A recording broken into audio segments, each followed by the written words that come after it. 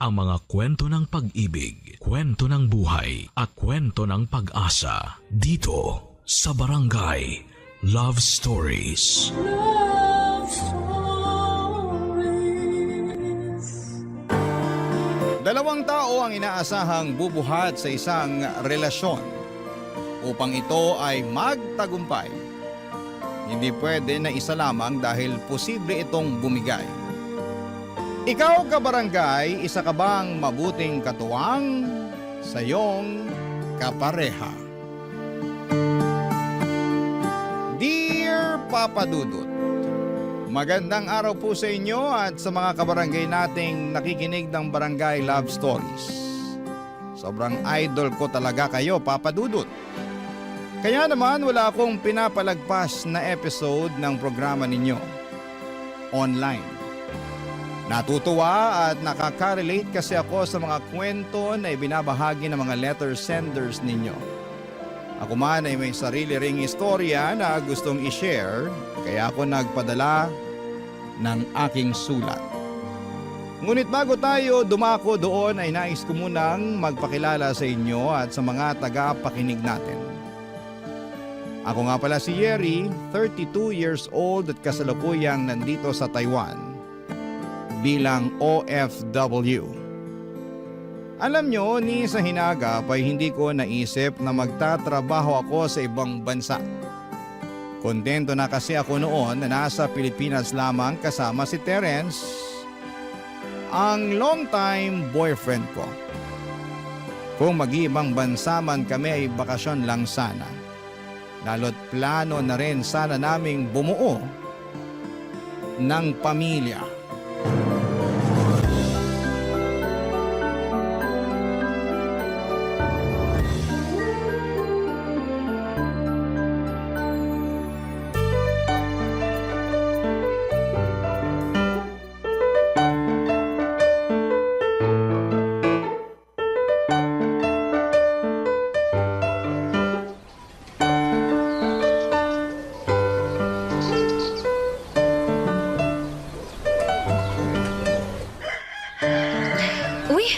Kinasal na pala si Tintin. Grabe naman, parang kailan lang. Akala namin hindi na siya makakapag-asawa pero tadhana nga naman, oh. Teka, pusuan ko nga to. Ayan, ang cute-cute naman nila. Baby love, pwede ba tayong mag-usap? Ha? Tungkol saan, baby love? Sa sa plano ko. Anong plano? Hulaan ko. Bakasyon ba yan? O baka naman tungkol sa kasal natin? Ikaw Nako, sorry Wala sa mga nabanggit mo, baby love eh. Okay. Hula lang naman eh. Pero ano ba yung plano mo? Kasi may May ano? may bago kong business idea. Ha? Hindi ko business idea pala kasi dalawa kami rito ng best friend kong si Louie. O tapos? Gusto naming magtayo ng coffee shop kasi nakitaan namin ng potential yung business lalo na sa location na napili ni Louie. Alam mo naman na matagal ko ng pangarap magkaroon ng sariling business, di ba? Oo naman. Simula pa lang nung nakilala kita business-minded ka na eh. Simula pagkabata, kaso inalat naman ako sa mga nauna kong business kaya ayun. Pero ayoko namang habang buhay na malugmok sa bagay na yun. Saka gano'n naman talaga sa negosyo tsambahan ng pag-asenso. Kaya kailangan meron kang pusong determinado. Wow, ikaw talaga Pag-usapang business tumatalinghaga ang mga salitaan mo Pero tama ka naman sa mga sinabi mo, baby love. Kaso, anong plano nyo ni Louie? First step kumbaga para masimulan nyo yung business nyo. Syempre, kailangan namin ng kapital. Pinagsama namin ni Louie yung savings namin pero para mas makatipid sa pagbabayad sa mga tauhan nagkasundo kami na tutukan yung business simula pagpapagawa hanggang sa pagtatauhan. Kaya nga nag-decide akong mag-resign sa trabaho para ako na yung tatao muna kasi hindi pwedeng umalis si Louie dahil di hamak na mas malaki ang kita niya sa pinapasukan niya kaysa sa akin. Nako, sigurado ka na ba talaga dyan? Oo naman. Pinag-isipan ko na to ng maraming beses. Nakakakaba pero nakaka-excite. Kasi hindi ko talaga nakikita ang sarili ko na magiging empleyado habang buhay. Gusto ko, ako yung amo at para mangyari yun, kailangan ko magtayo ng sarili kong negosyo. Partnership nga lang kami ni Louie rito pero at least kami pa rin ang boss. Naiintindihan ko ang gusto mong mangyari. Pero dapat, sigurado kayo na kikita yung business nyo, ha? I mean, sayang kasi pag hindi nyo mabawi ang kapital nyo. Lalo ka na. Malaki ang mawawala sa'yo kasi walang papasok na income sa'yo pag nagsimula na kayo. Tapos plano mo pang mag-resign. Alam ko naman yun. Tsaka nakahanda ako sa anumang pwede mangyari. Okay, pero paano yung bayarin natin dito sa inuupahan natin? Paano yung iba pa nating expenses kung lahat ng pera mo palabas at walang pumapasok? Yun na nga. Makikiusap sana ako na ikaw munang sumagot ng mga bayarin natin Terence sa... naman! Kahit 6 na buwan lang. Target namin na matapos yung pagpapagawa ng coffee shop in 3 months. Tapos mag-opening na kami. Sigurado naman makakabawi na kami in just 2 months, no? Para naman yatang suntok sa buwan yung sinabi mo eh. Yun naman ang hirap sa'yo eh. Wala kang bilib sa akin. Hindi naman sa ganun. Basta, pangako, magiging successful tong business na naisip namin ni Louie. Suporta mo lang at tiwala ang kailangan ko, baby love. Papadudot naging kami ni Terence noong pareho pa lamang kaming nasa college. At noon pa man ay business-minded na talaga siya. In fact, pangatlong negosyo na niya ang pinaplano niyang itayo ng best friend niyang si Louie noong mga panahong yon. Hindi kasi nagtagumpay ang dalawang business na sinimulan niya right after college graduation. At kapag nangyayari yon ay bumabalik siya sa pagiging empleyado at mag-iipon muli ng kapital. Pero hindi na kami bumabata ng mga panahong yon. At kahit na gusto ko siyang suportahan sa pangarap niya, di maalis sa akin ang pagdududa na baka katulad ng dalawang naunang negosyo niya ay mabigo ulit siya. Sa huli, si Terence pa rin ang nasunod at wala akong nagawa. Humiram siya ng pera sa bangko pang kapital dahil kinulang ang savings nila ni Louie at nag-resign siya sa trabaho niya upang matutukan ang negosyo nila. Hindi nagtagal ay nag-soft opening sila at masasabi ko na naging matagumpay naman yon. Naging maayos ang kitaan nila ng sumunod na 2 buwan. Pero pagpasok ng pangatlo hanggang pang-4 ay bigla na lamang may nangyari. Papadudot.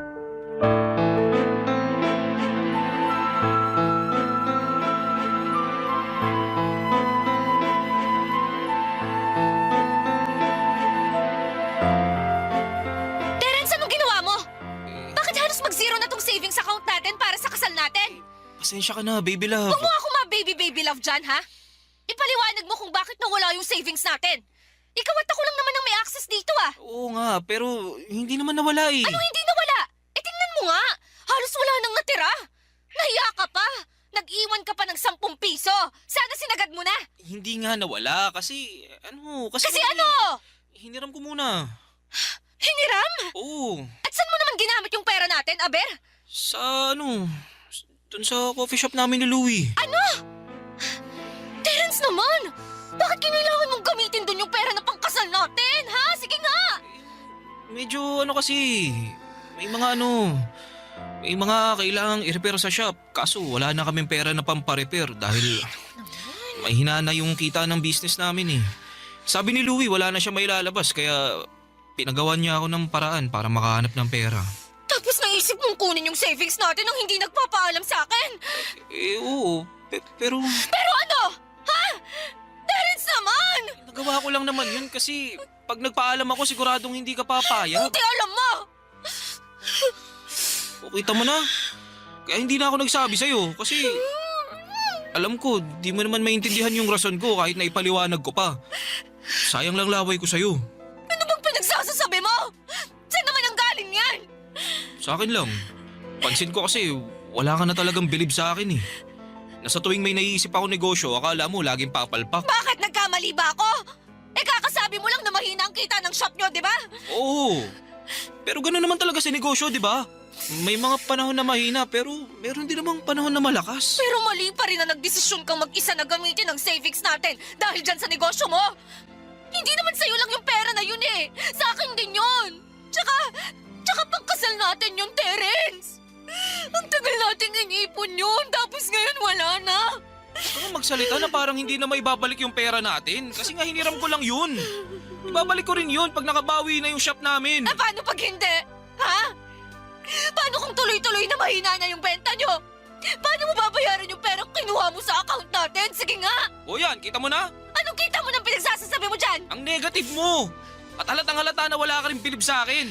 Buti pa yung asawa ni Louie, sinusuportahan siya sa ginagawa niya. Pero ikaw, Parang hindi naman yata tamang ikumpara mo ako sa asawa ni Louie. Eh kung tutuusin may kaya sila. At hanggang ngayon, may trabaho si Louie. Hindi kagaya mo na nakatali na dyan sa negosyo nyo at hinahayaan akong bumuhat sa relasyon natin. Ano? Sabihin mo hindi! Lalatagan kita ng mga resibo, pati na rin ng mga pangako mong napako! Papa Dudut, sobrang sama ng loob ko dahil sa ginawa ni Terence sa savings namin for our wedding. Pero sa abot ng makakaya ko ay inuunawa ko pa rin siya. Kahit na galit ako, hinahanapan ko pa rin ang dahilan ng puso ko na patawarin siya sa hindi niya pagpapaalam sa akin na kukuhanin niya ang pera namin at gagamitin sa business nila. Para sa akin ay masakit ang ginawa niyang yon dahil nga naglihim siya at nagdesisyong mag-isa. Kaya naman pinalipas ko na lamang muna ang mga araw at nag-focus na lamang sa aking trabaho.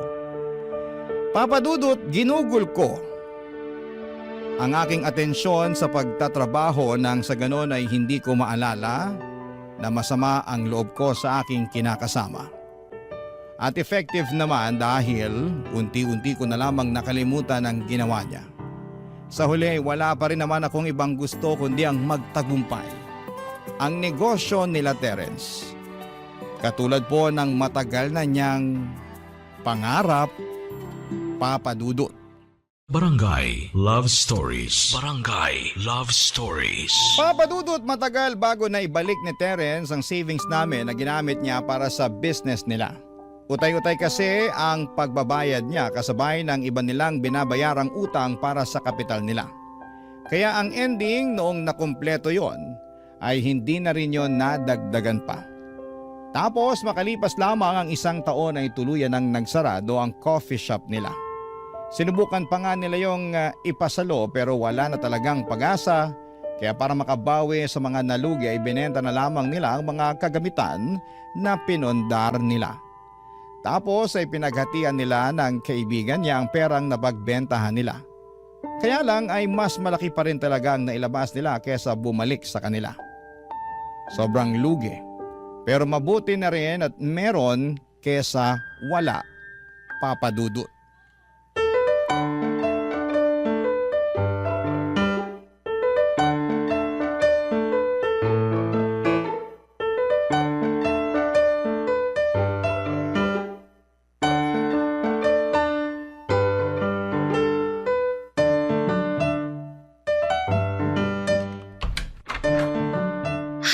Grabe naman traffic sa Pilipinas to.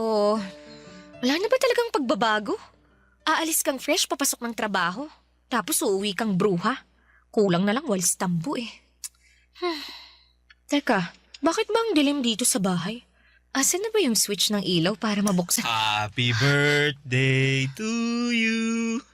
Happy birthday to you. Happy birthday, happy birthday. Happy birthday to you. Happy birthday, baby love. Terence? Happy birthday. Oh, blow mo na tong kandila ng cake mo, dali. Ha? Sige na. Pero bago yun, mag-wish ka muna. Dali. Sige, teka. Eh? Ayan, nablow ko na. Happy birthday ulit.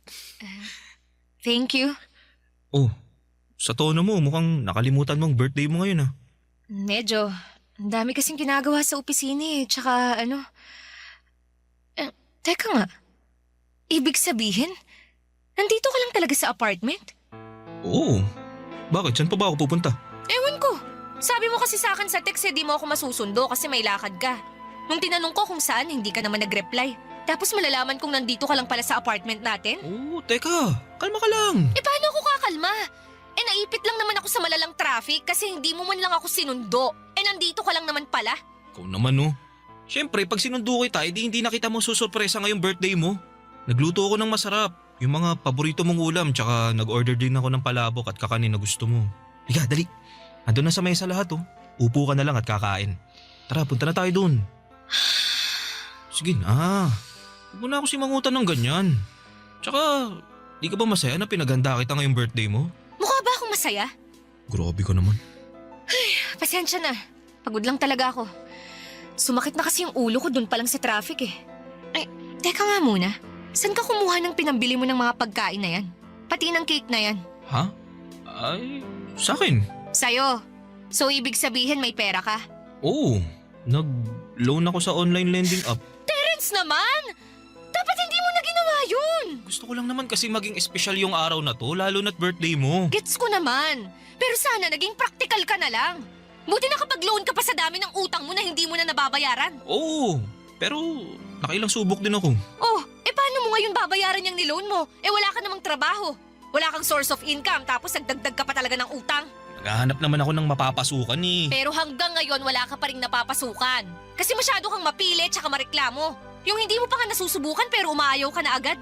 Para kasing di na ako sanay na may amo. Kasi gusto mo ikaw yung amo, ganon. Oo, Kaya lang paano mangyayari yan kung palpak naman yung negosyo nyo at ang laki ng nalugi sa inyo? pwede ba wag mo nang ipaalala yung nangyari? Masakit pa rin naman para sa amin yun. Oo nga, nandun na ako. Pero hanggang kailan ka masasaktan at magmumukmuk dyan? Kailan mo ako planong tulungan sa mga bayarin natin dito sa bahay? Napapagod na rin ako at nasasagad. Pwede ba? Saka na lang natin pag-usapan ng bagay na yan kasi dapat nagse-celebrate tayo ngayon kasi birthday mo. Bukod doon, may isa pa sana akong sorpresa sa'yo. Ano na naman yan? Teka lang ha, kukunin ko lang sa bulsa ko. Ito, nakuha ko na. Ano yan? Teka, bakit ka lumuluhod? Di ba halata? Kasi gusto na kitang alokin na magpakasal sa akin. Alam ko na matagal mo nang gustong bumuo ng sarili nating pamilya. Sorry kasi ngayon ko lang naisip na hindi na nga tayo bumabata. Pero di pa naman huli ang lahat, di ba? Pwede pa tayo magsimula kaya sana pumayag ka ng makasal tayo. Will you marry me, Yeri? Seryoso ba talaga yan? Oo naman. Ayan oh, may singsing na nga ako. Na binili mo sa perang inutang mo. Yeri naman, wala namang masama sa utang. Wala ngang masama kung binabayaran mo na at hindi mo na dinadagdagan. Pero hindi. Imbis na makaahon ka sa utang, lalo kang malulubog sa ginagawa mo. Tsaka ngayon ka pa talaga nag-alok ng kasal. Kung kailan parang... Oh, anong ibig mo sabihin? I'm sorry, pero tinatanggihan ko tong alok mong kasal. Sorry talaga. Yeri, hindi mo na ba ako mahal? Mahal kita. Pero gusto kong ayusin mo muna yung sarili mo. Maghanap ka ng trabaho. Bayaran mo yung mga utang mo at tulungan mo ako sa mga bayarin natin sa bahay. Pag nagawa mo yun, baka magbago ang isip ko at pumayag na akong magpakasal sa'yo. Papa Dudut, hindi naman siguro ako masamang girlfriend kung tumanggi ako sa kasal na alok ni Terence sa akin. Mahal ko naman siya at pangarap ko na may kasal sa kanya. Pero sa nakikita ko ay hindi pa talaga handa si Terence na mag-level up sa aming relasyon. Kumbaga gusto lamang niya kaming maikasal para mapasahan niya ako ng responsibilidad sa mga bayarin niya. Since mag-asawa na nga kami noon. At ayoko noon dahil hindi nga ako pala utang tapos bigla akong magkakaroon ng mga utang. Kaya nga kahit sumama ang loob ni Terence ay hindi ko siya pinansin. Sinabihan ko na lamang siya na kung gusto niyang matuloy ang kasal namin, ay dapat siyang magsikap at patunayan niya yon sa akin. At magagawa lang niya ang mga bagay na yon kapag naghanap siya ng trabaho. At tigilan na niya ang pag-iisip ng kung ano-ano na mga klase ng negosyo. Pero imbis na gawin ang bagay na yon, ay mas naging bulakbol pa si Terence. And I had enough. Papa Dudut.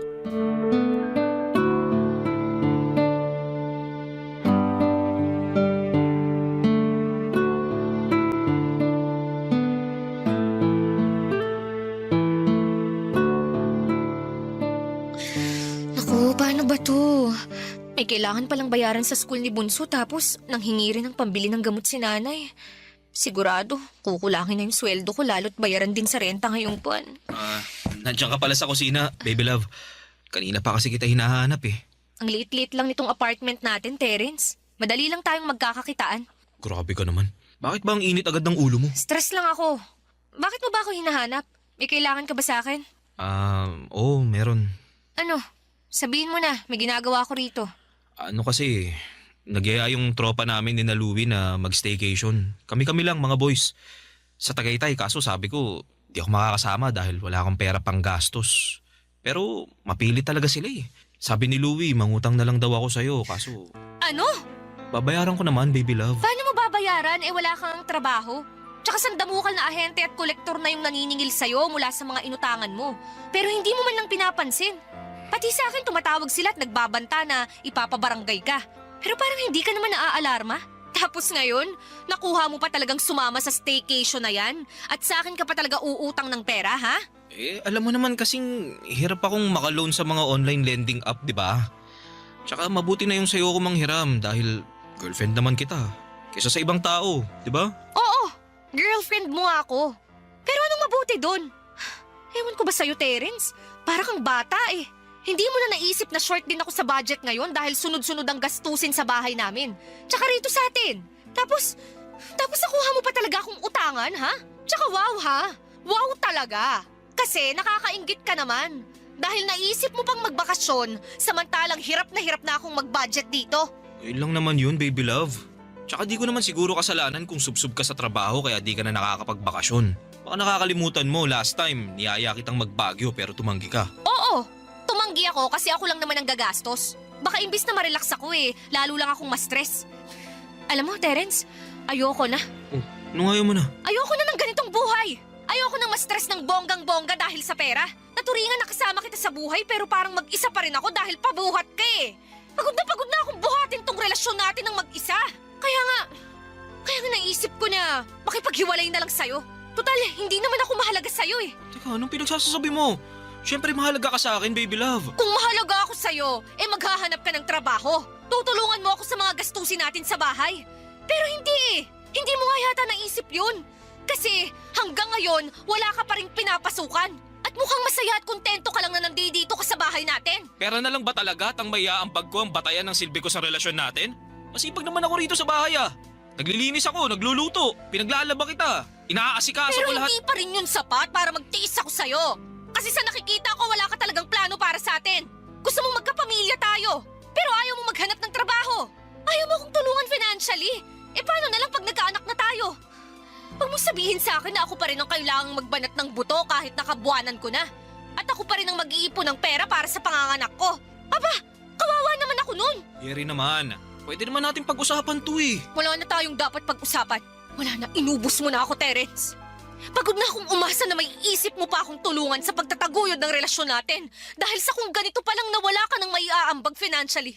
Ibig sabihin, hindi ka pa handang magkaroon ng pamilya.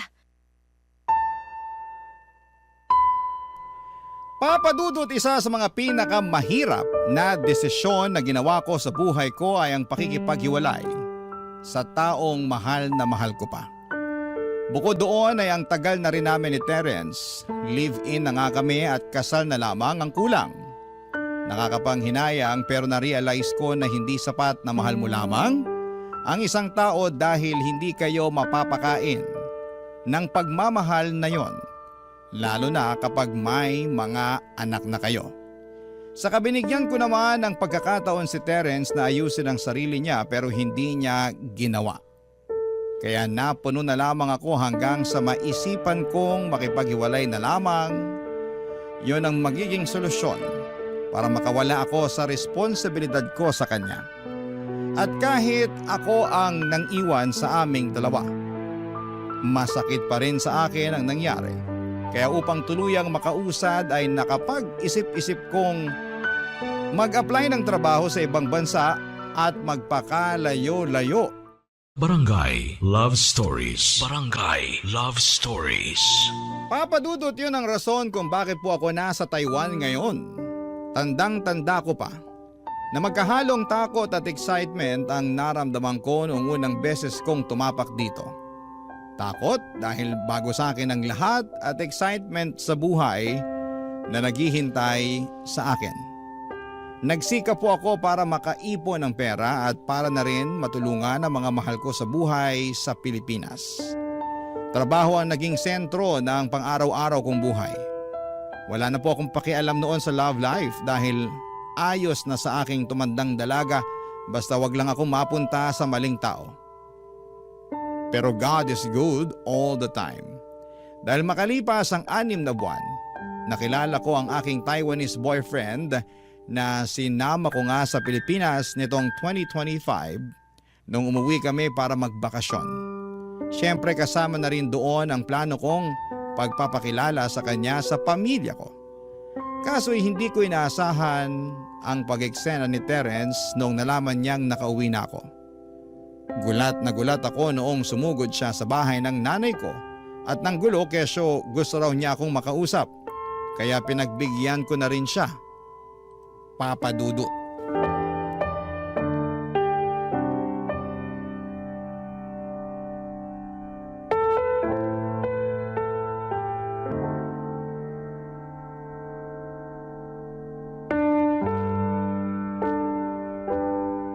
Terence, ano bang ginagawa mo rito? Pasensya ka na, Yeri, kung biglaan na lang akong pumunta rito sa inyo ha. Nung nabalitaan ko kasi na nakauwi ka na, na-excite akong makita ka eh. Nakita mo na ako. Ano pang kailangan mo? Yeri, wag ka naman ganyan sa akin. Ano mo akong ganito? Yan bang parang ang lamig-lamig ng pakikitungo mo?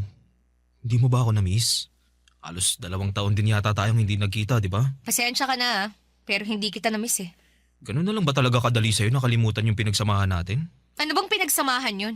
Alam mo kung anong tinutukoy ko, Yeri. Sorry pero wala naman akong rason para alalahanin pa yung pinagsamahan natin.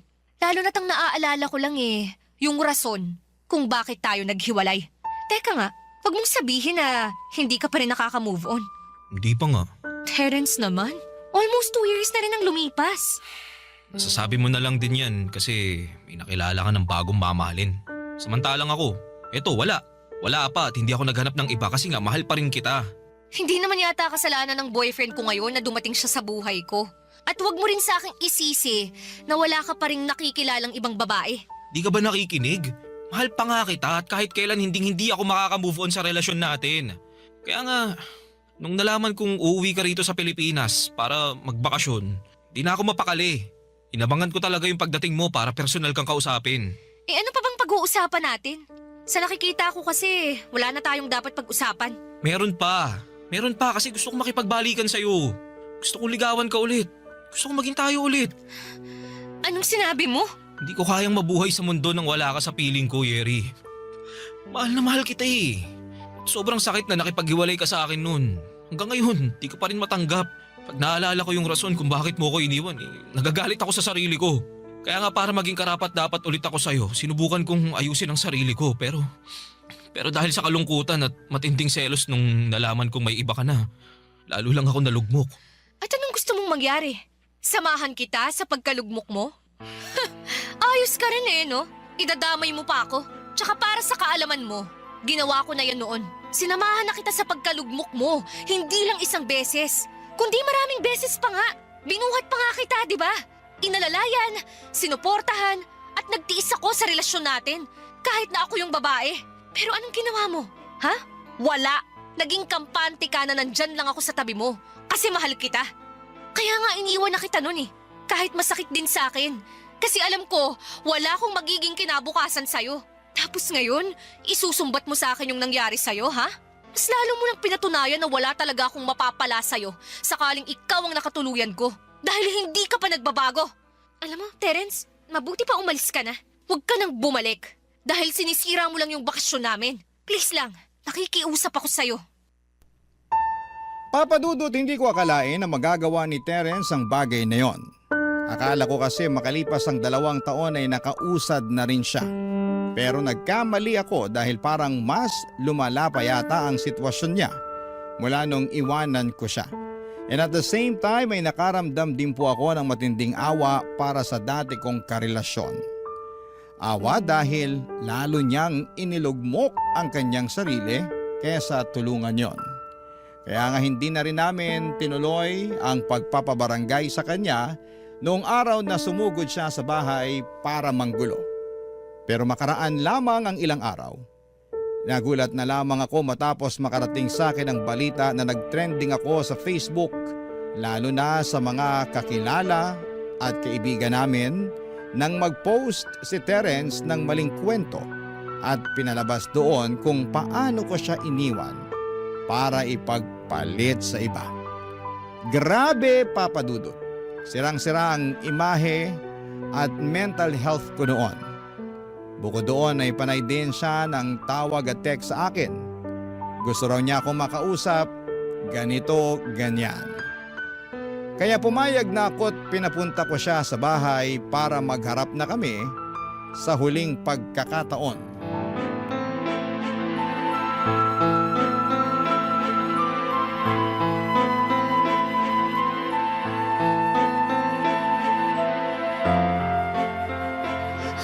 Hayop ka, Terence! Ano ba bang gusto mo? Sa pagkakatanda ko, wala naman akong kasalanan sa'yo ah. Bakit mo ba ako ginawa ng maling kwento? Pasensya ka na, Yeri. Pero desperado na kasi ako eh. Hindi mo ko pinapansin. Hindi mo nire-replyan yung mga chat tsaka yung text ko. Pati mga tawag ko ayaw mo ring sagutin. Para ano pa? Eh wala na rin naman tayong dapat pag-usapan pa. Marami tayong dapat pag-usapan. Marami, tulad ng... tungkol sa ating dalawa. Tungkol sa relasyon natin. Matagal na tayong tapos, Terence. Ilang taon na rin, di ba? Pero mahal pa nga kita. At hindi ako makakapayag na ikaw lang ang masaya sa ating dalawa. Tapos ako ito, lugmok, malungkot, nag-iisa. Ayoko, Yeri. Ayoko maging mag-isa kaya nakikiusap ako sa'yo. Bumalik ka na sa akin. Please. Please, balikan mo na ako. Parang hawa mo na. Binabalaan kita. Pag hinawakan mo ako, may kalalagyan ka. Hindi naman kita sasaktan kaya huwag ka matakot. Hindi naman ako ganun eh. May natatandaan ka ba na pinagbuhatan kita ng kamay? Wala naman, di ba? Kasi nga mabait ako. Oo, mabait ako. Kaya dapat balikan mo na ako, Yeri. Hindi na kita babalikan dahil hindi na kita mahal. At bakit hindi, ha? Dahil ba dun sa bago mo? Bakit? Di naman siya kagwapuhan, ha? Mukha rin naman siyang lampat, patpatin. Ano ba nagustuhan mo sa kanya? Siguro mayaman siya, no? O baka naman mas magaling sa kama kaysa sa akin. Kapal naman ang mukha mo na bastusin ang boyfriend ko! Ako na lang ulit kasi ang mahalin mo, Yeri. Nangangako naman ako sa'yo na magbabago na ako eh. Sana noon mo pa naisip yan, Terence. Hindi yung kung kailan huli na ang lahat. Ang kapal naman na mukha mo sabihin sa akin ang bagay na yan. Kasalanan mo naman kung bakit ako lugmok ngayon. Nakakabilib din talaga ang kakapalan ng pagbumukha mo. Umiiyak-iyak pa naman ako noon at kwine-question ko ang sarili ko nung iniwan kita. Yun pala, yun ang pinakamagandang desisyon na ginawa ko sa buhay ko. Umalis ka na, Terence. Hindi ako aalis hanggat hindi ka pumapayag na makipagbalikan sa akin. Hindi na ako makikipagbalikan sa'yo. Kaya huwag ka nang umasa. Masaya na ako sa buhay ko. Kaya sana naman maging masaya ka na rin sa buhay mo. Unahin mong ayusin ang sarili mo dahil may potensyal ka naman eh. Ayoko mabuhay na wala ka, Yeri. Hindi ko kaya. Hindi ko kaya. Kaya sana bumalik ka na sa akin, Yeri. Huwag mo sabi akong lalapitan eh! Huwag kita sasaktan eh. Aalagaan kita. Mamahalin kita, Yeri. Lalo mo lang sinisira ang buhay mo sa ginagawa mong yan, Terence! Please, makipagbalikan ka na sa akin. Tayo na lang ulit. Iwan mo na yung bago mo. Ako na lang ulit ang mahalin mo, Yeri. Pakiusap. Please, Yeri. Mahal na mahal kita. Mahal na mahal kita. Mahal na mahal kita, Yeri! Papa Dudut, bago pa ako tuluyang mahawakan at malapitan ni Terence ay umeksena na ang boyfriend ko at mga magulang ko para ipagtanggol ako. Nagkagulo pa nga ng bahagya matapos suntukin ng tatay ko si Terence. Inawat na lamang siya ni nanay bago niya mapuruhan ang dati kong kinakasama. Takot na takot ako dahil para na itong nasisiraan ng ulo. Kaya agad kaming nagpatawag ng pulis. Mabilis nilang dinampos si Terence at dinala sa presinto. Doon ay muli kaming nagkaharap at sinampahan ko siya ng kaso. Naging sobrang hassle ang sana'y masayang bakasyon namin sa Pilipinas ng boyfriend ko. And to make the story short ay naglabas ng restraining order ang hukuman para hindi na makalapit sa amin si Terence. Kaya kahit papaano ay napanatag na ako. Ngayon ay nandito na naman ako sa Taiwan pero aminado po ako na may mga gabi pa rin na bumabalik ang trauma ko dahil sa mga nangyari. Kasama na po doon ang pagsisisi na sana ay hindi na lamang ako pumayag na makipag-usap muli sa dati kong kinakasama. Pero buti na lang, nandito ang boyfriend at ang pamilya ko para maging sandigan ko at maging matibay ang aking support system. Sa ngayon, Papa Dudut, mas nakafocus na lamang po ako sa aking trabaho at sariling buhay. At umaasa na unti-unti ay mawala na sa aking isipan ang nakakatakot na pangyayaring yon. Maraming salamat po, Papa Dudut, sakaling mapili po ninyong basahin ang aking kwento. God bless and more power po sa Barangay Love Stories. Ang inyong kapuso at ka-barangay forever, Yeri. Uy, kabarangay! Agree ka ba sa ending ng ating Barangay Love Stories na ito? I-share mo na ang feelings mo sa ating comment section. Ang mga kwento ng pag-ibig, kwento ng buhay at kwento ng pag-asa dito sa Barangay Love Stories. Love Stories. Kapag nagmahal ang puso ay madadaig nito ang kung anong nakikita ng mga mata. Kaya nga importante na kilalanin muna natin ang husto ang isang tao bago natin sila papasukin sa buhay natin. Ikaw, kabarangay, nagmahal ka na ba ng todo? Dear Papa Dudut, ang sabi nila ay bulag daw ang pag-ibig. Pero hindi po ako naniniwala doon dahil nagiging bulag lamang ang pag-ibig kung sarado ang ating puso na tumingin at umunawa sa katangian ng isang tao. At yun ang eksaktong karanasan ko sa buhay pag-ibig na naisipan kong i-share sa Barangay Love Stories. Kung hindi ninyo na itatanong ay avid listener ako ng inyong programa. Pero bago tayo magpatuloy, nais ko muna magpakilala sa inyo, Papa Dudut. Tawagin niyo na lamang po ako sa pangalang Zelda. 34 years old at taga Parañaque City. Nagtatrabaho ko sa isang private company bilang accounting head. Sumisweldo ako ng disente, may savings, insurance, at ilang mga investment na nakakatulong din sa aking pamilya. Masasabi ko talaga na handa na ako sa buhay may asawa, pero mukhang ang tadhana ang hindi pa handa na magkaasawa ako.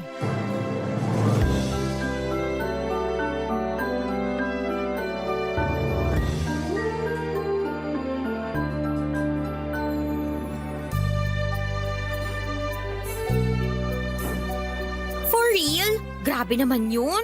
Oo. Buong akala ko may ibang babae yung tukmol na yun. Tapos, yun pala, ako yung ibang babae niya. Sus! Ikaw nga lang ba? Ano ibig mo sabihin? Sa itsura pa lang kasi ng tukmol mong ex-boyfriend, babaero na talaga siya. Kaya naisip ko, bukod dun sa legal girlfriend niya, marami pa kayong side chick niya. Ay, ngayon ko lang napag-isip-isip na baka nga tama ka. Baka hindi lang ako kasi marami pa kami. Oo, itsura pa lang nun, di na talaga mapagkakatiwalaan eh. Oh, grabe ka naman. Binasi mo talaga sa itsura ng tao. Don't get me wrong. Gwapo naman yung ex mong tukmol, pero ewan, kasi nung unang kita ko pa lang sa kanya, kumulo ng dugo ko eh.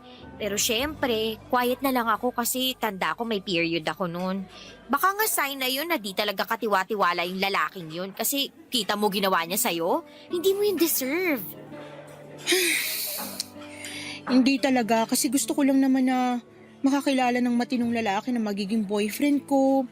At kapag pinagkaloob ng Diyos ay magiging asawa ko na rin. Alam mo yan, gustong-gusto ko na mag-asawa. Oo naman. Alam na alam ko kaya nga bilib na bilib ako sa iyo eh. Kasi kahit marami ka ng heartbreak na pinagdaanan, umaasa ka pa rin na makakatagpo ng matinong lalaki. At bilang BFF mo, yun din naman yung gusto kong mangyari sa'yo, no? Sa ganda mong yan, sa talino at mga skill na meron ka, wife material talaga. Kaso tinamaan yata ng kamalasan tong BFF mo eh. Kasi hanggang ngayon wala pa rin ako nakikilalang matinong lalaki. Hayaan mo, darating din si Mr. Right. Basta wag ka lang sumuko na kumilala. Isipin mo na lang na God's redirection yan. Kahit na sa ngayon mapapatanong ka talaga kung bakit hindi ka pa nakakatagpo ng matinong lalaki. Mas okay na rin yan kesa mag-settle ka sa manloloko at hindi mo deserve. Pero napapaisip pa rin ako Anong iniisip mo? kung anong pakiramdam na mahalin ng seryoso. Pakasalan ng lalaking mahal mo at bumuo ng pamilya kasama siya. Naku, hindi ko rin alam kasi kahit ako napapaisip eh. Bakit? Sa ating dalawa ikaw tong pinakamatagal na sa relasyon. Oo nga, pero ewan. Anong ewan? Ewan, I don't know. Oy, may hindi ka sinasabi sa akin. Share mo na habang hindi pa lumalamig tong kape ko. Siguro may problema kayo ng boyfriend mo, no? Nag-away kayo? Hindi, pero baka tama ka na meron nga kaming problema. O ako lang kasi mukhang okay naman siya eh. Okay saan? At ano ba kasi yun? Sa setup ng relasyon namin, di ba ang tagal-tagal na namin. Pero hanggang ngayon, di pa rin niya ako mayayang magpakasal. Ewan ko, pero napaisip tuloy ako kung kontento na lang siya na nagli-live-in kami o baka may iba siyang kinalulukuhang babae kaya hindi niya ako mapakasalan. Sobra naman yung huli Hindi ko naman naisip na magagawa sa'yo yun ng boyfriend mo. Ako rin naman, pero di ko lang napigilang mapaisip. Baka yung unang dahilan pwede pa. Kaya, payo ko, mag-usap kayo, ha? Sabihin mo na gusto mo na mag-level up kayo sa relasyon nyo. Tanungin mo kung may plano ba siyang pakasalan ka kasi matagal na rin kayo at hindi na kayo bumabata, no? Kung magbibibi kayo, baka mahirapan ka na kamo. Buti sana kung siya yung magbubuntis at manganganak. Ayun na nga. Basta mag-usap kayo. Naniniwala naman ako na walang gusto't ang di maayos ng mabuting usapan. Thanks, Beshi. Gagawin ko sinabi mo. Pero paano naman yung sayo? Kaka-break mo pa lang, di ba? Wala namang kaso yun. Ikaw na may sabi na baka nilalayo lang ako ni God sa mga lalaki na hindi mabuti para sa akin. Marami pa naman dyan. Hindi ako titigil sa paghahanap hanggang matagpuan ko na si Mr. Right. That's the spirit. Papadudot maganda naman ako.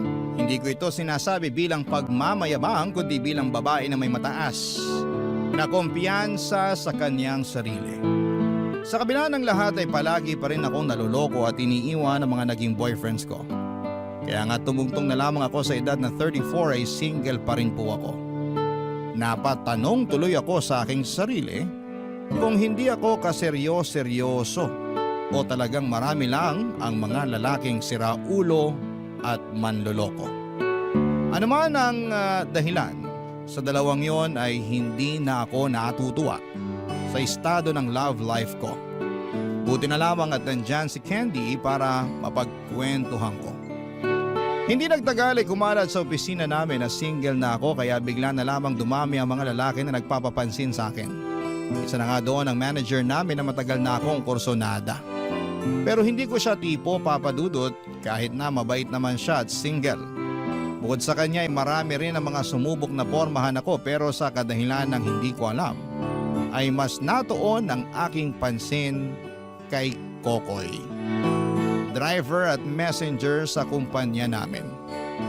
Panay kasi siya pa-cute sa akin kapag dumadaan sa cubicle ko. Pero kilala ko naman siyang magalang at mabait na tao.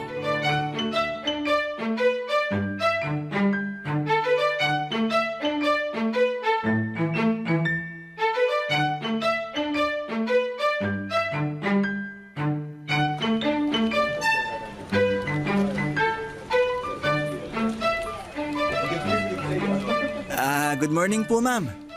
Good morning din. Aga nyo naman po pumasok. Alas 7 pa lang, oh. Mag-undertime kasi ako mamaya, kaya pumasok na lang ako na maaga. Undertime? Siguro may date po kayo, no? Wala akong date, tsaka di ko pa yun naiisip ngayon. Ganun ba? Sa ganda nyong yan, siguradong maraming mga lalaki nagkakandarapang magpapansin sa inyo. Lalo kalat na sa opisina na single na ulit kayo. Pero, wag po kayong magagalit, ha? Hindi naman sa chismoso ako. Narinig ko lang din yun sa ibang mga tao rito kaya nalaman ko. Hindi naman ako galit, tsaka alam ko na rin naman yung kalakaran dito sa opisina. Kumbaga, nabubuhay na lang ang mga tao sa chismis. Basta ang akin lang, kung hindi naman masama yung pinag-uusapan nila tungkol sa akin, walang kaso yun. Tsaka, totoo rin naman na single na ako ulit eh. Napakatanga naman ng lalaking sumayang sa inyo, ma'am. Medyo okay na rin yun kesa kami nga. Pero, hindi naman pala siya loyal sa akin. Ibig sabihin, niloko kayo ng banu na yon? Ganun na nga. Ayos lang po ba malaman kung paano niya kayo naloko? Kasi di lang ako makapaniwala. Ayos lang naman. Ginawa lang naman niya akong side chick. Buti na lang malakas ang instinct ko, kaya hindi na kami inabot ng ilang buwan. Pero kapag naaalala ko na naging kami, naaaburido ko. Biruin mo yun? Minahal ko yung tukmol na yun tapos niloko lang ako. Grabe. Kawawa rin yung girlfriend eh. Kaya hiniwalayin ko na agad nung nalaman ko. Tukmol nga talaga. Kasi kung ako yung nasa posisyon niya, hindi ko na kayo pakakawalan pa. Kumbaga, mamahalin ko kayo ng totoo. Iingatan ko kayo at aalagaan. Ang sweet mo naman. Sweet po talaga ako. Pero hindi ko lang pinaalam sa lahat. Bakit? Siguro kasi marami ka ring babae, no? Bukod sa nanay ko at 5 kapatid na mga babae, wala naman akong ibang babae sa buhay ko. Ha? Bakit? Hindi lang yata siguro siniswerte pang matagpuan yung babaeng para sa akin. Pero malay nyo, kayo na talaga yun. Sir, medyo lumihis yata ng bonggang-bongga yung usapan. Nako, sorry po ma'am. Ay, binibiro lang kita. Tsaka nagkukwentuhan lang naman tayo, 'di ba? Opo, pero totoo yung sinabi ko. Na baka ako na yung babaeng para sa'yo? Tumpak. Ang bilis mo naman yata. Hindi pa nga natin masyadong kilalang isa't isa. Kaya nga panay papansin ko sa inyo kasi gusto ko pa kayong makilala ng husto. Yung totoo, matagal ko na kayong crush. Pero may jowa po kayo nun kaya dumistansya ako. Ngayon, wala na. Wala na nga, pero hindi ibig sabihin, handa na ulit ako makipagrelasyon. Hindi ko naman kayo pinipilit kung hindi pa kayo handa. Pero naglakas loob na lang din akong umamin. Para naman kahit paano, mapansin nyo. Tsaka pwede naman tayo maging magkaibigan kung gusto nyo eh. Mabait naman ako, tsaka gwapo. Ayoko ng toko ah. Pustiso mo ba yan? Oo eh. Teka, damputin ko lang. Sige, take your time. Sorry ma'am. Hindi pala masyadong kumapit yung pandikit na nilagay ko. Nakakahiya tuloy. Grabe. Kalmahan mo lang. Nangyayari talaga yan. Ngayon pa talaga nangyari. Kung kailan pinagyabang ko pang gwapo ko.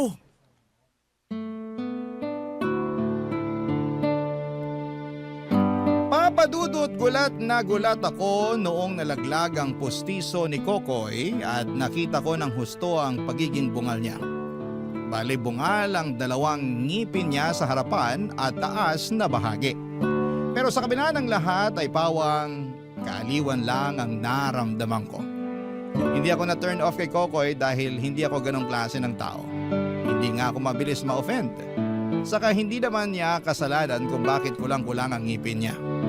Pagkatapos ng insidenteng yon ay naging biru-biruan na lang namin ni Kokoy ang pagiging bungal niya. At simula noon ay mas naging confident siya na makipag-usap sa akin nang hindi na sinusuot ang kanyang postiso. Dahil maluwag na rin yon at hindi na rin akma sa kanyang gilagid. Nagsabi na lamang siya na pagsisikapan niyang mag-ipon ng pera para makapagpagawa ng bagong postiso. Bagay na sinuportahan ko habang nagsisimula ang mabuti naming pagkakaibigan. Barangay Love Stories. Barangay Love Stories. Papadudo tulad ng sinabi ko ay naging magkaibigan kami ni Kokoy at lalo kaming naging close sa isa't isa.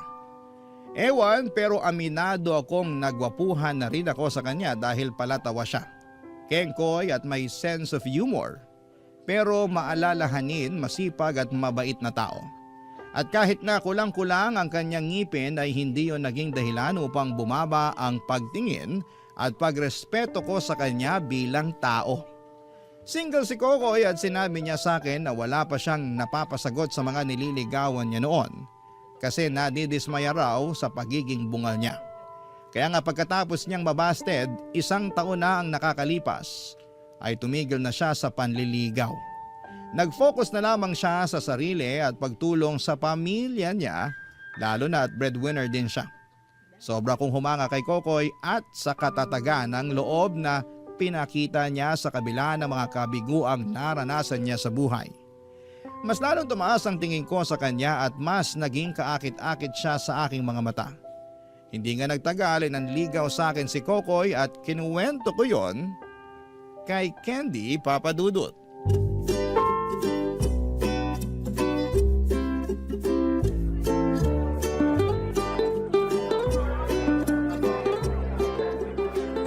Tapos ayun na nga, sinabi niya sa akin na gusto niya akong ligawan. Pero di pa ako pumapayag Siyempre pakipot muna ako. Ito yon? Ha? Ito yung lalaking gusto mong manligaw sa'yo, kamo. Ito yung nasa picture sa phone mo na pinapakita mo sa akin, tama?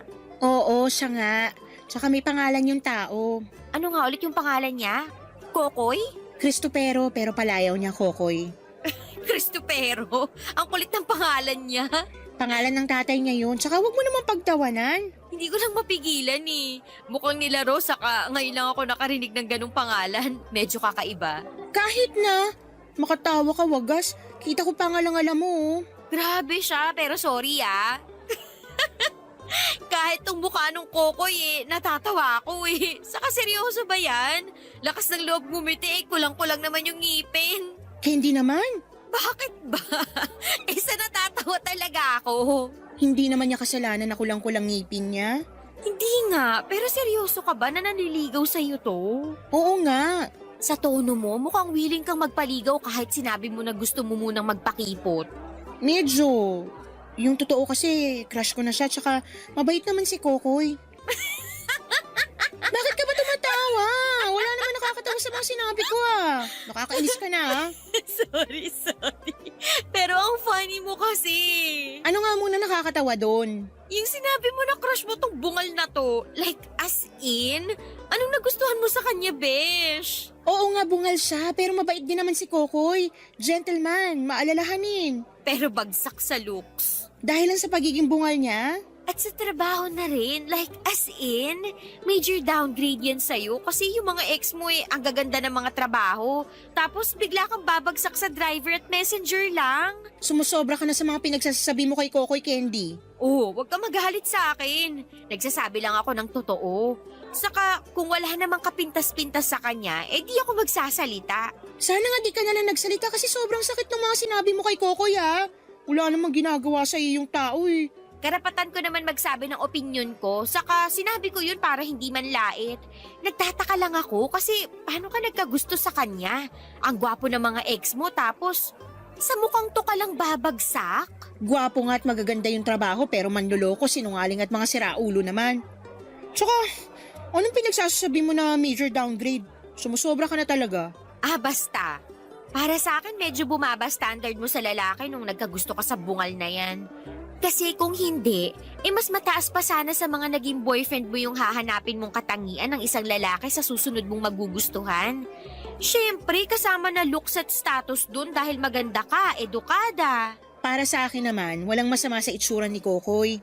Oo, kulang-kulang yung ngipin niya pero pwede naman yung ipaayos Tungkol naman sa trabaho niya, marangal yun. At hindi siya nagnanakaw katulad ng iba dyan. Sinong iba dyan? Basta, yung mga mukhang disente pero magnanakaw naman. Ewan ko sa'yo, besh. Baka naman nabagok ka tapos naalog lang utak mo kaya ganyan ka mag-isip. O baka naman nananaginip ka lang. Pwede ka nang gumising. Sampaling kaya kita para malaman mong walang nananaginip dito. Grabe, napaka-bayolente. Napaka-violente rin kasi ng bibig mo. Laitera.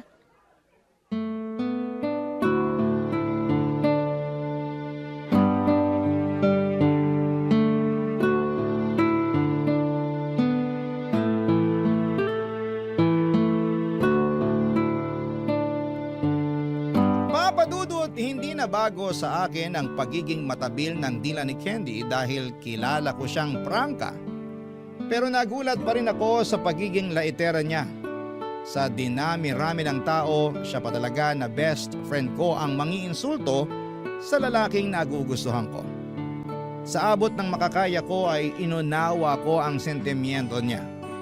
Totoo na ang mga naging ex-boyfriend ko ay may ganong klaseng trabaho. Pero hindi pa rin yon sapat na dahilan upang ikumpara niya si Kokoy sa kanila. Saka nagtatrabaho siya ng marangal at wala namang masama doon. Kaya nga aminado akong sumama ang loob ko kay Candy dahil sumobra siya sa kanyang mga limitasyon. At bilang adult ay sinabi ko yon sa kanya upang tawagan siya ng pansin. Bagay na hindi naman niya minasama, kaya agad siyang humingi ng paumanhin. Pero humirit pa siya na nagsasabi lang naman daw siya ng totoo tungkol sa pagiging bungal ni Kokoy. At hindi nito kagwapuhan kung ikukumpara sa mga ex-boyfriend ko. Hinayaan ko na lamang si Candy sa kung ano ang nakikita ng kanyang paningin basta ako ay nag-focus na lamang sa nakikita ng aking puso. Besides, buhay ko pa rin naman ito at ako pa rin ang magdidesisyon kung papapasukin ko si Kokoy. Pero wala rin naman kasing dahilan para hindi dahil pinatunayan niya sa akin na karapat dapat ko siyang sagutin. Kaya hindi nagtagal ay naging magkasintahan kami ni Kokoy, Papa Dudut.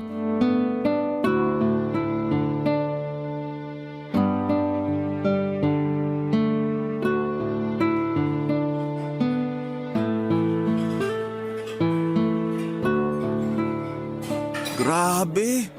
Ang ganda naman dito sa kakainan natin. Pero baka mahal dito ah. Medyo kulang kasi yung pera ko eh.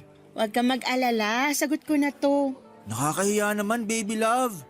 Ano nakakahiya dun? Siyempre, ako yung lalaki sa relasyon. Kaya dapat ako yung nagbabayad sa mga date natin. May pambayad naman ako pero hindi sa ganitong klase ng kainan. Kaya nga kalmahan mo lang kasi ako nang bahala. Tsaka, ano naman kung ikaw yung lalaki sa relasyon? Walang kaso sa akin yun, basta kaya ko, ibibigay ko. Hayaan mo, makakabawi rin ako sa'yo. Medyo nagipit lang talaga. Dahil nagpadala ako kay nanay ng pera sa probinsya. Nanganak na kasi yung ate ko. Tapos wala naman tumutulong dun kasi hindi naman siya pinanagutan nung nakabuntis. Siyempre, di ko naman matitiis kasi pamilya ko.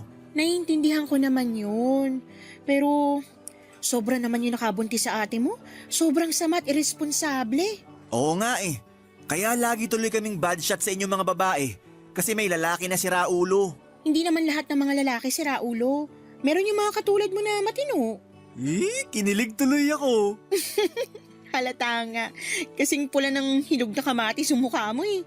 Ang cute mo pala kapag namumula. Binobola mo naman ako eh. Hoy, hindi kaya ako bolero. Baka ikaw. Lagi mo kaya akong sinasabihan ng maganda kahit minsan hindi ko masyadong ramdam. Di pambobola yung pagsasabi ng totoo. Pero thank you kasi na-appreciate mo ko. Bakit naman hindi? Girlfriend kita. Tsaka tungkulin ko bilang boyfriend mo, na-appreciate ka. At sabihin sa iyo yung magaganda mong katangian na nakikita ko. Matanong lang kita, baby love. Tungkol saan? Hindi ka ba nagsisisi na sinagot mo ako? Ha? Bakit mo naman natanong yan? Sagutin mo na lang. Napaisip lang ako. Hindi. Bakit? Kasi ganito lang ako. Anong ganyan ka lang? Sakto lang. Hindi ka gwapuhan. Hindi malaking sweldo. Kung ikukumpara ako sa mga dati mo nakarelasyon, walang-wala talaga ako. Lamang na lamang sila sa akin ng 10 paligo. Tapos bungal pa ako. Kaya tagilid na talaga. Unang-una, hindi issue sa akin yung pagiging bungal mo. Pangalawa, wag na wag mong ikukumpara ang sarili mo sa kanila kasi hindi totoo yun. Para sa akin, gwapo ka at higit sa lahat, mahal kita. Kaya wag mo nang uulitin yun ha. Okay. Ayan, ganyan nga.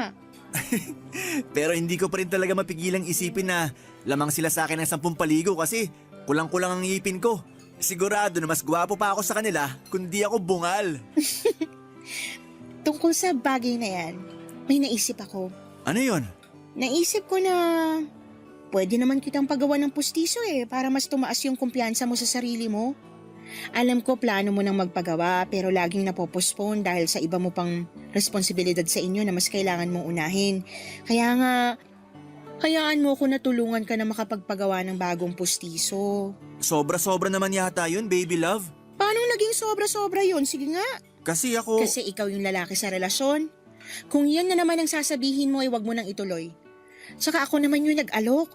Hindi to utang o ano. Regalo ko to sa'yo, kaya tanggapin mo na lang. Sige ka. Pag di ka pumayag, magtatampo ko. Hala, wag! Sige, payag na ako. Tinatanggap ko na yung regalo mo. Ayan. Magpa-schedule na tayo agad sa kakilala kong dentist. Magaling yun. Tsaka di kalidad gumawa ng pustiso. Sigurado magiging swak na swak sa'yo.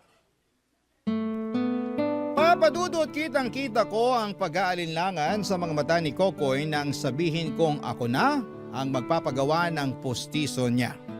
Pero inassure ko siya na walang kaso yon dahil girlfriend naman niya ako at napapayag ko si Kokoy kaya excited na kaming pareho para sa unang appointment niya sa dentista. Bukod sa bagong postiso ay pinabrace rin namin ang mga sungki niyang ngipin sa ibaba. At habang ginagawa pa ang postiso niya ay panay ang pasasalamat sa akin ni Kokoy. Kung tutuusin, ay hindi naman talaga mura ang magpakonsulta sa dentista dito sa Pilipinas. At karamihan ay natatakot pa kasi nahihiya sila. Kaya mas pinipili na lamang nila na huwag magpatikin.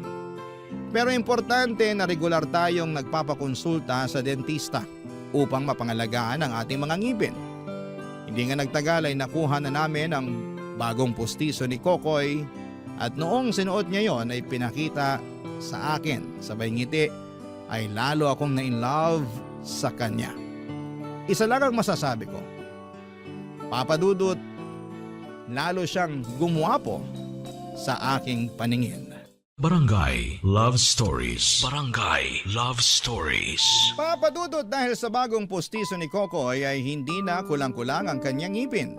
Mas tumas din ang kumpiyansa niya sa sarili. Bagay na kinatuwa ko naman ng husto. Siyempre proud ako sa boyfriend ko kaya nga hindi lang postiso at brace ang ibinigay ko sa kanya dahil sa katuwaan ko. Nang mga sumunod na linggo ay nasira ang cellphone ni Kokoy kaya naman sinabi kong bibilhan ko siya ng bago. At hindi lang bago dahil mamahalin at upgraded version niyo ng nasira niyang cellphone. Tuwang-tuwa tuloy ang boyfriend ko at labis ang pasasalamat sa akin. Habang tumatagal, ang aming relasyon ay natuto na rin po akong humiram ng pera sa akin natuto na rin humiram ng pera sa akin si Kokoy at ang kadahilanan niya ay palagi siyang nagigipit. Kasi maliit lang naman talaga ang sweldo niya bilang driver at messenger. Alam ko yon kaya hindi na rin ako nagdalawang isip na pahiramin siya. Kaso po'y dumalas ng dumalas hanggang sa magtaka na ako. Isa pang napansin ko ay ang pagkawala ng oras sa akin ni Kokoy dahil masyado na siyang abala sa kanyang cellphone. Lagi niyang dinudot-dot yon at kapag gusto kong tingnan ay iniiwas niya. Nabother na ako kaya naman kinompronta ko siya. Nagkasagutan pa nga kami papadudot hanggang sa inagaw ko ang kanyang cellphone at tiningnan yon. Doon ay napunta ako sa isang application at meron akong nalaman. Dahilan para kumulo ng husto ang aking dugo.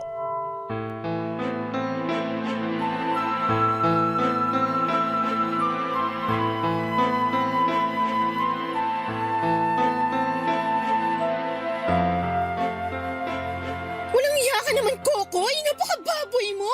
Pasensya ka na, baby love. Wag mo nga ako matawag-tawag na baby love. Nandidiri ako sa iyong ungas ka. Huwag ka naman magsalita ng ganyan, oh. Nasasaktan ako sa sinabi mo. Ay wow! Meron ka palang pakiramdam? Malamang, tao ako. Palagay mo sa akin, robot? Hindi. Pero bakit ba napunta tayo dyan? Ikaw kasi. Sinisi mo pa talaga ako, no? Napakakapal ng mukha mo. Pasensya na talaga, baby love. Huwag mo sabi akong tawagin baby love. Nakakadiri ka. Okay, sige. Hindi na kita tatawagin nun.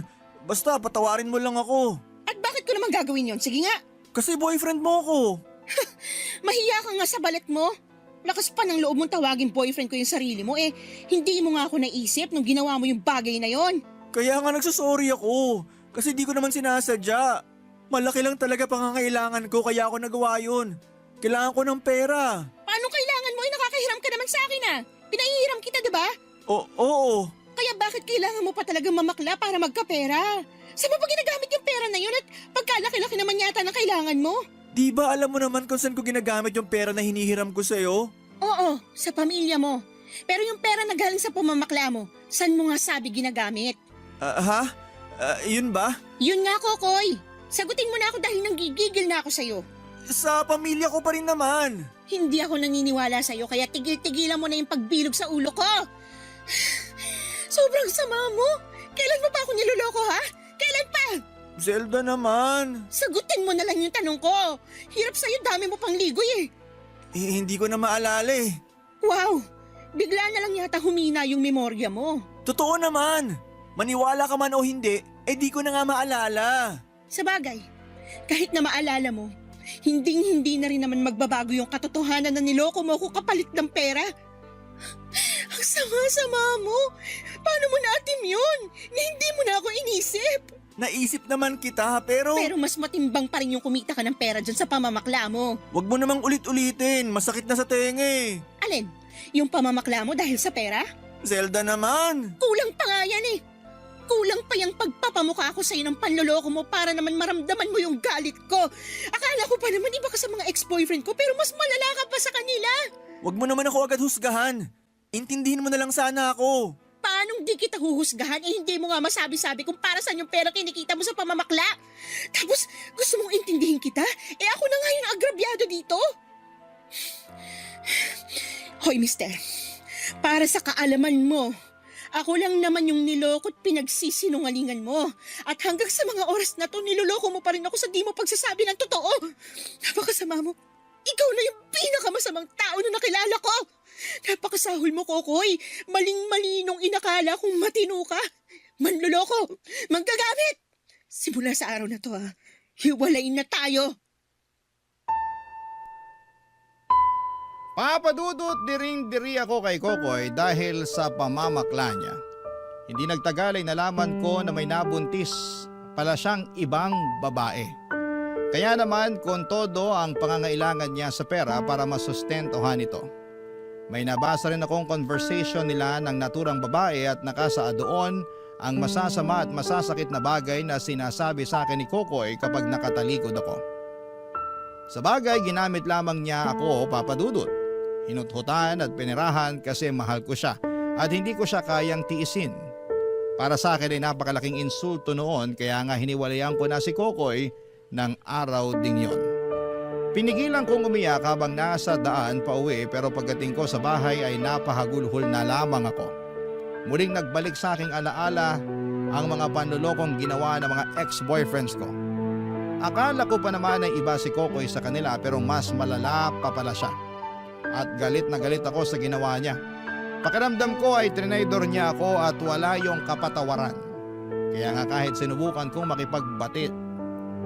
sinubukan pang makipagbati sa akin ni Kokoy ay hindi ko na siya kinausap pa. Para saan pa, hindi ba? Mas naging mataas ang pader ko at naging profesional ako pagdating sa trabaho dahilan para ma-intimidate sa akin ang manlulokong si Kokoy na yon. Ngunit sa kabila ng pagpapakatatag ko, ay durog na durog pa rin po ang aking puso. Lahat ng iyon ay hindi ko itinago kay Candy, Papadudot.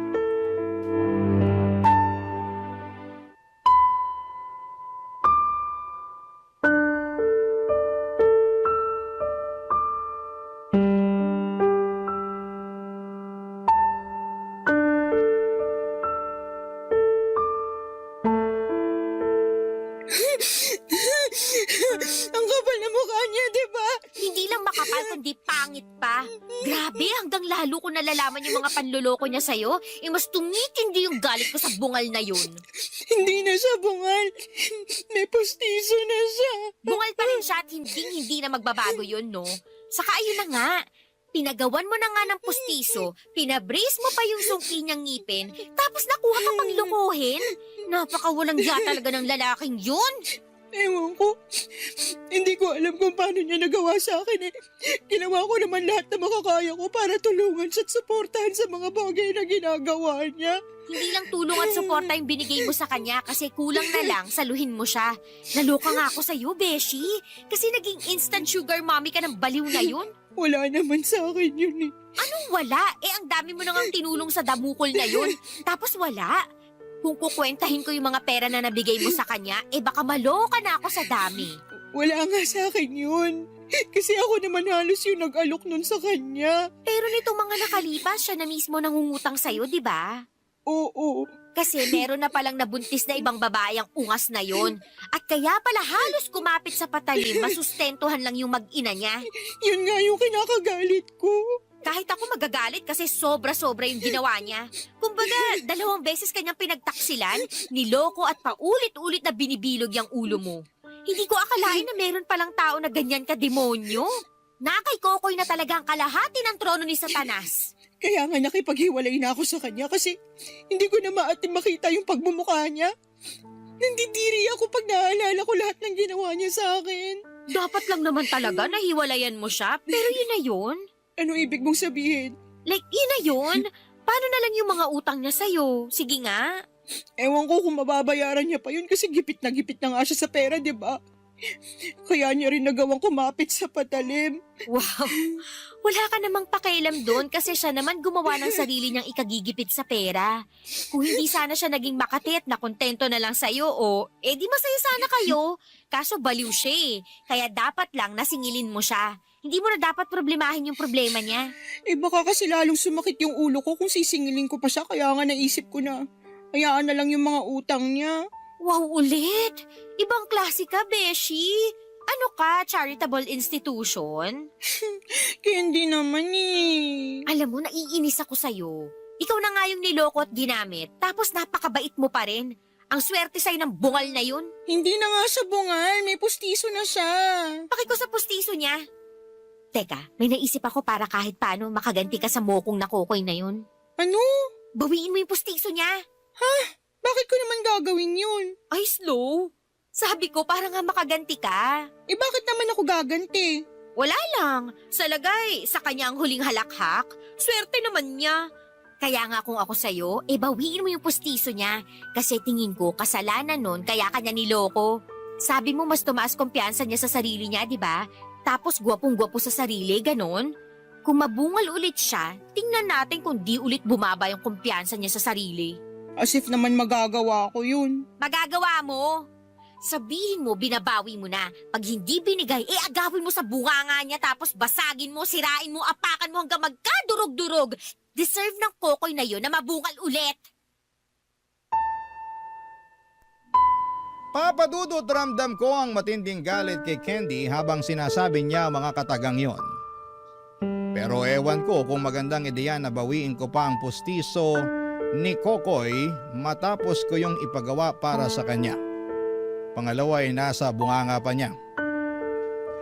But to be honest, naisip ko nga na magandang ideya yon para naman kahit papaano ay makaganti ako sa kanya kasi kilala ko ang sarili ko na hindi ganong klase ng tao.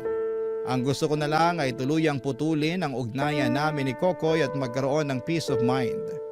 Kumbaga karma na lamang ang bahala na maghiganti sa kanya. Sa kasalukuyan ay patuloy akong nag-move on. Hindi pa rin nawawala yung sakit na dulot ng ginawa sa akin ni Kokoy. Pero malaking bagay na hindi na kami magkatrabaho sa ngayon para unti-unti akong makausad at makalimot. Natanggal kasi siya sa pinagtatrabahuhan namin dahil sa patong-patong na violations. At nung kinuwento ko yon kay Candy ay tuwang-tuwa ang gaga kong kaibigan. Pero ewan ko ba sa sarili ko kung bakit ako naaawa kay Kokoy, lalo na at wala na siyang trabaho at meron pang sinusustentuhan. Kaso, alam ko rin na labas na ako doon at dapat ay wala na akong pakialam sa kanya. Ang tanong ko lang sa mga kabarangay natin ay ayos lang ba yung paraan ko ng pag-move on o dapat ginawa ko yung suggestion ni Candy para makaganti ako kay Kokoy? Dapat ko bang ipakuha ang postiso na suot-suot niya? Aminado ako na may gabi na dinadalaw ako ng mga what ifs sa buhay ko. At kasama na nga doon yung makapaghiganti sa ex-boyfriend ko.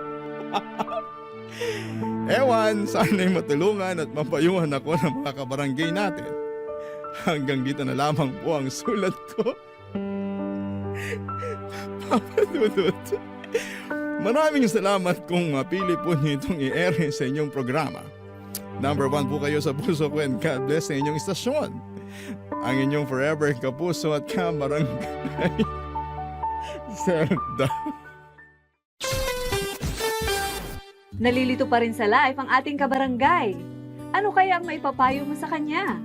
Ibahagi mo yan sa ating comment section para mabasa rin niya.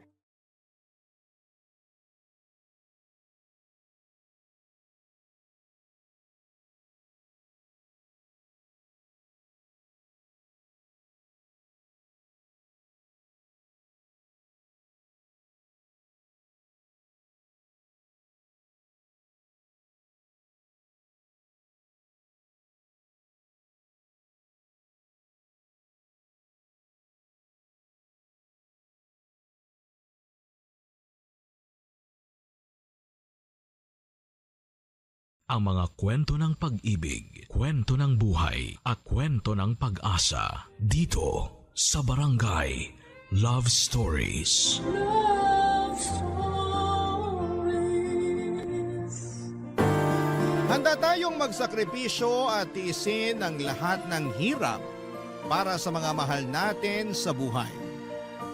Pero hindi maiiwasan na maubos lahat ng enerhiya natin hanggang sa maramdaman tayo or makaramdam tayo ng matinding pagod. Ikaw kabarangay, anong kaya mong isakripisyo, maibigay lang ang pangangailangan ng taong mahal mo?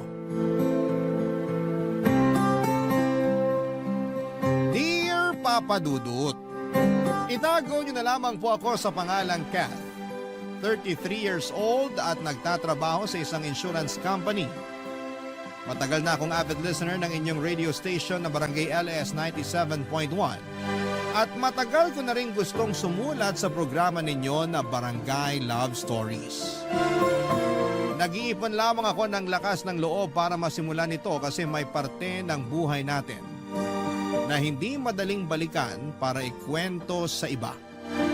Pero siguro paraan ko na rin to para kahit paano'y gumaan ang pakiramdam ko at umaasa rin ako na makakapag-iwan ng aral ang kwentong ito ng buhay ko. Kakagraduate ko lang ng college nang mamatay ang papa ko at mula noon, ako na ang tumayong breadwinner ng pamilya. Pangalawa kasi ako sa 6 na magkakapatid. Pero may sarili ng pamilya ang kuya ko. Si mama naman ay huminto na rin sa pagtitinda ng gulay sa palengke mula nang ma-heat stroke siya. Mabuti na lang at kaagad din siyang nakarecover pero naging mahina na rin ang katawan niya mula noon, Papa Dudut.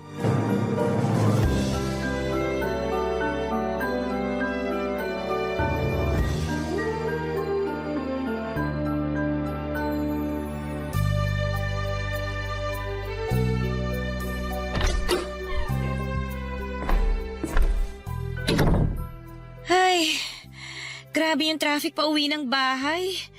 Nakakagutom. Oh, Kat, mabuti naman at nakauwi ka na. Ay nako, dapat nga po kanina pa ako nakauwi ma. Grabe lang talaga yung traffic kanina. Hindi naman Friday ngayon, pero ang tagal po nang naging biyahe ko. Baka may aksidenteng nangyari malapit dun sa dinaanan ng sinasakyan mo, kaya natagalan ka sa biyahe. Siguro nga po. Iba po kasi talagang traffic kanina, ma. Parang araw ng sweldo, Biyernes, kasi talagang ang bagal gumalaw ng mga sasakyan. Lalo tuloy ako napagod at nagutom. Halika na rito sa lamesa at ipaghahain na kita ng hapunan mo. Sige po, ma. Gutom na rin po talaga ako. Iwan ko na lang po muna itong bag ko dito sa sofa. Ano po palang ulam natin, ma? Ginataang galunggong, Kat. Eto, nilagay ko na dito sa lamesa katabi nitong kaldero ng kanin. Ginataang galunggong? Oo, bakit? Eh, di ba yan din po yung ulam natin kagabi? Piniritong galunggong naman yon. Parehong galunggong pa rin, ma. Pero sige po, okay lang naman sa akin. Kahit anong ulam kasi, gutom na po talaga ako. Maupo ka na nang makakain ka na. Opo, ma. Nagwawala na talaga kasi itong sikmura ako sa gutom eh. Eto na rin ang baso ng tubig, oh. Salamat po. Grabe. Amoy pa lang, alam mo nang masarap ang pagkakaluto nitong ginataang galunggong nyo, ma. Gata ng niyog kasi talaga ang gamit ko dyan at hindi yung nasa pack lang. Bakit, ma? Magkaiba po bang lasa kapag yung nasa pack ang gamit nyo? Oo naman. Hindi hamak na mas masarap pa rin kapag yung fresh na gata ang gamit sa pagluluto. Sa bagay nga po. Hindi rin naman po kayo mahilig gumamit ng mga seasoning eh, no? Tama ka dyan, kasi mas masarap pa rin yung walang halong preservative ang mga nilulutong pagkain. Kung bakit ba naman kasi hindi ko naman ang husay nyo sa pagluluto eh. Marunong ka namang magluto ah. Pero kasi hindi kasing sarap ng mga niluluto nyo, ma. Naalala ko pa nga nung unang beses ako magluto ng sinigang. Sobrang alat. Oo, naaalala ko yon. Napasobra naman kasi ang lagay mo ng asin sa sinigang noon. Ang sabi ko naman kasi sa'yo, tansahin mo ang paglalagay. 3 kutsara naman kasi yatang nilagay mo dun sa niluto mo. Naku ma, hindi ko na po matandaan kung gaano karami ang nalagay ko. Pero mabuti na lang talaga at naremedyohan niyo yung niluto ko at saka nakain pa rin ng mga kapatid ko. Kung hindi, masasayang yung 1 kilong baboy at ilang mga gulay na binili ko. Madali namang remedyohan ng napaalat na sinigang na baboy. Sa susunod, panoorin mo kung paano ko magluto para matutunan mo yung tamang teknik para mapasarap ang niluluto mo. Ay, sige ma. Gusto ko yan. Kailangan ko na rin talagang matutunan na pasarapin yung mga niluluto ko para naman hindi nasasayang. Madali lang yon, basta matutunan mo kung paano tansahin ang mga rekado na ginagamit mo. Oo nga pala, Kat.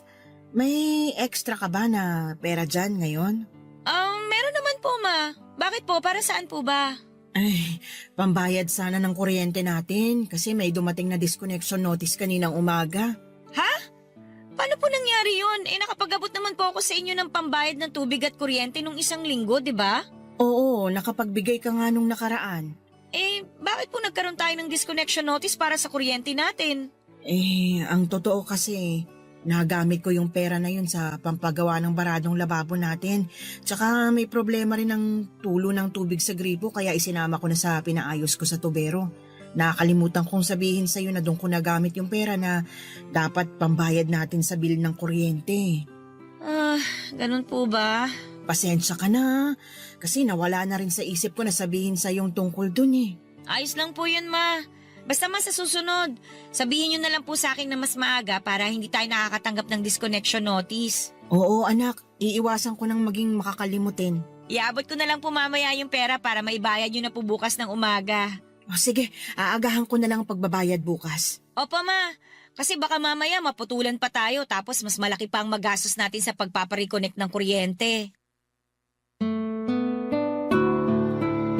Papadudot, hindi talaga madali ang maging breadwinner lalo na kung walang ibang inaasahan ng pamilya ko kung hindi ako lamang. Papadudot, nung nabubuhay kasi si Papa, kahit na hindi ganoon kagaan ang buhay namin ay hindi naman ako sobrang nahihirapan. Para makatulong sa kanya noon ay nag-working student ako kasi may mga oras na hindi sumasapat ang kinikita niya sa pagdadrive ng taxi para sa mga gastusin namin sa bahay. Nakikiboundary lang kasi siya ng taxi kaya hindi niya buong naiuuwi sa bahay ang perang pinaghihirapan niya sa pamamasada. Si Papa rin ang naging idolo ko noon kasi nakita ko kung paano niya itaguyod ang pamilya namin kahit pagod na siya. Kaya mula nang mawala siya ay nangako ako sa sarili ko na susundan ko ang yapak niya at gagawin ko ang lahat para mapabuti ang buhay ng pamilya namin. Pero mula nang mapunta nga sa mga balikat ko ang malaking responsibilidad ng pamilya ko, doon ko na na-realize na hindi talaga madali ang naging pwesto ni Papa sa buhay namin. Hindi lang siya mabigat, kung hindi sobrang bigat.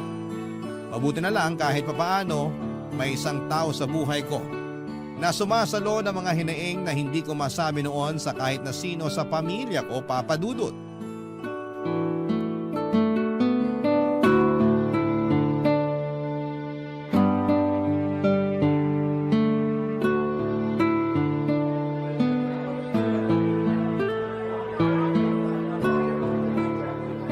Buti naman at nagkaroon ka na ng oras para sa akin, babe.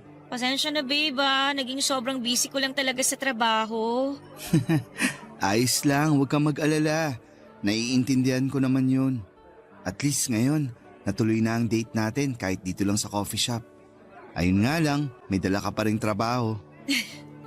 May tinapos lang naman akong report pero ito, i-close ko na tong laptop ko para wala nang storbo sa atin. Ayan, very good. Minsan ko na nga lang masolo ang babe ko. May istorbo pa na laptop. Ito na nga nilalagay ko na sa bag ko para solong-solo mo na talaga ako. Ay, may bibigay nga pala ako sa'yo. Ano yan? Eto, Uy, wow! Sunflower bouquet? happy Mansari, babe. Oh, thank you. Grabe, dapat hindi ka na nag-abala pa ng ganito. Special day natin ngayon, kaya dapat may special something din ako para sa'yo. Napaka-sweet talaga ng babe ko.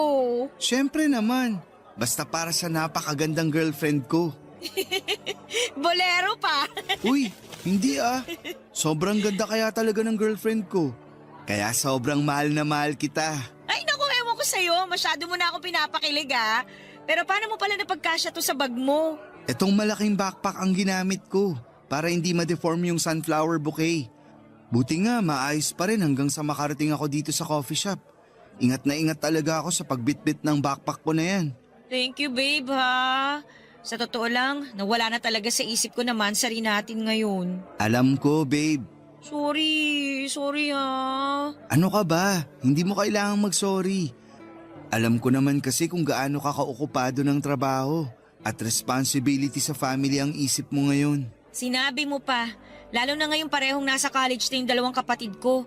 Ang laki ng gastos kaya hirap talaga ako sa pagbabudget. Nawala na tuloy sa isip ko ang tungkol sa date ngayon at mansari nating dalawa. Babe, babawi talaga ako next month kasi baka mas maluwag na ang schedule ko nun. Ibig bang sabihin, pwede na tayong mag-out of town staycation sa next month sa rin natin? Ha? Naku babe, gastos yun eh. Ako nang bahala sa gastos. Basta bigyan mo lang ako ng oras mo, babe. Ayoko naman ng ganun kasi napapadalas na yung mga date natin na ikaw lang halos ang gumagastos. Sabi ko naman sa'yo, huwag mong isipin ang tungkol sa pera, di ba? Oo nga, kaya lang nagigilty pa rin ako. Kasi parang nagiging unfair na ako sa'yo eh. Hindi ka nagiging unfair, babe.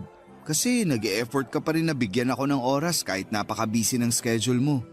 Ano, G na ba tayo sa out-of-town staycation natin? Bahala na babe. Depende sa magiging schedule ko sa trabaho kasi may mga bago kaming training na kailangang i-train next month. Akala ko ba mas magiging maluwag na ang schedule mo next month? Oo, pero alam mo naman na kailangan ko pa rin mag-overtime para madagdagan ng sweldo ko. Pero susubukan kong gawa ng paraan. Sasabihan ka agad kita, babe. Wait lang, babe ha. Basahin ko lang tong chat ni kuya at baka importante. Sige lang, babe.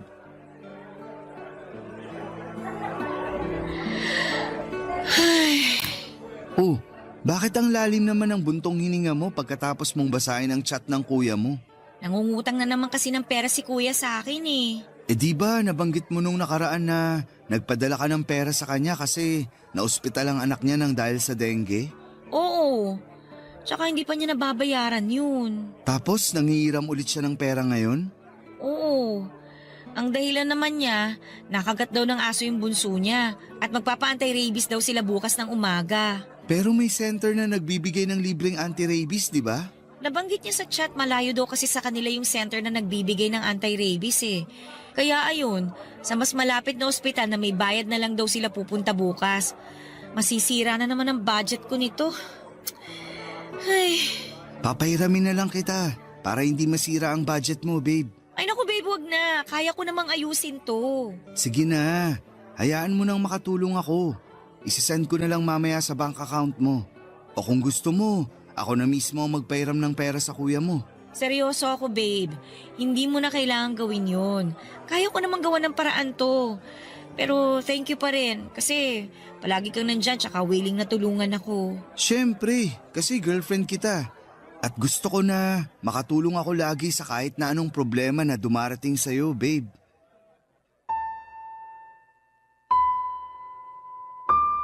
Papadudot kahit may sarili ng pamilya ang kuya ko ay may mga pagkakataon na nangihiram siya sa akin ng pera na madalas na hindi na niya nababayaran. Nahihiya na rin ako na singilin siya kasi alam ko na madalas silang nagigipit sa bahay nila. 4 na kasi ang anak nila noon ang asawa niya tapos ay siya lang din ang nagtatrabaho para sa mga ito. Sa isang construction site siya nagtatrabaho at alam ko na hindi ganoong kalaki ang kinikita niya doon, papadudot. Hanggang 3rd year high school lang ang tinapos niya at naging tambay na siya sa bahay noon. Ilang beses pa siyang kinukumbinse ni na papa at mama na bumalik sa pag-aaral pero mas ginusto niya na bumarkada. Hanggang sa mabuntis niya ang girlfriend niya pagkalipas ng 2 taon ng pagiging tambay. Mabuti na lang at siya na rin ang nagdesisyon na bumukod sila ng girlfriend niya at hindi na inasa kay tatay noon ng responsibilidad para sa mag-ina niya. Kaya lang nang maging 4 na ang anak niya, mas madalas na siyang magipit at ako ang nilalapitan niya para hingan ng tulong. Ang pamilya kasi ng asawa niya ay nasa malayong probinsya pa, kaya wala silang ibang pwedeng lapitan at hinga ng tulong kung hindi ako lamang ng mga panahong yon. Papa Dudut. Barangay Love Stories. Barangay Love Stories. Papa Dudut, nakilala ko si Joey noong nasa college pa lamang ako. Doon din nagsimula ang relasyon namin at hindi ko yon sinabi sa mga magulang ko. Ayaw kasi nila na mag-boyfriend ako kasi natatakot sila na baka magaya ako sa kuya ko na nakapag-asawa ng maaga. Kahit nga nang minsang pinakilala ko si Joey sa kanila bilang manliligaw ko, pinaalala nila sa akin ang responsibilidad ko na pagtulong sa pamilya sa oras na makatapos na ako ng pag-aaral ko. Kumbagay, hindi raw kaagad ako pwedeng mag-asawa. Hindi naman nila yon diretsong sinabi sa akin pero pinaramdam nila ang magiging responsibilidad ko sa oras na makatapos ako ng college. Kaya naman ang maging kami ni Joey noon ay naging lihim sa pamilya ko ang relasyon naming dalawa. Baka kasi hindi nila ako maintindihan na hindi ako kagaya ng kuya ko. Kaya kong balansehin ang oras ko sa trabaho, sa pamilya, sa pag-aaral at sa relasyon na merong kami ni Joey. At nangihinayang ako na hindi yon nakita ni Papa kasi nawala na kaagad siya bago ko pa man maipakilala sa kanya si Joey bilang boyfriend ko. Nagtatrabaho na rin ako noon nang ipaalam ko kay Mama ang tungkol sa relasyon namin at wala na rin siyang naging pagtutol. Siguro kasi nakita ni Mama kung gaano ako karesponsable bilang breadwinner ng pamilya namin, Papa Dudut.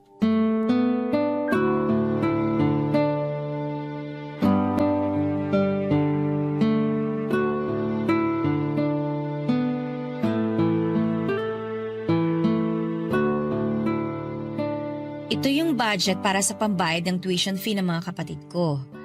Ito para sa allowance nila. Ito naman para sa bill ng kuryente at tubig para sa buwan na to. Tapos ito para sa pang-grocery ni Mama. Yan. Buti na lang mukhang hindi kami magigipit ngayon. Kasi malaki pa tong natira na pang-allowance ko. Anak, magkape ka muna. Oh, Ma. Gising pa po pala kayo. Oo, ilalagay ko na sa lamesa tong tasa ng kape natin. Grabe, kakatutok ko dito sa ginagawa ko, hindi ko napansin na nagtitimpla na pala kayo ng kape sa kusina. At talaga nagtimpla pa kayo ng kape para sa ating dalawa, Ma. Hindi pa kasi ako makatulog, kaya naisipan ko na lumabas muna ng kwarto para magkape. Ginagawa niyo pa rin pala talagang pampatulog ang kape. Ikaw din naman, di ba? Nagkakape ka bago matulog, kaya nang makita kitang gising pa rito sa sala, naisipan kong ipagtimpla ka na rin ng kape. Sa inyo po talaga ako nagmana pagdating sa kape. Pero salamat po dito, Ma. Sakto po kasi patapos na rin ako dito sa ginagawa ko. Nagbabudget ka na ba para sa mga gastusin natin sa buwan na ito? Opo, binabudget ko na po mga kailangan nating bayaran at pagkakagastusan para sa buwan na to. Maisisingit mo pa ba dyan yung nabanggit ko nung nakaraan na pagpapaayos ng banyo natin? May sira po bang gripo ng banyo natin? Hindi ko po kasi matandaan yung sinabi niyo tungkol dun eh. Hindi yung gripo, pero yung tiles na sahig. Marami na kasing sira yung tiles kaya gusto ko sanang papalitan na natin. Oo nga po, Ma. Naalala ko na yung tungkol doon. May ilang buwan na rin mula nung mabanggit ko yun sa'yo kaya siguro nawala na rin sa isip mo. Siguro nga po nawala sa isip ko. Pero huwag kayong mag-alala, Ma. May extra pa naman ako dito. Sabihin niyo na lang po sa akin kung magkano yung kakailanganin. Para kung kulang yung extra ko, gagawin ko po ng paraan para madagdagan yung pera na yon. Sige, Kat. Ipapatingin ko na sa kapitbahay natin na gumagawa at nagpapalit ng tiles sa sahig. May alam din kasi siya na murang bilihan ng tiles. Mas makakatipid tayo kung siya na lang ang kakausapin natin. Mas mabuti nga po kung ganon para hindi na rin tayo mahirapan sa paghahanap ng ibang tao na gagawa nun. Pasensya ka na, Kat, ha? Ba't naman po kayo humihingi ng pasensya, Ma? Matagal na rin po yung mga tiles na yun sa banyo natin, di ba? Hindi pa po yata ako pinapanganak, yun na po yung tiles na nakadikit doon. Kaya wala po kayong kasalanan kung masira man po mga yun dahil sa paglipas ng panahon. Hindi naman yung tungkol sa tiles sa sahig ang hinihingi ko ng pasensya sa'yo. Tungkol naman saan po? Yung tungkol sa pagtatrabaho mo para sa mga gastusin sa bahay na ito. Ma, para namang bago naman po ito sa atin. Ako po ang may trabaho sa bahay na to, kaya responsibilidad ko po kayo ng mga kapatid ko. Ayun na nga eh. Ikaw lang ang may trabaho kaya ikaw lang mag-isang sumasalo ng responsibilidad sa bahay na ito. Ako ang ilaw ng tahanan pero parang nagiging pabigat lang ako sa'yo. Huwag naman kayo magsalita ng ganyan, Ma. Kasi kahit kailan hindi kayo naging pabigat sa akin. Wala na nga po ako halos ibang ginagawa dito sa bahay kundi magpahinga. Lahat kasi ng kailangan linisin o ayusin dito, kayo nang nag-aasikaso. Yun na lang naman kasi ang pwede kong maitulong sa'yo, Kat. Napakalaking bagay na po ang ginagawa nyo na yun, Ma. Kung hindi lang nag-asawa ng maaga ang kuya mo, pinagtutulungan nyo sana ang mga gastusin dito sa bahay. Ma, hindi na po natin may babalikan nakaraan. Hindi rin naman po nagsisi si kuya sa naging buhay niya ngayon kasi mabait naman yun ang pangasawa niya. May mga araw na nahihirapan sila sa mga gastusin kasi mataas naman talaga mga bilihin ngayon, di ba?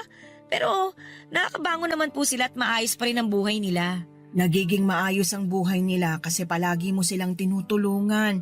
Lalo ka tuloy nahihirapan kasi alam ko na may mga oras na nagpapahiram ka ng pera sa kuya mo. Paminsan-minsan lang naman po yun kapag nagigipit talaga. Tsaka madalas para naman po sa mga anak nila ang hinihiram na pera ni kuya sa akin Pasensya ka na talaga anak ha. Alam ko na nahihirapan ka na rin sa amin lalo na sa mga... Ma, ayos lang ako. Huwag niyo po akong alalahanin. Kaya ko to. Nakakaramdam ako ng pagod pero kaya ko to, Ma. Kaya ko pong igapang at itaguyod ang pamilya natin.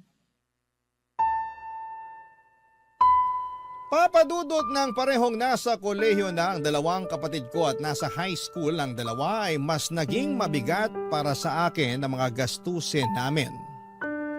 Sobrang hirap na pag-budgetin ang bawat kinikita ko noon sa trabaho para sa lahat ng kailangan na bayaran sa bahay.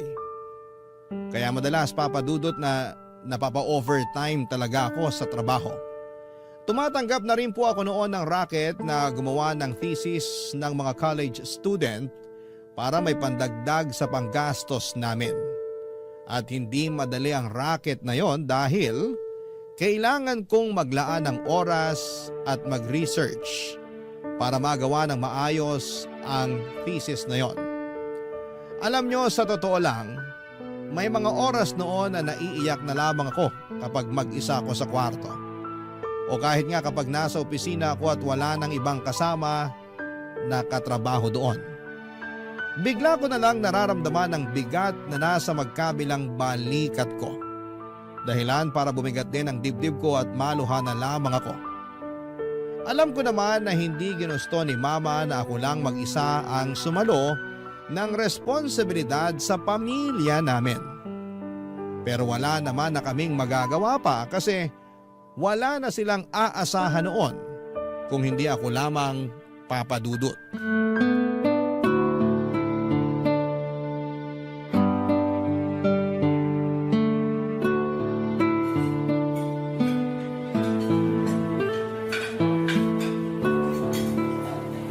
Happy anniversary, babe!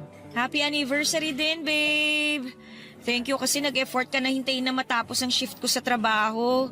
Natambakan kasi kami ng mga report na kailangan tapusin kaya kinailangan ko mag-overtime Ayos lang yon, babe. Ano ba naman yung 3 oras na paghihintay para sa espesyal na gabi na to? Kasama ang babaeng pinakamamahal ko. Humirit ka pa talaga, ha? Nagsasabi lang naman ako ng totoo. Saka nasanay na rin naman akong maghintay kasi madalas ka talaga nag-overtime sa opisina nyo. Ayun na nga Nahihiya na ako sa'yo kasi palagi ka nalang naghihintay ng ilang oras para lang sa saglit na date natin. Anong saglit? Hindi mo ba alam na yung 30 minuto hanggang 1 oras na magkasama tayo? Para sa akin, 1 buwan na yun. Grabe naman yung 1 buwan. Ganun talaga kapag kasama mo yung taong mahal mo. Bumabagal ang oras kasi masaya ka sa tabi niya. At yun ang pakiramdam ko sa bawat minuto na magkasama tayo. Alam mo, babe, masyado ka ng sweet. Baka lang gamin na tayo pareho dito sa lamesa natin, ha? Ang dami pa naman itong mga in-order mong pagkain kung lalanggamin lang. Umorder talaga ako ng maraming pagkain. Kasi nga, espesyal na araw to para sa ating dalawa. Kahit naman hindi natin anniversary o mansary, umu-order ka pa rin ng madami kapag magkasama tayo, Kasi sa tuwing magkasama tayo, nagiging espesyal yung araw ko. Babe, ano ba? Masyado mo na akong pinapakilig. Ginagawa ko lang yung responsibility ko bilang boyfriend mo. ang pangitiin at pakiligin ng girlfriend ko. Alam mo, napakaswerte ko talaga kasi ikaw ang naging boyfriend ko. Naalala ko na parang dati lang, tinatago pa natin yung relasyon natin sa mga magulang ko. Oo, kasi nga ayaw mo na ipakilala ako sa kanila bilang boyfriend mo. Alam mo naman na sobrang higpit kasi ng mga yun, di ba? Sobrang takot sila na baka gumaya ako kay kuya na nag-asawa ng maaga. Kaya grabe yung paghihigpit na ginawa nila sa akin noon. Pero hindi mo naman sila na-disappoint, di ba? Oo naman. Hindi ko talaga sinira yung tiwala nila kasi nirespeto mo rin ako at ang relasyon nating dalawa. Sayang, hindi naabutan ni Papa nung naging tayo na. Ayos lang kasi alam ko naman na nakikita niya ngayon kung gaano ko kamahal ang anak niya. Tama ka dyan sa sinabi mo. Pero parang ang bilis ng panahon, no? Dati lang, nahihirapan tayong magkita para mag-date. Pero ngayon, ilang taon na tayong magkarelasyon. At marami pang susunod na taon para sa ating dalawa. Ay, sa totoo lang, minsan nakakaramdam na ako ng takot. Takot saan, babe? Na ano, baka mapagod ka na sa akin. Mahal kita. Kaya hindi ako mapapagod na mahalin ka. Babe, thank you ha. Kasi palagi kang nandyan para sa akin. At hindi ako mawawala sa'yo kahit kailan. Hindi ako mapapagod na mahalin ka. Gusto ko na ako yung maging dahilan para lalo kang lumakas.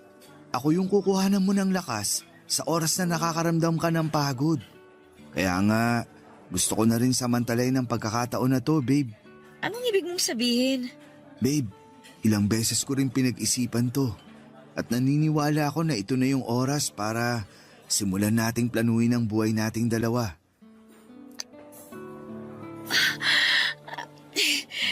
Babe, para saan ang singsing na yan? Babe, ilang taon na tayong magkarelasyon at matagal na akong sigurado na ikaw yung babae na gusto kong makasama sa habang buhay. Kat, will you marry me? Joey! Mahal mo naman ako, di ba? At mahal na mahal kita. Kaya magpakasal na tayo, please. Joey, sorry pero hindi pa kasi pwede eh. Ha? Anong hindi pa pwede? Hindi pa tayo pwedeng magpakasal. Akala ko ba mahal mo ako? Oo nga, pero hindi sapat yun para madaliin natin ang lahat.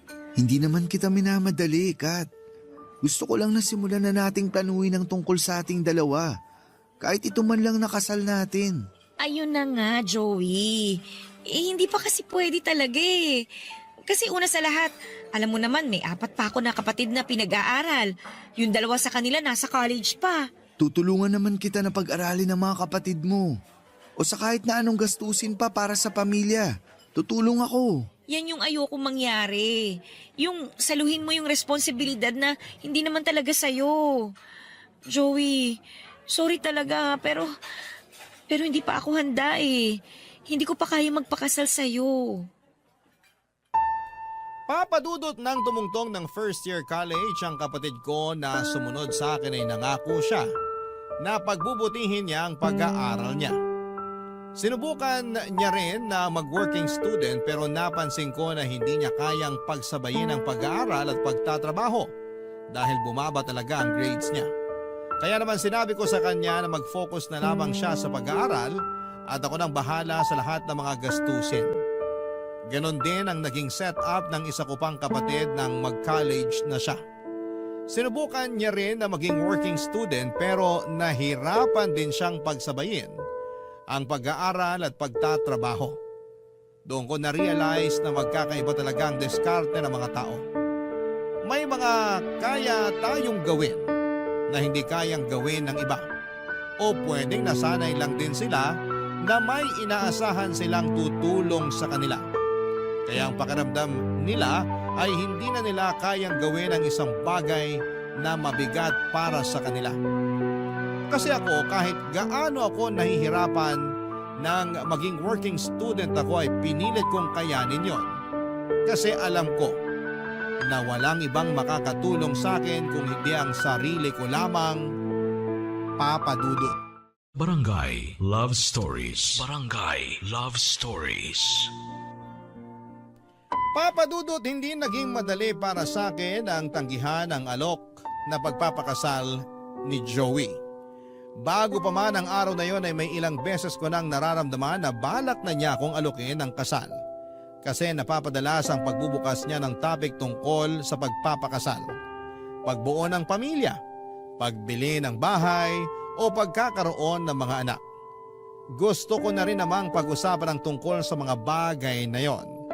May mga oras nga na nai-excite ako kapag nai-imagine ko na kinakasal na kami sa simbahan ni Joey, na may sarili na kaming bahay at may ilan na kaming mga anak. Pero mula nang mag-college ang dalawang kapatid ko ay doon ko na-realize na sobrang hirap pala talaga ng buhay. At natakot ako na iparamdam ang hirap ng buhay na yon sa mga magiging anak namin ni Joey. Papadudot, alam ko sa sarili ko na hindi pa talaga ako handa noon na magpakasal. Kaya naging buo ang desisyon ko na tanggihan ang wedding proposal ni Joey. Ayoko magbitaw ng desisyon na pwedeng hindi lang ako ang mahirapan, kung hindi pati na rin ang mga mahal ko sa buhay. Sobrang nasaktan ko noon si Joey at naiintindihan ko ang pag-iwas niya sa mga tawag o text ko na ilang buwan, papadudot. Ang hindi ko lang maintindihan ay bakit parang naging napakadali para sa kanya. Napalitan ako sa buhay niya. Dahil pagkalipas lamang ng ilang buwan ay nakita ko siya sa isang mall na may kasamang ibang babae. Hindi lang basta kasama, kung hindi kahawa kamay niya pa ito.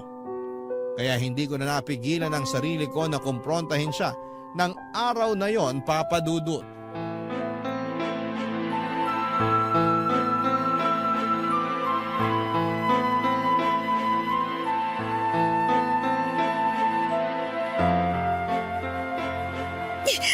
Pwede ba, Joey? Bitiwan mo ang kamay ko! Kanina mo pa ako hinihila! O ayan, diyan ka mag-eskandalo. Ngayon nandito na tayo sa labas ng mall. Hindi ako nag-eskandalo! Talaga? Kaya mo ba kami sinugod ni Sanya kanina? Hindi ko kayo sinugod! Bakit napakarami mong tanong kanina? Tapos halos kulang na lang. Sabunutan mo yung kasama ko. Normal lang na magtanong ako dahil hindi ko kilala kung sino yung kasama mo. Tsaka, mabuti sana kung magkasama lang kayong dalawa eh. Pero hindi, Joey! Hawak mo yung kamay ng babaeng kasama mo na hindi ko kilala! Ngayon ang mga tanong ko naman ang sagutin mo. Sino ba talaga yung babae na yon? At bakit hawak mo ang kamay niya habang naglalakad kayo sa loob ng mall? Ano, Joey? Bakit hindi ka makasagot? Sabihin mo sa akin ang totoo. Sino ba talaga yung babaeng yun sa buhay mo? Girlfriend ko si Sanya at magpapakasal na kaming dalawa. Girlfriend? Sadali lang, paano nangyari yon? At saka teka, magpapakasal na kayong dalawa? Bakit? Paano? Mahal ako ni Sanya, kaya pakakasalan ko siya. Pero mahal din kita! Kung talagang mahal mo ako, bakit ayaw mo magpakasal sa akin? Hindi ko sinabing ayoko magpakasal sa'yo. Ang sabi ko lang naman, hindi pa ako handa, Joey. Tsaka paano mo siya naging girlfriend? Hindi pa naman tapos yung relasyon nating dalawa. Nung gabi na tinanggihan mo ang alok ko sa'yo na magpakasal na tayo, para mo na rin tinapos ang relasyon nating dalawa. Joey, sinabi ko naman sa'yo, di ba? Hindi pa ako handa na lumagay sa tahimik na buhay kasama ka kasi nga dami ko pang responsibilidad sa pamilya ko. At sinabi ko rin sa'yo na handa akong tulungan ka sa responsibilidad mo sa pamilya mo. Pero ayaw mo. Hindi mo naman kasi responsibilidad ang pamilya ko, Joey. Hindi mo kailangan saluhin yung responsibilidad na hindi naman sa'yo. Ayoko lang naman na isipin ng ibang tao na inaabuso ko yung pagiging mabait mo at yung relasyon nating dalawa. Mas importante pa ba talaga yung iisipin at sasabihin ng ibang tao kaysa sa nararamdaman natin? Kat, boyfriend mo ko. At kapag naging mag-asawa na tayo, magkasama na tayo sa lahat ng problema o responsibilidad mo sa pamilya mo. Hindi mo na kailangang suluin lahat ng bigat na araw-araw mong dinadala sa mga balikat mo. Kasi nandito ako, yung tao na willing na maging panghabang buhay na parte ng buhay mo. Hindi lang talaga ako sanay na may kahati sa mga problema at responsibilidad. Ano pa palang silbi ko kung hindi mo ko hahayaan na tulungan ka? Kat, mula nang maging magkarelasyon tayong dalawa, Palagi mo na lang tinatanggihan ang mga tulong na binibigay ko sa'yo. At kung tinatanggap mo man yun, sapilitan pa. Hindi na iba ang pamilya mo sa akin. Kasi halos parang pamilya ko na rin sila. Pero dahil sa ginagawa mo, parang mo lang akong tinutulak palayo sa buhay mo. Sorry. Sorry, Joey. Sorry din, Kat. Alam ko na parehas lang tayong nahihirapan at nasasaktan ngayon. Siguro, kung hindi mo tinanggihan yung alok ko na magpakasal na tayong dalawa, kung hinayaan mo ako na tulungan ka sa lahat ng responsibilidad na meron ka, siguro hindi ko mabubuntis si Sanya at hindi namin kailangan na magpakasal. Ano? Anong sabi mo? Pagkatapos ng huling gabi na magkausap tayong dalawa, nagpakalunod ako sa alak at si Sanya ang kasama ko. Hanggang sa nagising na lang ako kinabukasan na magkatabi na kami sa kama. At 2 buwan nang lumipas, sinabi niya na buntis siya at ako ang ama ng magiging anak niya. Teka muna! Paano ako? Paano tayong dalawa? I'm sorry, pero kailangan kong panagutan yung magiging anak ko kay Sanya.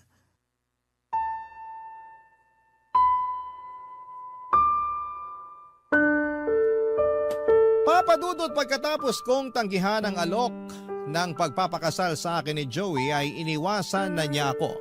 At kagaya nga ng sinabi ko kanina, naiintindihan ko yon. Kasi alam ko na sobra ko siyang nasaktan. Binigyan ko siya ng oras na makapag-isip tungkol sa naging sagot ko, pero hindi naman ibig sabihin noon na nakipaghiwalay na ako sa kanya. Kasi pagkatapos ng 1 linggo ay sinimulan ko ng gumawa ng paraan para muli kaming magkausap. Tinatawagan ko siya pero hindi niya ako sinasagot. Palagi ako nagtitext at chat sa kanya pero hindi siya nagre-reply. Sinubukan kong i-explain sa mga text at chat ko na hindi pa ako handang magpakasal. Pero sobrang mahal ko siya. Na sana'y bigyan niya pa ako ng oras na matapos ang responsibilidad sa pamilya ko bago kami magsimulang magplano ng para sa aming dalawa. Halos 5 buwan niya akong iniwasan tapos ay makikita ko na lamang siya na may kasama ng ibang babae. At hindi lang yon, Papa Dudut. Hindi ako makapaniwala na sa ilang buwan na hindi namin pag-uusap, makakabuntis na siya ng ibang babae. Sobrang sakit noon para sa akin kasi pakiramdam ko ay para akong isang piraso lamang ng notebook sa buhay niya na mabilis niyang pinilas at inalis sa buhay niya. Mabilis niya akong pinalitan ng isang bagong pahina sa kabila ng ilang taon na naging relasyon naming dalawa. Akala ko noon ay si Joey na ang magiging katuwang ko sa panghabang buhay sa oras na matapos na ang responsibilidad ko sa pamilya ko. Ayon pala ay dadaan lang din siya at hindi rin magtatagal sa buhay ko. Kaya naman mula noon ay muli ko na lamang sinubsob ang sarili ko sa pagtatrabaho at sa responsibilidad ko sa pamilya ko, Papa Dudut.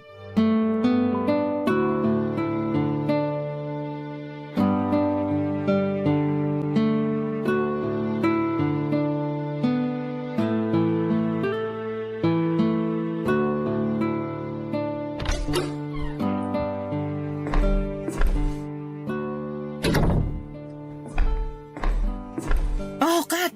Masyado ka yatang ginabi ng uwi ngayon.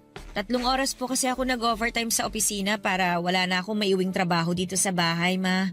Tapos ang traffic pa po kaya mas lalo akong ginabi ng uwi. Nag-aalala na nga ako sa'yo kasi hindi ka nagre-reply sa text ko sa'yo eh. Pasensya na po, ma.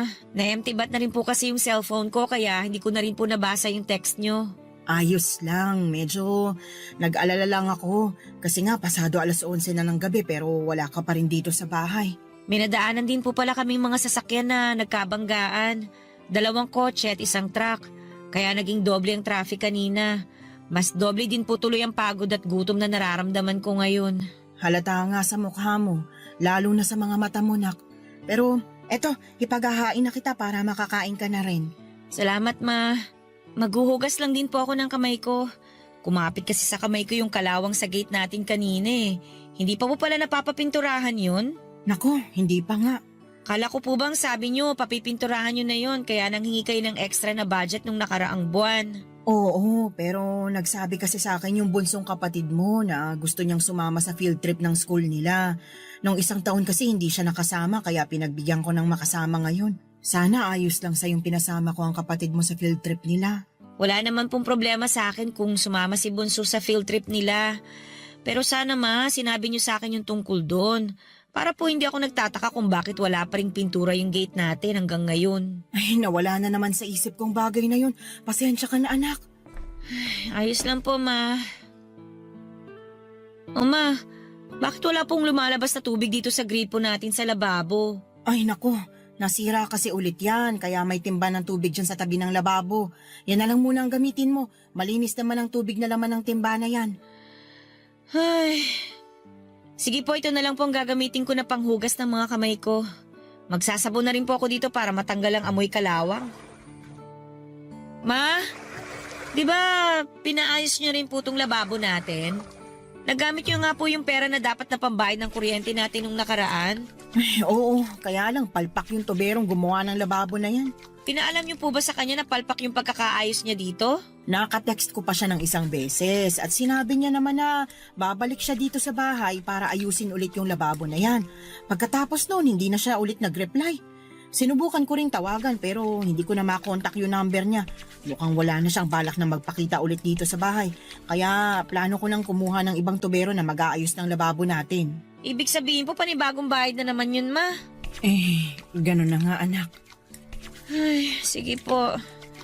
Sabihin nyo na lang po sa akin kung magkano magagastos kapag may iba ng tuberong tumingin dito sa lababo natin. Nahihirapan po kasi ako sa pagbabudget minsan kapag may biglaan tayong kailangan na pagkagastosan dito sa bahay eh. Oo, sasabihin ko kaagad sa'yo. Halika na rito sa lamesa nang makakain ka na. Eto Ma, kakatapos ko lang po magbanlaw ng kamay ko. Ano po bang ulam natin, Ma? Adobong galunggong. Galunggong na naman po? Di ba ito yung ulam natin kagabi? Iba yung ulam natin kagabi. Sarsyadong galunggong yon. Ma, hindi po ba talaga natin kayang magkaroon ng ibang ulam dito sa bahay? Palagi naman po ako nagbibigay ng pang-grocery sa inyo Saka madalas sobra pa po yun. Pero bakit napakabihira ko po makakain ng ulam na manok o karne ng baboy kapag nandito ako? Pasensya na anak. Ang totoo, may pinirito akong manok kanina kaya lang nakain ng kapatid mo yung tinira ko na para sa'yo. Alam mo naman na paborito niya yun kaya hindi ko na rin siya napigilan. Sanay na rin naman po ako na hindi pinapriority sa bahay na to. Di ko nga po alam kung bakit nagtatanong pa ako kung anong ulam na tinira niyo para sa akin Dapat sanay na rin ako na laging galunggong ang nakahain sa lamesa kapag uuwi ako sa bahay na to. Kat. Alam niyo sa totoo lang, napapagod na rin ako talaga Hindi lang sa paulit-ulit na ulam na to, kundi dahil sa pabigat na responsibilidad ko para sa pamilya na to. Pinipilit kong kayanin lahat, Ma. Sa totoo lang, pinipilit ko ibigay lahat ng pangangailangan nyo, kahit sobrang nabibigatan na ako sa mga ginagawa ko para sa inyo. Pasensya na talaga kung hindi ako makatulong sa'yo. Pasensya na rin po kayo kung nasasabi ko yung mga bagay na to. Huwag niyo naman po sanang isipin na sinusumbatan ko kayo dahil hindi po yun yung gusto kong mangyari, Ma. Nabibigatan lang po talaga ako.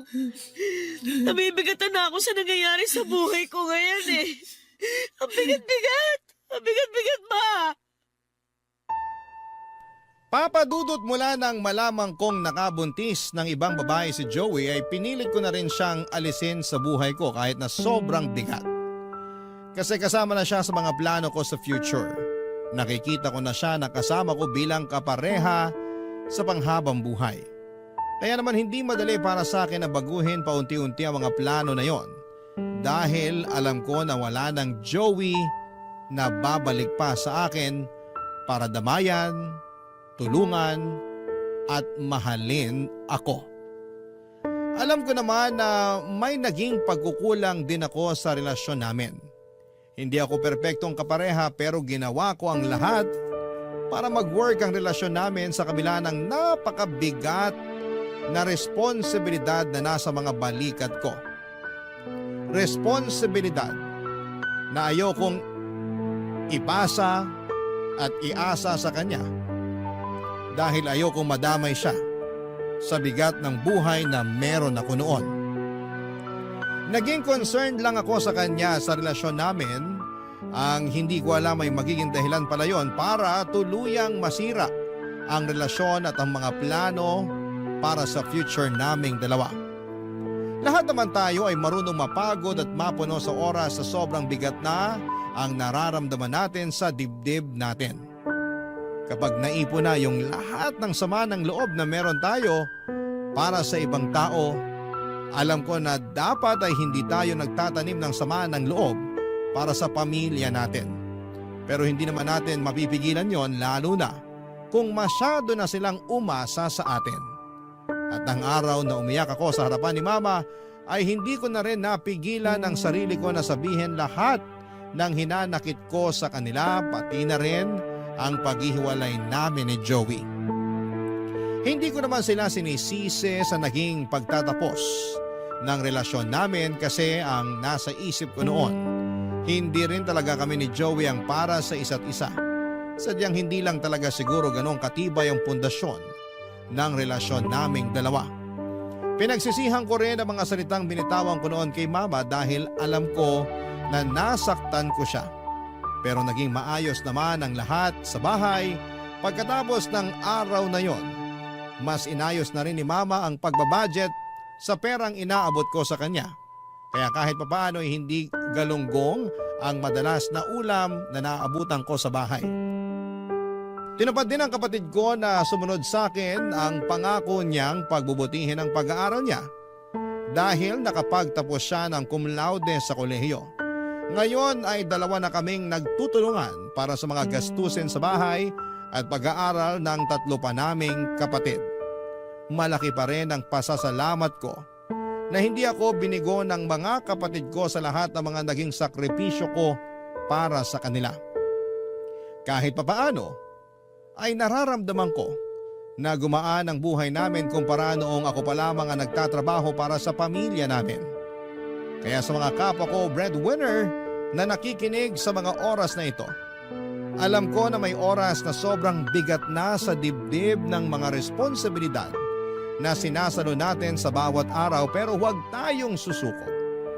Dahil darating ang araw na masusuklian din ang lahat ng hirap at pagsasakripisyo na ginagawa ninyo para sa mga mahal ninyo sa buhay. Maraming salamat po, Papa Dudut, kung sakali man na mapili po ninyong i-ere ang sulat ko. More power and God bless po sa inyong programa sa Barangay Love Stories na forever number 1 sa puso ng inyong mga listeners. Ang inyong forever kapuso at kabarangay, Kath. Barangay Love Stories. Barangay Love Stories. Anong say mo sa Barangay Love Stories na ito? Pagkwentuhan natin sa comment section yan. Nagustuhan ng iyong napakinggan? Ituloy yan via live stream sa www.gmanetwork.com/radio. Barangay LS 97.1 forever.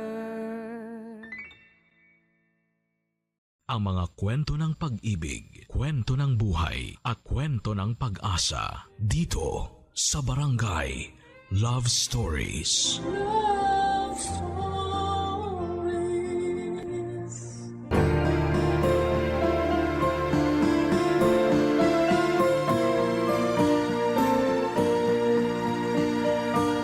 Walang ibang hinangad ng isang magulang kung hindi ang kabutihan para sa kanyang anak. At palagi niyang inuuna ang kapakanan nito kesa sa kanyang sarili. Ikaw, kabarangay, ano ang gagawin mo kapag nalaman mong niloloko lang pala ng taong mahal niya ang pinakamamahal at pinakaiingatan mong anak? Dear Papa Dudut, itago niyo na lamang po ako sa pangalang LC. 47 years old, may nag-iisang anak at retired teacher mula sa isang public school. Masasabi ko na ang buhay may asawa at pagiging isang ina ang pinakamasayang bahagi ng buhay ko noon. Mabuting lalaki kasi ang ibinigay ng Diyos bilang kabiyak ng buhay ko na si Ed. Nakilala ko siya noon dahil sa isang kaibigan nang pumunta ako sa bahay nila para makifiesta. Kaagad na gumawa siya ng paraan para makipagkilala sa akin. At aaminin ko na kaagad din akong na-attract sa kanya noon. Inakala ko pa noon na yun ang huling beses na magkikita at magkakausap kami. Pero hindi ko inaasahan na gagawa siyang muli ng paraan para magkalapit kaming dalawa. Pinuntahan niya ako sa school kung saan ako nagtatrabaho. May dala siyang prutas at bulaklak na para sa akin. Nang sumunod na araw, sa bahay naman siya dumalaw na may dala ring pagkain. Hanggang sa nanligaw na nga siya at hindi siya nabigo na tuluyang makuha ang pag-ibig ko. Nang magpakasal kami at magsama sa isang bahay bilang mag-asawa, doon ko na na-realize na hindi ako nagkamali ng lalaki na piniling mahalin. Dahil wala siyang ibang ginawa kung hindi ang iparamdam sa akin kung gaano ako kaswerte na siya ang napangasawa ko. Naging mapagmahal at responsable siyang asawa sa akin at tatay sa anak namin. Pero ang masayang pagsasama namin ay hindi pala talaga panghabang buhay. 3 taon pa lang ang anak naming si Dennis nang tuluyan akong iwan ni Ed nang namatay siya ng dahil sa cardiac arrest. Papa Dudut.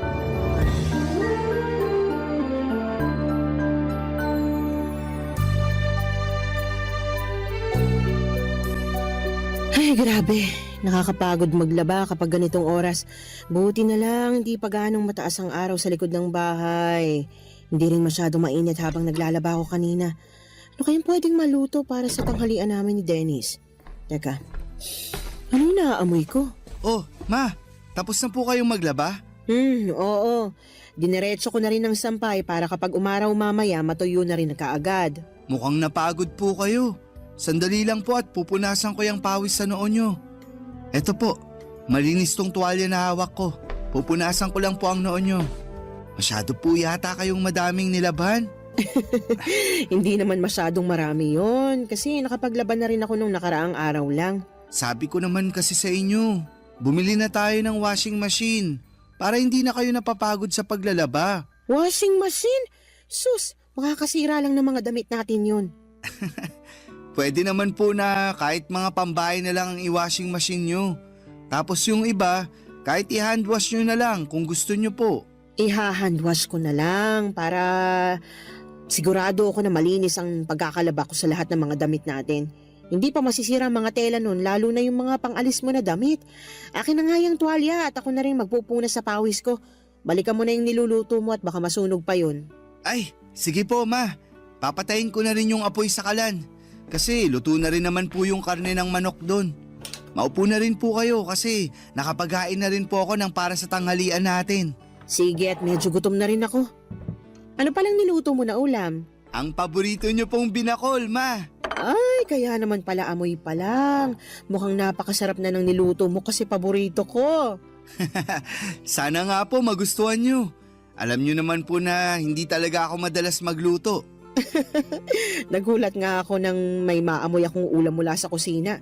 Yung pala nagluluto ka na ng pananghalian natin. Nung makita ko kasi po kayong naglalaba kanina, naghanap na po ako ng pwedeng iluto sa ref natin. Sakto naman po ang mga ingredients na nakita ko para sa binakol na manok. Sana talaga pumasa sa inyo ang lasa ng niluto ko na yan. Eto, titikman ko na nang malaman natin kung lasang binakol ba yung niluto mo o baka mamaya lasang afritada o adobong manok pala ito. Ma, wala naman pong sarsayan na kagaya ng sa adobo o apritadang manok. Biro lang naman. Eto, titikman ko na talaga, ha? Masarap tong sinigang na manok mo, ah. Ma, binakol po yan at hindi sinigang. Pero seryoso na anak, masarap tong niluto mong binakol na manok. Talaga po, ma? Walang halong biro? Walang halong biro. Pwede ka na ngang mag-asawa sa sobrang sarap nitong niluto mo. Asawa agad, ma? Hindi ba pwedeng girlfriend muna? Bakit, meron na ba? Nako, mukhang meron na nga. Kung meron man, ipapakilala ko po kaagad sa inyo. Saka, wag po kayong mag-alala. Hindi ko naman po pinapabayaan ang pag-aaral ko. Alam ko naman yon. Napakatalino mo kaya. Siyempre, kanino pa ba naman ako magmamana kung hindi sa paboritong mama ko? Para namang may iba ka pang mama ha. Kumain na nga tayo habang mainit pa tong masarap na binakol na niluto mo. Papa Dudut, simple lang naman ang naging buhay ng pamilya namin noong nabubuhay pa ang asawa ko. Sa construction site, nagtatrabaho si Ed bilang foreman at ako naman ay nagpatuloy sa pagtuturo ko sa school. Nang ipinagbuntis ko si Dennis, naging masela ng kalagayan ko. Kaya kinailangan ko nang mag-resign. Gusto ko na rin sanang bumalik sa pagtatrabaho noong nakapanganak ako, pero nakiusap si Ed na mag-focus na lamang daw sana ako sa pag-aalaga ng anak namin. Pinagbigyan ko naman siya kasi nangako siya. Nagagawin niya ang lahat para hindi kami mahirapan sa mga gastusin. Tinupad ni Ed ang pangako niya na yon. Kaya madalas siyang mag-overtime para madagdagan ang kinikita niya sa trabaho. At alam niyo, sa totoo lang, may bahagi ng sarili ko ang hanggang ngayon nagigilty pa rin dahil pakiramdam ko. Masyado kong iniasa lahat ng responsibilidad sa asawa ko. At yun ang naging dahilan para maaga niya kaming iwanan ng anak ko. Pero mula nang mawala siya ay nangako ako na gagawin ko ang lahat para maibigay ang lahat ng pangangailangan ng anak ko. Magpapakananay at tatay ako para sa nag-iisang anak namin ng asawa ko. Sinuklian naman ni Dennis ang lahat ng pagsusumikap ko para maitaguyod ang buhay namin. Naging napakabuti niyang anak sa akin. Nag-aral siya ng mabuti hanggang college hanggang sa napapansin ko noon na napapadalas na medyo ginagabi ng uwi ang anak ko, Papa Dudut.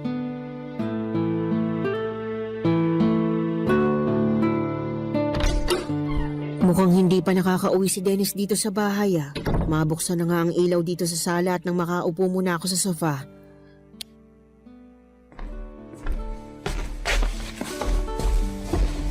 Ay, nakakapagod yung mga klase ko kanina.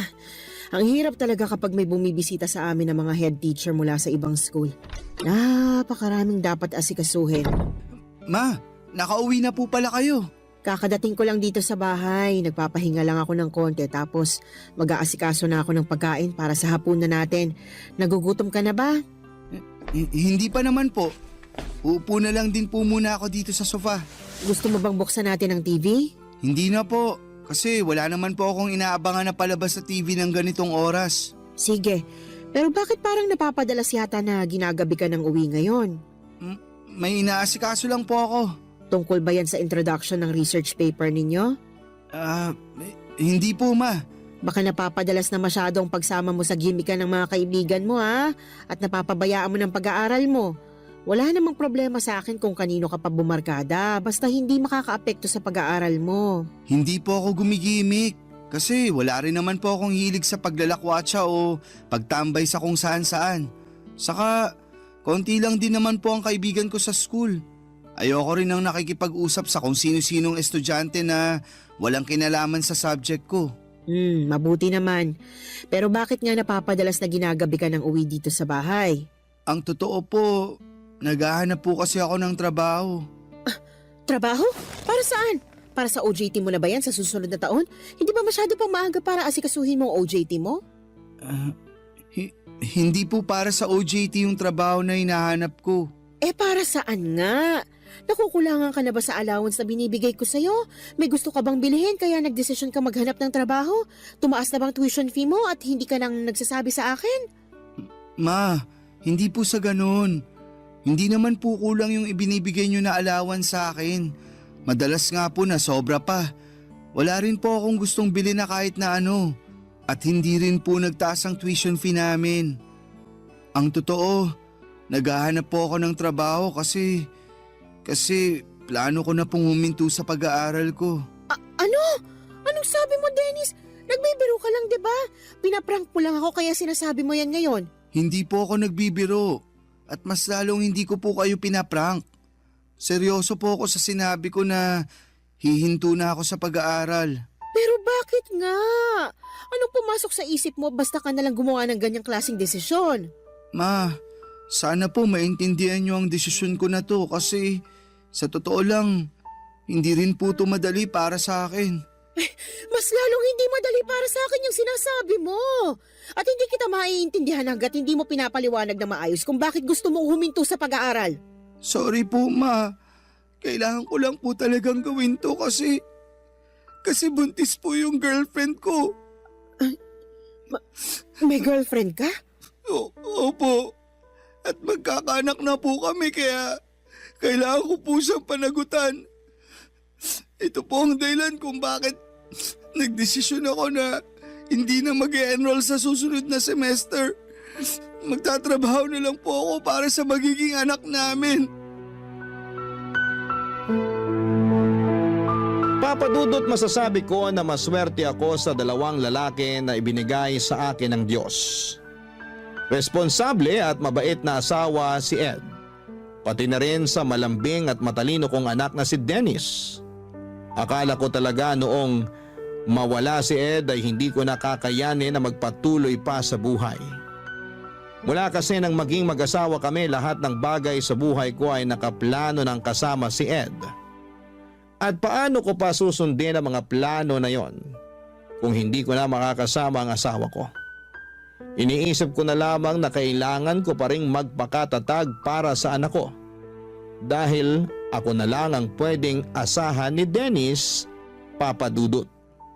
Mabuti na lamang at lumaki talagang mabait, malambing, masunurin at matalinong bata ang anak ko. Hindi niya ako binibigyan ng sakit ng ulo at bonus na lang talagang mahusay siya sa mga klase niya. Masasabi ko rin na marami siyang namana sa tatay niya. Kasama na doon ang hilig na bumuo ng mga malalaking pangarap para sa hinaharap. Pareho din sila ni Ed na pangarap na mabigyan ako ng malaki at maayos na bahay. Ang sabi ko naman, masaya na ako sa simpleng buhay na meron ako basta kasama ang anak ko. Ang hindi ko inaasahan noon, yung malaking pagbabago na mangyayari dahil sa pagpasok ng bagong tao sa buhay namin, Papa Dudut. Barangay Love Stories. Barangay Love Stories. Papa Dudut, sa totoo lang, gusto kong magalit nang sabihin sa akin ni Dennis na nakabuntis siya ng babaeng hindi ko pa nakikilala. Hindi ako nagagalit kasi masisira o magbabago lahat ng mga plano at pangarap ni Dennis para sa akin. Yung inis at sama ng loob na nararamdaman ko ay para sa anak ko. Kasi bukod sa mga pangarap niya para sa akin ay meron din siyang sariling pangarap na alam kong magugulo ng dahil sa mga nangyari.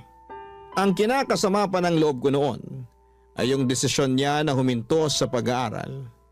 1.5 taon na lang kasi at makakagraduate na dapat siya sa college. Kaya lang ay hindi ko na siya napilit pa na ituloy ang pag-aaral niya. Kahit sinabi ko na handa akong tulungan siya sa lahat ng gastusin sa college at sa magiging anak niya. Ayaw niya raw kasi na ipasa sa akin ang responsibilidad dahil sa pagkakamaling nagawa niya.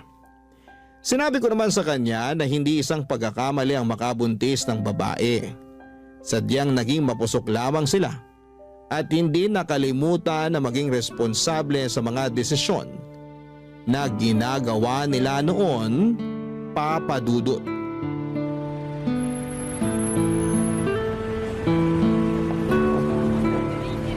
Malapit na tayo sa bahay namin, Kyla. Medyo malayong lakaran pala to, no? Oo, kasi bihira ang dumaraan na tricycle dito sa street namin. Napansin ko rin na parang konti ang mga tindahan dito sa inyo. Medyo nga. Pero wag kang mag-alala kasi may sari-sari store na katabi mismo ng bahay namin. Ayun, sakto. Alam mo naman na mahilig akong bumili ng mga kutkuti na pagkain. Mas okay talaga na may malapit na tindahan sa atin. Pero sa totoo lang, kinakabahan na ako. Kasi baka hindi ako magustuhan ng mama mo. Sobrang bait ng mama ko. Kaya sigurado ako na magugustuhan ka niya at magkakasundo kayong dalawa. Nandito na tayo sa bahay namin. Pagpasensya mo na lang kasi simple lang tong bahay namin. Uy, ang ganda kaya ng bahay nyo, Dennis. May gate pa bago yung mismong pinto ng bahay. Ang ganda pa ng mga halaman dito sa garden nyo. Naku, alagang-alaga ni Mama yung mga halaman na yan. Pasok na tayo sa loob. Kasi sigurado akong excited na rin si Mama na makilala ka.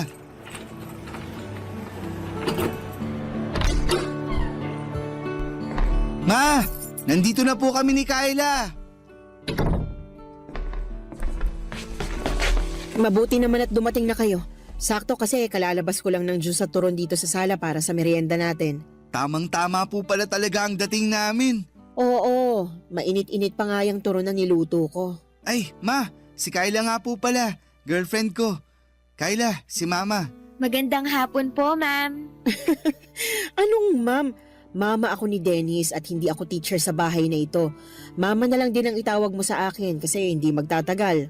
Magiging manugang na rin naman kita. Sige po, ma. Sabi sa'yo, mabait si Mama. At maganda pa, parang ikaw. Oo nga. Maganda talaga ang mama mo, lalo na sa personal. Magaling ka talaga pumili ng girlfriend na ipapakilala sa akin, Dennis. Maupo na muna kayo sa sofa nang makapagmerienda na tayo. Alam nyo, Ma, kanina pa kinakabahan tong si Kyla. Kasi ang sabi niya, baka taray-tarayin nyo raw siya. Uy, wala akong sinabing baka tarayan ako ng mama mo, Dennis. Pero totoo namang kinakabahan ka kanina, di ba? Kahit naman hanggang ngayon, kinakabahan pa rin ako. Ito kasi yung unang pagkakataon na makikilala ko ang mama mo. Huwag kang mag-alala, Kyla. Basta mahal ng anak ko, mahal ko na rin. Pero matanong ko lang, saan ba kayo nagkakilala ni Dennis? Wala pa kasi siyang masyadong nakukwento sa akin tungkol sa'yo. Sa school din po kung saan nag-aaral si Dennis. Ah, magkaklase kayo ng anak ko? Hindi ko po siya kaklase at matagal na rin po akong huminto sa pag-aaral. Ah, hindi ka na pala nag-aaral. Opo, Ma. Nakatungtong naman po ng first year college si Kyla noon. Pero nang mamatay ang mga magulang niya 3 years ago, tita na lang niya ang kasama niya. Doon po siya nagdesisyon na magtrabaho na lang. Ah, ganun ba? Paano kayong nagkakilala sa school kung hindi naman pala siya estudyante doon? Nagtatrabaho po ako sa kantin sa loob ng university kung saan madalas na kumakain si Dennis. Doon po kami nagkakilala. Masipag pong magtrabaho si Kyla at yun talaga ang pinaka nagustuhan ko sa kanya. Alam ko po na hindi ko talaga siya naikwento sa inyo noon. Pero mabuting tao po si Kyla at mahal na mahal ko po siya. Kaya sana po, okay lang sa inyo na dito muna kami tumira habang hindi pa siya nakakapanganak. Siyempre naman kasi bahay mo na rin to, anak. Huwag kang mag-alala kasi maaasahan mong suporta ko sa lahat ng desisyon na gagawin mo. Lalo na kung para sa relasyon at magiging anak ninyo ni Kyla.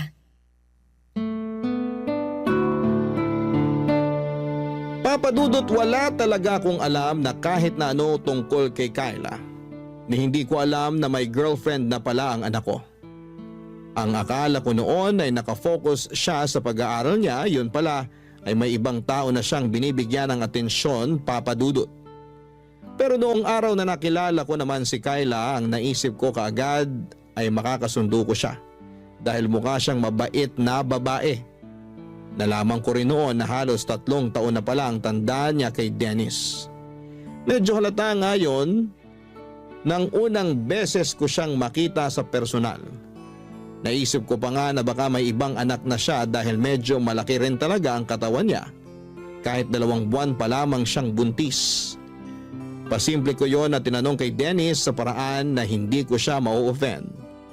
At sinabi naman niya na wala pang ibang anak si Kyla at sadyang may kalakihan lang din ang katawan nito, papadudot.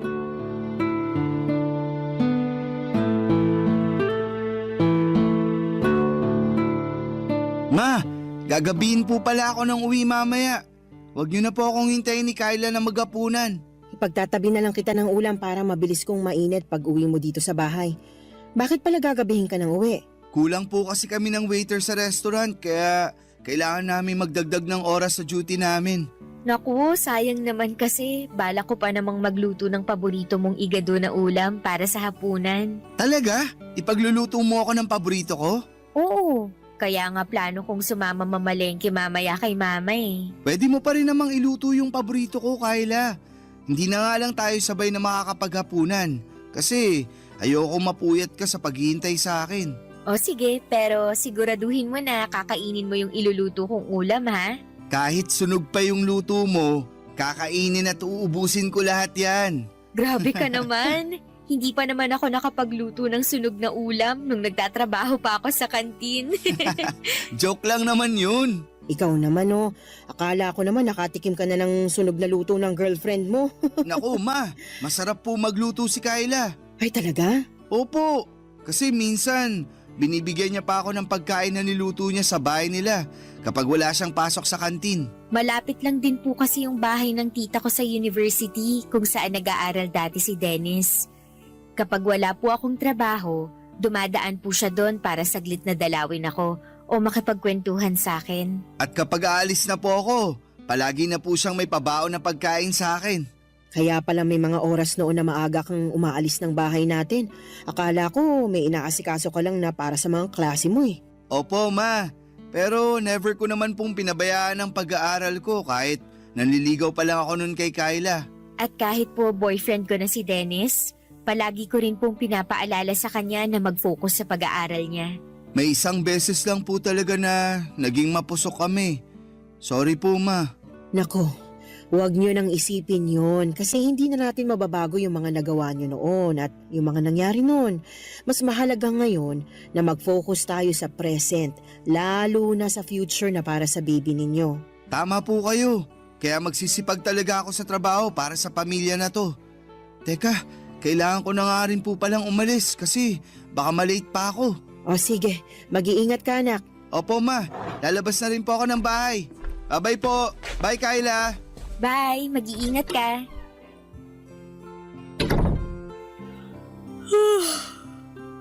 Ang dami ko po palang nakain na pandesal at pansit. Napansin ko nga rin yan.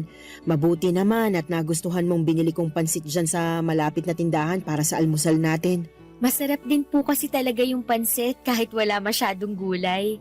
Ayos din po yun dahil hindi rin ako mahilig sa gulay. Pareho pala kayo ni Dennis na hindi mahilig kumain ng gulay. Pero ngayon po, pinipilit ko naman na kumain ng gulay para sa pinagbubuntis ko. Inaantok na tuloy ulit ako. Oh, saan ka pupunta?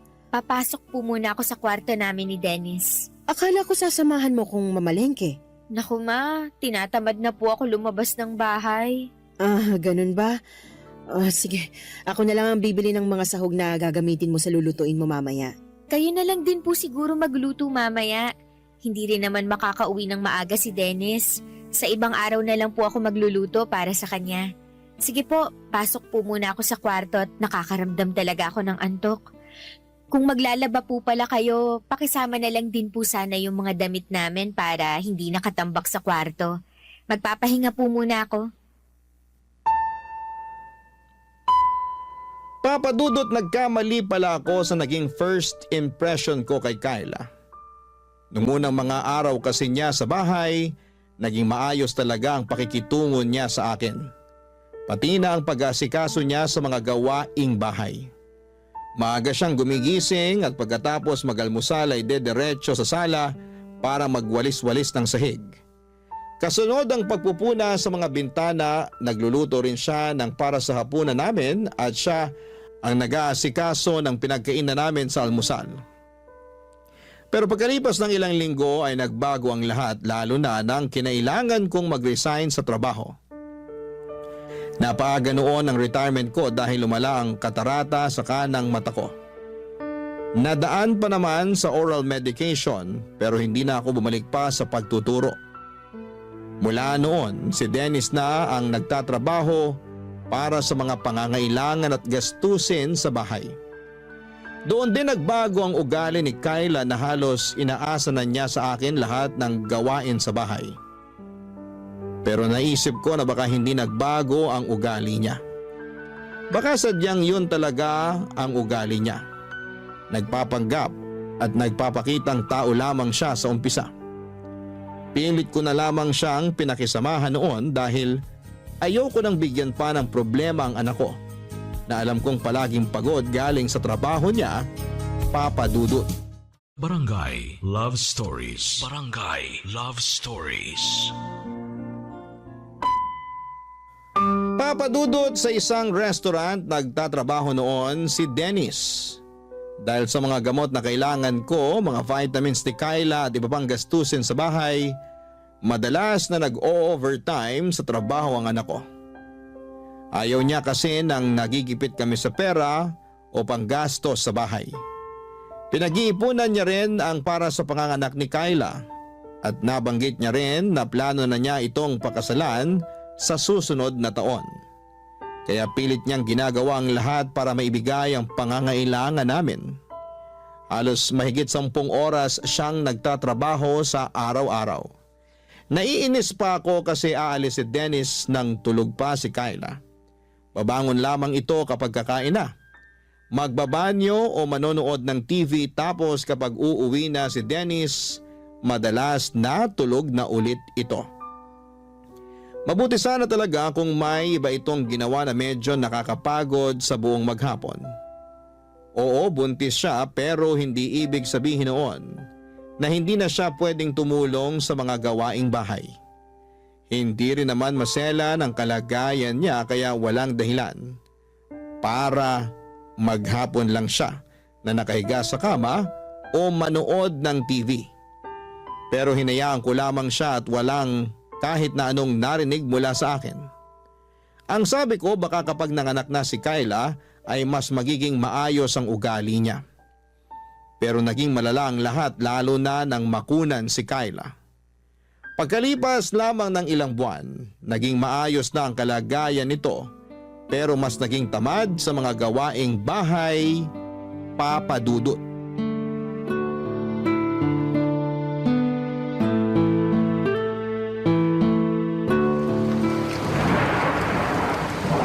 Naku, ang lakas ng ulan sa labas ng bintana. Kung kailan naman patapos na ako dito sa niluluto ko.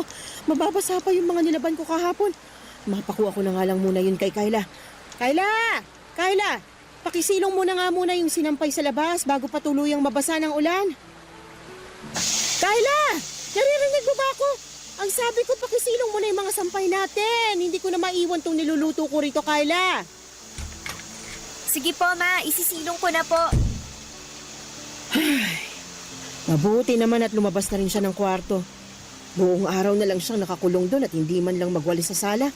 Lahat na lang ng kailangang asikasuhin dito sa bahay, ako nang gumagawa. Haluin ko na nga munang mabuti itong mga gulay. Ayan, mukhang ayos na itong niluluto ko rito. Mapatayin ang apoy sa kalan at silipin ko muna si Kyla kung nagtitiklop na ba siya ng mga sinilong na damit. Kyla, tinitiklop mo na ba yung mga sinilong mo mula sa labas? Ay, teka, nasaan ang babaeng yun? At talagang iniwanan lang dito sa sofa yung mga damit na kinuha niya mula sa sampayan? Ay, mga basa pa yung iba sa mga ito. Tapos sinama na niya sa mga tuyong damit. Talaga namang magsisilong na lang ng mga damit, hindi pa inayos. Kailan mo ba aayusin ang mga kilos mo dito sa bahay na ito, Kyla? Bakit naman po hindi kayo kumakatok bago niyo binuksan yung pinto at pumasok dito sa kwarto namin? Bukas tong pinto ng kwarto niyo kaya hindi na ako kumatok.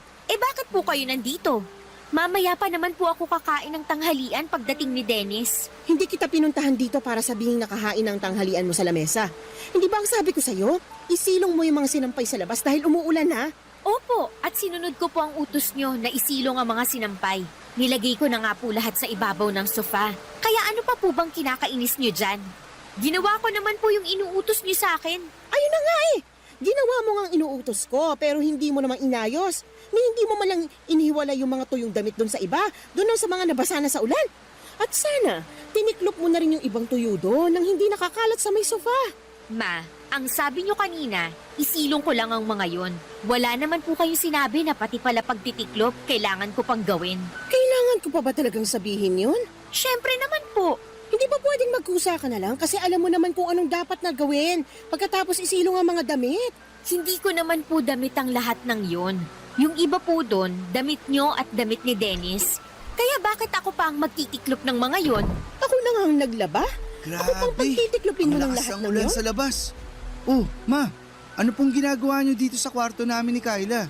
Kinakausap ko lang itong girlfriend mo. Bakit po? Ay nako Dennis, di ba kanina ko pa sinabi sa'yo na masakit ang ulo ko?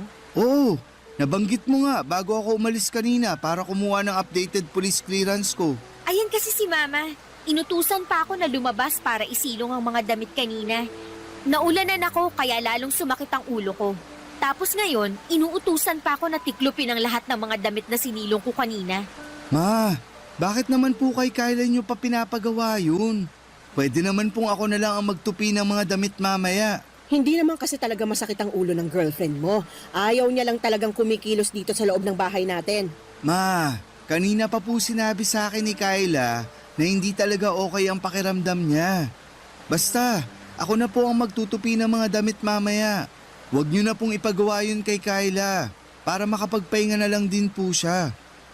Nakapagluto na po ba kayo ng para sa tanghalian natin? Oo, maghahain na ako para sabay-sabay na tayo makakain ng tanghalian. Papadudot, 7 buwan na ang ipinagbubuntis ni Kyla nang makunan siya dahil naging mahina ang puso ng baby niya. Grabe ang pagdadalamhati ng anak ko noon at halos 1 linggo ko siyang hindi makausap ng maayos. Mabuti na lang at pagkalipas ng 2 linggo mula nang mailibing ang anak ni Kyla, nakita ko na muling nagkaroon ng direksyon ng buhay niya. Nang mga panahon na yon ay madalas ko siyang nakakausap tungkol sa mga naging pagsisisi niya sa nangyari sa buhay niya. Sinabi ko na may malaking dahilan kung bakit nawala ng maaga ang anak niya. Parang yun nangyari sa akin noong maaga rin akong nabiyuda. Isa sa mga dahilan yon para mas lalo kaming maging matatag at sinabi ni Dennis na magfo-focus na lamang daw siya sa amin ni Kyla. At sa plano niya na pakasalan ito sa susunod na taon, kung ano ang pagsusumikap na ginagawa ni Dennis sa buhay ay kabaliktaran naman ang ginagawa ni Kyla sa bahay namin.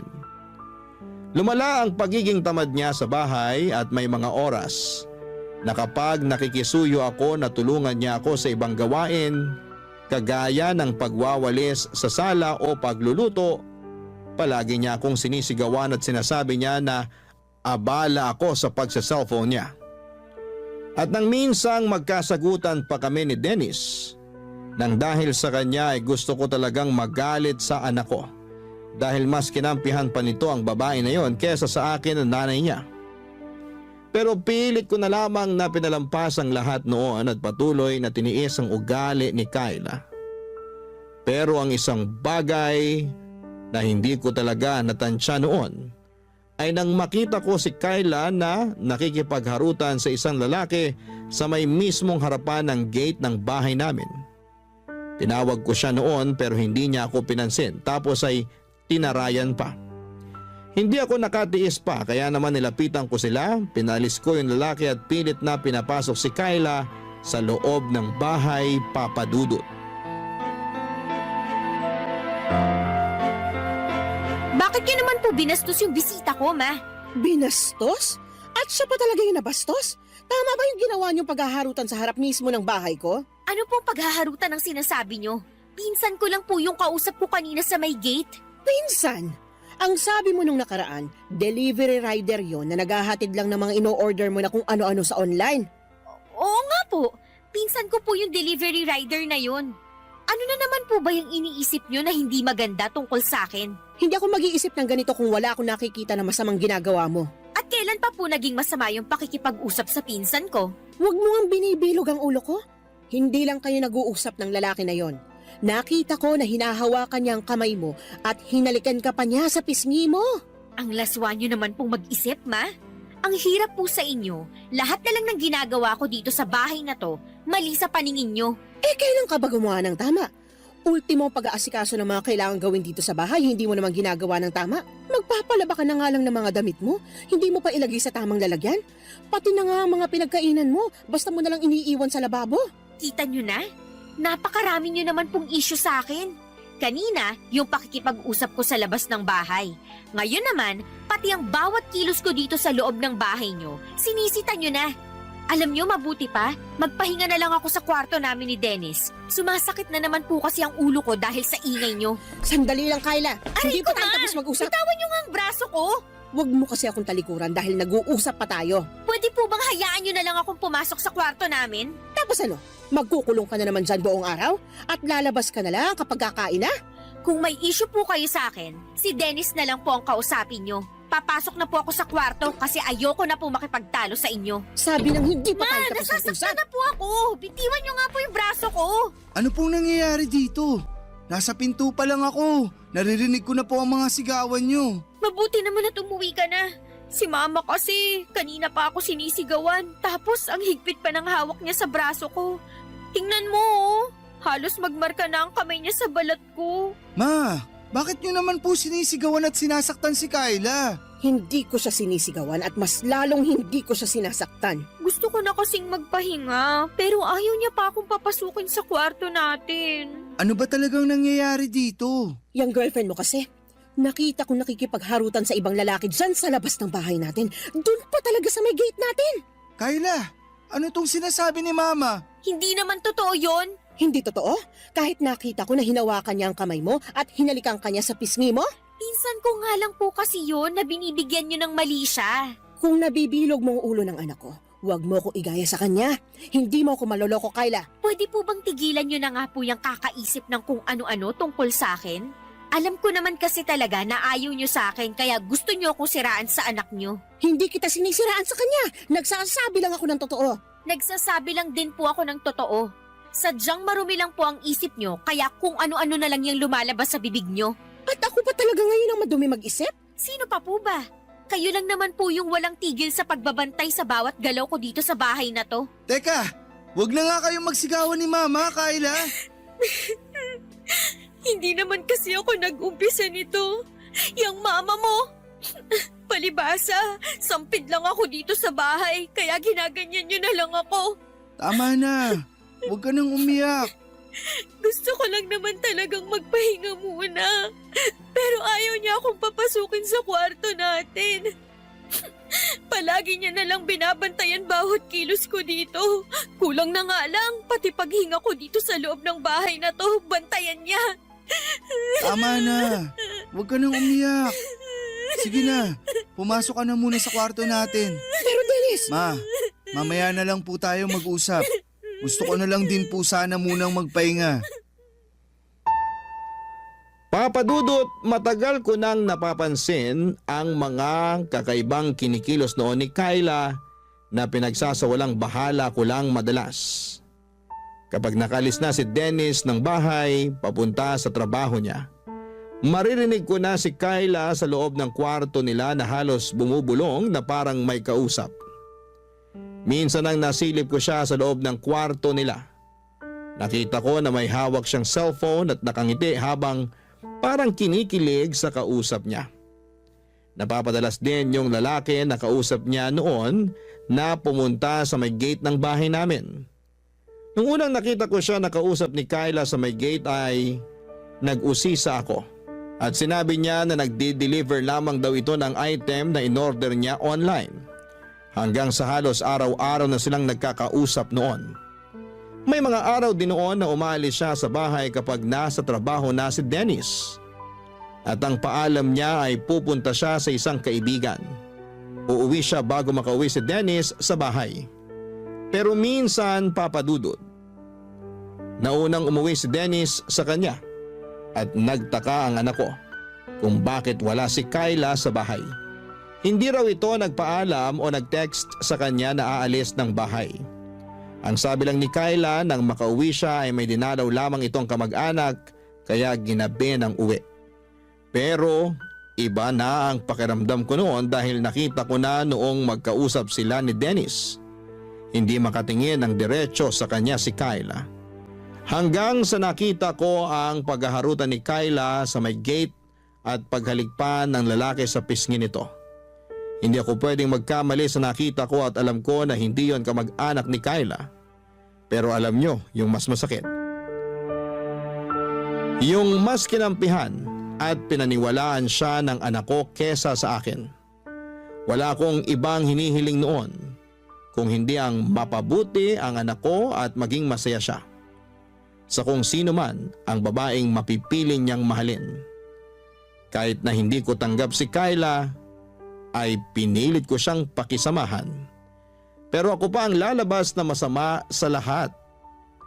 Pagkatapos ng pagtatalo namin na yon ay nag-decide si Dennis na umalis na sila ng bahay ni Kyla. Nangupahan sila sa hindi kalayuan mula sa bahay ko. At isang beses sa isang linggo ay dinadalaw na lamang ako ni Dennis sa bahay. Kapag dinadalaw ako ng anak ko ay iniiwasan namin na pag-usapan ang tungkol sa relasyon nila ni Kyla para hindi kami magtalo.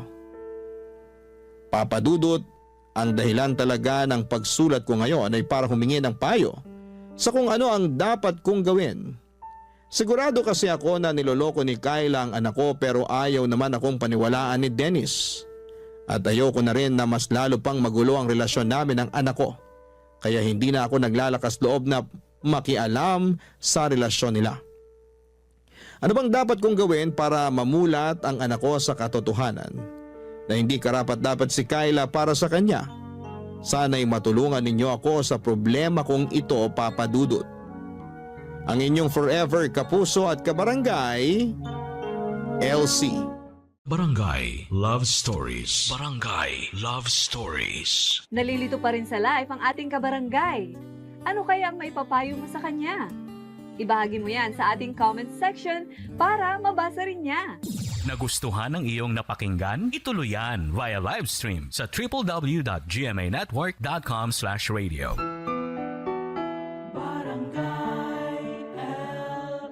In Mega Manila, 97.1. Forever!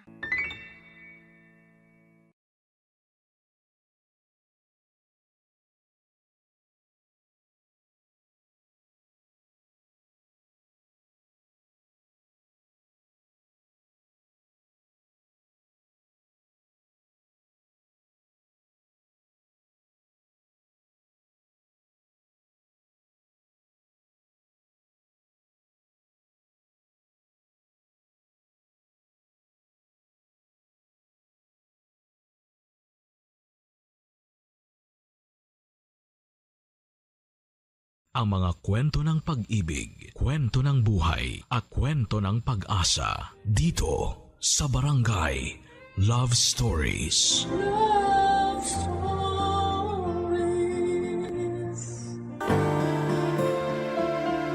Tama ang tumulong sa mga nangangailangan. Sabi nga nila maging blessing ka para sa iba. Ibang usapan na kung alam mong sumosobra na sila. Ikaw, kabarangay, kaya mo pa mang maging biyaya para sa iba.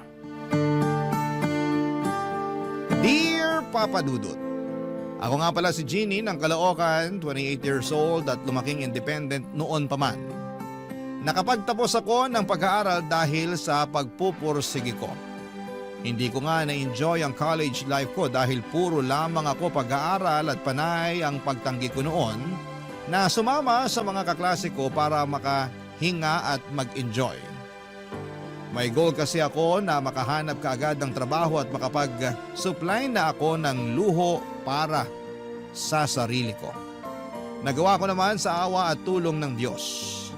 Pagkatapos kong magkolehiyo, Papa Dudut, agad akong nakapasok sa isang sikat na kumpanya. Malaki ang pasahod sa akin lalo't nakapagtapos ako bilang cum laude sa aming university. Masaya ako at nagbunga lahat ng pinaghirapan ko. At wala akong balak ihinto yun kahit sa konting pahinga lang. Wala pang isang taon ay nakabili na ako ng mga kailangan at luho ko. Nakaupa na rin ako ng magandang kondo na malapit sa trabaho ko. Bukod pa roon ay nakakapagsustento na ako sa mga magulang ko. Isa yon, Papa Dudut, sa goals ko. Wala na talaga akong naging problema sa career. Wala man akong karelasyon ay maayos naman ang kalagayan ko. Pero may isang tawang biglang magpaparamdam sa akin para baguhin ang mundo ko. Hindi ko siya manliligaw, ha? Hindi ko karelasyon.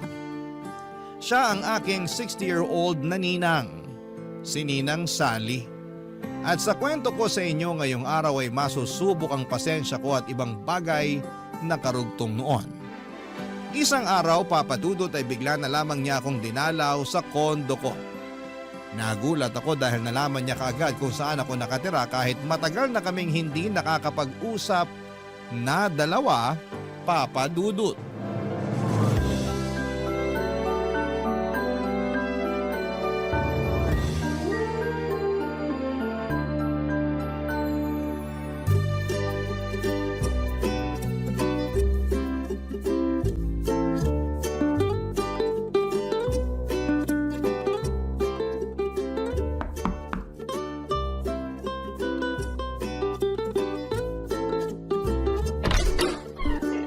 Ninang Sally, Jenny! Akala ko na may nakalimutan mo na ako. ano pong ginagawa niyo rito? Paano niyo nalaman kung saan ako nakatira? Papasukin mo muna ako bago ka mang intriga. Ay sige po, pasensya na Ninang. Nabigla lang kasi ako. Pasok na po kayo. Pwede bang maupo rito sa mamahalin mong sopa? Na makatikim naman ng lambot itong likuran ko. Sige lang Ninang, maupo na kayo. Ay, nako! Tama nga ang iniisip ko. Malambot ang sopa mo. May gusto ba kayong inumin? Huwag ka na magabala sa maiinom ko. Napasobra na ako sa buko juice kanina dun sa jeep. Sapat pa naman itong nasa sikmura ko hanggang mamaya. Ay, napakalambot talaga nitong sopa. Ano nga ulit yung tanong mo, Jenny? Ang bilis ko lang kasing makalimot kapag masyado na akong komportable sa pagkakaupo eh. Paano niyo nalaman na nakatira ko rito? Nakapollow ako sa Facebook mo. In-add kita pero hindi mo naman in-accept. Pero mabuti na lang at nakapublic ang mga pinopost mo. Kaya nakita ko kung saan ka nakatira. Baka naman pwede mo na ako maging friend sa Facebook mo ngayon. Sige Ninang. Pag nagbukas ulit ako ng Facebook, i-accept na kita. Busy kasi kaya hindi ko maharap na asikasuhin ang Facebook account ko. Bakit nga po pala kayo nandito? Ay, wala naman. Naisip ko lang na dalawin ka. Matagal na kasi kitang hindi nakikita eh. Kumusta pala mga magulang mo? Ayos naman po. Umuwi na sila sa amin sa Bicol. Nagpapadala na lang ako sa kanila ng pang-allowance nila doon. Nakakaingit naman palang magulang mo. Kung alam ko lang ang benepisyo ng pagkakaroon ng anak, di sana nagpaanak na lang ako sa dati kong nobyo. Kayo na-enjoy niyo raw kasi ang pagkadalaga niyo, sabi ni nanay. At pagmamahal sa sarili ko. Hindi naman kasi ako nagsisisi na hindi ako nakapag-asawa. Kaya lang minsan, nakakaramdam din ako ng lungkot. Lalo na kapag nakakakita ako ng mga bata. Mahilig pa naman kayo sa mga bata, Ninang. Oo nga Ikaw nga itong paborito ko. Naalala mo ba nung bata ka pa lang? Lagi tayong magkasama. Ako pa lagi ang bumibili ng candy at ice cream na maibigan mo. Naalala ko nga po. Aba, pati yung mga laruan na hindi kayang bilhin ng mga magulang mo. Oy, ako ang bumibili noon lagi para sa'yo. Pasalamat na nga lang talaga at nakakaluwag-luwag ako nung araw. Salamat po pala ron, Ninang. Ay, walang anuman yun. Para na nga kitang anak Sa'yo ko binuhos yung mga sobrang biyaya ko. Hindi ko po yun makakalimutan. Naku, dapat lang. Kasi balang araw, baka maningil ako. Biro lang. Si Ninang Sally talaga, lagi na lang nagbibiro. Ay nako, malapit na pala ang Pasko. Pasensya ka na kung hindi na kita mabibigyan tulad ng dati ha. Wala nang pangregalo si Ninang Retired na kayo sa pagbibigay ng aginaldo sa akin, Ninang. Hindi na ako bata. Itago nyo na lang yung pera nyo para magamit nyo sa ibang pangangailangan ninyo. Oo nga Madalas na ako magtabi para sa maintenance ko. Sa awa ng Diyos, nakakaraos pa rin naman. Ay, siya, aalis na ako para maabutan ko pa yung pinapanood kong teleserye sa GMA. Salamat sa pagpapapasok mo sa akin dito sa mamahalin mong kondo, ha? Tinulungan kong makatayo si Ninang Sally sa pagkakaupo niya sa sofa. Niyakap niya ako at sinabing proud siya sa akin dahil lumaki akong mabuti at hindi nakakalimot. Lalo pa raw siyang natuwa sa akin dahil umasenso na ako sa buhay. Hindi na raw ako aasa sa kanya sa candy at laruan. Natawa na lamang ako sa sinabi niya pero nakatulong yon para mas gumanda ang tingin ko sa sarili ko. May narating na talaga ako dahil hindi na ako palaasa sa itutulong ng ibang tao. Inalalayan ko na rin na lumabas si Ninang sa pinto at pagkatapos noon ay kinuha niya ang number ko para makausap ko raw siya kapag nakakaramdam siya ng lungkot. Ibinigay ko naman sa kanya para hindi na rin niya ako kulitin na i-add siya sa Facebook. Nang makuha na niya ang number ko ay umalis na rin siya. Noong nakaalis na si Ninang Sally ay naalala ko lang bigla ang naging buhay niya. Tulad ko ay umasenso rin siya noong kadalagahan niya. Kaya nga siguro ay hindi na siya nag-asawa pa dahil kontento na siya sa buhay na meron siya. Independent din siyang katulad ko at hindi umaasa sa iba. Doon ako napabilib sa kanya. Kaya lang isang araw ay binawi sa kanya mga biyaya niya. Nasangkot noon si Ninang sa isang pyramid scheme. Hindi naman siya ang may kagagawan pero nadamay siya.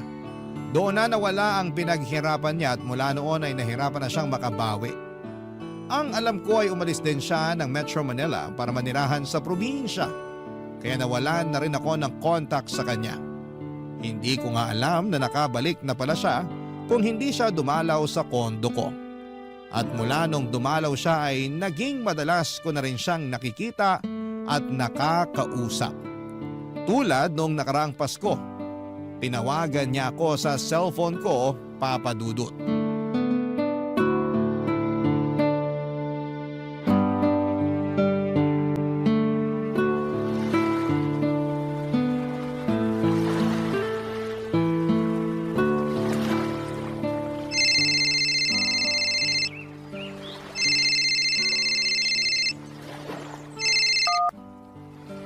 Hello? Hello, Jenny! Ninang Sally? Oh, napatawag po kayo. Ay, Merry Christmas, Jenny! Merry Christmas din po, Ninang. Nasa kondo ka ba ngayon? Wala po, Ninang. Andito ako ngayon sa beach. Nakabakasyon na kasi ako. Ay, nakakaingit naman! Padagat-dagat ka na lang! Ay, naku, kailan kaya ulit ako makakatapak sa dagat? Huwag na kayong malungkot, Ninang. Hayaan niyo sa susunod, isasama ko kayo. Maghanda na kayo ng swimsuit nyo. Aasahan ko yan, ha? Para naman makaamoy na ako ng alat sa hangin. Hindi puro polusyon dito sa Manila ang naamoy ko. Sa susunod, Ninang, promise. Asaan po ba kayo ngayon? Ay, nandito lang naman ako sa bahay. Ayaw niyo po bang lumabas para mamasyal? Maraming makikita ngayong Pasko sa mga mall o park. Naku, hindi na. Baka mamatay lang ako sa ingit sa mga tao ron. Bakit naman po? Alam mo namang wala akong pambili ng pamasko ko para sa sarili ko. Nakalaan talaga ang pensyon ko para sa maintenance at sa iba pang mga kailangan ko. Hindi kasali sa budget ang pamasko ko eh. Ah, ganun po ba? Eh di hindi kayo maghahanda para sa Pasko. Ay hindi na. Itutulog ko na lang ito bago pa ako makaamoy ng spaghetti sa kapitbahay. Eh, sabi ko nga sa'yo, ayoko mamatay sa inggit. Papadalan ko na lang kayo, Ninang. Ako nang bahala sa pang Noche Buena nyo. Sabihin nyo sa akin kung saan ako magpapadala para makuha nyo na. Talaga ba? Hindi ba nakakahiya na humingi ng pamasko ang ninang sa inaanak? Parang baliktad naman yata yon. Ako naman ngayon ang magbibigay ng pamasko sa inyo, Ninang. Pasalamat ko na lang sa lahat ng candy at laruan na binigay nyo sa akin nung bata ako tuwing Pasko. Uy, naiiyak naman ako sa sinasabi mo ngayon, Jeannie. Akala ko itutulog ko na lang itong Pasko. Gising kayo hanggang madaling araw ng Pasko, Ninang. Sisiguraduhin kong ma-enjoy nyo ang handa nyo. Ay, napakaswerte ko naman sa'yo, Jeannie. Ay siya, sige. Ipadala mo na lang sa number ko ang perang panghanda ko. Magkano po ba ang gusto nyo? Pwede bang 10,000? 10,000? Pang Noche Buena? Ay, wag na nga. Mukhang sobra yung hinihingi ko. Ay siya, sige na. Mabuti pang itulog ko na lang itong inggit ko. Ang ibig ko pong sabihin, Ninang yung 10,000 ba? Panghanda nyo lang? Hindi naman. Mag-isa lang naman ako eh. Sapat na yung 2K na panghanda ko para sa Pasko. Eh para po saan yung matitirang 8,000? Eh, pagsisini ko sana kinabukasan. Yung buong 8,000? Hindi naman, syempre. Yung iba kasi panghahanda ko sa 3 Kings Day. 3 Kings Day? Parte yun ang selebrasyon ng Pasko, Jeannie. Pinagdiriwan ko rin yun bago ako magtanggal ng mga Christmas decor ko. Ngayon ko lang nalaman na dapat paghandaan ng 3 Kings Day. Noche Buena at Media Noche lang kasi ang alam kong may paspageti at fruit salad eh. Ay, ibahin mo ang kalendaryo ko. Kung sakaling maghahanda rin kayo sa 3 Kings Day, parang sobra pa rin yung matitira sa inyo. Yung iba kasi gagamitin ko para mag-enjoy naman sa Valentine's Day. Ang advance nyo naman, Ninang. Malayo pa ang Pebrero. Gusto ko lang kasing magliwaliw at maging masaya sa Valentine's. Kahit minsan lang ba? Para naman makalimutan kong single ako at walang pamilya. Dala nga po ng awa kay Ninang Sally ay nagpadala na ako kaagad ng 10,000 sa kanya. Nadaan ako sa pagpapaawa niya tungkol sa pagiging solo at single, hindi lang sa Pasko kundi sa Valentine's Day. Naisip ko na maliit lang din naman ang 10,000 kumpara sa 13 years na pinamaskuhan niya ako. Bukod nga doon, kahit na hindi Pasko ay nagbibigay din siya sa akin basta makikita niya ako.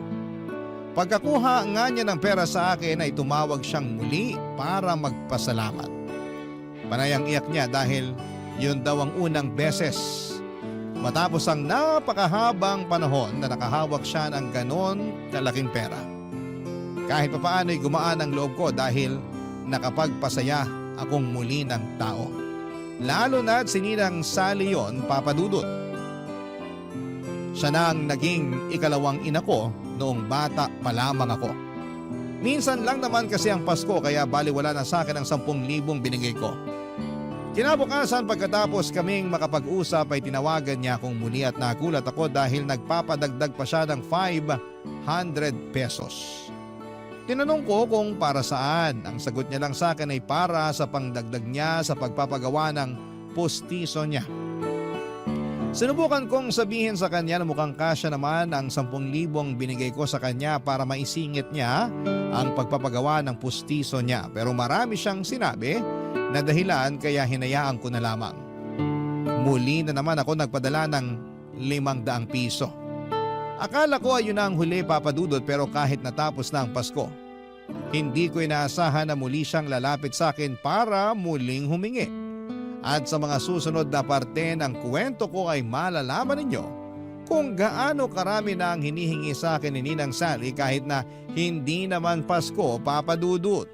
Barangay Love Stories. Barangay Love Stories. Sa paglipas pa ng mga araw ay hindi na ako tinantanan ni Ninang Sally. Marami siyang nilalambing sa akin na gusto niyang mabili at hindi raw niya magawa dahil matanda na siya. At wala siyang pera bukod sa maliit na pensyon na nakukuha niya. Hindi naman ako makaangal noon dahil nauunahan ako palagi ng hiya. Hindi ako nakatanggi ang hirap lalo't lagi niyang binabanggit sa akin ang mga niregalo niya noong Pasko at lalong-lalo na yung mga binibigay niya sa akin kahit natapos na ang Disyembre. Para bang nagkaroon ako ng utang na loob at hindi ko alam kung paano ako makatatapos sa pagbabayad noon sa kanya. Maliit lang naman po yung mga hinihingi niya pagkatapos nung pinadala kong 10,000. Minsan 500 piso para pambayad ng kuryente, minsan naman ay 1,000 dahil na short daw siya sa pangbayad ng renta at meron naman yung tig 200 pesos.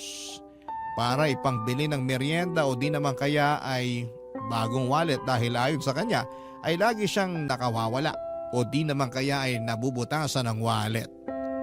Alam na rin niya ang araw ng sahod ko at alam na rin niya kung kailan ako pwedeng tawagan para masagot ko.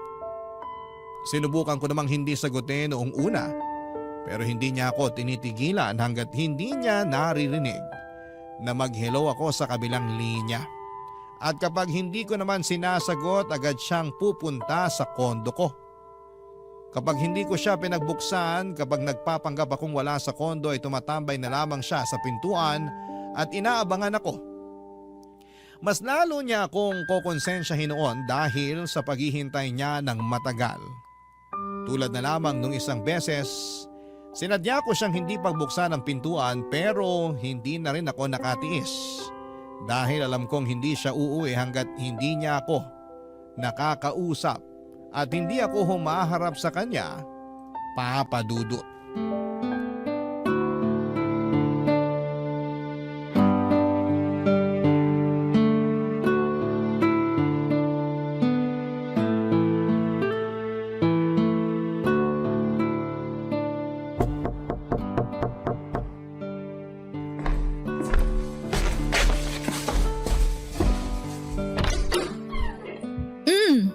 Ninang Sally, kanina pa ba kayo rito sa labas? Oo, Nabilang ko na nga lahat ng ipis at butiki na dumaan, pero hindi ka pa rin nagbubukas ng pinto. Nakatulog kasi ako, Ninang eh. Napagod kasi ako buong linggo kaya bumawi ako ng pahinga kanina. Sorry po. Para kasing sinadya mong hindi ako pagbuksan eh. Panay ang katok ko. Tingnan mo nga itong kamao ko oh. Namumula na. Baka bukas ay magpasana ito. Alam mo naman kaming mga may edad na.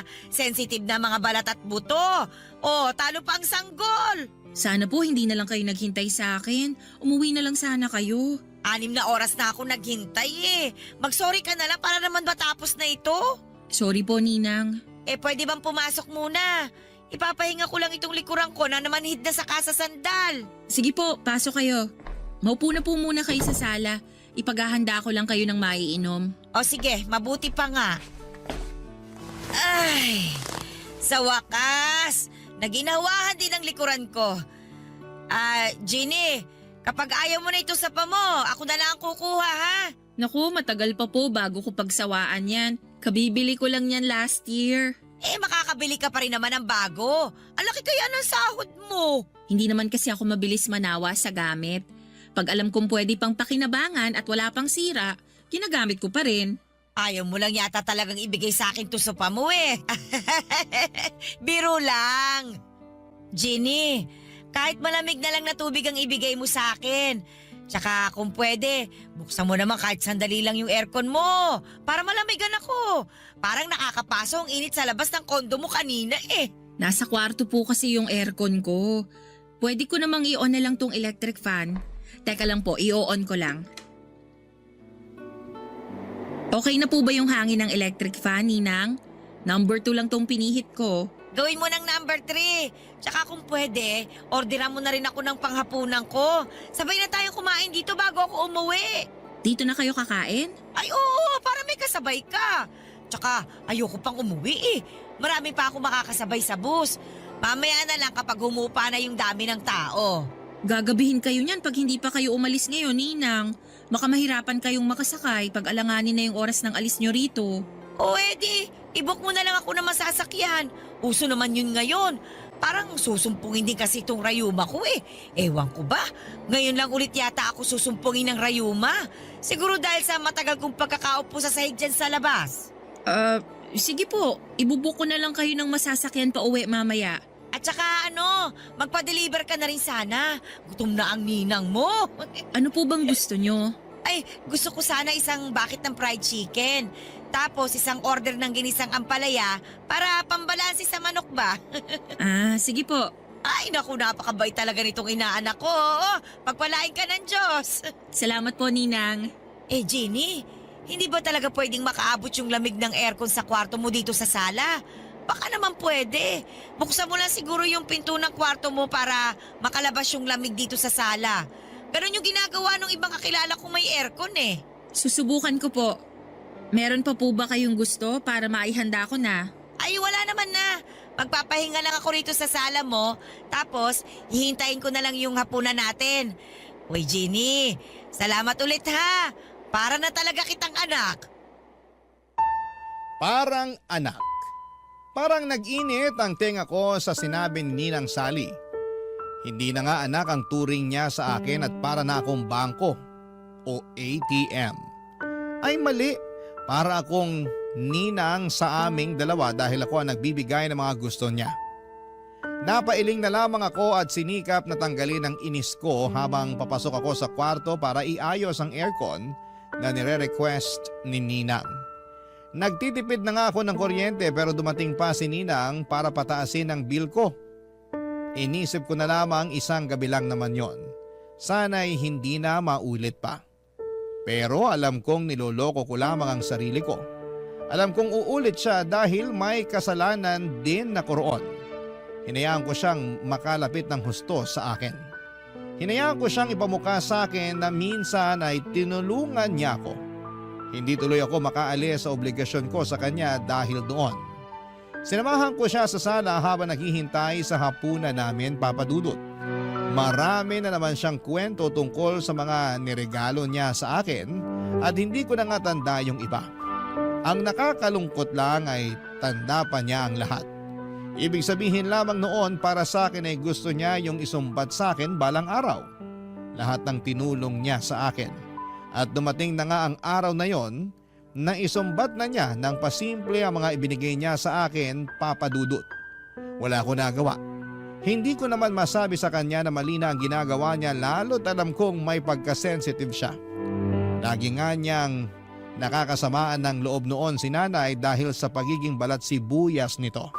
Nagkakaayos din naman sila pero napansin ko noon na habang lumalaki ako ay tipid na kung makipag-interact si nanay sa kanya. Noong nagkaedad lamang ako, nakaunawa kung bakit nagkaroon ng lamat ang relasyon nilang dalawa, Papa Dudut.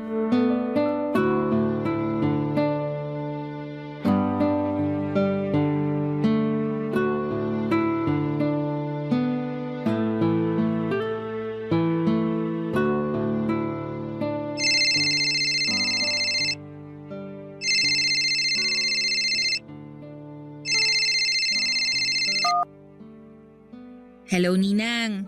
Hello, Jeannie! Oy, mabuti naman at sinagot mo na ang tawag ko. Ay, nako! Sorry po, naka-silent kasi tong phone ko kaya hindi ko narinig na tumatawag pala kayo. Andito pa kasi ako sa office eh.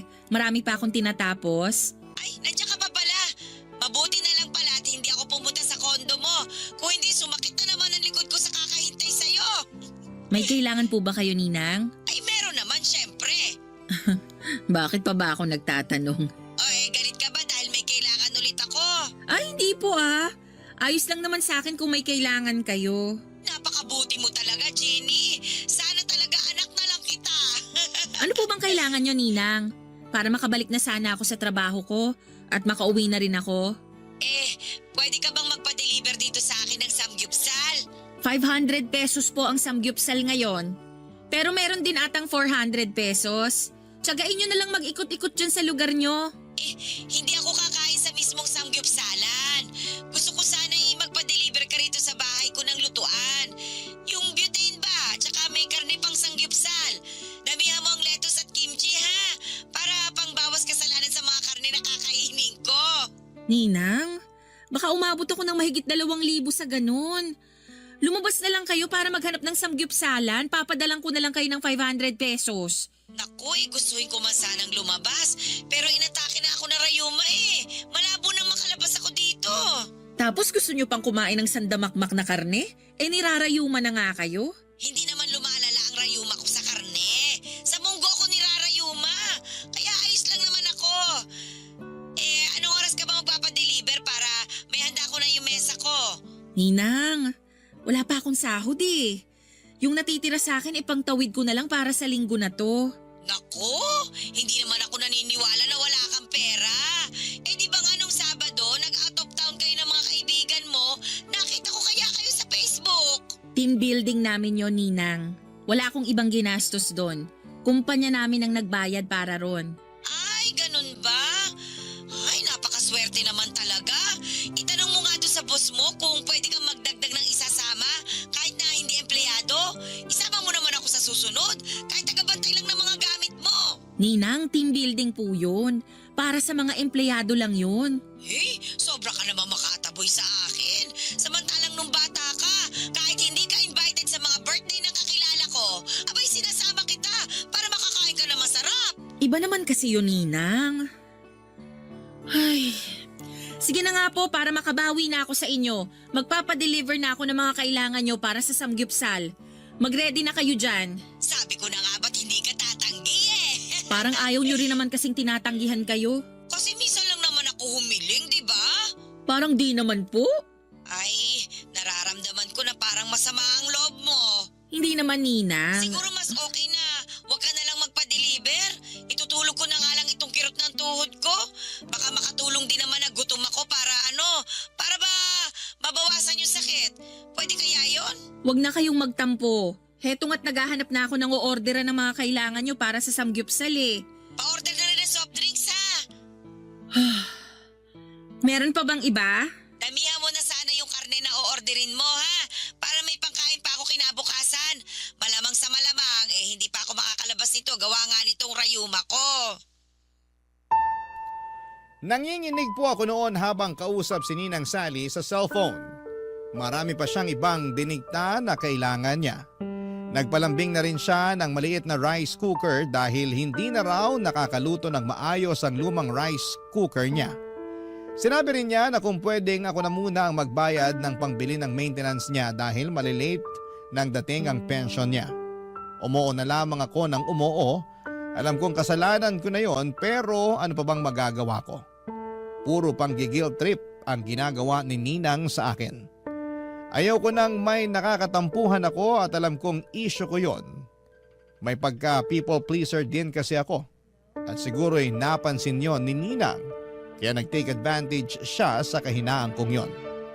Isang bagay na nagpababa ng tingin ko sa kanya. Parang nawala lahat ng respeto ko sa kanya na naipon noong bata pa lamang ako. Dati lagi siyang laman ng mga sinusulat ko noong bata pa lamang ako sa tuwing may assignment kung sino ang isang taong hinahangaan ko, bukod sa mga magulang ko. Si Ninang Sally lagi ang bida roon. Alam niya yon lahat kaya nga mas napalapit siya sa akin. Wala akong ibang nakitang masama sa kanya noon.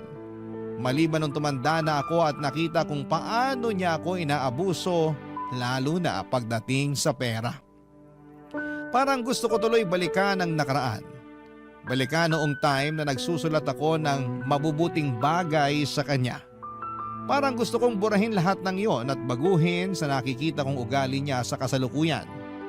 Pero alam kong wala na akong pwedeng magawa pa roon, Papa Dudut. Ang pwede ko na lamang gawin ay tanggapin na lamang na tumanda na ako at nakita ko na ang totoong ugali ng taong hinahangaan ko noon, Papa Dudut. Barangay Love Stories. Barangay Love Stories. Nagpatuloy pa rin si Ninang Sally sa paghingi.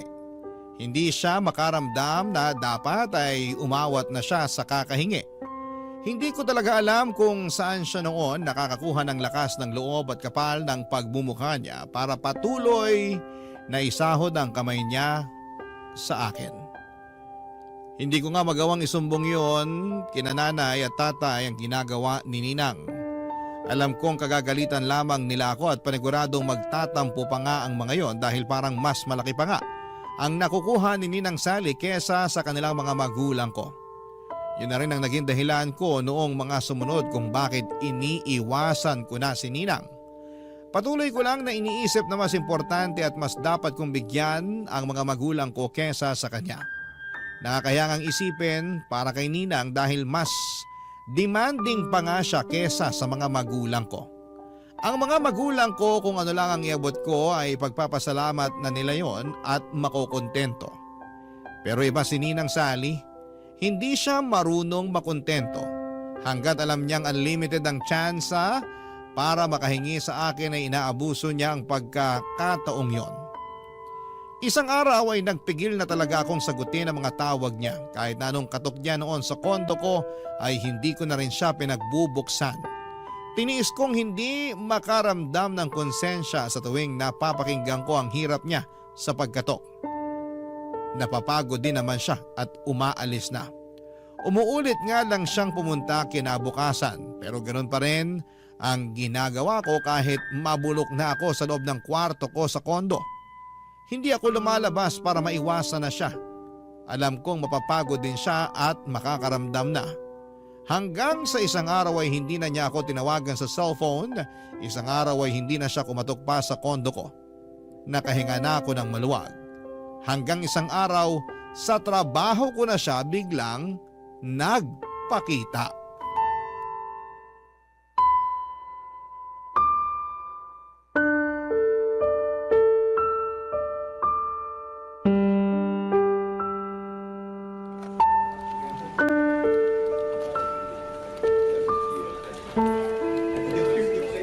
Ninang Sally, anong ginagawa niyo rito sa opisina ko? Ay, pinapasok ako ng guard ninyo. Sabi ko kasi sa kanya, ako ang nanay mo at may iaabot lang ako. Bakit naman po kailangan magsinungaling kayo sa guard? Mapapahamak ako sa ginagawa niyong yan eh. Eh kasi naman, hindi na kita makausap eh. Panay ang tawag ko sa'yo, pero hindi ka naman sumasagot. Busy kasi ako, Ninang. Halos hindi ko na nga mahawakan ng cellphone ko kasi puro na lang ako computer dito sa trabaho. Eh ano bang rason mo kung bakit hindi mo ako pinagbubuksan ng pinto doon sa kondo mo? Lagi akong wala sa kondo kasi madalas naka-OT ako rito sa office. Oh! Sinungaling! Hindi po ako sinungaling. Akala mo ba hindi kita naririnig sa loob ng kondo mo? Matanda na ako at malabo ang mga mata. Pero klaro pa rin ang pandinig ko. Ilang beses kaya kitang narinig doon sa kondo mo na palakad-lakad?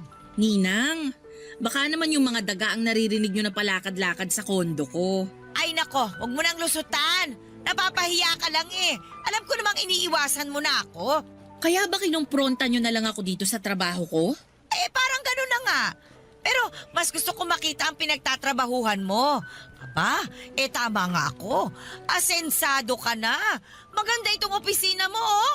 Mukhang mayayaman ang mga empleyado rito. Tama nga talaga ako. Malaki nga ang sahod mo. Hindi naman ata tama na pag-usapan ng sahod ko, Ninang. Tama ka. Mali nga ako ron. Ay, pasensya ka na kung dumiretso ako rito ha. Nalulungkot lang kasi ako sa bahay eh. Ang hirap mag-isa sa buhay. Kung gusto nyo po, pwede kong tawagan si nanay para makapag-usap kayo. Magkwentuhan kayong dalawa. Alam ko gusto ka rin niyang makausap ulit. Ay, wag na. Wag mo na rin babanggitin sa nanay mo na inaabutan mo ako ha. Baka magselos yun at pagbawalan ka ng bigyan ako. Sige po. Salamat ha.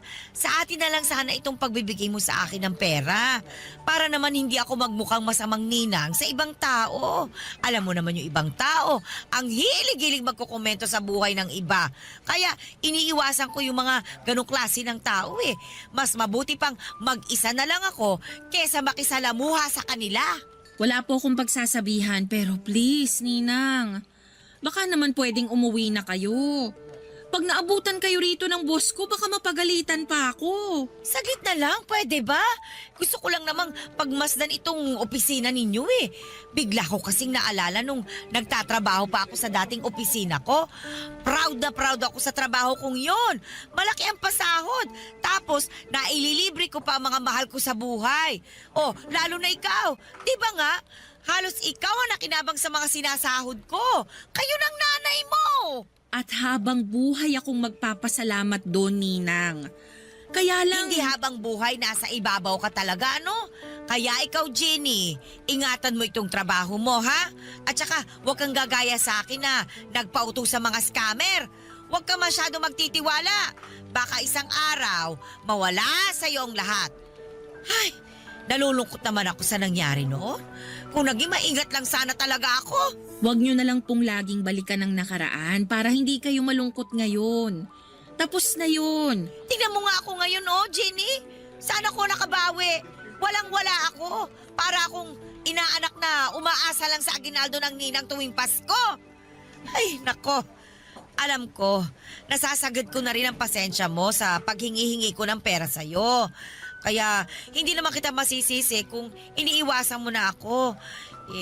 Kaya lang, Jenny, wala na kasi akong ibang malalapitan at mapagkakatiwalaan kundi ikaw lang. Kaya sana naman, matulungan mo rin ako. Tulad ng pagtulong ko sa'yo nung bata ka pa lang. Konti na lang naman ang ilalagi ko rito sa mundo eh. Sana makatulong ka para medyo guminhawa naman ng konti ang mga natitirang araw ko bago man lang ako bawian ng buhay. Nakaramdam ako ng kurot sa mga sinabi ni Ninang Sally. Alam kong madalas nagtutunog nangongonsensya lamang siya. Pero nang pagkakataong yon ay naramdaman ko talaga ang lungkot niya. Ramdam kong balak na niyang sukuan ang laban niya sa buhay. Sa totoo lang ay mukhang sinukuan na talaga niya ang buhay. Mula nung nasangkot siya sa pyramid scheming ay hindi na siya naglakas pa ng loob na ilaban ang kanyang sarili. Hinayaan na lamang niya ang lahat. Nawala yung dating siya, yung masiyahin at matulungin. Matapos siyang masangkot doon kahit piso ay hindi niya iaabot sa mga pulubi. Hindi ko naman siya masisisi at masyadong masakit ang nangyari sa kanya noon. Pero sana'y lumaban pa rin siya ngayon. Kahit sabihing matanda na siya, at inihintay na lamang niyang mawala siya sa mundo ay may dahilan pa rin naman para magpatuloy. Kaya lang parang ayaw na nga niya. Siguro dahil nga sa dinidibdib niya masyado ang pagkatalo niya. Nadala na naman ako ng awa sa kanya. Kaya kahit na hindi nga siya humihingi ng pera noon ay inabutan ko pa rin siya ng 500 pesos. Sinabi ko sa kanya na mamasyal muna siya sa mall at kumain na lang doon. Kahit sa food court lang kung ano man ang magkakasya sa inabot ko. Para lang mawala ng lungkot niya kahit na ilang oras lang. Niyakap niya ako at nagpasalamat. Pagkatapos noon ay umalis na rin siya at sinunod na niya ang payo ko. Nagbalik na ako sa trabaho at alam ko magpapatuloy muli ang cycle ng pagtulong ko kay Ninang Sally. Nagkatotoo naman dahil kinabukasan ay muli niya akong pinuntahan sa kondo. Pinagbuksan ko na siya noon at ayoko na rin magtago pa. Papadudot.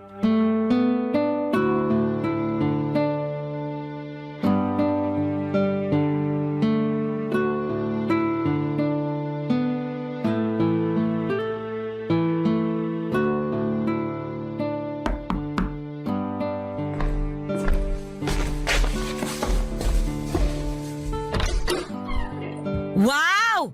Hindi mo na ako tinataguan, ha? Pinagbuksan mo na rin ako ng pinto. Pasok po kayo, Ninang. Ay, salamat, Jenny. Maupo na po kayo sa paborito ninyong sofa. Alam kong na-miss nyo yan. Gustuhin ko man, pero napagod na ako sa kakaupo sa jeep kanina. Inabutan ba naman ako ng matinding traffic? Kaya tatayo na lang muna ako. Sige po, kayong bahala. May gusto po ba kayong kainin? May natitira pa akong sisig sa ref. Pwede kong initin para makakain kayo. Ay, hindi na. Nakakahiya naman. At saka, saglit lang naman ako rito. May kailangan lang talaga ako. Ano po ba yon? Ano kasi? Gusto kong manirahan sa Thailand. Thailand? Andun kasi yung dati kong katrabaho. Sinabi niya na tumira na lang daw ako doon kasama niya. Hindi rin kasi siya nakapag-asawa. Nalulungkot na nga raw siya dahil mag-isa lang siya ron. Samahan ko na raw. Pwede naman po, para bagong environment sa inyo. Saka baka ron kayo makapagsimula ng bagong buhay. Yan din nga ang iniisip ko. Hindi na ako makakapagsimula ng bagong buhay dito sa Pilipinas. Malabo na. Kaya baka sa ibang bansa na ang swerte ko. Susuportahan kita, Ninang. Tama, lumipat na kayo ron. Susuportahan mo talaga ako? Full support naman ako sa mga desisyon nyo sa buhay, Ninang Pwede bang suportahan mo rin ako sa mga gastusin ko sa pagpunta ron sa Thailand? Po? Bigyan mo ako ng pera para maproseso ko yung pagtira ko sa Thailand. O kaya naman, kahit bigyan mo lang ako ng 50,000 para pamasahe ko. At saka, ekstrang pera na rin habang hindi ko pa alam ang gagawin ko ron. Pwede naman ako mag-TNT doon, di ba? Marami namang gumagawa noon. Gusto nyo pa talagang maging illegal ang pagstay nyo sa Thailand? Kung pang-illegal lang ang aabutin ng budget mo, tatanggapin ko na lang. Ako na lang ang didiskarte para maging legal balang araw ang paninirahan ko ron. Siguro naman sapat na yung 50,000 na ibibigay mo. Pero kung may extra ka, 60,000 mo na. Ang hirap kayang mabitin doon. Wala kasi akong ganyang halaga sa bangko ko, Ninang. Ganun ba? Paano kaya kung mag-loan ka na lang? Kasi papayagan ka naman kagad ng bangko mo na umutang. Lalo na kapag nalamang maganda ang trabaho mo. Ayoko pong magkaroon ng utang, Ninang. Huli na naman ito, Jenny. Makakahinga na rin ang bulsa mo kapag nakaalis na ako ng Pinas. Pag wala na ako rito, makakaipon ka na. Hindi mo na ako poproblemahin. Hindi na ako hihingi Dapat nga po hindi ko na kayo pinoproblema Kasi hindi ko naman po kayo obligasyon. Ang sakit mo namang magsalita. Nagsasabi lang po ako ng totoo. Gusto mo rin ba ako magsabi ng totoo? Alam mo ba, nung bata ka pa lang, umutang sa akin ang nanay mo para ipang negosyo nila ng tatay mo. 20 milyon, tanda ko pa. Ang sabi niya, babayaran daw ako pag lumago na yung negosyo nila ng tatay mo. Pero hindi nangyari yon. Mabilis lang silang nalugi. Kaya hindi na nila ako nabayaran hanggang ngayon. Kaya nga ilang na ilang ang nanay mo sa akin dahil alam niyang may atraso pa sila ng tatay mo sa akin. Pero hindi ko na siningil pa yon. Hinayaan ko na lang. Kahit nga ako na yung nawalan noon, hindi ko pa rin sila nilapitan kasi alam kong wala rin naman silang maibabalik sa akin. Naitulong ko na yun sa kanila. Hindi ko na iniisip na utang nila yun sa akin. Ay, hindi ko po alam ang tungkol dyan, Ninang. Wala naman po silang nabanggit sa akin. Sorry po. Eh hindi mo nga talaga malalaman kasi bata ka pa naman noon. Paglalaro lang naman ang alam mo at paghingi sa akin ng candy at laruan sa tuwing nakikita mo ako. Gustuhin ko mang masuklian lahat ng ginawa at binigay niyo sa akin noon. Pero hindi ko po kaya. Sana maintindihan niyo po. Ay nako, paano na kaya ako? Paano ako makakapunta nito sa Thailand? Bigla akong nahiya nang malaman kong malaki pala ang naging utang ni nanay kay Ninang. Para ako nakonsensya dahil sa mga nalaman ko. Kaya naman pala umiiwas si nanay kay Ninang dahil may atraso sila noon. Mali ang balitang nakarating sa akin na masyado raw sensitive si Ninang. Kaya iniiwasan siya ni nanay. Gusto kong makaramdam noon ng inis sa mga magulang ko pero matatanda na rin sila at kailangan na rin ng pangunawa. Parang ako talagang naipit sa sitwasyon nila. Hindi ko naman kasalanan ng mga nangyari pero parang ako ang umako sa pagbabayad ng lahat. Kaya pala malakas ang loob ni Ninang Sally na humingi ng humingi sa akin dahil alam niyang may karapatan siyang gawin yon. Dahil may utang ang mga magulang ko sa kanya. Malaking halaga na nga ang naibigay ko sa kanya noon at pwedeng masabing bayad or bayad na dapat ang utang ng mga magulang ko sa kanya. Kaya lang sa puso ko, parang gusto ko pa siyang tulungan. Kaya naman nag-decide ako na sa huling beses ay bigyan ko siyang muli ng aginaldo. Kahit na hindi Pasko at hindi ako ang inaanak. Nag-loan ako ng 50,000 pesos para panimula niya. Nagpasalamat siya sa akin at sinabing hindi na niya ako gagambalain pa pagkatapos noon. Nang nakaalis na siya ng bansa, saka ako kinausap ang mga magulang ko tungkol sa utang nila kay Ninang Sally at doon ko nalaman na hindi pala totoo ang sinasabi ni Ninang na utang nila. Gumawa lang pala siya ng kwento para kaawaan ko siya at abutan ng pera. Galit na galit si nanay noong nalaman niyang nagbigay ako ng 50,000 pesos kay Ninang. Sumama tuloy ang loob ko sa mga nalaman ko at maraming proof si nanay na hindi totoo ang sinasabi noon ni Ninang Sally. Kaya naman minessage ko si Ninang sa Facebook niya kaya lang hindi na po siya nag-reply pa. Blinak na lamang niya ako at patunay na nagsisinungaling po siya sa akin. Mahigit 2 taon na ang nakakaraan mula noong naloko ako ni Ninang. Pero hanggang ngayon ay may bitbit pa rin po akong sama ng loob sa kanya. Tinangay niya ang 50,000 pesos ko. Kasama na rin ang pagtitiwala ko. Ano ba sa tingin ninyo ang pwede kong gawin? Gusto ko sanang mabawi ang 50,000 sa kanya at pagbayarin siya sa mga ginawa niya sa akin pero hindi ko alam kung nasaan siya ngayon. Ano ba ang dapat na gawin ko? Sana po ay matulungan po ninyo ako. Ako ang inyong kabarangay habang buhay at forever, Jeannie. Barangay Love Stories. Barangay Love Stories. Anong say mo sa Barangay Love Stories na ito? Pagkwentuhan natin sa comment section yan. Nagustuhan ng iyong napakinggan? Ituloy yan via live stream sa www.gmanetwork.com/radio. Barangay LS 97.1 forever. Ang mga kwento ng pag-ibig, kwento ng buhay at kwento ng pag-asa dito sa Barangay Love Stories. Love Stories.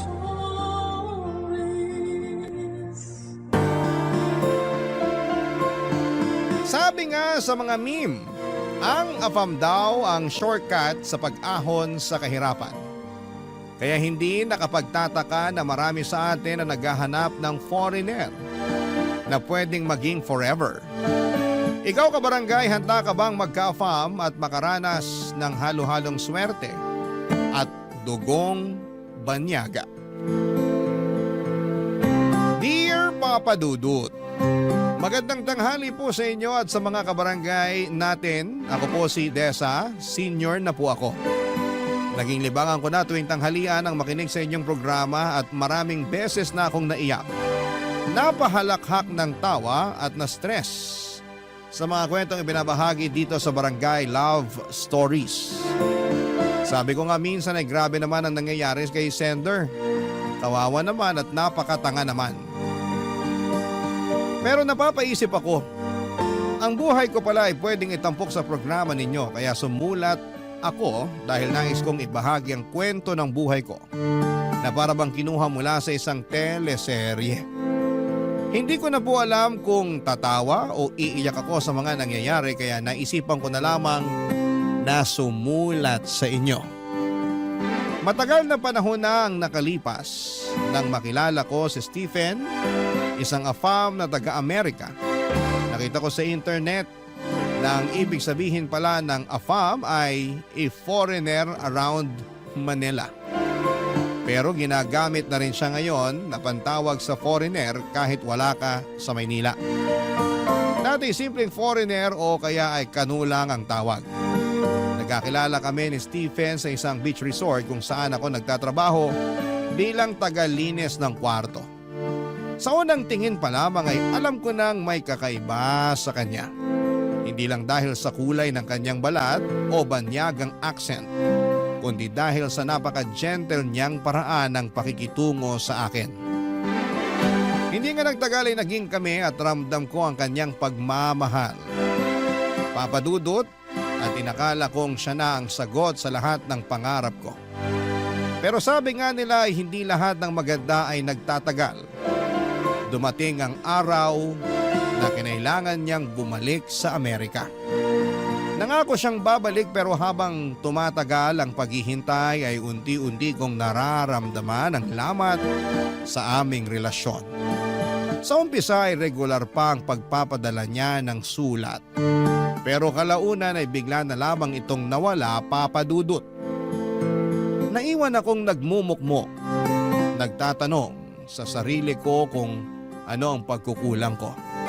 Bakit hindi na siya sumusulat sa akin? At dito na nga pumasok sa eksena si Edward. Si Edward ay matagal ko nang kilala. Kaibigan siya ng pinsan ko at matagal nang umaaligid sa akin. Noong una ay hindi ko siya pinapansin dahil mahal na mahal ko nga si Stephen. Pero sa mga pagkakataong umiiyak ako dahil sa kawalan ng balita mula kay Stephen, si Edward ang laging nariyan sa tabi ko. Siya ang nagpapatawa sa akin at umaalalay kapag bumibigat na ang loob ko.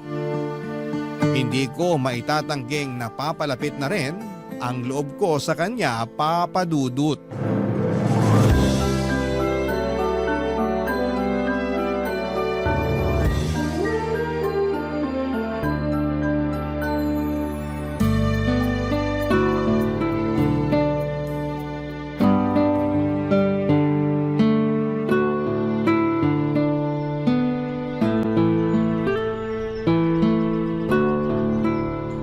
Desa, parang kanina ka pa nakatulala dyan ah.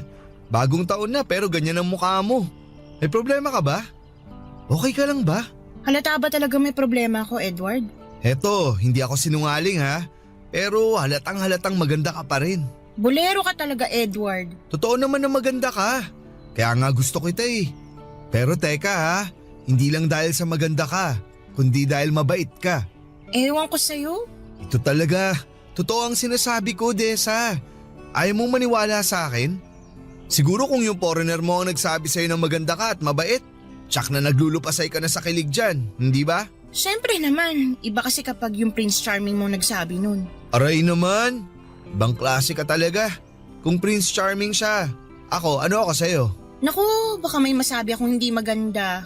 Tingin ko, nabulag ka na talaga ng foreigner na yun. Love is blind nga, kaya ganun. Wow!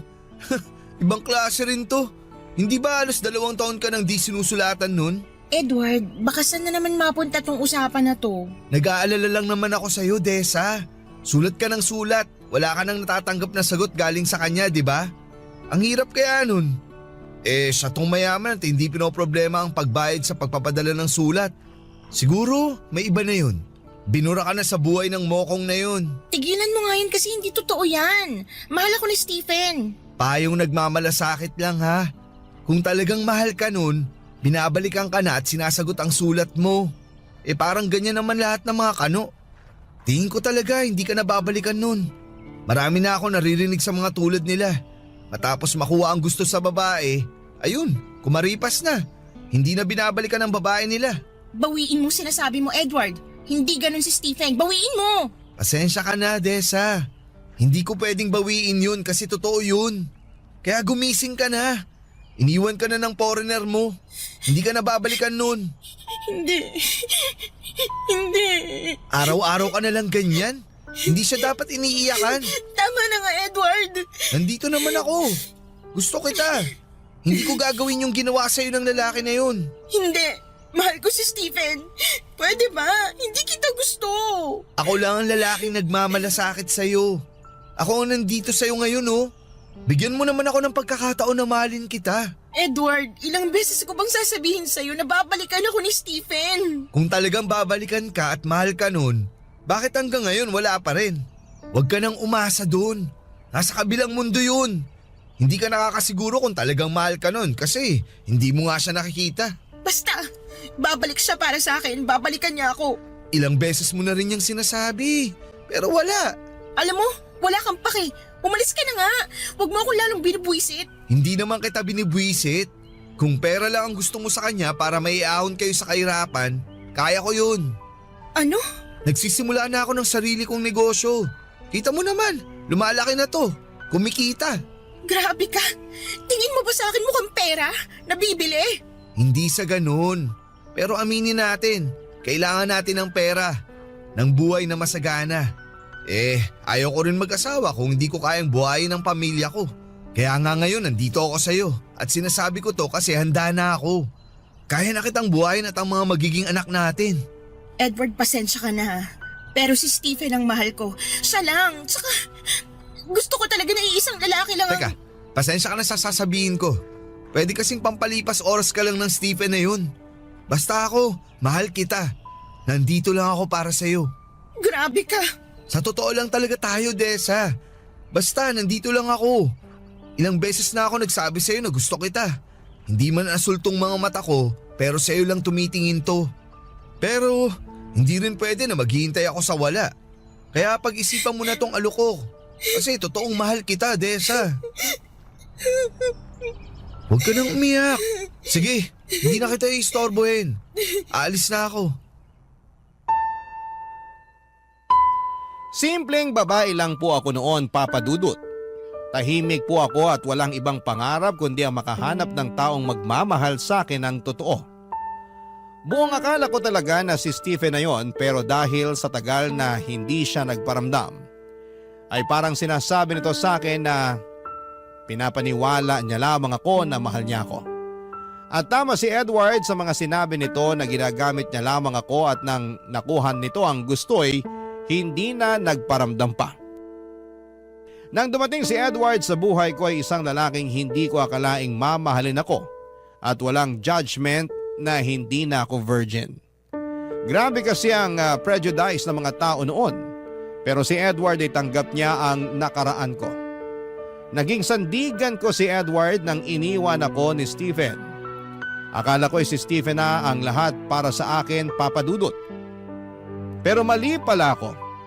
Iniwan niya ako sa ere at hindi na binalikan pa. Sa mga panahong yun si Edward ang nagparamdam sa akin ng halaga. Sa kabila ng lahat ng sugat sa puso ko, pinilit ni Edward na buuin ang pagkatao kong nagkalamat dahil sa nakaraan. Dahil sa pagmamahal ni Edward, natutunan kong muling buksan ang puso ko, Papa Dudut. Sinagot ko siya at hindi nagtagal ay nagpakasal kami. Akala ko sa wakas, eto na ang simula ng masayang pamilyang bubuuin namin. Ngunit sa hindi inaasahang pagkakataon ay bumalik si Stephen sa buhay ko. Nagulat ako, Papa Dudut, nang makita siyang muli. Nakipagkita siya sa akin kahit masakit ay kinausap ko siya. Gusto kong malaman kung bakit siya bumalik at ano ba ang hinahanap niya matapos ang lahat ng ginawa niya. Sinabi niya sa akin na mahal niya ako at wala siyang natatanggap na sulat na galing sa akin. Pareho kaming nagtataka at baka nawala ang mga sulat naming dalawa. Hindi ko alam kung papaano pero nadala ko sa init ng muling pagkikita namin, Papa Dudut. May nangyari sa amin. Isang bagay na hindi ko po inaasahan. Pagkatapos noon ay sinabi ko na kay Stephen na hindi na kami pwedeng magkita at makipag-communicate pa kasi may asawa na akong tao. At ang nangyari sa amin sa kama ay isang pagkakamali lamang. Sumang-ayon siya at hindi na nga kami nagkita matapos ang tagpong yon pero nabuntis ako, Papa Dudut. Walang araw na hindi ko ipinagdarasal sa langit na sana anak lang namin ni Edward ang dinadala ko sa aking sinapupunan. Na hindi nagbunga yung nangyari sa amin ni Stephen pero laking gulat ko na asul ang mata ng anak ko. Parang Snow White sa balat. At ang nga ito ni Stephen at hindi ko maitatago ang kataksilan na ginawa ko kay Edward, Papa Dudut.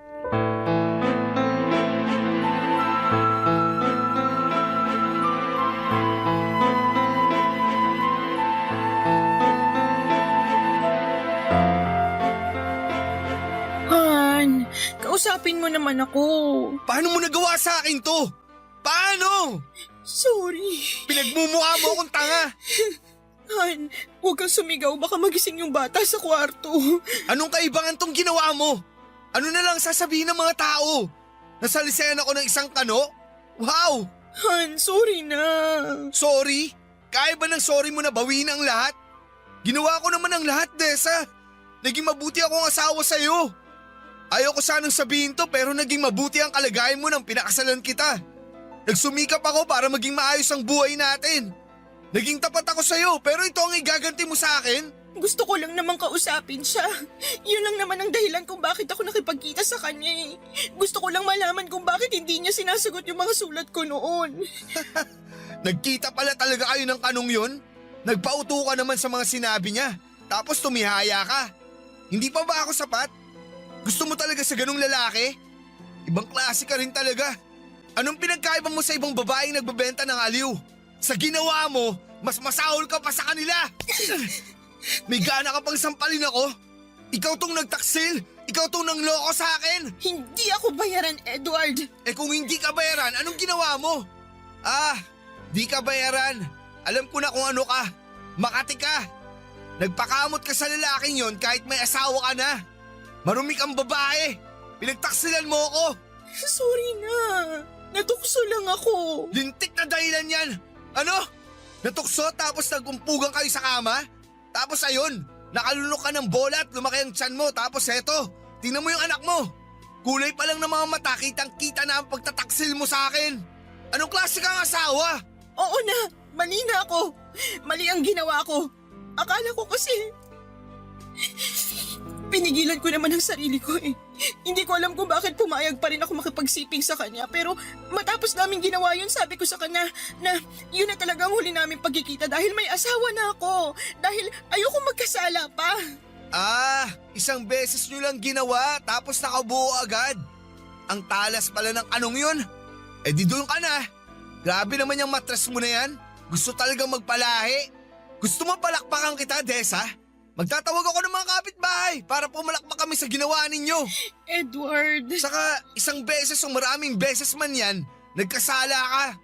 Nagtaksil ka at yung anak mong yan ang ebidensya ng pagtataksil mo sa akin.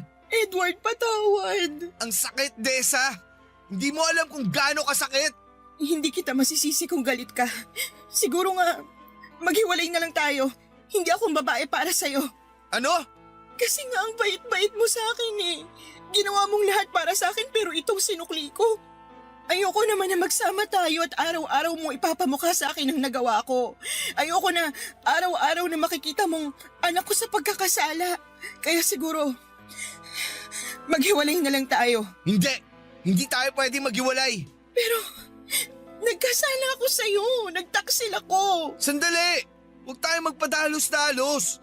Hindi ko rin kayang mawala ka. Eh anong gagawin ko? Wala na akong mukhang ihaharap sa'yo at sa pamilya mo. Tsak na magiging pulutan tayo ng mga chismis ng kapitbahay. Teka lang, May nakaalam ba na nagkita kayo ng kanuna yon? Yung kapatid ko, siya lang ang may alam. Ayaw ko maghiwalay tayo. Basta ipangako mo sa akin na hindi ka nagagawa pa ng bagay na ikakasama at ikakasira ng relasyon natin. Han? Mahal mo naman ako, hindi ba? Oo naman, mahal kita. Kalimutan na natin ang lahat. Hindi ko kayang mawala ka sa piling ko. Pero, paano ang bata? Paano ang itsura niya? Pwedeng sabihin natin pinaglihim mo siya sa biren sa simbahan. Parati ka namang nasa simbahan eh. Ano? Yan ang sasabihin natin. Anak ko yung batang inuluwal mo. Ako ang ama, pero ipinaglihim mo siya sa mga santo. Kaya naging ganun ang itsura ng anak natin. Nagulat ako sa mga pahayag ni Edward ng gabing yon, Papa Dudut. Mahal na mahal ako ng asawa kong si Edward pero nasaktan ko siya ng todo dahil sa isang katotohanan na hindi ko na kayang itago. Masakit kay Edward na malaman na iba ang ama ng anak namin. Ramdam na ramdam ko ang sakit at pighati niya sa tuwing tinitingnan niya ang aming anak. Wala akong magawa kundi ang umiyak at tumingin ng tawad sa kanya, Papa Dudut. Hindi ko rin kayang saktan si Edward ng tuluyan lalo na't alam kong mahal na mahal niya ako. Kahit pa masakit para sa kanyang nangyari ay sinabi niyang hindi niya ako kayang iwanan. Matapos nga ang pag-uusap na yon ay hindi na niya ako sinumbatan pa. Hindi niya ako tinulak palayo. Pero alam kong bawat araw na kasama niya ako ay isang mabigat na laban yon para sa kanya. Sa kabila ng lahat ay naaawa ako kay Edward. Alam kong hindi niya deserve ang ginawa kong pagtataksil. Kaya naging mabuting asawa ako sa kanya at kinalimutan ko na ng tuluyan na may isang Stephen akong minahal. At para sa amin dalawa ni Edward, ang anak ko ay galing sa dugot laman namin ni Edward. At pinaglihi ko lamang ang bata sa mga birhen na nakikita ko sa simbahan. Siguro ay nakuha ni Edward ang ideya na ito noong pinag-aaralan niya sa high school yung tungkol kay Maria Clara sa libro ni Dr. Jose Rizal. Ibang klase ang pagmamahal ni Edward. Walang katumbas ang paglimot niya sa mga kasalanan ko at pagpatuloy sa pag-ibig na kanyang ibinigay sa akin ng mga panahon na kahit nasasaktan siya ay patuloy pa rin siya sa pagmamahal, Papa Dudut. Barangay Love Stories. Barangay Love Stories. Papa Dudut, si Edward po ay hindi lamang asawa ko. Naging tagapagligtas ko siya sa pinakamadilim na bahagi ng buhay ko. Sa kabila ng pagkakamali ko ay tinanggap niya ang lahat. Siya ang tumayong ama kay Scarlett kahit alam niyang hindi niya ito dugo. Hindi niya kailanman itinuring na hadlang ang katotohanan yon. Sa halip ay niyakap niya si Scarlett na parabang siya mismo ang nagbigay buhay sa kanya. Hindi ko kayang sukatin ang laki ng sakripisyo ni Edward para sa amin. Napakabuti niyang tao at kahit gaano kasakit ang nagawa ko, pinili niyang manatili para maging asawa ko at ama ni Scarlett. Hindi na namin pinag-usapan pa ang tungkol sa aking pagkakamali. Hindi dahil sa pag-iwas kundi dahil mas pinili naming ituon ang panahon at lakas namin sa mga bagay na mas mahalaga. Sa pag-aalaga kay Scarlett at sa muling pagbuo ng aming pamilya, ang sentro ng aming mga oras. Sa kabila ng mga bulong-bulungan ng mga kapitbahay sa tunay na ama ni Scarlett ay hindi nagpatinag si Edward. Pinangalandakan niya sa lahat na anak niya si Scarlett at pinagbantaan pa. Nakakasuhan ang mga nagsasabing hindi niya anak si Scarlett. Matapos ang ilang taon ay nagkaanak din kami ni Edward. Nakita kong masaya siya at pantay ang tingin niya sa mga anak ko. Kaya naman sa aspetong yun ay sobrang nagpapasalamat ako kay Edward. Pero habang lumalaki si Scarlett at nagkakaisip, ay hindi maiwasan na magtanong ito sa kanyang itsura. At gaya nga ng sinabi ni Edward ay pinaniwala namin ang bata na pinaglihi ko siya sa birhen at kami naman ni Edward ay hindi na namin pa napag-usapan ang tungkol sa pangangaliwa ko noon. at ang tungkol kay Stephen, Papa Dudut.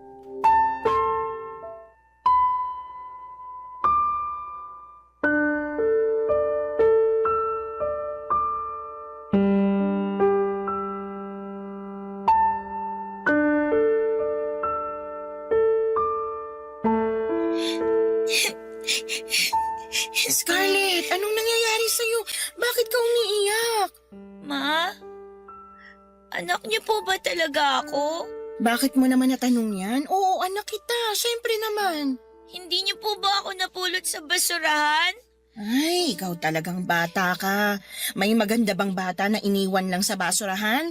Hindi kita napulot sa basurahan, anak. Galing ka sa tummy ni Mama. Anak ka namin ng papa mo. Kaya tumahang ka na, okay? Pero sabi ng mga kalaro ko, hindi daw ako Pinoy. Kaya hindi niyo ako anak. Sino ba yung mga kalaro mo na yan para masabihan ko na mali ang sinasabi nila? Tsaka, huwag ka nang makipaglaro sa kanila. Sa mga bunsong kapatid mo na lang ikaw makipaglaro. Ha? Sila dapat ang kalaro mo. Ang gusto ko, girls ang kalaro ko, Ma.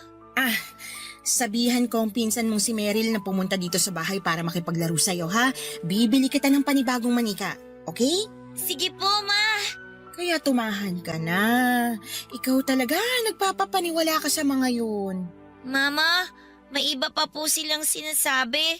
Parati nga nila akong tinutukso talaga. Ano na naman? Ang sabi nila, Amerikana daw ako. Blue daw kasi yung mata ko eh. Tsaka ang puti-puti ko. Naku, naiinggit lang yung mga yun sa'yo kasi you're a princess. Ganyan kaya kulay ng mga mata ng mga manika, di ba? Alam mo, may kukwento ko sa'yo kung bakit ganyan ka kaganda. Gusto mo bang marinig? Opo, Ma. Halika rito. Dito ka sa tabi ko. Gusto kong niyayakap ang baby ko kapag nagkukwento ako eh. Alam mo anak, mahal na mahal ko ang papa mo. Kaya pinakasalan ko siya. Nakita mo yung picture na nakasabit sa baba? Yung puti po ang damit ninyo na parang Reyna po? Tama! Yon ang pinakamasayang araw ko para akong Reyna. At yung papa mo naman ang hari. Tapos syempre, nagdasal talaga ako noon para biyayaan ako ng magandang anak. At doon nga ako nagdasal sa Birhen. Hanggang sa nabuntis ako. Dito ka sa tiyan ko. Parang yung baby brother ko nung nasa tiyan mo pa po siya? Ganun na nga. At habang pinagbubuntis kita, parati kong tinitingnan yung mga birhen sa simbahan. Ang gaganda nila, ang puputi, at ang pupungay ng mga mata. Doon kita pinaglihi, kaya nang lumabas ka sa tiyan ko, sabi ko, parang birhen ang baby girl ko. Ah, kaya pala ako ganito, Ma. Sa inyo talaga ako galing? Siyempre, dito ka sa tummy ni Mama. Naniniwala ka na ba? Opo, Ma.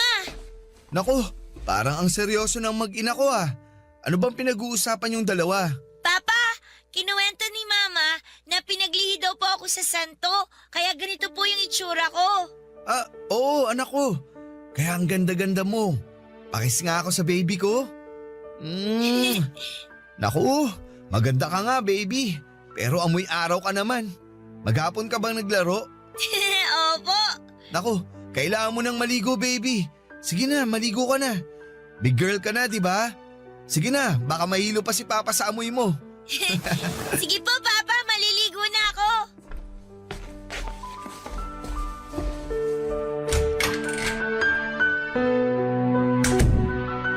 Han, natatakot talaga ako na kung lalaki na si Scarlett, hindi na siya maniniwala sa kwento natin. Han, pwede bang huwag ka na mag-isip ng ganyan? Nandito ako. Sasabihin ko sa kanya na ako talaga ang ama niya at pinaglihi mo nga siya sa santo. Tapos ang kwento. Oh, bakit ka naman umiiyak? Salamat sa pagmamahal, Edward. Salamat sa lahat. Ako dapat ang magpasalamat dahil minahal mo rin ako at hinayaan mo akong maging ama sa anak mo. Mahal kita, Han. Mahal na mahal din kita, Han. Mula sa araw na isinilang ko si Scarlett ay nangako ako na ibibigay ko ang lahat para sa kanya. Pagmamahal, proteksyon at isang magandang kinabukasan. Walang pag-aalinlangan na ibinigay din yun ni Edward sa kanya kahit alam nitong hindi niya kadugo si Scarlett. Simula pa noong maliit si Scarlett, si Edward na ang tumayong ama niya. Ginawa niyang lahat para mahalin at alagaan si Scarlett na parang tunay niyang anak. Lumaki si Scarlett na hindi nalaman ang katotohanan. Papadudot sa bawat gabi na iniisip ko kung aaminin ko ang totoo sa kanya ay umiiyak ako. Mahal na mahal ko ang anak ko at hindi ko kayang masaktan siya. Pero alam kong kailangang mangibabaw ang katotohanan. Kaya nung naging 18 years old na siya, ay naisip ko na hindi ko na kayang itago pa ang lahat. Dumating na ang araw na kinakatakutan ko. Ang araw na kailangang sabihin ko sa kanya ang lahat-lahat. Sa loob ng 18 years, binabangungot ako sa bawat gabi. Iniisip ko kung paano niya tatanggapin ang katotohanan. At eto na nga ang bangungot na yon, Papa Dudut. Nakita ko ang galit sa mukha ng anak ko noong hinarap niya ako para sa katotohanan. Parang gusto ko na lamang na namunin ako ng lupa dahil nadudurog ang puso ko habang nakikita ko ang sakit sa mga mata niya. Pero naisipan ko rin na mas mabuti nang pakawala ng kasinungalingang matagal kong tinatago. Alam kong sa dulo ay kailangang maging buo ang pagkakakilala niya sa kanyang sarili. Karapatan niya yon, kaya hinarap ko si Scarlett ng buong tapang. Kahit nanginginig ang boses ko at sinabi ko sa kanya na siya ang isa sa mga pinakamahalagang tao sa buhay ko. At lahat ng ginawa ko ay para sa kanya, Papa Dudut. Niyakap ko siya kahit ramdam kong lumayo ang loob niya sa akin ng mga oras na yon.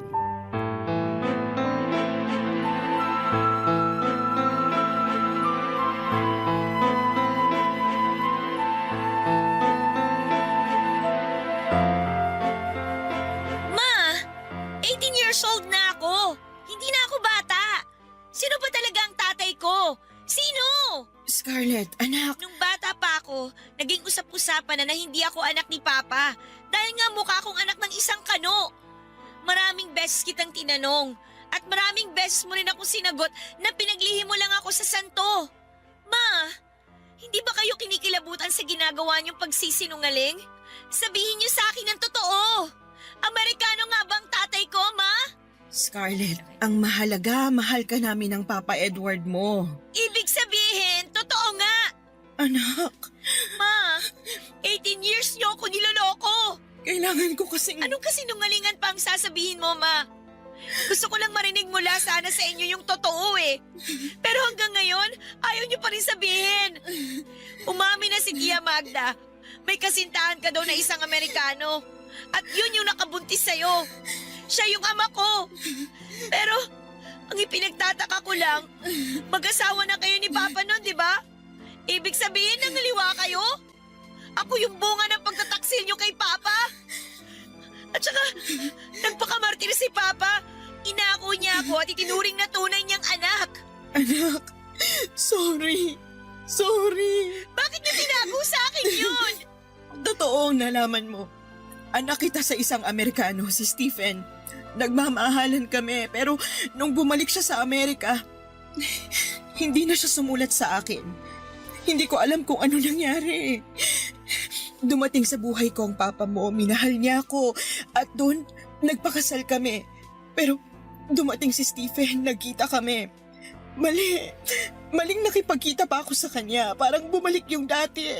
Akala ko, hindi ako mabubuntis kasi isang beses lang namin ginawa yun, pero nabuntis niya ako. Nabuo ka namin. Ma, bakit mo nagawa yun? Gusto ko nang makipaghiwalay sa papa mo noon kasi isang pagtataksil lang ginawa ko, pero tinanggap niya ako. Tinanggap niya tayo. At para sa kanya, galing ka sa dugot laman niya, anak ka ng Papa Edward mo. Han? Scarlett, anak? Oh, bakit kayo nag-iiyakan? Pa, alam ko na po yung totoo. Alam ko nang hindi niyo po ko tunay na anak.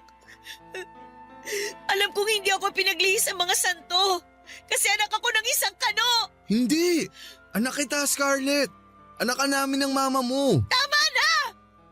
Mga sinungaling kayo! Scarlett! Scarlett! Hayaan mo muna yung bata. Paano kung may mangyari sa kanya, Han? Masakit para sa anak natin na nalaman niya ang totoo. Hayaan na muna natin siya. Babalik din yun. Pero paano kung hindi na siya bumalik, Edward? Paano kung tuluyan na siyang magalit sa akin? Hindi ko alam kung kaya ko yun. Nakita mo naman kung paano niya ako tingnan kanina, di ba? Puno siya ng galit. Han, makinig ka. Hindi ba dati, galit na galit ako nung una kong nalaman ng totoo? Pero napatawad kita. Hindi naging madali pero nagawa ko. Alam kong kaya rin niya ni Scarlett. Kailangan lang niya ng panahon.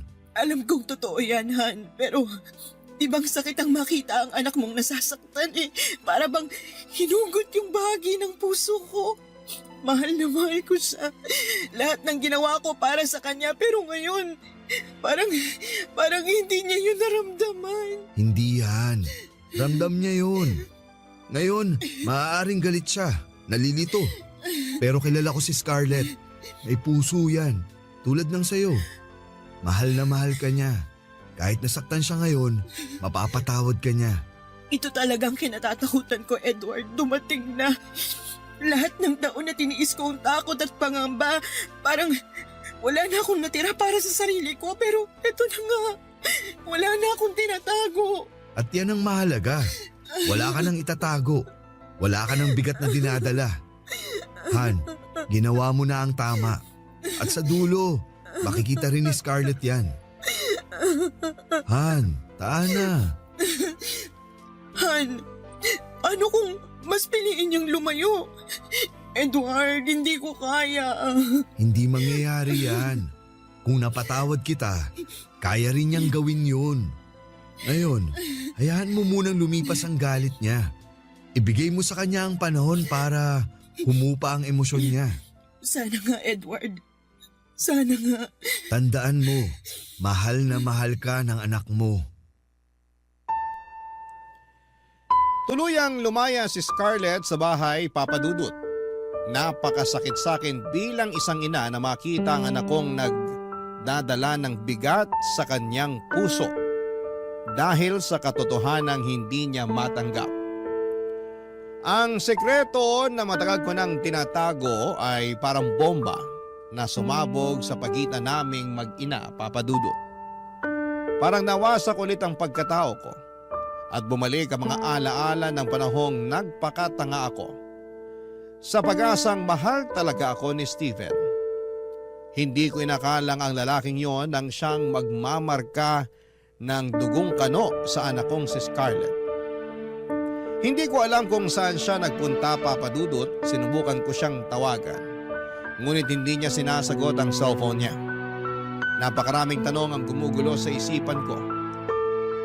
Mali ba ang desisyon kong aminin sa kanya ang katotohanan? Wala akong ibang hangad kundi ang mailapit siya sa katotohanan. Ngunit sa halip na magkaintindihan kami ay parang mas lalo lamang lumayo ang loob niya sa akin. Nang mawala siya ay walang minutong hindi ako nag-aalala sa kanya. Kung nakakain na ba siya, may tinutuluyan ba o kung hindi ba siya inaabuso ng ibang tao. Bilang isang ina, isang matinding bangungot ang pag-alis ni Scarlett, Papa Dudut. Parang iniwan ako ng liwanag sa buhay ko. Maraming beses kaming naghanap sa kanya pero wala talaga. Masakit ang mawala siya at hindi ko sinusukuan ang pag-asang magkakaayos kami kapag dumating ang araw na magkita kaming muli. Patuloy akong nananalangin na makita siyang muli at maipadama sa kanya ang pagmamahal ko ay walang hanggan.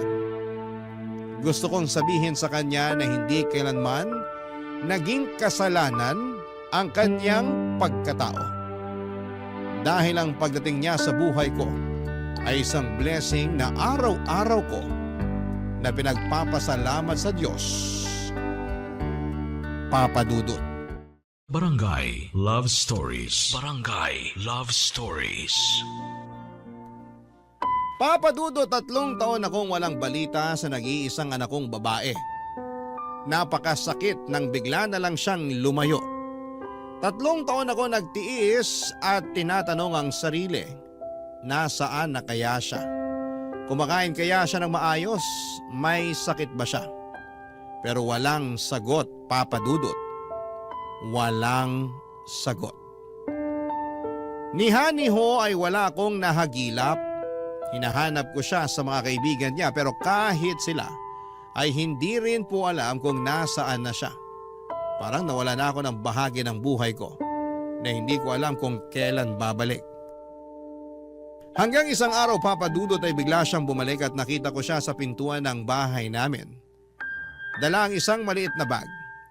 Agad akong lumapit sa kanya pero may napansin akong kakaiba sa kanya.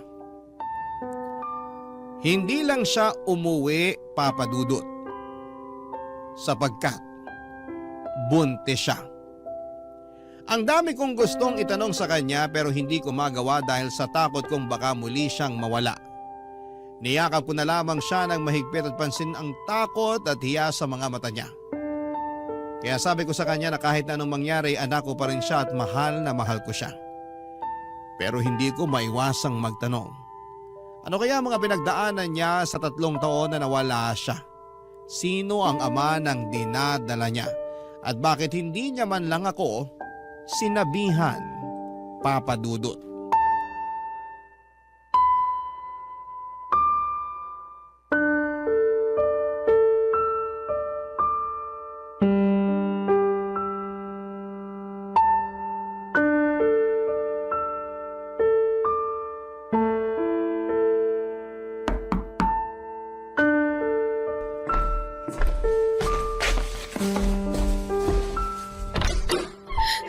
Scarlett? Anak! Anak! Anak! Naupo ka. Ano nangyari sa'yo? Miss na kita. Mama! Oo, nandito lang si mama mo. Huwag ka nang umiyak. Buti umuwi ka. Alalang-alala ako. Ang mga kapatid mo at ang papa mo. Bakit ngayon ka lang umuwi? Ma, I'm sorry po. Anong sorry? Ako dapat ang mag-sorry sa'yo. Patawarin mo ko, anak. Ma, naiintindihan ko na. Pinatawad na po kita. Anak ko, kumain ka na ba? Ha? Ipag-ahanda kita. Ma, may problema po ako. Ano yun, anak? Ano bang problema mo? Ma, buntis ako. Ano? Hindi ko na alam kung anong gagawin ko. Matulungan mo ako, Ma. Sinong nakabuntis sa'yo? Kailangan kanyang pakasalan. Ma, hindi pwede. Anong hindi pwede? Binuntis ka niya, anak. Dapat kanyang panagutan. Ma, kasi may asawa siya. Ano? Ma, hindi ko naman alam na may asawa na pala siya eh. Ginawa niya akong kabit na hindi ko alam. Napakatanga ko. Napakatanga ko. Tanga-tanga ko talaga. Anak. Ma, gusto ko po sanang ipalaglag na lang itong dinadala ko. Scarlett, hindi. Hindi ako papayag, anak. Wag na wag mong ipapalaglag ang bata. Walang kasalanan ng bata para pagkaitan mo siyang mabuhay, anak. Alam mo, kung nalaman ko lang na ang pinagbubuntis ko ay hindi dugo ni Edward, pwede kong ipalaglag ang bata. Pero naisip ko, walang kasalanan ng bata sa tiyan ko. Wala kang kasalanan. Kailangan mong makita ang mundo, kaya kailangan ding makita ng magiging apo ko ang mundo, anak. Ma, nagkamali ako. Wala kang kasalanan, anak. Umibig ka lang sa lalaking hindi karapat-dapat.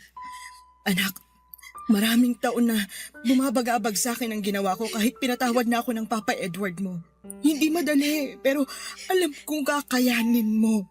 Kalimutan mo ng lalaking yon, mag-umpisa ka kasama ang anak mo. Ang apo ko. Okay lang po sa inyo na wala akong asawa? Na magiging laman tayo ng chismis ng mga kapitbahay? Wala akong pakialam sa sasabihin nila. Ang importante, maipanganak mong anghel na yan. At ipadama natin sa kanyang pagmamahal. Okay? Opo, Ma. Salamat. Salamat po sa pagmamahal ninyo sa akin. Ganyan talaga ang isang ina. Mararanasan mo na rin kung paano magmahal ang isang ina. Itatago ko rin po ba sa kanya ang totoo? Na ang ama niya ay may ibang pamilya pala? Nasa sayo yan, anak. Pero siguro kapag kaya na ng isip niya, sabihin mo pa rin ang totoo. Sige po, Ma. Kailangan ko maging totoo sa anak ko. Ma, nasan po pala si Papa? Nasa kwarto. Oh, Ma. Bakit naman ganyan ang mukha niyo? May sakit ang papa mo, Scarlett. Ano po? May cancer siya. Nagpapahinga lang siya ngayon kasi kagagaling lang namin sa chemo niya. Papa! Alam mo, magiging masaya yon kapag makita niyang panganay niyang napakaganda. Ma, gusto ko po makita si Papa. Halika, sigurado akong masusurprise yon kasi nandito ka na. Nang dumating ang araw na bumalik si Scarlett sa bahay namin ay hindi ko mapigilan ang umiyak. Halo-halong emosyon ang bumalot sa akin, Papa Dudut. Masaya ako dahil muli ko siyang nayakap pero may kasamang takot at awa sa puso ko dahil sa kanyang kalagayan. Buntis siya, Papa Dudut, at napakabata pa niya para sa ganitong klase ng sitwasyon. Pero kahit na ganoon ay nangibabaw ang saya dahil alam kong magiging lola na pala ko. At handa akong suportahan si Scarlett sa bawat hakbang ng kanyang pagiging isang ina. Habang unti-unting bumabalik ang sigla sa aming pamilya, isang masakit na katotohanan ang kinaharap namin. Ang asawa kong si Edward ay may cancer. Alam naming limitado na ang oras na meron siya. Sa bawat araw ay isang laban para sa kanya, Papa Dudut. Ramdam ko ang hirap na dinaranas niya. Pero kahit sa gitna ng sakit ay pinipilit niyang maging matatag para sa amin. Masakit makita siyang nagdurusa. Pero nagpapasalamat ako na sa kabila ng lahat ay nariyan pa rin siya bilang haligi ng aming pamilya. Nang makita ni Edward si Scarlett, hindi ko malilimutan ang ngiti sa kanyang mga mata habang hinahawakan niya ang kamay ng aming anak. Mahal na mahal niya si Scarlett at kitang-kita ko ang kanyang pagmamalasakit. Ang tagpong yon ay tila nagbigay ng liwanag sa kabila ng dilim na nararamdaman namin dahil sa kanyang karamdaman. Pagkalipas ng isang taon ay nakita namin ang napakagwapong anak ni Scarlett. Masayang-masaya si Edward na mayakap ang kanyang apo. Pero sa likod ng masayang tagpong yon, ang isang bagay na hindi ko po inaasahan. May inamin sa akin si Edward, Papa Dudut, isang lihim na matagal niyang itinago. Ang nalaman kong yon ang tila sumira sa mundo ko na parang lahat ng pinanghawakan ko ay isang kasinungalingan. Hindi ko alam kung paano ito haharapin. Pero isa lang ang sigurado ako.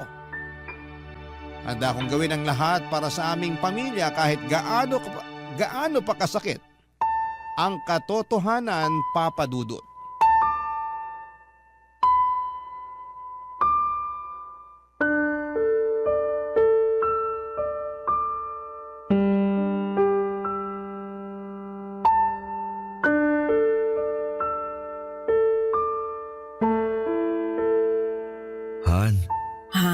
Huwag ka nang magsalita. Kailangan mong magpahinga para mapadali ang paggaling mo. Sa palagay ko, hindi na ako gagaling. Huwag kang magsalita ng ganyan. Magkakaapo ka pa. Dapat makarga mo pa sila. Parang hindi ko na kaya yun. Hindi ko na siguro makikita ang magiging apo ko sa kanila. Pwede bang hindi? Kaya mo pa.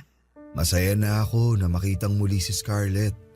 Nandito na siya, kasama mo. Okay na sa akin na makita ko ang una kong apo. Namana niya kagwapuhan ko. Han, huwag kang magsalita ng ganyan. Ang babaw talaga ng luha mo. Ikaw kasi. Han, patawarin mo ako. Patawarin? Para saan? Wala ka namang ginawang masama para ihingi mo ng tawad sa akin na. Sige na, magpahinga ka na. Hindi ko na talaga kayang itago to, Han. Walang araw na hindi ako pinatatahimik ng konsensya ko sa ginawa ko sa'yo. Ano bang pinagsasasabi mo, Han? Malaki kasi ang kasalanan ko sa'yo eh. Nagawa ko yun kasi mahal kita. Han, ano ba yun? Tungkol to kay Stephen. Ano? Anong tungkol sa kanya? Gusto talaga kita. Pero naunahan lang ako ni Stephen sa panliligaw sa iyo. Kaya nung umuwi siya ng Amerika at nang minsang bumisita ako sa post office, nakita ko ang sulat mo. Han, may ginawa ako sa sulat mo. Sorry. Han, anong ginawa mo? Kinuntsaba ko ang kaibigan ko sa post office. Sabi ko, wag na wag niyang ipadala ang sulat mo. At kung may darating mang sulat mula kay Stephen, hindi niya ito ibibigay sa'yo. Ano? Mahal ka ni Stephen. Ginawa ko siyang masama sa iyong mga mata. I'm sorry. Han, bakit? Nagawa ko ang lahat kasi nga mahal kita. Naging madamot ako. Ayaw kitang maging masaya sa kanya. Gusto ko lang na mapasa akin ka. Kaya nung nalaman ko nagkaanak kayo, alam kong dahil yun sa hindi pa rin nawala ang pagmamahalan yung dalawa. Nakokonsensya ako sa araw-araw sa ginawa ko. Tuwing nakikita ko si Scarlett, naalala ko ang ginawa kong pagtutol sa ugnahan niyo ni Stephen. Pero minahal ko si Scarlett na parang tunay kong anak. Hindi ako nagsisinungaling sa pagmamahal at pagtanggap sa kanya. Para sa akin, anak ko si Scarlett. Lahat ng sulat mo at ang sulat ni Stephen. I'm sorry, Han. Lahat daw yun pagkatapos ko mabasa. Sinusunog ko. Han! Sana mapatawad mo ako. Alam kong hindi mo ako madaling mapapatawad dahil sa ginawa ko. Pero Han, mahal na mahal kita. Sandali lang. Ang sakit sa dibdib. Parang hindi ako makahinga.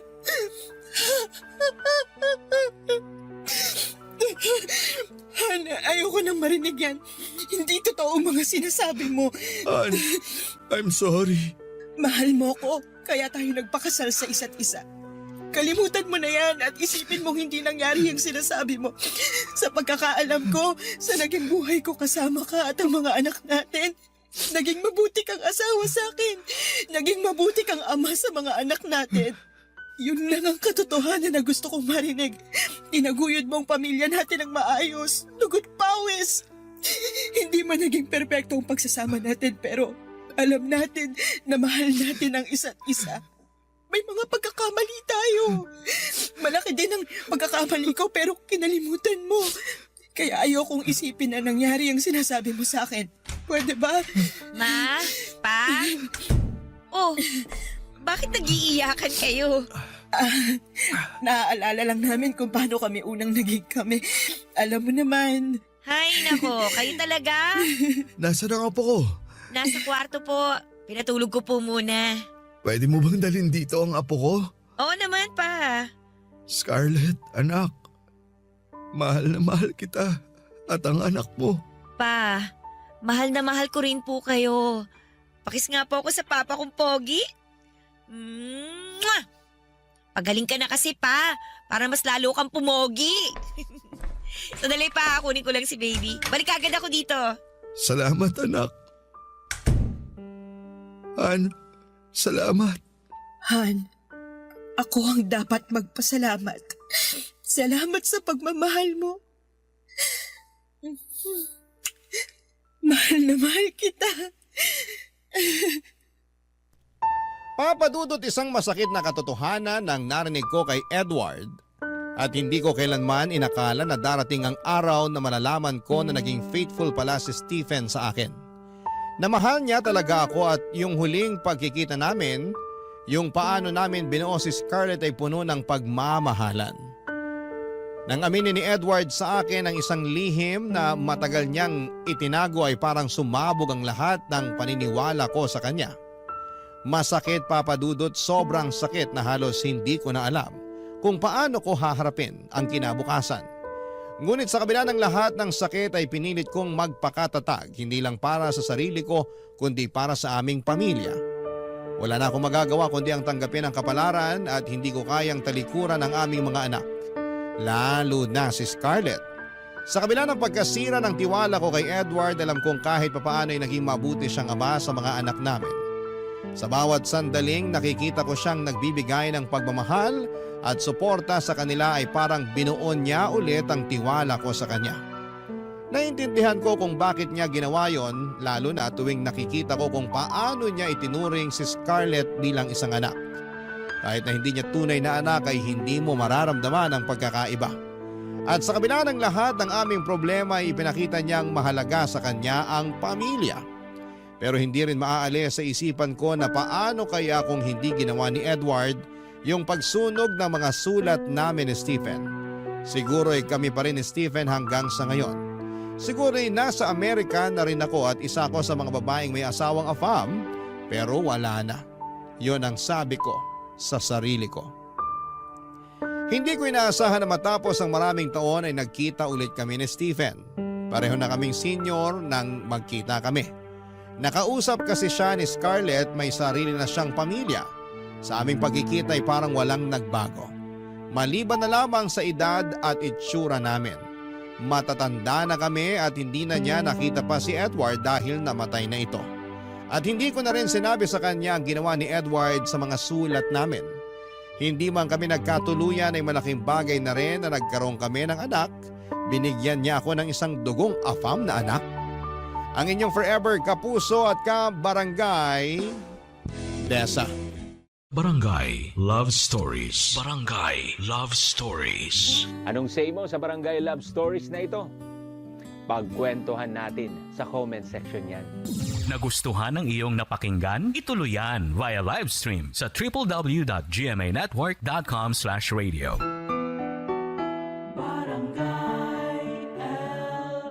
In Mega Manila, 97.1. Forever!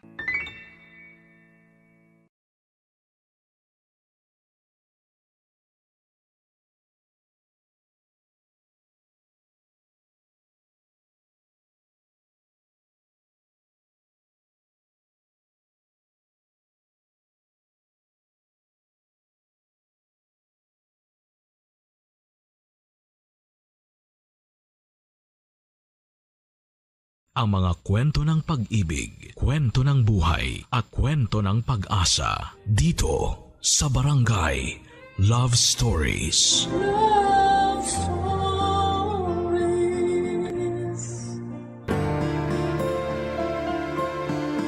May mga pag-ibig na dumarating sa isang pambihirang pagkakataon at hindi ito mahahadlangan ng mga kabiguang pinagdaanan natin.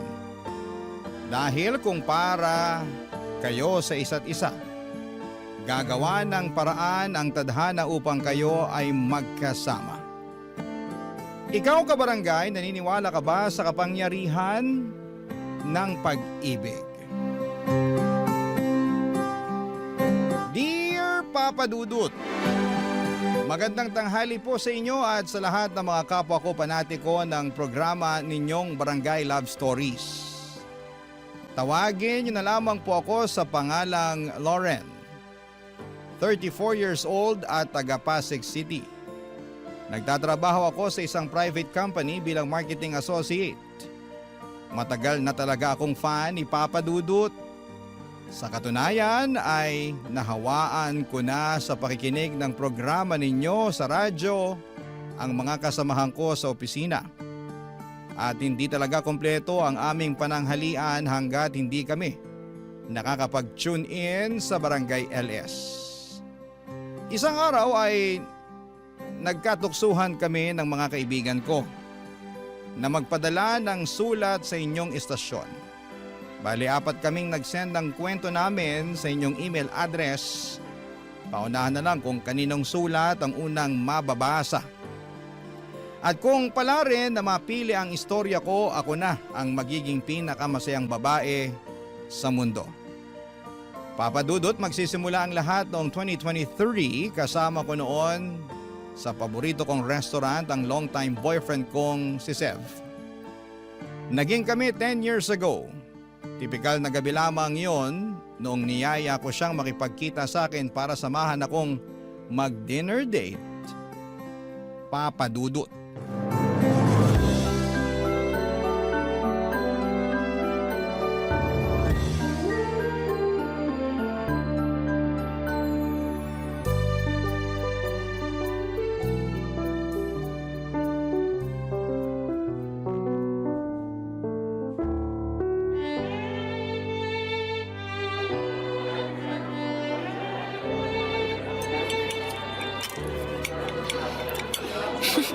Grabe, sarap talaga ng Chinese cuisine nila dito, no? Paborito ko talaga tong pansit nila tsaka itong siomai. O teka, bakit parang hindi mo ginagalaw yung pagkain mo, babe? Wala akong gana. Hindi naman ako masyadong gutom eh. Sa katingin ko, kulang pa sa'yo yung mga in-order natin. Gusto mo, pati yung akin, kainin mo na eh. Ha? Bakit bigla namang naging ganyan yung tono mo? May problema ba? Paano ko sabihin ko meron? Ano yun? Di ano, kundi sino. Sino? Ikaw. Paano naging ako'y kumakain lang naman ako rito? Nagtanong ka pa talaga, para ka nagutuman ng isang linggo kung makakain ka dyan. Dami mo pang in-order. Maubos mo ba talaga yan? Mamaya masayang lang ang mga pagkain na yan eh. Mahal pa naman dito sa kinainan natin. Teka ha? Ang dami mo namang sinasabi, hinay-hinay lang, okay? Di ako makabuelo eh. Unang-una, ano bang problema mo? Bakit bigla mo yatang pinakialaman yung pagkain at saka yung mga in-order ko? Pangalawa, oo, gutom ako. Kaya naparami order ko tsaka kain. Anong masama ron? Masama doon kasi nakita mo na ba ang sarili mo sa salamin, ha? Ha? Ano namang kinalaman nun? Malaki. Kasi tingnan mo nga yung katawan mo, ang laki-laki na. Chef, ulitin mo nga yung sinabi mo. Sabi ko, ang laki-laki mo na. Takaw-takaw mo kasing kumain eh. Daig mo pa may sikmura ng balyena. Kaya tingnan mo, kitang-kita na sa katawan mo yung resulta oh. Excuse me? Alam mo, di ko lang sinasabi sa'yo to pero naaasiwa na kasi ako sa katawan mo eh. Pwede bang mag-diet ka naman? Bawasan mo mga kinakain mo para sumeksi ka. Medyo di ka na kasi maganda sa paningin ko eh. Nakakaumay, ganun.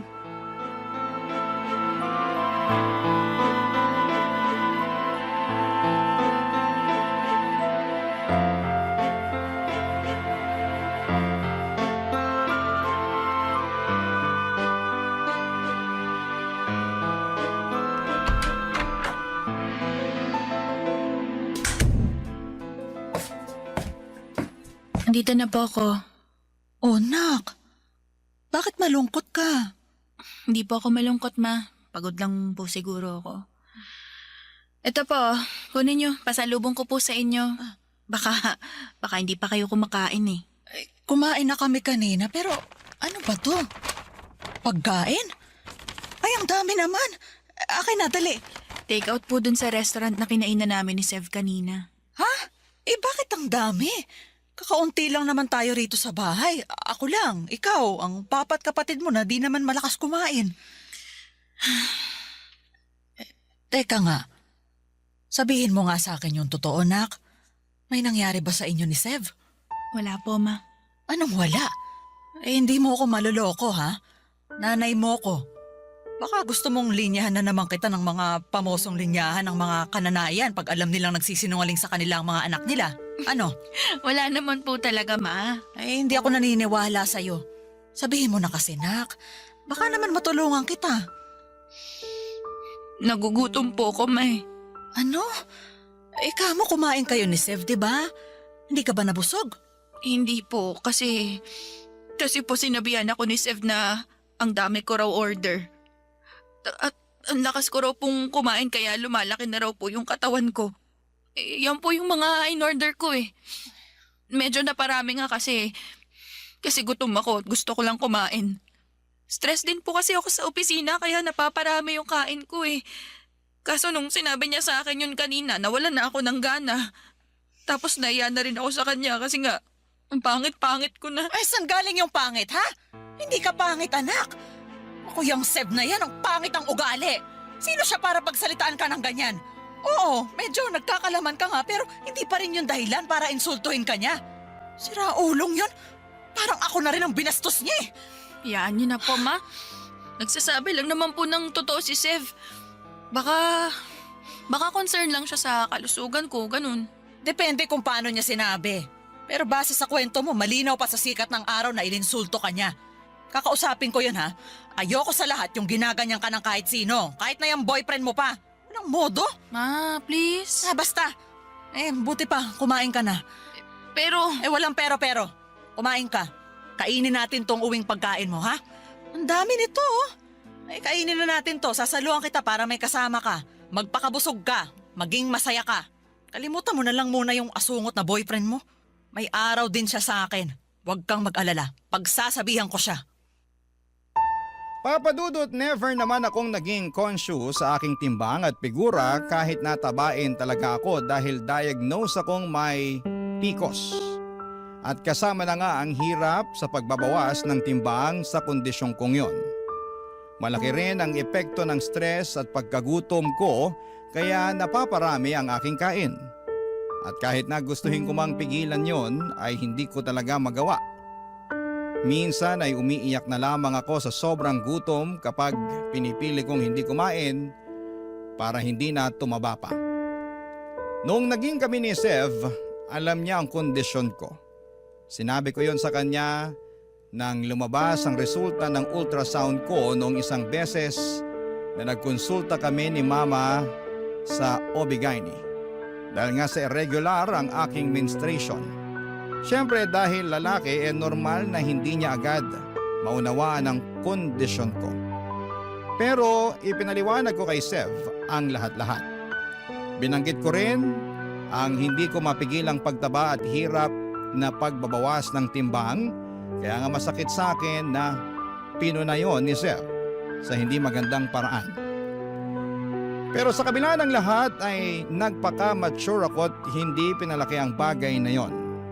Hindi nagtagal ay lumipas na lamang ang sama ng loob ko hanggang isang araw noong nasa bahay ako nila Sev. Ay bigla na lamang nangati ang kamay ko na maglinis ng kanyang kwarto dahil sobrang kalat na. Tapos ay meron akong nakita na siyang dahilan para manlaki ang aking mga mata.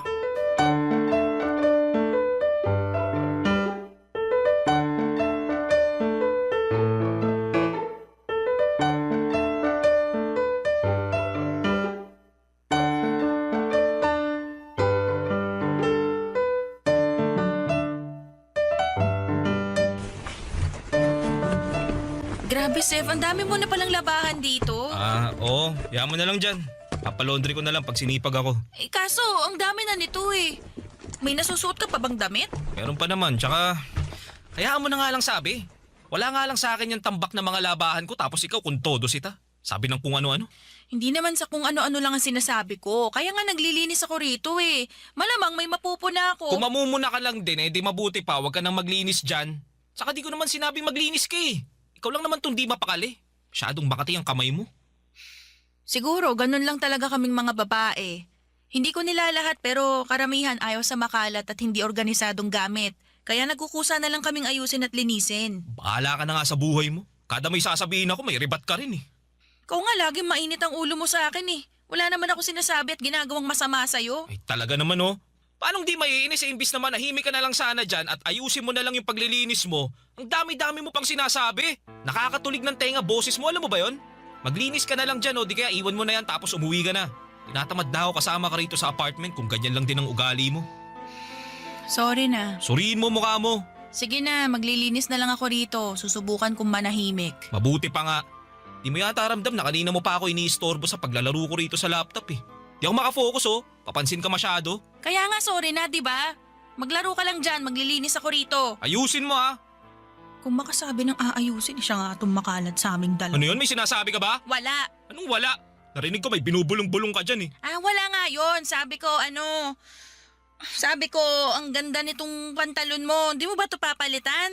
Kupas na butas-butas. Ngayon, pantalon ko naman pinag-iinitan mo. Di naman sa pinag-iinitan, nagtatanong lang. Wala akong planong palitan yan. Napapakinabangan ko pa naman eh. Okay, sabi mo eh.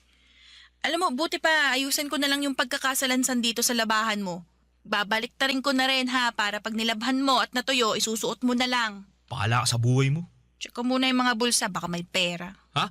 Teka, anong pantalon ba yan? Ito, yung kupas na butas-butas. Yung ayaw mo ka mong palitan kasi napapakinabangan pa naman. Sabi ko, salansan ko na lang dun sa gabundok mong labahan. Pero check ko muna tong bulsa. Uy, may nakuha ako. Ay, kala ko pera. Ano kaya to? Wala, basura lang yan. Tingnan ko nga. Ano to? Sev! Ano ba kasi yan? Nagtanong ka pa talaga? Tingin mo sa akin, tanga? Malinaw pa sa sikat ng araw na resibo to ng motel, oh! Laki-laki pa ng pangalan mo? Anong ginagawa mo sa lugar na yon? Wala akong ginagawa dun. Anong walang ginawa?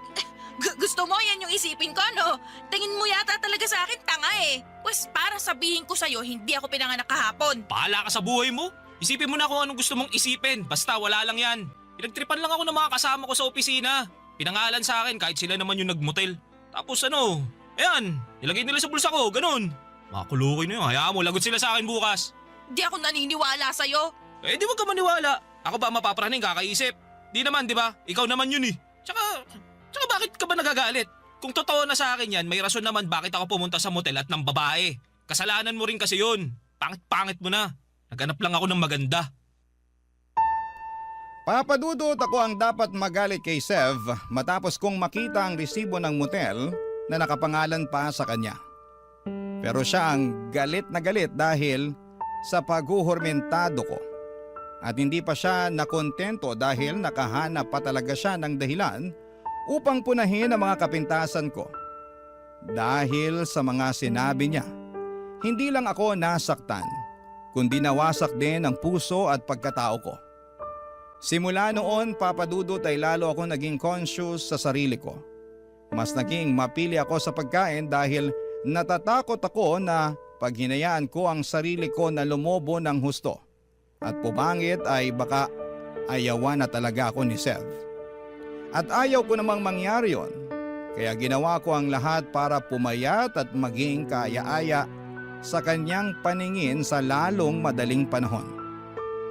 Pero kahit na anong effort ko, napansin ko na lamang na unti-unti nang lumalayo ang loob sa akin ni Sev.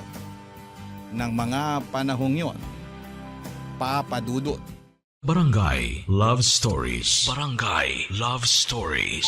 Papadudot, mas kinain po ako ng takot at pagdududa na baka pinagtataksila na ako ng boyfriend kong si Sev nang dahil sa hindi na ako kaakit-akit sa kanyang paningin. Kaya nga para mapabilis ang pagpapapayat ko ay nag-crash diet ako. Yun bang bigla na lamang akong hindi kumakain at panay tubig na lamang ang kinukonsumo ko sa takot na baka madagdagan ang aking timbang. Pero alam naman natin na hindi yun healthy at recommended na mga doktor dahil nangangailangan ng nutrisyon ng ating katawan na nakukuha natin sa pagkain po ng tama. Kaya lang ay hindi ko na yon inisip dahil nga ayaw kong iwan si Sev at ipagpalit sa ibang babae na di hamak na mas sexy at maganda kesa sa akin. Kaso dahil sa ginawa kong yon ay napasama ako. Isang araw ay bigla na lamang sumakit ang tiyan ko. Yung klase ng sakit na hindi kayang mapagaling ng mga over-the-counter na gamot. Hanggang sa umabot na nga sa puntong namamaluktot na ako sa sakit ng tiyan, kaya nagpa-ospital na ako kina Mama Papadudot.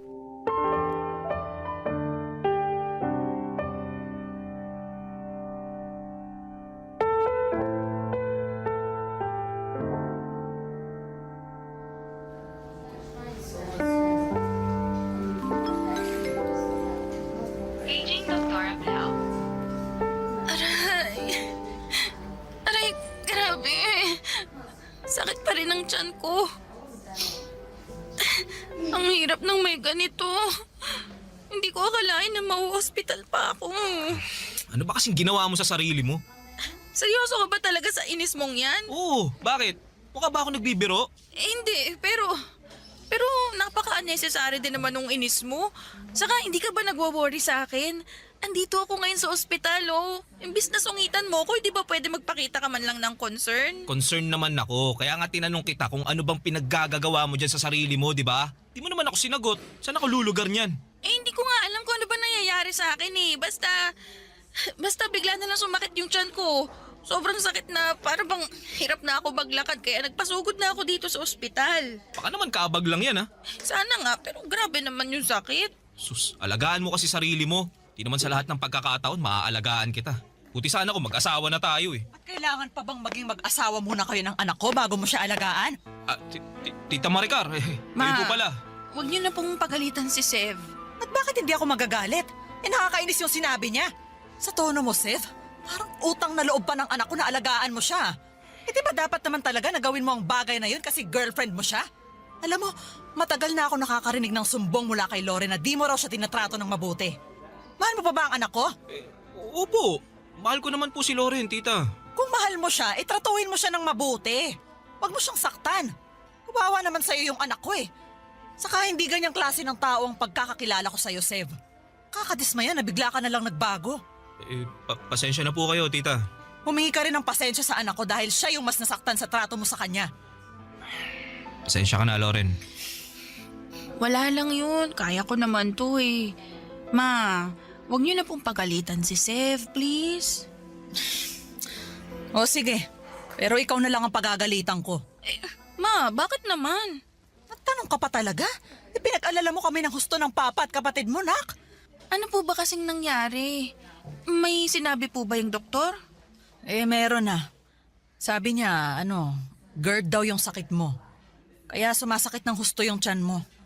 Tapos tapos nung sinuri nila yung dugo mo nakitaan pa nila na may nakahalong gamot doon. Basta, may iniinom ka bang gamot, nak? Tapatin mo nga ako. Magsabi ka ng totoo. Meron po, ma. Pero ano lang naman po yun slimming pills. Nabili ko lang po yun online kasi sabi raw mabilis daw pong magpapayat. Ay, Diyos ko naman. Baka peke pa yun, ha? Hindi naman po siguro. Medyo namayat naman po ako Feeling ko nga gumaan po yung katawan ko Namayat ka nga pero yun dahil wala kang kinakain. Gusto mo yatang mabutas na lang yung bituka mo at lumala ng husto yung kondisyon mo Saka bakit ka ba nagpapapayat? Dahil ba sa sinabi sa'yo ni Seb? Ay, kasalanan mo talaga to, Seb Tita, di naman po yata patas na isisi nyo sa akin yung nangyari kay Loren. May sarili na pong isip yung anak nyo. Meron nga. Pero di naman niya may isip ang bagay na yon kung hindi mo siya iniinsulto. Kapag may nangyaring masama sa anak ko, naku, ikaw talaga ang sisisihin ko. Papa Dudut, tinalaban ako na konsensya sa mga sermon sa akin ni Mama. Ibang-iba kasi siya kay Sev na para bang naiinis pa sa akin dahil pinabayaan ko raw ang sarili ko. Kaya naging alalahanin pa niya. At kahit nga galit na galit sa akin ang nanay ko dahil sa ginawa ko sa aking sarili, ramdam ko ang pagmamahal niya at concern para sa akin. Kahit paano ay masasabi ko na natauhan ako at napagtanto ko na hindi ko na uulitin ang ginawa ko. Hindi nga nagtagal ay nakalabas naman ako sa ospital, dala-dala ang mga babala ng doktor na maaari akong mapasama ng husto kapag hindi ko inayos ang pagkain ko. Kaya nga nilimitahan ko na lamang ang pagkain ko sa masustansyang pagkain. Yan ang pinapasok ko sa katawan ko. At hindi ko hinahayaan na malipasan po ako ng gutom. Kami pa rin naman ni Sev ng mga panahong yon pero masasabi kong hindi na kami ganong kalapit sa isa't isa. Ako na lang yata ang kumakapit pa rin sa aming relasyon at umaasa na magiging maayos ang lahat. Nababalik kami sa dati kahit ramdam ko na unti-unti nang lumalayo ang loob niya. Ang tadhana na nga gumawa ng paraan para bumitiw ako sa relasyon namin. Pauwi ako noon at may nadaan ng motel ang sinasakyan kong motor pauwi sa bahay namin. Tapos, nakita ko doon si Sev na papasok habang kaakbay ang isang babae na mukhang napulot lamang niya sa tabi-tabi. Agad akong pumara sa motel na yon at mabilis kong kinumpronta ang boyfriend ko.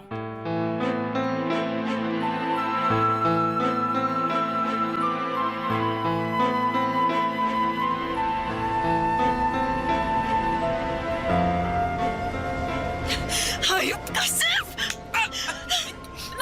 Sino ba yun? Loren? Ano, nagulat ka, no? Oo! Anong ginagawa mo rito? Di ba dapat ako nagtatanong sa'yo niyan? Anong ginagawa mo rito kasama yung babaeng yan? Pwede ba? Huwag kang mag-eskandalo rito. Nakakaya Pinagtitingin na tayo ng mga tao. Marunong ka palang mahiya. Akala ko kasi pinakapal na ng panahon yung pagmumukha mo. At saka bakit ako mahihiya? Ikaw ang dapat mahiya kasi naturingan kang may girlfriend. Pero bakit may kasama kang iba, ha? Balak nyo pang mag-check-in para ano? Para gumawa ng milagro? Hoy, babae! Sino ka ba sa akala mo, ha? Bakit mo kasama yung boyfriend ko? Hoy Karen, for your information, Sandy ang pangalan ko. Huwag mo akong mababa-babae dyan, ha? Tsaka, for your information ulit, Wala akong pakialam kung girlfriend ka nitong si Seth. Eh hindi ko naman siya kaano-ano. Basta, binayaran niya lang ako para sa aking serbisyo. Tapos pumayag akong sumama sa kanya rito sa motel. Uy, huwag ka nang sumagot, pwede ba? Pinapalala mo lang yung sitwasyon eh. Ako pa ang nagpapalala, ikaw pala tong may girlfriend na iskandalosa? Tapos nagpahuli ka pa? Eh di kasalanan mo! Manahimik ka na nga lang. Loren, magpapaliwanag ako. Ano pa bang ipapaliwanag mo? Harap-harapan na tong panloloko mo sa akin, Sev. Pasensya ka na. Ano pang magagawa ng paghingi mo ng pasensya sa akin? Tingin mo tatablan pa ako niyan? Tingin mo mapapatawad pa kita? Sev, bakit? Bakit mo nagawa sa akin to? Bakit mo ko niloko? Loren, kasi... Kasi pangit na ako? Ha? Kasi mataba na ako?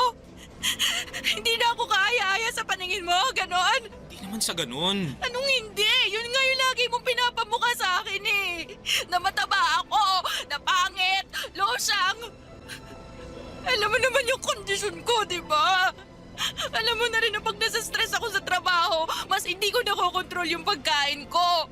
Nagsa-stress eating ako, ganon. Pero imbis na i-comfort mo ako kung ano-ano pang insulto narinig ko mula sa'yo. Tama ba yun, ha? Tama ba yun? Sagutin mo, tama ba yun? Loren, Sa dinami-rami ng tao sa mundo, ikaw pa talaga na boyfriend ko mangi-insulto sa akin. Sobrang sakit ng mga sinabi mo, yung mga pinamukha mo.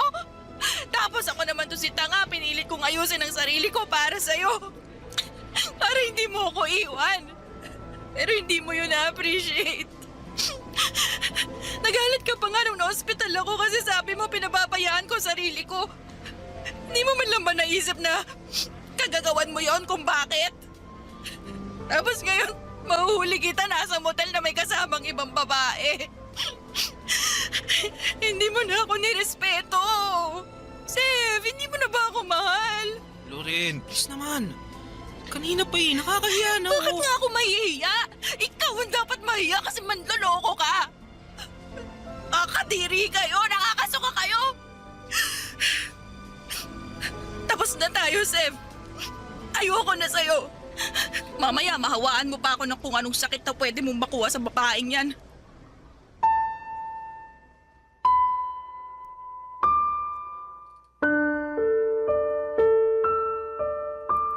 Papadudot kahit na masakit sa akin ang naging komprontasyon namin ni Sev at labag sa loob ko na makipaghiwalay sa kanya. Dahil nga sa mahal na mahal ko pa rin siya, ay hindi ko na rin naman kinaya ang harap-harapan niyang panloloko sa akin. Kaya nga tinapos ko na ang lahat ng namamagitan sa amin, pero pinatikim ko muna siya ng mag-asawang sampal na deserve niya. Sa kabilang banda, labis din naman ang iniwang sakit ng kalooban sa akin ni Seth. At malaking parte nga noon ang mga pabaon niyang insulto at paninisi sa akin kung kaya nagawa niyang mambabae. Pilit ko yung inalis sa isipan ko, ngunit may mga pagkakataon pa ring minumulto ako ng mga kakulangan at kapintasan ko sa aking sarili. Naisip ko tuloy na baka kasalanan ko talaga ang lahat at deserve kong iwanan at masaktan. Barangay Love Stories. Barangay Love Stories. Papadudot, sobrang broken talaga ako noon dahil nga sa breakup namin ni Sev. Akala ko kasi ay siya na ang the one, pero it turns out na bigla siyang nagloko. Kaya naman iniyak ko talaga ang lahat. Nag-stress eating ako at kinalimutan ng pansamantala ang pagkain ng tama. Buti na lang at nandyan ang pamilya at mga kaibigan ko na siyang naging matibay kong suporta. At bukod doon ay kasama na rin ang programa ninyong Barangay Love Stories na nagpapasaya sa akin. Doon ako nagsimulang i-marathon ang inyong mga episode, maparadyo man o online. Sa katunayan ay nanonood din ako ng inyong live sa social media at madalas na nagko-comment kapag nagugustuhan ko talaga ang istoryang ini-ere ninyo. O di kaya kapag naiinis ako ng husto sa bida kasi ang syunga-syunga niya. Like me noon sa ex-boyfriend ko. Pero siguro ay ganon talaga. Once or twice sa buhay natin, nagiging tanga tayo sa pag-ibig. Moving forward, unti-unti naman ako nakausad at muling naniwala sa love dahil sa programa ninyo, Papa Dudut. Nakakatuwa at nakakaaliw ang mga kwento ng pag-ibig, buhay at pag-asa na binabahagi ng mga kabarangay natin. Kaya nga one time ay nakapag-iwan ako ng comment sa isa sa mga live ni Papa Dudut. Sabi ko doon, sana ako na lang ang piliin noong bidang lalaki. Kesyo hindi niya deserve ang karelasyon niya noon sa sulat niya na sobrang toxic. Tapos, nagulat na lamang ako dahil biglang may nag-reply at sinabi niya doon na ako raw ang pinipili niya. At dahil nga po sa mga nangyari, natawa ako at nireplyan din siya.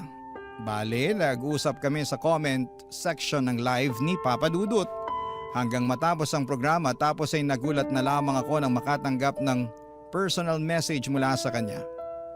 Hindi nagtagal ay nakilala ko nga siya bilang si Stefan Papa Dudut.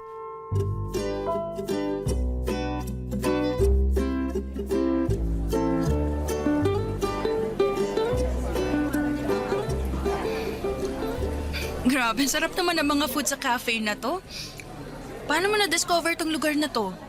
Grabing ganda, tapos affordable lang din yung mga pagkain. Ganda pa ng ambience. Tambay na talaga ako dito. Kilala na ako ng mga staff. Dito rin kasi ako madalas nagtatrabaho pag gusto kong maiba naman yung paligid ko. Yung bang ayoko muna sa bahay, yung ganun. Nakakasawa rin kasi. Wow, so work from home ka pala? Oo, simula pa nung pandemic. Nice, iwas traffic, no? Ay, hala, sorry. Masyado na ba akong maraming kinakain? Pansin ko kasi konti ka lang kumain. Baka mamaya iniisip mo, ang takaw-takaw ko Masarap lang talaga yung pagkain. Hindi ko mapigilang kumain ng kumain. Kaya nga tayo umorder na maraming pagkain para kainin. Tsaka tiwala naman ako na masarap at magugustuhan mo yung mga dishes nila rito. Kaya yan ang in-order ko para sa atin. Galing din talaga ng taste mo, no? Lauren, salamat ha. Saan? Hindi kasi pumayag kang makipagkita sa akin. Akala ko kasi hindi ka free ngayon kasi sabi mo may ginagawa ka rin tuwing Sabado tsaka Linggo. Meron nga pero okay lang naman. Tsaka gusto ko rin lumabas kasama mo dahil matagal-tagal na simula nung makipag-date ako. I mean, friendly date ganun. Kaya thank you kasi di ko akalain na makikilala kita. Tsaka alam mo yun, ang funny lang kung paano nangyari yun. Kaya nga ako rin naman thankful kasi nag-reply ka nun sa akin sa comment section. Tsaka eto na, di ba? Kasama na kita. Ka-date. Friendly date. Nga pala, mahilig kang makinig ng drama? Ayo, nakakatuwa kasi nakaka-inspire. Tapos minsan nakakagalit. Ay, true yan. Diba? Siyempre, nakakadala yung kwento lalo na kung may nakakainis na kontrabida. Pero meron din namang nakakakilig. Nako, sinabi mo pa. Doon na nga lang ako kinikilig Ay talaga? Bakit naman? Paano? Simula kasi nung iniwan at niloko ko ng ex kong masama ang ugali, hindi na talaga ako naniwala sa love-love na yan. Siyempre, bitter-bitera ng atake ng lola mo, ganun. Ikaw ba naman sakta ng bonggang-bongga Kaya, nakikringe talaga ako pag nakakapakinig ako ng mga love story na yan until nagustuhan ko na lang bigla. Narealize ko kasi na hindi naman pare-pareho yung pinagdaraanan ng mga tao, lalo na sa pag-ibig. Merong masaya, maganda, meron din naman problematic. Pero alam mo sa uli, nagiging maayos din naman yung lahat. Alam mo, kagaya na lang ng mga realization mo. Naniniwala naman ako na pag hindi tayo nag-workout sa una nating relasyon, hindi pa naman katapusan ng mundo. Oo, masasaktan tayo, iiyak, malulungkot, 'di ba? Manghihinayang. Alam mo, parang ako lang yan kasi 10 taon na kami nung ex ko noon. Ang dami ko ring tanong sa sarili ko kung bakit niya ako nagawang lokohin. Hanggang ngayon, hindi ko pa rin nahahanap yung mga sagot Baka ako yung problema, baka siya, ewan. Pero hindi na siguro yun mahalaga kasi mas focus na ako ngayon sa sarili kong kaligayahan. Tama naman. Naniniwala ako na panandalian lang ang kalungkutan. Sa bawat kwento naman palagi pa rin may happy ending sa dulo.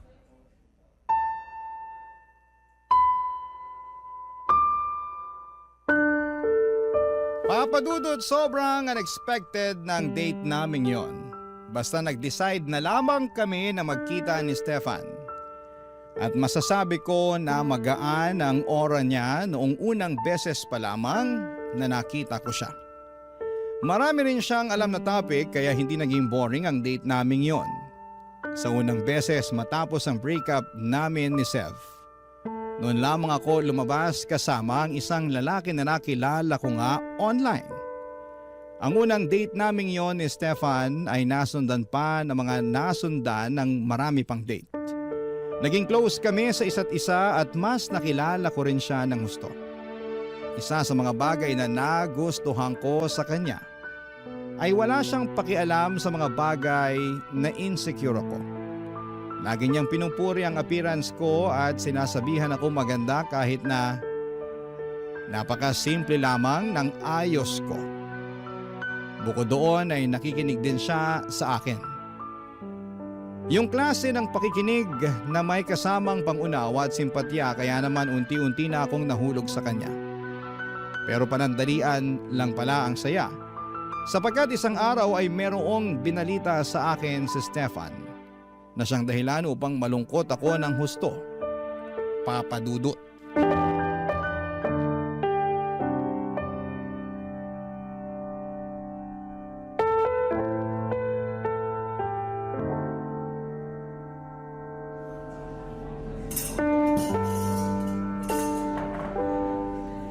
Anong sinabi mo? Joke ba yan o ano? Hindi yun joke, seryoso ako doon. Natanggap ako sa isang project sa Dubai. Matagal ko rin yung hinintay. So, ibig sabihin ongoing pala yung application mo noon pa? Oo, pero akala ko kasi di na ako doon matutuloy. Natanggap ka nga kamo at matagal mo na nga rin hinihintay. Ibig sabihin tuloy ka na. Daya naman, iiwan mo rin pala ako eh. Pero may social media naman Pwede pa rin tayo mag-usap doon. Meron nga, pero iba yung oras doon tsaka dito. Baka mahirapan tayo, lalo na siguradong magiging busy ka na doon pagdating mo. Makakahanap pa rin naman ako ng paraan para kausapin ka. Hindi mo naman kailangan gawin yun kasi magkaibigan lang naman tayo, di ba? Wala kang responsibilidad sa akin. Ang totoo, meron. Anong meron? Paano? Kasi gusto kita. Gusto kita higit pa sa isang kaibigan. Wow! Sasabihin mo sa akin gusto mo ako pagkatapos mong sabihin na aalis ka para magtrabaho sa ibang bansa. Pero pwede pa rin naman natin ipagpatuloy yung relasyon natin kahit na magkalayo tayo. Diba? Ayoko. Loren, baka naman... Aaminin ko, Stefan. Gusto na rin kita. Pero ayoko ng LDR. Ayoko noon, praning ako eh. Tsaka hindi ko alam kung kakayanin ko. Kaya nga kung ganyan lang na aalis ka mabuti pa tapusin na lang natin tong kung ano mang meron tayo ngayon. Para wala ka na rin kargo pagdating mo doon. Para trabaho na lang iintindihin mo. Ayos lang naman ako eh. Huwag ka mag-alala sa akin. Makaka-move on naman ako.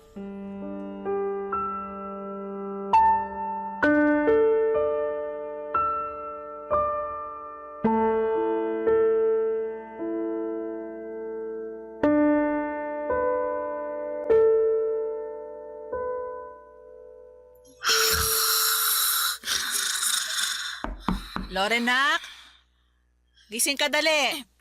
Po! Bakit po, ma? Teka, pagbubuksan ko kayo ng pinto. Sorry, nak. Mukhang malalim na yung tulog mo. Naistorbo pa tuloy kita. Ayos lang po, pero ano po ba yon? Bakit niyo ako ginising? May naghahanap kasi sa'yo. Kanina pa sigaw ng sigaw sa may gate natin kaya nilabas na namin ng papa mo. Ma, nagpapasok kayo ng tao dito sa atin? Oo, pero nagpakilala naman siya sa amin ng papa mo. Siya raw si Stefan. At nagmamakaawa siya na kausapin ka, kaya sige na. Labasin mo na kasi di raw siya uuwi hanggat di ka nakakausap. Sige po, ma.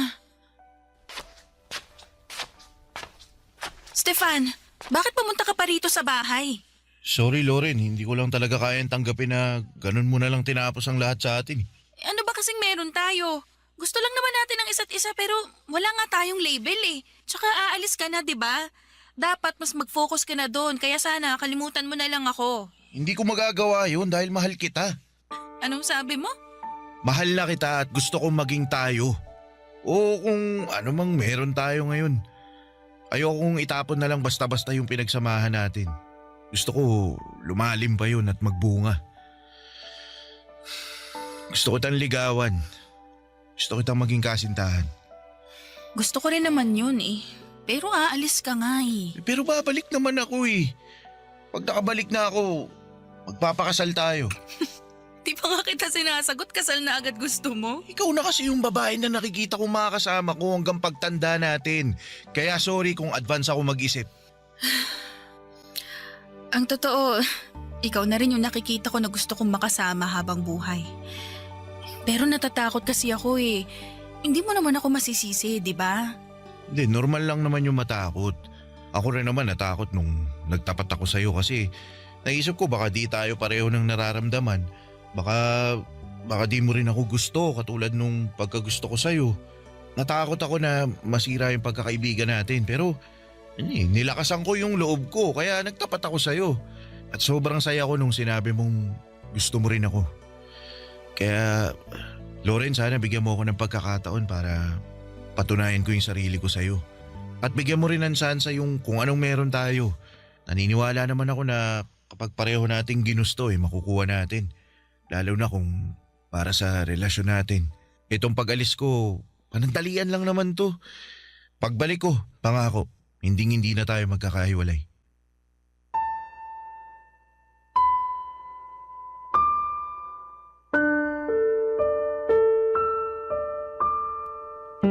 Papadudod, ramdam ko ang sincerity sa boses ni Stefan. Ramdam ko na gusto niyang mag-workout ang kung anuman ang meron kami ng mga panahong yon. Ramdam ko na gusto niyang sumibol ang relasyon namin at mamunga yon. Kaya nga ng gabing yon ay sinantabi ko ang takot, pagdududa sa aking sarili at pangamba sa puso ko nang sagutin ko si Stefan at pumayag na maging kasintahan niya.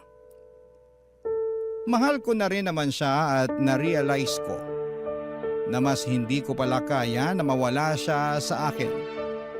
Kaya nga pinag-usapan namin ang magiging setup namin sa aming pansamantalang paghihiwalay.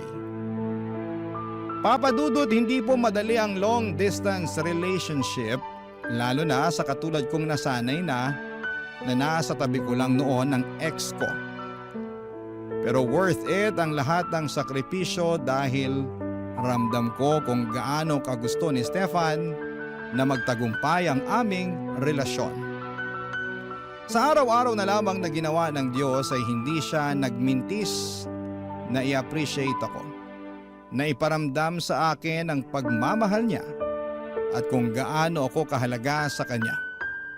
Kaya nga nagpapasalamat ako ng husto sa Panginoon dahil natagpuan ko ang katulad ni Stefan. Sa kasalukuyan ay nasa Dubai pa rin si Stefan, Papadudot, pero uuwi na siya sa 2026 at plano na rin naming magpakasal sa taong yon. Hindi perpekto ang aming relasyon pero pagmamahal namin sa isa't isa at pananalig sa may kapal ang pinakamalakas naming sandigan. Maraming salamat po sa pagbasa ng aking kwento at sana po ay marami kaming na-inspire sa istoryang tinampok ko sa programa ninyong Barangay Love Stories. God bless po and more power sa inyong istasyon. Ang inyo pong forever kapuso at ka-barangay, Loren. Kwentuhan naman tayo dito sa comment section. Ang mga kwento ng pag-ibig, kwento ng buhay at kwento ng pag-asa dito sa Barangay Love Stories. Love Stories.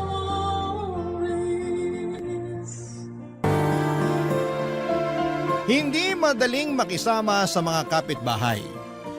Lalo't magkakaiba kayo ng estado at prinsipyo. Minsan, mas madali na lang silang baliwalain at huwag pansinin. Ikaw kabarangay, gaano mo kasundo ang mga kapitbahay mo? Dear Papa Dudut, ako nga pala si Belinda, 50 anyos at isang single mom sa anak kong 18 anyos na si Mia. Para kaming mag-best friend ng anak ko. Lagi kaming magkamaritesan lalo na kapag may mga ganap sa mga kapitbahay namin. Tulad na lamang nung nakaraan, may bago kaming dumating na kapitbahay at tumira sa Unit A. Katabi lang namin dahil kami naman ay nasa Unit B. May kamahalan ang renta sa Unit A dahil 2 floors yon at mas malawak pa. Kumpara sa aming mag-ina na 1 kwarto lang at nagkasya na lamang kami sa double deck na kama. Kaya nga mas naging close kaming mag-ina dahil iisa lang ang kwarto namin. Kaya lang minsan ay pinapangarap ko rin na magkaroon ng solong kwarto ang anak kong si Mia lalo't dalaga na siya at kailangan na ng privacy. Minsan nga ay tinatanong ko kung magkano ang renta sa Unit A. Nalula na lamang ako. Hindi ko kaya ang presyo noon kaya sinabi kong magtiis na lamang muna kami ng anak ko dahil balang araw kapag nagkaroon na ng trabaho, ang anak ko ay magkakaroon na kami ng mas maayos na bahay. Yung bahay na may 2 kwarto. Kaya hanggang pangarap lang noon ang Unit A sa amin dahil hindi pa namin yon kayang upahan. Noong napakante nga yun ay panay ang punta namin doon ni Mia, doon kami nagkakape sa umaga. Inayaan naman kami ng landlady namin basta wala lang kaming masisira. Ini-imagine naming madalas kung saan namin ipopwesto sa Unit A ang mga gamit namin na bibilhin. Hanggang isang araw ay hindi na kami pwedeng tumambay doon para magkape at mag-imagine. Dahil dumating na ang bagong tenant at dahil alam naming may kamahalan ng renta sa Unit A, kaya nasigurado na agad naming may kaya ang bagong uupa doon, Papa Dudut.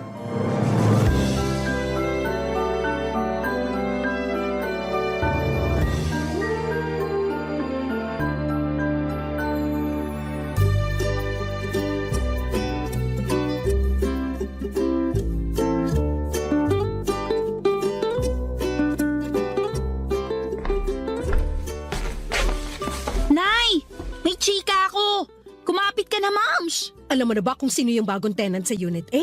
Oo, alam ko na. Maupo ka na at hindi mo to kakayanin. I-update mo ko dali.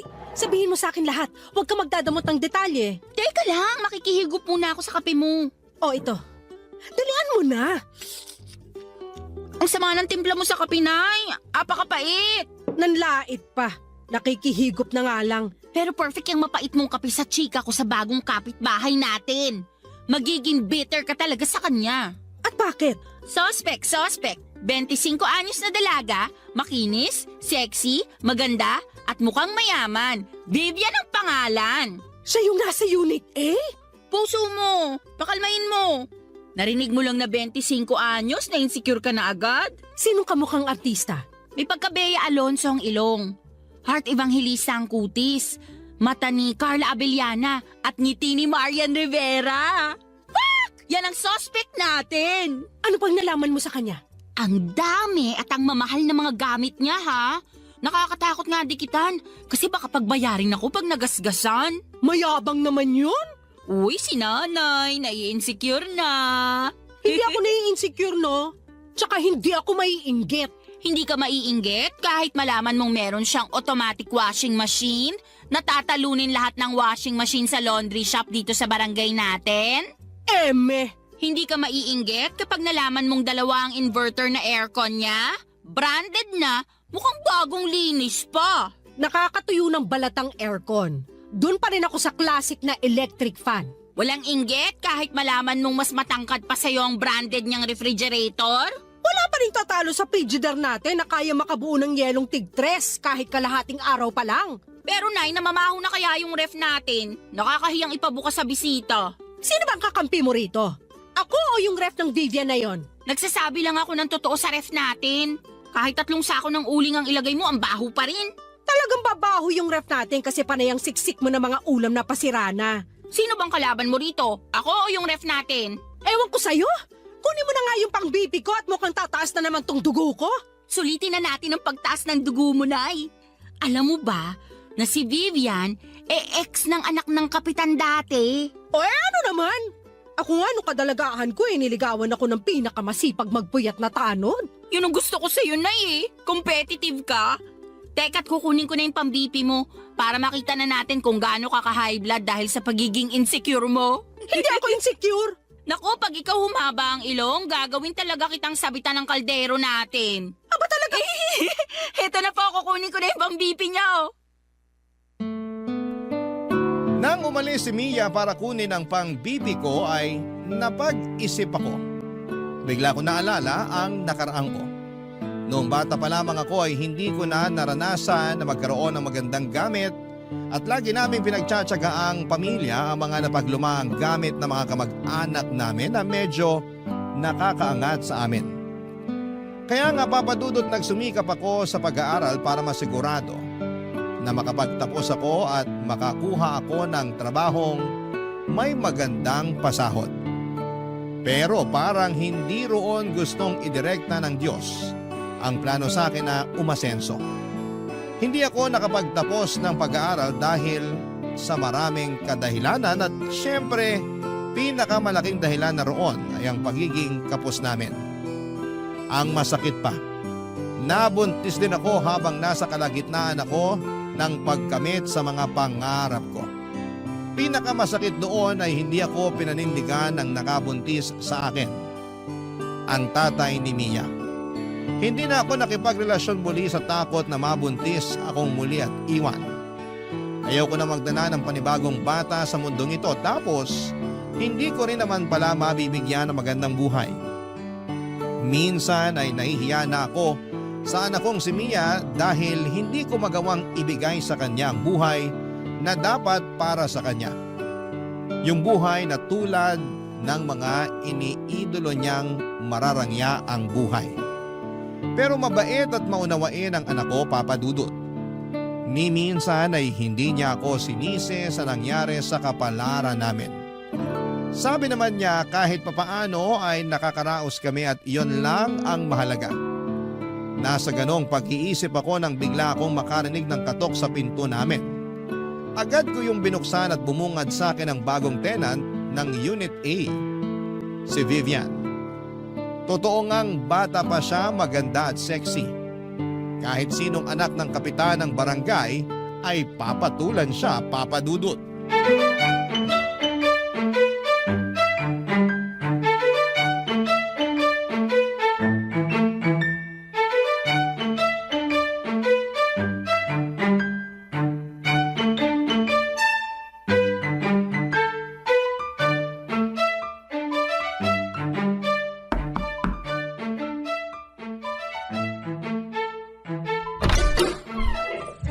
Hello po! Ako nga pala si Vivian, yung bagong lipat sa Unit A. Hello! Ako naman si Belinda, ang loyal na tenant ng Unit B. Nabanggit nga ng anak kong si Mia na naglilipat ka na raw. Kumusta naman? Medyo nakakapagod. Tapos ang init pa. Kaya pasensya na kung puro pawis na tong suot kong spaghetti strap ha. Kaya sigurong sisipag ng mga tagabuhat mo kasi na-inspire sila masyado sa spaghetti strap mo. Joke. Ay, hindi dapat yan joke. Sinadya ko talagang magsuot ng spaghetti strap para mawala ang pagod ng mga tagabuhat ko ng gamit. Saka para ingatan nila yung pagbubuhat. Ang hirap naman kung magasgasan yung bago kong 75-inch smart TV na fully paid. Sana all 75 inches. Nay, hindi ko mahanap yung pang-BP nyo. Hindi kaya sinangla nyo na naman kay Aling Tessa? Anong pang-BP? Wala nag-BP sa lahi natin. Ikaw talagang bata ka. Ang hilig mong gumawa ng kwento. Nay, hi Miss Vivian. Napadaan kayo rito sa bahay namin. Pasensya na sa nanay kong allergic sa pang-BP ha. Mia? Mia nga pala. Ang kaisa-isang anak ng single mom ng Unit B. Nakakatuwa naman kayong mag-ina. Ito naman talagang sana all. Saka tawagin mo na lang akong Vivian. Di naman nagkakalayo ang edad natin. May maitutulong ba kami sa'yo, Vivian? Kasi parang mukhang wala na eh. Halos trinabaho na lahat ng mga taga-buhat mo. Nakakaloka nga eh. Kahit yung mga kapitbahay nating lalaki, tumulong na rin. Ayaw pa magpabayad. Ang babait naman pala ng mga lalaki dito sa atin. Mabait talaga sila kapag naka-spaghetti strap ang babae. At nakamaiksing maong shorts. Baka kahit renta mo, libre na kapag nakita ka ng asawa ng landlady natin. Joke! Mapagbiro talaga kayong mag-ina, no? Nakakatuwa naman. Sana makaklose ko kayong dalawa. Pwede naman, basta makikiref ako sa'yo ng ulam, ha? Ay, wala ba kayong ref? Meron, kaya lang may amoy eh. Meron kaming ref, kaya lang tong anak ko eh. Kulang na lang pati sapatos niya ipasok sa ref. Gusto lahat malamig. Nakakainit tuloy bigla ng ulo. Parehas tayo, Mia. Gusto ko rin laging malamig. Kaya nga dalawa yung binili kong inverter na aircon eh. Bala ko pa nga bumili ng isa pa para bawat sulok ng bahay ko, malamig na. Ang yabang naman ng 3 aircon. Oy, joke lang yun ah. Okay lang. Hindi naman ako pikon. Saka alam ko namang mahilig lang talaga kayong magbirong mag-ina. Ito hindi biro, ha? Baka pwedeng makinood sa TV mo. Mia! Walang problema. Andyan lang naman ako sa bahay. Madalas kasi naka-work from home ako. Anytime na gusto mong makinood, kato ka lang, okay? May kasama pang popcorn at soft drinks pag makikinood ka. Uy, narinig mo yun, Nay? May popcorn at soft drinks. Talo ang tubig at tinapa natin na pinapapak natin kapag nanonood tayo ng balita. Mas malasa naman ang tinapa kaysa sa popcorn. At mas healthy ang tubig kaysa sa soft drinks. Naku, pasensya na ha. Hindi ko kayo ma-offera ng tinapa kasi allergic ako dun. Lalo na sa tuyo. Pero marami akong imported na meatloaf at corned beef. Pwede na siguro yung papakin kapag nanonood kayo ng balita? Bibigyan ko kayo. Di ko rin kasi nagagalaw masyado kasi lagi lang akong umu-order ng food ko. Wala akong time magluto eh. Tatanggapin namin ang ayudang yan, Vivian. Ilang taon na kasing luya lang ang laman ng kitchen cabinet namin eh. Ikaw talaga kanina mo pa binabackstab ang bahay natin. Totoo naman ah. Naku, tumatawag na yung magde-deliver ng food ko. Maiwan ko muna kayo ha. Katok lang kayo sa Unit A kapag may kailangan kayo. Bye! Papa Dudut, mukha namang sincere ang pakikipagkaibigan ni Vivian sa aming mag-ina. Kaya lang siguro ay natabunan yon ng inis dahil sa inggit ko. Opo, Papa Dudut. Inggit nga ako kay Vivian. Magpapakatotoo na ako. Mas lumala nga ang inggit ko nang makaharap ko na siya at makita kung gaano siya kaganda at kasexy. Ganon kasi ang itsurang pinapangarap ko noong dalaga pa lamang ako. Malapit ko na sanang ma-achieve yon, kaya lang ay nabuntis ako at nasira ang figure ko.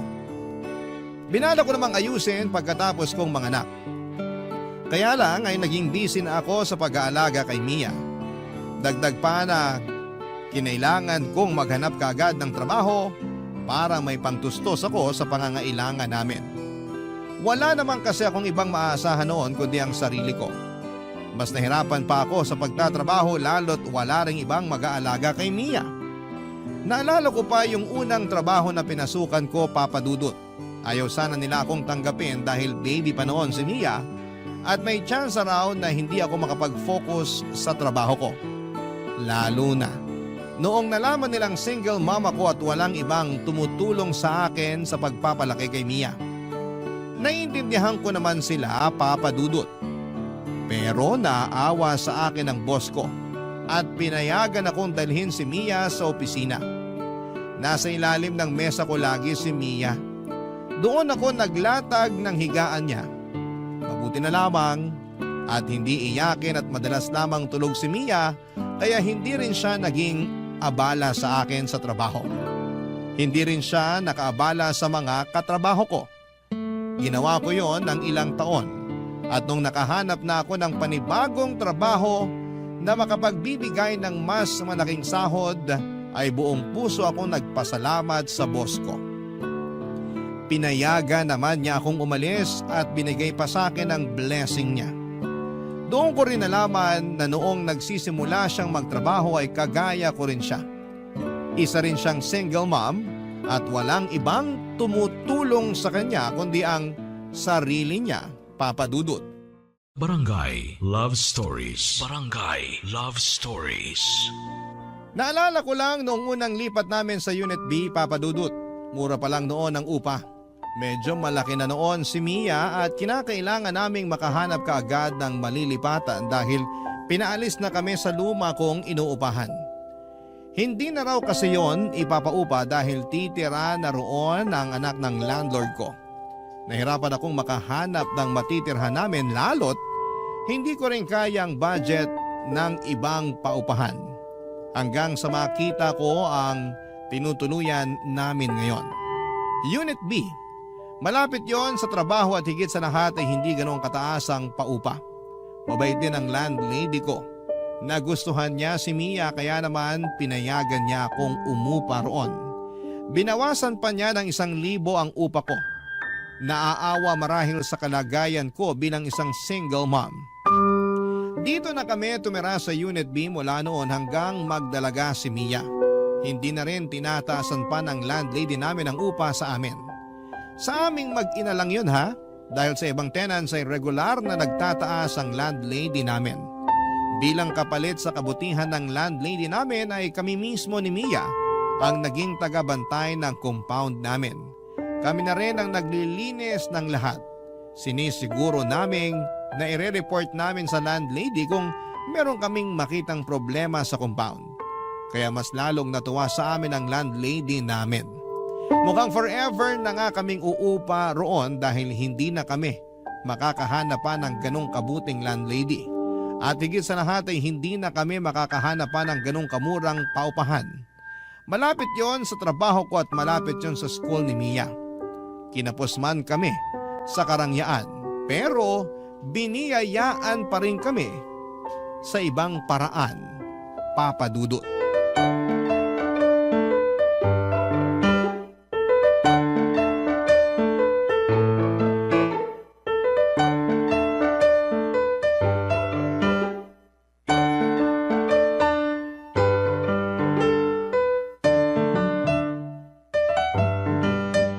Nay, alam mo na ba? Ang alin? Yung tungkol kay Vivian. Kasiraan ba yan sa kanya? May skandal ba siya? Ano? Si nanay talaga. Ang bait naman ni Vivian pero gusto mo laging hanapan ng baho. Ano ngang nalaman mo sa kanya? May lang naman to. Ang dami na naman yung gamit na dumating. Bago lahat. Baka naman kasi may sugar daddy na nagpupundar sa kanya. Yan ang baho niya. Hindi rin, Nay. Sariling sikap si Vivian. Close na kayo? Pinayagan ka lang niyang makiref ng ice cream mo, pinagtatanggol mo na siya? Ayoko lang maging bias, no? Mabait naman kasi siya. Para saan pa tong inisplok mo na marami siyang bagong gamit na dumarating? Para lang inggitin ka. Effective, di ba? Sarili mong nanay, sinisira mong araw. Sinasabi ko lang kasi pwede tayong makisuyo sa mga gamit niya. Di ba nga pinapayagan na niya ako makiref? Tapos okay lang sa kanya kung makikinood ako sa TV niya. Ikaw naman hindi porket pumapayag siya sige lang na sige. Mahiya ka rin naman. Siya kaya itong nag-offer. Saka gusto niya nga na nandun ako lagi para may kasama siya eh. Ang lungkot daw na mag-isa lang siya ron, lalo't bagong lipat lang. Namamahay pa. Bakit hindi siya dalawin ng sugar daddy niya? Wala nga siyang sugar daddy. Gusto kong paniwalaan na meron siyang sugar daddy. Ibigay mo na to sa akin. Iba ka talaga kapag nilala mo ng inggit, no? Busog na nga ang inggit sa akin eh. Kaya mas magandang wag ka nalang pumasok sa bahay niya. Kasi baka ma-stroke ka dahil sa inggit. Gaano kaganda ang bahay niya? Maganda. Parang mga bahay sa ibang bansa. Ang mamahal talaga ng mga gamit niya. Parang hindi nga bagay dito sa barangay natin eh. Ewan ko ba kay Vivian kung bakit dito pa niya naisipang lumipat? Pwede naman siya sa mga syala na kondo. Kasi kabit siya ng kapitan natin. Kanina sugar daddy tapos ngayon may kabit na siyang kapitan. Grabing imagination mo, Nay. Pumapalo talaga kapag naiinggit ka eh. Sa ganitong paraan lang naman gumagana ang loob ko eh. Hindi ko naiisip na miserable itong buhay natin kumpara sa kanya. Bakit mo naman kasi niisip na miserable ang buhay natin? Okay naman tayo ah. Kung okay tayo, bakit mo laging nilalait na mabaho ang ref natin? Bakit kailangan mo sabihin na laging walang laman yung kitchen cabinet natin? Oy, wala akong sinabing walang laman yung kitchen cabinet natin. Sabi ko nga may luya ron eh. Ikaw talaga mapagawa ka ng kwento. Ganon din yun. Nilait mo pa rin ang pasimple. Nay, hindi ka dapat makaramdam ng inggit kay Vivian. Saka dapat hindi mo dinadaw ng buhay natin. Sa'yo talaga nang galing yan? Matapos mong sabihin na ang baho ng ref natin? Kahit mabaho ang ref natin at luya lang ang laman ng kitchen cabinet natin, happy naman ako sa buhay natin. Hindi ka ba talaga happy, Nay? Happy naman sana. Kaso, biglang dumating si Vivian.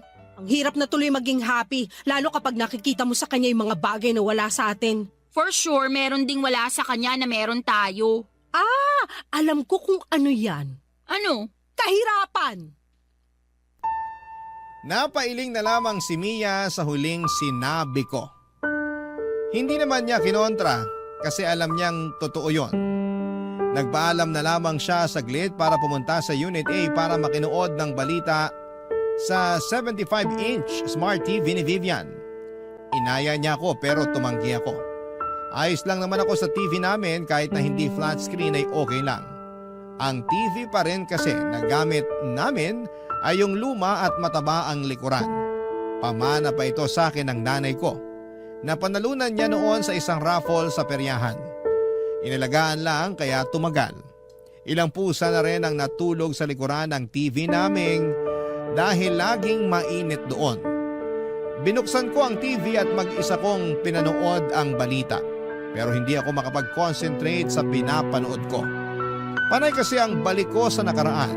Naalala ko pa kung ano ang pinakaunang gamit na pinundar ko noong lumipat kami sa Unit B.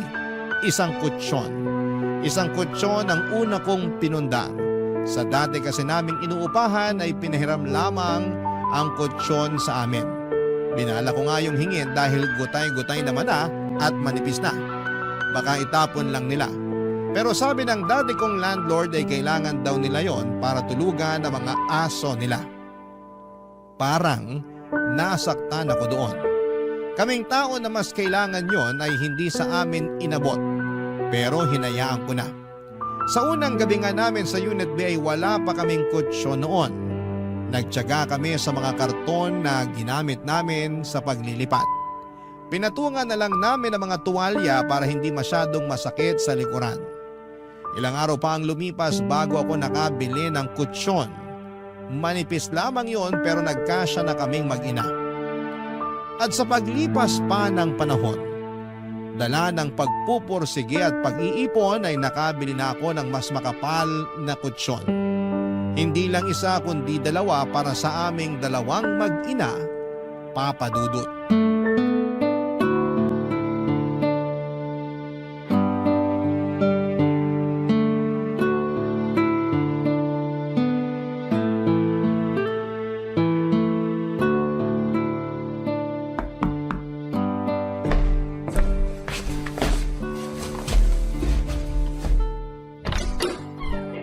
Hello, Ate Belinda! Vivian! Huwag mo na akong tawaging ate. Hindi naman nagkakala yung edad natin. Ah, ganun ba? 25 years old ako eh. Eh, ikaw? 50. Ay, hinahanap mo ba si Mia? Wala kasi siya rito. Andun sa bahay ng kaklase niya.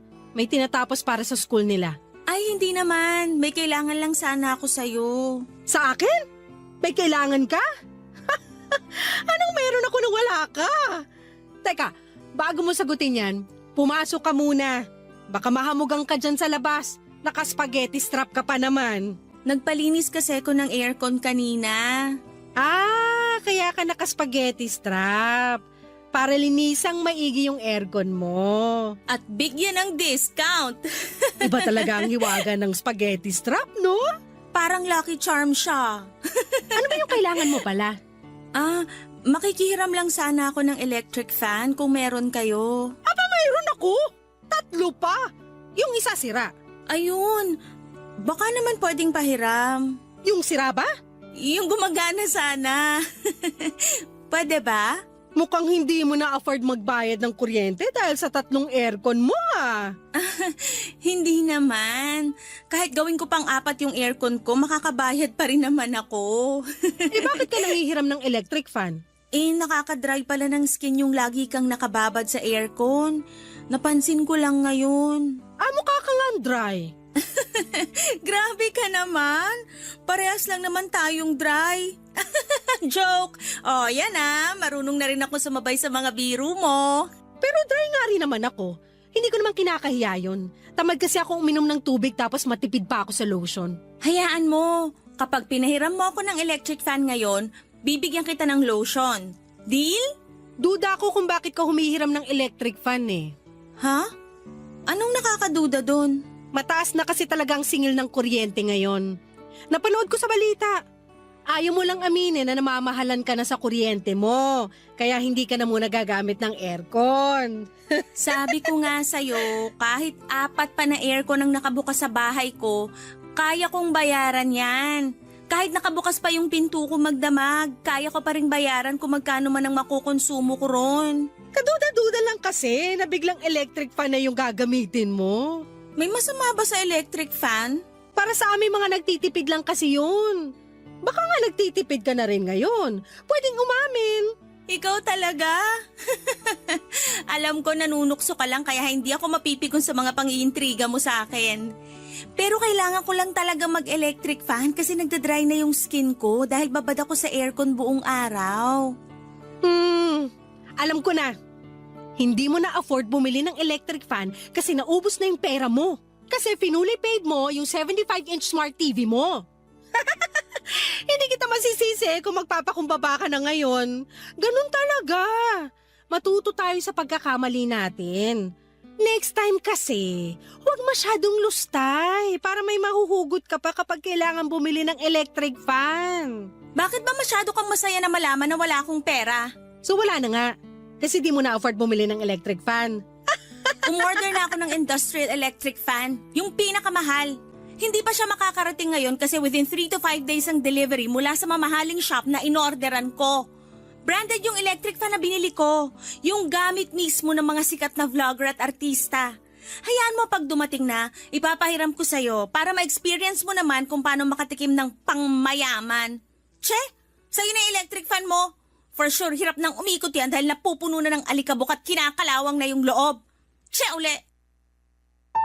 Hindi ako nakasagot sa sinabi ni Vivian Papadudut. Gusto ko siyang labanan sa pagtataray niya pero naisip kong ako naman pala yung unang nang atake sa kanya. Ewan ko ba kung bakit ko ginawa yon, siguro'y naipon na lamang din talaga yung inggit ko sa katawan ko. Masisisi niyo ba ako? May pagkamayabang din naman kasi si Vivian. Kung paano niya ibida sa akin yung mga gamit niya, akala ba niya ay hindi ko ramdam? O baka naman masyado lang akong sensitive at wala naman siyang balak ipamukha sa akin yon. Pero dahil nababalot ako ng halo-halong emosyon kaya hindi na ako nakapag-isip pa ng maayos. Para sa akin noon, kontrabida talaga si Vivian. Kaya naman naisipan kong labanan siya sa mga pinagyayabang niya. Nang makauwi si Mia, nalaman kong hinarang pala siya ni Vivian sa gate at kinuwento ang ginawa ko. Hindi ako kinampihan ni Mia kaya mas lalo akong nainis kay Vivian. Immature daw ako, sabi ni Vivian. 50 na raw ako pero kung umasta ako ay para akong grade school. Doon ako mas lalong nag-init. Napacheck tuloy ako sa BP ko. Tama nga ang hinala ko, tumaas na naman ang BP ko. Wala akong ibang sinisisi noon kundi si Vivian at nararamdaman kong inggit sa kanya. Makakabawi rin ako sa kanya, yun ang sinumpa ko habang nililinisan ang mga namuong alikabok sa electric fan namin, Papadudut. Barangay Love Stories. Barangay Love Stories. Matagal kong pinag-isipan ang gagawin kong paghihigante kay Vivian, Papadudut. Mga 1 week din yon. Naisip kong bumili ng bagong TV, iyon ang simula ng paghihiganti ko kay Vivian. Inabangan ko ang sale online at nag-apply din ako ng loan sa online shop na yon. Nasilaw ako sa offer lalo't alam kong pwede ko yung bayaran ng paunti-unti. Itinago ko na ang matabang likuran na TV namin, Papadudut, at nagulat na lamang si Mia nang dumating ang bagong flat screen TV. Hindi ko muna yon ginamit para makaiwas na magasgasan at mag-overheat. Kung nag-overheat man ang mga flat screen TV, wala rin naman kasi akong alam. Ang alam ko lang, pwede ko yung ipamukha kay Vivian oras na dumaan siya sa bahay. O di naman kaya ay lalakasan ko ang volume ng TV para marinig niyang meron na kaming bagong TV. Gusto ko na ngang gamitin or gusto na ngang gamitin ni Mia ang TV para makapanood na siya ng balita. Kaya lang ay sinabi ko na pasimplihan niya muna si Vivian na dumaan sa bahay. Nagtataka may sumunod pa rin si Mia dahil sa kagustuhan nitong makapanood na sa bagong TV namin. Maya-maya pa'y bumalik na si Mia pero hindi naman niya kasama si Vivian. Sinabi lang niya na busy daw si Vivian. Pero alam kong umiiwas lamang si Vivian sa akin dala nga noong minsang tensyon sa pagitan namin dahil lang sa electric fan. Kaya hinayaan ko na lamang na buksan ni Mia ang TV para makapanood na siya. Nilabas ko ang tinapa sa ref para papakin niya pero tumanggi siya dahil binigyan daw siya ng popcorn ni Vivian. Nainis na naman tuloy ako, Papa Dudut.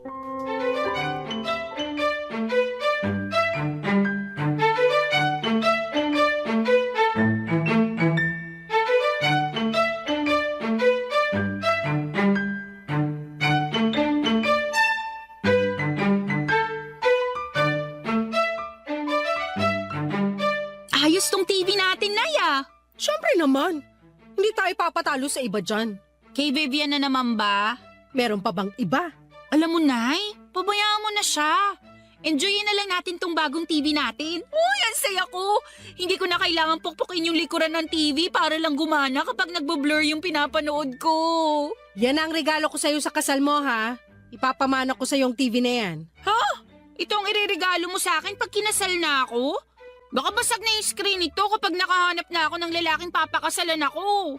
Grabe naman yung regalo mo, recycled. Wala akong pakialam. Ipapamana ko pa rin tong TV sa'yo, kaya alagaan mong mabuti. Tulad ng pag-aalaga ko roon sa matabang TV natin dati. Hayaan nyo, Nay. Aalagaan ko tong TV natin. Sisiguraduhin ko na makakakain siya ng 3 beses sa isang araw. Bibilang ko rin siya ng vitamins, lalo kapag napupuyat siya sa gabi. Okay na po ba? Puro kakalukuhan. Lakasan mo nga ang volume ng bagong TV natin. Malakas naman ang volume ah. Hindi nyo pa rin ba marinig? May pangbili ng bagong TV pero cotton buds wala. Naririnig ko kaya lang gusto kong marinig din sa Unit A. Nako, kay Vivian na naman. Siya ba ang inspirasyon mo kaya ka bumili ng bagong TV? Malamang! Ano nga namang ikaw? Ayan na ata si Vivian. Lakasan mo yung volume. Tsaka humanap ka ng mapapanood ng matingkad ang kulay. Wala naman tayong cable na. Iisa lang ang channel natin. Wala akong pakialam. Gumawa ka ng paraan. Lagyan mo ng filter yung palabas. Teka, bubuksan ko lang yung pinto. Hi, Belinda! Hi, Vivian! Dinig ko ang lakas ng TV niyo sa unit ko ah. Ganun ba? Sobra naman pala ang lakas ng sounds ng nabili kong TV. High quality talaga. Umaabot talaga sa'yo yung tunog? Oo, naka-apekto siguro na nakabukas lahat ng bintana niyo kaya dinig sa akin. Pwedeng makita? Pasok ka! Pwede ka rin makinood kahit anong gusto mo. Nay, isa lang ang channel natin. Lagyan mo ng filter! Wow, ang cute ng TV niyo ah. Anong cute? Ang cute para sa maliliit lang. Ang laki kaya ng TV namin. Oh, sorry. Nasanay lang kasi ako sa laki ng TV ko. Ilang inches ba to? Ano siguro? 40 to 55 inches. Asian size, ganon. Hindi mo man lang chinek yung size bago ka bumili? Nagmamadali na kasi ako sa pag-shopping. Kung ano na lang yung madampot kong TV, yun na lang ang binili ko. Next month, bibili na lang ulit ako ng bago. Balitaan kita. Maganda yan. Nakakatuwa naman. Kasi tong si Mia laging nagre-reklamo dun sa matabang likuran na TV nyo eh. At least ngayon may flat screen na kayo. Ewan ko ba kay nanay kung bakit ngayon niya lang naisipang i-retire yung senior citizen namin na TV. Sentimental kasi ako sa gamit. Pamana pa kasi yun ng nanay ko. Naiintindihan kita. Naabutan ko rin naman yung ganong TV pero binigay na lang namin sa kapitbahay namin nung may nagregalo na sa amin ng bago. Hanggang ngayon gamit pa rin nila yung TV na binigay namin eh. Ay, gumagana pa? Tsaka nagkakausap pa rin kayo ng dating kapitbahay nyo? Oo, close pa rin kami kahit nagdalaga na ako at umalis doon. Papadaanin ko nga siya rito next week. Ibibigay ko na kasi sa kanya yung ref ko. Bibili na lang ako ng bago, pamana ko na yun sa kanya. Total, 2 years ko na rin namang gamit yung ref ko na yun. Uy, Vivian, baka naman may ipamana ka rin sa amin. Kailangan namin ng mana. Gusto niyo ba yung sofa bed ko? Di ko naman kasi nagagamit. Sa inyo na lang para komportable kayo kapag nanonood kayo ng TV. Ay, hindi na. Kasi may in-order na ako online na sofa bed at bagong ref. Uy, magkakaroon na tayo ng bagong ref, Nay? Oo naman. Ipapamana natin sa junk shop tong lumang ref natin. Namangha si Mia sa mga sinabi ko. Masaya naman si Vivian sa mga sinabi ko. Niyakap niya ako at sinabing natutuwa siya sa pag-asenso namin. Hindi ko kinatuwa yon at feeling ko ay kaplastikan lamang yon. Nakinood pa saglit si Vivian at pasimple niyang sinabi na ang bagong TV namin ay parehas doon sa napaglumaan niyang TV may 3 taon na raw ang nakakaraan. Nakakainis. Ewan ko ba kung ako lang ang nakapansin ng pagyayabang niya. Kasi si Mia believe na believe pa rin sa kanya. Makalipas nga ang ilang minuto ay umalis na rin si Vivian at pinapatay ko na kaagad kay Mia ang TV. Nagreklamo si Mia kasi gusto pa niyang manood pero pinilit ko siyang patayin ang TV. Natatakot kasi ako na baka mag-overheat yung TV. Saka baka malaki na ang gastos noon sa kuryente. Nagbilin ako kay Mia na limitahan lamang ang paggamit ng bagong TV para umabot pa sa kasal niya balang araw. Noong gabi bago matulog ay pinoblema ko kung paano pa ako makakapag-loan para makabili ng sofa bed at bagong ref na pinagyayabang ko kay Vivian. Alam kong dadaan pa rin si Vivian sa bahay at baka hanapin pa nito ang ref at sofa bed. Kaya naman naghanap pa ako ng pagpapautangan or mapagpapautangan. Meron naman akong nakuha, yun nga lang ay sobrang taas ng interest. Pikit mata ko na lamang na kinuha yon alang-alang sa pride ko. In-order ko ang sofa bed na hindi ko naman kailangan. At bumili na ako ng bagong ref kahit pwede pa naman ang luma namin. Bahala na. Kailangan kong panindigan yon pero pinangako ko sa sarili ko na huli na yon. Hindi na ako magpapadala sa kayabangan ni Vivian. Sisiguraduhin ko lang na makikita niya ang una kong pinagyabang na sofa bed at ref. Makalipas lang ang ilang araw ay dumating na yon sa bahay namin. Tuwang-tuwa na naman si Mia pero may halong alinlangan na sa kanya, Papa Dudut.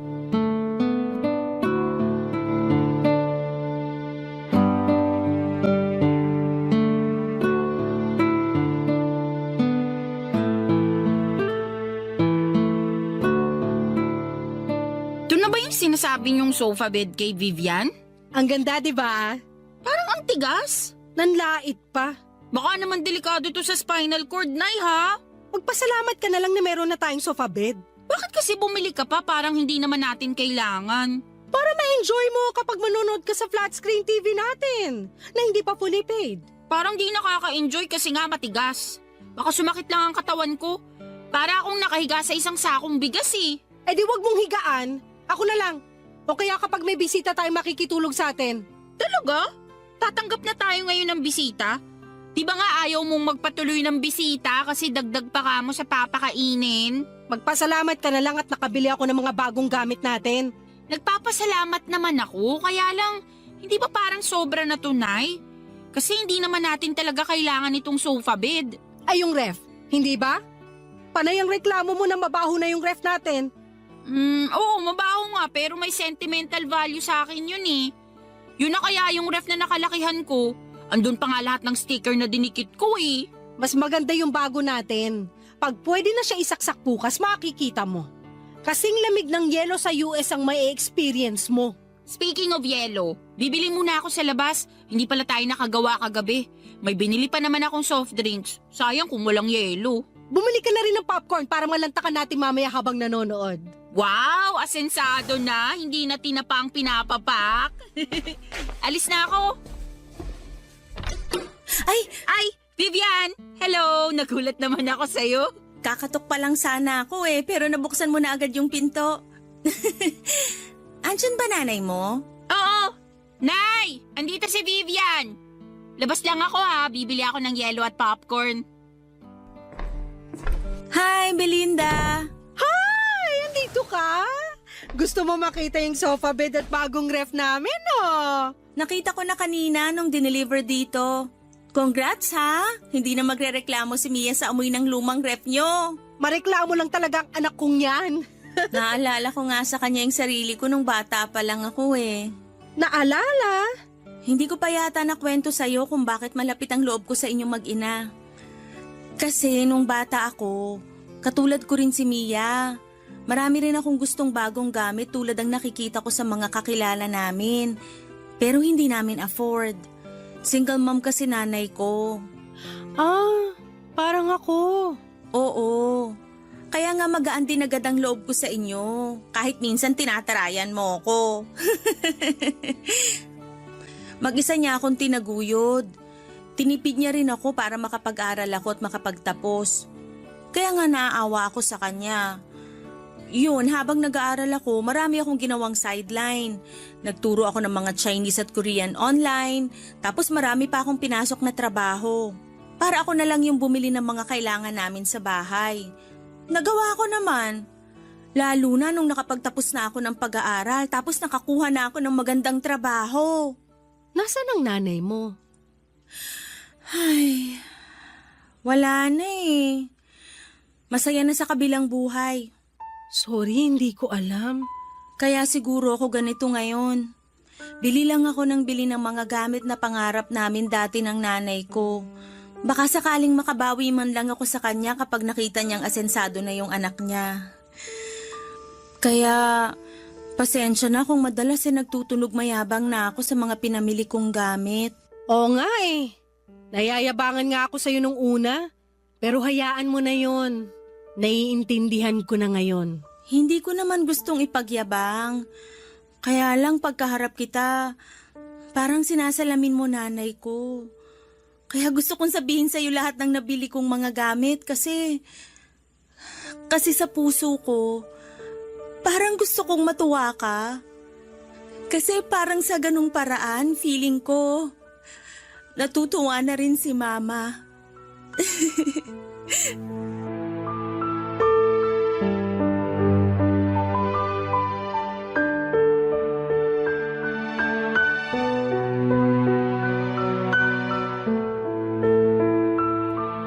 Papadudot para akong sinuntok sa lamunan sa inamin sa akin ni Vivian.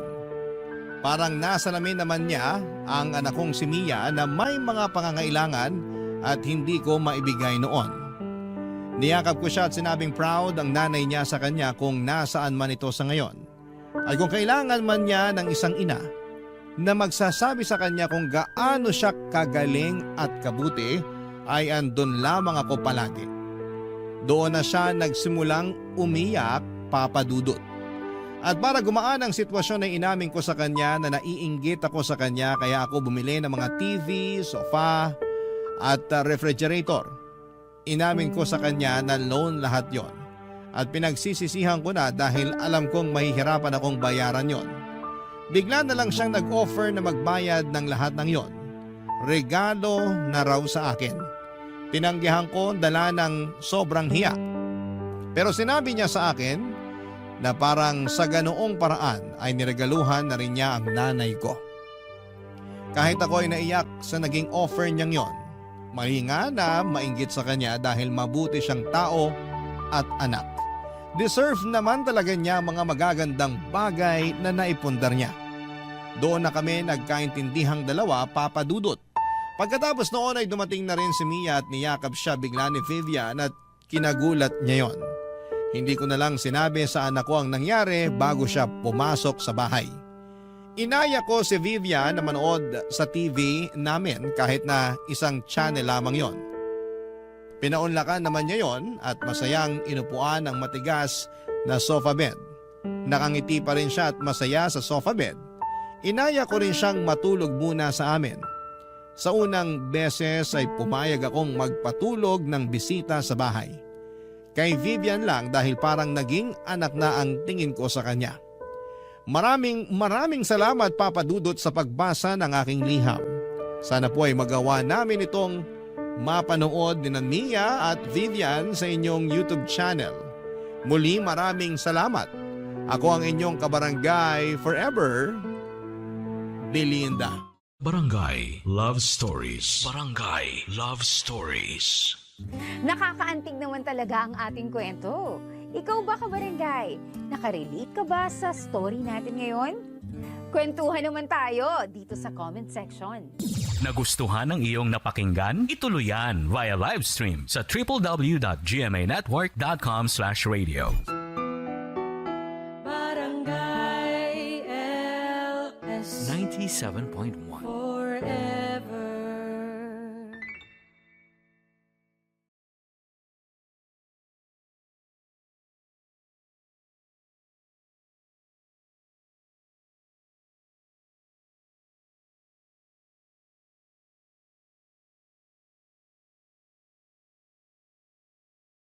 Ang mga kwento ng pag-ibig, kwento ng buhay, at kwento ng pag-asa dito sa Barangay Love Stories. Love Stories. Mahirap pumili kung saan ka liligaya, lalo na kung may isang masasaktan. Pero sa bawat desisyon ay may kapalit na aral na magtuturo sa atin kung paano maging totoo sa sarili. Ikaw, kabarangay, pipiliin mo ba ang taong mahal ka o ang taong mas nakakaunawa sa iyo? Dear Papa Dudut, may mga pagkakataon na sinusubok ng tadhana yung relasyon na meron tayo. May biglang darating sa buhay natin na magpapagulo ng isipan at nararamdaman natin. At magpaparealize kung totoo bang masaya pa tayo sa buhay na meron tayo. Magandang tanghali po sa inyo at sa ating mga kabarangay na kagaya ko ay palaging bukas ang radyo sa ganitong oras para makinig sa inyong programa. Tawagin niyo na lamang po ako sa pangalang Mika. 27 years old at nagtatrabaho sa isang lending company. Sumulat ako hindi lamang para magkwento kung hindi ay para humingi na rin po ng payo. At umaasa ako, Papa Dudut, na matutulungan ninyo ako at ng ating mga kabarangay sa kung anuman ang pinagdadaanan ko. Papa Dudut, nagkakilala kami ng boyfriend kong si Aldrin sa dati kong pinagtatrabahuhan. Naging close kami hanggang sa maging kami na nga pong dalawa. Nagpatuloy ang relasyon namin kahit na magkaibang kumpanya na kami nagtatrabaho. Makalipas nga ang 2 taon ay nag-decide na kaming magsama sa iisang bubong.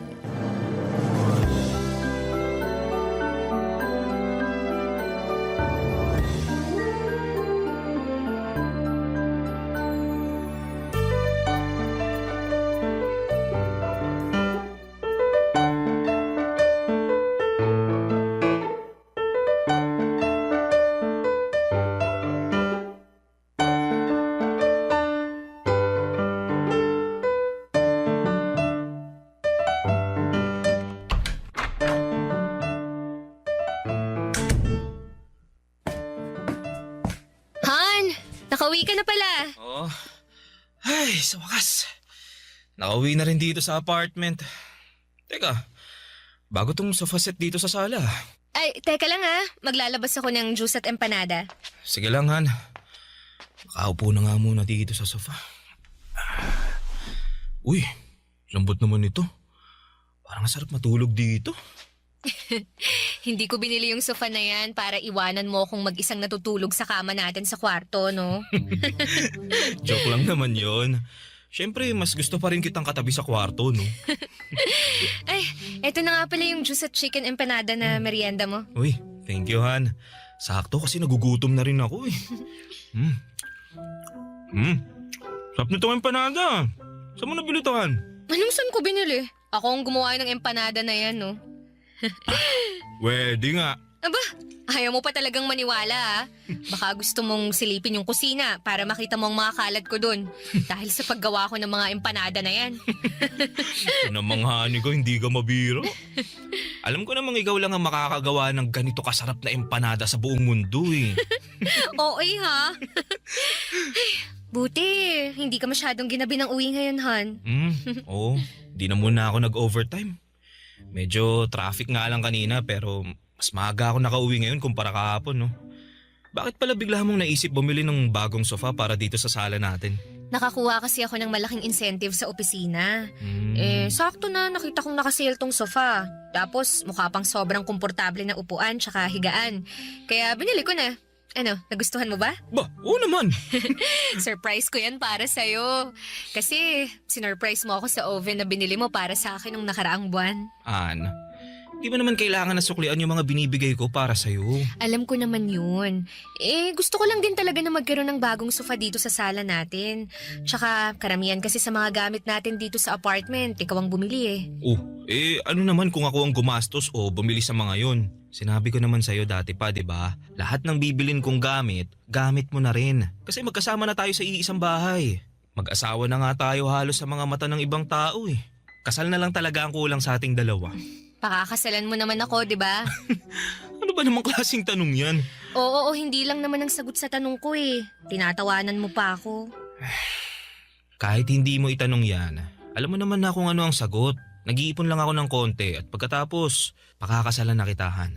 At magiging totoong mag-asawa na tayo sa mga mata ng ibang tao, ng batas at ng Diyos. Papadudot masasabi ko na responsableng tao si Aldrin. Totoo nga yung sinasabi nila na mas makikilala mo ang isang tao kapag nakasama mo na siya sa isang bubong. At nangyari yon sa aming dalawa. Wala akong naging pagsisisi sa bagay na yon. Kasi noong mga panahon na yon ay wala siyang ibang pinakita sa akin kung hindi puro kabutihan lang.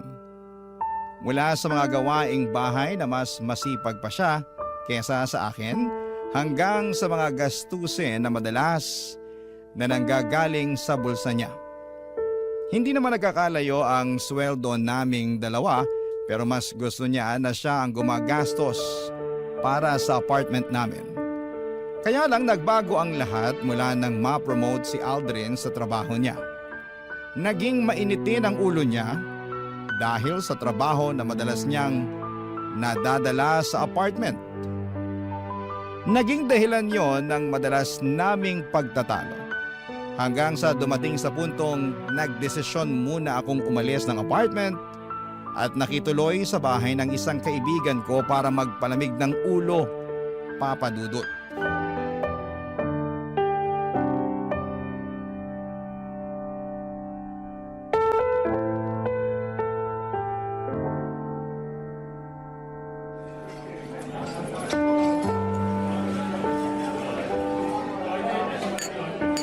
Alak pa, Mika! Ito pa, oh! Teka, Jenny, awat muna. Ang dami ko na yatang nainom eh. Ano naman kung maparami ka ng inom ngayong gabi? Alam mo namang mabilis akong malasing, di ba? Ayun na nga ang maganda, Mika. Kapag nalasing ka, makakalimutan mo na yung Aldrin na yun. Uy, grabe ka naman. Hindi ko naman siya gustong kalimutan eh. Kung hindi, bakit bigla kang nagyaya na gumimik at magpakalunod tayo sa alak ngayong gabi? Gusto ko lang nakalimutan yung stress sa relasyon naming dalawa. Pero hindi naman ibig sabihin na gusto ko na siyang kalimutan o kung ano pa man. Nagpapalamig lang ako ng ulo para hindi kami parehas sumabog ni Aldrin kapag nagkita at nag-usap ulit kami. Ganun na din yun! Sinasabi ko sa'yo, sa hiwalayan din matutuloy ang relasyon yung dalawa. Bakit parang minamanifest mo na maghihiwalay kami ni Aldrin? Hindi sa ganun, Mika. Nakikita ko lang talaga na hindi na kayo magkakaayos pang dalawa. Bakit mo naman nasabi yan? Naalala ko lang kasi yung madalas mong ikwento noon na medyo nawawalan ka na ng gana sa relasyon nyo. Nabisi kasi siya masyado sa trabaho niya, tsaka nawala na halos ng oras para sa akin. Alam mo naman kung gaano ako kaklingi na tao, di ba? At gusto ko na palaging may oras sa akin yung boyfriend ko. Magkasama nga kami sa bahay pero halos hindi ko na siya nararamdaman. Bakit hindi mo pa siya hiwalayan? Kung may problema ka na pala sa kanya. Hindi naman ganun kadali yun eh. Lalo na at nagsasama na kami sa iisang bahay. Tsaka wala pa naman talaga yan sa isip ko. Sa ngayon, gusto ko lang talagang magpalamig ng ulo. Kaya umalis muna ako sa apartment namin. Para kapag nag-usap na ulit kami ni Aldrin, mas maayos na tsaka wala nang sigawan. Okay, sige. Ikaw ang bahala. Pero Mika, alam mo, may napansin ako. Ano naman yun? You know, yung pogi dun sa kabilang table. Kanina pa tingin ang tingin sa'yo. Ha? Baka naman hindi ako yung tinitingnan niya. Naku! Sure ako, 100%. Malapit ka na nga matunaw sa kakatitig niya sa'yo. Masyado ka lang malisyosa, kaya kung ano-anong napapansin mo. Alam mo, mabuti pa... Mika! O ano? Kakagulat ka naman. Bigla-bigla ka nalang tumitili halos dyan. Papalapit na si Pogi dito sa table natin! Ha? Hi girls. Iniwan na kasi ako ng mga kasama ko eh. Okay lang ba kung makashare muna ako ng table sa inyo? Don't worry, harmless ako. Kahit hindi ka pa harmless, welcome ka dito sa table namin. Jenny! Charot lang! I'm Jenny nga pala. And you are? Justin. Nice meeting you, Justin. Nice meeting you din, Jenny. What about you, miss? Okay lang ba na malaman ko rin ang pangalan mo? Mika. It's Mika. Nice meeting you, Mika. Kuha lang ako ng drinks, ha? Maiwan ko muna kayo. Jenny! Okay lang yan, Mika. Harmless naman daw tong si Justin, kaya siya na munang bahala sa'yo. Diba, Justin? Oo, ako na munang bahala sa kanya. Maingat naman ako pagdating sa babae kaya wala kang dapat na alalahanin sa akin. Papa Dudut, kagaya ng sabi ko kanina ay maayos naman na karelasyon si Aldrin. Wala akong marereklamo sa kanya dahil ginagawa niyang lahat para sa akin at sa relasyon namin. Palagi siyang naglalaan ng oras para kahit makapag-date kami. Isang beses sa isang linggo ay magagawa niya. Ang sabi niya pa nga noon ay hindi porke magkasama na kami sa bahay ay hindi na kami gagawa ng ibang magandang memories sa labas. May pagka-outgoing na tao pa naman siya at siya palagi ang nagyayaya na puntahan namin ang mga lugar na hindi pa namin napupuntahang pareho. Nagsimula lang talaga ang pagbabago niya nang ma-promote siya sa trabaho. Hindi na kami masyadong lumalabas para mag-date. Late din siyang umuuwi ng apartment dahil sa mga overtime niya at madalas na mainit ang ulo niya kapag magkasama kaming dalawa. Dinadala niya rin kasi hanggang sa apartment ang mga trabaho niya. Buti sana kung trabaho lang, pero pati yung stress, nadadala niya. Papadudot yon ang naging dahilan para magsimulang tumabang ang relasyon naming dalawa. Bagay na kinakalungkot ko, Papadudot. Barangay Love Stories. Barangay Love Stories.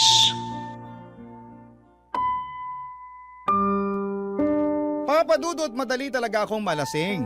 Pero hindi ako mabilis maging komportable sa isang tao. Pero nang gabi na nakilala ko si Justin ay parang may kakaiba sa kanya. Na dahilan para maging magaan ang loob ko habang magkausap kaming dalawa. Kaya hindi ko napansin na napaparami na talaga ang inom ko ng alak noon. Siguro kasi ng mga oras na yon ay nagsimula nang lumabas yung stress sa relasyon namin ni Aldrin na naipon noon sa dibdib ko. Hindi ko nga napansin na umiiyak na pala ako habang nagkukwento kay Justin. Basta naramdaman ko na lamang na parang lumulutang ako pero gumagaan naman ang pakiramdam ko. Ganon talaga siguro kapag nailalabas mo na yung nararamdaman mong bigat at sama ng loob.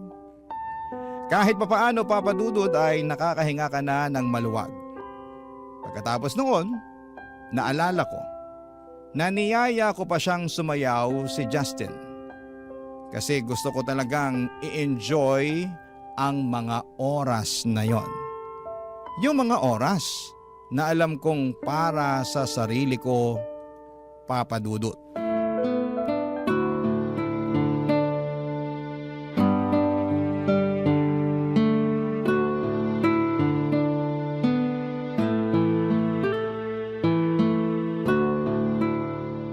Grabe.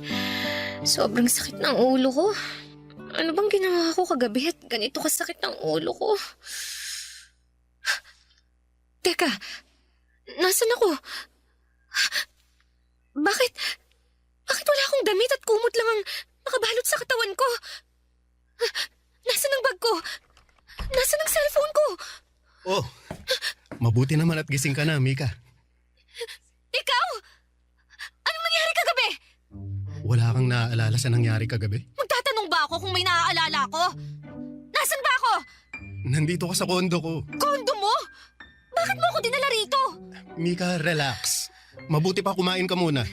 Eto, may dala akong tray ng pagkain, kape at gamot para sa'yo. Sigurado kasi ako na masakit ang ulo mo dahil sa hangover. Sabihin mo nga sa akin, bakit mo ako dinala dito at anong ginawa mo sa akin? Ha? Ilalagay ko muna tong tray ng pagkain dito sa lamesa, ha? Okay. Bago mo ako pag-isipan ng masama, gusto ko lang sabihin sa'yo na kusa kang sumama sa akin dito. Ako? Kusang sumama sa'yo dito sa kondo mo? Oo, kahit tawagan mo pa yung kaibigan mong si Jenny. Nagaya na nga siyang umuwi kayo kagabi, kaya lang ang sabi mo, gusto mo pang uminom ng alak kasama ko. Sinabi ko yun. Oo, kaya inihabilin ka na lang niya sa akin. Pagkatapos, nung sobrang lasing ka na talaga at halos hindi ka na makatayo, hiningi ko na sa'yo ang address mo para maihatid na kita pa uwi sa inyo. Kung totoo yung sinasabi mo, bakit nandito ako ngayon sa kondo mo? Kasi ang sabi mo, ayaw mong umuwi sa bahay ng kaibigan mo. At ayaw mo rin naman na ihatid kita sa apartment yun ng boyfriend mo. Tapos tinanong kita kung saan mo gustong magpahinga. Ang sabi mo, dalhin na lang kita sa place ko. Kaya dinala mo ako dito para masamantala mo ang kalasingan ko, ha? Mika, ikaw ang unang humalik sa akin pagpasok pa lang natin ng kondo ko. Wala akong balak na masama sa'yo. Ang gusto ko lang makapagpahinga ka saglit dito sa place ko hanggang sa maging okay ka na. Kaya lang, naging mapusok ka, Mika. Hinalikan mo ako at pagkatapos, sinimulan mo na. Alam mo, tama na. Ayoko nang marinig yung tungkol sa mga yan. Kailangan ko na rin umalis. Nasaan ba yung mga gamit ko? Nandito sa may upuan. Inayos at tinupi ko na nga kasi kung saan-saan mo na lang hinagis yung mga yan kagabi. Justin, pwede bang lumabas ka muna para makapagbihis na ako? Kung okay lang naman sa'yo. Oo naman, ayos lang. Iwan muna kita dito para makapag-ayos ka na ng sarili mo. Pero inumin mo na rin yung gamot na nandyan sa tray para mawala ka agad yung sakit ng ulo mo, ha? Papadudot, hindi ako makapaniwala sa nagawa ko ng gabi na yon. Ang gusto ko lang naman ay magwalwal saglit, magpakalunod sa alak at makalimot sa stress sa relasyon namin ni Aldrin. Pero wala sa plano ko ang makipagkilala at mas lalong makipag one night sa ibang lalaki. Kaya naman sobrang gulong-gulo talaga ng isipan ko ng mga oras na yon. Nang makaalis ako ng kondo ni Justin ay tinawagan ko kaagad si Jenny at kinumpirman niya na totoo ang mga sinabi ni Justin. Ilang beses daw akong niyaya ni Jenny na umuwi na kami pero ayaw ko pa daw. Kaya iniwan na niya ako kay Justin. Doon ko rin nagsimulang maalala ang ilan sa mga parte ng kwento ni Justin. Na ako talaga ang humalik sa kanya at naging mapusok ng gabi na yon. Isang linggo pa ang lumipas ay nag-decide na akong umuwi ng apartment namin ni Aldrin. Nag-usap po kami ng masinsinan at ng araw na yon ay nagkaayos din kaming dalawa. Papadudot.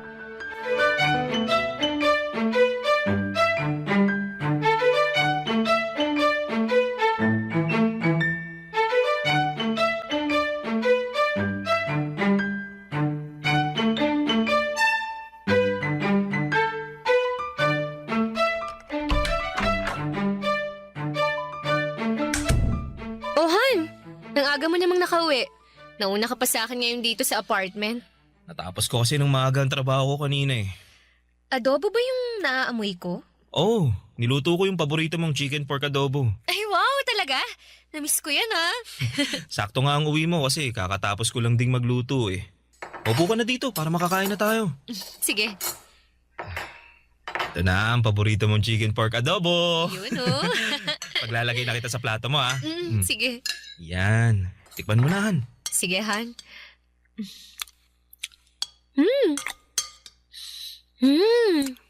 The best pa rin talaga yung luto mo. Sira na naman ang diet ko ngayong gabi. Di ba naman kailangan mag-diet kasi sobrang sexy mo pa rin sa paningin ko. Bolero ka talaga kahit kailan. Kahit kailan hindi kita binola ha. Lahat ng sinasabi ko sa'yo, totoo yun, Han. Oh, ito pang kanin oh. Thank you, Han, ha? Ay, oo nga pala. Holiday na next week. Saan mo gustong pumunta? Sakto, anniversary natin yun. Sa malapit na lang siguro, Han. Kahit mag 2 days staycation na lang tayo. Bakit 2 days lang? Naka-long weekend tayo pareho, di ba? Wala kasi kaming long weekend eh. Cancelled yung dapat na vacation leave namin next week dahil may mga report kami na kailangan tapusin. Pero triple pay naman yun kaya okay na rin. Hindi yun okay. Kasi ngayon lang tayo hindi makakapag out of town sa anniversary natin. Pasensya na talaga, Han. Pero makakabawi naman ako next month. Pwede na ulit kaming makapag-vacation leave nun. Sana nga. O siya, kain na lang tayo. Baka mawalan pa ng lasa tong niluto mong adobo.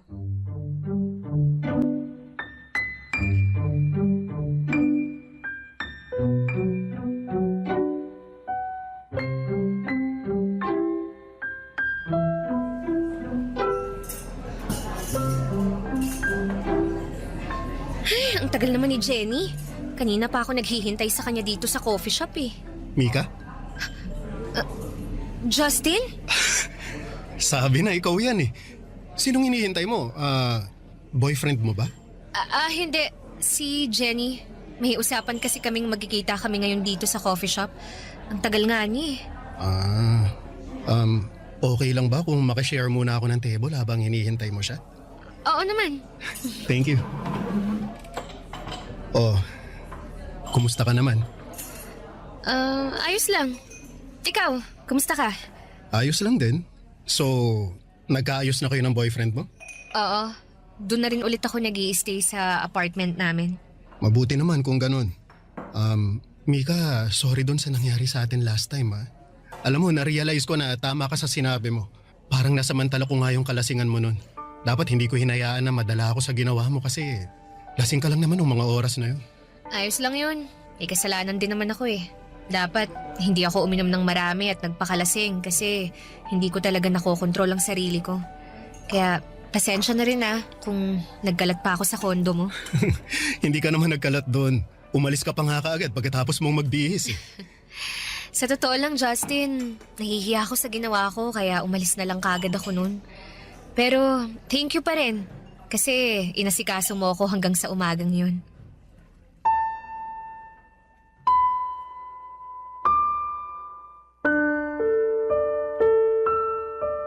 Papadudot naramdaman ko ulit sa gaan sa pakiramdam ko ang naidulot ng pag-uusap namin ni Justin ng mga oras na yon. Sa totoo lang, pagkatapos ng huling pagkikita namin ay may mga oras na hinahanap-hanap ko siya.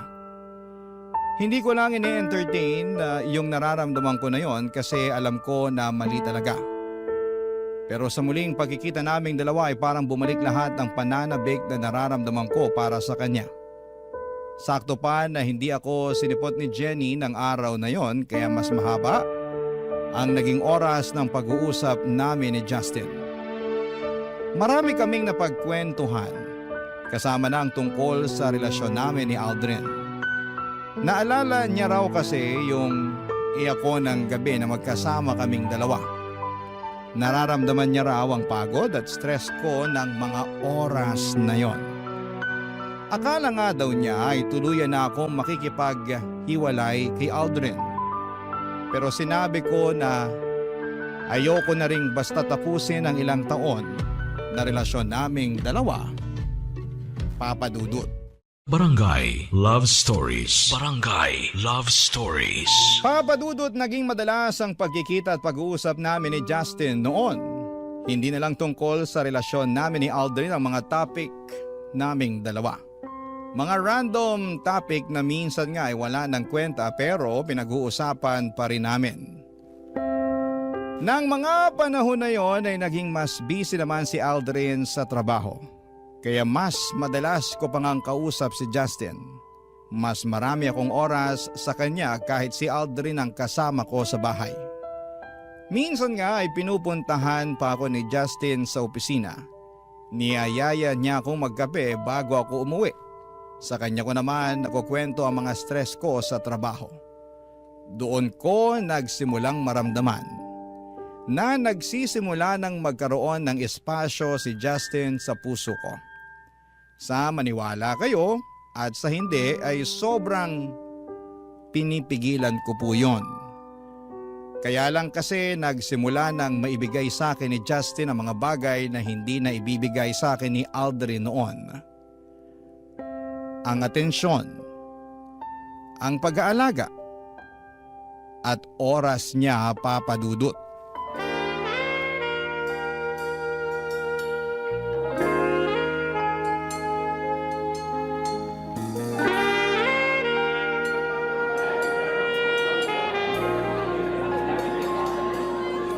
Finally, nakapag-date din ulit tayo, Han. Oo nga eh.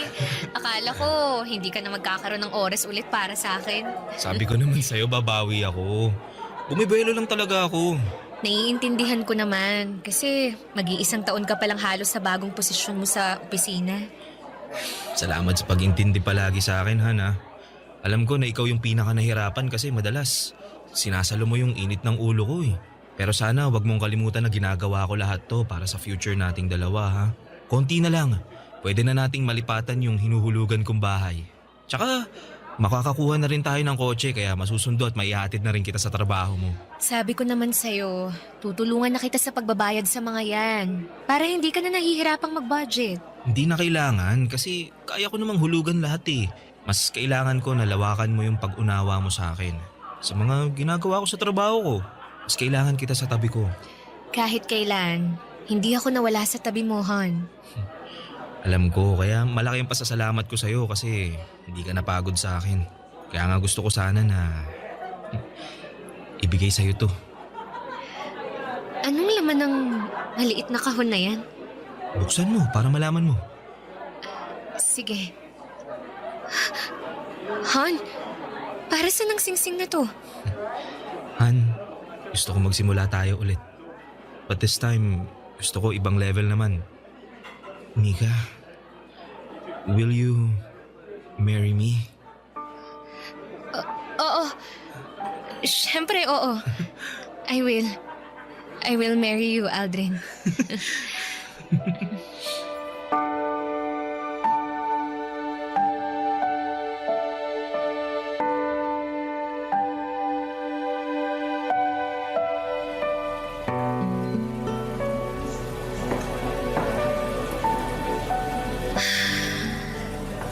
Oh, bakit ang lalim naman ng buntong hininga mo?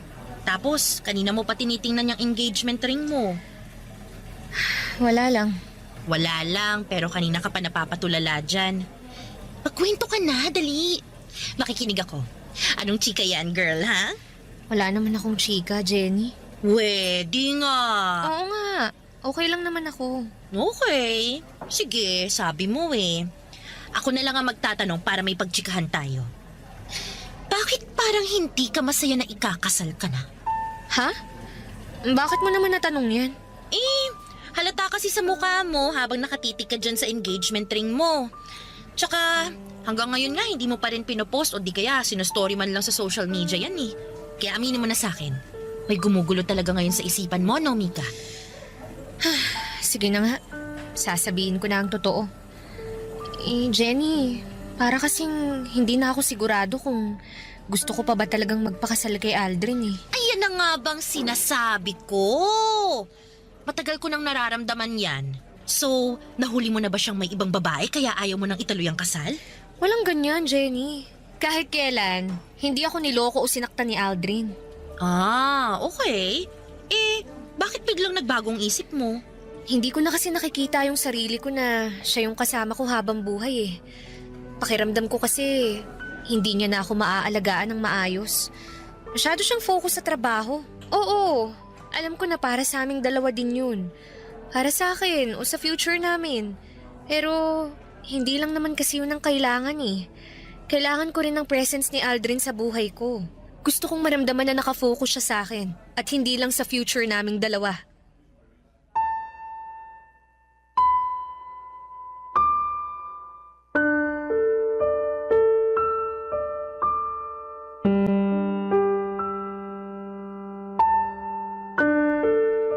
Papadudod sa ilang taon na relasyon namin ni Aldrin ay never siyang gumawa ng kahit na anong bagay para masaktan ako.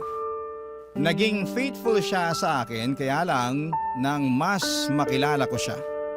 na-realize ko na marami din pala kaming pagkakaiba. May mga katangian siya na hindi ko alam kung gugustuhin ko bang makasama sa panghabang buhay. Dumagdag pa ang presence ni Justin sa buhay ko. Si Justin na mas nabibigay ang oras na hinahanap ko mula kay Aldrin. Pero mula nang tanggapin ko ang alok na pagpapakasal ni Aldrin sa akin ay naisipan ko na kailangan ko nang itama ang lahat sa buhay ko. Hindi pwede na magpatuloy pa ang kung anuman ang nararamdaman ko para kay Justin. Ayaw ko nang patuloy na magkasala sa relasyon namin ni Aldrin. Kaya naman nag-decide ako na simulan nang iwasan si Justin, Papa Dudut.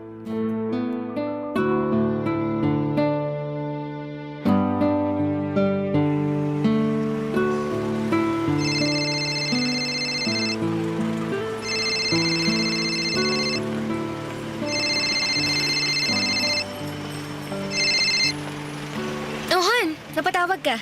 Itatanong ko lang kung pauwi ka na. Oo, kakalabas ko lang ng opisina namin. Bakit? Malilate kasi ako nang uwi sa apartment eh. May meeting pa ako ng 7 o'clock mamaya. Ah, ganun ba? Pasensya ka na ha. Hindi kita masasabayan na mag-dinner. Ayos lang yun, Han. Nag-order na nga rin pala ako ng food para sa dinner mo. Pinakiusapan ko na lang yung kapitbahay na i-receive yung order kapag wala ka pa. Thank you, Han. Pero dapat hindi mo na ginawa yun. Pwede naman akong bumili ng pagkain bago ako umuwi eh. Pambawi ko man lang kasi ang sabi ko, sabay tayo magdi-dinner ngayon, di ba? Han, kailangan ko na rin bumalik sa loob ha. Tatawagan na lang ulit kita mamaya. Bye. I love you. Sige, Han. I love... Huh? Binaba na pala niya. Ay, makapunta na nga sa may waiting shed para makasakay na ako ng taxi. Mika, Justin! Anong ginagawa mo rito? Wala naman tayong usapan na magkikita tayo ngayon eh. wala nga pero gusto kasi kitang makita kaya pinuntahan kita dito. Bakit? May problema ba? Kung meron, tinext mo na lang sana ako kaya tinawagan mo na lang ako. Mika, bakit mo ba ako iniiwasan? Ha? Saan naman galing yan? Hindi kita iniiwasan, Justin. Kung hindi, bakit hindi mo na sinasagot ang mga text o tawag ko? Naging busy lang ako sa trabaho. Yun lang yun. Mika, may problema ba tayo? Ano bang sinasabi mo? Wala naman tayong problema, Justin. At wala tayong dapat na maging problema. Talaga? Wala? Wala kang gustong sabihin? Hindi mo ipapaliwanag kung bakit mo ako iniiwasan? Sa ibang araw na lang tayo mag-usap. Kailangan ko nang umuwi. Mika, sandali. Bitiwan mo nga ako! Mag-usap nga kasi muna tayo. Huwag mo akong talikuran. Mahirap pa talagang intindihin na wala tayong dapat na pag-usapan, Justin. Gusto kita at alam kong gusto mo rin ako kaya mo ako iniiwasan. Justin, ikakasal na ako. Alam ko, sinabi sa akin ni Jenny. Pero hindi mo naman na siya mahal, di ba? Mika, aminin mo na yung totoo. Gusto mo na rin ako at ayaw mo nang magpakasal kay Aldrin. Gusto mong malaman yung totoo? Sige, aaminin ko na. Nalilito na ako sa nararamdaman ko ngayon. Litong-lito na ako kasi pakiramdam ko, may nararamdaman na ako sa iyo, Justin. Ayun naman pala eh. Bakit hindi mo na lang hiwalayan si Aldrin? Hindi ganun kadali yun. Bakit nga? Ako naman na yung gusto mo, di ba? Kaya iwanan mo na yung lalaking yon, Mika. Iwanan mo na siya. Para sa akin. Gulong-gulo ang isipan ko noon, Papa Dudut. Pero syempre, hindi ko hiniwalayan ang boyfriend ko.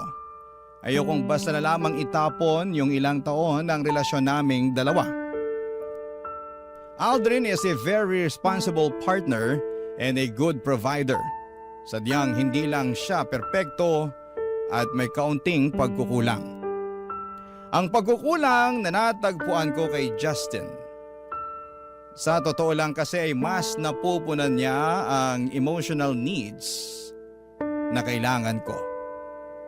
Para bang hindi ko na kailangang magkwento sa kanya o sabihin kung ano man ang problema ko.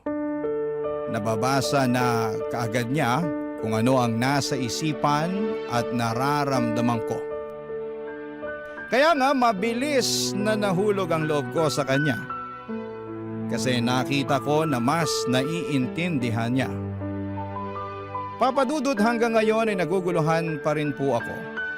Patuloy si Aldrin sa pagpaplano ng kasal naming dalawa at si Justin naman ay patuloy din na naghihintay at umaasa na hiwalayan ko na si Aldrin para sa kanya. Ayokong gumawa ng desisyon na sobra kong pagsisisihan sa bandang huli. Hindi ko rin alam kung paano pipili sa kanilang dalawa.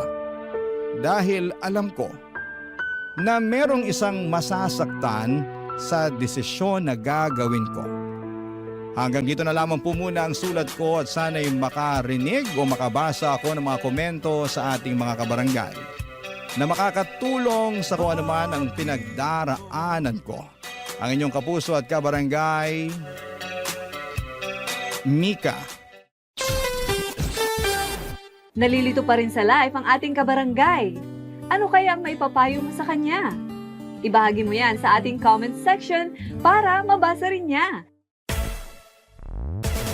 Barangay LS 97.1 Forever. Mga kwento ng pag-ibig, kwento ng pag-asa at mga kwento ng buhay dito sa Barangay Love Stories. Love stories.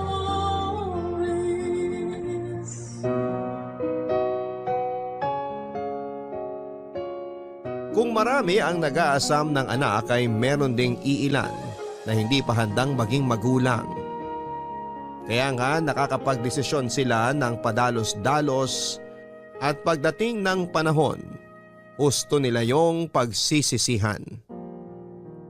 Ganyan ang eksaktong kapalaran ni Elena, ang ating kabarangay ngayong Sabado at naisin man niyang ibalik ang kahapon. Hinding-hindi na yon mangyayari at ang tanging magagawa na lang niya ngayon ay magsisi. Handa ka na bang makarelate sa kanya? Alamin natin yan sa kwento ng pag-ibig, buhay at pag-asa sa nangungunang Barangay Love Stories. Dear Papa Dudut, kumusta po? Itago niyo na lamang po ako sa pangalang Elena. 37 years old, taga Rizal at isang mananahe. Nakatira po ako sa bahay ng kapatid ko kung saan nagtatahi kami at nagbebenta ng mga damit pambahay, pambata, shorts, kurtina at mga punda ng unan. May pwesto rin po kami sa Tagaytay, Tiangge at online seller sa isang shopping platform. Bukod sa pananahe ay inaalagaan at binabantayan ko rin ang mga anak ng kapatid ko lalo kapag nasa Tiangge sila para magtinda. Close po kasi kami ng mga pamangking ko at parang nanay na rin ang turing nila sa akin. Masaya naman po ako kapag inaasikaso sila. Papa Dudut, thankful po kami sa mga blessings namin ngayon dahil kahit may pandemya ay unti-unti na po kaming nakakaraos sa araw-araw. Noong maliliit kasi kami ay sobrang hirap ng buhay. Nasa Tondo pa kami noon nakatira at napadpad na lamang sa Rizal dahil taga rito ang mga kamag-anak ni tatay. Kaya masasabi kong dito na rin ako nagkaisip. Namasukan bilang tindera ng isda at gulay si nanay sa isang talibapa sa bayan ng Angono samantalang tubero at karpentero naman ang hanap buhay ni tatay. Tatlo po kaming magkakapatid at ako ang panganay. Siyempre lahat ng magulang walang gusto kundi ang makapagtapos ang mga anak nila sa pag-aaral. Yun din ang pangarap sa amin ni nanay at tatay, Papa Dudut. Kaya ginagawa nilang lahat para maigapang lamang ang pang-araw-araw na baon at gastusin namin sa school. Lagi rin nilang pinapaalala sa amin na unahing makapagtapos bago mag-asawa. Simula bata ako ay tumatak sa akin ang bili na yon ng mga magulang namin. Kaya nga hanggat maaari ay iniiwasan kong i-entertain yung mga batang lalaki na nakikipagkaibigan sa akin. Wala po ako naging boyfriend mula elementary hanggang high school, kaya tuwang-tuwa sina nanay at tatay sa akin. Lagi nila akong binibida sa mga kumari at kumpare nila na mabait at masunuring anak daw ako. At hindi raw sila makapaghintay na makagraduate ako sa college nang sa wakas ay magkaroon na ng profesional sa pamilya namin. Hanggang sa tumungtong ako sa 19 na taong gulang. Tanda ko nasa second year college ako sa kursong education nang makilala ko si Dexter. Dati siyang tourism student pero nag-transfer sa course namin. Mas matanda siya sa akin ng 3 taon. Bali 22 years old na po siya that time. Mabait po si Dexter at mabilis kaming nagkapalagayan ng loob. At makaraan ng ilang buwan, lumalim po ang aming pagkakaibigan.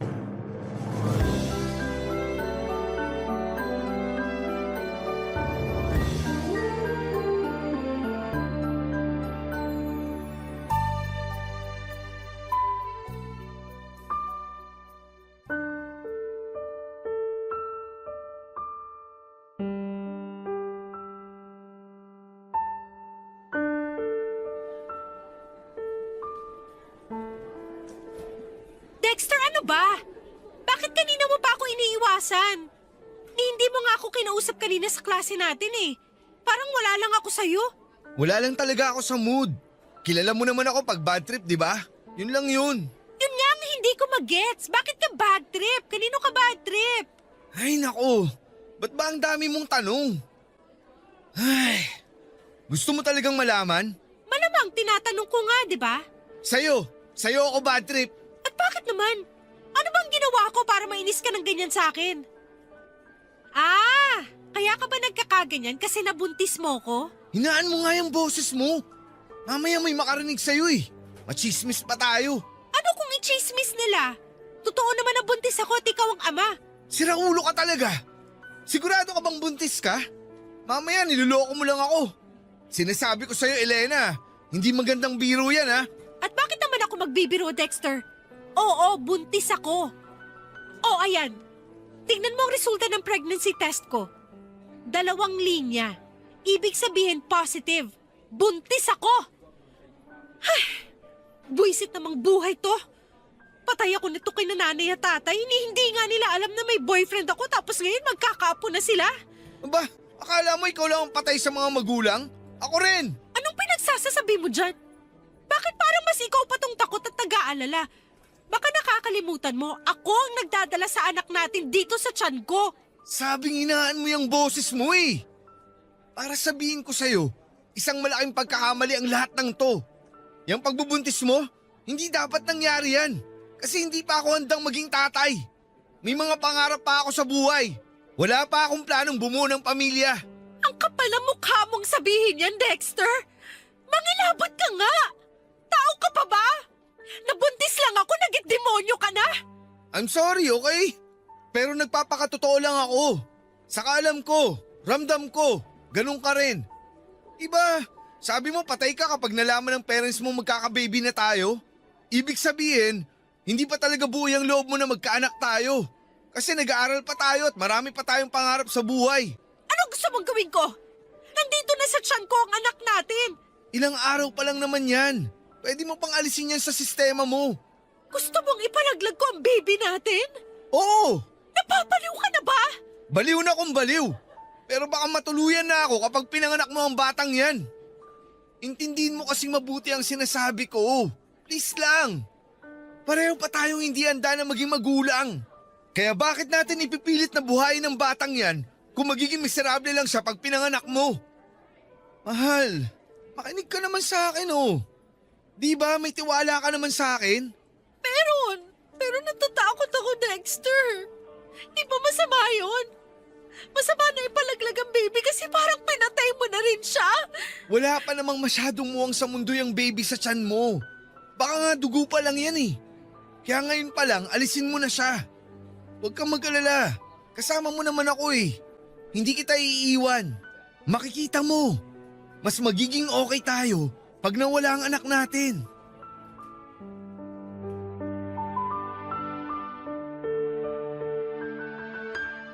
Papadudot, alam kong malaking kasalanan sa Diyos ang pagkakasundo namin ni Dexter na ipalaglag ang baby namin. Pero pareho po kaming lito at desperado ng panahon na yon. Siyempre masakit din sa akin yung reaksyon niya na hindi siya masaya at hindi pa siya handa sa responsibilidad ng pagiging tatay at padre de pamilya sa aming baby. Aaminin ko na para akong pinagsakluban ng langit at lupa dahil pinamukha niya sa amin ng magiging anak niya na malaking pagkakamali yung nangyari sa aming dalawa. Naging kami po ni Dexter, Papa Dudut, pero sekreto lamang po yun, lalo sa parents namin. Kung may nakakaalaman, mga barkada lang po namin at nag-promise naman sila na hindi ipagkakalat. Fast forward. Dahil sa aming kapusukan ay may nangyari sa amin at nagbunga po yun. Ang totoo ay hindi pa rin po talaga ako handa na maging magulang dahil meron pa akong pangarap na makapagtapos ng college. Maging lisensyadong guro at makapagturo. Hindi ko po yun matutupad kung meron akong anak na aalagaan. Kaya natuloy po ang pagpapalaglag ko sa baby namin ni Dexter sa tulong ng kakilala ng isang kaibigan namin. Pagkatapos noon ay bumalik po sa dati ang relasyon namin ni Dexter na parang walang nangyari. Kaya lang hindi pa nagtatagal simula nang mag-decide kaming alisin sa tiyan ko ang anak namin ay napansin ko na biglang nanlamig ang relasyon namin ni Dexter. Yun naman pala ay meron po siyang nilalanding babae na isang HRM student. Siyempre may tenga ang lupa, may pakpak ang balita. May nakapagtimbre sa akin na kakilala ko sa course na yon, na napapansin nilang may katext lagi ang naturang babae at hindi nagtagal ay nalaman nila kung sino ang lalaking kalandian nito. Walang iba kundi si Dexter na boyfriend ko. Sobrang sama po ng loob ko, Papa Dudut, dahil kahit sekreto lamang ang pagiging mag-on namin ni Dexter, still kami pa rin po ang magkarelasyon. Galit na galit ko siyang kinumpronta ng araw na yon. Bakit mo ginawa yun, Elena? Ang kapal naman ang mukha mong tanungin kung bakit kita sinampal. Alam mo, kung Aray! tutuusin, Ano ba? kulang pa nga yan. Dapat sa'yo sinasaktan ng gusto. Napakasama mo. Pwede ba tigilan mo na ang kasasampal sa akin? Ano ba kasing ginawa ko? Nambababae ka. Yan ang ginagawa mong animal ka. Akala mo ba bobo ako? Tanga? Inosente? Akala mo yata ganong klaseng babae ako pwes nagkakamali ka. Huling-huli ka na. May ebidensya ako rito ng mga pictures nyo na palihim na nag-uusap kapag di tayo magkasama. Aminin mo na kasi, niloloko mo akong lintik ka. Okay, sige. Inaamin ko. Napakasama mo, Dexter! Napakademonyo mo! Elena, ano ba? Kung mag-eskandalo ka ng ganyan, baka patulan na talaga kita. Mahiya ka nga. Mamaya may makarinig pa sa atin tapos isipin nag-aaway tayo. Aba, bakit?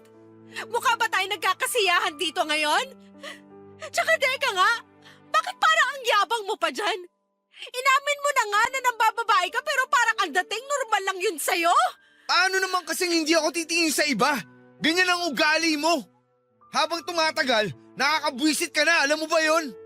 Ang dali mong magselos. Lahat na lang pinagseselosan mo. Barkada ko, classmates natin. Tapos nasasakal na rin ako sa relasyon nating dalawa. Masyado kang emosyonal at kulang sa atensyon. Ano bang palagay mo sa akin? Yaya mo? Magulang mo? Hindi naman, di ba? May sarili akong buhay tapos gusto mo lagi kang nakikisawsaw. Ano? Bawiin mong sinabi mong yan kasi nakakasakit ka na! Marunong ka palang masaktan? Kasi kani-kanina lang, ikaw yung nananakit eh. Tingnan mo nga itong mga hampas at palo mo sa akin. Bakit pa sa braso ko yung kamay mo? Tapos ito yung mukha ko. Sigurado akong pulang-pula na sa sampal mong gaga ka. Ano na lang sasabihin ko sa parents ko pag nagtanong sila kung na paano to? Hindi ko naman yan gagawin sa'yo kung naging matino ka lang sana. At hindi ka nang bababae. Tigilan mo na nga ang paninisi sa akin. Saka hindi ako mambababae kung hindi ka aastang baliw at siraulo dyan. Hindi mo ako pag-aari. Kung magpapatuloy ka sa ganyang ugali mo, maghiwalay na lang tayo. Ayoko na sa'yo kasi nakakasawa at nakakaumay ka. Dexter naman! Huwag mo namang sabihin yun! Huwag mo akong iwan at huwag mo ako ipagpalit sa iba! Hindi ko kasi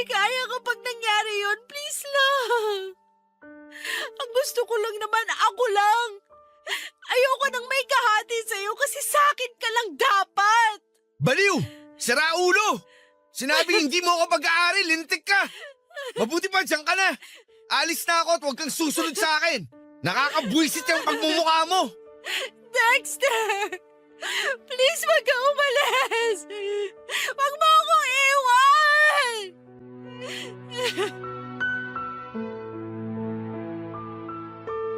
Yung masama na ang loob ko kay Dexter lalo pong sumama pagkatapos ng pagtatalo naming yon, Papa Dudut. Sa isip ko sa aming dalawa ako at wala nang iba ang mas may karapatang magalit at maghinanakit dahil sa katarantaduhan niya. Pero bakit parang ang ending ay kasalanan ko kasi masyado akong clingy sa kanya at pakiramdam niya ay nasasakal na siya. Alam ko, Papa Dudut, na excuses lang niya ang mga bagay na yon para mapagtakpan ang kasalanan niya at siya ang lumabas na biktima sa aming dalawa. Kaya galit na galit po ako sa kanya ng panahon na yon at kulang na lang ay isumpa ko siya, Papa Dudut. Ilang araw din po kaming hindi nagpansinan ni Dexter at mas mahirap yon sa parte ko dahil magkaklase kami. Tingin ko nga ay ako lang ang affected dahil mukhang ayos lamang siya. Nagagawa pa nga niyang makipagtawanan sa iba naming kaklase at sumama sa mga gimmick o inuman ng mga ito after class. Mahal na mahal ko po si Dexter, Papa Dudut. Tawagin niyo na po akong tanga, martir o himang. Pero may pagka-hopeless romantic kasi akong tao.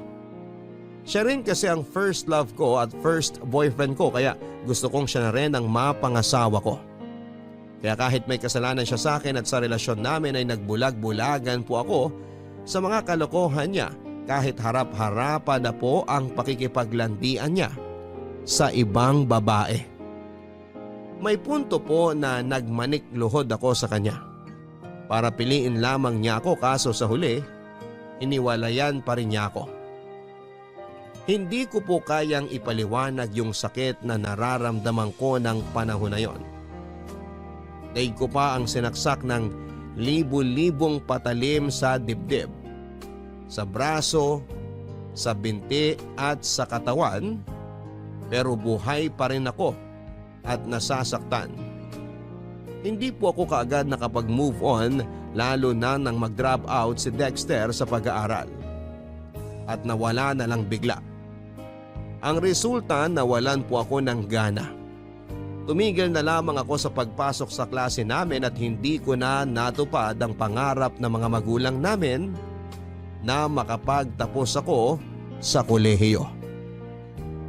Papa Dudut, disappointed po kasi sa akin ng parents namin at kitang-kita ko ang kalungkutan sa mga mata nila nang mag-decide akong tumigil na ng tuluyan sa pag-aaral. Nahihirapan po kasi akong mag-concentrate sa klase namin at para bang gusto ko na lamang magkulong sa bahay namin at magmukmok. Siyempre, palaisipan sa pamilya ko ang pinagdadaanan ko ng panahon na yon. Akala pa nga ni nanay ay may sakit ako. Kaya nangutang pa siya sa amo niya ng pera. Mapa-check up lamang ako sa doktor. Pero normal po ang mga medical test result ko. Kaya nakahinga ng maluwag si nanay. Sinabi ko sa kanya na huwag na siyang mag-alala sa akin dahil magiging okay din ako. Pagkalipas ng ilang buwan ay nag-decide po ako na tigilan na ang pagmumukmuk ko. Pero imbes na bumalik ang gana ko sa pag-aaral ay naisipan ko maghanap ng mapapasukang trabaho para makatulong sa mga magulang namin. Nag-apply po ako sa mga convenience store at swerteng natanggap ako bilang cashier. Tapos ay nagtrabaho din po ako sa fast food bilang all-around crew. Hindi nagtagal ay niyaya po ako ng isang agent na nagre-recruit ng panahon na yon sa fast food ng isang mall kung saan ay nakatambay lang naman ako at naghihintay sa kaibigan ko. Bale, sinama niya ako sa grupo ng mga ino-orient nila para maging call center agent. At dahil kahit papaano, tiwala naman ako sa English at pronunciation ko ay sinubukan ko. Tapos nakapasa po ako at nag-start na mag-training. Nang maging regular po ako at sumisweldo na ng mataas kesa sa dati kong trabaho, nakatulong na po ako sa mga gastusin namin sa bahay. at pagpapaaral sa mga kapatid ko. Kahit papaano ay naging proud po ako sa sarili ko dahil nakikita ko nagkakaroon ng direksyon ng buhay ko. 1.5 taon na po ako noon bilang call center agent ng Maglaro ang Tadhana. Kung kailan kasi tuluyan na ako nakamove on kay Dexter na first love and first boyfriend ko, ay saka naman biglang nag-cruise ang landas naming dalawa, Papa Dudut.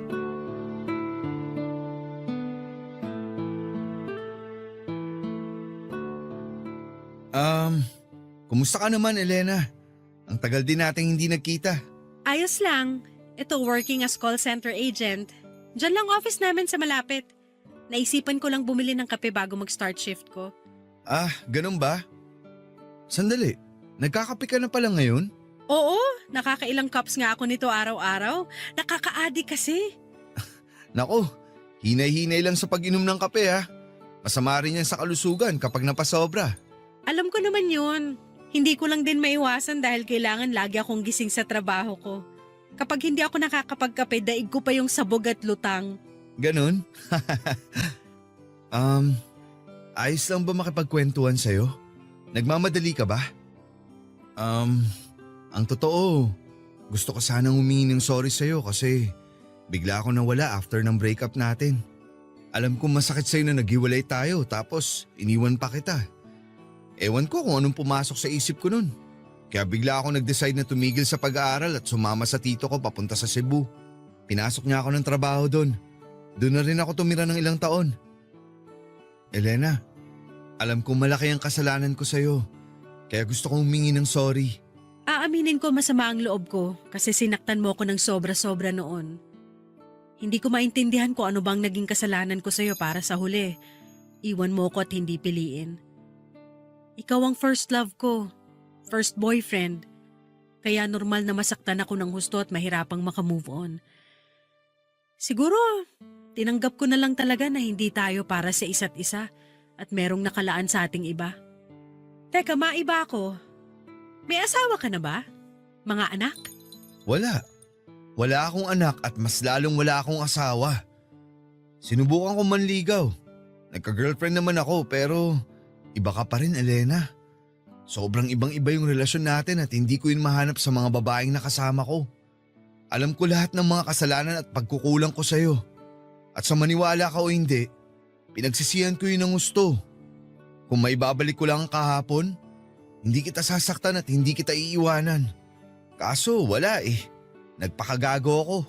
Imposibleng matama ko pa yung mga maling nagawa ko. Mga bata pa tayo noon kumpara sa edad natin ngayon. Siguro mas nag-mature na tayo. Tsaka pinatawad na kita, Dexter. Hindi ko man maintindihan yung mga dahilan mo noon kung bakit mo yun nagawa. Hinayaan ko na lang na tulungan ako ng panahon na maghilom. Tapos sino mag-aakala na magkikita tayo ulit, di ba? Napaka mapaglaro ng kapalaran. Oo nga eh. Pero naniniwala ako na may dahilan ng pagkikita nating to. Pero ikaw ba? Meron ka na bang asawa o kahit man lang boyfriend? Wala akong asawa. Wala rin ako mga anak. At mas lalong wala akong boyfriend ngayon.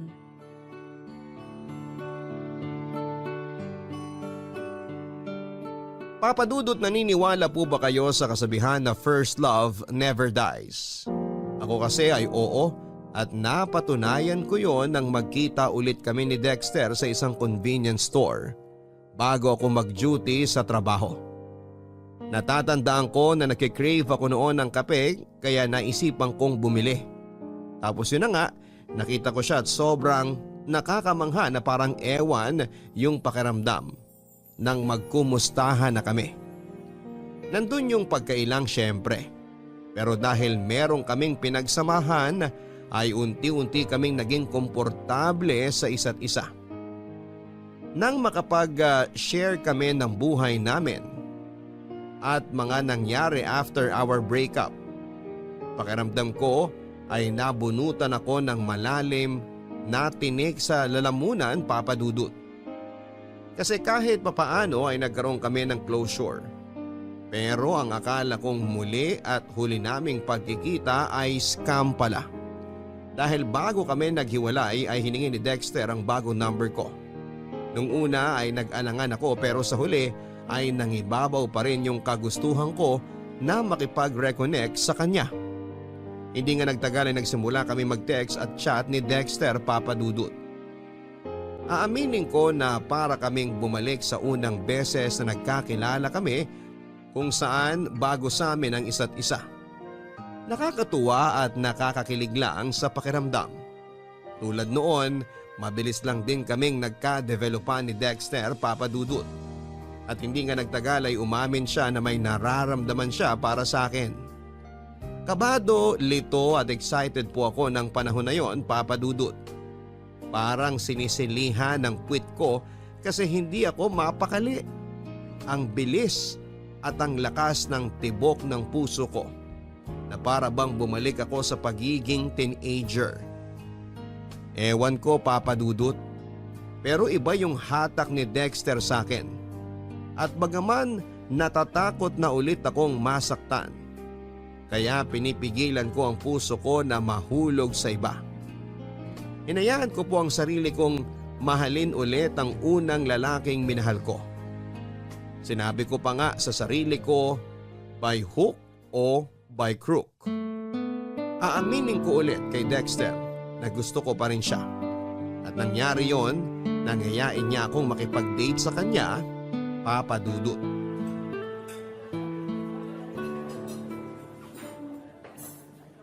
Elena, thank you ah. Thank you saan? Sa pagpayag mong lumabas kasama ko. Bakit naman ako hindi papayag? Siyempre, hindi kasi ako sigurado kung, alam mo na, kung pareho pa rin tayo ng nararamdaman sa isa't isa. Ano ba to? Ang totoo kasi niyan, may feelings pa rin ako sa'yo. Tulad ng sinabi ko nung nagkita ulit tayo, iba ka sa lahat. At hindi ko mahanap sa iba yung katulad ng relasyon natin dati. Kaya nga sabi ko sa sarili ko, ngayon na nagkita ulit tayo, parehong single at walang commitment, tapos pumayag ka rin makipag-date sa akin ayoko nang sayangin yung pagkakataon na binigay sa akin ng Diyos para bumawi sa'yo at itama ang mga mali ko. Sana hindi ka masyadong nabigla sa mga sinabi ko, Elena. Ano ka ba? Ayos lang. Actually, hindi lang ikaw ang may gustong aminin. Ako rin. May aaminin ka rin? Ano yun? Nakikinig ako. Ikaw rin kasi, malakas pa rin ang impact mo sa akin. Ewan ko ba? Hindi ko may paliwanag. Nung naghiwalay tayo, ginawa ko talaga lahat para kalimutan ka. May mga nanligaw sa akin, oo, pero hindi pa rin kita mapakawalan sa puso ko. Siguro nga kinukumbinsi ko lang ang sarili ko na naka-move on na ako sa'yo, na naka-move on na ako sa relasyon natin, kahit hindi naman talaga. Masaya ako nung nagkita ulit tayo. Kabado rin syempre kasi hindi pa ako ready na marinig mula sa'yo na pamilyado ka ng tao. Pero matapos mong sabihin na wala pang ibang babaeng nakahihigit sa akin dyan sa puso mo, umasa ako na baka may chance pa tayo, Dexter. Tingnan mo nga naman oh. Nakakatuwang isipin na sinadya talaga na magkita tayo ngayon para bumawi sa isa't isa. Pangako, Elena, magiging mas mabuting boyfriend ako. Ngayon na tama na ang panahon para sa ating dalawa. Walang araw na hindi ko ipagsisigawan sa mundo kung gaano ako kaswerte na dumating ka sa buhay ko. Yun kung hahayaan mo akong ligawan kita. Ano, payag ka? Walang problema. Pumapayag ako. Basta promise mo sa akin na hindi mo na ako sasaktan katulad dati. Kasi kahit paano may takot pa rin sa puso ko. Pero syempre mas nananaig yung pagmamahal ko para sa'yo. Mahal din kita, Elena. Sobrang mahal. Pangako, magiging good boy na ako. Araw-araw kitang uunahin. Tiwala na akong mas magagawa at mapapatunayan ko na yun ngayon. Kasi nasa tamang edad na ako. Di hamak na mas mature na ako mag-isip kaysa noon. Kaya huwag kang mag-alala. Ligtas ka sa akin. At salamat pala sa pagkakataon. Huwag ka nang mag-thank you. Reserve mo na lang yan pag sinagot na kita. Ang tanong, sasagutin nga ba kita? Teka, di ba mutual na yung feelings natin? Oo, pero depende pa rin yun sa panliligaw mo. Naisip ko kasi baka magbago pa ang isip ko kaya dapat galingan mo. Matagal na yata akong magaling. Alam mo yan. Oo, at mayabang din. Kumain na nga tayo bago pa lumamig tong mga pagkain. The best daw ang steak nila rito. Oh, heto, tikman mo. Susubuan kita.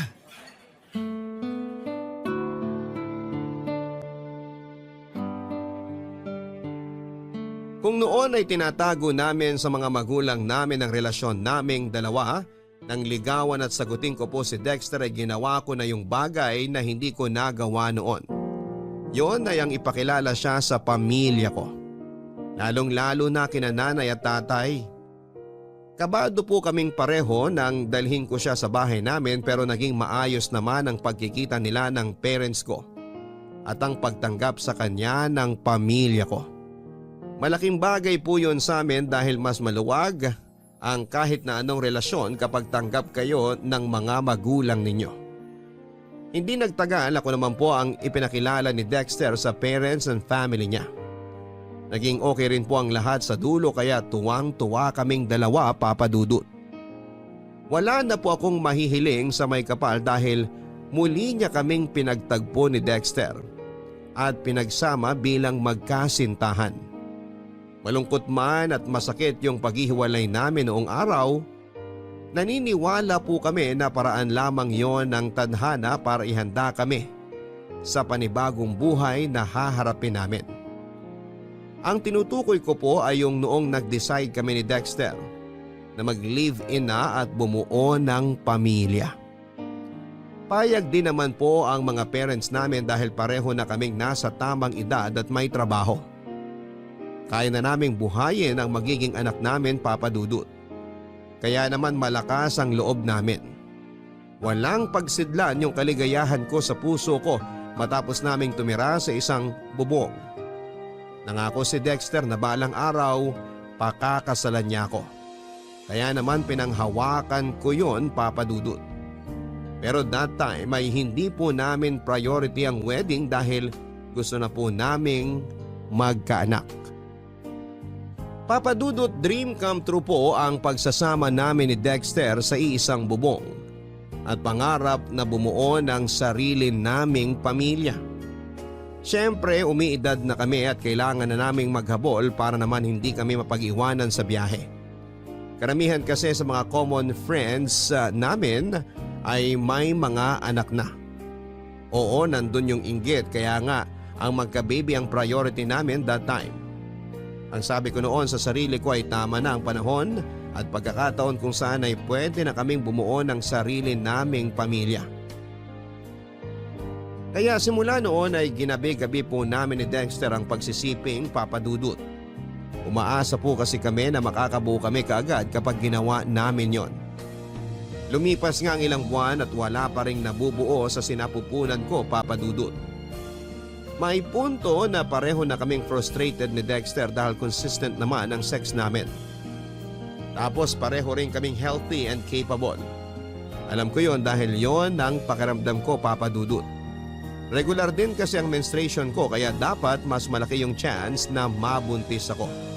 Pero lagi pong negative ang resulta ng pregnancy test kaya nalungkot kami ng husto. May isang beses na na-delay ako sa menstruation ko at akala namin ay buntis na ako.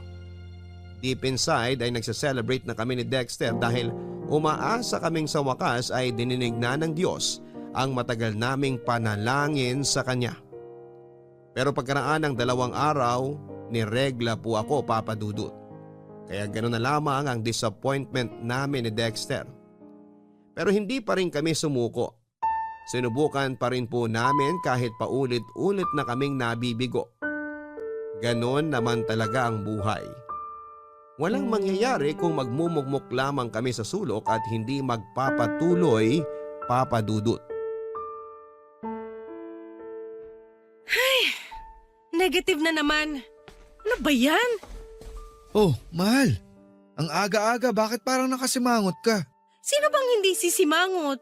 Negative na naman ang result ng PT ko, mahal. Tingnan mo, pangatlong beses ko na yan ngayong araw. Mahal, huwag ka naman stress. Ikaw din ang mahihirapan kapag inisip mo pa ng gusto.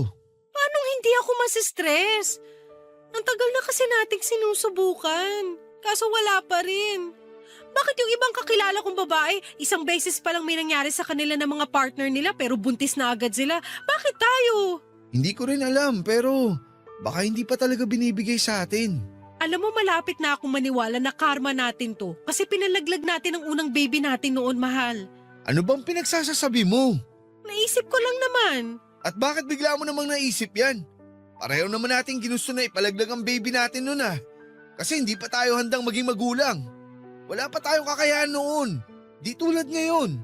Hindi mo kailangan magtaas ng boses dahil naririnig kita at naiintindihan ko ang point mo. Ang akin lang kasi, naniniwala pa rin naman ako sa karma. At paano kung ito na yun, di ba? Kaya hirap tayo makabuo dahil nga kinakarma na tayo. Karma ka dyan. Kasabihan lang yun. Hindi yun totoo. Pwede ba? Huwag ka nga magpapaniwala sa mga karmang yan. Dami mong papaniwalaan yan pa talaga. Bakit pa hindi mo ako mag-gets? Siyempre babae ako. Kung frustrated ka dahil kahit anong gawin natin hindi pa rin tayo makabuo, pues mas frustrated ako. Ikaw lang ang gumagawa ng ikagaganyan mo, Elena. Oo, katulad mo, busit ako. Pero nasa katinuan pa rin ako. Sinasabi mo bang baliw ako, ha, Dexter? Aray! Ano? Sumagot ka! Bakit ka ba nananakit? Wala naman ako sinasabing ganun ah. May narinig ka ba lumabas sa bibig ko? Sa'yo kaya mismo nang galing yun, Elena. Parang gago naman talaga to, oh. At ako pa talaga ang gago, ha? Nga ka? Wala ka nga sinasabi pero yun na rin ang punto mo. Palagay mo sa akin, mahina po make up? Aray! Sumusobra ka na! Grabe ka! Lumuwag na naman yata yung tornilyo mo sa utak. Ang aga-aga, ganyan ka. Makaalis na nga muna rito sa bahay. Diyan ka na! Buisit! Dexter! Bumalik ka rito! Hindi pa tayo tapos mag-usap!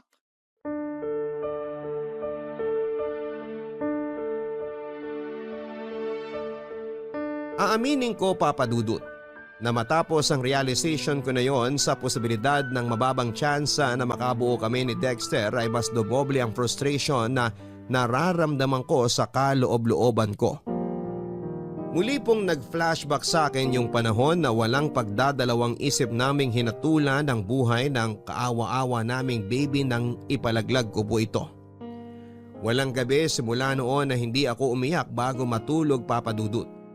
Tuwing umaga na lang ay nagigising ako na mugto ang mga mata at paos ang boses.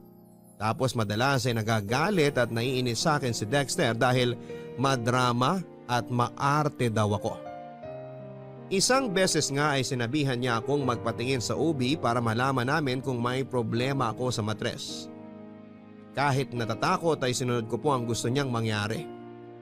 Doon ko po nalaman ang sagot sa tanong ko, Papa Dudut. Hindi ko na po idedetalye ang findings ng doktor sa akin pero isa lang ang sigurado. May kinalaman ang pagpapalaglag ko noong araw sa dahilan kung bakit hirap po akong mabuntis ng panahon na yon. At matapos ko pong sabihin kay Dexter ang resulta, imbes na simpatya, awa o pagdamay sa kalagayan ko, galit, panunumbat at paninisi ang initial reaction niya. Bagay na mas nagpalala pa ng matinding sakit at kalungkutan na nararamdaman ko ng panahon na yon.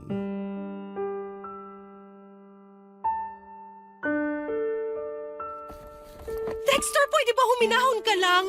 Tsaka ano bang ginagawa mo? Bakit mo iniimpake ang mga damit mo? Huminahon? Paano ako hihinahon? Sige nga!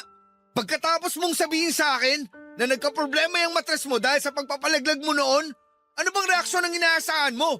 Matuwa? Pwes, tong mukhang to, tuwang-tuwa ba? Nakakainis ka, Elena. Ikaw pala ang may problema kaya hindi pa rin tayo nakakabuo. Hindi ko naman kasalanan yun ah. Hindi ko rin ginusto, Dexter. Sana naman intindihin mo ang sitwasyon. Ewan ko kung paano gagawin yung sinasabi mo pero nahihirapan na akong intindihin ka.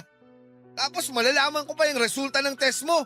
Lalo na ako nabwisit sa'yo. Kaya nga naisip kong umalis muna rito sa bahay eh. Kasi ayaw kita makita o makasama. At saan ka naman pupunta? Kahit saan. Doon sa bahay ng kumpare ko. Sirang ulo ka talaga. Kung ano-ano pumapasok dyan sa kukote mo, mas malala ka pa sa akin. Sa palagay mo ba masaya ako malaman yung result ng mga test ko? Nalulungkot ako at nasasaktan, Dexter. Maraming pumapasok sa isip ko, lahat yung negative thoughts. Sinabi ko sa'yo kasi gusto kong damayan mo ako bilang partner. Pero bakit ganyan ang asal mo? Tapos gusto mo pa akong iwanan? Mahiya ka nga! Napaka makasarili mong tao! Hindi ko kasi alam kung anong mararamdaman eh. Hindi na tayo magkaka-baby, Elena. Hindi na tayo magiging magulang. Hindi sa hindi, pero mababa lang ang chance. Eh di ganun din yun. Kasalanan mo talaga to eh. Ewan ko sa'yo, hindi ka nakakaintindi. Mababa ang chance pero hindi ibig sabihin 0% na ang posibilidad na makabuo tayo.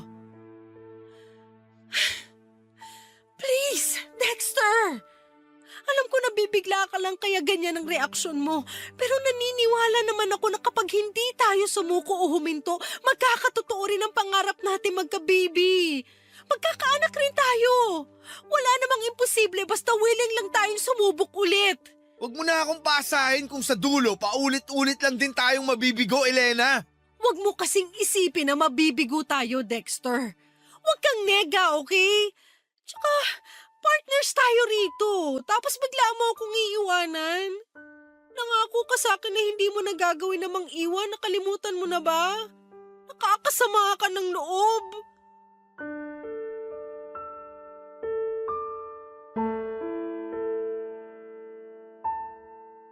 Matapos sabihin sa akin ni Dexter na hihiwalayan niya ako dahil hindi kami makabuo, ay nataranta po ako ng husto at kinain ng matinding takot, Papa Dudut. Hindi ko kayang mawala sa piling ko si Dexter lalo na kung kailan pabor na sa amin ang kapalaran. Muli po ako nakiusap sa kanya na subukan lang namin. Hindi naman kasi sinabi ng doktor na wala na akong tsansang mabuntis. Mababa lang pero kung hindi kami susuko, samahan pa ng dasal sa may kapal ay baka isang araw ay matupad din po ang aming kahilingan. Mabuti na lamang po dahil nakinig sa pakiusap ko si Dexter at muli po naming sinubukang magka-baby, Papa Dudut. Bukod doon ay nag-start po kaming magpanata sa simbahan tuwing linggo para dinggin ng Diyos ang kahilingan namin. May mga binago rin po kami sa lifestyle namin para mas maging healthy kaming pareho. Halimbawa, nag-quit po si Dexter sa paninigarilyo. Ako naman ay iniwasan na ang labis na pagpupuyat sa gabi kaya nagpalipat na rin po ako ng shift sa umaga. Hindi na rin ako masyadong nagkakape at mas madalas akong kumakain ng gulay at masusustansyang pagkain. Mabilis po na lumipas ang 2 taon na punong-puno ng pag-asa at pagkabigo. Sa wakas, nangyari ang matagal na naming gustong mangyari ni Dexter. Yon ay nang mabuntis na ako, Papa Dudut. Sobrang saya po naming dalawa ni Dexter, Papa Dudut. Dahil sa wakas ay nagkatotoo na ang matagal naming hiling. At yon ay nang sabay naming makita ang 2 guhit sa pregnancy test kit na ilang beses naming inulit makasigurado lamang na tama at positibo talaga ako. Naiyak pa nga ako noon matapos yakapin ng mahigpit ni Dexter, Papa Dudut. Kasi sino ba naman ang hindi magiging emosyonal, hindi ba? Ang tagal-tagal naming hinintay ang sandaling yon kung saan ay mabubuo na ang aming munting pamilya. Anak na lamang po talaga ang kulang sa aming pagsasama. Kung maingat na po ako noong bago ako mabuntis, mas naging maingat po ako during my pregnancy, Papa Dudut. Ganon din si Dexter sa akin hanggat maaari ay lagi niya akong sinasamahan sa check-up ko sa OB ko. May point na pinag-resign niya rin ako sa work para hindi nakukompromiso ang kalusugan ko, pati na ang baby. Hindi nga nagtagal ay unti-unti po akong nagkaroon ng baby bump kaya lalo kaming naging masaya at excited ni Dexter. Mabilis po na lumipas ang ilang buwan, kabuwanan ko na. At ng araw na mga anak ako, nasa tabi ko lamang po si Dexter, Papa Dudut, kaya nabawasan yung takot at pangamba ko. Hi, mahal. Handa na ang hapunan. Thanks, mahal. Kaso parang hindi ko kayang umalis sa tabi ng baby natin. Tingnan mo kung gaano siya ka-cute. Naku! Oo nga eh. Ang himbing ng tulog niya. Para siyang anghel. Ilang araw pa lang tayong nakakauwi rito sa bahay galing ospital. Pero mukhang komportable na siya agad. Akala ko nga maninibago siya eh. Mukhang mabilis naman siyang naka-adjust. Ay, hanggang ngayon hindi pa rin ako makapaniwala na may baby na tayo, mahal. Dati hinihiling at pinagdarasal lang natin siya, pero ngayon tingnan mo, kapiling na natin siya. Kahit ako hindi rin makapaniwala, mahal. Minsan nga tinatapik-tapik ko pa ang mukha ko kasi baka nananaginip lang ako. Sampalin mo nga ako para magising na ako kung panaginip man to. Patawa ka rin, no? Seryoso ako doon. Pangako, gagawin ko ang lahat ng makakaya ko. Maibigay lang sa anak natin ang lahat ng pangangailangan niya. Alam kong hindi ako perpektong tatay, pero sisiguruhin kong hindi ako magkukulang. Magtatrabaho ako ng mabuti at kikita ng pera para paghandaan ang kinabukasan niya. Alam ko namang gagawin mo yon dahil mahal mo ang anak natin, Dexter. Hindi lang mahal, sobrang mahal. Ang tagal natin siyang hinintay. Akala natin hindi na siya darating. Pero mabuti na lang hindi tayo sumuko. Salamat, Elena, kasi hindi mo rin ako sinukuan ng mga panahon na ayoko na.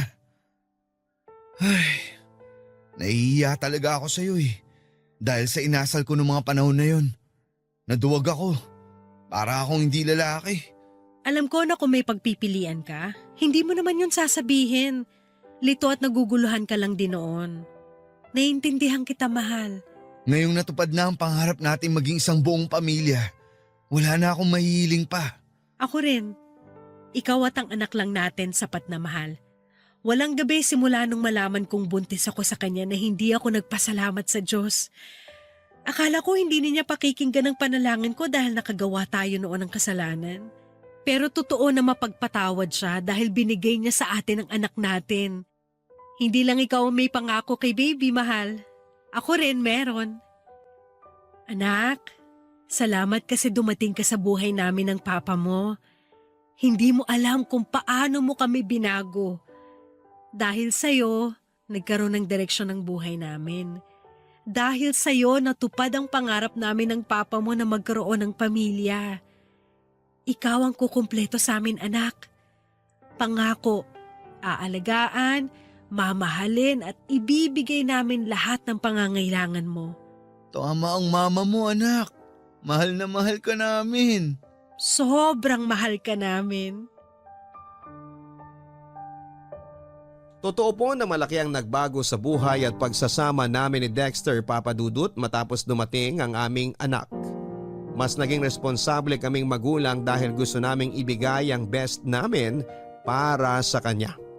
Kapansin-pansin din na mas ginanahan si Dexter sa pagtatrabaho dahil nag-promise siya sa amin ng anak niya na ibibigay niyang lahat ng pangangailangan namin. Papa Dudut, ako naman ay naging mas responsableng nanay. Bukod sa pagdating ng baby namin at tuluyang pagiging buo ng aming pamilya. Meron pa pong isang blessing na dumating sa buhay namin ni Dexter.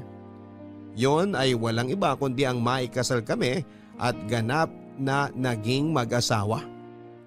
Mabilis po na lumipas ang 3 taon. Naging masaya po ang aming pamilya, Papa Dudut. Kaso sino mag-akala na panandalian lang pala ang kasiyahang yon dahil nang sumunod na taon, nangyari ang ni sa hinagap ay hindi namin inaasahang mangyari ni Dexter. Yon ay matapos na ma-diagnose na may leukemia ang anak namin.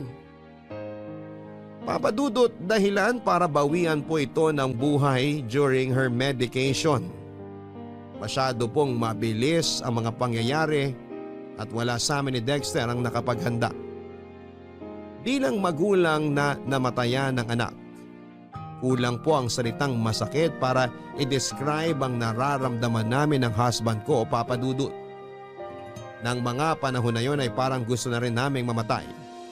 At hanggang sa libingan ng anak namin ay hindi po namin siya mapitawan. Ngunit kasabay ng pagkawala ng anak namin, meron pa po palang matinding pagsubok na darating sa buhay at pagsasama namin ni Dexter. Bagay na lalong nagpadurog sa puso ko, Papa Dudut.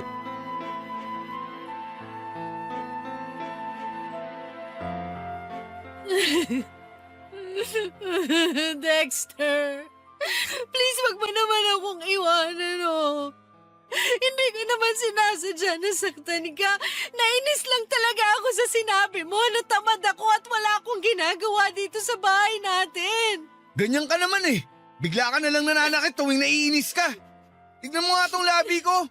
Pumutok na naman sa sampal mo. Saka totoo namang tamad ka. Hindi ka nga nagluluto para may makain na ako pagdating ko galing sa trabaho. Maghapon ka nga rito sa bahay natin. Wala ka namang ginagawang kapaki-pakinabang. So wala akong ganang kumilos, anong gusto mong gawin ko? Idadailan mo na naman ba ang pagkamatay ng anak natin kaya nagkakaganyan ka pa rin? Elena, ilang buwan na yun. Hanggang ngayon ba hindi ka pa rin nakaka-move on? Sira ulo ka ba? Paano mo nasasabi tungkol sa bagay na yan na para bang napakadaling gawin? Anak natin ang namatay, Dexter, hindi kung sinong bata dyan! Alam ko yun. At hanggang ngayon masakit pa rin sa akin ang lahat. Kaso lalo ako nahihirapan dahil sa'yo. Napakadrama mo masyado. Lagi kang umiiyak. Napapagod na akong aluhin ka, Elena. Kaya iiwan mo na naman ako. Ganun ba yon? Ay, hindi ko alam. Naguguluhan ako. Pero isa lang ang sigurado. Tuwing nandito ako sa bahay, naalala ko ang anak natin. Kung pwede nga na hindi na ako umuwi rito para makalimutan ko na siya kaagad. Ano bang kasalanan natin? Bakit kailangan tayong paglaruan ng tadhana? Bakit kailangan kunin ang anak natin ng maaga? Ni hindi pa nga nagtatagal mula nung ibigay siya sa atin tapos gano'n na lang kadali na binawi siya sa atin. Kahit sa ang agulo ko tingnan, hindi makatarungan. Kasalanan mo talaga to, Elena! Ano? Bakit ako? Hindi mo kasi inalagaan ang anak natin. Diba? Nangako ka na babantayan mo siya. Nasisiguruhin mong ligtas siya. Pero bakit dinapuan pa rin siya ng ganong klaseng sakit? Bakit namatay pa rin siya at nawala sa atin? Nasisiraan ka na ng ulo.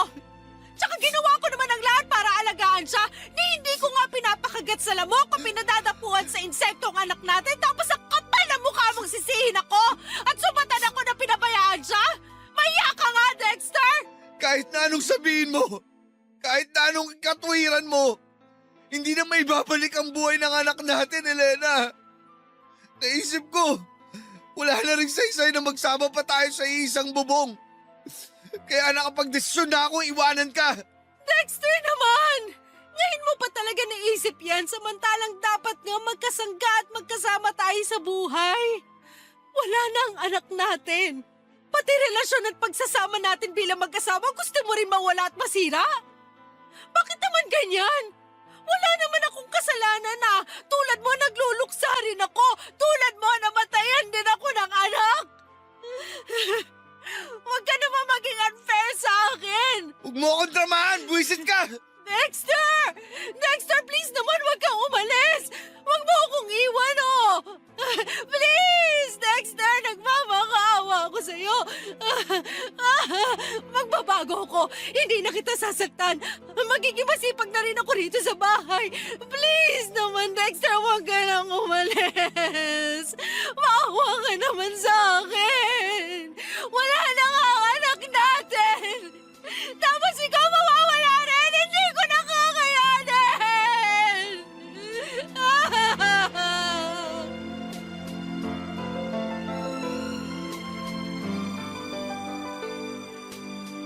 Hindi na po talaga maayos ang relasyon namin ni Dexter ilang linggo matapos mailibing ang anak namin, Papa Dudut.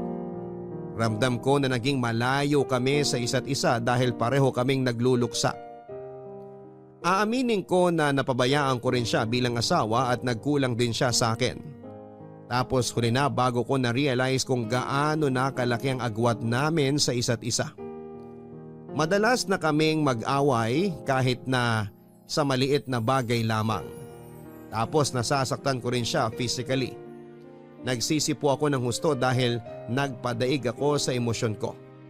Kaya nga sinubukan ko pong isalba ang relasyon namin ni Dexter pero nauwi pa rin kami sa hiwalayan.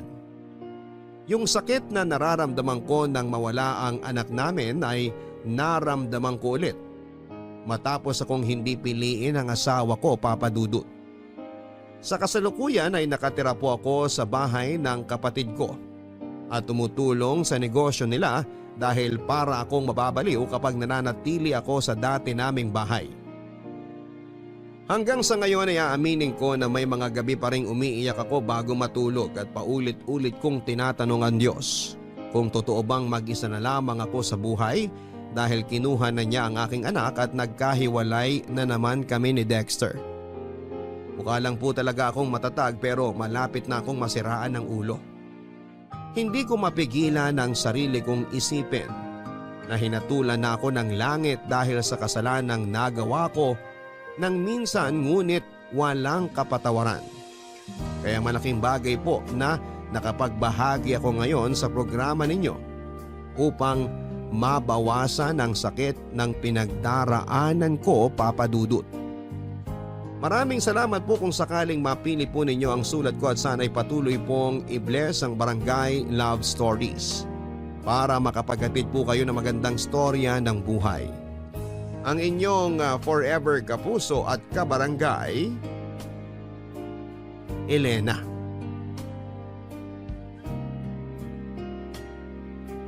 Maraming salamat Elena sa pagbahagi mo ng iyong storya at alam namin na mabigat ang pinagdaraanan mo sa buhay.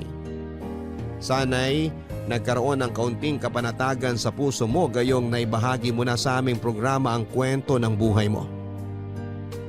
Mga kabarangay, kapag po tayo ay gagawa ng isang desisyon, siguraduhin po natin at pag-isipan po natin ito ng maraming beses.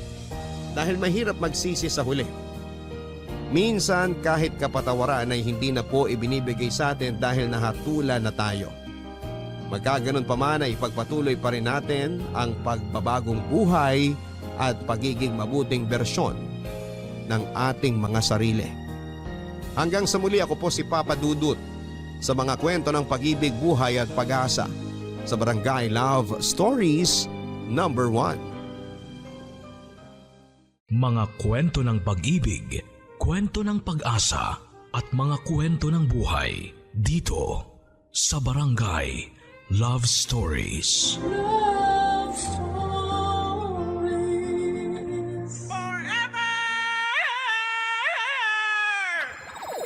Nagustuhan ng iyong napakinggan? Ituloy yan via live stream sa www.gmanetwork.com/radio.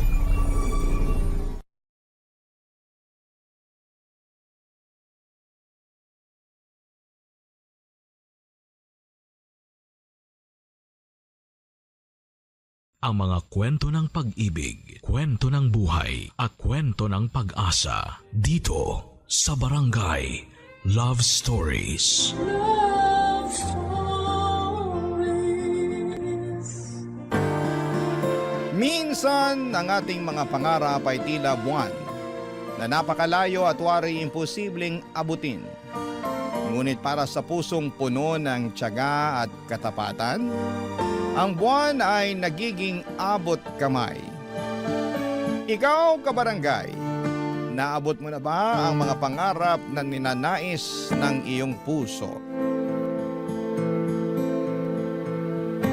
Dear Papa Dudut, magandang araw po sa inyo. Naway nasa mabuti kayong kalagayan habang binabasa ninyo ang liham na ito. Evelyn na lamang po ang itawag ninyo sa akin. 54 years old at isa akong businesswoman. Papa Dudut, magulo pero kapupulutan po ng aral ang naging buhay ko. Kaya ako naisipang ibahagi sa inyo ang kwento ko para sana'y magsilbing inspirasyon sa inyong mga tagapakinig. Maaga ko naulila sa magulang. 6 na taong gulang lamang ako noong madisgrasya kami sa daan. Sabay na namatay ang ama at ina ko, pati na rin ang sanggol na nasa sinapupunan nito. At tanging ako lamang ang nakaligtas sa aksidente. Matapos ng pangyayaring yon ay napunta ako sa poder ng lolo kong si Renato, na noong mga panahong yon ay mag-isa na lamang sa buhay.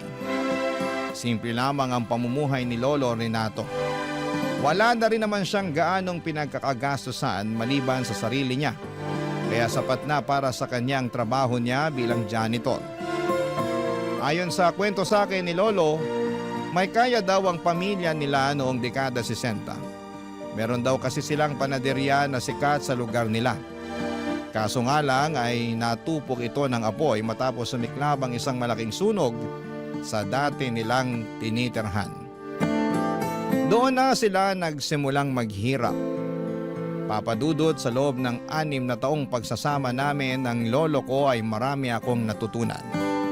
Siyang naging sandigan ko sa tuwing ako'y mahina at naging gabay ko sa oras ng kalituhan.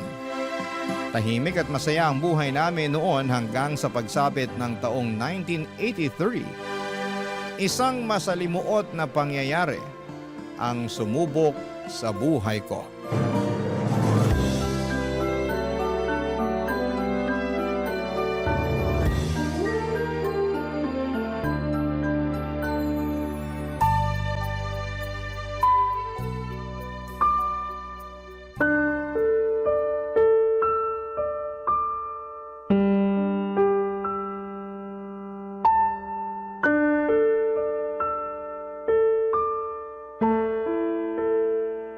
Lolo, nandito na po ako. Oh, bakit naman nakabusangot ang apo ko? Hindi po ako nakapaglaro kanina sa eskwela namin eh. Oh, bakit naman? Gusto ko po sanang sumali sa basketball kanina kaso hindi ako pinayagan ng guro ko. Ano sabi? Bakit hindi ka raw pinayagan? Kasi po, ang sabi sa akin, hindi po pambabaeng laro ang basketball. Para lang daw po yun sa mga kalalakihan. Totoo po ba yun, Lolo? Walang katotohanan yan, apo. Ang basketball, maaari din niyang laruin ng mga babae. Talaga po ba? Oo. Bakit po ang sabi ng guro namin hindi pwede? Minsan, may mga tao pa rin talagang makaluma ang pananaw sa buhay. Hayaan mo na sila. Nasanay lang siguro sila sa kung ano yung nakaugalian ng mga ninuno natin. Ang mga ganyang pag-iisip, panahon pa ng Kastila yan eh. Talaga po ba? Oo naman. Basta lagi mong tatandaan, kung ano man ang gusto mong gawin, gawin mo pa rin. Ha? Huwag mo nga hayaang pigilan kanila dahil ang babae ka. Ang bola, hindi yan namimili ng kasarian. Pwede yung laruin ng kung sino man. Paano po ako matututo niyan kung ayaw naman nila akong paglaruin sa eskwelahan? Madali lang ang solusyon dyan. Ako magtuturo sa'yo. Ha? Tuturuan niyo po ako? Oo naman. Gusto mo ba? Opo. Marunong po ba kayong maglaro ng basketball, Lolo? Ay, syempre naman. Yan ang paborito kong laro nung kabataan ko. Sandali lang. Sa pagkakatanda ko, nandito pa yung bola ng Tio Alfredo mo eh. Sige po, Lolo. Maglaro po tayo. Gusto ko pong matuto ng basketball. Sige, tuturuan kita kung paano maglaro ha.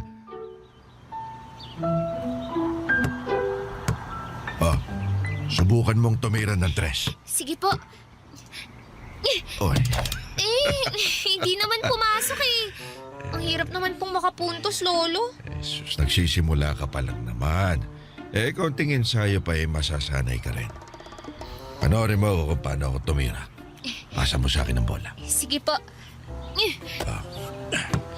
Ganito ang gagawin mo ha. Tuwid mo lang yung likod mo tapos tansyahin mo yung ring. Dapat sakto lang yung lakas ng pagbato mo ng bola ha. Apo. Pwede mo ring sabayan ng pagtalon katulad nito. Grabe, Lolo! Ang husay niyo naman pong maglaro. Kaya niyo pa rin palang tumalon kahit na matanda na kayo. Abay, huwag mo akong minamaliit. Manlalaro ako sa barangay namin nung binata pa ako. Gusto ko rin pong maging kasing husay niyo balang araw. Basta pag-usayan mo lang yung pag-iensayo. Sipag at tiyaga lang ang kailangan dyan. Tandaan mo sa buhay, matinding determinasyon at tibay ng loob ang sandata mo. Ito. Subukan mong agawin sa akin ng bola. Sige po. Ay! Ayan! Nakuha ko na yung bola! Yay! Lolo, may problema po ba? Parang hinihingal na kayo ah. Ayos lang ako. Ganito talaga kapag tumatanda na. Magpahinga na muna tayo saglit. Medyo napagod ako ron eh. Sige po. Gusto niyo po bang ikuha ko kayo ng tubig? Sige nga, nauuhaw na ako. Sige po. Evelyn, sandali lang. Po? Umuwi na lang tayo. Parang bumibigat na ang dibdib ko. Ano pong nangyayari, Lolo? Tumawag ka na. Tulog siya.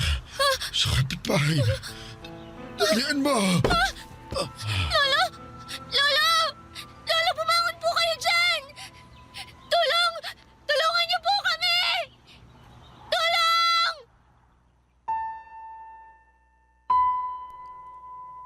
Atake sa puso ang kinamatay ni Lolo Renato. Noong namatay ang lolo ko ay sunod akong napunta sa pangangalaga ng tiyuhing kong si Alfredo. Sobrang bilis ng mga pangyayari noon na ang tanging naaalala ko na lamang ay ang patago kong pagkuha sa mga libro na palaging binabasa ni Lolo.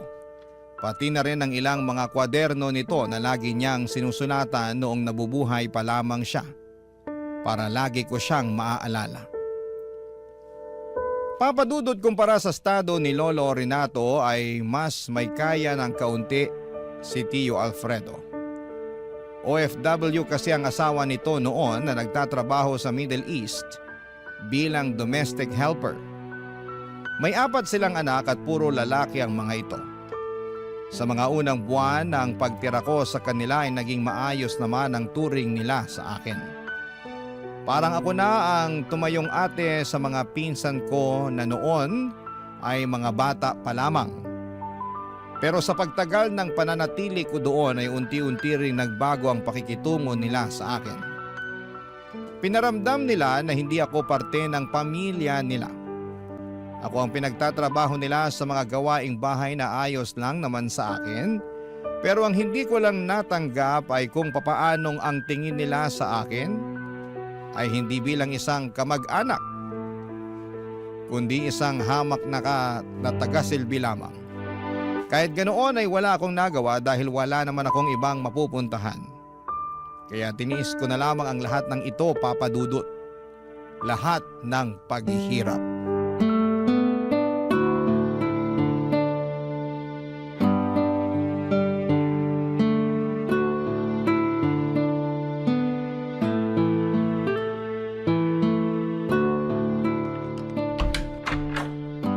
Evelyn! Evelyn, nasan ka? Bakit po, Tio Alfredo? Natapos mo na ba yung pinagutos ko sa'yo, ha? Opo, nakapagsaing na po ako. Nakapagluto na rin po ako ng pananghalian natin. Siguruhin mo lang na hindi mo na naman nasobrahan ng alat yung niluto mong ulam, ha? Opo, tansyado ko na po lahat. Kung hindi masyadong maalat, sunog naman. Kababae mong tao, di ka marunong magluto. Wala po kasing nagturo sa akin eh. 13 anyos ka na, dapat marunong ka na sa mga ganyang bagay. Paano ka makakahanap ng mapapangasawa niyan kung hindi ka marunong gumawa ng mga gawaing bahay?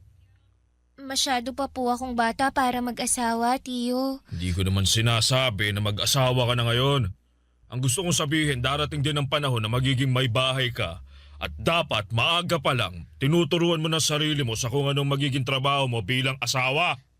Ayoko pong maging asawa lang ang trabaho ko. Gusto ko po, balang araw, maging doktor para makatulong ako sa mga may sakit. Tayog naman ang pangarap mo, Neng. May kakayahan ka ba para maabot yung pangarap mong yan, Aber? Opo, mag-aaral po ako ng mabuti. Oh, at sino naman magpapaaral sa'yo? Hindi po ba kayo? May 4 na akong anak na pinag-aaral. So tingin mo ba kakayanin ko pang magdagdag ng isa pa? Akala ko po ba, hindi po ba nagpunta pa tayo sa eskwelahan nung nakaraang linggo para mag-enroll? Oo, para i-enroll ang mga pinsan mo pero hindi ka kasama doon. Anong inaasahan mo, pag-aaralin din kita? Ang hirap na nga ng buhay, dadagdag ka pa. Ibig niyo po bang sabihin, titigil na ako sa pag-aaral? Pero mag-high school na po ako ah. Hindi mo na kailangan mag-aral pa ng high school.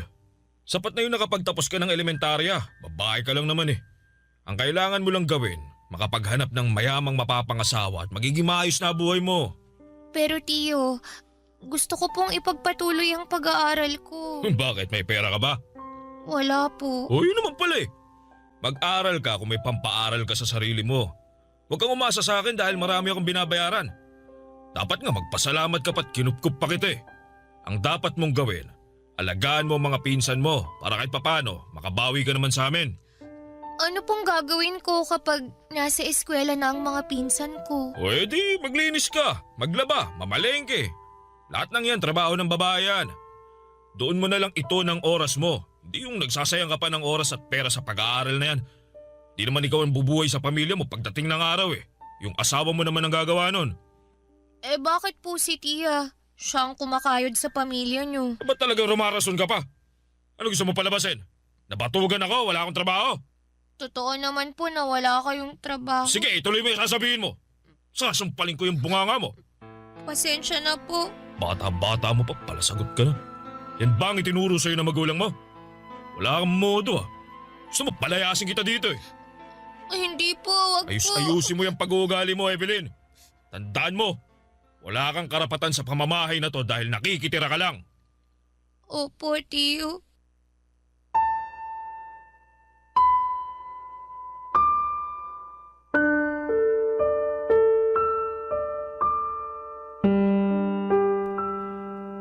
Kahit anong pagtatampo pa ang gawin ko noon ay hindi na talaga ako nakabalik pa sa pag-aaral. Gustuhin ko man ay hindi ko kayang pag-aralin ang sarili ko dahil 13 anyos pa lamang naman ako noon. Ang naging papel ko na lamang sa buhay ng tiyuhin ko ay taga-silbi sa mga anak niya. Hindi na lamang ako ate sa mga pinsan ko. Ako na rin ang nagsilbi nilang ina.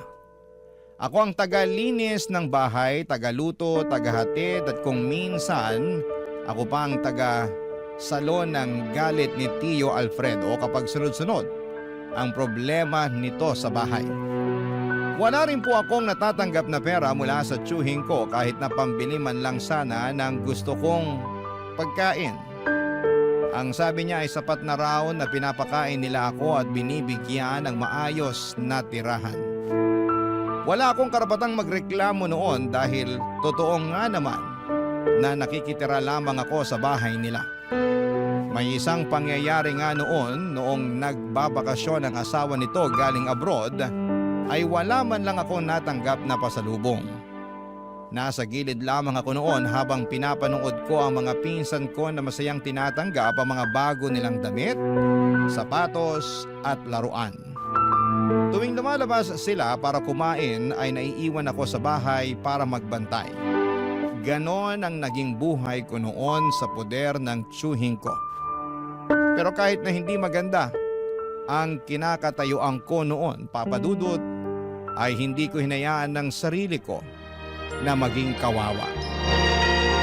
Naghanap po ako ng paraan para maiangat ang sarili ko, Papa Dudut. Barangay Love Stories. Barangay Love Stories. Papa Dudut, isang araw ay isang ideya ang pumasok sa isipan ko habang inihahatid ko ang pinsan ko noon sa eskwelahan nila. Pabalik na dapat ako ng bahay noong napansin ko ang ilang high school students na papunta sa open gym nila. Bit-bit ang kanya-kanya nilang upuan. Doon ko napag-alaman na pansamantala pala muna nilang gagawing klase ang gym dahil binabakbak ang dating high school building ng paaralan para patayuan ang bagong gusali. Dahil nasa open space sila ay naisipan kong mag-sit in sa mga nagkaklase. Kapag nakikita ko ng mga mababait na teacher ay hinahayaan lamang nila akong makinig sa klase. Pero kapag nakatsamba naman ako ng masungit ay pinapaalis nila ako.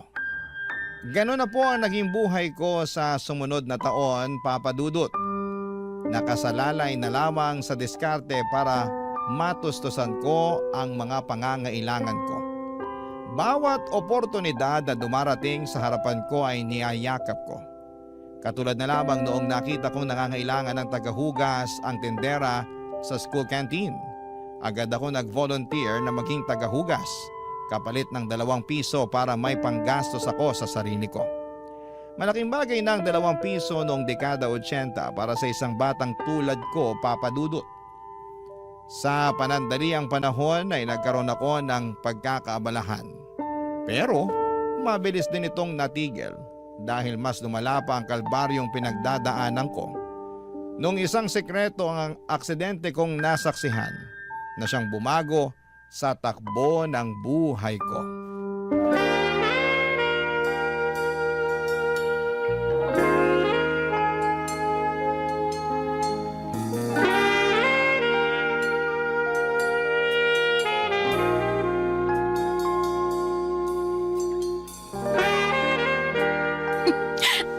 Ano ka ba?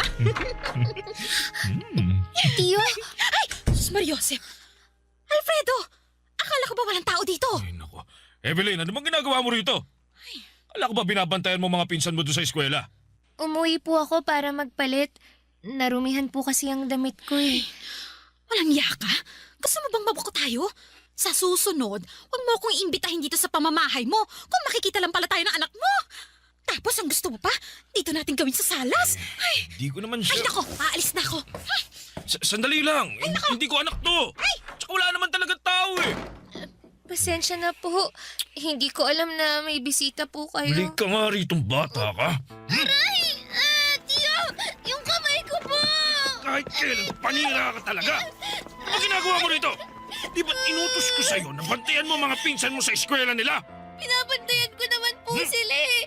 Nasa klase sila ngayon kaya naisip kong umuwi muna saglit para sa... Wala akong pakialaman naman yan dahilan mo. Di ka ba marunong kumatok, ha? Bakit bigla-bigla ka nalang pumapasok dito sa bahay? Anong tingin mo rito? Bahay mo ba to? Hindi po. Sa susunod, kumatok ka! Naintindihan mo?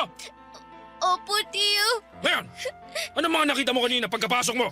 Wala po. Sabihin mo'ng totoo. Nakita ko po na nakayakap po kayo dun sa babae. Yun lang. Opo. Hoy, Evelyn, makinig ka sa sasabihin ko, ha? Wala kang nakita. Intindihan mo? Wala kang nadat ng babae dito. Mag-isa lang ako dito nanonood ng telebisyon. Intindihan mo ba yan? Sagot! Opo. Wala po akong nakita. Wala po. Kapag ito kumalat, ha?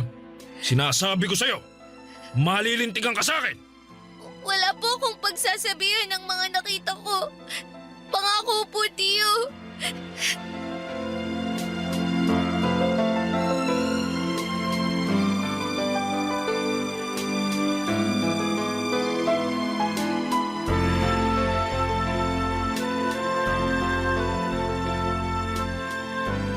Evelyn!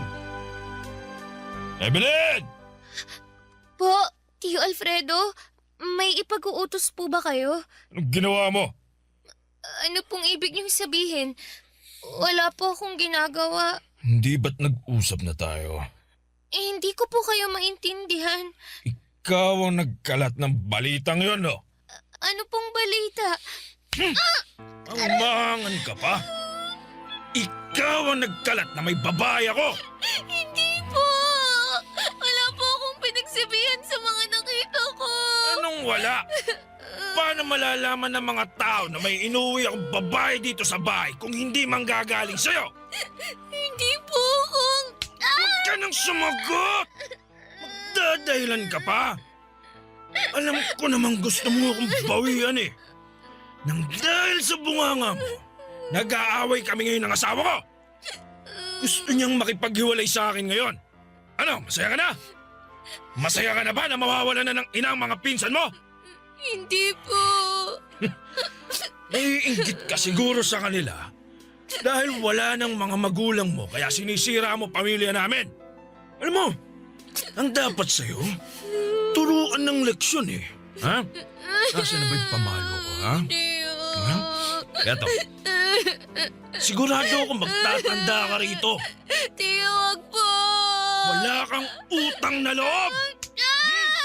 Tiyo, tama na po. Ha? Aray! Masakit po. Tama na, Tiyo. Ikaw na nga ang kinupkup namin. Ikaw pa ang malakas na loob na sirain ang pamilya ko. Tama na po. Grabe na po kayo sa akin. Ba't malakas na ang loob mo ngayon? Sumasagot ka na talaga. Ano?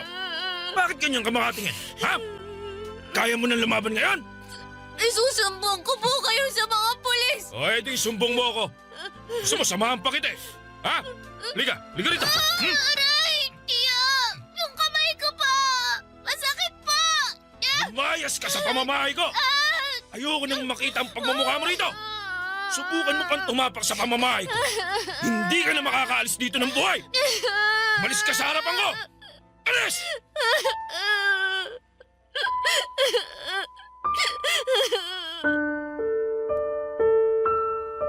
Isang backpack lang ang dala ko noong pinalayas ako ni Tio Alfredo sa pamamahay niya.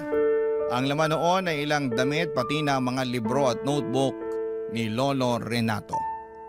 Matapos mapalayas ay kung saan-saan ako napadpad para maghanap ng kanlungan. Nasubukan kong matulog sa eskwelahan sa ilalim ng tulay, sa mga abandonadong gusali at pati na rin sa sementeryo. Naging palaboy ako ng ilang buwan. At para makakain ay nanlilimos ako. Paminsan-minsan ay nakakahanap ako ng maliliit na trabaho katulad ng pagbibitbit ng mga gamit ng pasahero sa bus terminal at pangangalakal. Naranasan ko rin kumain ng pagpag at mga tira-tirang pagkain na tinatapon sa mga restaurant at fast food. Pakiramdam ko noon ay para bang wala na akong pag-asa sa buhay. Dumating ako sa puntong gusto ko nang sumuko dahil hindi ko makuha kung bakit sa murang edad ay dinaranas ko ang ganong klase ng buhay. Marami akong pangarap na gustong maabot pero hindi ko alam kung papaano ko sisimulang kamtin ang mga ito kung wala akong magamit na tungtungan para abutin ang mga ito. Ni wala man lang akong kakilala na pwedeng malapitan. Araw-araw ay nakikipaglaban ako para mabuhay dahil kung hindi ko ito gagawin ay walang mangyayari sa akin. Hanggang sa isang araw ay biglang ngumiti ang langit sa akin. Habang natutulog ako sa gilid ng simbahan na kumakalamang tiyan at nanghihina ay isang ginang ang lumapit sa akin.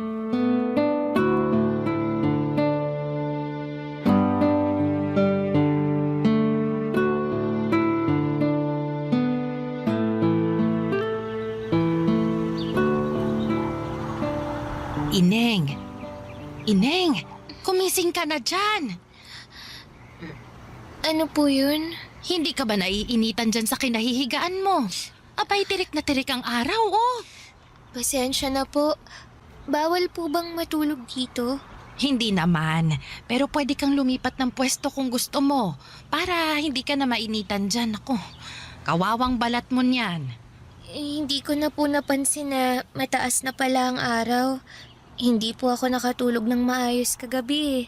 Umulan po kasi. Naku, kawawa ka naman. Hindi ka pa siguro kumakain. Ay, sandali lang. May dala akong tinapay dito sa bag ko. Oh, heto, tinapay. Para naman magkalaman ng sikmura mo. Maraming salamat po. Oh, tapos ito, piso, pambili mo ng panulak. Maraming salamat po, Ale. Neng, ano palang pangalan mo? Evelyn po. Ah, ako naman si Nenita. Palagi kitang nakikita dito sa tabi ng simbahan kada linggo eh. Pero hindi ko pa nakikita ang mga magulang mo. Nasaan ba sila? Wala na po akong magulang. Namatay po sila sa aksidente. Ay, mahabaging Diyos. Mukhang ang bata mo pa para mawala ng magulang ah. Ilang taon ka na ba? 14 po. Wala ka bang ibang kamag-anak na pwedeng kumupkup sa'yo? May tsuhin po ako pero pinalayas niya po ako. Ay, bakit naman? Akala po kasi niya ako yung nagkalat na may iba siyang babae. Nagalit siya tapos pinaalis na niya ako sa bahay nila. Ay, kaawaan ka ng Panginoon. Paano ka nila natitiis na palaboy-laboy na lang sa lansangan? Nasanay na po ako. Simula nung nawala ang mga magulang ko, pati na rin si Lolo Renato. Wala na akong naging kakampi sa buhay. Sanay na po akong mag-isa. Alam mo, Evelyn, hindi ka naman talaga nag-iisa eh. Kapag kailangan mo ng kasama, ng makakausap, ayan, bukas ang simbahan para sa lahat ng tao. Manalangin ka, kausapin mo ang Panginoon. Nakapasok ka na ba dyan? Opo, minsan kapag nanlilimos po ako, kaso ipinagtatabuyan lang ako ng mga tao eh. Nandidiri yata sila sa akin. Gusto mo bang sumama na lang sa akin? Saan po? Sa bahay ko. Maliit lang yung bahay na yon pero sa tingin ko, kakasya naman tayong dalawa doon. May isang kutsyon ako na hindi na nagagamit. Maaari mo yung gamitin kesa nagtitiis ka dito sa mga karton. Saan po yung bahay nyo? Malayo po ba? Ay, malapit lang dito. Nilalakad ko nga lang eh. Pauwi na ako. Gusto mo bang sumama? Baka po mamaya may kapalit ito. Wala po akong pambayad ng upa. Hindi ako nagpapaupa, iha. Isa pa, libre itong pagkup-kup ko sa'yo. Bukal ito sa kalooban ko. Pero bakit niyo po ako tinutulungan? Hindi naman po tayo magkaano-ano ah. Hindi kailangang magkadugo para magtulungan. Kung kaya ko namang tumulong, bakit hindi? Isa pa, naaawa ako sa sitwasyon mo. Bata ka pa at kapag nagabayan ka ng maayos, nako, baka maaayos pa natin ang kinabukasan mo.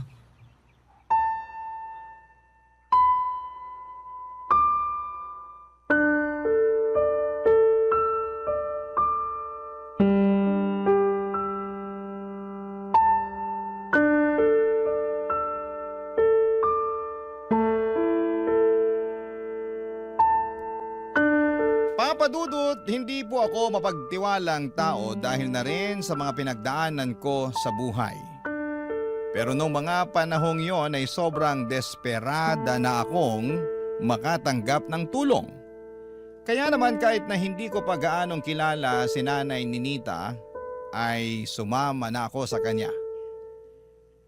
Isa pa taong simbahan po siya, Papadudot. Kaya naisipan ko na hindi naman siguro niya ako sasaktan. Maliit lang na matanda si Nanay Ninita. Maikli at namumuti na ang buhok nito at medyo iika-ika na kumaglakad. Maamo ang kanyang mukha kaya hindi mo talaga siya pag-iisipan na makagagawa ng masama. Maliit lang ang pamamahay nito at ang tanging kasama na lamang niya sa buhay ay ang 5 nitong pusa at isang aso.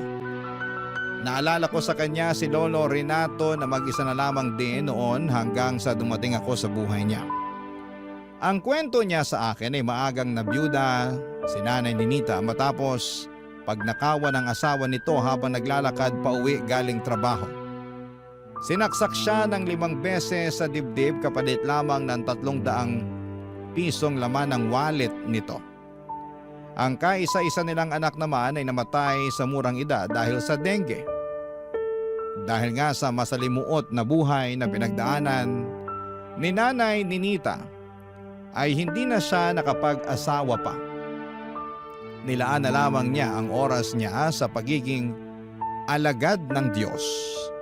At simula noon ay mag-isa na lamang siyang namumuhay.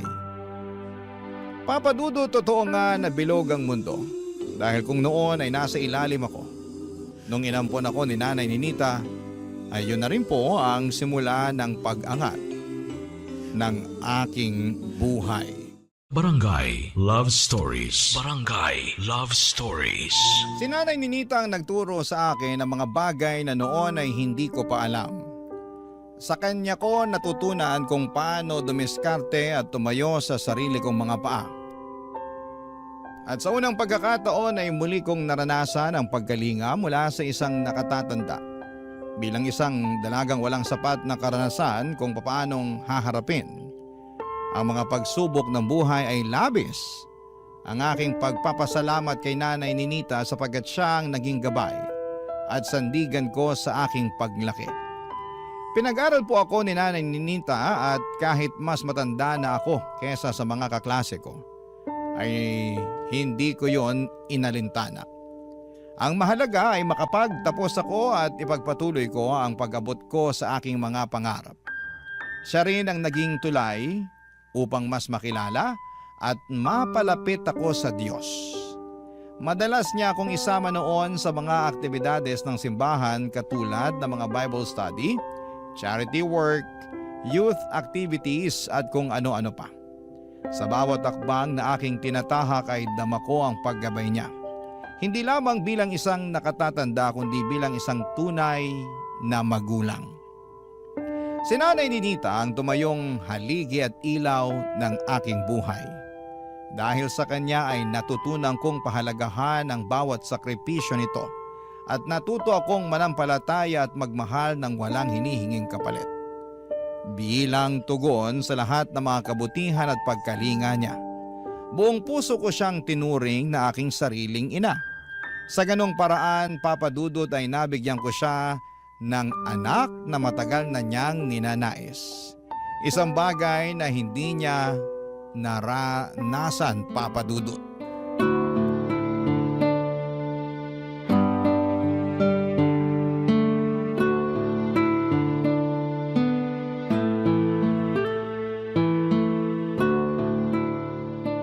Naininita?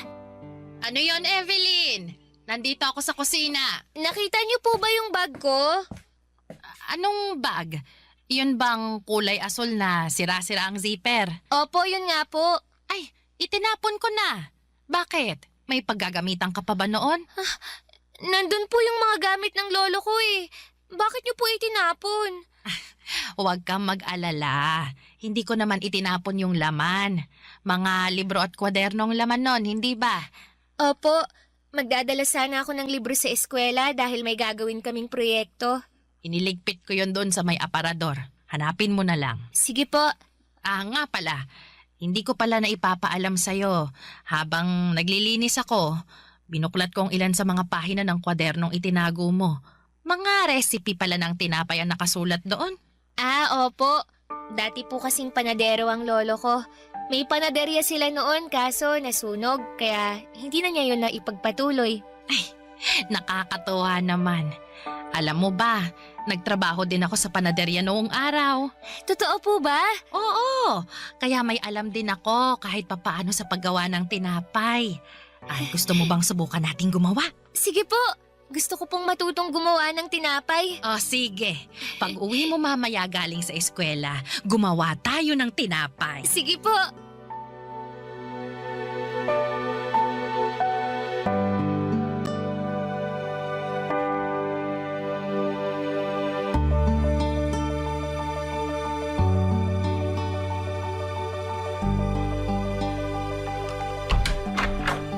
Naininita, nandito na po ako.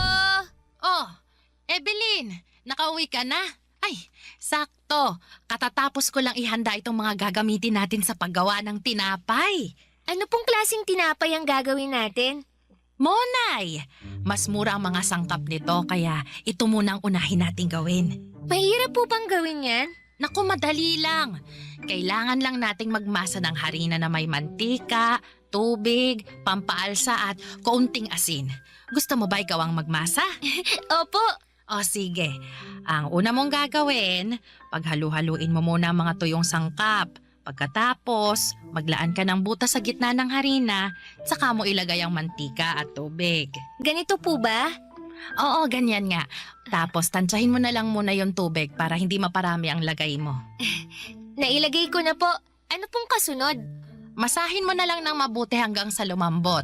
At kapag hindi na dumidikit sa kamay mo, pwede na yang itabi. Hindi po ba natin tululutuin agad? Hindi muna, kasi aantayin muna natin siyang umalsa. Bakit po? Para mas malaki at malambot kapag naluto na. Gaano po katagal? Kailangan nating maghintay ng 1 hanggang 2.5 oras. Ay, ang tagal naman po nating maghihintay. Sabik na akong magluto eh. Hindi po ba pwedeng iluto na natin agad pagkatapos paghalu-haluin? Ay, hindi pwede. Kailangan nating sumunod sa tamang proseso. Alam mo, Evelyn, sa paggawa ng tinapay, kakailanganin mo ng mahabang pasensya. Hindi mo kailangang madaliin ang proseso kasi kapag minadali mo, ay masasayang lang ang pinaghirapan mo. Katulad lang din yan sa buhay. Hindi natin agad-agad nakakamit ang tagumpay. Alam mo kung bakit? Bakit po, Naininita? Dahil may wastong oras ang lahat ng bagay. Minsan, kailangan lang talaga nating maghintay.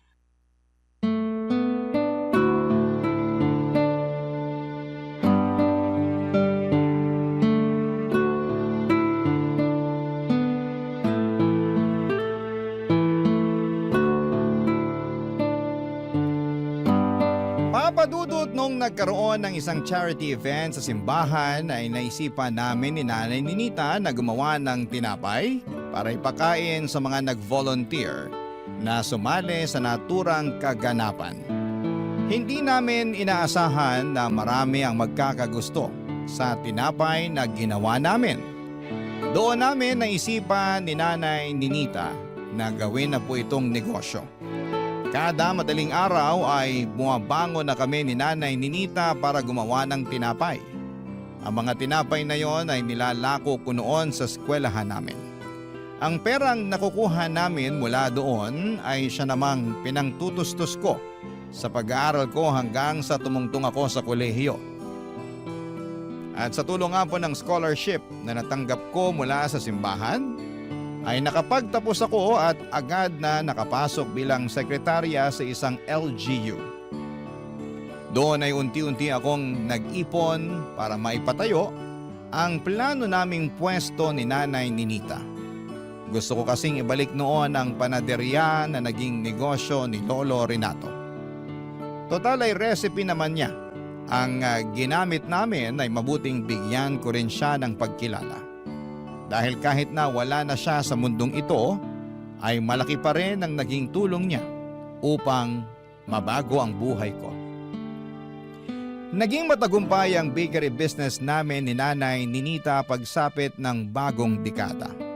Taong 2001 ay unti-unti namin itong napalago hanggang sa hindi na namin namamalayan na maginhawa na pala ang buhay namin. Malayo na po ito sa paghihirap na pinagdaanan ko noong bata pa lamang ako, Papa Dudut.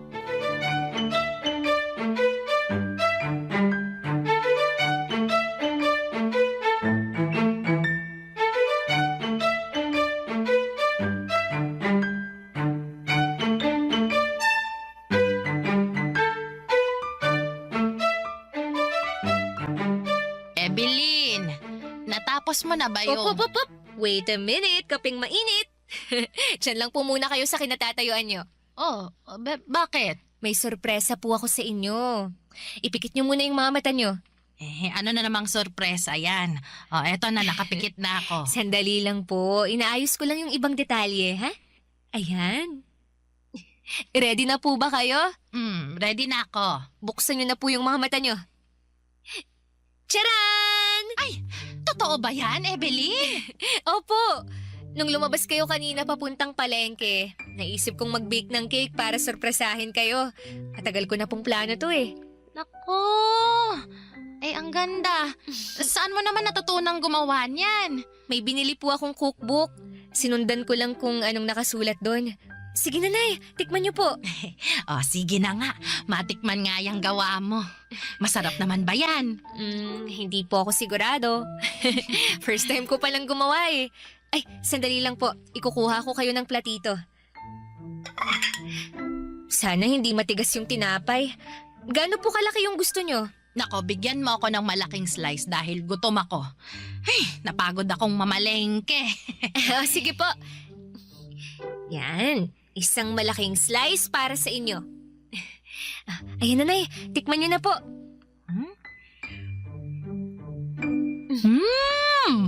Masarap ah. Totoo po ba? Baka naman sinasabi nyo lang yan para hindi ako masaktan. Gusto ko po yung totoong opinion nyo para matuto ako.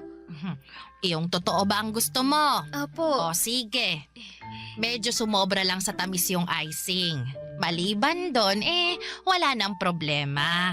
Presentable din siyang tingnan. Katulad siya nung mga nakikita kong cake sa mga binyag at kasal. Sige po, konting practice pa. Kapag naperpekto ko to, idadagdag ko to sa panaderya natin. Nakakatuwa naman na hanggang ngayon, hindi ka pa rin tumitigil sa pangangarap. Hindi po talaga ako titigil hanggat hindi ko natutupad lahat ng pangarap ko para sa ating dalawa. Ay, ang layo na talaga ng narating mo, Evelyn. Sinong mag-aakala na yung batang natutulog lang sa tabi ng simbahan noon, ngayon, nagmamay-ari na ng sariling bakery. Tuwing nakikita ko itong tagumpay na tinatamasa mo ngayon, lubos na nagagalak ang puso ko. Hindi ko po maaabot ang lahat ng to kung hindi dahil sa inyo. Kaya nga po ginagawa ko ang lahat para mabigyan ko kayo ng komportabling buhay bilang kabayaran na rin sa pag-aalaga at pagtitiwala niyo sa akin. Ay, sobra-sobra na nga itong grasya na meron tayo ngayon Doon pa lang, nakabawi ka na. Kulang pa po to, Nay. Marami pa po akong plano para sa inyo. Gusto ko dumating yung araw na magbuhay donya kayo.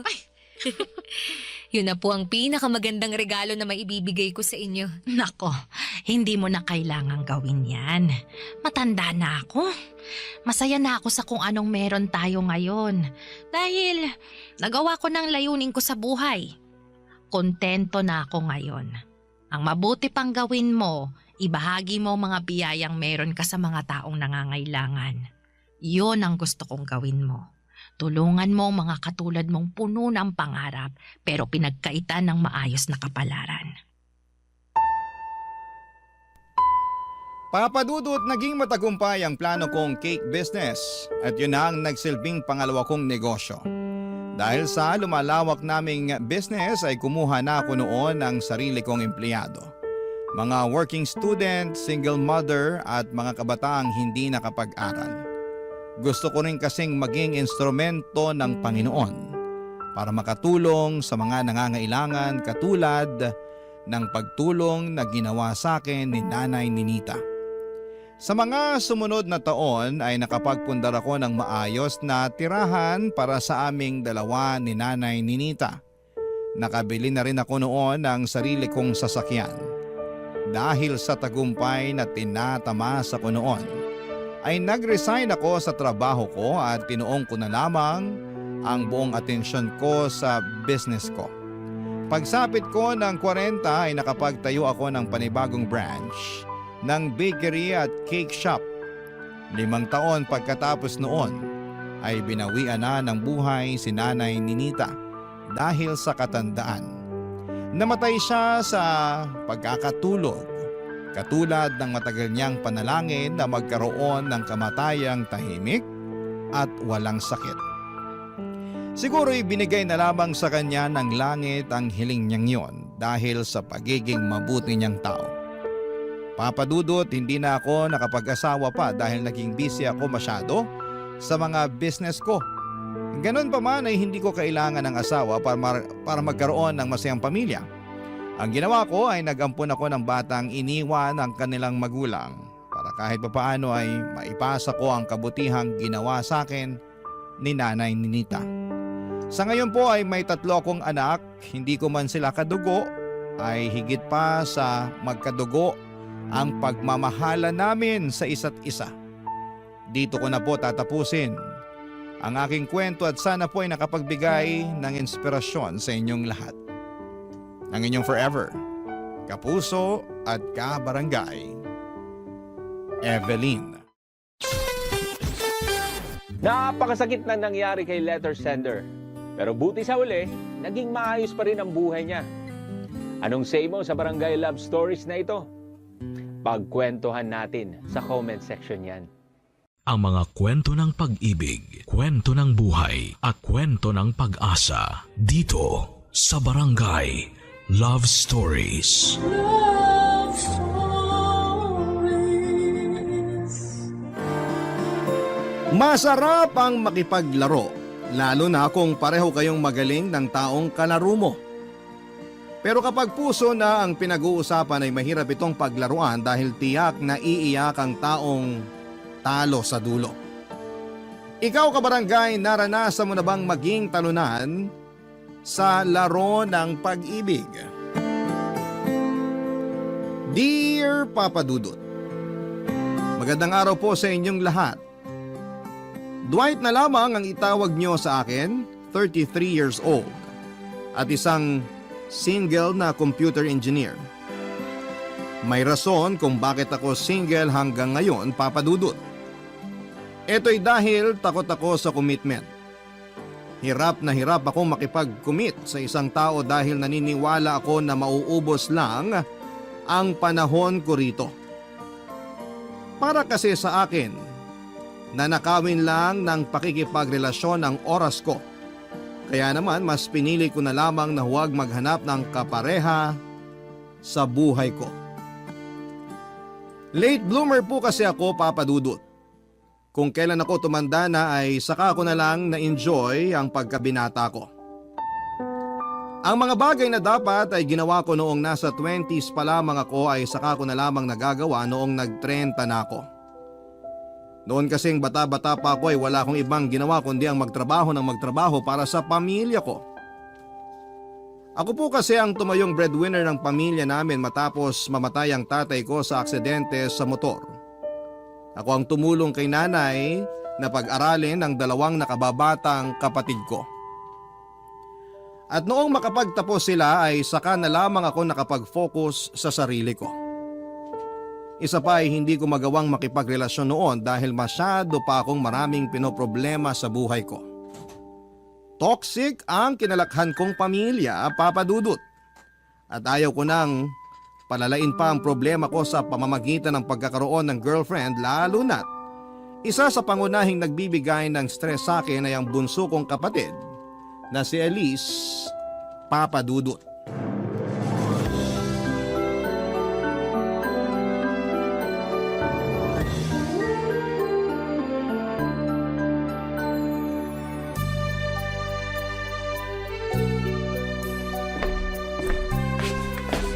O Elise, anong ginagawa mo dyan? Bakit hindi ka pa nakabihis? Wala ka bang trabaho ngayon? Wala, nag-resign na ako. Ano? Wala ka pang 1 buwan doon sa pinapasukan mo ah. Ayoko na doon. Ang swapang ng boss ko, lagi akong pinipilit mag-overtime, hindi naman dinadagdagan ng sweldo ko. Elise naman, ang daming tao dyan. Hirap na hirap makahanap ng trabaho tapos ikaw, sasayangin mo lang ibinigay sa'yo? Ano magagawa ko kung ayaw ko sa trabahong yun? Ikaw naman nagpumilit sa akin na pumasok doon, di ba? Oo, nakiusap ako sa kaibigan ko na i-recommend ka niya sa pinapasukan niya. Kasi ilang buwan ka nang walang trabaho. Mabuti nga kinuha ka nila eh, tapos sasayangin mo lang? Bawal ba magreklamo? Sa bulok yung sistema nila eh. Porket desperada na ako makahanap ng trabaho, aabusuhin na nila ako. Hindi naman pwede yun. Kaysa naman nakatambay ka rito sa bahay. Ano, buhay prinsesa ka na lang. Tagahintay ng grasya. Ang galing mo naman. Maghahanap ako ng sarili kong trabaho. Hindi ko kailangan ng tulong mo. Ha? Kailan pa?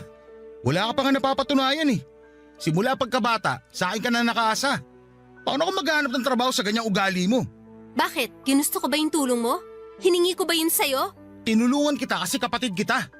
Kung kapatid mo pala ako, huwag mong isumbat sa akin yung mga naitulong mo. Yan ang mahirap sa'yo eh. Tutulong-tulong ka tapos kapag naghalo na ang balat sa tinalupan, uungkatin mo na yung mga naitulong mo para ano? Para ipamukha sa akin na ikaw yung mas mataas, na ikaw yung mas dominante. Totoo naman eh. Oo, totoo. Pero wala kang karapatang bastusin ang pagkatao ko dahil may kakarampot kang naitulong sa buhay ko. Kakarampot? Pinag-aral kita. Hinanapan kita ng trabaho. Galing sa bulsa ko nagpapakain sa'yo. Saan yung kakarampot doon? Masama bang magsalita? Masama bang punahin ka lalo na kung nakikita ko yung mga pinagpaguran ko na pupunta lang sa wala? Ayan, dyan ka magaling. Ang magbilang. Isama mo na rin sa listahan pati yung pagpalit mo ng diaper ko nung baby pa ako. Yan naman yung gusto mo, di ba? Yung araw-araw, ipinapaalala mo sa akin na wala akong narating, na ikaw lang yung magaling. Bakit kasalanan ko? Bakit ako yung mali? Ako yung bumubuhay sa atin pero ako pa yung masama. Sa pamilyang to, ako yung naghahanap buhay. Ako yung nagpapakahirap. Nagpapakapagod para mabuhay kayo. Tapos ano? Ako yung kontrabida? Hindi ko sinusumbat yung mga bagay na nagawa ko sa'yo. Ang gusto ko lang naman, pahalagahan mo yung mga paghihirap ko. Pinag-aral ko kayong 2 ng ate mo, tapos ganito yung sukling makukuha ko. Yung isa buntis, tapos ikaw walang trabaho. Magalit na kayo o magalit, pero nagagalit ako sa inyo dahil pagod na ako sa totoo lang. Alam mo kung ano yung nakakalungkot? Ni isa sa inyo, wala man lang nagpapasalamat. Ni isa sa inyo, wala man lang nagpahalaga sa effort ko. Wala eh. Sinanay nyo na kasi mga sarili nyo na nandito lang ako, nasasagot sa mga problema nyo. Tapos ka na ba? Gusto mo makarinig ng salamat? Di salamat. Salamat, huwaran kang kapatid. Ikaw na ang pinakamagaling. Ikaw na ang uliran sa lahat. Ikaw na. Pakaalis na nga. Hoy! Napakawala mong kwentang kausap.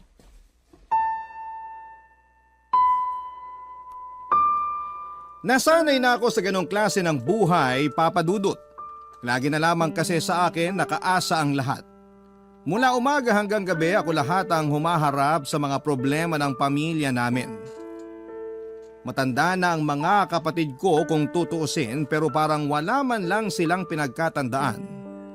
Dahil sa akin pa rin sila umaasa. Kapag naman naglalabas ako ng hinanakit sa kanila ay ako pa rin ang lalabas na masama. Ang malala, sa halip na maintindihan ako ng nanay namin ay mas kinakampihan pa niya ang mga kapatid ko. Ako raw ang panganay at kailangan ako ang umintindi sa mga nakababata kong kapatid. Ako na nga yung tumutulong sa kanila pero ako pa yung pinagkakaisahan. Tuwing nasisira ang araw ko dahil sa pamilya ko ay umaalis ako ng bahay. Nagpupunta ako sa mga bar at doon ay naghahanap ng babae. May isa akong lugar na paulit-ulit na pinupuntahan kung saan ako nakakakilala ng mga kababaihang willing makipag one night stand. Pagkatapos ng isang gabing puno ng sayawan at alak, ay inaaya ko silang maghotel para doon namin sabay tapusin ang magdamag. Pagsapit ng umaga ay maghihiwalay kami at hindi na magkikita pang muli, Papa Dudut. Ganun na nga po ang naging buhay ko. Alak at babae na lamang ang tanging nagpapasaya sa akin lalo na tuwing stress ako sa trabaho at stress sa bahay. Sa ganoong paraan ko nakilala si Sienna na noong unay nakasama ko lamang ng isang beses hanggang sa naulit muli ang pagkikita namin, Papa Dudut. Kalaunan ay siya nang naging fubo ko. Ang babaeng pinupuntahan ko kapag kailangan kong maglabas ng stress at init ng katawan, Papa Dudut.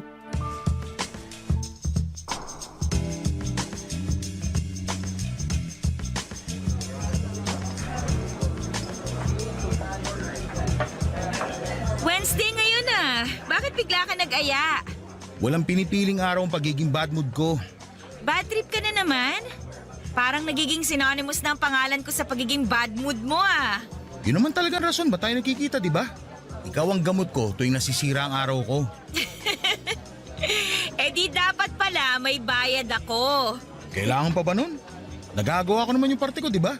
Uwi ka masaya dahil sa akin. Ang taas ang tingin mo sa sarili mo ah. Sigurado ka ba na napapasaya mo ako? Hindi ba? Imposible namang hindi. Ikaw yung pinakamayingay sa ating dalawa. Matakaw ka kasi. Lagi akong gutom eh. Kaya pala sobrang aggressive mo sa kama. Lagi ka palang bad trip. Sa akin mo ba nilalabas galit mo sa mundo? Hindi lang galit nilalabas ko, pati init at sarap ng katawan. Oo, ako pala yung punching bag mo ha. Binubugbog mo ko sa ibang paraan. Eh dahil dyan, sagutin mo tong isang bucket ngayong gabi. Bakit ako? Dapat hati tayo. Ikaw nagaya eh. Dapat ikaw magbayad. Ganun na ba ngayon? Ganun naman talaga dapat no. Lumabas ako para sa'yo kaya ilibre mo ako. O sige na nga. Pero sa'yo yung hotel mamaya ha. Para fair. Kailangan pa ba nun? May sasakyan naman ako eh. Doon na lang tayo. Ibang klase ka rin ha. Ang kuripot mo talaga. Pero maganda yon. Hindi ko pa nasusubukan sa sasakyan. Wag na pala. Bagong linis lang yung sasakyan ko. Baka madumihan ka agad. Oy, wala nang bawian. Wala. Binabawi ko na. Cheers tayo. Cheers para sa pamilyang toxic. Oh, cheers para sa pusong sawi. Teka, mali pala. Dapat ang hinihiling natin, yung positive. Hindi yung mga nega sa buhay. Ano ba dapat? Ganito. Cheers para sa pagkakaroon ng kasama tuwing bad trip ako. Okay. Cheers para sa manlilibre sa akin ngayon.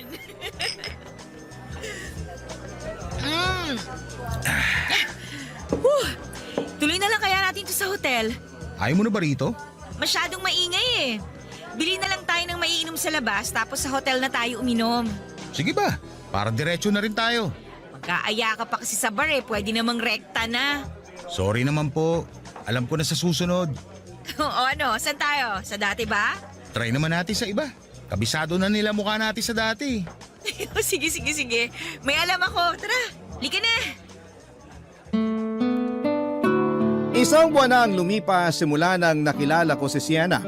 2:00 noon ng madaling araw noong napansin ko si Sienna na mag-isang nakatayo sa may gilid ng stage sa bar na pinupuntahan ko. Nakahawak siya ng isang baso ng beer at tahimik na nakikinig sa kumakantang banda. Tandang-tanda ko pa ang suot niya na black dress na abot hanggang taas ng tuhod. Papunta na sa kulay na brown ang mahaba nitong buhok na hanggang balikat. Ganong klase ng babae ang mga tipo ko, Papa Dudut. Kaya nung nakita ko siya ay agad ko siyang nilapitan at nakipagkilala ako sa kanya. Ang unang pagkikita namin yon ay nauwi sa kama. Akala ko noon ay hindi na masusundan pa ang pagkikita namin. Ganon kasi karaniwan ang mga nai-encounter kong babae. Pagkatapos naming pagsaluhan ng isang mainit na gabi ay hindi na ulit kami nagkikita kahit kailan. Pero sa pagkakataong yon ay nagkita ulit kami ni Sienna sa parehong bar pagkalipas ng ilang araw. Pinagsaluhan ulit naming dalawa ang ilang bote ng beer saka namin ito tinapos sa loob ng isang hotel malapit sa amin. Nang gabing yon ay naisipan naming dalawa na maging magpartner na lamang sa kalokohan. Nagpalitan kami ng contact number at tuwing kailangan niya ng kasama ay ako ang tinatawagan niya. Ganon din ako na kapag buwisit na buwisit ako sa buhay ay tinatawagan ko siya. Simula noon ay naging fubo na kami ni Sienna, Papa Dudut. Kaming dalawa ang madalas na magkasama sa mga kalokohan para mawala ang problema naming dalawa ng mga panahong yon, Papa Dudut. Barangay Love Stories. Barangay Love Stories. Magandang babae si Sienna, Papa Dudut, pero napaka-misteryosa niyang tao. Tuwing magkasama kami ay ayaw niyang pinag-uusapan namin ang tungkol sa buhay namin. Pure business lang daw dapat ang hangad namin sa isa't isa at walang halong personalan.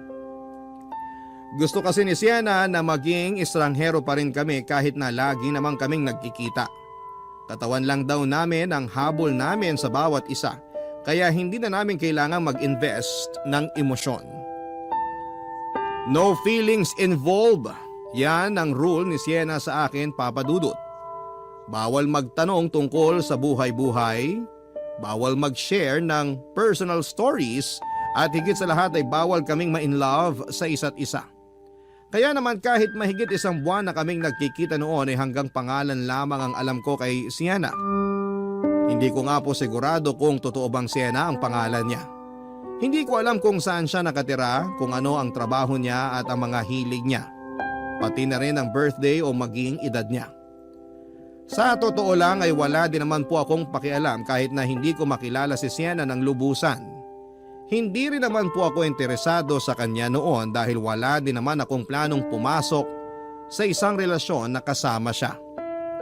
Kaya agree din po ako sa kanya na kailangan naming gawin ang mga bagay na yon. Tuwing nagkikita kami wala itong halong feelings.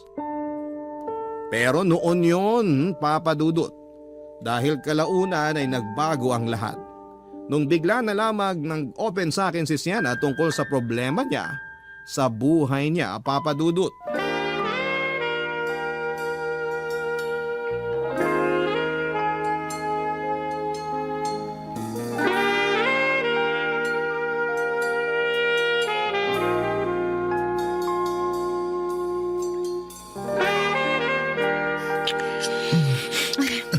Sandali lang. Bakit? Wala talaga ako sa mood ngayon eh. May problema ba? Pwede bang pass muna tayo ngayon? Bakit naman? Tagal nating di nagkita eh. Excited pa naman ako makita ka. Ay, ang dami ko kasing iniisip ngayon eh. Eh di sana hindi ka na lang nagpunta kung ayaw mo pala. Anong gagawin natin ngayon dito? Umuwi na lang tayo. Pasensya na talaga ha. Dali lang. Uwi agad? May problema ba? Sabihin mo na, baka makatulong ako. Wala. Akin lang yun. Hindi mo na kailangan malaman kung ano yung pinagdadaanan ko ngayon. Alam kong eto lang ang meron tayo ngayon. Pero pwede naman magkwento eh. Marami na tayong pinagsamahan, kaya wala nang kaso sa akin yun. Di ba nga, ang rule natin, bawal magkwento tungkol sa personal na buhay? Lahat ng rule may exception. Kung problemado ka talaga, gawin natin exception tong araw na to. Sige na, nandito ako bilang kaibigan mo. Tungkol saan ba yung iniisip mo? Tungkol sa ex ko. Oh, ano meron sa kanya? Gusto na niya makipagbalikan sa akin. Ganun ba? Eh anong problema dun? Ayaw mo na sa kanya? Gusto. Gusto ko ring makipagbalikan sa kanya. Pero Pero mawawala yung point ko kung binalikan ko siya lalo na kung wala naman siyang ipinagbago. Ano bang rason ng hiwalayan nyo? Marami siyang issues eh. Sa sarili niya, sa pamilya, sa lahat ng bagay.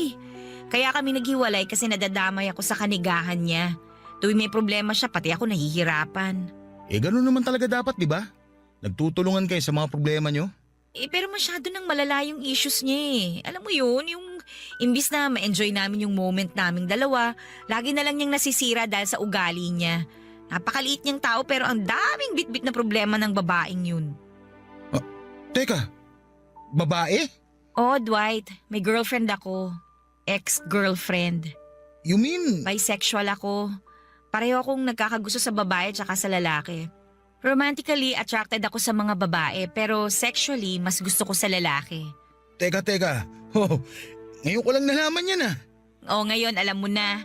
Ngayon, alam ko na nga. Kung ako tatanungin mo, isa lang ang sagot siya sa problema mo. Ano? Mahal mo pa rin ba siya hanggang ngayon? Oo. Pero gusto ko kasi ayusin niya muna yung buhay niya. Hindi ko trabaho bilang girlfriend ang umayos ng buhay ng isang taong madaming pasang problema. Kung gusto niya makipagbalikan sa akin, ayusin na muna niya yung sarili niya. Di sabihin mo sa kanya yan. Malay natin, yan ang maging rason para magbago na yung tao. Sana nga. Ganun lang naman kasimple yun eh. Pag-usapan yung lahat. Kung walang magbabago, di walang magkakabalikan. Oo, alam ko na yan. Yun naman pala eh.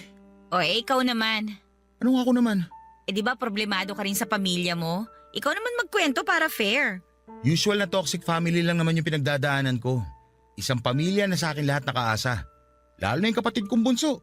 Puro problema na lang ang dala sa akin. Baka naman maging siya, marami ding problema, kaya ganun. Parang pareho lang din naman pala tayo ng pinagdadaanan eh. Ibabalik ko sa iyo yung sinabi mo. Kausapin mo yung kapatid mo. Alamin mo kung saan nanggagaling yung mga problema niya. Baka yun ang solusyon sa pinagdadaanan mo ngayon. Malabo na mangyari yun. Try mo lang. Okay, sige. Subukan ko siyang kausapin. Ikaw din. Kausapin mo rin yung ex mo. Sabihin mo sa kanya lahat ng ayaw at gusto mo para alam niya ginagawa niya. Okay, try ko. Ano? Pwede na ba natin ituloy yung ginagawa natin? Pass pa rin. Inom na lang tayo. Libre ko. Daya naman. Sa unang pagkakataon ay nasilip ko ang mundo ng babaeng gabi-gabi kong nakakasama. Ang dating black and white na pagtingin ko kay Sienna ay biglang nabigyan ng kulay. Hindi na lamang siya si Sienna na nakakasama ko sa inuman. Hindi na lamang siya ang Sienna na nakakasama ko sa ilalim ng kumot sa isang kwartong walang bintana. Siya na ngayon si Sienna na matapang man tignan pero malambot naman pagdating sa ex-girlfriend niya. Para siyang walang pakialam sa mundo pero marupok naman pagdating sa pag-ibig. Pagkatapos ng pag-uusap namin yon ni Sienna ay sinunod ko ang mga payo niya sa akin, Papa Dudut. Kailangan ko raw kilalanin pa ang kapatid kong si Elise para mapakinggan at malaman kung saan ang gagaling ang ginagawa nitong pagre-rebelde. Kung iisipin ay hindi talaga kami close ng kapatid kong yon. Noong kasing nag-aaral pa lamang siya ay wala siyang ibang ginawa kundi ang gumala kasama ang mga kaibigan niya. Hindi nito sineseryoso ang pag-aaral niya kaya ilang beses siyang bumagsak sa mga subjects niya. 7 taon siyang nag-aral, Papa Dudut, bago siya nakapagtapos sa kolehiyo. Doon nagsimula ang hindi namin pagkakaintindihang magkapatid. Ang awayan namin yon ay nabuo hanggang sa nasanay na lamang kaming dalawa na hindi magkasundo. Kaya naman, noong naabutan ko si Elise sa bahay isang gabi ay kinausap ko siya ng masinsinan.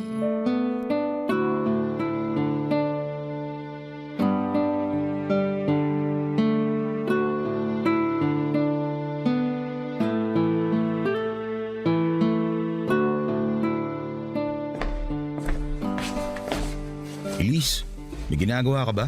Wala. Bakit? Tatalakan mo na naman ako kasi hanggang ngayon wala pa akong trabaho? Hindi. Gusto lang kitang kausapin. Kuya, alam ko pabigat ako. Oo na, wala na akong kwenta. Kahit hindi mo na sabihin, alam ko na yan. Kahit kailan, hindi ko sinabi na wala kang kwenta. Hindi mo nga sinabi, pinaparamdam mo naman. Yun bang nararamdaman mo tuwing nagagalit ako sa'yo? Ano sa tingin mo? Akala mo ba gumagaan pakiramdam ko tuwing pinagsasabihan mo kung walang ambag dito sa bahay? Siyempre hindi. Imbis na ma-inspire ako, mas lalong bumababa ang moral ko. Sorry kung yun ang nararamdaman mo sa mga ginagawa ko. Hindi ko naman gusto mangyari yun eh. Ang gusto ko lang, magkaroon ka ng maayos na buhay. Sinong tao naman ang may ayaw magkaroon ng maayos na buhay, ha, kuya? Siyempre ako rin. Gusto ko mangyari yun sa buhay ko. Kung ganun, bakit hindi mo gawin? Bakit hindi mo simulan? Ginagawa ko naman lahat ng makakaya ko eh. Ginagawa mo nga, pero... Pero, baka tama ka nga siguro. Baka wala talaga akong kwenta, kaya hanggang ngayon ganito pa rin ang buhay ko. Sa tingin mo, ano yung problema? Ano yung mga rason bakit hindi ka makausad? Sabihin mo sa akin, Elise, para matulungan kita. Hindi ko alam. Sa totoo lang, hirap na hirap akong harapin kung ano ba ang purpose ko sa mundong to eh. Hindi ko alam kung anong gusto ko, kung ano ba dapat ang maging future ko, kung ano ba yung mga bagay na gusto ko makuha sa buhay. Hindi ko pa alam, kuya. Naiintindihan kita. Ganyan din ako noon. Talaga ba? Parang hindi naman. Ako kasi, laging nadadala sa pressure. Parang palagi na lang na may kailangan akong tapusin. Kailangan kong graduate, kailangan kong magkatrabaho, kailangan kong makatulong.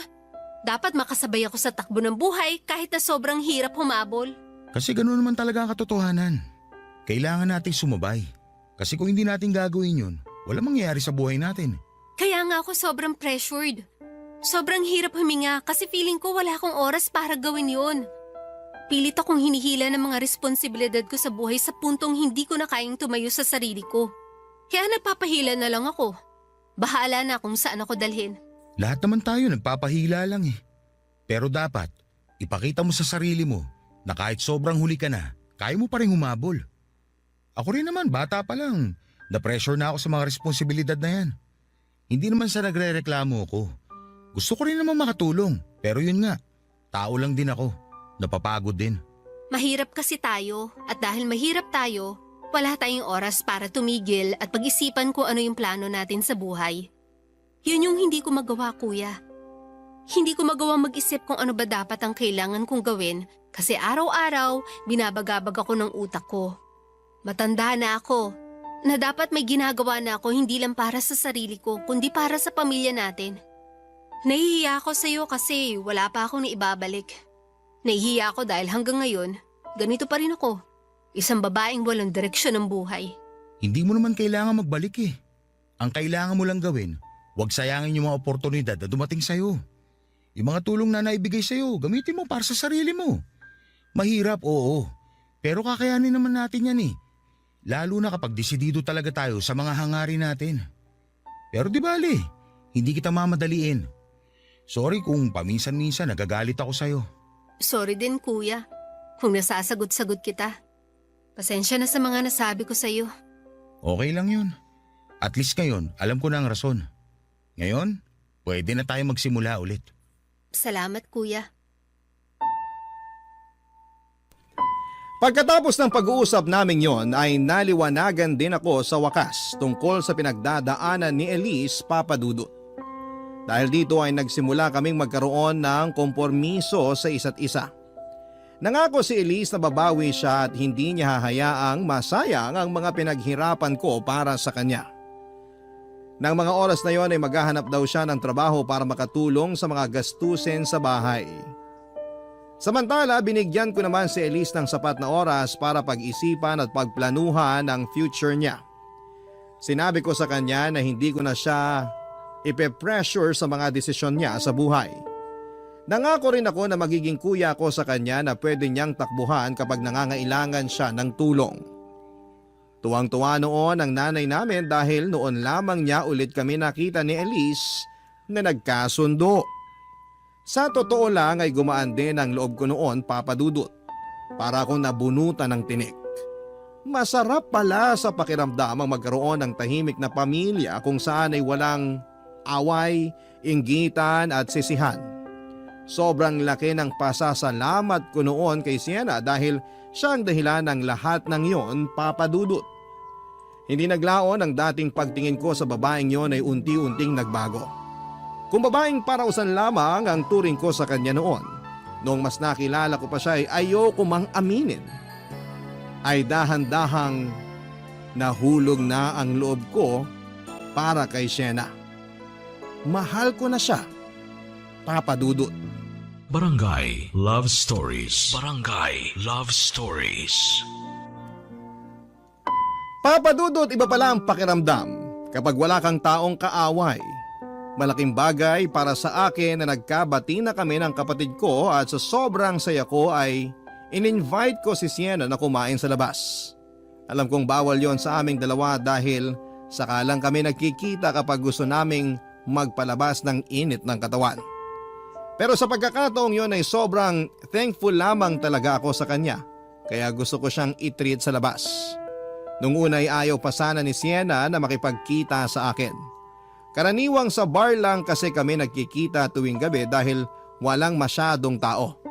Pero dahil may gusto rin daw na ipagpasalamat sa akin si Sienna, kung kaya naisip niyang makipagkita na rin. Ganon pa man ay nilinaw niyang friendly date lang ang nangyari. Kaya hindi dapat namin yon bigyan ng mali siya. Noong time na yon ay naisip ko na gusto ko pang kilalanin si Sienna ng mas mabuti. Hindi ko kasi na-imagine na may soft side din pala siya na tinatago. Simula nung nag-usap kami ng gabing yon ay naiba na ang pananaw ko sa kanya. Para bang na-touch ako sa mga nangyari. Naisip ko na baka nakabuo na siya ng tiwala sa akin kaya niya nagawang mag-open ang kanyang saloobin at gusto kong palawakin pa ang relasyon naming yon. Sa loob-loob ko ay parang gusto ko na siyang i-pursue noon, Papa Dudut. Kahit na alam kong ayaw niyang makipagrelasyon sa lalaki, ay sinubukan ko pa rin ang swerte ko at nagtapat ako ng nararamdaman ko para sa kanya.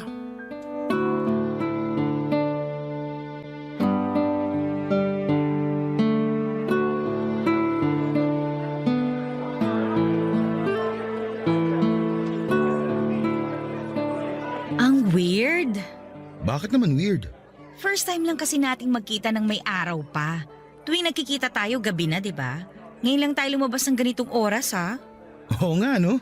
Ngayon lang din tayo nagkita na walang ibang plano kundi kumain lang at hindi alak ang iniinom natin. Kakaiba kasi itong setup natin eh. Pero ang mahalaga, nag-grow na yung pagsasama natin. Na dapat hindi mangyari. Bakit naman? Di ba nga, kaya nga may rule tayo na bawal tayo mag-open para hindi na ma-develop tong samahan natin. Pang-aliw lang tayo sa isa't isa. Pagpatanggal ng init ng katawan. Iniiwasan ko talaga na magkaroon tayo ng attachment kasi nga hindi maganda kapag nangyari yun. Bakit kasi ayaw mo mangyari yun? Eh kasi ayoko. Magiging problema yan kapag nagkataon. Paano mo naman nasabi? Kasi ayoko ma-fall sa'yo. Bakit naman ayaw mo? Good catch naman ako ah. Hindi pwede kasi nagkabalikan na kami ng ex ko. Talaga? Nagkabalikan na kayo? Oo. Yun din naman ang rason kung bakit ako pumayag na makipagkita sa'yo ngayon. Kasi ito na yung magiging huli nating pagkikita. Bakit naman? Siyempre, hindi na ako single, no? Nung nagkikita tayo, broken ako, single, walang kasama sa buhay. O ngayon nagkabalikan na kami ng girlfriend ko, hindi na ako makikipagkita pa sa'yo. Hindi ako cheater, yun din ang rason kung bakit ayoko magkaroon tayo ng attachment sa isa't isa para madali tayong maghiwalay. Nakakalungkot naman. Mamimiss kita. Bakit naman? Marami pa namang ibang babae dyan eh. Babalik ka lang naman sa dati mong gawi. Ikaw na yung gusto ko eh. Huwag mo sabihin. Sabihin ano, na nahulog na ako sa'yo? Paano kung oo? Dwight! Alam ko hindi dapat ito mangyari, pero huli na. May nararamdaman na ako eh. Mas lalo na nung gabing ibinahagi mo sa akin yung buhay mo. Tsaka sobrang laki din ang naitulong mo sa problema namin ng kapatid ko.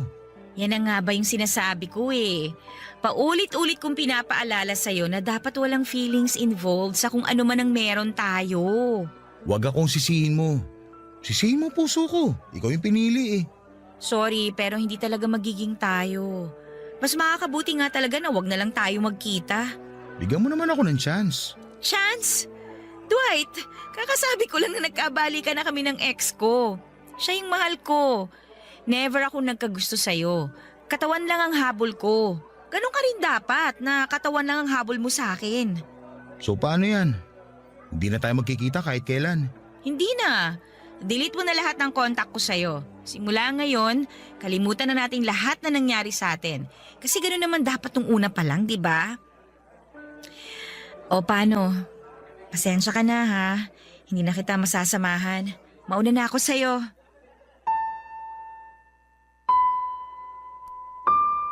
Nalungkot ako, Papa Dudut, sa pagkakahiwalay namin ni Sienna. Kung kailan kasi unti-unti nang nade-develop ang feelings ko sa kanya ay saka naman niya winakasan ang pagsasama naming dalawa. Masaya ako na masaya na siya, kaso nga lang nakakalungkot din dahil masaya siya sa piling ng iba. Wala naman po akong ibang choice kundi ang sumunod sa gusto nito. Kung ayaw na niyang ituloy ang ginagawa namin ay wala na akong magagawa pa doon.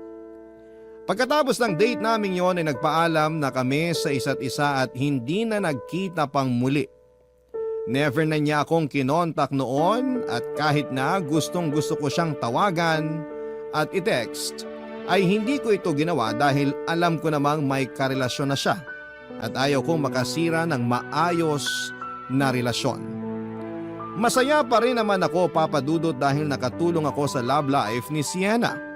Masaya din ako dahil bago kami nagkahiwalay ay malaki rin ang naitulong niya sa akin sa problema namin ni Elise. Dahil naayos na ang family problem namin sa bahay ay tumigil na rin ako noon sa dati kong mga gawain. Umiinom pa rin naman ako paminsan-minsan para mag-unwind pero hindi na po ako ng bababae. Unti-unting inayos ni Elise ang buhay niya. Nakahanap siya ng matinong trabaho na na-enjoy niya at masaya ako para sa kanya. For the first time ay nagkaroon kami ng Pasko na tahimik, masaya at punong-puno ng pasasalamat.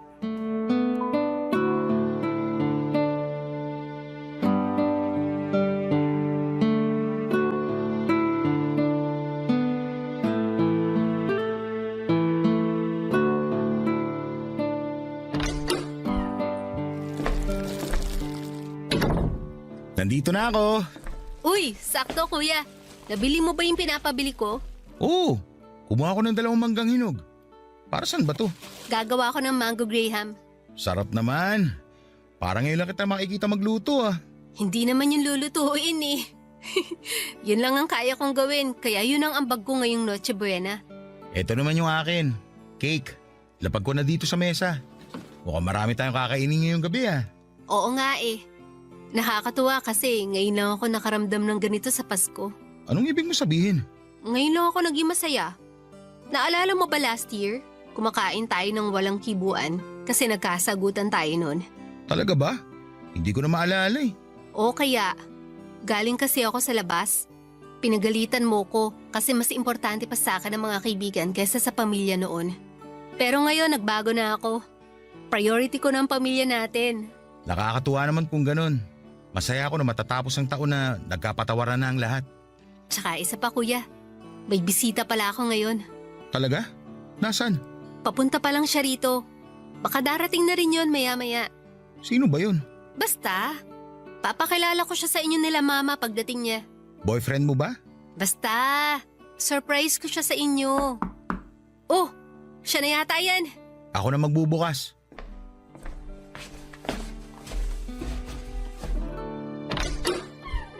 Oh, Sienna? Dwight? Anong... Kanina pa kitang hinihintay. Halika, pumasok ka. Salamat. Ito pala yung kuya ko, si Kuya Dwight. Dito siya sa atin magno-Noche Buena. Pinaalam ko na kay nanay. Talaga? Hi, Sienna. Merry Christmas. Merry Christmas din. Kuya, may aaminin ako sa'yo. Ha? Ano? Ano yung sinabi mo? Ang sabi ko may aaminin ako. Gusto ko na sa'yo ko muna unang sabihin ng lahat bago ko to i-announce mamaya. Baka kasi hindi matanggap ni nanay yung surprise ko. Mas maganda na may backup ako. Sige, ano ba yung aaminin mo? Gusto kong ipaalam sa'yo ang totoo, kuya. Nagkakagusto ako sa babae. Siya ang girlfriend ko. Ha? Si Sienna? Girlfriend mo ang kapatid ko? Oo, siya nga. Siya yung girlfriend ko. Sorry kuya kung nagulat ka ha. Matagal ko na sanang gustong sabihin kaso hindi ko alam kung ano magiging reaction nyo eh. Tsaka isa pa, hindi naman tayo ganong close pa nun. Pero ngayong magaan na ang loob natin sa isa't isa, Tumapang na ako para tanggapin ang totoo. Okay lang, huwag ka mag-sorry. Ano ka ba? Nabigla lang ako sa mga nalaman ko pero congrats. Natutuwa ako na may tiwala ka na sa akin. Sa tingin mo, tatanggapin kami ni nanay? Oo naman. Akong bahala sa kanya. Salamat, kuya. Tulungan mo ko. Gagawa ako ng Graham. Paborito mo yon, di ba? Oo. Excuse lang ha. Maiwan ka muna namin. Sige. Enjoy kayo sa paggawa ng Mango Graham.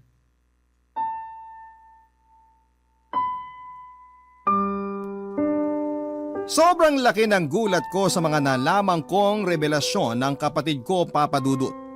Nagulat ako na lesbian pala siya pero mas nagulat ako na ang girlfriend niya ay walang iba kundi si Sienna. Hindi ko alam na ang dating ex pala na tinutukoy noon ni Sienna ay walang iba kundi ang kapatid ko. Proud ako sa kapatid ko, Papa Dudut, dahil sa wakas ay nakahanap siya ng tapang para aminin sa akin at sa buong pamilya namin ang totoo niyang kasarian. Tinanggap namin siya pati na rin si Sienna. Noong nagkaroon kami ng oras ni Sienna na mag-usap na dalawa ay pinakiusapan niya ako na kung maaari ay huwag ko na raw sabihin sa kapatid ko ang namagitan sa amin, Papa Dudut. Nangyayari na lamang yon dahil na heartbroken siya kay Elise, Papa Dudut. Pero agad din naman niyang tinapos kung anong meron kami noong nagkabalikan silang dalawa. Ayaw ko rin naman pong sirain ang Noche Buena namin kaya hindi na ako nagsalita pa at ayaw ko ring masira ang pagsasama nilang dalawa. At dahil baka bumalik kami sa dati ni Elise kapag nangyari yon. Ang sekreto namin ni Sienna ay nanatiling sekreto hanggang sa ngayon, Papa Dudut. Suportado ko ang naging relasyon nila ni Sienna at Elise. Minsan ay may mga awkward moments nga lang tuwing nagkikita kaming dalawa ni Sienna dahil mahirap itago na magkakilala na kaming dalawa. Isa pa ay nagkaroon ako ng kaunting feelings sa kanya noon. Pero nadisiplina ko naman po ang sarili ko. Gusto kong maging mabuting kapatid kay Elise kaya naman kung ano man ang nangyari sa pagitan namin ni Sienna noon ay kinalimutan ko na lamang, Papa Dudut. Hanggang sa ngayon ay going stronger pa rin silang dalawa. Sa kabilang banda naman ay naghahanap na rin po ako ng babae na willing na tanggapin ang commitment na ino-offer ko sa ngayon. Tapos na po kasi ako sa stage ng pagiging binata at sa tingin ko ay oras na rin po siguro na bumuo ako ng sarili kong pamilya. Ito po ang kwento ko, Papa Dudut. Maraming salamat sa pagpili ng aking sulat. Mabuhay po kayo ang Barangay Love Stories, lalong-lalo na ang Barangay LS. Ang inyong forever kapuso at kabarangay, Dwight. Nagustuhan ng iyong napakinggan? Ituloy yan via live stream sa www.gmanetwork.com/radio. Barangay LS 97.1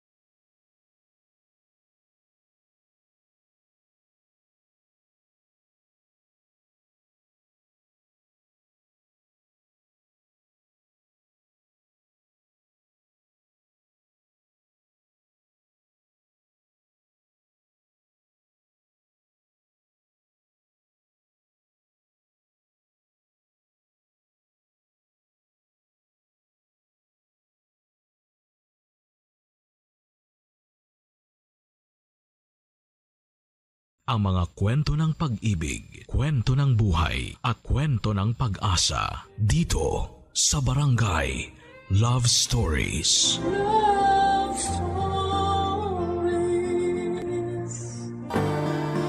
Wala raw pinipiling lugar, panahon o kalagayan ang pag-ibig. Basta na lamang itong dumarating at handa nitong suungin ang lahat. mapatunayan at masunod lamang ang tapat na hangarin. Ikaw, kabarangay, naranasan mo na bang magmahal ng laban sa lahat ng hadlang? Dear Papa Dudut, ako po si Anding, lumaking mahirap sa probinsya ng La Union. Nagtapos ako ng elementarya at high school pero hindi ko naipagpatuloy ang kolehiyo dahil sa sobrang hirap ng buhay. Malinaw pa sa alaala ko ang mga panahong nag-aaral ako sa elementarya.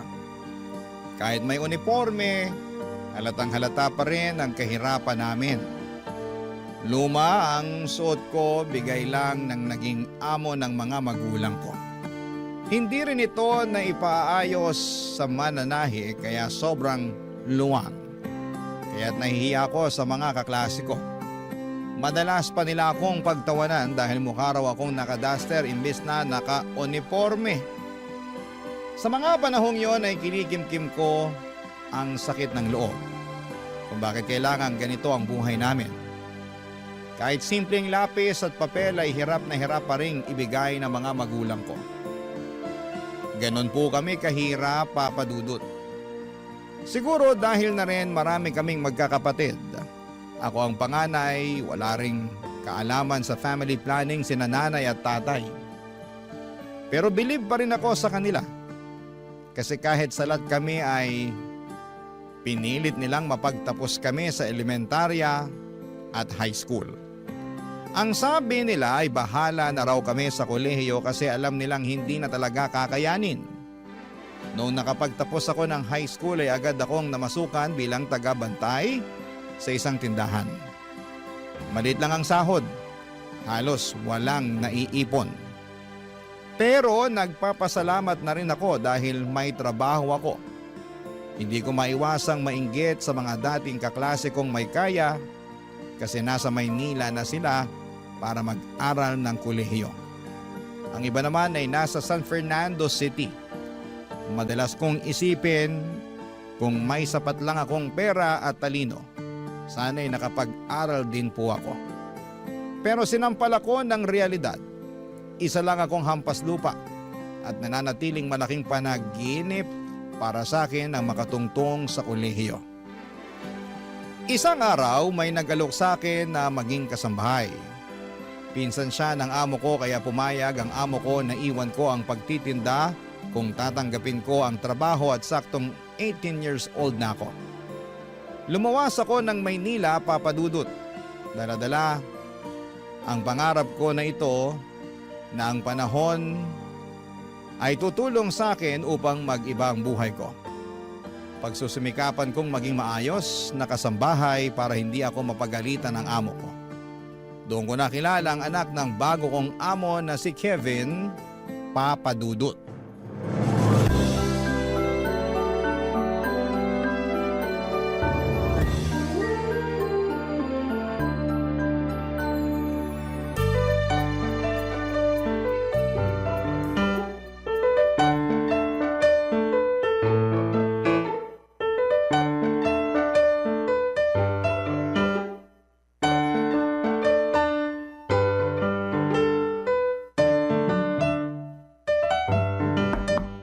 Sir Kevin? Sir Kevin, kumain na po kayo. Kanina pa po nakahanda yung pagkain nyo. Sir Kevin?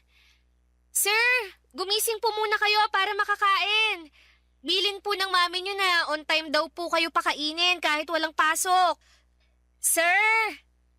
Sir? Sorry. Medyo masama ang pakiramdam ko eh. Pwede bang dito na lang ako kakain sa room ko? Sige po sir. Dadalhin ko na lang po. Ay, sir! Sir, okay lang po ba kayo? Masakit ang ulo ko. Ano nga ulit ang pangalan mo? Andeng po, Sir Kevin. Andeng, pasensya ka na ha. Pwede mo ba akong alalayan pabalik sa kama ko? Medyo nahihilo rin kasi ako eh. Sige po, sir. Ali po kayo. Ay, naku sir. Sobrang init niyo po. Baka nasobrahan lang ako sa pag-gym. Akala ko kaya ng katawan ko eh. Eh naku sir, kailangan niyo pong uminom ng gamot. Tama, para humupa tong init ng katawan ko. Sir, saan po ang mga gamot niyo para sa lagnat? Meron ako sa drawer. Sige po, kukunin ko na. Naku, alin kaya rito? Nakita mo ba? Ito pong para sa lagnat. Oo, Sandali sir ha, baka kailangan niyo munang kumain. pwede naman yung gamot na yan kahit walang laman ng tiyan ko. Sige po.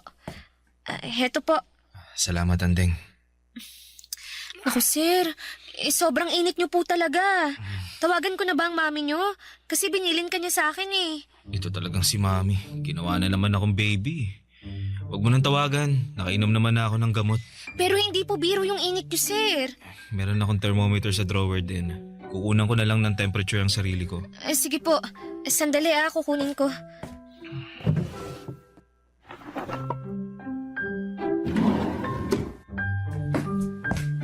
Ito po, nahanap ko na sir. Ito po. Salamat, Andeng. Welcome po. Trabaho ko po na alagaan ko kayo. Inaalagaan mo ang 20 years old na lalaking gustong maging baby forever ni Mami. Ikaw lang din kasi ang anak niya, sir. Kaya ganun siguro.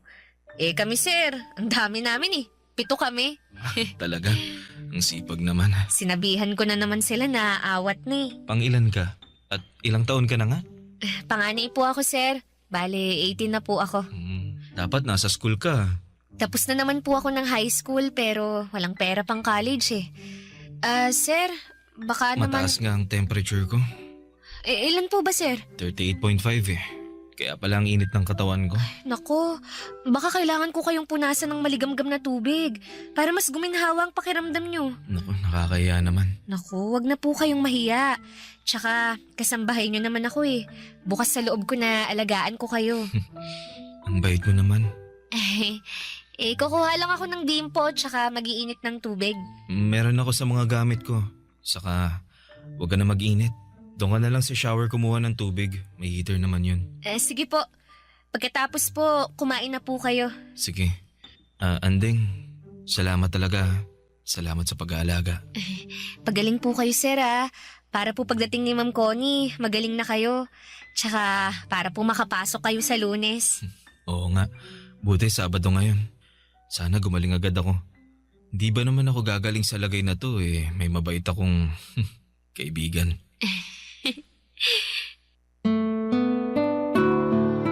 Papadudot, nakakaawa talaga kapag may sakit ang isang tao. Sa kaso ni Kevin ay lagnat lang naman, pero labis ang pasasalamat niya dahil inalagaan ko raw siya. Medyo nahihiya pa nga ako habang pinupunasan ko ang katawan niya.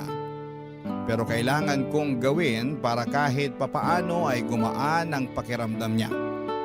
Naisip ko na lamang na parang ganun din ang ginagawa ko kapag may lagnat ang mga kapatid ko. Gwapo po si Sir Kevin. Matangkad at matipuno ang katawan dahil nagji-gym. 3rd year college na siya noon sa isang kilalang university sa Maynila. Kaya alam kong maliwanag ang magiging kinabukasan niya. Siguradong makakahanap siya ng maayos na trabaho. Hindi tulad ko na hindi man lang nakatungtong ng kolehiyo. Pero papadudot, kung gaano kabait si Sir Kevin sa akin, gano'n naman kaiba ang ugali ng nanay niya. Sobrang madam talaga. Parang mga karakter na napapanood ko sa TV o naririnig sa inyong programa sa radyo. Mataray at nakakatakot kapag nagsalita siya. Hindi ka pwedeng magkamali sa harapan niya dahil siguradong tatalakan ka. Kaya naman sobra ako naging maingat sa trabaho ko, papadudot, pero kahit na anong ingat ay may mga pagkakataong sumasablay din ako. O hindi niya gusto ang ginagawa ko, papadudot.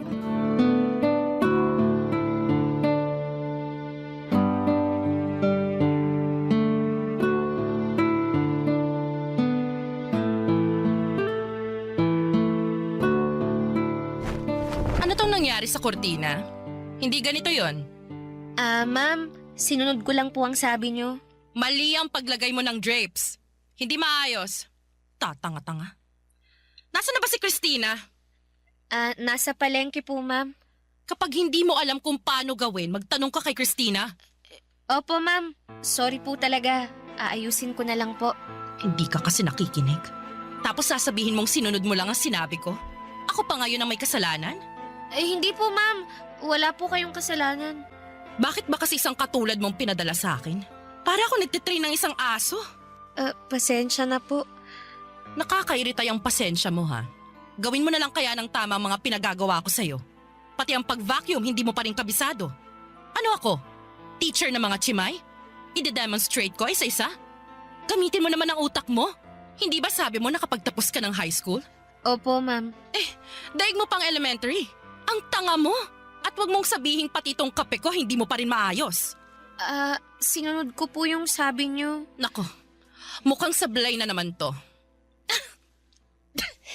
Ano to? Ma'am! Ang tanga! Tanga-tanga! Hindi ganito ang pagtitimpla ng kape. Wala ka nang ginawang matino, Andeng. Alam mo ba yon? Pasensya na po, ma'am. Pasensya na po. Gusto mo ba akong lasunin? Ma'am, hindi po. Ma, anong ginagawa mo kay Andeng? Itong babaeng to, tatanga-tanga. Hindi niya alam kung anong ginagawa niya. Nakadalawang buwan na siya sa atin. Ma, ano ka ba? Hindi naman pwedeng ganito.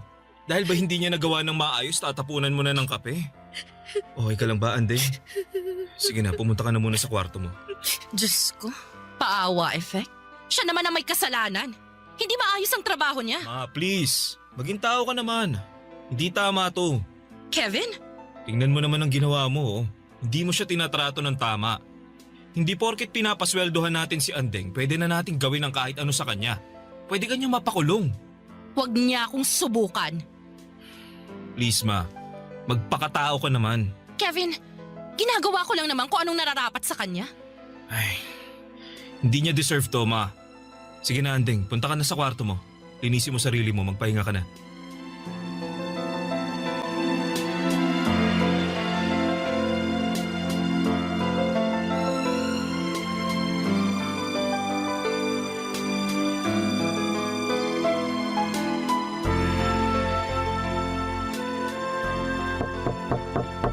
Andeng, okay ka lang ba? Sir, opo. Okay lang po ako. Mukhang hindi. Medyo mapula yung mukha mo. Sumusobra na talaga si Mama. Paano kung nalapnos yung mukha mo? Hindi na po ganun kainit nang tinapo niya sa mukha ko. Kahit na, pinagmalupitan ka pa rin niya. Kakausapin ko siya mamaya.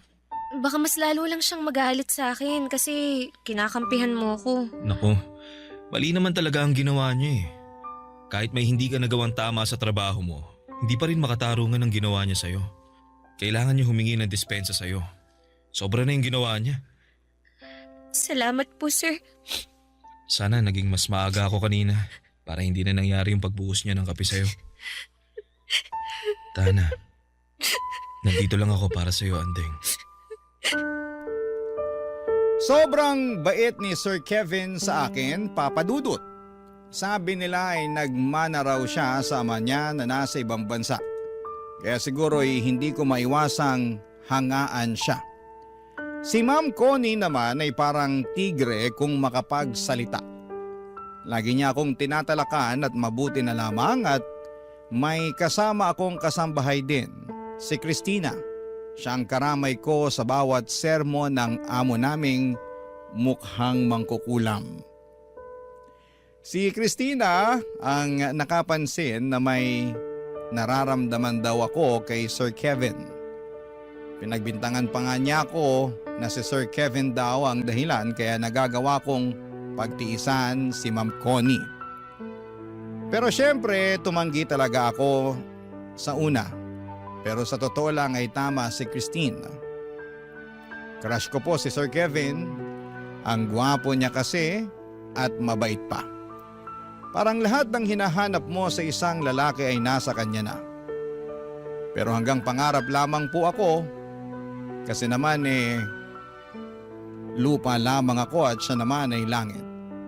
Hindi kami bagay, Papa Dudut. Ang kaya ko lang gawin ay mangarap at mag-imagine na baka sa ibang mundo ay pwede kaming dalawa. Pero sa realidad, hanggang tanaw lamang ako. Kasi alam kong hindi kailanman magiging kami ni Sir Kevin. Barangay Love Stories. Barangay Love Stories. Papadudot, naging simple lang naman ang pangarap ko noong magtrabaho ako bilang kasambahay. Ang makapagsilbi ng maayos kina Sir Kevin at Ma'am Connie. Mabait talaga si Sir Kevin. Gumagaan ang pakiramdam ko kapag nandyan siya. Ang hindi ko alam, Papadudot, ay may nararamdaman na rin pala siya para sa akin na mga panahon na yon. Madalas niya akong kausapin at para bang gusto niya akong mas makilala pa. Kapag naririnig niyang pinapagalitan ako ni Ma'am Connie ay lagi siyang nandyan para ipagtanggol ako at siya mismo ang sumasalo ng galit ng mami niya. Basta lang wag maulit yung pagtapo ng kape ni Ma'am Connie sa mukha ko. Bukod pa roon ay tinuturuan niya rin po ako para akong nagkaroon ng libreng tutor. Pinapaliwanag niya sa akin ang mga mahihirap na lesson sa math at English. Hindi lang basta turuan, Papadudot, ha, kundi parang gusto niya talagang matuto ako para raw hindi ako habang buhay nakatali sa pagiging kasambahay. Sabi niya may mas malawak pang mundo para sa akin kung pagbubutihin ko ang aking pag-aaral. Ang mga pagre-review namin ay parang paghahanda na rin kung kukuha ako ng entrance exam sa kolehiyo. At habang tinuturuan niya ako, hindi ko maiwasang kiligin. Nakatingin siya diretsyo sa akin. Nakangiti at pakiramdam ko ay importante ako. Kahit alam kong hindi kami bagay, ngunit sa mga pagkakataong yon, parang wala kaming iniisip na agwat.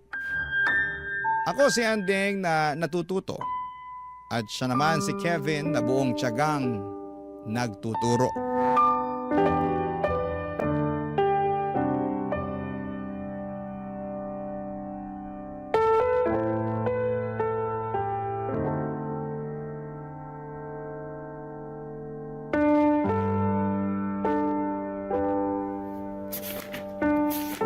Oh, ayan.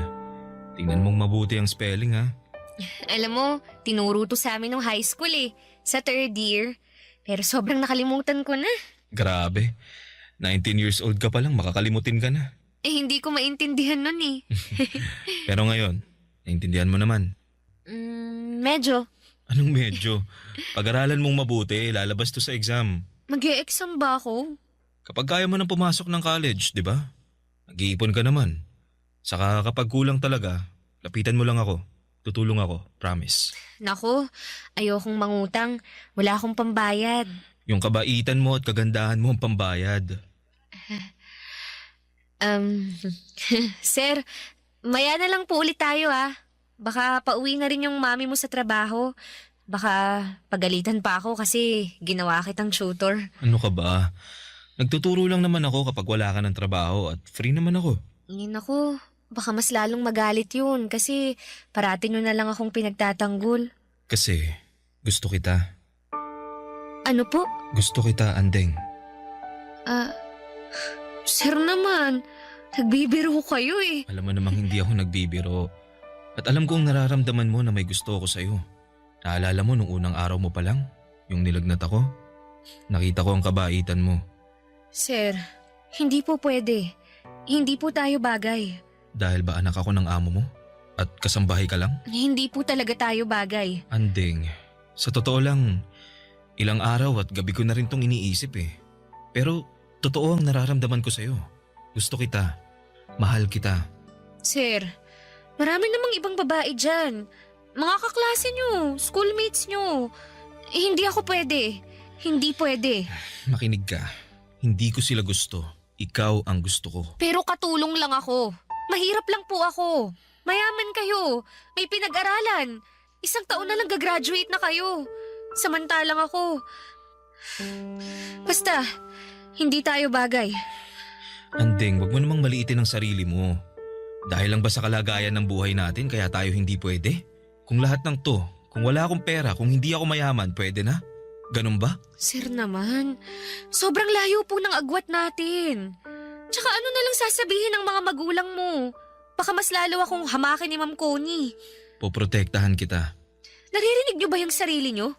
Kaisa-isa kayong anak ni na Ma'am Connie.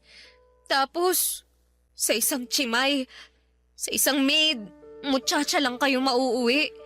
Hindi kita nakikita bilang isang chimay, maid o muchacha. Ang nakikita ko, isang totoong tao. Isang dalagang may magandang puso na alam kong mamahalin din ako. Gusto kong mahalin ka. Sir, hindi. Huwag na nating ipilit. Huwag na po. Anding. Natatakot akong tanggapin ang pag-ibig mo. Kasi, sino ba ako? Wala akong karapatang umibig sa isang katulad mo. Kahit pilitin mo man na mahal mo ko. Wala kang pakialam sa sasabihin ng iba, ng magulang mo. Pero ang totoo mahirap. Magiging mahirap lang ang sitwasyon kung ipipilit natin. Babalik na ako sa trabaho, sir. Teka, Anding! Anding! Papadudot akala ko'y hihinto na sa panliligaw si Kevin matapos ang araw na yon. Pero nagkakamali ako. Patuloy pa rin siya sa panliligaw sa akin at umabot na ng 1 buwan na araw-araw niya akong sinasabihan kung gaano niya ako kamahal. Paano mo nga ba mapipigilan ang tibok ng puso? Kahit anong pigil ko sa sarili ko'y bumigay na rin ako. Sinagot ko si Kevin, Papadudot. Hindi na hanggang tanaw ang relasyon namin. Tinanggap ko ang pagmamahal niya. Pero walang araw na hindi ako natatakot. Paano kung malalaman ni Ma'am Connie ang katotohanan? Sa tuwing kinakausap ako ni Kevin at sa bawat pagngiti niya ay parang may naaninag akong anino ni Ma'am Connie. Pinapakaba ang bawat araw ng paglilihim naming dalawa sa aming relasyon. Sa bawat oras na magkasama kami, ramdam ko ang saya at kapayapaan. Pero sa likod ng lahat ng yon ay may kaba, Papadudot, at takot din po akong nararamdaman. Si Kevin mismo ang nagsabi na hindi naman kami gumagawa ng masama. Ang gusto niyang ipaalam na namin sa mami niya ang katotohanan. Buo talaga ang loob niya pero ako ang umaayaw.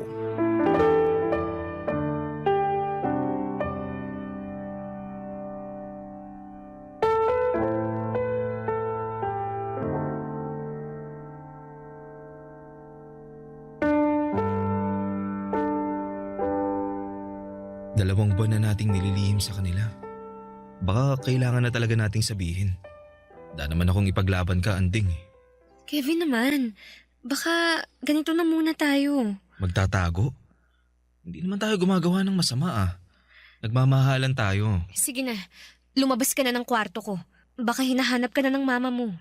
Anding, gusto kong hindi na tayo maglihim sa kanila. Kevin, ang hirap nun. Kasi naman, kung ipagtatapat natin sa kanila, sa mama mo, ano na lang ang sasabihin niya sa akin? Malanding chimay na inaakit ang anak niya? Alam kong mahirap to. Pero nandito ako para ipagtanggol ka. Hindi mo ako inakit, kusa kitang minahal. Mahal kita. Mahal din kita, pero... Anong naririnig kong mahal-mahal? Bakit magkahawak ang kamay ninyong dalawa? Malandi kang babae ka? Anong ginawa mo sa anak ko? Teka, ma! Huwag niyong saktan si Anding. Mahal ko siya, ma. Ano? Girlfriend ko siya. Nahihibang ka na ba, Kevin? Itong hampas lupang to? Hoy, babae. Anong ginawa mo sa anak ko? Siguro binigay mo ng sarili mo para maakit mo ang anak ko, no? Ma, hindi siya ganun. No. Ang mga tulad niya, isang ambisyosa. Umalis ka na rito. Lumayas ka rito, babae ka! Ma, pwede ba? Ang taas ng pangarap mo? Pumili ka naman ng lugar ng pangarap mo. Hindi ganito! Umalis ka! Umalis ka! Lumayas ka! Ma! Maawa po kayo, ma'am! Huwag niyo po akong palayasin! Hindi ko na po uulitin! Hindi ko sinasabi mo? Hindi kita mahal. Anding, Ma'am Connie, huwag niyo po akong palayasin. Wala po akong malilipatan. Kailangan ko po ng pera. Promise po, hindi ko na po papapasukin si Sir Kevin sa kwarto ko. Anding, mahal kita. Hindi mo mahal ang babaeng yan, Kevin. Naaawa ka lang o alam mo na, lalaki ka, babae siya. Ganun lang. Tama ang mama mo, Kevin. Hindi mo ako mahal. Hindi totoo ang nararamdaman mo. Hindi. Makinig ka, Kevin. Hindi siyang para sa'yo. At ikaw, babae, kung gusto mong manatili dito, anong makukuha ko, ha? Gusto kong lumayas ka para mapigilan ang balak mo sa anak ko. Mas mababantayan niyo po ang kilos ng anak niyo kung nandito ako. Kasi kung wala ako rito, at dahil sa ambisyon ko na yumaman, pwede pong makipagkita ako sa anak niyo nang hindi niyo alam. Kaya dito lang po ako. Magtatrabaho po ako. Tama bang sinasabi mo? Opo. Kaya maawa po kayo. Huwag niyo akong palayasin. Anding, bakit mo ba ginagawa to? Hindi kita mahal. Okay, nakapagdesisyon na ako. Mananatili ka rito.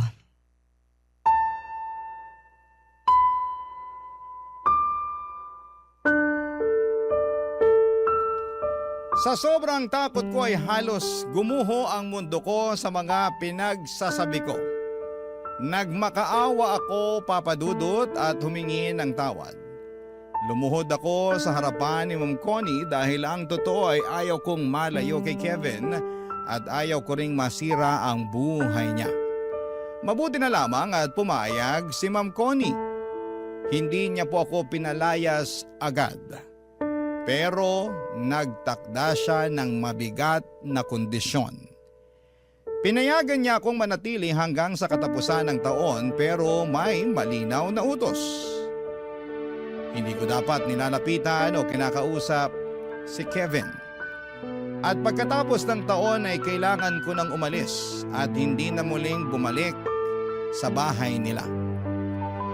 Siyempre hindi naman pumayag si Kevin, Papa Dudut. Sa harap mismo ng mami niya ay pinaglaban niya ang pagmamahala namin. Pero matigas si Ma'am Connie. Sino ba naman ako para maging girlfriend ng anak niya? Ang sakit, Papa Dudut. Nandun na ang taong mahal ko handang ipaglaban ako. Pero kailangan kong tanggapin ang realidad na pinagtagpo man kami pero hindi kami tinadhana. Langit siya, lupa ako, ang isang katulad ko. Hindi kami pwedeng magsama, Papa Dudut. Ang sakit sa puso at alam kong sobrang nasaktan si Kevin sa mga sinabi ko. Pero lahat ng yon ay hindi totoo. Hindi ko inambisyon na maging mayaman sa paraan na ganito. Hindi ko niloloko si Kevin. Mahal ko siya at nasasaktan ako sa lahat ng ito, Papa Dudut. Para bang sinasaksak ang puso ko sa sobrang sakit. Parang hindi ako makahinga sa sobrang sakit. Ganito pala kapag ang isang mahirap ay umiibig sa isang mayaman. Kailangang ilugar ang sarili sa tamang kalagyan. Barangay Love Stories. Barangay Love Stories. Papa Dudut, hindi naging madali ang mga sumunod na araw sa pamamalagi ko sa bahay. Halos wala pong lumilipas na araw na hindi ako pinapagalitan ni Ma'am Connie. Maliit na pagkakamali ay pinapalaki. Kahit simpleng bagay ay nagiging dahilan para pagalitan niya ako. Tinitiis ko na lamang habang ramdam kong gusto akong kausapin ni Kevin. Lagi siyang naghahanap ng pagkakataon pero iniiwasan ko siya. Hindi dahil sa ayaw ko, kundi dahil natatakot akong lalong magalit ang mami niya. Ang sakit sa pakiramdam na naroon lamang siya, pero kailangan kong umiwas. At para bang tinutusok ang puso ko tuwing nagtatama ang mga mata namin, Papa Dudut. Mahirap magpigil. Mahal ko po si Kevin at alam kong mahal niya rin ako. Pero araw-araw ay pinapaalala ng sitwasyon na hindi sapat ang pagmamahal kapag hadlang ang pagkakaiba ng estado sa buhay. Para po sa akin, ito lang ang paraan ko para kahit papaano nakikita ko si Kevin kasi mahal ko siya. Kaya kong tiisin ang pangahamak ni Ma'am Connie sa akin.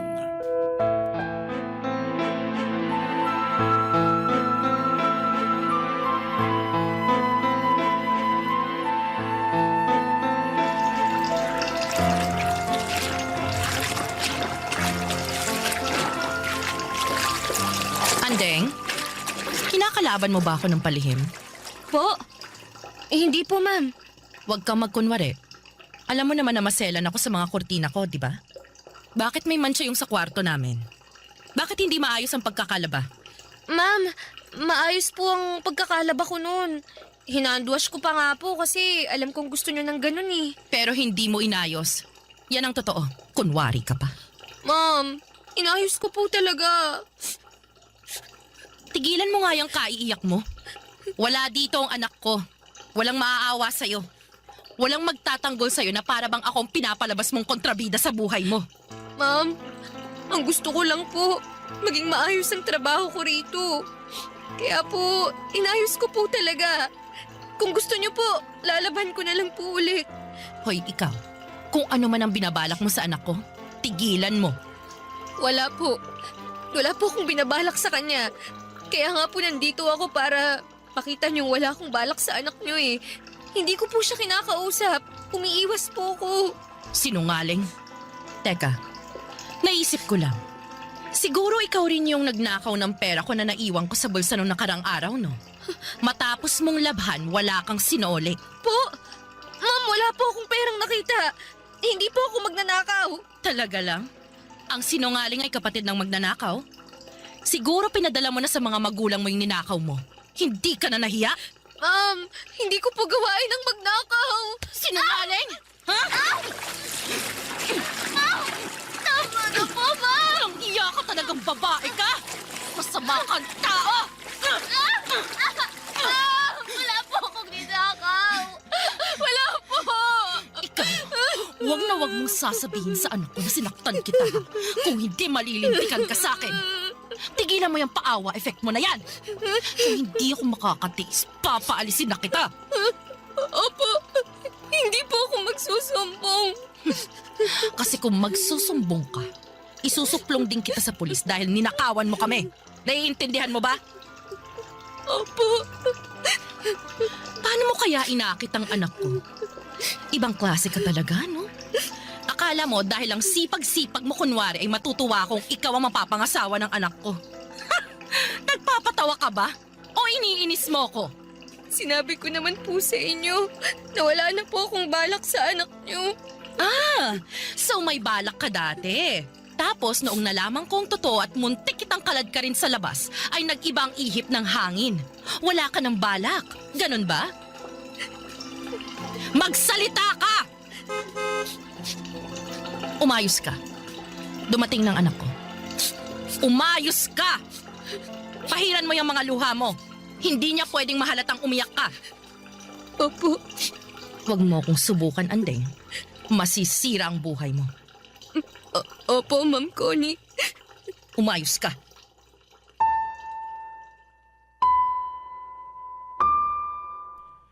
Papadudod sa tuwing wala si Kevin sa bahay ay doon ako pinapahirapan ni Ma'am Connie. Para bang sinisigurado niyang mararamdaman ko ang galit niya. Pinapagawa niya ang mga trabaho sa akin ng doble-doble. Maglinis ng buong bahay kahit kakatapos ko lang. At may pagkakataon na pinapaulit sa akin ang labahan kahit kakatuyo pa lamang ng sinampay. At madalas din akong pinapahiya ni Ma'am Connie sa harapan ng ibang mga tao, papadudot. Binabaligtad ang mga pangyayari para palabasing ako ang may kasalanan. Pero tiniis ko ang lahat ng yon. Hindi ko sinasabi kay Kevin kasi ayaw kong magkaroon ng lamat ang relasyon nila ng mami niya. Ayokong maging dahilan ng pagtatalo nilang mag-ina.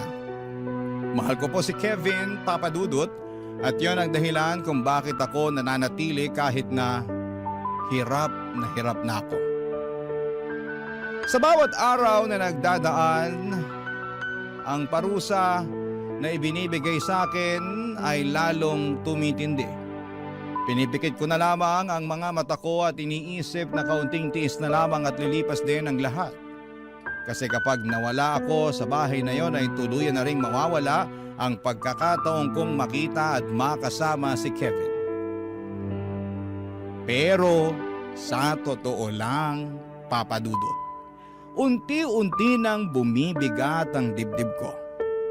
Hirap na ako. At sa mga araw na yon ay hindi ko alam kung hanggang kailan ko kakayanin ang lahat ng ito.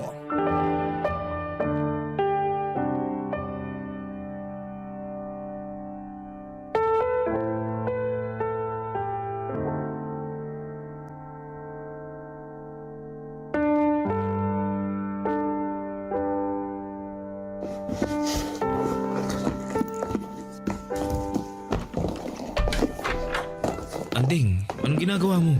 Naalis na ako. Ibig sabihin, iiwan mo na ako? Sana noon ko pa ginawa to eh. Anding, alam kong nagsinungaling ka lang kay mama na hindi mo ako mahal. Dahil ramdam kong gusto mong manatili sa bahay kasi ayaw mong malayo ako sa'yo. Ayaw mong masira din ang buhay ko. Gusto mong makatapos ako ng college. Alam ko yun. Hindi kita mahal. Kaya aalis na ako para matahimik ang lahat.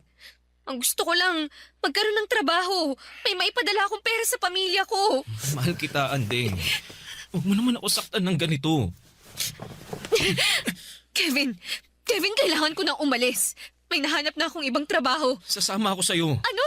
Nahihibang ka ba? Hindi kita mahal. At wala kang mapapala sa akin. Kasi mahirap ka lang. Hindi ka nakapag-aral, ganun ba? Buo na ang loob ko. Buo na ang loob kong umalis na akong mag-isa. Dito ka lang. Ayokong sirain ang buhay mo. Mag-aaral ka. Tapusin mo ang pag-aaral mo. Kaya ba ayaw mong aminin na mahal mo ako dahil natatakot kang masira ang buhay ko? Andeng, kaya ko ang sarili ko. At wag mong iisipin na masisira ang buhay ko dahil sa'yo. Kasi ikaw nga ang inspirasyon ko sa lahat ng ginagawa ko. Huwag mo na akong pahirapan pa. Wag mo rin akong pahirapan. Wag mong pahirapan ang puso ko. Hindi ko kayang iwan mo ko. Hindi ko kayang mawala ka. Mahal kita. Hindi ko ikakahiya na ikaw ang minahal ko, na ikaw ang makakasama ko habang buhay. Kevin naman. Sasama ako sa'yo. Sasama ako, Andeng. Dahil mahal kita. Mahal na mahal kita. Buo na ang loob ni Kevin na iniwan niya ang lahat para samahan ako. Umalis kami ng magkasama, dala ang takot at kaba. Pero higit sa lahat, Papa Dudut, dala ang pag-ibig na matagal na naming pinaglalaban. Hinahanap kami ng mga magulang niya pero nanindigan si Kevin at pinili niya ako sa hirap man o sa ginhawa. Pinili niyang magsimula ng mahirap kasama ako, kesa ang mabuhay ng marangya pero wala sa tabi niya. Doon ko lalong napatunayan, Papa Dudut, na totoo ang pagmamahal niya. Nagsimula kami sa wala except doon sa naitabi niyang pera. Pareho kaming nagbanat ng buto, si Kevin nagtatrabaho habang pinagpapatuloy ang pag-aaral niya. Kahit na anong hirap ay hindi siya sumuko hanggang sa makapagtapos siya sa isang state university. At nang siya naman ang nagsimula ng magtagumpay, ako naman ang kanyang pinagtapos. Papa Dudut, hindi madali, maraming luha, maraming gabi ng gutom at pagod.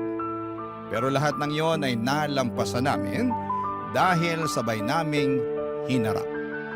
Unti-unti ay gumanda ang buhay namin.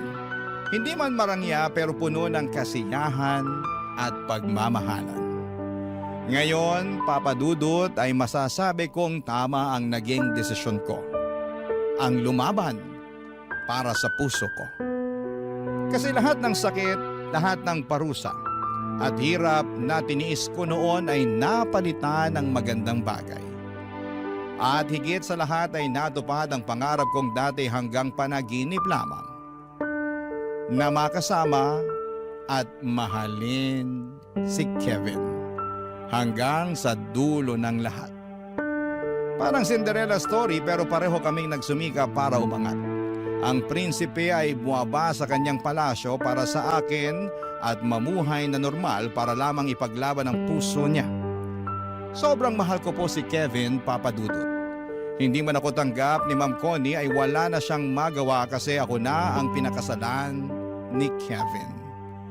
Ang mahalaga, I am made to be with my Prince Charming. Ang mahal ko, si Kevin. Kasama ang aming 3 anak. Maraming salamat po sa inyo, Papa Dudut, at sana'y forever po itong programa ninyo. Ang inyong forever kapuso at kabarangay, Andeng. Nakakaantig naman talaga ang ating kwento. Ikaw ba, kabarangay? Nakarelate ka ba sa story natin ngayon? Kwentuhan naman tayo dito sa comment section. Ang mga kwento ng pag-ibig, kwento ng buhay, at kwento ng pag-asa dito sa Barangay Love Stories. Love Stories.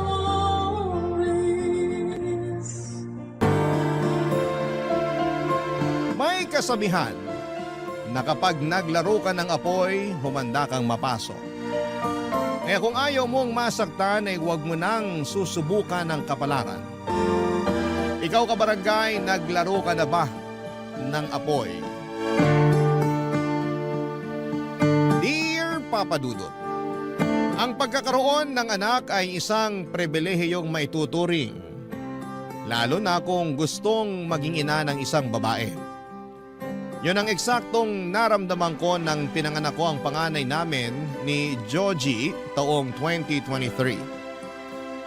Kahit na nung una ay napaisip ako kung paano ba maging mabuti at epektibong nanay. Lalo na at wala naman akong kinalakhang mother figure.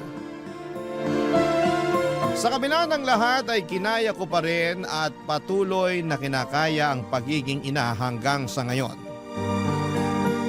Pero hindi tungkol sa pagiging nanay ko ang pangunahing dahilan kung bakit ako napasulat sa inyong programang Barangay Love Stories. Meron pang mas importante na nais ko sanang ihingi ng payo sa ating mga kabarangay. Bago po ako magpatuloy ay itago niyo na lamang ako sa pangalang Amila. 32 years old, taga Taguig City at isang sales representative na nagtatrabaho sa isang sikat na brand ng sasakyan. Dati kong katrabaho si Georgie at nagkaroon kami ng isang anak. Nagsama kami sa isang bubong pero nitong taong 2024 ay may nangyari sa aming relasyon.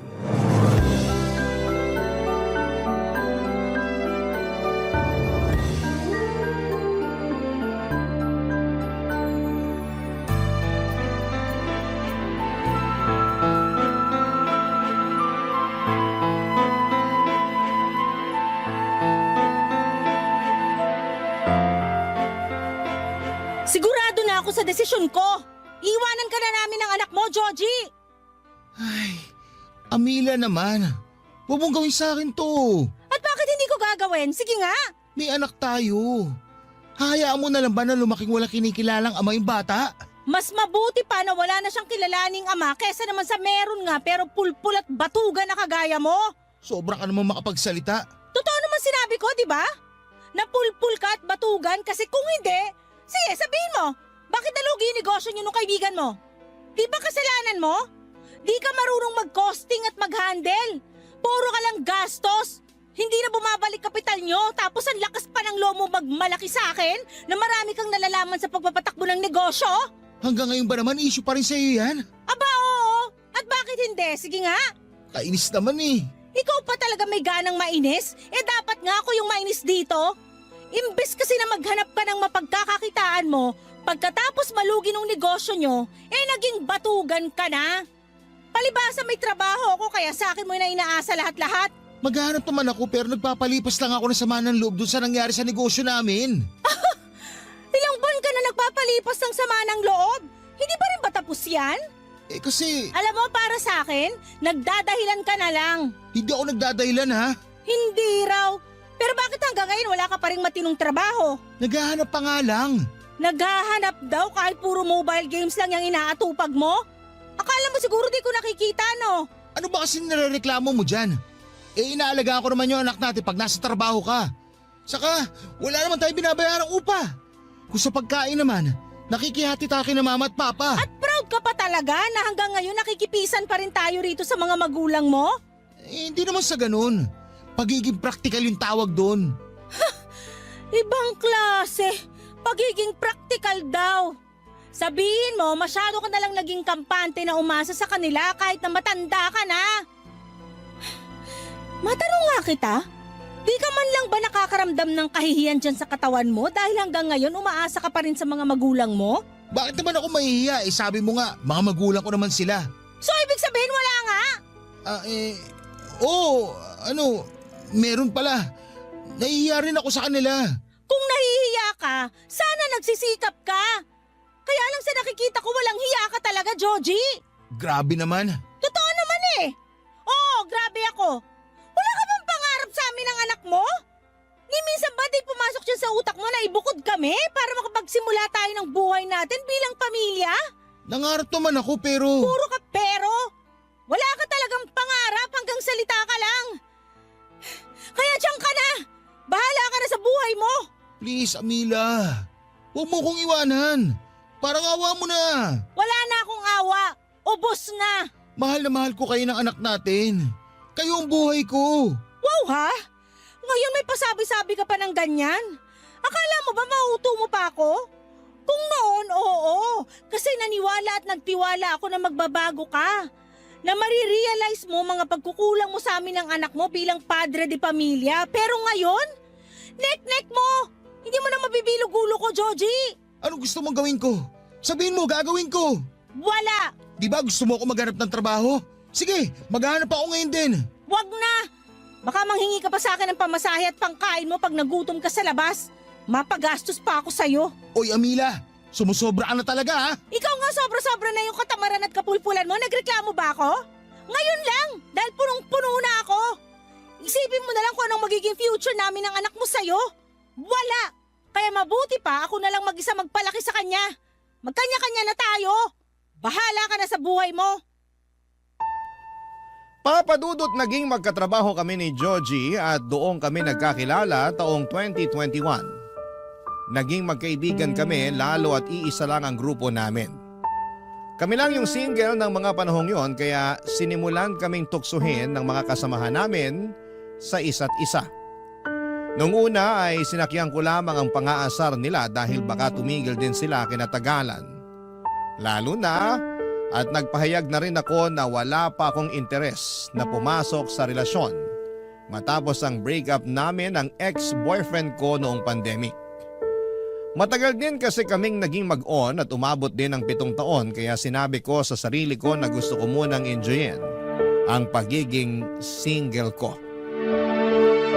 Kaya lang ay hindi pa rin tumigil ang mga kasamahan namin sa trabaho sa panunukso sa amin ni Joji. Hanggang sa napansin ko na lamang na kinagiliwan na niya yon. At kapag naiinis ako sa mga pang-aasar nila, papadudot ay sinasabihan nila akong KJ o Killjoy. Sa huli inamin sa akin ni Joji na nahulog na siya sa akin. Sa totoo lang ay hindi ko naman naramdaman na masamang tao siya. Mabait siya at may itsura naman. At kahit na noong sinabi kong hindi pa ako ready makipagrelasyon, ay nerespeto niya yon. Kinatagalan, tinanong niya kung pwede akong ligawan. Sa isip ko ay ligaw pa lang naman. Hindi pa sigurado kung sasagutin ko na siya. In short ay pumayag ako. Kaya lang dala ng kalasingan at bugso ng damdamin noong isang beses na nagkayayaan kaming uminom ng mga katrabaho namin ay doon na may nangyari sa amin ni Joji. Bali nag-check-in kami noon sa isang motel sa Pasig para magpalipas ng gabi. Alam ko naman na kasalanan ko rin dahil naging mapusok ako ng gabing yon. At laking takot at pagsisisi ko nang mabuntis ako ni Joji. Pinanagutan naman niya ako at binahay. Tumira kami sa kanila kasama ang parents niya at 2 nakatatandang kapatid na lalaki. Pero sa loob lang ng ilang buwan hanggang sa makapanganak ako ay hindi na talaga kami naging okay ng dati kong kinakasama. Lalo na at 2 buwan bago ko manganak ay nag-resign siya sa trabaho namin para makipag-business partner sa kaibigan niya. Pero makalipas lamang ng 2 buwan ay nalugi ang negosyo nila. Hindi na bumalik ang drive ni Georgie sa pagtatrabaho hanggang sa makapanganak ako. At nung matapos ang maternity leave ko ay ako na ang naghanap buhay sa amin. Makalipas ang 6 na buwan simula na maghiwalay kami ni Georgie ay hindi sinasadyang nag-cruise naman ang landas namin ng panganay niyang kapatid na si Bernie Papadudut.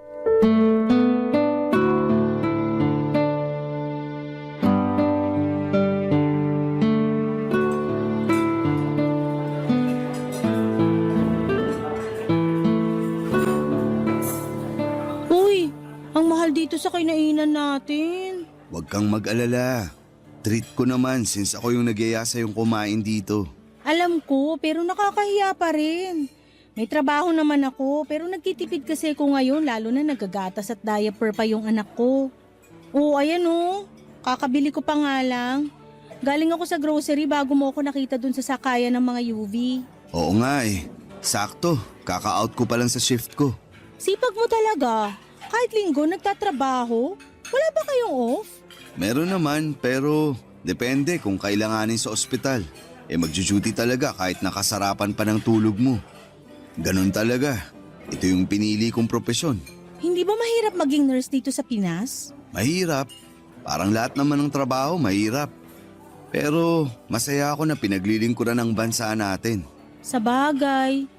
Pero di ba uso na yung ibang kababayan natin na nurse nag-a-abroad? Oo, matagal na namang ganun ang sistema.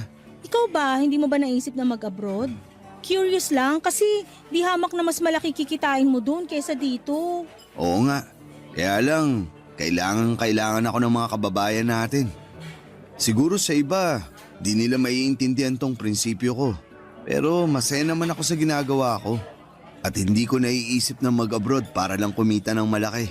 Tama ka naman, pero sigurado ako maiisip mo rin yun pag nagkaanak ka na. Iba rin talaga pag may anak na. Uunahin mo talaga ang kapakanan niya. Oo naman, anak muna bago ang sariling prinsipyo. Pero don't get me wrong ha, bilib ako sa'yo at sa lahat ng mga nurse na piniling magtrabaho rito sa Pilipinas. Kayo kaya at iba pang nasa medical field ang modern hero dito, lalo na nung nag-pandemic. Thank you. Huwag ka mag-thank you, totoo lang sinasabi ko. Kumusta na pala kayo ng pamangkin ko? Okay naman kami. Bibong bata yung pamangkin mo, magana rin kumain. Natutuwa nga ako dun kasi di mahirap alagaan eh. Speaking of, sino pala nagbabantay sa kanya pag nasa trabaho ka? Yung mama ko, pero tsahin ko talaga yun ah. Ah, ibig sabihin, doon kayo nakikituloy ngayon? Oo, malayo ko siyang kamag-anak sa mother side. Third kasi ng nanay ko. Mag-isa lang siya sa bahay nila ngayon matapos mamatay sa stroke ng asawa niya last year. May mga anak naman, 2 babae. Pero nasa ibang bansa na pareho. Okay naman kayo doon? Oo, mabait yung tsahin ko, para ko na siyang nanay. Ako lang talaga yung medyo pasaway nung kabataan ko kasi di ako nakinig sa kanya. Talaga? Ibig sabihin, tumira ka na rin sa kanila noon? Oo, inampun niya ako at pinag-aral nila ng asawa niya sa kolehiyo. Kaya lang pasaway talaga ako. Di ko tinapos hanggang 2nd year lang tapos nagtrabaho na ako. Umalis na rin ako sa kanila noon gawa ng hiya. Pero di naman talaga ako lumaki sa kanila ha. 18 anyos na ako nung napadpad ako sa poder nila. Galing ako nun sa Aklan, lumuwas lang dito nung namatay tatay ko. Wala rin naman akong nanay, sumakabilang bahay na raw sabi ng kamag-anak namin. Grabe, ang dami mo palang pinagdaanan, bata ka pa lang. Medyo. Marami rin akong mga maling desisyon sa buhay na hanggang ngayon ay pinagsisisihan ko.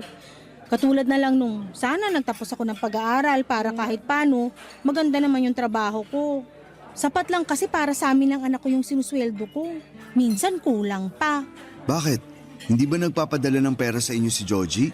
Naku, hindi. Pero di ko na rin naman siya hinihingan kasi saan naman siya kukuha ng pera na ipapadala sa amin, di ba? Kung sa mga magulang niyo pa siya manghihingi, ako na ang nahihiya. Kaya nga nag-decide na ako makipaghiwalay sa kapatid mo. Ay, nalungkot talaga kami ng husto nung umalis ka sa bahay. Lalo na sina mama at papa. Lagi nilang hinahanap yung apo nila. Tungkol sa bagay na yan, wala naman akong intensyon na ilayo sa inyo yung anak ko. Di pa lang talaga ako handang ipakita siya kay Joji. Pero sa nakikita ko naman, nagbago na si Joji. Sa ngayon, nagsisikap siya na makapaghanap ng trabaho. Para raw may mukha na siyang ihaharap sa inyo. Ilang buwan na kaming hiwalay, hindi pa rin ba siya nakakahanap ng bagong trabaho? May nahanap at napasukan naman, pero di nagtatagal. Ewan, sabi niya depressed daw siya. Hindi makapag-focus, gawa ng lagi kayong iniisip. Amila, wala na ba talagang chance na magkabalikan kayo ng kapatid ko? Gusto mo bang malaman ng totoo? Oo. Hindi ko alam. Okay naman kami ng anak ko. Masaya kami kahit kaming dalawa lang. Nakakapagod maging nanay at tatay sa anak namin pero kinakaya ko. Ay, hindi rin naman kita masisisi kung masyado ka nang napuno at napagod kay Joji. Kasalanan din naman kasi talaga niya. Papadudot, simula nang maghiwalay kami ni Georgie ay in-unfriend ko na rin sa social media ang lahat ng miyembro ng pamilya niya. Desidido na kasi akong kalimutan sila at magsimula ng bagong buhay kasama ang anak ko. Kaya nga hindi ko napigilang makonsensya nang banggitin ni Bernie ang pang-unfriend ko sa kanya sa kwentuhan namin ng araw na yon. Lalo't wala naman siyang ginagawang mali sa akin noon. Sa dalawang kuya ni Georgie, si Bernie ang pinakamabait, maginoo, gentleman at guwapo. Nung unang beses na dinala ko ng dati kong kinakasama sa bahay nila para makilala ang pamilya niya, ay napansin ko na talaga si Bernie. Nagtatrabaho siya bilang isang nurse, maasikaso siya sa akin ng mga panahong yon. Palibhasa ay masaya raw siya dahil magkakapamangkin na raw sila. Sa buong panahon ng pamamalagi ko kina Georgie ay nakuha ni Bernie ang buong atensyon ko. At kahit hanggang sa pag-uwi ay si Bernie ang tumatakbo sa aking isipan imbis na ang dati kong kinakasama at tatay ng magiging anak ko, Papa Dudut. Barangay Love Stories. Barangay Love Stories. Papadudot, bago kami naghiwalay ng landas ni Bernie, noong nagkita kami ay nagkapalitan kami ng social media. Gusto niya raw kasing makumusta ang pamangkin niya kaya hindi na ako tumutol pa. Hindi ko naman sila tinanggalan ng karapatan sa ano ko pero ayoko na talagang makisama kay Georgie. Para sa akin ay masyadong pabuhat ang taong yon. At nakampante na lamang sa buhay na sinusuportahan ng mga magulang nila. Batugan pa at kung kailan ako nag-decide na tapusin na ang lahat sa amin saka pa lamang sasaniba ng kusa na maghanap ng trabaho. Kaya nga wala talaga akong ka-interes kay Georgie noong nagkikwento tungkol sa kanya ang Kuya Bernie niya. Kunwari ay may pakialam ako pero wala na talaga. Ganon pala kapag napagod ka na at naging manhid. Sa pagpapatuloy ng kwento ko ay nagkaroon kami ng constant communication ni Bernie sa Messenger. Pero tungkol lang naman sa anak ko na pamangkin niya ang aming pinag-uusapan. Isang araw, in-invite niya ako na pumunta sa kanila dahil birthday ng papa nila. Ayoko sanang umaten pero noong parang naglambing na siya sa akin na gusto raw makita ng parents nila ang anak ko, ay hindi ko na siya natiis pa. Ayos lang naman talaga sa akin na pumunta sa kanila. May isang tao lang na ayokong makita ang pagmumukha, Papa Dudut.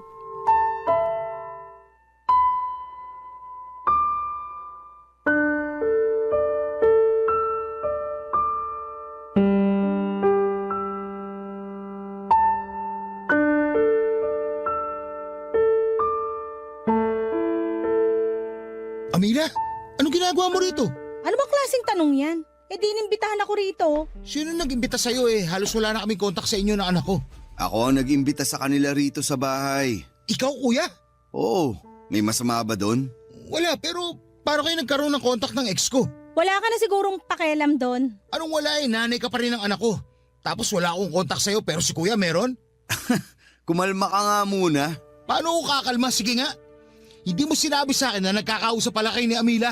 Baka naman sinusulot mo na siya sa akin ha? Hinay-hinay ka sa pagsasalita mo, Joji. Baka nakakalimutan mong kuya mo pa rin ako. Walang kuya pag pag-ibig na pinag-uusapan. Sira ulong to. Ano ba yung pinagsasabi mo? Wala naman kaming relasyon ni Bernie. Saka nung nakaraang araw lang naman kami nagkaroon ng contact dahil aksidente kaming nagkita matapos kong mamili sa grocery. Masyado ka malisyoso. Naninigurado lang naman ako. At bakit kailangan mong manigurado hindi rin naman tayo? Kasi, syempre, pangit pa rin tignan yun no? Naging tayo. May anak pa nga tapos papatol ka sa kuya ko? Alam mo, kung hindi lang birthday ni Papa, baka kanina ko pa pinadugo sa suntok yung bunganga mo. Napakabastos mo. Pati ako na kapatid mo, pinag-iisipan mo ng ganyan? Mahirap na. Hirap sa'yo, masyado kang sigurista na wala sa lugar. Di na ako magtataka bakit iniwan ka ni Amila eh. Ano sinabi mo? Ulitin mo para masapa kita. Mahiya ka nga. Gagawa ka pa talaga ng eksena sa birthday ni Papa. Ikaw nga walang iya eh. Inibita mo si Amila. Hindi mo man lang sinabi sa akin. Alam ba nila mama at papa na pupunta sila rito ng anak namin? Oo, alam nila. Kaya expected nila pagdating ng mag-ina mo. Ewan ko ba naman kung nasa ang lupalop ng daigdig yung utak mo nung sinabi ko yun sa dinner natin last time. Di ka nakikinig. Tapos ako pa sisisihin mo na wala kang alam sa pagpunta nila rito sa bahay? Ha? Hindi ko nga talaga alam. Hey, kahit kailan talaga, Joji. Mag-sorry ka sa kuya mo. Nakakahiya ka. Ayoko nga. Hindi ka lang sigurista na wala sa lugar. Ma-pride ka rin. Bahala ka kung anong gusto mo sabihin. Maiwan ko na kayo. Maglalaro na lang kami ng anak ko. Tingnan mo yung taong yun. Hindi pa rin pala nagbabago. Pasensya ka na kung ganun pa rin ugali ni Joji. Ako nga dapat humingi ng pasensya sa'yo eh. Napagkamalan pa niya tayong may relasyon kahit wala naman. Naiintindihan ko naman yung galit niya pero kapatid niya ako. Hindi ko magagawa yung iniisip niya. Hindi ko siya maintindihan kasi hiwalay na rin naman kami. Wala na siyang dapat pakialam kung gustuhin kong pumasok sa panibagong relasyon. Bakit? May bago ka na bang nagugustuhan? Ha? Wala pa pero in the future ba? Okay. Pero tingin ko, kaya nagkakaganon si Joji dahil mahal ka pa rin niya. Talaga? Oo. Sabi mo nga, ma-pride siya. Kaya di niya talaga kayang aminin yung nararamdaman niya. Pero halatang halata siya masyado. Anong masasabi mo? Ewan ko, di ko alam kung matutuwa ako o maiinis. Mabuti pa, kalimutan mo na lang yung tinanong ko.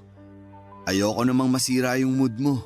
Pumunta kayo rito para sa birthday ni Papa at hindi sa kung anong family drama.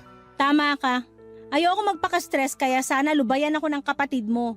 Para kasi siyang stress na nagkatawang tao. Sa tono mo, parang wala ka na talagang natitirang pagmamahal sa kapatid ko ah. Para sa akin, tatay pa rin naman siya ng anak namin. Pero hindi ko na alam kung may lugar pa siya sa puso ko, kung sakaling plano niyang makipagbalikan. Hindi naman sa pinangungunahan kita pero baka nasasabi mo lang yan sa ngayon. Hindi ako sigurado. Depende kung mag-iba ang ihip ng hangin. Sabi mo nga, di ka na magtataka bakit kami naghiwalay ni Joji. Oo, kitang-kita ko na napaka-immature ng kapatid kong yan. Nakakahiya. Ewan ko ba dyan? Walang minana sa inyo ng isa nyo pang kapatid. Ang layo sa ugali nyo. Papadudot na sira na ang buong panahon na nandun ako sa bahay nila Bernie nang dahil kay Joji.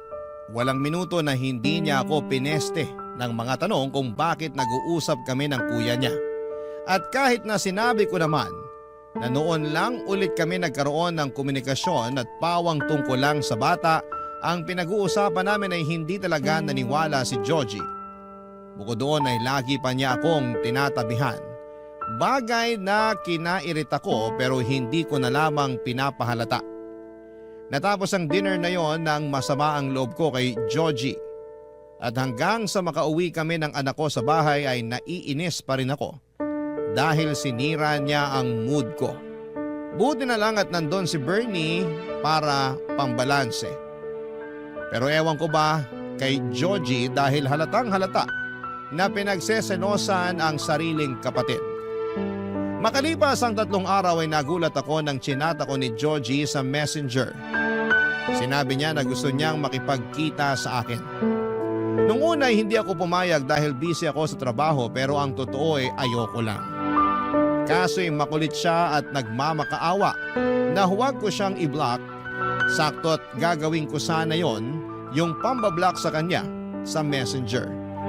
Sa huli ay pumayag din ako makipagkita sa dati kong kinakasama, Papa Dudut.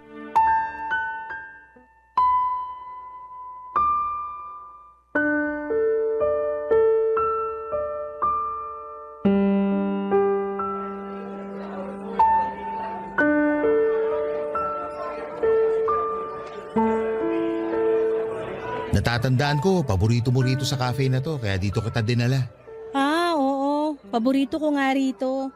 Natatandaan ko pa rin yung kape na gustong-gusto mong in-order dito. Pati yung cake na kaparis nun. Ano ba kasing kailangan mo? Ha? Sabi ko, ano bang kailangan mo? Bakit mo ako kinukulit na makipagkita sa'yo? Pwede bang mamaya ko na sabihin? Umorder muna tayo para makakain tayo. Hindi ako pumayag makipagkita sa'yo para kumain kasama ka. Kaya sabihin mo na kung anong kailangan mo sa akin. Camila naman. Bakit? Ano bang ginawa ko? Medyo tumataas yung boses mo. Nakakahiya pinagtitinginan na tayo ng tao. Ay, nakakainis ka kasi. Ayaw mo pa akong diretsuhin, dami mo pang cheche-bureche. Sige, para lang malaman mo. Nakipagkita ako sa'yo para makausap ka. Tungkol saan ba? Tungkol sa atin. Anong tungkol sa atin pinagsasasabi mo? Sa pamilya natin.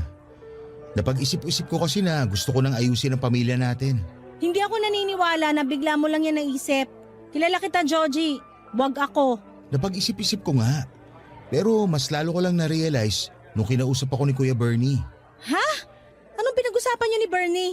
Marami pero nagsimula yun nung tanongin niya ako kung mahal pa ba kita. Sabi ko, oo, mahal pa kita.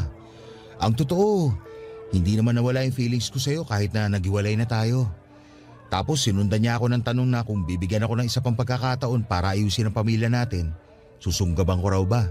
Sabi ko, oo naman.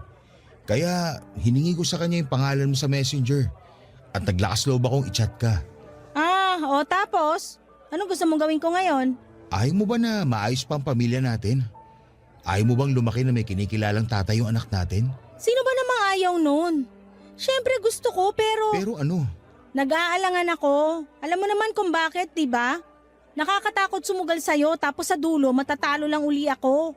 Pangako, hindi ka na matatalo dahil gagawin ko ang lahat para may panalo tong pamilya natin. Magiging matino akong padre de pamilya, tatay sa anak natin at kinakasama sa'yo. Bigyan mo lang ulit ako ng isa pang pagkakataon para mapatunayan kong sarili ko sa inyo ng anak natin. Hindi ko alam, Joji. Hindi naman din kasi biro yung mga pinagdaanan ko noon kasama ka. Ngayon na nakaalis na ako sa sitwasyon na yon, gugustuhin ko pa bang bumalik? May parte sa akin na gustong tanggapin yung inaalok mo kasi sino ba namang magulang na naghahangad na magkaroon ng wasak na pamilya ang anak niya, di ba? Wala. Napagdaanan ko na yan eh. Alam ko yung pakiramdam pero may isa pang parte sa akin na nagsasabi na baka mag-aksaya lang ako ng panahon pag pinayagan pa kitang makabalik uli sa buhay namin ng anak ko. Pero hindi naman ako masamang tao. Nagkulang lang ako sa inyo ng anak natin. Lang? Kailan naging lang ang pagkukulang? Ewan, pero isang beses lang naman yun. Anong isang beses? Maraming beses na yun, hindi ko lang sinabi sa'yo. Sana sinabi mo para alam ko kung saan ako nagkulang sa inyo. Ay, wow ha? Kailangan ba talagang sabihin sa'yo ang lahat? Hindi ba pwedeng makiramdam ka? Sobrang manhid mo naman yata. Di sorry. Akala mo siguro maaayos ng sorry mo ang lahat, no?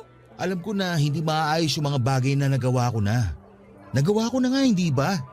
Nasa nakaraan na. Pero meron pa namang ngayon at hinaharap. Yung ngayon at hinaharap na sinasabi mo, kaya ko nang ayusin ng mag-isa. Kailangan mo pa rin ng katuwang lalo na sa pagpapalaki ng anak natin. Kung ngayon nakakaya mo pa dahil hindi pa siya nag-aaral, paano na pag lumaki na siya? Sige nga. Nandiyan ka naman, di ba? Di tulungan mo ako.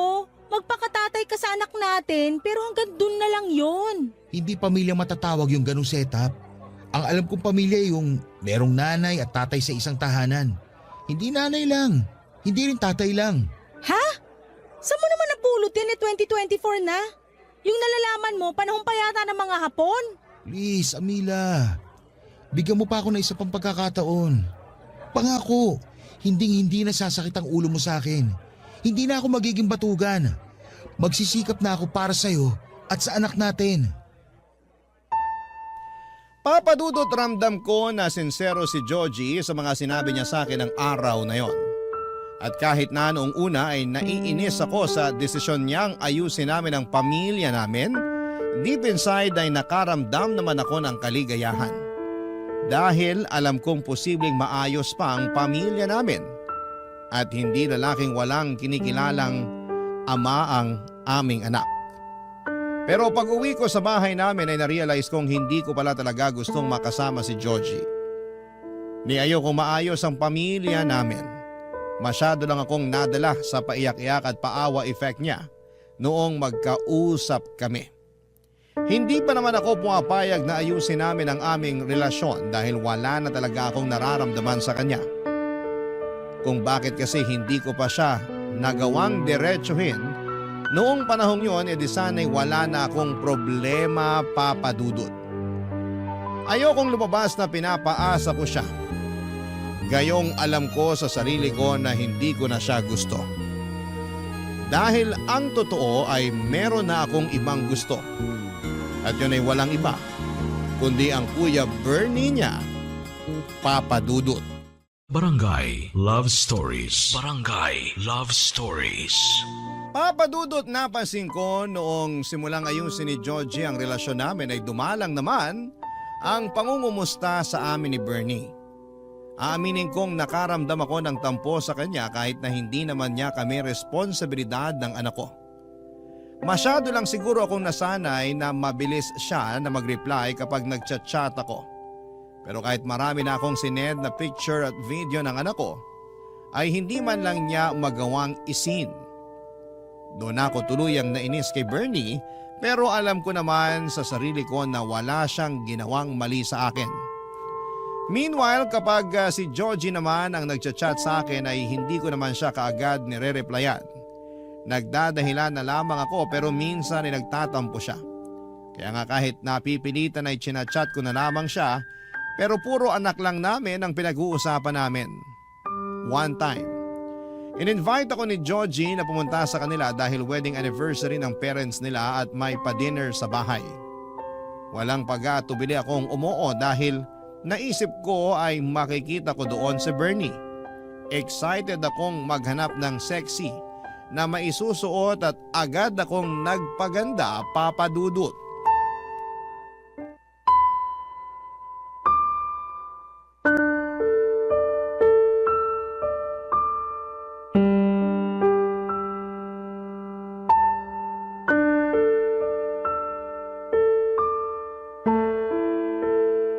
Ano ba, Georgie? Hanggang CR ba naman? Plano mo akong sundan? Naisip ko lang naman na baka gusto mo. Gusto kong gumamit ng CR. Ano bang kababuyan yung nasa isip mo? Grabe ka naman. Kababuyan agad. Oo. Bakit? Hindi ba? Kitang-kita dyan sa mukha mo yung kamanyakan. Hoy, below the belt na yun ha. Kung ayaw mong nasasabihan nun, lubay-lubayan mo ko. Hindi ko lang mapigilan na lubayan ka. Kasi ang sexy mo dyan sa suot mo. Tapos, ang ganda-ganda mo pa ngayon. For your information, matagal na akong sexy at maganda. Ay, totoo rin naman yan. Pwede ba? Huwag mo nga akong utuin. Hindi naman kita inuuto. Sinasabi ko lang yung totoo. Basta, naalibadbaran ako sa pinagsasasabi mo. Sige na, doon ka na. Naihihina nga yung tao, dinadaldal mo pa ako. O sige, pero bilisan mo lang ha. Sino ka para sundin ko? Di mo hawak oras ko, no? Sungit naman. Sige na, alis na sabi. Ito na nga aalis na. Lalakad na paalis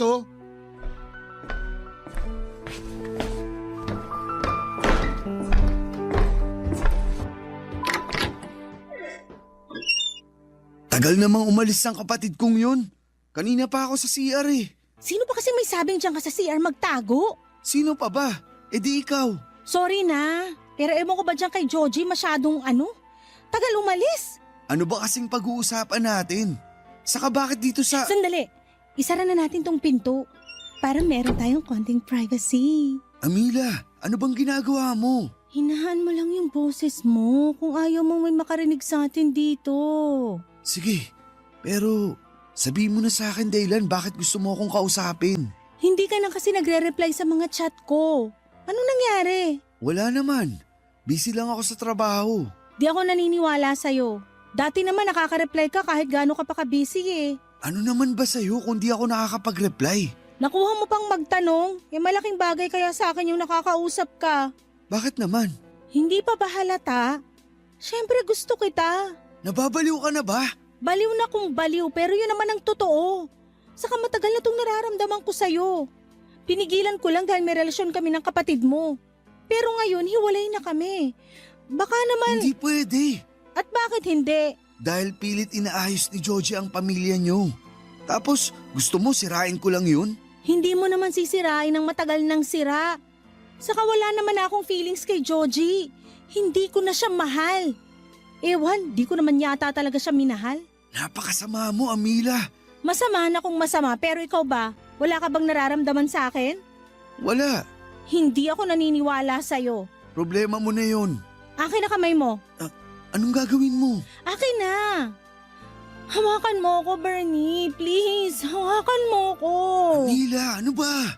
Ngayon, sabihin mo na wala kang nararamdaman sa akin. Kung alam mo lang na sinuot ko tong sexy na damit na to para sa'yo. Nag-ayos ako, nagpaganda para lang sa'yo.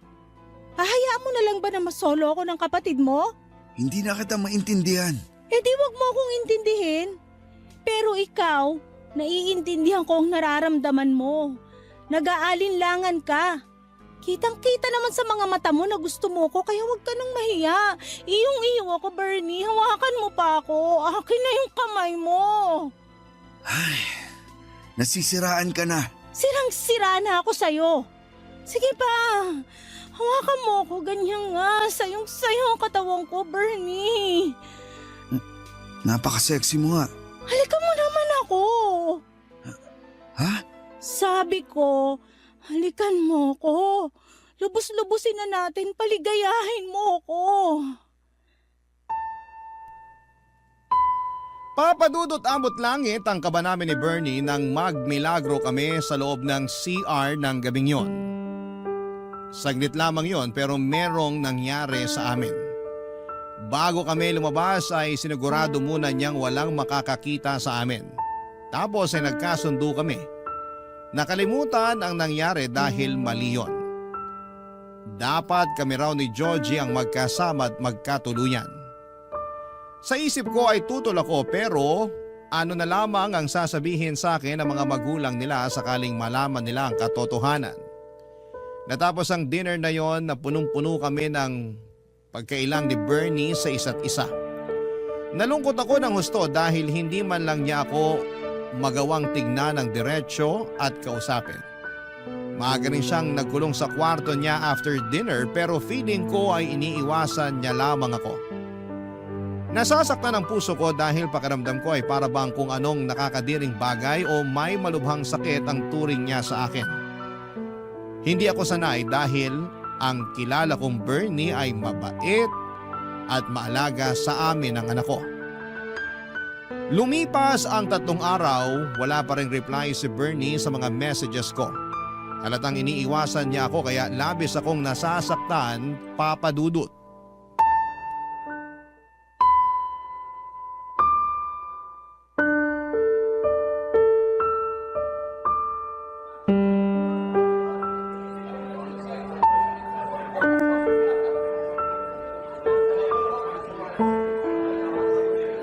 Ayos ka lang ba, Amila? Ha? Oo. Bakit mo naman natanong? Napansin ko lang na kanina ka pa nakatulala dyan. Actually, may kinukwento ko pero tinigil ko na. Kasi mukhang hindi ka naman nakikinig. Sorry, medyo pagod lang. Sa trabaho ba yan o sa anak natin? Pareho. Kulang ako sa tulog lalo na nagkasakit din yung anak natin.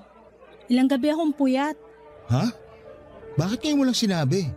Sana natulungan kita sa pag-aalaga sa kanya. Ayos na. Magaling na yung anak natin kaya huwag ka nang mag-alala. Pero sa'yo naman ako mag-aalala. Bakit? Mukha ka kasi magkakasakit eh. Kulang nga lang ako sa tulog. Bigla tuloy ako na konsensya dahil niyaya pa kita lumabas. Buti alam mo. Ay, sorry na. In my defense, may importante rin kasi akong gustong sabihin sa'yo. Gaano ba yan ka-importante at di mo na lang chinat? Importante nga. Kung sa chat ko sasabihin hindi ko na magagawa to. Asa na ba yun? Ano yan? Teka, ito. Nahanap ko na. Amila, alam kong marami akong pagkukulang sa iyo at sa anak natin. Pero nangako ko sa sarili ko na babawi ako. Magiging mabuting padre de pamilya ako sa inyo at gagawin ko lahat para ibigay sa inyo ng anak natin ang masaganang buhay. Sandali nga lang. Nagpo-propose ka ba? Oo, tignan mo yung laman ng box. Napakagandang singsing, hindi ba? Para sa iyo yan. Ha? Sa akin? Oo. Sinabi kasi ng Kuya Bernie ko na kung mahal kita, yayain raw kita magpakasal. Sa totoo lang, matagal ko na yung gustong gawin. Hindi pa lang ako nagkakalakas ng loob na mag-propose sa'yo. Kumbaga, naghihintay pa ako ng tamang panahon. Pero naisip ko na hindi naman darating yung tamang panahon pag hinintay mo yon. Naguguluhan ako, Joji. Saan? Sa mga sinasabi mo, sa lahat-lahat. Diyan sa pagpapropose mo. Anong magulo, desidido na nga ako. Aayusin ko na nga yung relasyon at pamilya natin, hindi ba? Sa palagay mo, maaayos yun sa pagyaya mo sa aking magpakasal? Bakit naman hindi? Nagtatanong ka pa? Hindi nga ako pumayag na magkaayos tayo. Ikaw lang yung pilit na magkabalikan tayo alang-alang sa anak natin. Pero kung ako yung tatanungin mo, ayoko na talaga. May iba ka na bang mahal? Oo, meron na. At hindi ikaw yon. Sino? Si Kuya Bernie ba? Ha? Siyempre hindi. Sa bagay, hindi ka papatulan nun kasi may girlfriend na yon. Anong sinabi mo? Sabi ko may girlfriend na si Kuya. Nagulat nga kami dahil wala naman sa bokabularyo nun yung pagsusyota. Tapos nung nakaraan lang may bigla siyang pinakilala sa amin. May girlfriend na siya? Oo. Matagal na raw pala niyang gusto yung babae. Dito lang siya nagkaroon ng lakas ng loob na ligawan. Natawa nga ako kasi may pagkatorpe rin pala yung kuya ko.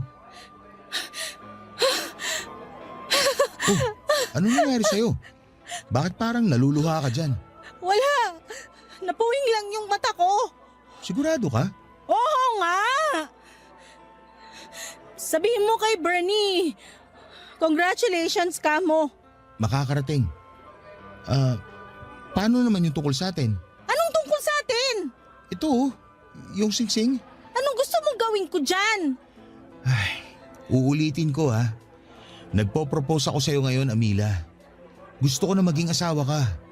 Tinatanggap mo ba? Hindi! Ano nangyayari sa'yo? Ayos ka lang ba? Iabot mo na lang yung tubig kesa magtanong ka na kung ano-ano dyan. Sige. Oo, yan. Ayun na yung tubig.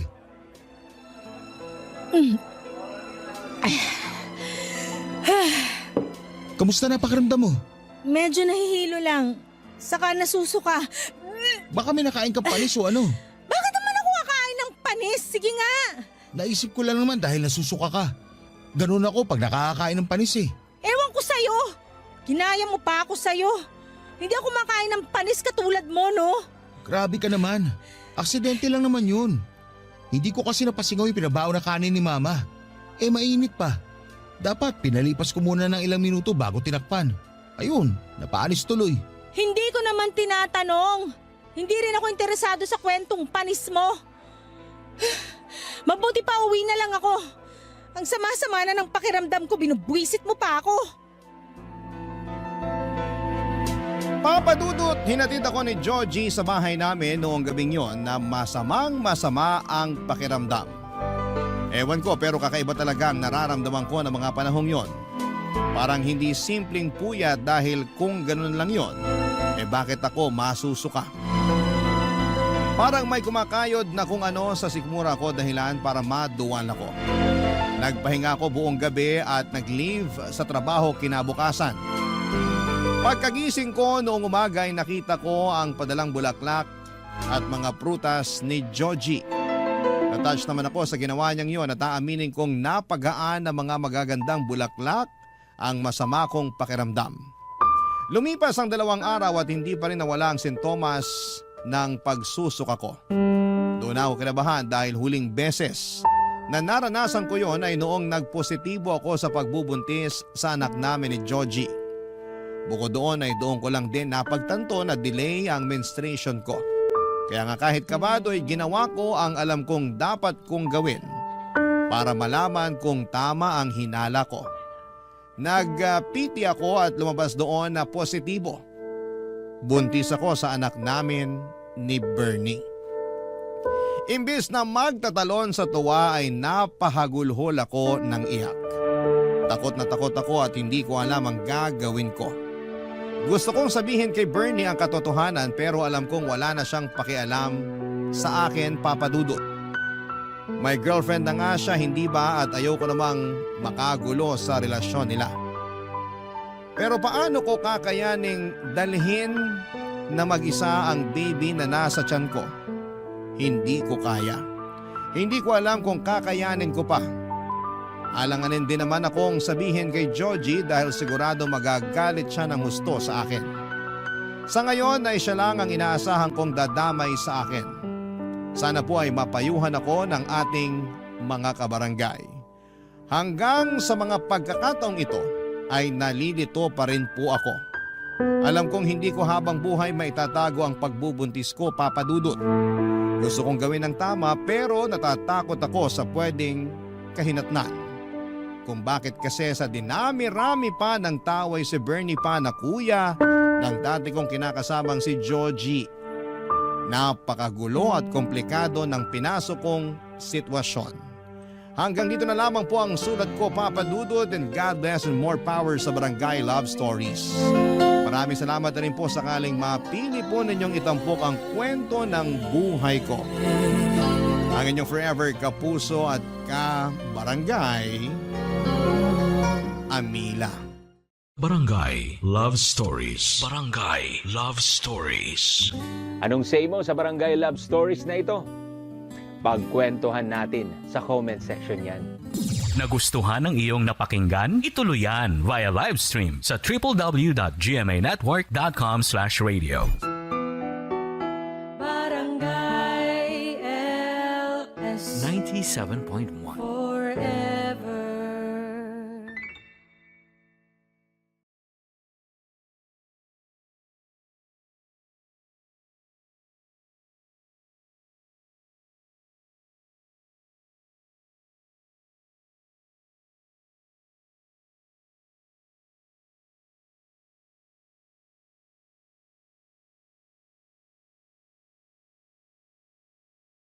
Ang mga kwento ng pag-ibig, kwento ng buhay, at kwento ng pag-asa dito sa Barangay Love Stories. Love Stories.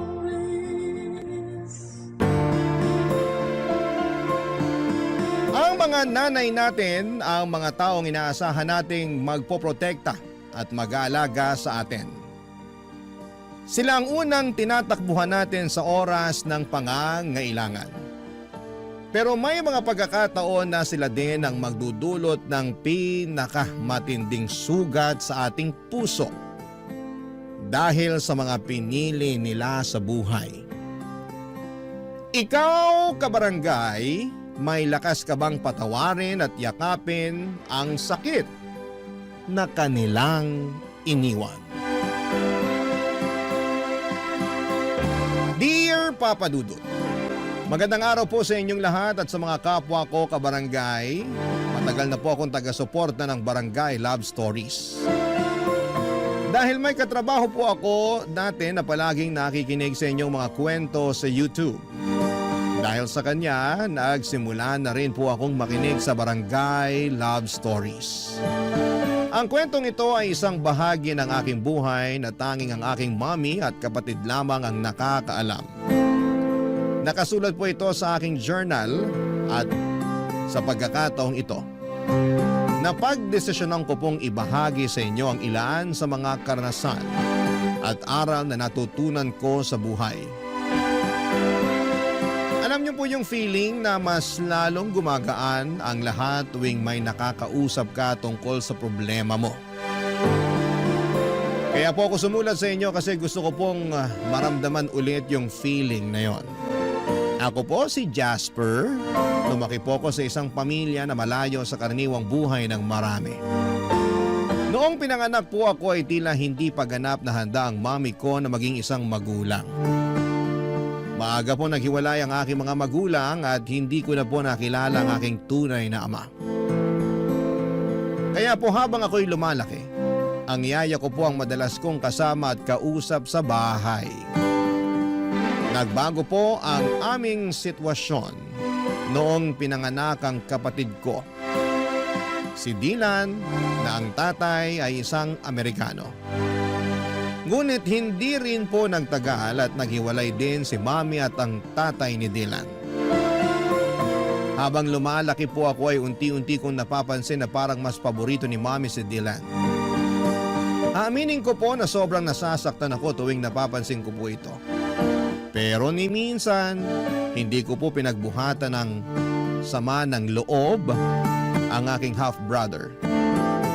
Sa katunayan po ay hindi ko na rin po naramdaman na magkaiba pala kami ng ama. Para sa akin ay si Dylan ang kapatid ko at wala po akong ibang nararamdaman kundi ang pagmamahal at pagkalinga sa kanya, Papa Dudut.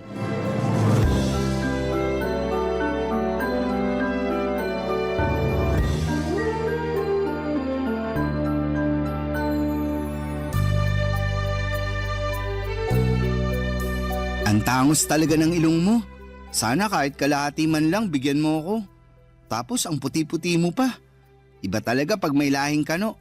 Mukhang naliligo kahit hindi naman talaga naliligo. Huwag mo nga akong simulan, kuya. Nagkakaganyan ka ng dahil lang sa ilong. Okay din naman yung ilong mo ah. Parang isda. Boneless. Ah, ganun ha?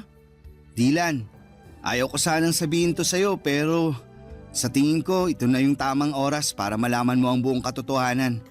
Sana maintindihan mo na hindi madali sa akin na sabihin to sa'yo.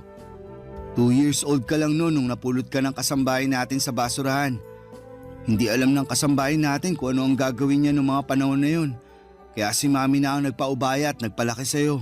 Anong akala mo sa akin 5 years old? Hoy, lumang tugtugin na yan. Balikan mo na lang ako pag nakapag-isip ka na ng bago. Eto naman, di na mabiro. Nga pala, asan si Mami? Namamalengke ata. Kanina pa wala dito yun. Ang sabihin mo, baka nagbubulakbol. Ang di ko rin kasi maintindihan dito kay Mami, para siyang teenager kung umasta. Kung yung ibang nanay dyan, sobra-sobra yung pag-aalaga at pag-aaruga sa mga anak nila. Tayo naman parating naiiwan sa bahay kasama yung maid. Di ko tuloy maiwasan mainggit dun sa mga kaibigan kong pinaghihigpitan ng mga nanay nila. Naku, bahala ka dyan. Huwag mo akong idamay. Ayaw kong paghigpitan ako, no? Tsaka isa pa, ayaw mo nun? Pwede tayong kumain at maglaro ng video games buong maghapon. Kung sa bagay, pero mas maganda sana kung may tatay tayong kasama dito, no? Ay, yang si Mami talaga. Sana naman makahanap na siya ng matinong lalaki. Oo nga, di ko pa talaga nararanasan yung pakiramdam na magkaroon ng isang ama. Pareho lang naman tayo. Yung tatay ko di ko na rin naabutan. Tapos yung tatay mo naman, sobrang bata mo pa nun. Di nga nagtagal ng 1 month yun dito sa bahay. Mabait pa yung tatay ko, kuya. Ewan, di ko rin masabi. Pero ang natatandaan ko, parati silang nag-aaway ni Mami. Tas kadalasan, nasa terrace yung tatay mo umiinom at nagyoyosi. Ah! Ikaw Pilipino, ako naman Amerikano. Ano kaya magiging lahi ng susunod nating kapatid, kuya? German? Japanese? O Canadian? Ano sa tingin mo? Huy, sana naman di na magkaanak yan si Mami. Hirap na nga siya sa ating dalawa eh. Sa akin nga lang pala siya nahihirapan. Ikaw ang paborito eh. Kumbaga sa internet, ikaw yung nakabookmark na website. Tas ako yung parang advertisement sa video na pilit sinasara. Grabe ka naman, kuya. Hindi naman siguro. Di mo ba talaga napapansin? O sige ha, nung isang araw, anong kinain mo for breakfast? Ha? Bacon. Teka lang, bakit mo naman naitanong yan? Mismo. Nung isang araw, pinagalitan at pinigilan niya ako nung kinuha ko yung bacon sa ref. Sabi niya pa nga sa akin, nagtitipid daw tayo. Pero mukhang ako lang naman tong tinitipid niya. Ikaw naman, kuya. Nagkakaganyan ka ng dahil lang sa bacon? May longganisa naman sa ref eh. Yun na lang ang kainin mo. Ano ka ba? Hindi lang yun. Napapansin ko rin na siya yung palaging kumukuha ng report card mo. Pero yung report card ko, sa maid niya parati pinapaubaya. Hala, baka ampun ka nga. Joke lang. Pero seryoso na to. Pakiramdam ko din na favorite ka ni Mami kasi ikaw tong mukhang foreigner sa ating dalawa. Uy, Paano mo naman nasabi yan? Napapansin ko lang kasi na ikaw tong laging binibida niya tuwing kausap niya yung mga kaibigan niya. Tapos, kapag pumupunta yung mga kaibigan niya dito sa bahay, ikaw lang yung pinapakilala niya sa kanila. Pakiramdam ko tuloy kung hindi ako ampon. Siguro nakababatang kapatid niya ako. Sa totoo lang, sobrang bigat sa pakiramdam. Kuya talaga? Ba't kung makapagsalita ka parang kasalanan kong lahat? Uy, sorry na. Di ganun ang ibig kong sabihin ha. Pasensya ka na. Masyado lang ako nadala ng mga emosyon ko. At isa pa, yung pagtrato sa akin ni Mami, palagi mong tatandaan na wala kang kasalanan doon, okay? Problema naming dalawa yun ni Mami. Sorry na at ikaw tong napagbubuntungan ko ng sama ng loob. Promise, di ko na ulitin. Last na yon. Talaga? Oo, Walang iwanan ha? Promise? promise. I love you, kuya.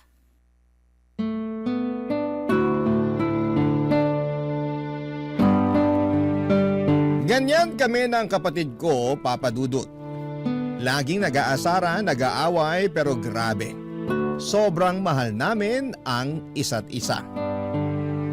Kahit halos 6 na taon ang agwat ng edad namin, pakiramdam ko ay parang 1 taon lang ang pagitan namin. Siguro ay dahil alam naming pareho na kami lang din ang magtutulungan sa huli. Kasi tulad ng sinabi ko, si Mami palagi namang lumalabas. Tapos yung maid na lang yung nakakasama namin sa pang-araw-araw. Kaya kami ni Dylan magkasama sa lahat ng oras, pagkain, laro, problema. Lahat ng maliliit at malalaking bagay ay magkasama kami. Pero bigla po nagbago ang sitwasyon nang nakilala ni Mami si Nathan, isang French na hindi nagtagal ay naging boyfriend niya. Hindi ko talaga maintindihan yung nararamdaman ko ng mga panahong yon. Parang naghahalo-halo yung takot, pagwo-worry, at hindi ko alam kung matutuwa ba ako o mababahala. Sa totoo lang, sa pagkakakilala ko kay Mami, akala ko ay hindi rin magtatagal yung relasyon nila. Kasi hindi siya yung tipo ng tao na basta-basta magpapadala sa isang relasyon. Pero sa kabila ng lahat, at the end of the day ay masaya kami ni Dylan kasi naging mabait naman si Nathan sa amin. Hindi nagtagal ay nag-live-in na rin sila sa bahay na inuupahan namin. At doon ko na-realize na tila ba isang malaking pagbabago yung pagpasok niya sa buhay namin. Akala ko ay magiging one big happy family na kami. Yung tipong magkakasama kami masaya at walang sagabal. Pero laking gulat ko nang matapos ang 6 na buwan, may sinabi si Mami sa amin ni Dylan na talagang bumasag sa puso ko. Yung tipong hindi ko alam kung papaano tatanggapin. Kasi parang lahat ng pangarap at inaasahan ko ay bigla na lamang nawasak. Ipinagtapat ni Mami sa amin ni Dylan na balak niyang ikasal kay Nathan sa France. Nung una'y natuwa pa ako para kay Mami kasi syempre masaya akong makita siyang masaya. Lalo na't si Nathan naman ay naging mabait sa amin. Pero hindi yon ang talagang bumasag sa puso ko. Yung sumunod na sinabi ni Mami ang nagdulot ng pasakit na hindi ko alam kung papaano ko haharapin, Papa Dudut.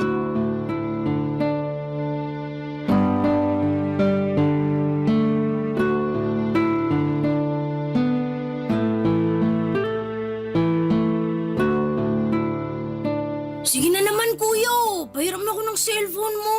Sandali lang. Hindi mo ba nakikita na naglalaro pa ako? Manood ka na muna ng TV doon sa sala. Kanina ka pa naglalaro eh. Okay na yan. May kailangan tayong pag-usapan. Bakit? Ano po yun? Mukhang seryoso to ah. Patay. Kung may nabasag dito sa bahay, malamang kasalanan ni kuya yan. Basagin ko kaya mukha mo, gusto mo? Tumigil na nga kayong dalawa.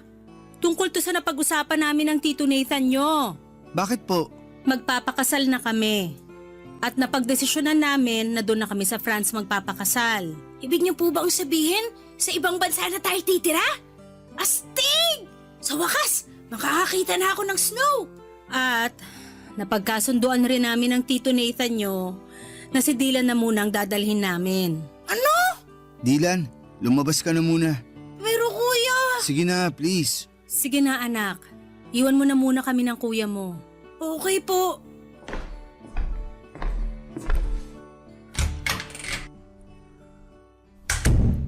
Ibig niyong sabihin, iiwan niyo na ako? Jasper, mahal ang cost of living doon. Walang bahay ang Tito Nathan mo sa France. Umuupa lang siya ng apartment doon. Magsisiksikan lang tayo kung isasama ka pa namin. At isa pa, mas makakamura tayo kung dito ka na muna sa Pilipinas mag-aaral. Bakit pakiramdam ko na nagpapalusot lang kayo? Alam ko naman na sa simulat sampul pa lang si Dylan na ang paborito niyong anak. At wala kayong narinig sa akin dahil mahal ko naman yung kapatid ko na yan. Pero di ko akalain na aabot kayo sa puntong paghiwalayin niyo kami. Jasper, wala na akong magagawa. Pinoproseso na ni Tito Nathan ang visa ko, pati na rin ang visa ng kapatid mo. At huwag ka mag-alala kasi pumayag na ang lola mo na dun ka muna mag-aaral at titira sa kanya sa probinsya. Sobrang unfair niyo naman po. Alam ko na matagal niyo ng pangarap na maging residente sa ibang bansa. At nabigo kayo nung naghiwalay kayo ng tatay ni Dylan, hindi po ba? Hindi ko rin akalain na ipagpapalit niyo ako para lang sa pangarap mong yan. Ang kapal ng mukha mo? Bawas-bawasan mo yung tabas ng dila mo dahil kung hindi mas malala pa dyan ang aabutin mo sa akin. Nakapagdesisyon na kami ng Tito Nathan mo, Jasper. At wala ka nang magagawa doon. Huwag kang mag-alala. Dadalaw kami dito pag naging residente na kami doon. Hindi ka naman pababayaan ng lola mo dito sa Pilipinas. Pero kayo po ni Dylan ang kailangan ko. Hindi niyo ba naiintindihan yun? Ang tigas naman ng puso niyo sa akin. Para niyo na rin pinamukha sa akin na parang kasalanan ko pa na nabuhay ako sa mundong to. Kung ganito lang din naman ang kahinat na ng lahat ng to, sana pala iniwan niyo na lang ako kay Lola nung ipinanganak niyo ako. Bakit niyo pa ako kinupkup kung hindi niyo rin naman pala kayang panindigan? Anong klase kayong ina? Isa pa, Jasper, at tatamaan ka na talaga sa akin. Umayos ka, hindi kita pinalaking bastos. Kung tutusin, hindi niyo naman ako pinalaki, di ba? Buong buhay ko, lagi kayong wala. Ano po ba ang naging kasalanan ko sa inyo para tratuhin niyo ako ng ganito? Kuya? Kuya, ano pang sinabi ni Mami sa'yo? Nagbago ba ang isip niya? Mukhang buo na ang desisyon niya. Kung ganun, hindi ako sasama sa kanila. Dito lang ako sa tabi mo, Kuya. Dylan, wag. Ha? Anong ibig mong sabihin? Mas magiging maganda ang buhay at kinabukasan mo pag sumama ka papuntang France. At dun, mararanasan mo na rin ang pakiramdam ng magkaroon ng isang buong pamilya. Kaya ipangako mo sa akin na magpapakabait ka dun, ha? Buong pamilya? Anong buong pamilyang pinagsasasabi mo dyan? Hindi ka nga kasama, di ba? Dylan, pinapangako ko sa'yo na magkikita pa tayo. Isipin mo na lang na pareho tayo nagbabakasyon sa ngayon. Susunod ako sa France at magsasama ulit tayo sa isang bubong, promise. Kuya, mamimiss kita. Ako rin.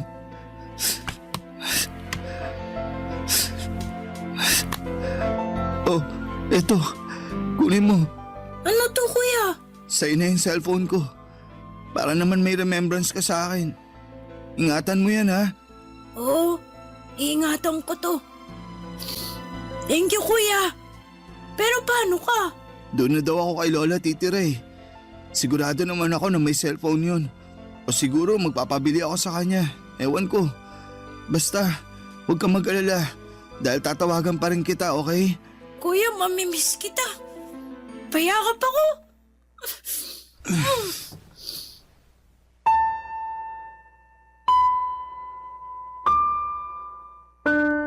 Papadudot, sobrang nasaktan ako sa naging desisyon ng nanay ko. Hindi ko malilimutan yung araw na umalis sila, Mami at yung partner niyang si Nathan at ang kapatid ko papunta sa France. Hindi ko makakalimutan na hindi na ako sumama sa kanila sa airport. At pinili ko na lamang na magtago at hindi na magpakita para kahit papaano'y maibsan yung sakit na nararamdaman ko sa pag-alis nila. Pero kahit na anong gawin ko ay hindi pa rin natanggal yung bigat sa dibdib ko. Noong sumunod na araw, pumunta na ako sa probinsya doon sa lola ko. Doon nagsimula yung depression ko. Naging pasaway ako at aaminin ko na nalulung ako sa mga bisyo at nagkaroon ng matinding depresyon. Pumayat ako dahil halos hindi ko na nararamdaman ang gutom. At naging pabigat na rin po ako kay lola. Halos hindi na rin ako kumakausap ng tao. Kung hindi ako nagbubulakbol, nandun lang ako sa kwarto, nagkukulong at nakikinig sa music. Simula nung umalis si Mami ay hindi ko na rin siya kinausap pa. Galit na galit pa rin ako sa kanya. Gusto ko siyang sumbatan sa lahat ng sakit na nararamdaman ko. Pero pinili ko na lang na manahimik at maglaho na parang bula sa buhay niya. Mas lalo rin akong nasaktan noong hindi rin ako kinausap ng nanay ko simula nang umalis siya. Dahil alam niya siguro na hindi naman ako pababayaan ng lola ko. Pero syempre mas lalo lang nadagdagan ang pagkamuhi ko sa nanay ko. Si Dylan naman, Papa Dudut, ay palagi ko siyang sinusubukang i-contact. Noong unang araw niya sa France ay punong-puno ng messages yung phone ko mula sa kanya. Mga pictures, mga videos na nag-i-enjoy sa bagong buhay niya doon. At parang bahagi ako ng mundo niya. Kahit malayo siya. Pero habang tumatagal ay mas kumonte yung mga mensahe niya. Kung minsan, ilang araw na akong hindi makakatanggap kahit isang text mula sa kanya. At yon, hindi ko maiwasang mag-isip na baka nakalimutan na niya ako. Nasaktan ako noon syempre at mahirap tanggapin, pero iniisip ko na lamang na baka abala ako sa bago niyang buhay kasama sina Mami at si Nathan, Papa Dudut. Barangay Love Stories. Barangay Love Stories. Yung empathy ng lola ko ang naging gabay ko, Papa Dudut. Kahit na siguro naging pasakit ako sa kanya, ni minsan ay hindi ko naramdaman at tinataboy ako ni lola. Laging pinaparamdam ni lola na naiintindihan niya ako. Ikinuwento sa akin ni lola na gusto raw akong ipalaglag ni Mami noong ipinagbubuntis pa ako nito, pero siya ang tumutol at ipinaglaban akong ipanganak. Nalaman ko rin na siya ang may gustong lumayo kami ni Mami para lumaki ako sa piling ng tunay kong ina. Pero hindi alam ni lola na sobrang iba pala ang trato sa akin ni Mami habang lumalaki ako. Masakit mang marinig ang mga revelasyon ni lola ay hindi ako nawala ng pag-asa. Dahil sa pagmamahal ni lola ay nagpatuloy ako sa pag-aaral at nakapagtapos ng Bachelor of Science in Software Engineering. Niyaya ko pa siya na tumira sa syudad, pero mas gusto niyang manatili sa probinsya. Tinanggap ko na lamang ang desisyon niya, pero araw-araw pa rin siyang kinukumusta sa pamamagitan ng cellphone.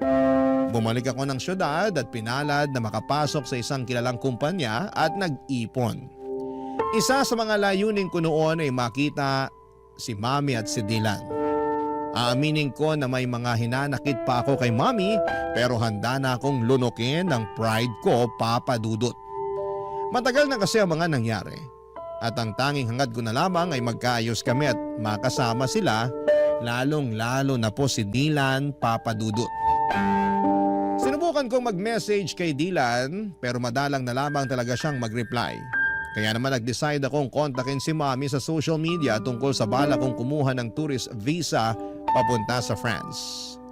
Nagulat ako sa mainit na pagtanggap niya. Ang sabi niya ay miss na raw niya ako at humingi pa siya ng sorry sa mga pagkukulang niya. Pinatawad ko siya at naramdaman ko na parang naghilom na ang mga sugat ko. Nag-file ako ng 3-week leave na approve at natuwa pa ako nang ma-approve ang visa ko. Kaya makakapunta na ako sa bansang bahagi ng Europa kasama na ang France. Agad ko itong binalita kay Mami at sobrang saya niya para sa akin, Papa Dudut. Si Dylan ay hindi pa rin ako nireplyan. Pero sinabi ko na lamang sa sarili ko na mas okay siguro kung magkita na lamang kami ng personal. At dumating na nga ang matagal ko nang hinihintay, Papa Dudut, ang makatungtong sa airport ng France.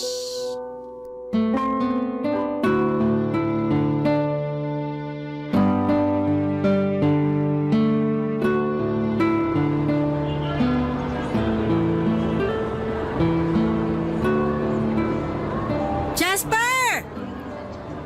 Mami! Dylan! Namiss ko kayo, sobra! Namiss ka rin namin, anak. Ang laki-laki mo na. Ito rin si Dylan, oh. Halos hindi ko na nga makilala. Mas matangkad pa siya sa akin. Huy, kumusta ka na? Namiss kita sobra. Ano ba? Nasasakal ako. Ay, sorry, pasensya ka na. Masaya lang talaga ako at nagkita na rin tayo. Uy, ikaw ba't bihira ka na lang mag-text sa akin? Di mo na rin sinasagot yung cellphone mo tuwing tumatawag ako. Alam mo, konti na lang magtatampo na talaga ako sa'yo. Jasper, pwede ba? Pagod ako. Mami, mauna na ako sa kotse. Sige anak, hintayin mo na lang kami ng kuya mo. Mami, may problema ba si Dylan? Bakit nanlalamig siya sa akin? Tapos Jasper pa talaga yung tawag niya sa akin Naku na, kayaan mo na muna yung kapatid mo na yon. Pagod lang yun kasi late na natulog. Pero syempre, ginising ko siya ng maaga at pinilit ko siyang samahan ako dito sa airport.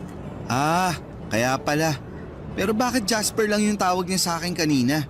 Aaminin ko, medyo nasaktan ako dun. Nak, sobrang magkaiba kasi ang kultura dito sa France at doon sa atin sa Pilipinas. Dito kasi sa France, walang kuya-kuya at ate-ate. First name lang ang tawagan ng mga magkakapatid dito. Ano ba yan? Sobrang nakakapanibago naman. Mabuti na lang talaga at marunong pa siya magtagalog. Aba, syempre naman. Hindi ako nagfe-French kapag kausap ko yung kapatid mo na yan. Kasi ayoko na makalimutan niya yung lengguwahe natin. Mabuti naman po kung ganun. Pero mami, siguro ang galing nyo na ni Dylan mag-French, no? Oo naman. Sa katunayan nga, mas magaling pang mag-French ang kapatid mo kaysa sa akin eh. Napakatalinong bata. Sobra. Kahit nung bata pa yan, sobrang hanga na ako dyan eh. Nga po pala, may kailangan akong sabihin sa inyo. Ano yon, Nak? Huwag po kayong mabibigla ha. Naaalala niyo po ba yung hotel na nireserve ko para sana sa 2 linggo na stay ko dito sa France? Oo. Bakit? Ano po kasi, kinancel ko po yung reservation ko sa hotel na yon. Nag-request po ako ng refund. Ha? Bakit mo naman ginawa yun, Nak? Mami, tatapatin na po kita. Gusto ko po sana magstay sa apartment niyo, nakasama ka at si Dylan. Ano? Ay, anak naman eh. Hindi kalakihan yung tinitira namin na apartment. Hindi ka magiging komportable doon. Maghanap ka na lang ng ibang hotel, tutulungan kita. Kahit ako na ang magbayad. Mami, ganito kasi yan. Sa 2 linggo ko na stay dito, ayoko naman po magmukmok sa hotel. Gusto ko po kayong makasama ni Dylan sa bawat segundo, minuto at oras. Kaya please na po, Mami. Pumayag na po kayo. Ay, kahit kailan ka talaga, oo. Napaka-independent mo na pero parang bata ka pa rin kung umasta. So, ibig sabihin ba niyan pumapayag na po kayo? May magagawa pa ba ako? Salamat po, Mami. I love you. Pero ipapaalala ko lang sa'yo na wala kaming guest room sa apartment na yon. Doon ka na matutulog sa kwarto ni Dylan pero single bed lang yon. Okay lang sa akin kahit sa saig na po ako matulog. Loko-loko ka talagang bata ka. May extra foam naman dun eh. Yun na munang ipapagamit ko sa'yo. Thank you po. Nga pala, Mami, kumusta kayo ni Nathan? Okay naman po ba kayo? Yung Tito Nathan mo? Okay naman kami. Bakit mo naman natanong yan? Wala lang po. Matagal-tagal na rin kasi nung huli ko siyang nakita. Sa tingin niyo po ba, okay lang sa kanya na doon na muna ako tutuloy sa apartment? Ayan tayo eh. O diba sana naisip mo yan bago mo kinansela yung reservation mo doon sa hotel? Ibang klase ka talagang bata ka. Mami talaga. Sigurado akong mabibigla yon. Pero huwag kang mag-alala. Ako nang magpapaliwanag sa kanya. Thank you, Mami. Kaya mahal na mahal ko po kayo eh. Naku, nambola pa. Pero Jasper, kung sakaling may marinig ka na ingay galing sa kwarto namin, huwag mo na lang pansinin, okay? Kasi alam mo naman, buhay mag-asawa, paminsan-minsan may mga hindi pinagkakasunduan. Pero wala namang problema na hindi nasosolusyonan, di ba? Bakit po? Madalas po ba kayo mag-away ni Nathan? Alam mo naman mga French, ang tatapang. Tapos kapag may pinaniniwalaan sila, talagang pinaninindigan nila. Kaya ayan, paminsan-minsan nagtatalo kami dahil sa ugali ng Tito Nathan mo na ganyan. Kaya pala. Mukhang maninibago ako dito ah. Halika na nga. Sa bahay na tayo magkwentuhan. Papadudot, tumuloy po ako sa apartment ni na Mami at salamat na lamang at napapayag si Nathan na doon ako tumira ng 2 linggo. Mabuti na rin po at naging okay na kami ni Mami at sobrang nagpapasalamat po ako sa Panginoon dahil sa maayos ang relasyon namin. Pero si Dylan po ay mukhang siya naman po ngayon ang nanlalamig.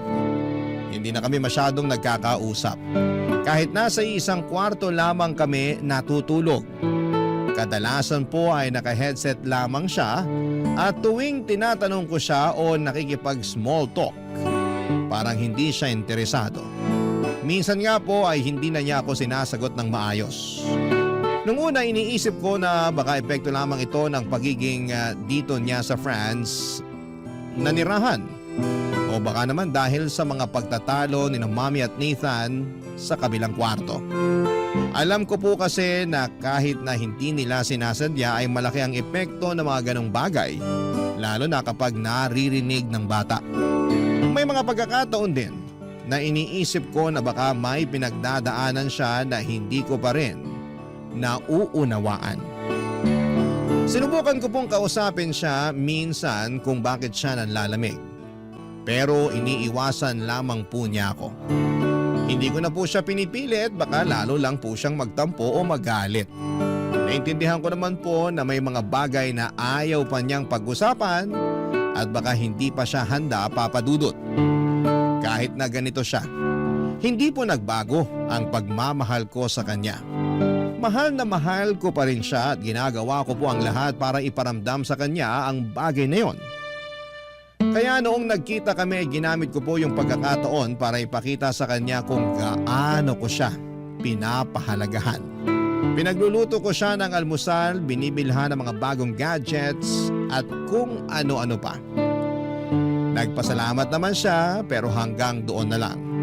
Wala na po yung mga asaran at kulitan namin at ako na lang po ang unti-unting nag-a-adjust sa nagbabagong ugali ng kapatid ko.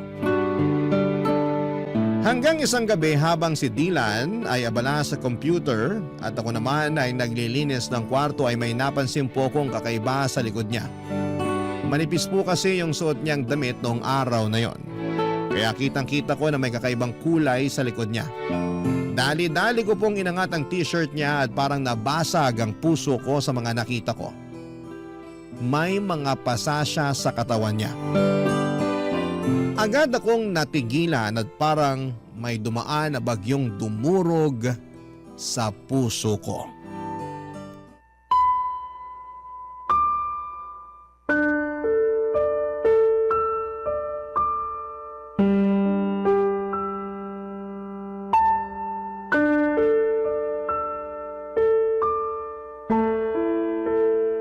Dylan, ano yan ha? Ba't ang dami mong pasa? Ang OA mo naman, pwede ba huminahon ka? Wala to. Nadulas lang ako sa CR nung isang araw. Dylan, wag mo akong gawing tanga. Alam ko yung pinagkaiba ng pasa na galing sa aksidente at pasa na sinadya. Sino may gawa nito sa'yo ha? Magsalita ka. Ano bang pakialam mo, ha? Ipapaalala ko lang sa'yo, Jasper, hindi kita kapatid. Hindi tayo lumaki sa iisang bahay. At higit sa lahat, magkaiba tayo ng tatay. Kaya utang na loob, lubayan mo na ako, tigilan mo na yung pagpapanggap mo na concern ka sa akin. Seryoso ka? Talaga ba, Dylan? Ang sakit mo naman magsalita.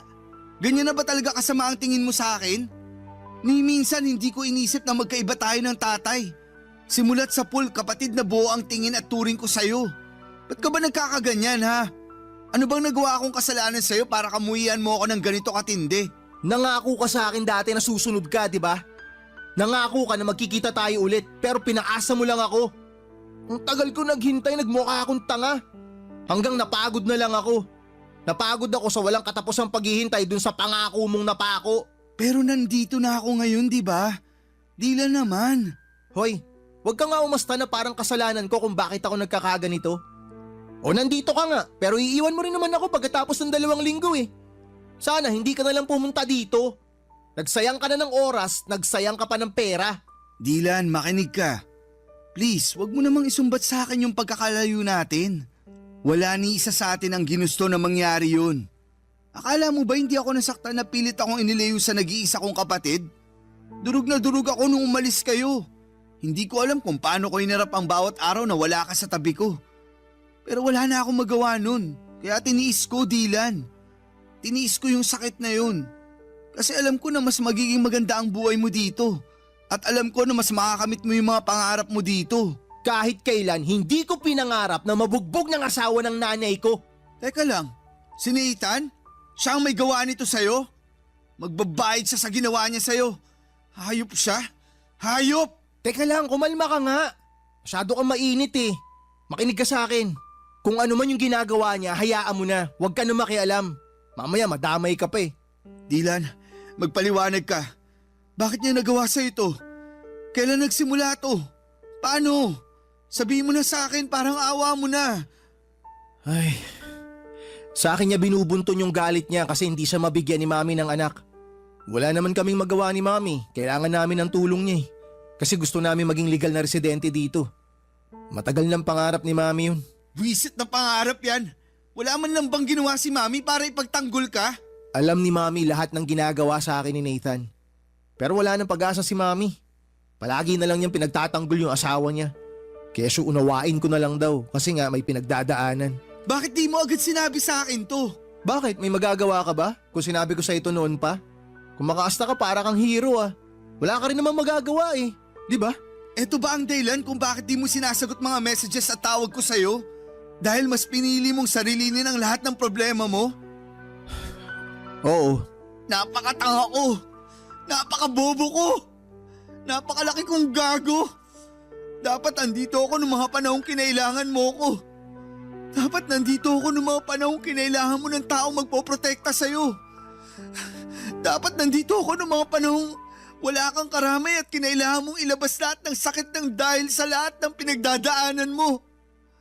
I'm sorry, Dylan. Patawarin mo ako. Hindi mo kailangan humingi ng tawad. Pasensya ka na kung pinamukha ko sa'yo na kasalanan mo lahat kung bakit nangyayari to. Ang importante, hindi ka na ulit masasaktan ng animal na yon, naiintindihan mo? Alam mo kung ano yung pinakamasakit para sa akin? Yung simula pagkabata natin, ikaw yung paboritong anak ni Mami pero hindi ka man lang niya nagawang ipagtanggol sa hype na Nathan na yon. Hindi ko alam kung paano natiis ni Mami yung ganitong klaseng sitwasyon, Dylan. Hindi ko na talaga kaya dito. Sasama na ako sa'yo.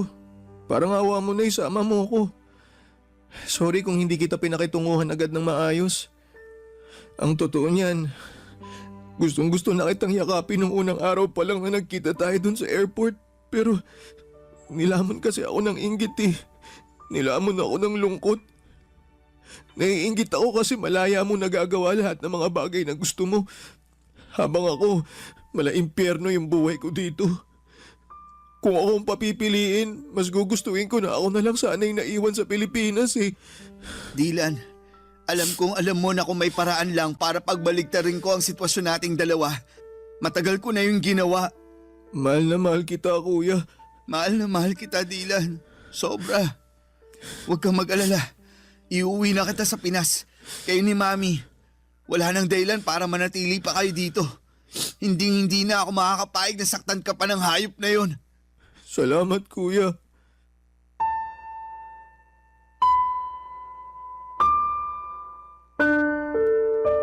Sobrang gulo ng emosyon ko ng araw na yon, Papa Dudut. Hindi ko alam kung paano ko haharapin ang sinabi ni Dylan sa akin. Kung nung una ay pinapangarap ko pang magtagal sa bakasyon ko sa France, ngayon ay parang ang tanging hangad ko na lamang ay makaalis pabalik ng Pilipinas kasama ang nanay at kapatid ko.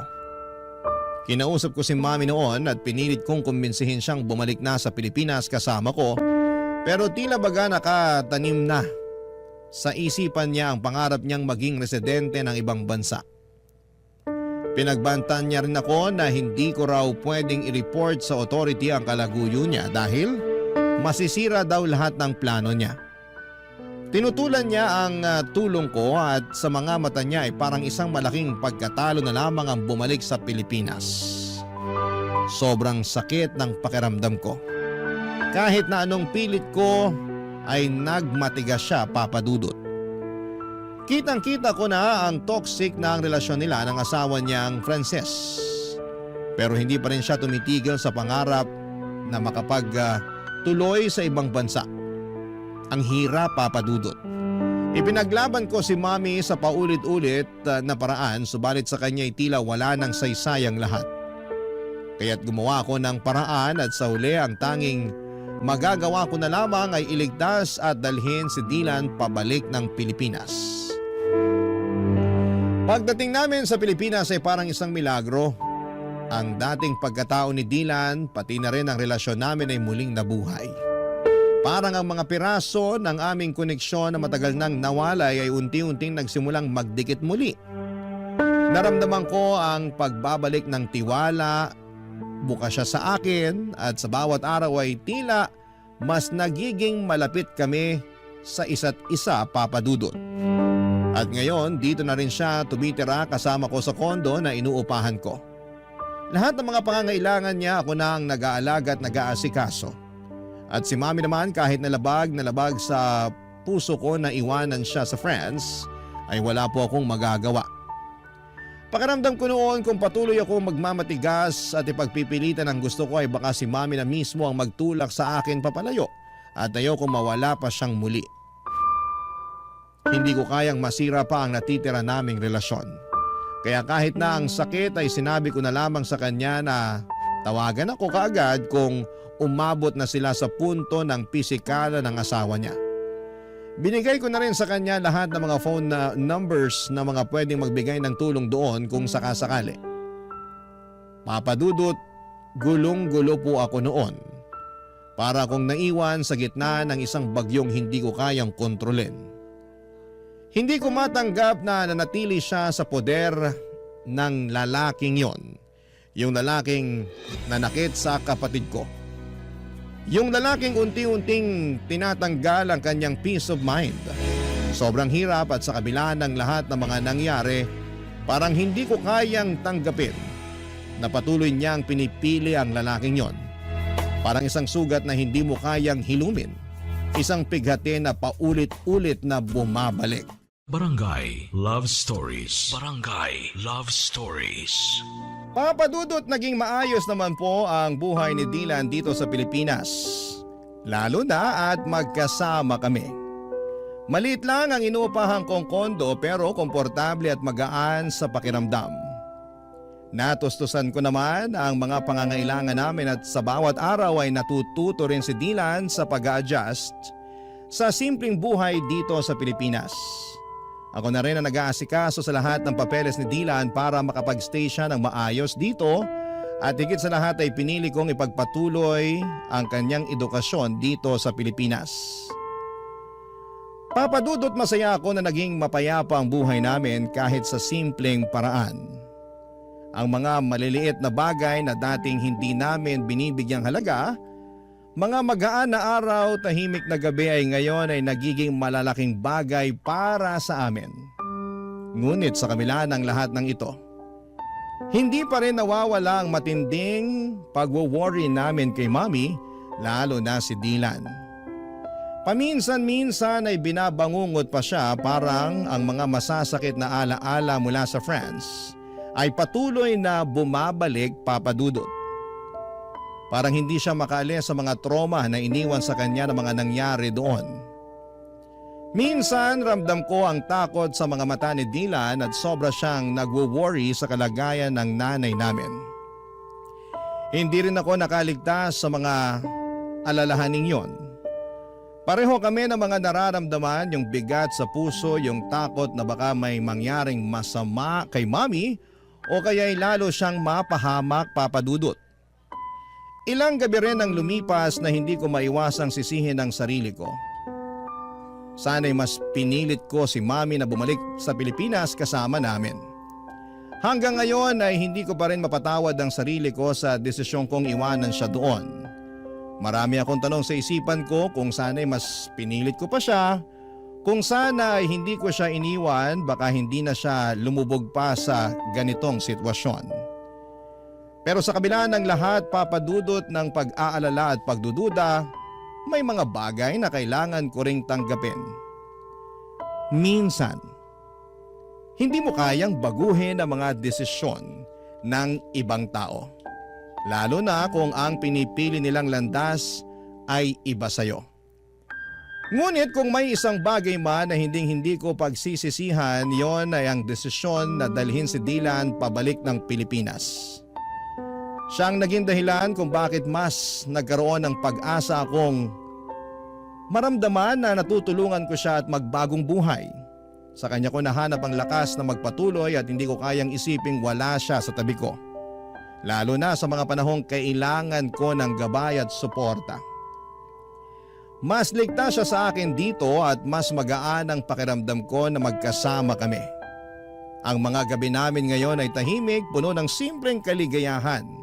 At mas kontento kami sa buhay, Papa Dudut.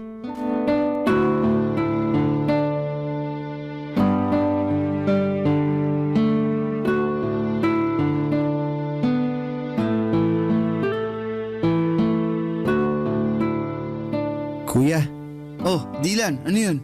Salamat talaga, hindi ka nagdalawang isip na isama ako pabalik dito sa Pilipinas. Sobrang pasalamat ko lang talaga at malaki pa yung natitirang pera sa savings ko noong mga panahon na yun. Dahil doon, nakabili ako kaagad ng ticket mo papunta dito. Nabawasan pa tuloy yung savings mo dahil sa akin. Pasensya ka na talaga. Dylan, yan ang wag na wag mong iisipin. Yung pera, pwede ko ulit kitain yan. Pero hindi ko na mapapatawad ang sarili ko kung may mangyari pang masama sa'yo doon. Ang bait mo talaga, kuya. Pero wag masyado ah. Baka kunin ka na ni San Pedro. Sira. Nga pala, kumusta pag-aaral mo? Ayun, okay naman. Medyo nakakapanibago lang ng konti kasi nga magkaiba yung educational system dito sa Pilipinas dun sa France. Pero huwag kang mag-alala. Makaka-adjust din ako dito. Ikaw pa ba? Mas matalino ka pa nga sa akin eh. Kayang-kaya mo yan. Sure yan. Sana nga. Ay. Uy, mukhang may iniisip ka ah. Anong problema? Okay ka lang? Si Mami kasi, hindi ko maiwasang hindi mag-alala sa kanya. Okay lang kaya siya dun? Baka sinasaktan na siya ng Nathan na yun. Nag-aalala din ako sa kanya.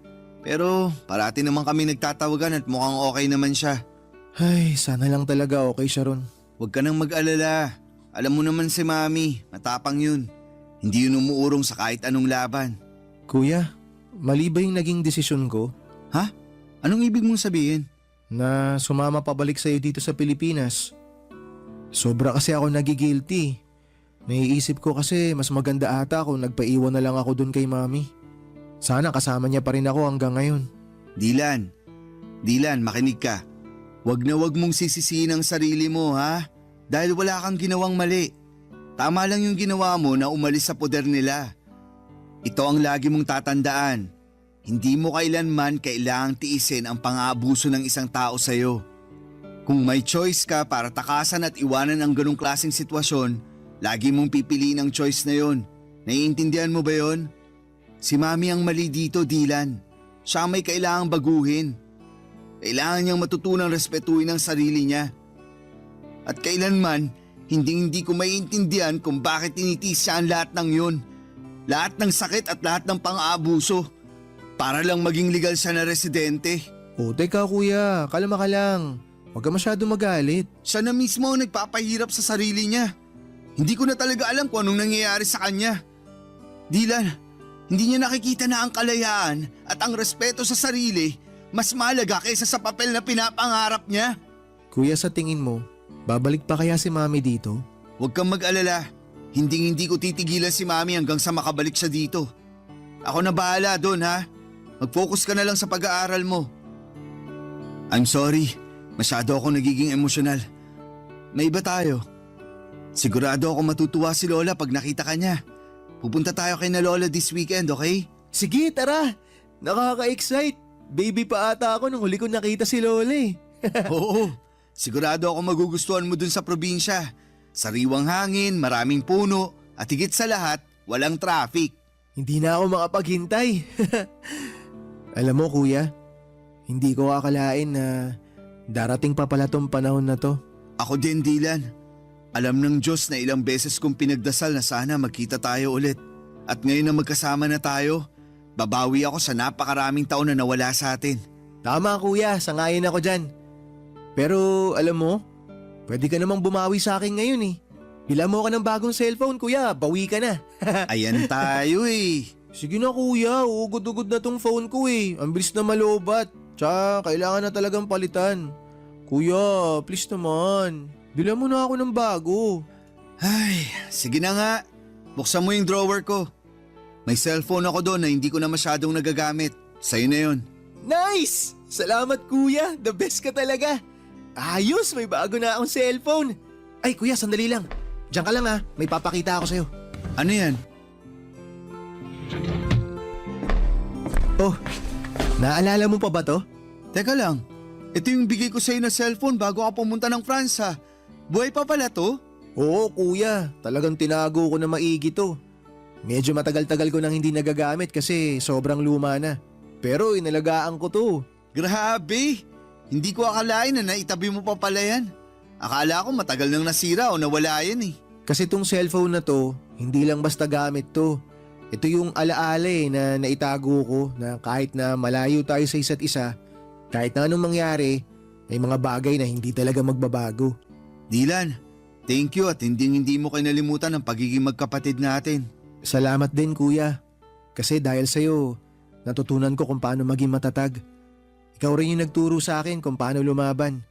Kung wala ka, baka hindi ko rin nahanap yung lakas para makausad ako sa mga nangyari. Na-realize ko rin na walang laban ang hindi natin kayang pagtagumpayan basta magkasama tayo. Ikaw talaga. Isa na lang at maniniwala na talaga ako sa'yo. Kanina pa tayo nagdadramahan dito eh. Pahag na nga lang. I love you kuya. Love you too. Sa mga panahong yon, Papa Dudo, talagang naghilom ang mga sugat namin ni Dylan. Mas naging matatag ang aming pagsasamahan bilang magkapatid. Tahimik na ang buhay namin at sa wakas ay nakaramdam kami ng kapayapaan, isang uri ng katahimikan na matagal na naming hinahanap. Hindi na rin kami palaging nag-aalala kay Mommy kasi parati kaming nagtatawagan at mukhang okay naman siya. Kahit nasa malayo siya, pero kahit na medyo mas tahimik na ang lahat, hindi ko pa rin kayang alisin sa puso ko ang pag-asa na balang araw ay ilalayo ko si Mommy sa kinakasama niyang French. Hindi ko talaga kayang patawarin ang ginagawa ng asawa ni Mommy sa kapatid ko. At kahit gaano kalayo or katagal, ay hindi ko pa rin makakalimutan ang lahat ng sakit na idinulot niya sa aming pamilya. Masaya na rin ako na parang hindi ko na masyadong napapansin na may trauma pa si Dylan. Hindi na kagaya ng mga unang araw niya dito sa Pilipinas na talagang kitang-kita ko sa mukha niya ang mga bakas ng sakit at takot na iniwan ng asawa ni Mommy. Mga emosyon na para bang hindi matitinag. Pero kahit na parang mas okay na siya ngayon, minabuti ko pa rin na dalhin siya sa isang psychologist. Kailangan niyang mailabas ang lahat ng mga negatibong emosyon na naipon niya mula sa mga pinagdaanan niyang trauma. Gusto kong matulungan siya na maghilom ng buo at sana'y magkaroon siya ng lakas na tanggapin lahat ng mga nangyari at makapagsimula ng panibagong kabanata sa buhay niya. Masaya na ako sa takbo ng buhay namin, Papa Dudut. Wala po akong naging problema sa trabaho at si Dylan sa wakas ay nakakapag-adjust na rin sa buhay niya sa school dito sa Pilipinas. Gumagala kami tuwing weekends at doon kami nakakahanap ng bonding, mga simpleng bagay pero puno ng halaga. Bawat araw na magkasama kami tila ba mas napapalalim ang aming samahan bilang magkapatid at natututo kami na mas marami ng bagay tungkol sa isa't isa. Akala ko ay magiging ganito na lang ang cycle ng buhay namin, tahimik, masaya at magkasama. Hanggang isang araw, may narinig kaming katok sa pintuan ng kondo namin, Papa Dudut.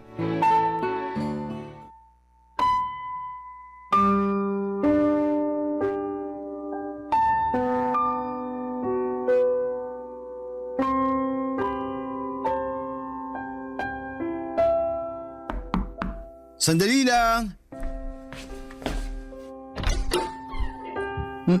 Mami? Mga anak! I'm so sorry! I'm so sorry! Ang tagal kong hinintay ang araw na to. Teka, Mami, paano nyo nalaman yung address dito? Binigay sa akin ng lola niyo ang address niyo. Pasensya na kayo kung hindi ko sinabi na dadating ako kasi sa totoo lang, hindi ko alam kung may mukha pa akong ihaharap sa inyo. Naging makasarili ako. Ako ang dahilan kung bakit tayo nagkawatak-watak. Makinig ho kayo. Tapos na po yun. Hindi nyo na kailangang isipin yun. Ang importante, nandito na po kayo. Hindi ako naging mabuting ina dahil lang sa kagustuhan ko na umasenso at manirahan sa ibang bansa. Naging unfair ako sa inyong dalawa. Mga anak, I'm so sorry. Sising-sisi na ako sa mga naging desisyon ko sa buhay. Mami, wag niyo nang isipin yun. Okay na po tayo. Hindi niyo po alam kung gaano kami kasaya ni Kuya ngayon na nandito na kayo. Tsaka ang mas mahalaga ngayon, Mami, kumpleto tayong 3 at mas matatag na tayo ngayon. Tama po si Dylan. Hinding-hindi na po tayo magkakahiwalay ulit. Lahat ng pagkakamali ko, lahat ng sakit na naidulot ko sa inyo, parang isang malaking kasalanan na hindi ko na kayang itama. Walang kapatawaran yung ginawa ko sa inyo, mga anak. Mami, napatawad ka na namin ni Kuya. Matagal na. Hindi ko alam kung paano ko mapapalitan yung panahon na nawala sa atin. Pero kung may pagkakataon pa, babawi ako sa inyong dalawa. Ang importante po, narito tayo ngayon at nandiyan kayo sa tabi namin. Hindi na natin may babalik ang nakaraan pero sigurado ako na mas marami pang magagandang bagay na mangyayari. Lalo na ngayon na magkakasama na tayo. Salamat mga anak. Hindi ko alam kung anong ginawa ko para maging deserving pa ako ng pagmamahal nyo.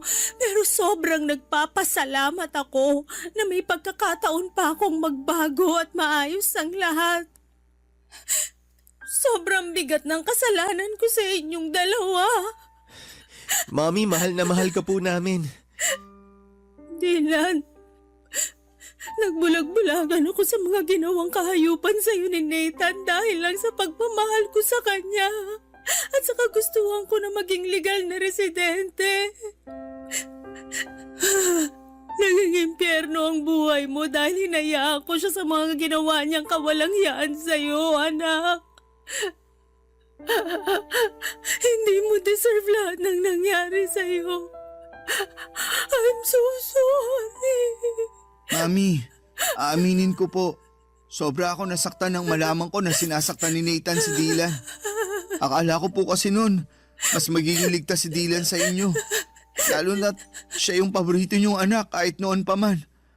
Huwag niyo po sanang mamasamain pero wala naman pong problema sa akin kung siya ang paborito niyo. Ang sa akin lang po, sana pinrotektahan niyo siya laban sa hayop na yun. Pero sa sobrang dami na nang nangyari, hindi ko na po kayang magtanim ng sama ng loob laban sa inyo. Masaya lang po ako ngayon at ligtas kayo. Jasper, sobrang laki ng kasalanan ko sa iyo, anak. Nagkulang ako bilang nanay mo at hindi ko naparamdam sa iyo yung pagmamahal na karapat-dapat mong matanggap mula sa isang ina. Anak, maraming salamat dahil sa kabila ng lahat hindi ka nagdalawang isip na tulungan ang kapatid mo. Sobrang nagpapasalamat ako at nilayo mo siya kaagad sa malaimpyernong lugar na yon. Bakit, Mami? Ano nangyari? Nahuli ko si Nathan na ng bababae. Tapos nung kinumpronta ko siya tungkol dito, nagwala siya at muntik na niya akong mapatay. Sinira at binasag niya rin lahat ng mga natitirang gamit sa kwarto ni Dylan. Hindi ko lubos maiisip na baka nasaktan niya ng husto yung kapatid mo kung hindi mo siya sinama pa uwi dito sa Pilipinas. Napakawalang iya niya. Mami, please sabihin niyo sa akin na pinakulong mo na ang hayop na yon. Anak, hindi ko na kaya na makita pa ang pagmumukha niya. Sa mga panahong yon, na-realize ko kung gaano kabigat at katindi ang pagkukulang ko sa inyong dalawa. Wala na akong ibang inisip ng mga panahon na yun kung hindi ang makabawi sa inyong dalawa. Kaya ginamit ko yung natitirang pera ko para makauwi dito sa Pinas. Mami, kailangan nyo na siyang hiwalayan ng tuluyan. Ayoko na magkaroon pa kayo ng kahit na anong ugnayan sa kanya. I-delete nyo na yung phone number niya sa phone nyo. I-block nyo siya sa lahat ng social media. Baka masundan niya tayo dito tapos saktan na naman niya ako. Ayoko na ng ganun, Mami. Hindi ko na kaya. Dylan, makinig ka sa akin. Wala nang mananakit sa'yo dito. Ligtas ka na sa poder namin. Hindi na ako makakapayag na may manakit pa sa'yo. Anak, makinig ka sa kuya mo. Hindi ka namin pababayaan. Mamamatay muna ako bago ka pa niya masaktan uli. Naiintindihan mo ba yon? Kuya, Mami, mahal na mahal ko po kayo. Mahal ka rin namin, Dylan. Huwag kang mag-alala, anak. Magbabago na ang lahat simula sa araw na to. Hindi na tayo maghihiwalay.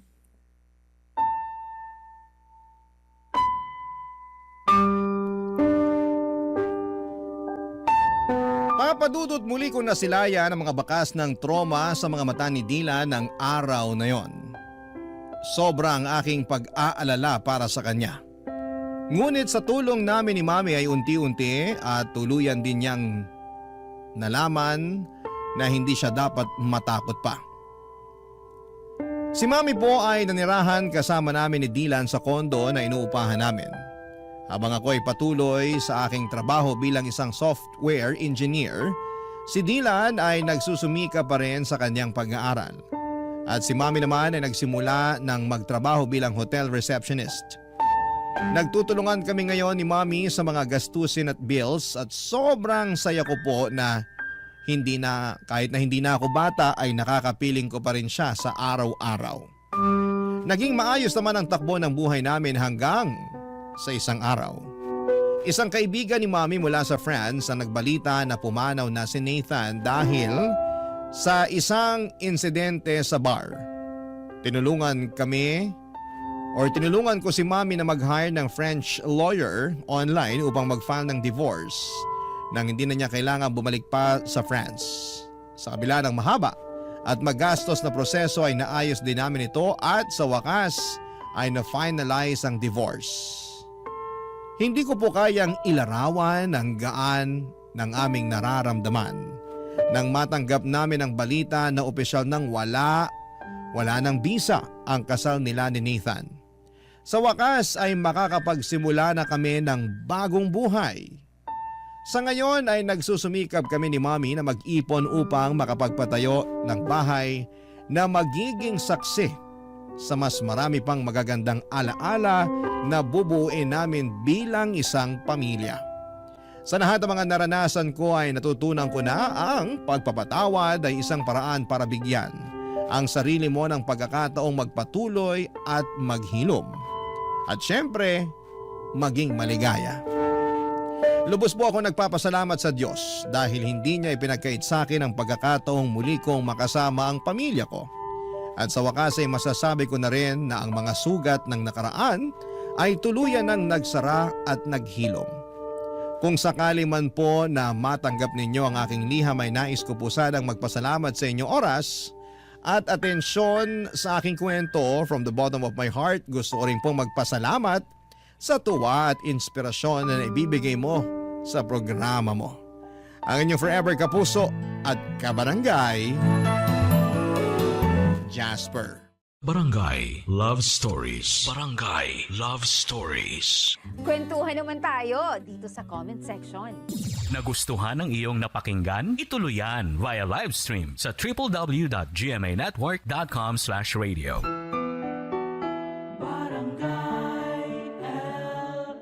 In Mega Manila, 97.1. Forever! Ang mga kwento ng pag-ibig, kwento ng buhay, at kwento ng pag-asa dito sa Barangay Love Stories. Love Stories.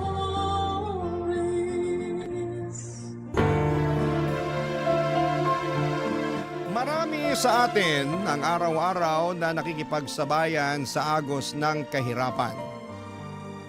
Parang walang katapusang karera habang ang presyo ng bigas, gulay at pamasahe ay pataas ng pataas.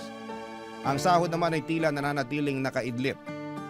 Marami ang natutong humawak sa dasal at umaasang balang araw ay makakaahon din, matitikman din ang kahit kakapiranggot na ginhawa. Ikaw, kabarangay, kailan mo nasambit sa sarili mo na all is well pa rin? Kahit halos lahat ay tila hindi na maayos. Dear Papa Dudut, ako po si Boyet, 26 years old sa ngayon, pero yung ikikwento ko po sa inyo ay parang kailan lang nangyari sa buhay ko. Bata pa lamang po ako noon, nakatira po ako sa tiyahin ko sa Cavite. Simula sanggol pa lamang ako ay sa kanya na ako lumaki. Pasalamat ako at binuhay niya ako kahit medyo malupit po siya. Naalala ko pa nga mga sigaw niya sa akin na parang bangungot sa gabi, Papa Dudut. Kaya gusto ko noon na makita ko ang nanay ko. Gusto kong kunin niya ako at magising sa bangungot na yon. Pero wala pong nanay na dumating. Ang sabi nila ay prostitute daw ang nanay ko. Matapos akong iwan sa tiyahing ko ay hindi na ako binalikan pa. Kaya walang araw na hindi ko tinatanong ang sarili ko kung mahal ba ako ng nanay ko. Kasi wala naman sigurong nanay na iniiwan lang ang anak. Kaya naman tinanggap ko rin ang sinasabi nila na patay na siya para mapanatag ang kalooban ko. Na kaya ako hindi binalikan ng nanay ko dahil wala na siya sa mundo. Walang gabi na hindi ako umiiyak noon, Papa Dudut. Tinatago ko ang pag-iyak ko dahil tinutokso nila ako na mahina daw ako. Lampayatot at iyakin. Bakit ba kapag lalaki hindi pwedeng umiyak? Tao naman tayo. Marunong tayong umiyak kung nasasaktan. Dahil sa mga dinanas ko sa tiyahing ko ay nag-ipon ako ng pera galing sa pangangalakal ko. Gusto kong makaipon ng pamasahe. Gusto kong pumunta ng Maynila, oo nga't gusto kong paniwalaan na patay na ang nanay ko para mapanatag ang loob ko na mahal niya ako at hindi iniwan. Pero may parte pa rin sa puso ko na nagsasabing buhay siya at gusto ko siyang hanapin sa syudad. Lumuwas ako ng Maynila kahit na 10 years old pa lamang ako. Daladala ko ang mga pag-asa na sana'y makita ko ang nanay ko. Nang makarating ako sa Maynila ay sobrang takot ang naramdaman ko. Ang laki-laki, ang lawak at ang lahat ng tao ay parang hindi ko mapagkakatiwalaan. Unang gabi ko ay tumambay lamang ako sa labas ng simbahan. Hindi ko na matandaan kung anong simbahan yon. Pero nagdasal ako na sana'y gabayan niya ako. At sana'y walang mangyaring masama sa akin at makita ko ang nanay ko. Nagdaan ang maraming araw, linggo at buwan hanggang sa nakilala ko si Manong sa isang squatter sa Makati, Papa Dudut.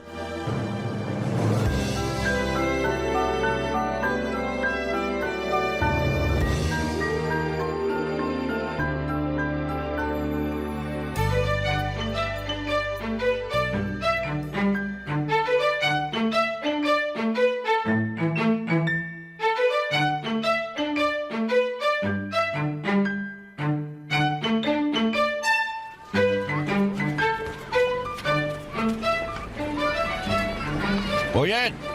Gising na, umaga na. Manong, Talagang bata ka. Dapat sanayin mo yung sarili mong gumising na maaga. Alam mo namang salat tayo sa pera. Kailangan nating kumayod.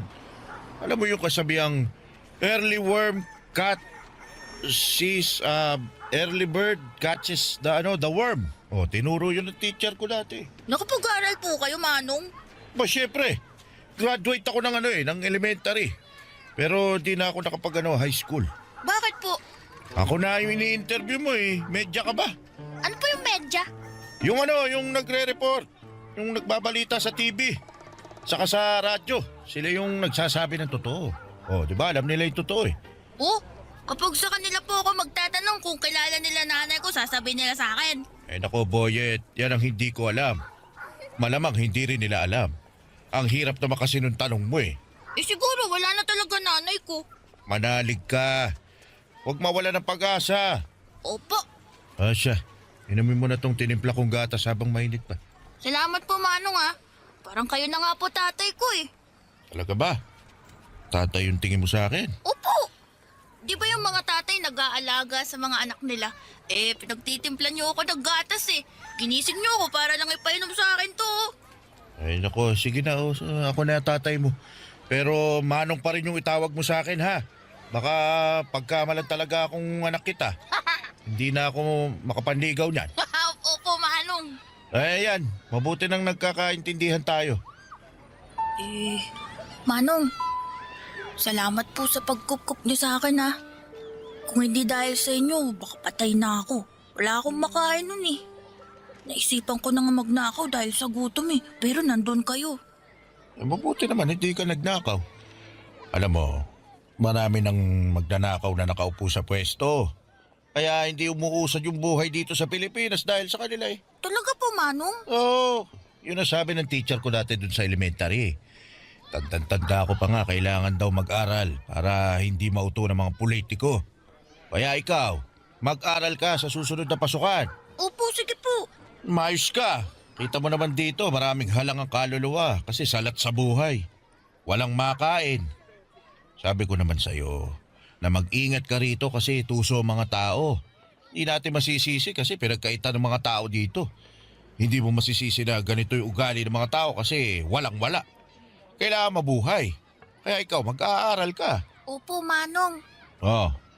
Mayos ka, boyet ha. Dapat asal tao, di hayop. Ibig sabihin nun, maging mabait lang ako. Wala mo na pa pala eh. Pero, may ba ako? Talaga bang ayaw mo nang bumalik dun sa kamag-anak mo sa Cavite? Ayoko na po, Manong. Baka may ginawa kang masama, kaya ka naglayas. Ayoko talaga sa tao yung sinungaling eh. Manong, hindi po ako nagsisinungaling. Gusto ko po talagang makita ang nanay ko.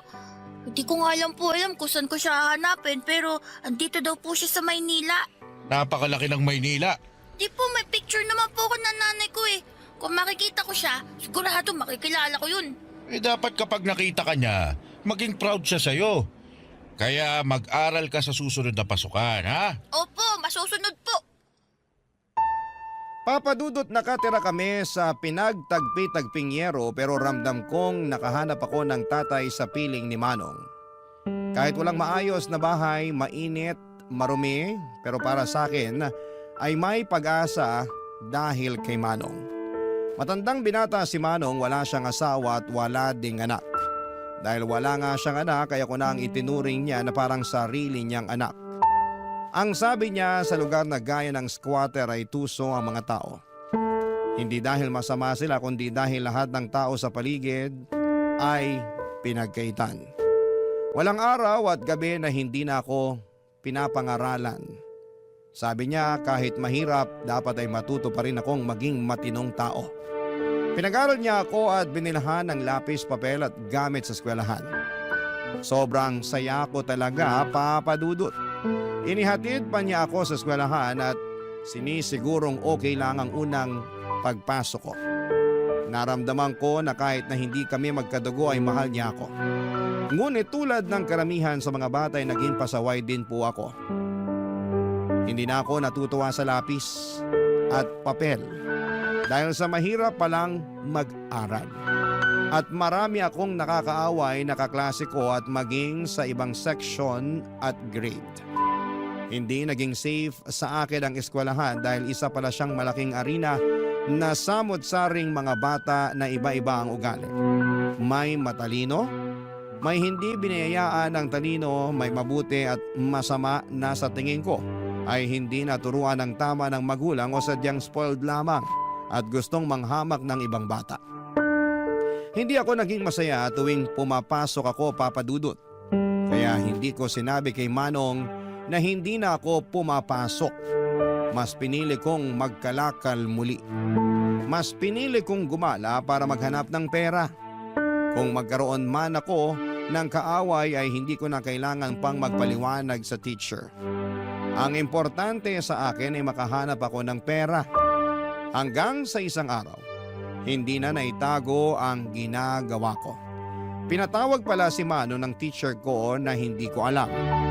At sa gabing pag-uwi niya ay nakita kong galit na galit si Manong sa akin, Papa Dudut.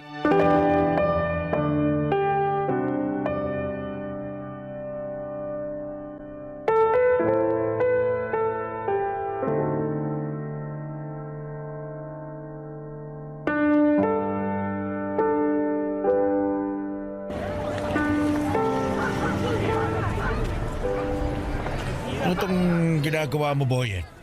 Bakit hindi ka pumasok, ha? Pumapasok po ako, Manong. Alam mo ba na sinungaling ay kapatid ng magnanakaw? Ayokong lumaki kang maging masamang tao, ha? Manong! Pinatawag ako ng teacher nyo. Sinabi niya sa akin na 2 linggo ka nang hindi pumapasok. Alam mo bang nagulat ako sa nalaman ko kasi ang alam ko pumapasok ka. Binibigyan pa kita ng baon. Pinaghahandaan ng makakain dahil ayaw kong walang laman yung tiyan mo. Dahil nagkakasakit sa ulo ang walang kain. Boyet, para sa'yo to. Kaya wag kang magsisinungaling sa akin. Manong, kasi, nahirapan ako eh. Saka kumikita naman ako. Tsaka yung pinabaon yung pera, iniipon ko naman. Di ko ginagastos. Ito, baon ko, tsaka yung kita ko. Boyet, naiintindihan mo ba ako? Pinapaaral kita, hindi kita inuobliga na magtrabaho. O kumita ng pera kapag araw ng pasukan. Kapag wala naman pasok, malaya kang gawin yung gusto mo. Magtrabaho, maglaro, ano pa problema? Ano ba mahirap na pumasok ka lang sa paaralan? Kasi, Manong, ano Sige, magsalita ka, makikinig ako. Ano? Gusto mo bang habang buhay na nasa magulong lugar na to? Gusto mo bang tumanda na katulad ko, ha? Nilamon na ng basura ang buhay na unti-unting nabubulok? Manong, sorry na po. Alam mo, anak na ang turing ko sa'yo. Naging responsibilidad na kita. Hindi na kita pwedeng pabayaan, Boyet. Hindi ako nagkaanak. Ayaw kong magkaanak, kaya hindi ako nag-asawa kasi takot ako eh. Takot ako sa responsibilidad. Kita mo naman, ano may bibigay ko magandang buhay sa pamilya ko, sa magiging anak ko na mahirap pa ako sa daga. Ayokong maghirap ang magiging pamilya ko, ang magiging anak ko. Pero nung dumating ka, naisip ko, ako na ang pamilya mo. At wala na akong magagawa kundi ang bigyan ka ng magandang buhay sa abot ng makakaya ko. Kaya kita pinapaaral kasi ito ang aahon sa iyo sa kahirapan. Magkaroon ka ng ibang buhay. Huwag kang gumaya sa akin. Kasi ayokong tumanda ka na katulad ko. Manong, pasensya na po talaga. Kasi po, ang hirap-hirap naman po kasi mag-aral eh. Marami po ako nakakaaway na mga bata. Di tapangan mo. Hindi pwedeng basta-basta ka na lang susuko. Ilaban mo yung sarili mo. Hindi ko naman sinasabing makipagsuntukan ka sa kanila. Sinasabi ko, umiwas ka sa gulo.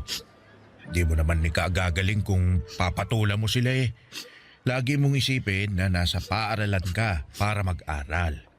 Para maging mabuting tao. Para paglaki mo, pwede kang pumili ng kahit na anong gusto mong maging. Pagsusumikapan ko. Pero yung kaya ko lang ha. Pwede kang maging security guard.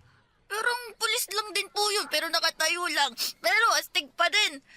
Tama. Basta wag lang maging katulad ko. Pwede ba yun? Opo. Ipangako mo sa akin ha? Opo, pangako po, Manong.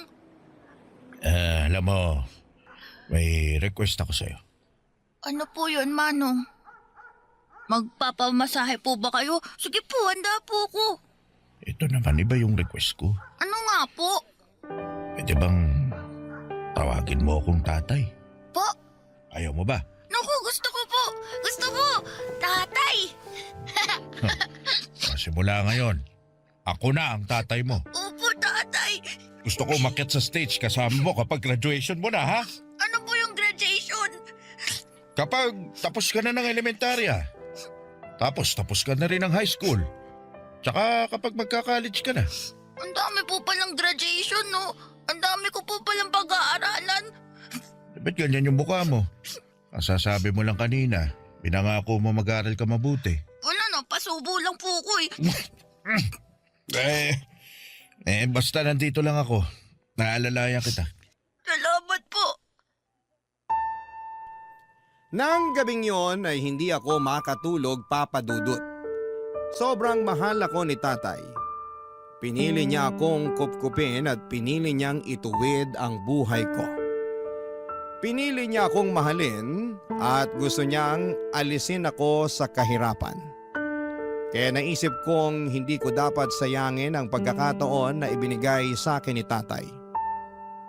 Doon ko ipinangako sa sarili ko na magbabago ako dahil gusto kong maging proud siya sa akin. Gusto kong mapatunayan sa kanya at sa sarili ko na kaya kong lumaban.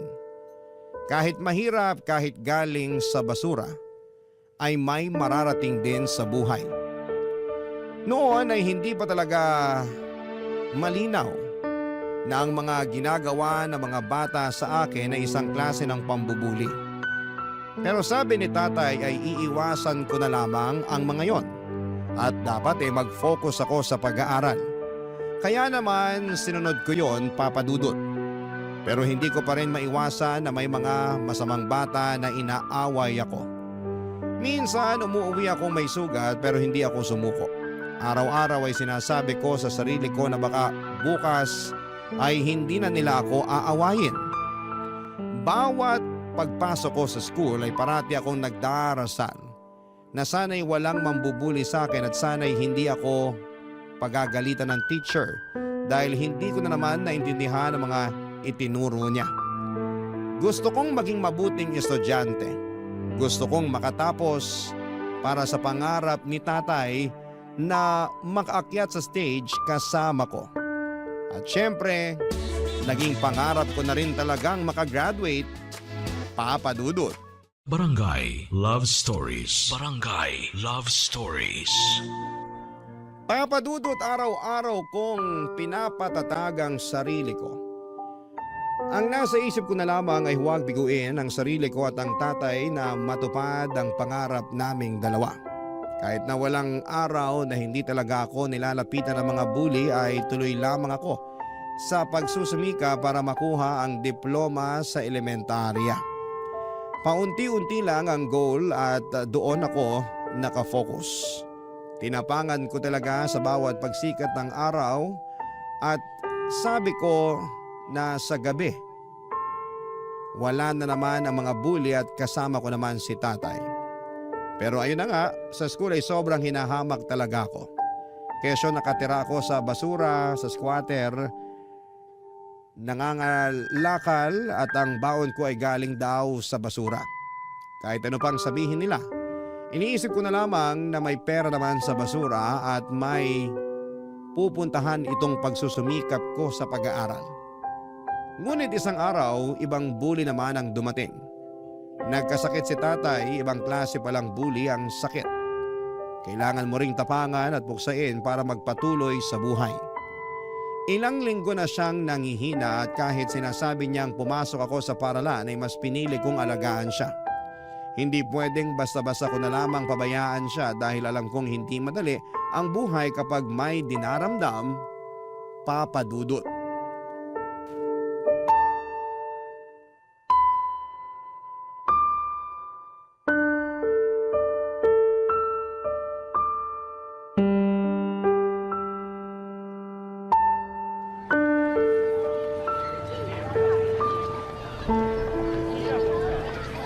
Tay, dahan-dahan lang po.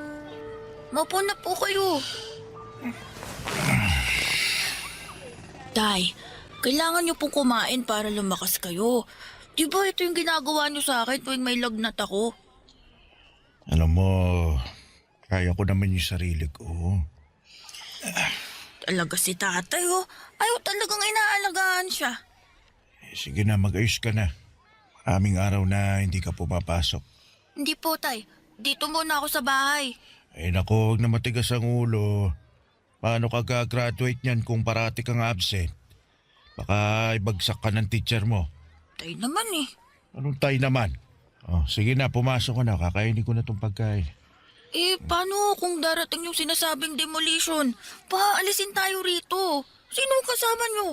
Kung nandito ako, masasamahan ko kayo. Hindi nila tayo mapapaalis. Naganda na yung mga kapitbahay natin ng mga ipambabato sa mga yon.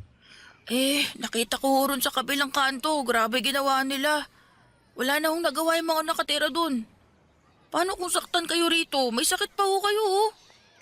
Kung nandito ka, kaya mo ba ako ipagtanggol sa mga malalaking tao? Kita mo, hindi ka makasagot. Basta dito lang ho ako. May mga inihandaan naman akong pambato sa kanila eh. Ito ang dahilan kung bakit gusto ko makapagtapos ka ng pag-aaral. Para hindi ka matatakot na paalisin sa bahay mo. Makakabili ka ng sarili mong bahay o may pera ka para umupa ng matirhan na may legal na titulo. Yung bang re-respetuhin ka ng mga tao. Tay, ang hirap po pala maging mahirap, no? Ang dami mong dapat gawin para lang hindi ka masasaktan at makuha mo yung respetong sinasabi nila. Kung hindi na talaga kaya, hahanap na lang tayo ng ibang mapapwestuhan. Siguro mas makakatulong sa mga tao yung itatayong barangay complex dito. Grabe naman po pala sila. Wala, ganun talaga eh. Tay, okay lang po ba kayo? Oo naman. Sige na, mamaya ako natubusin. Tay, yung totoo. Mukhang kailangan ko lang maiga ulit. Sige o. Salamat, Boyet. Baka nabinat ho kayo kakaisip sa demolition na yan. Siguro, pero okay lang ako. Tutulog ko na lang to, mawawala rin. Lalakas din ako. Sana po bumalik na sa dating lakas ang katawan nyo, Tay. Galing ako, anak.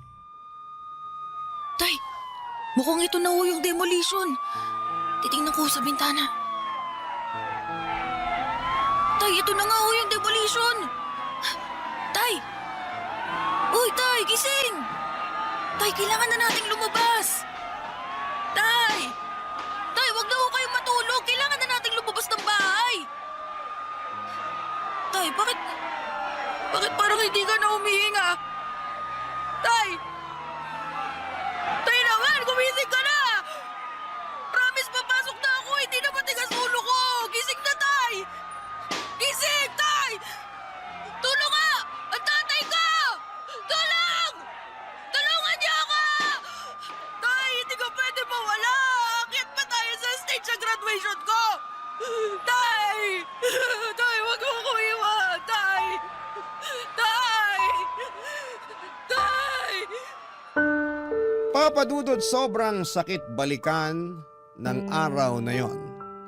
Lahat nagkakagulo dahil sa demolition habang binawian ng buhay si Manong, ang tatay ko.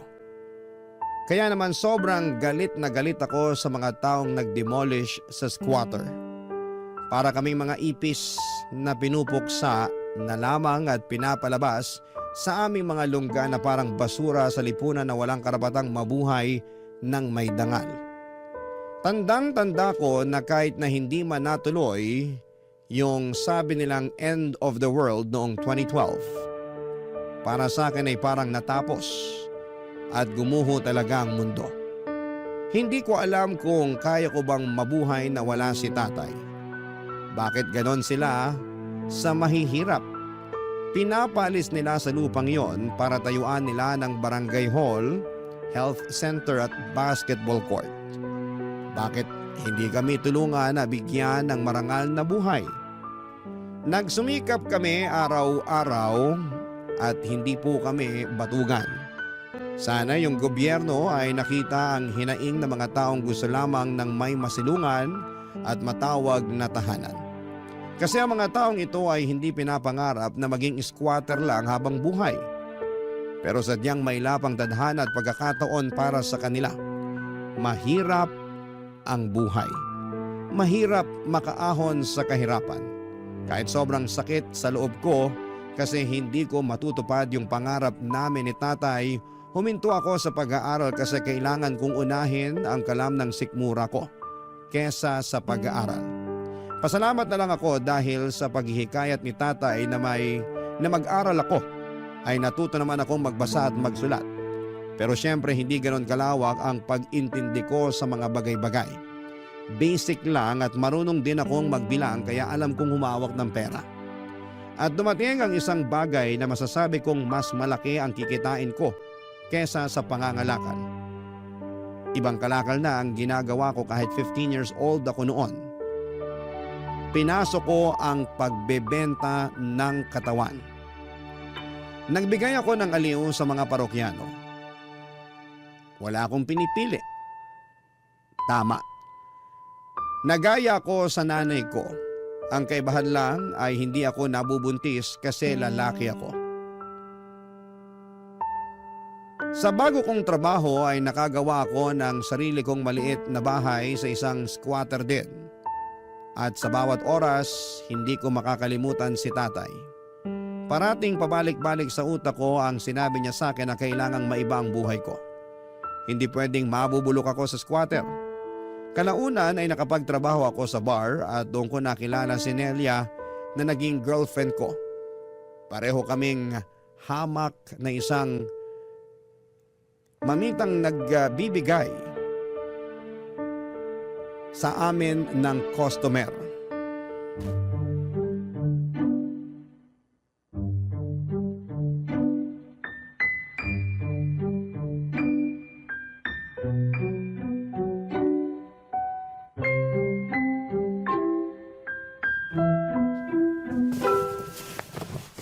Talagang ganyan ang susuotin mo?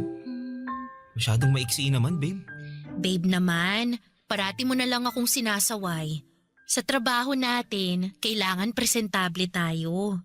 Alam mo naman, puhunan natin ang ating mga mukha at katawan.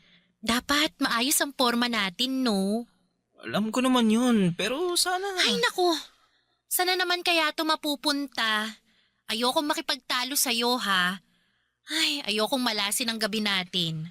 Nelia, hihingi sana ako sa'yo ng pabor eh. Ayan ka na naman. Gusto mo talaga maging manang ako sa harap nila? Paano ako kikita ng pera? Paano tayo makakaipon? Paano natin mababayaran tong upa sa bahay? Sabihin mo nga sa akin, babe. Alam ko naman yan. Ang sa akin lang, sana bawas-bawasan mo yung pagtanggap ng customer na... Na ano? Na ikakama ako. Diretsahin mo na. Babe, bago pa lang tayo maging tayo, ganito na trabaho ko. Ganito na si Nelia. Ganito na trabaho ko. Isang babaeng bayaran. At ganyan ka na rin. Ito talagang ayaw ko eh.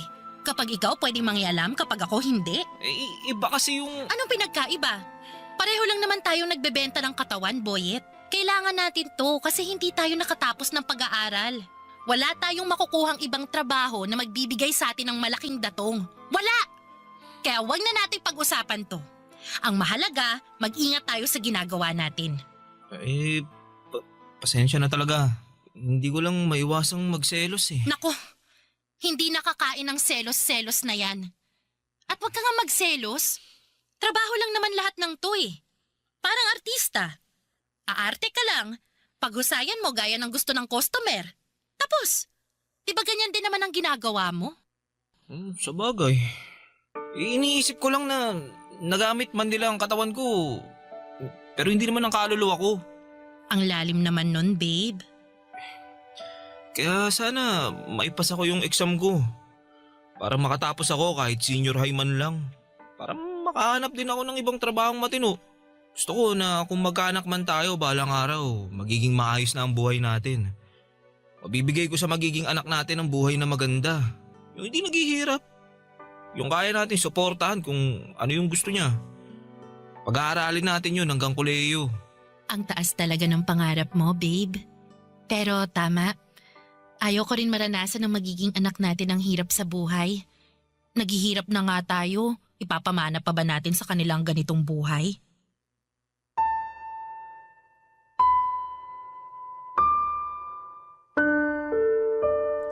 Papadudot na encourage ko si Nelia na mag-ALS. Sinubukan niya talaga, papadudot. Maraming beses na parang gusto na niyang sumuko pero parati ko pa rin siyang sinasabihan na para ito sa aming dalawa. para pwede naming sabihin na may pinag-aralan kami. Pero dumating ang 2020, nagka-pandemic. Naging isang dagok ito para sa amin at maging sa mga kababayan natin. Naging mahirap ang buhay at nawalan kami ng customer kasi nga ay nasa bahay lahat ng tao. Ang daming restrictions. Pati ang ipon namin ay naubos dahil wala talagang trabaho. Naisipan ko na lamang kung talaga bang may Panginoon kasi puro pahirap na lamang ang naranasan ko. Nagsusumikap naman ako sa buhay pero parang ang hirap pa rin. Paano kaya kami magso-survive? Paano ang isang tulad naming dukha ang kakayaning mabuhay sa gitna ng pandemya na walang trabaho? Ang hirap talaga, Papa Dudut. Nakakadurog ng puso ang sitwasyon, nakakapanghina ng loob na para bang inalisan na naman kami ng pagkakataong mabuhay. Ang hirap po maging mahirap at ang masakit ay maraming tao ang tingin sa amin ay palamunin. Nakapina lamang para sa ayuda at pasanin ng lipunan. Sa totoo lang po, Papa Dudut, gusto kong hingi na sana'y magkapalit kami ng buhay para malaman niyang nagtatrabaho kami para mabuhay. Pero sadyang mailapang kapalaran sa kagaya naming salat sa buhay. Barangay Love Stories. Barangay Love Stories. Hindi naging maganda ang pagsasama naming dalawa dahil sa sitwasyon, Papa Dudut. Ang hirap ng walang pera, walang customer, and mahirap ang buhay sa panahon ng pandemic. At dahil nga sa mga restrictions ay nawalan kami ng hanap buhay. Siguro'y hindi lang kami, marami sa ating kababayan. Sana nga ay yun na ang huling pandemic sa mundo. At dahil nga sa hirap ay parati kaming nag-aaway at mainit ang ulo. Totoong nakaka-high blood ang walang pera. Pero nang malift ang mga restrictions ay unti-unting bumalik ang lahat. Nagkaroon na ulit kami ng trabaho at magkahiwalay kami ng bar. Nagkikita na lamang kami tuwing umuuwi ng bahay at ang importante ay magkasama pa rin kami. At gaya nga ng dati ay balik kami sa dating gawi, ang pagbebenta ng panandaliang aliw. Ang kumita ng pera, ang magtrabaho na kahit para sa iba'y mabaho pa sa basura ang ginagawa namin. Para sa akin ay wala akong pakialam dahil wala naman akong inaapakang tao. Wala akong hinahamak. Gusto ko lang kumita ng pera pero isang umaga'y nagulat ako nang umuwi si Nelia sa bahay, Papa Dudut.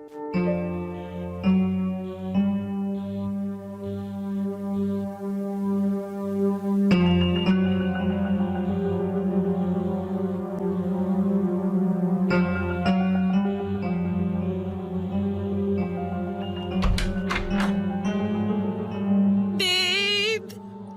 Babe, ano nangyari sa'yo? Teka, may mga pasa ka. Sino may gawa sa'yo nito, ha? Babe! Nakakatakot siya. Sinaktan niya ako. Sino? Ba't ganito ginawa niya sa'yo, ha? Yung customer ko. Matapos niya akong pabuyin, balak niyang hindi ako bayaran. Kaya umalma ako. Pero sinampal niya ako ng malakas. Tumilapon ako sa kama. Tinadyakan niya ako. Pinagsususuntok. Ang sakit. Ang sakit-sakit, babe. Hayop siya. Kilala mo ba yon? Hindi. Hindi ko kilala. Pero kapag nakita ko siya, mamumukaan kong demonyong yon. Bakit nangyari sa'yo ito? Kung alam ko lang na ganun siya, hindi na ako sumama sa kanya. Ayoko na. Ayoko na sa lintik na buhay na to. Nakakapagod. Pasensya ka na, Nelia. Kung nandun lang sana ako eh. Naipagtanggol sana kita eh. Ang dami nitong mga sugat at pasamo. Mawalang hiya talaga sila. Kahit noon pa man, kung sino pa yung angat sa buhay, Sila pang may asal demonyo! Siguro nga, ito na yung panahon na ihinto ko ng ganitong trabaho. Ayoko na. Kaya, magsusumikap ako. Mag-aaral ako. Gusto ko makapagtapos para makakuha ng matinong trabaho na hindi yuyurakan ng pagkatao ko. Tama yan. Papangako ko sa'yo na balang araw. Ire-respeto tayo ng mundo. Hindi na tayo mamalitin. Hindi na tayo bababuyin. Magiging tao na ang tingin sa atin.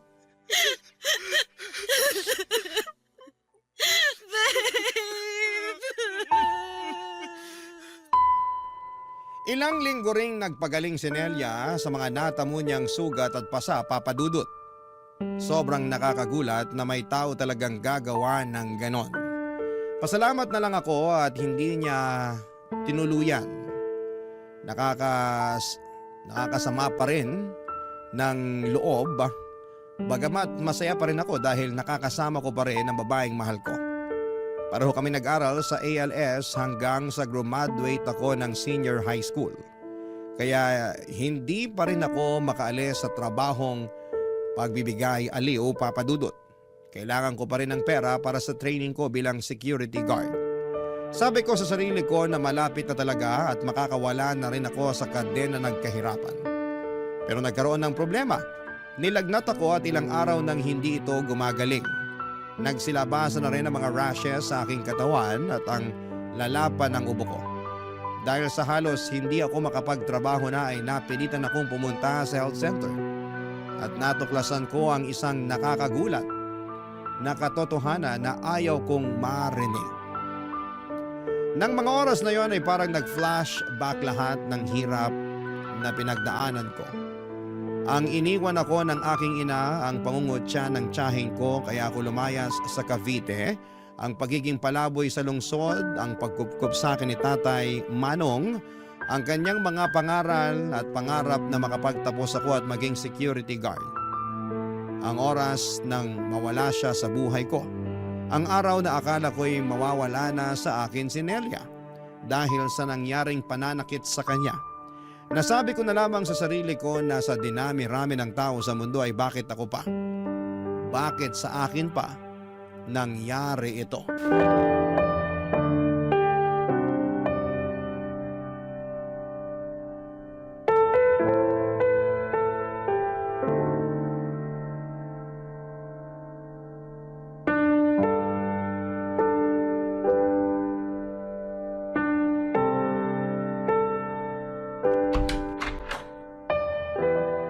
Babe, ang tagal mo namang bumalik.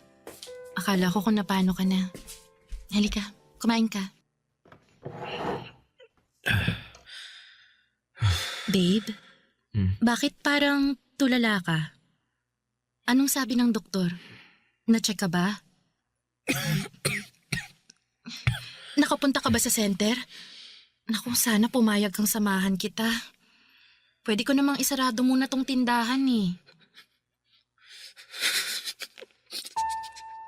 Boyet?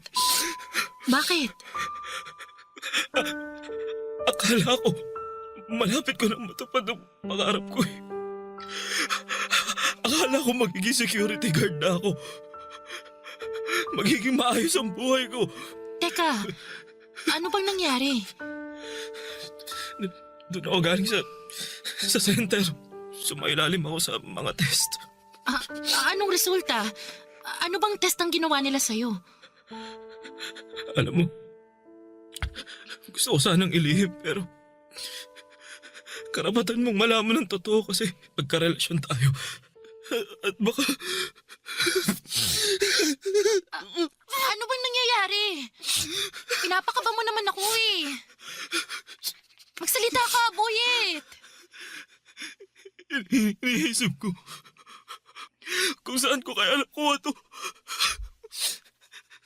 Naalala ko, may naging customer ako. Ayaw niya maglagay ng protection. Malaki ang binayad niya sa akin. Pumayag na ako. Kasi isang beses lang naman eh.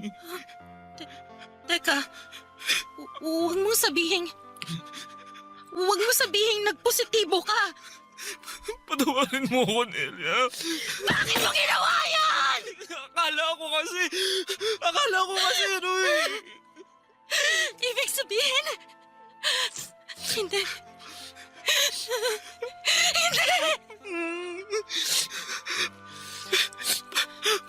Patawad, Nelia. Patawad.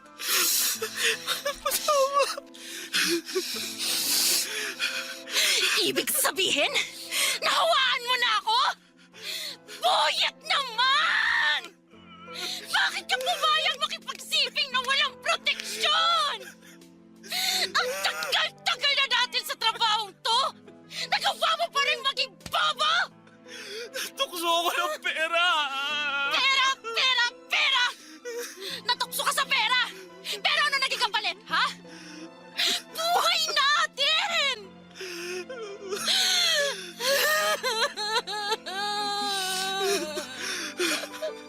Ayoko buhayin! Ayoko magkasakit!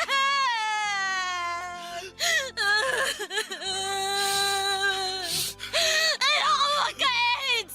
Ayoko! Nelia, patawarin mo ako. Nindig ka! Eh, magagawa ko yung pagiging mo ng tawad! Alam ko hindi madali ito. Pero hirap na ako eh. At kasalanan mo yun! Tanga! Nelia! Nelia!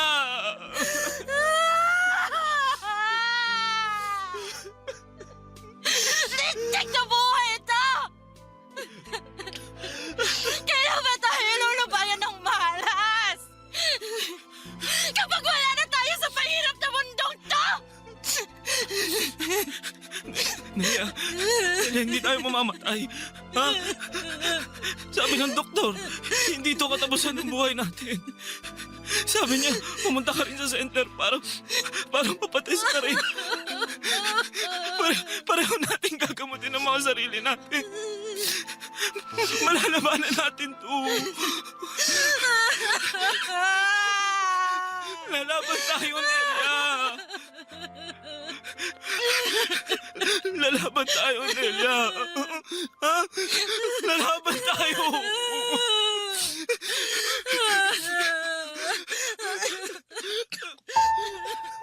Parang teleserye ang naging buhay ko, Papa Dudut. Masalimuot, pero kahit ganito ang nangyari ay nagpapasalamat pa rin ako dahil may pag-asa pa rin. All is well pa rin ang buhay kahit minsan pakiramdam namin ay binigo kami ng kapalaran. Kahit na hindi kami gaanong guminhawa ay nagpapasalamat pa rin ako sa Panginoon dahil buhay kaming dalawa. Siguro ay baka hindi na kami magkakaanak kahit sabi ng doktor ay may chance naman basta under gamutan at alaga ng mga doktor. Pero tinanggap na rin namin ni Nelia kung hanggang dito na lamang kami. Masaya pa rin ako dahil kasama ko si Nelia at nagagawa naming mamuhay ng normal araw-araw. Ang mahalaga ay hindi namin nakakalimutang inumin ang gamot. Naging SG din po ako, Papa Dudut, at si Nelia naman ay nakapagtapos ng senior high school pero hindi na siya nagtatrabaho. Focus siya sa aming sari-sari store. Kahit maliit lang ang kinikita ay maayos naman ang naging takbo nito. Ang importante sa ngayon, Papa Dudut, ay buhay na buhay kami at may mga NGO na handang tumulong sa katulad namin. Sana sa mga nakikinig sa programa ninyo ay gusto kong ipaabot sa lahat na sana'y huwag kayong mandiri sa mga taong may HIV dahil hindi naman nakakahawa ang HIV kung walang sexual contact at blood-to-blood contact. Hindi nakakahawa ang HIV kapag nakikipagkamay, paggamit sa isang baso, pag-upo sa tabi ng isang may HIV, paglangoy sa swimming pool, sa ubo at sipon. Sana'y maging malawak ang kaisipan natin at sana'y napulutan ng aral ang naging buhay ko ng ating mga kabarangay. Ang inyong kapuso at kabarangay forever, Boyet. Anong say mo sa Barangay Love Stories na ito? Pagkwentuhan natin sa comment section yan.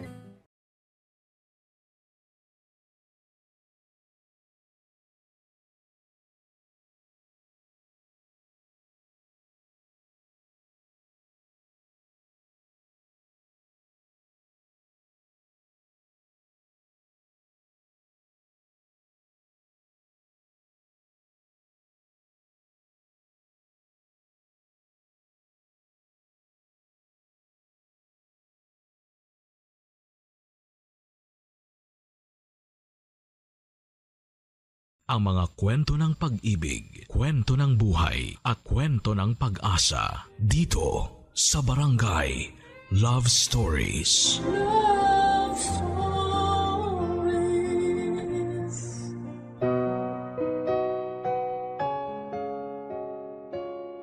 Ang kasal daw ay hindi parang kaning mainit na kapag napasok ka ay pwede mong iluwa. Isang lifetime commitment ang kasal at huwag mong susubukan kung hindi mo kayang mapanindigan. Ikaw, handa ka bang mapanindigan at respetuhin ang lahat ng nakabalot sa salitang kasal? Dear Papa Dudut, ako nga po pala si Jamie. 40 years old, isang wedding planner. Ito nang naging trabaho ko una pa lang. Pinasa lang to sa akin ng pinsan ko noong time na nag-retire na siya sa weddings at pinili na lamang na manirahan sa isang bansa kasama ng foreigner niyang asawa. Tinuruan niya ako kung paano humawak ng mga kasal. Hindi naging madali noong una, lalo't kailangang mabilis ang mga pitik at galaw mo. Dagdag pa ang haba ng pasensya na kailangan para sa mga pagbabago sa mga detalye sa kasal at sa mga bisitang hindi marunong makiramdam. Mahirap ang buhay ng isang wedding planner. Puro lakaran, puro pakikipag-usap, puro pagpapasensya, at puro pagpapatawad. Hindi madali pero sa tuwing nakikita ko kung gaano kasaya ang mukha ng mga ikakasal ay parang nababawi rin kahit papaano ang hirap. Saka mo biglang susundutan na pwede pa sa susunod na kasal. Hanggang sa nakasanayan ko na ang buhay ng isang wedding planner. Wala na akong ibang nakitang trabaho na mas bagay sa akin kundi ito. Marami akong nalalamang kwento ng pag-ibig at napapaluha na lamang ako. Dahil kahit na hindi ko pa yon naranasan ay masaya na lang din na maging bahagi ng forever nila. Opo, single ako. Always the wedding planner, never the bride ang atake ng drama ko. Nakakatawang isipin na kaya kong planuhin ang kasal ng iba. Pero sarili kong kasal ay wala pa. Pero naisip ko na lamang baka hindi para sa akin ang kasal. Kaya ipinagpatuloy ko na lamang ang pagtatrabaho para sa forever ng iba. At ang isang hindi ko makakalimutan na pares na tinulungan ko ay sina Ron at Laika. Mas bata sa akin si Ron ng 5 taon at si Laika naman ay 10 taon. Nirefer sila sa akin ng dati kong kliyente. At sa kanilang dalawa iikot ang karamihan ng kwento ko sa inyo.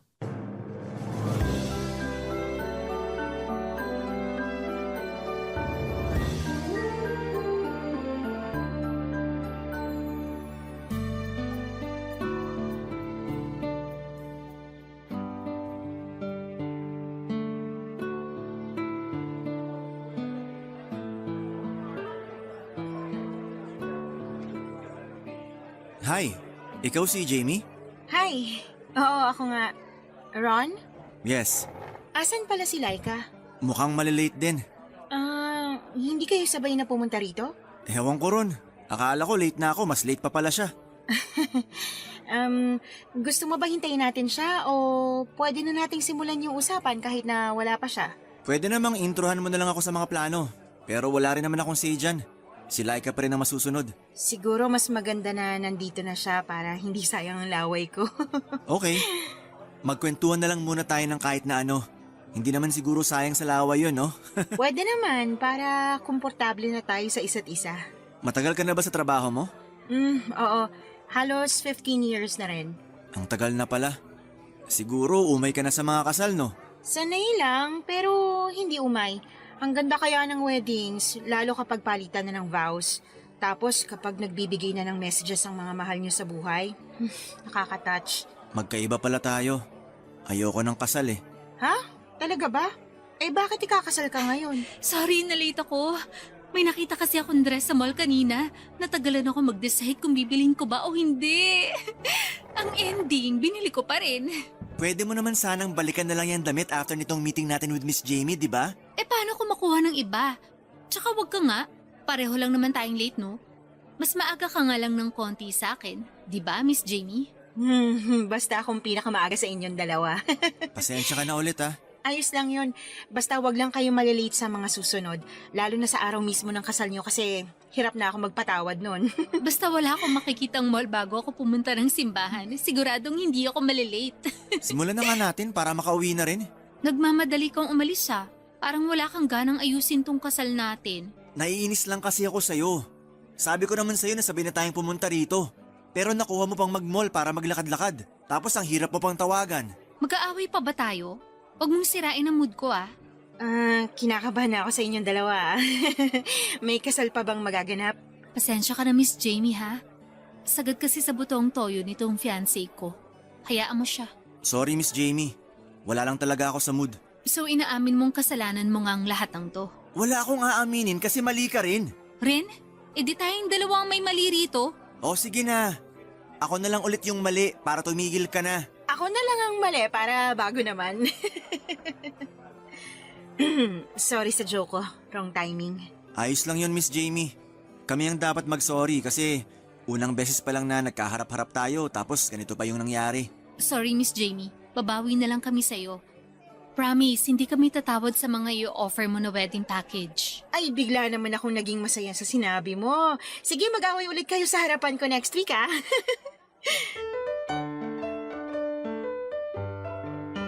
Sanay na ako sa eksenang nakita ko kina Ron at Laika, Papa Dudut.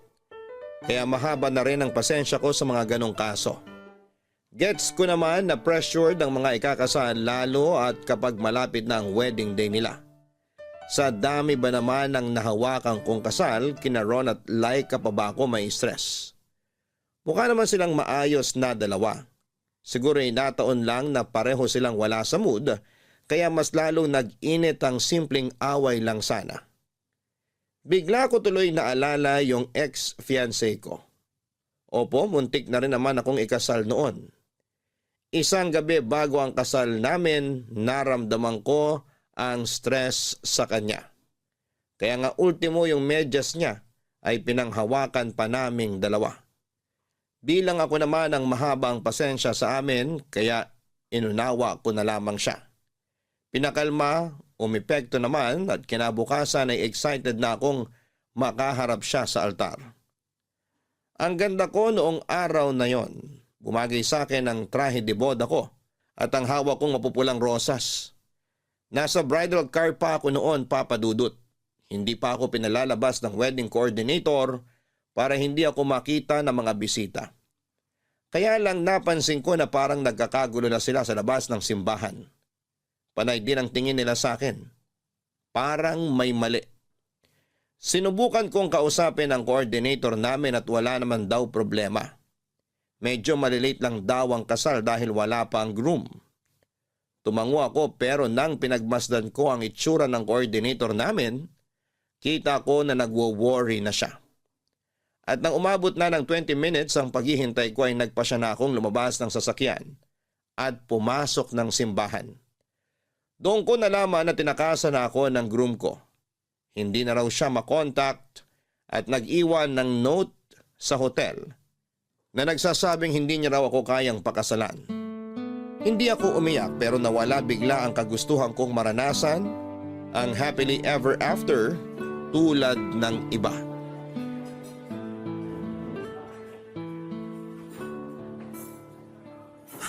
Sorry Miss Jamie, late na naman ako for the second time. Sorry talaga. Naku, okay lang. Kararating ko lang din naman. Nauna lang naman ako ng 10 minutes sa'yo. Umupo ka na. Malilate din siguro si Laika? Hindi. Anong hindi? Hindi siya makakarating. Uy, Huwag mong sabihing hiwalay na kayo May mga nakausap na akong ibang wedding suppliers para sa kasal nyo. Hindi lang siya makakarating ngayon. Huwag kang kabado. May kasal pa rin na magaganap. Ay, akala ko naman kasi. May mga na-cancel bang kasal na hawak mo noon? Oo naman, normal yun. Paano yung bayad mo ron? Hindi ko na siningil. Masyado nang mabigat na hindi matutuloy yung kasal nila. Ayoko nang dumagdag pa sa mga pasani nila. Pero sayang naman ang effort mo sa pag-organize ng kasal nila. Tapos hindi matutuloy, di ba? May blessings pa rin namang dumarating pagkatapos noon, kaya okay na rin. Napakabait mo naman pala. Kung yung iba, baka i-post pa nila sa Facebook kapag hindi sila nabayaran.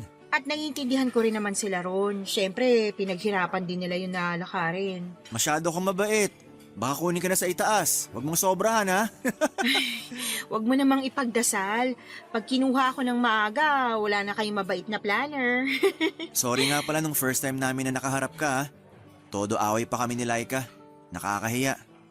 Ayos lang yun. Normal yun sa ibang ikakasal. Ando na kasi yung pressure sa inyo Huwag na lang natin pag-usapan. Pero teka nga, asan nga ba si Laika? Bakit hindi siya makakapunta? May kailangan siya i-close na deal sa trabaho niya Inuna niya yon. Pangdagdag din daw sa bayarin sa kasal namin. Sana pala nireschedule na lang natin tong meeting para naman may input din siya sa mapag-uusapan. Pinagkakatiwala naman niya sa akin tong meeting natin. I-guide mo na lang siguro ako. Wala akong alam sa ganito Gets kita. Kadalasan kayo mga groom, umattend lang sa kasalang gagawin nyo. Ang mga bride talaga ang mabusisi sa mga detalye. Hindi rin kasi ganun si Laika. Kahit ano lang meron, ayos na sa kanya. Basta may maganap lang na kasal. Maswerte ka naman pala. Hindi ka na mahihirapan sa kanya. Sana nga. So, simulan na natin? Paano ba? Ikaw bang mamimili sa isusuot na sapatos ni Laika? Ha? Hindi! Wala akong kinalaman sa sapatos niya. Natawa naman ako sa sinabi mo. Ay, sorry. Sabi ko naman sa'yo, wala akong alam sa ganito Banu talaga. Sorry. Alam mo, ganito na lang.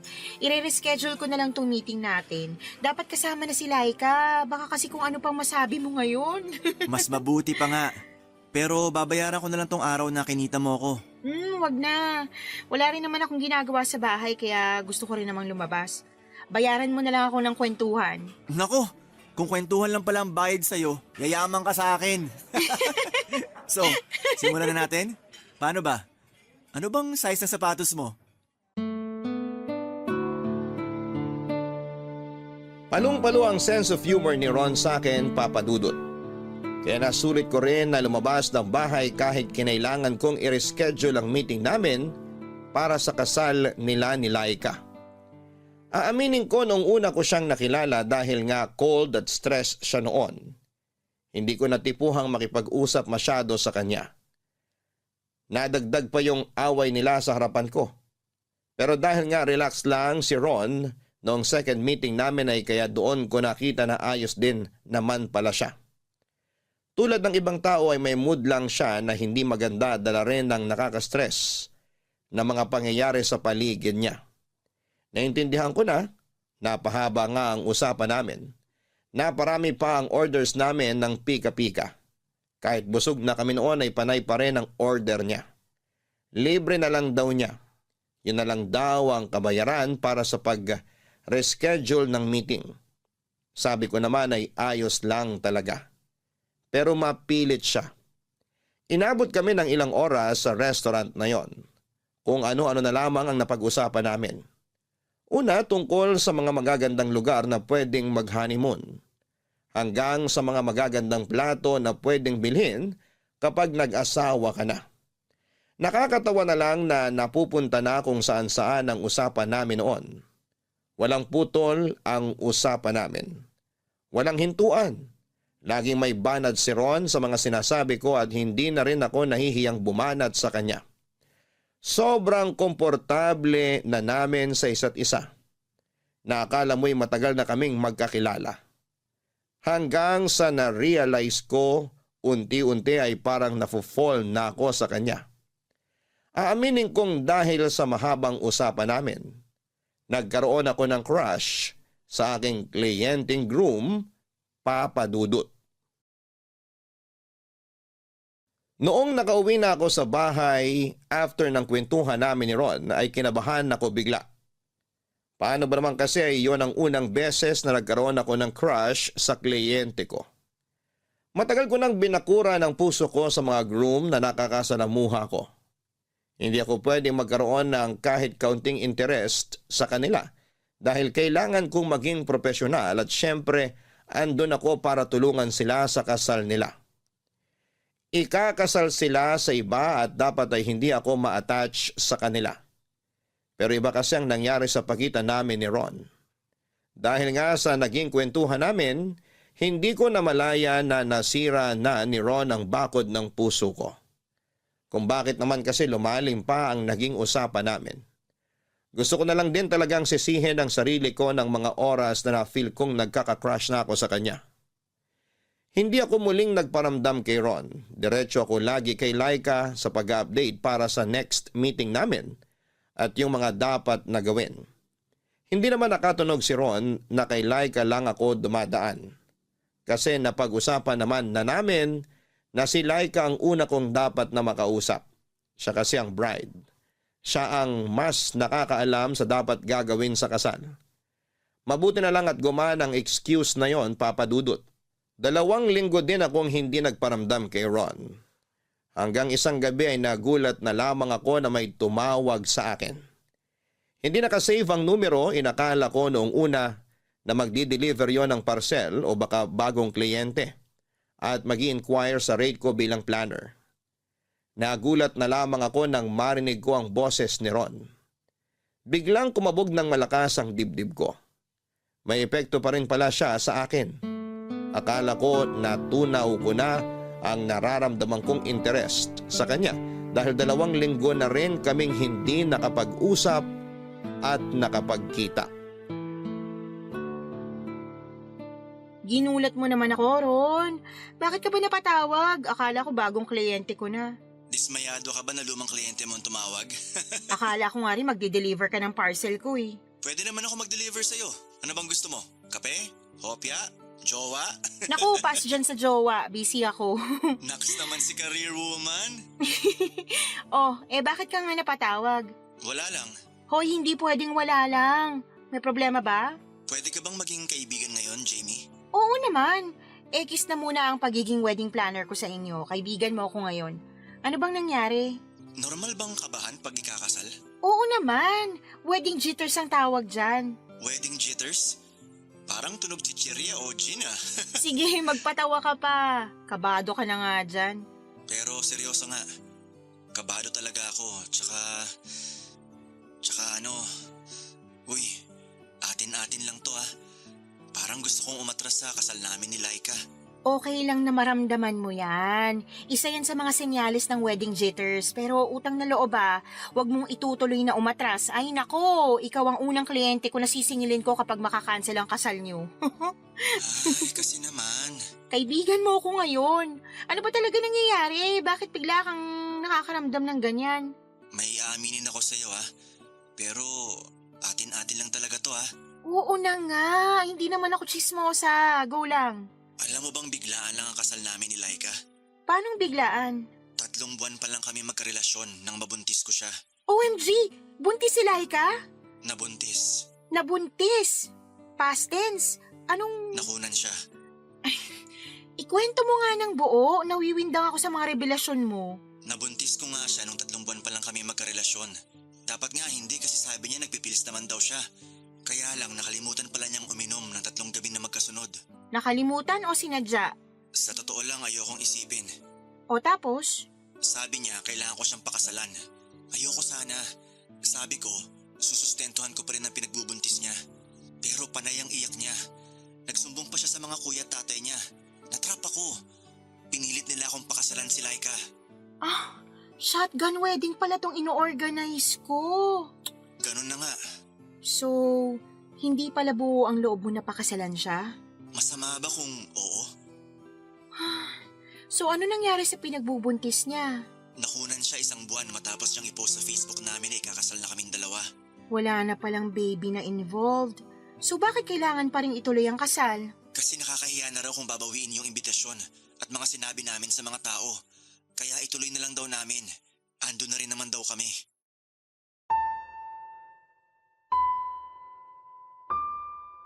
Ramdam ko noon ang bigat sa boses ni Ron habang nagkukwento. Ang hirap naman pala ng pinagdadaanan niya. Kaya naman pala noong unang beses ko silang nakilala ay napansin ko kaagad na parang wala siyang amor kay Laika. Kaya naman pala, napailing na lamang ako at lihim na nakaramdam ng inis kay Laika. Alam kong biktima rin si Laika ng sitwasyon pero dahil nga may crush ako kay Ron, kaya wala akong ibang napagbuntunan ng inis ko noon kundi si Laika. Doon nga rin inamin sa akin ni Ron na nawala na siya ng pagmamahal kay Laika. Lalo't nakikita na nito ang totoong ugali ng fiancé niya. Masyado raw possessive at lagi na lang nakikipag-away. Mapagmataas at palaging pinamumukha kay Ron na mas mataas ang pinag-aralan niya at trabaho. Never daw naramdaman ni Ron na equal sila ni Laika. Kailangang laging angat si Dalaga. Marami pang nakwento sa akin si Ron kung paano siyang hinaharas daw ng pamilya ni Laika. Pati nga raw mga kaibigan ni Laika, harap-harapang minamaliit siya. Hindi naman siya pinagtatanggol ni Laika. Pakiramdam pa nga raw ni Ron, natutuwa si Laika sa tuwing dinadown siya dahil ibig sabihin lang noon ay umaangat si Laika sa paningin nila. Dahil nga masyado nang mabigat ang mga kwento niya, sinabi ko sa kanya na pwede kaming mag-meet ng personal sa ibang araw para mas mailahad niya ang nararamdaman niya. Natuwa naman si Ron dahil sa unang beses, meron siyang napagsasabihan ng lungkot niya. Wala na rin daw kasi ang mga kaibigan niya dahil pinalayo ni Laika. Nag-schedule kami ng pagkikita 1 linggo pagkatapos ng pag-uusap namin ay nagtagpo kaming muli sa isang coffee shop para maituloy ang naudlot naming usapan. Ikaw naman ang late ngayon. Sorry naman, may dinaanan pa akong kliyente bago ako pumunta rito. Joke lang yun ha. Alam kong busy kang tao. Kaya maswerte ako na naambunan mo pa rin kahit ilang oras lang. Ang drama mo pa rin ha. Ikaw naman? Pangbasag ng trip? Oo nga pala, umorder na ako ng kape natin. Spanish latte sa'yo, di ba? Light ice at triple espresso shots? Wow! Bakit? Isang beses ko lang sinabi sa'yo ang kapeng paborito ko pero natandaan mo agad. Matandain talaga sa mga espesyal na mga tao sa buhay ko. Flattered naman ako. Espesyal ba talaga ako? Wedding planner nyo lang ako. Kapag tayong dalawa lang ang magkasama at magkaharap, kaibigan kita. Hindi ka wedding planner lang. Okay, kinilig ako ron ng slight. Kinilig? Kinikilig ka sa kaibigan mo? Friendzone pala ata ang hanap mo sa buhay. Hoy, hindi kainis to. Hindi ko tuloy ma-explain ng mabuti yung sasabihin ko. Feeling ko, i-judge mo ko. Hayaan mo na. Tinutukso lang naman kita. Ano bang gusto mong pag-usapan ngayon? Ikaw, ano bang gusto mo? Ikaw kaya nag-aya sa akin lumabas. Dapat ikaw ang may bangkong mga topic. Wala ako maisip bigla eh. Parang naubos na ata yung pwede nating pag-usapan. Ang daldal mo kasi sa chat. Nahawa lang ako sa'yo, no? Alam ko na. Pag-usapan na lang natin yung tungkol sa kasal niyo ni Laika. Pwedeng pass muna riyan. Gusto ko kasi munang makawala sa pressure ng kasal namin. Tsaka, nagkatampuhan nga kami bago ko pumunta rito eh. Bakit naman?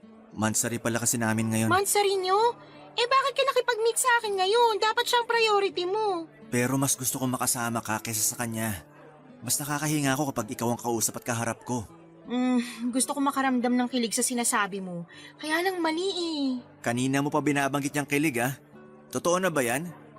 Kilig kaibigan ba yan o kilig crush? Grabe sa crush ha. 40 na ako. Ikaw lagpas 30 ka na. Dapat wala na yung ganyan. Lolo ko nga kinikilig pa rin sa paglalambing ng lola ko eh. Wala sa edad yan. So ano nga? O sige na, aamin na ako. May konti akong crush sa'yo. Konti lang talaga. Paano ko ba yun pararamihin ha? Huwag ka nga puro biro. Hindi naman ako nagbibiro. Basta, harmless naman tong crush ko sa'yo. Before kasal mo, mawawala rin to. Ipagdarasal ko talaga. Paano kung wag mo na lang ipagdasal na mawala yan? Kasi kinilig ako nung nalaman kong crush mo rin ako eh.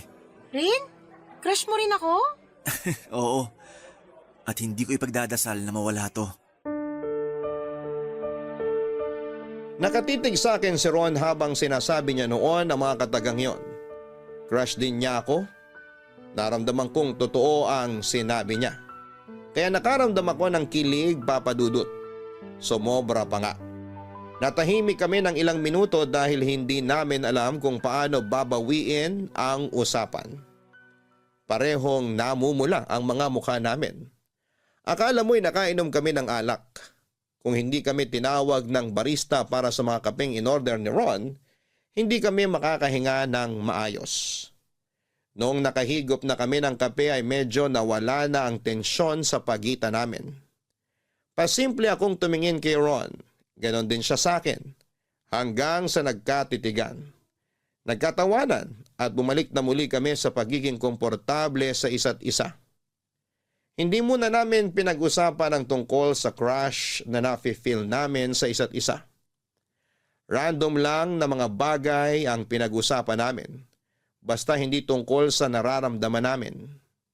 Mula noong nagkaaminan kami, alam kong may nagbago na sa amin. Naramdaman ko ang kakaibang saya na first time ko ulit maramdaman after kong iwan sa altar ng fiancé ko. Palagi na kaming magkausap ni Ron, lagi na rin kaming nagkikitang dalawa. At dahil sa dalas na nagkakasama nga kami ay hindi ko maiwasan na ma-fall ng todo sa kanya. Ganon din siya sa akin. Wala pang formal na usapan sa kung ano ang meron kami pero masaya kami sa ganon. Alam ko namang bawal, alam kong mali ang pinasok kong sitwasyon. Pero hindi ko mapigilan ang sarili ko na lumapit kay Ron, lalo't siya ang bumuhay muli sa puso ko. Ang tagal ko nang pinatulog ang puso ko. Laging takot na sumubok magmahal ulit. Pero pagdating kay Ron ay nagbago ang lahat. Kaya kahit mali ay sige pa rin ako.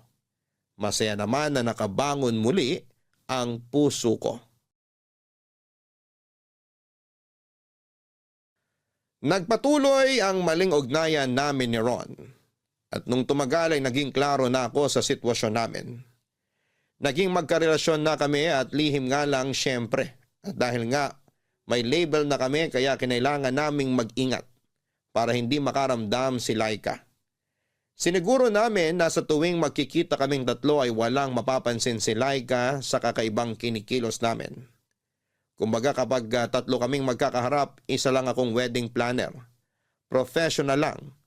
Pero pagkatapos noon ay mag-aaya si Ron na magkita. Madalas kaming nakikita sa kondo ko. Malayo naman ang kondo ko sa bahay ni Laika kaya malabong magkahulihan doon. Pag magkasama na kaming dalawa ni Ron ay parang wala na kaming pakialam sa ibang bagay. Parang kami na ang tunay na magkarelasyon. Kahit aminado ako na isa akong kabit. Wala akong pinagsabihan sa relasyon naming dalawa. Siniguro ko na hindi makakalabas ang sekretong yon. Delikado syempre. Ganon din ang sinabi ko kay Ron.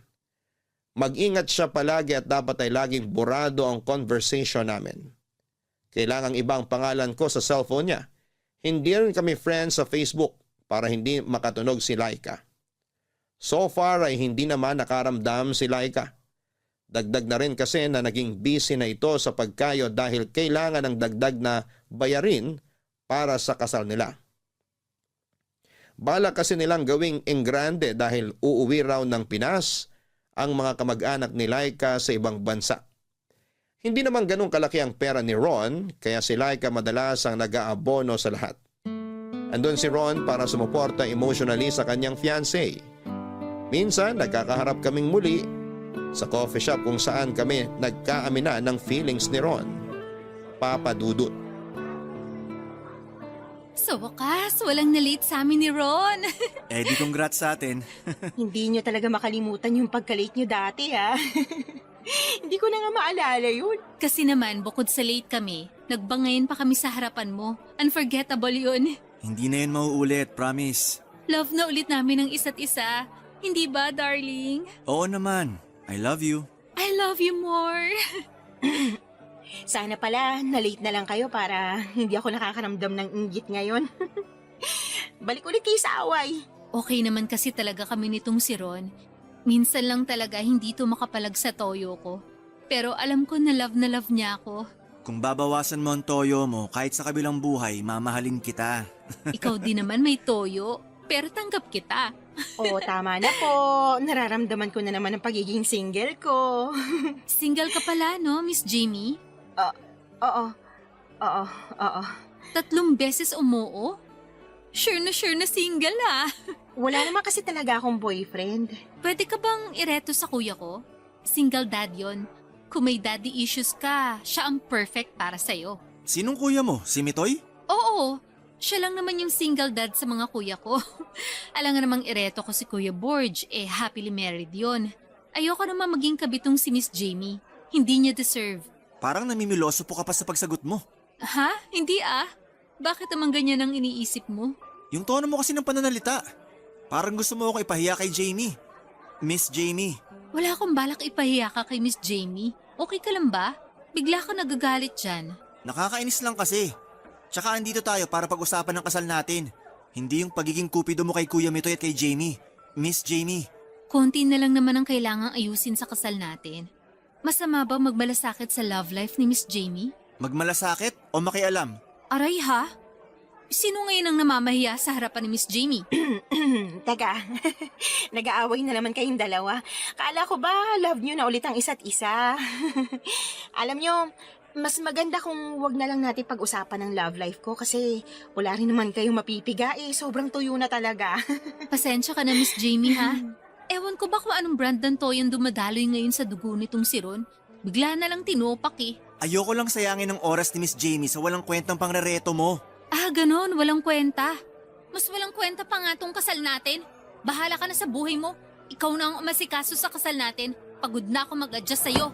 Laika, saan ka pupunta? Sorry, Miss Jamie. Kailangan ko lang magpalamig. Bahala na kayo ni Ron kung ano man ang mapag-usapan nyo ngayon sa kasal namin. Ayoko nang makialam. Bye.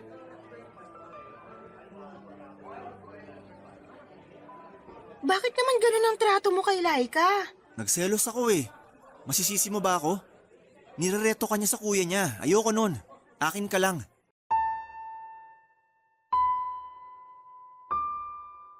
Mali man pero nakaramdam ako ng kakaibang kilig nang sabihin ni Ron na nagselos siya. Doon ko napatunayan na mahal niya ako. Bakit siya magsiselos kung hindi siya interesado sa akin, hindi ba? Hinintay ko muna siyang kumalma bago ko siya kinausap. Hinayaan ko siyang ubusin ang kapeng natitira sa tasa niya. At nang makita kong ayos na siya ay saka ko siya kinausap. Pinagsabihan ko na huwag ganon ang trato niya kay Laika. Dahil baka makahalata ito. Doon na-realize ni Ron na mali nga ang ginawa niya. Nadala lang daw siya ng selos. Nagsorry siya sa akin at sinabi ko sa kanya na tawagan niya si Laika para suyuin. Ginawa naman niya pero ayaw sagutin ni Laika ang tawag. Sinabi ko sa kanya na i-text o i-chat na lamang niya para mag-sorry. Sumunod ulit siya. Nakakakilig din yon sa pakiramdam ha? Yung mapasunod ko si Ron sa gusto kong mangyari. Pagkatapos noon ay inaya niya akong pumunta sa kondo ko. Pumayag naman ako. Hiwalay kami ng taxi na sinakyan. Pinauna niya akong umalis at after 10 minutes ay saka naman siya sumunod. Para lang walang makakita at makapansin. Sa kondo ko doon kami nag-init na dalawa. Naglambingan hanggang sa mauwi sa kama. May nangyari na naman sa amin kaya nga mas mahirap bumitaw dahil may nangyayari na sa amin. Lalo't masyado niyang ginagalingan.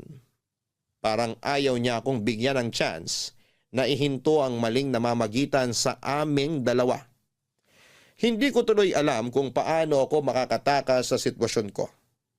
Alam kong balang araw ay kailangan ko rin yung tapusin pero paano? Yon ang tanong ko sa sarili ko na hindi ko pa mabigyan ng kasagutan. Nitanungin si Ron tungkol doon ay hindi ko magawa. Natatakot din kasi ako sa isasagot niya. Baka hindi pumabor sa nararamdaman ko. Kasi kahit mali ay gusto ko lang talagang makasama siya hanggat kaya naming dalawa.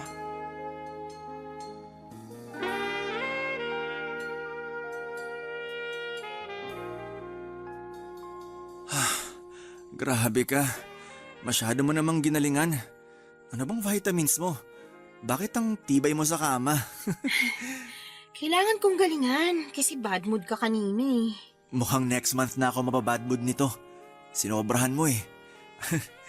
Thank you ah. Para bang panghani mo ng galing ko? Parang, Parang nag-alangan ka ron ah. kapag naririnig ko lang kahit anong term sa kasal, para akong kinikilabutan. Kasi, Alam mo naman akong bakit. hindi ka ba handang pakasalan si Laika? Alam mo na rin ang sagot dyan. Meron akong isang tanong na hindi ko talaga alam ang sagot. Ano yun? Paano na tayo? Kahit ako hindi ko alam ang isasagot dyan. Paano kapag kinasal na kayo ni Laika? Paano na tayo? Hindi ko rin alam. Gusto ko rin kasi ng klarong sagot. Kung meron man akong klarong isasagot sa'yo, yun ay yung mahal kita. Mahal na mahal. Pero hindi sapat para ako yung iharap mo sa altar. Hindi ko rin kasi alam kung paano to lulusutan, Jamie. Alam ko. Tumatawag si Laika. Teka, sasagutin ko lang. Huwag ka munang maingay. Okay. Hello, Laika? Hello, Ron? Saan ka? Hindi ka na ba galit sa akin? Hindi na. Sorry sa mga nasabi ko kanina, ha? Hindi ko sinasadyang ipahiya ka sa harapan ni Miss Jamie. Ayos lang yon. Sorry din ha. Sana hindi na tayo mag-away. Alam mo namang hindi ko matiis na magkaaway tayo. Ako rin naman eh. Nasaan ka ba? Ako? Andito sa mall. Kasama yung kumpare ko. Pwede bang umuwi ka na? Pwede naman. Pero okay lang bang mamayang 6 p.m. na lang ako umuwi? Meron pa kasi kaming titingnan ng kumpare ko eh. Sige, okay lang. Pero dalian mo ha? Kasi nakabili ako ng bagong 90s. Gagamitin ko sana sa honeymoon natin. Pero hindi na ako makapaghintay na isuot ngayon para makita mo. Parang mas gusto kong makita kang walang suot. Sag-aabal lang yung 90s eh. Kung uuwi ka before 6 p.m., wala na akong isusuot nun. Sige, nasa bahay na ako ng 5:59 p.m. Maghubad ka na. Ang pili mo talaga. O sige na, hintayin kita. Maliligo na ako. Dalian mo. I love you. I love you more. Bye!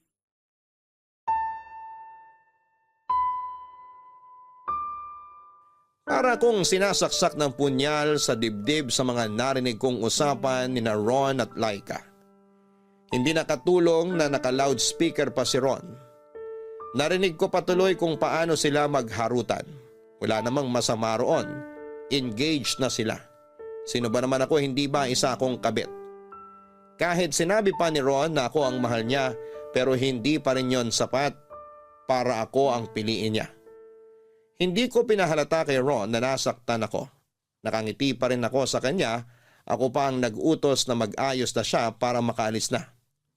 Sinabi ko na traffic kaya dapat ay maaga na lang siyang umalis sa kondo ko para makarating siya ng maaga sa bahay nila ni Laika. Ayaw pa sana niya pero pinilit ko. Ako na naman ang nasunod. Bago siya umalis ay niyakap niya ako ng mahigpit. Humingi siya ng sorry sa pagkaipit ko sa sitwasyon nila ni Laika. Kung pwede lang daw ibalik ang nakaraan, sana lumihis na siya ng daan patungo kay Laika at hinanap na lang niya ako. Hindi na ako nagsalita noon. Huli na para ibahin ang nakaraan. Nasa kasalukuyan na kami at yun na ang dapat harapin. Nang makalis na si Ron ay saka ako nagbalik sa kama para umiyak. Ang tagal kong pinigil na huwag tumulo ang luha sa mga mata ko. Pero noong mag-isa ko na lamang ay doon ko ibinuhos ang lahat. Naalala ko pa noon naging kabit din ako sa fiancé ko. Matagal naman silang sira ng dati niyang karelasyon nang pumasok ako sa eksena. Mas naging klaro lang ang lahat para sa dati kong fiancé, ang lahat ng sumulpot ako sa buhay niya. Ako ang pinili niya at pagkatapos noon ay pinili rin niya akong pakasalan. Isang bagay na umaasa akong gagawin din ni Ron sa akin. Pero mukhang malabo na. Oo, at naging kabit din ako noon. Pero pinili niya ako. Pero ngayon may pag-asa pa kayang maulit ang sitwasyon na pipiliin pa rin ako. Palapit na ng papalapit ang kasal ni na Ron at Laika Papadudut at mas lalo lang din kaming napapalapit sa isa't isa ni Ron. mas lalong lumalalim ang namamagitan sa amin. Maingat kami at wala pa rin nakakahalata pero nakakapagod din pala. Nakakapagod na palagi ka na lang nagtatago at palagi kang itinatago. Kailan nga kaya kami malayang makakalakad sa harapan ng mga tao? Nakakaumay na rin na sa kondo lang kami naging malaya. At marami kami mga bagay na hindi na pwedeng pag-usapan at hindi ko na magawang itanong kay Ron kung ano na ang plano namin sa namamagitan sa amin. Pareho kaming nalilito. Pareho ang hindi sigurado. Pareho kaming laging walang mahanap na sagot. Paano nga ba kami magiging sigurado kung nasa gitna si Laika?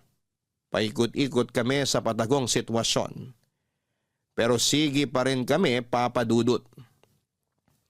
Hanggang isang araw ay nagulat na lamang ako at tinawagan ako ni Laika. Gusto raw niya akong makausap. Ramdam ko ang lungkot sa boses niya noon. Parang may kutob ako na alam na niya ang sa amin ang fiancé niyang si Ron.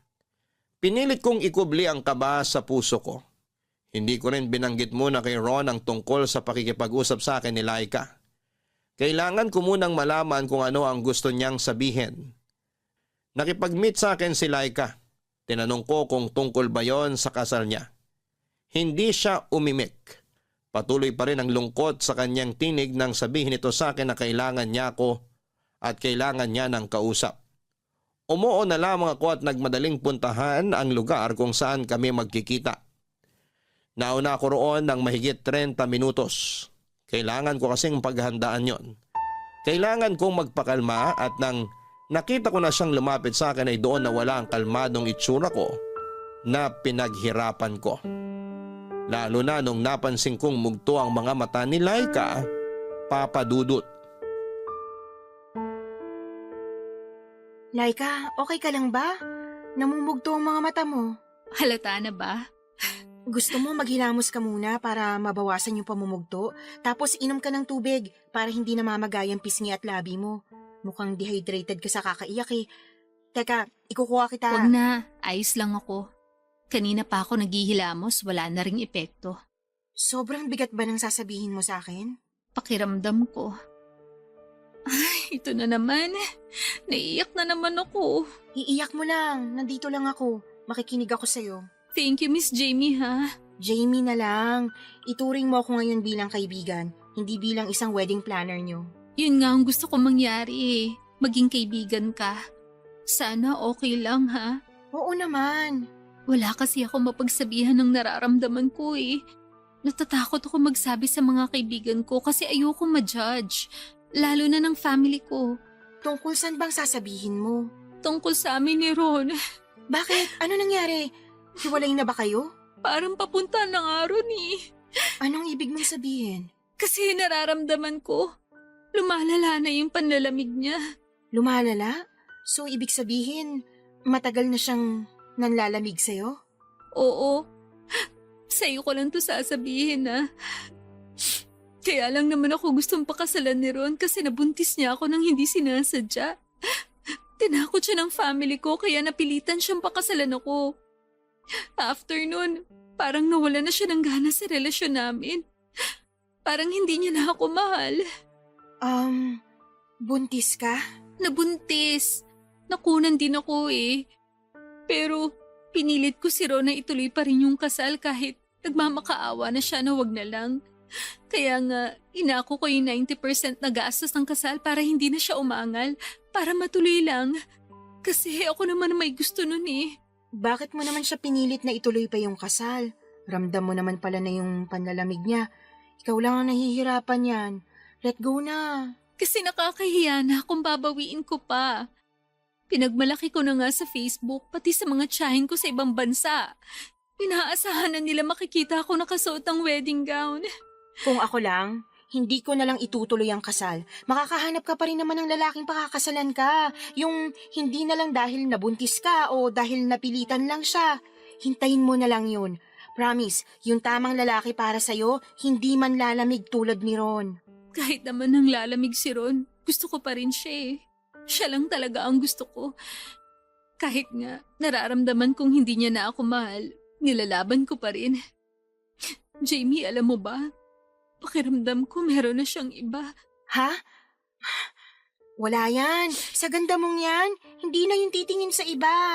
Iba kasi yung kutob ko. Nito mga nakaraang buwan, lagi na lang siyang nakatutok sa cellphone niya. Dati, nabubuksan ko pa yung cellphone niya, ngayon hindi na. Nagpalit na siya ng password. Kaya lalong lumakas ang kutob ko na may tinatago siya. Wala yan. Napapraning ka lang. Sana nga. Minsan iniisip ko, dahil din siguro to sa pagbubuntis ko ngayon, kaya ganito ang emosyon ko. Masyadong kalat at... Buntis ka? Huwag mong sabihin kay Ron, ha? Pala kong sorpresahin siya sa kasal namin. Doon ko sasabihin na nakabuo uli kami. Feeling ko, binalik ni Lord yung sanggol na nawala sa amin. Ang saya ko, Jamie. Pakiramdam ko, itong pagbubuntis ko mag-aayos sa relasyon namin ni Ron. Ano sa tingin mo?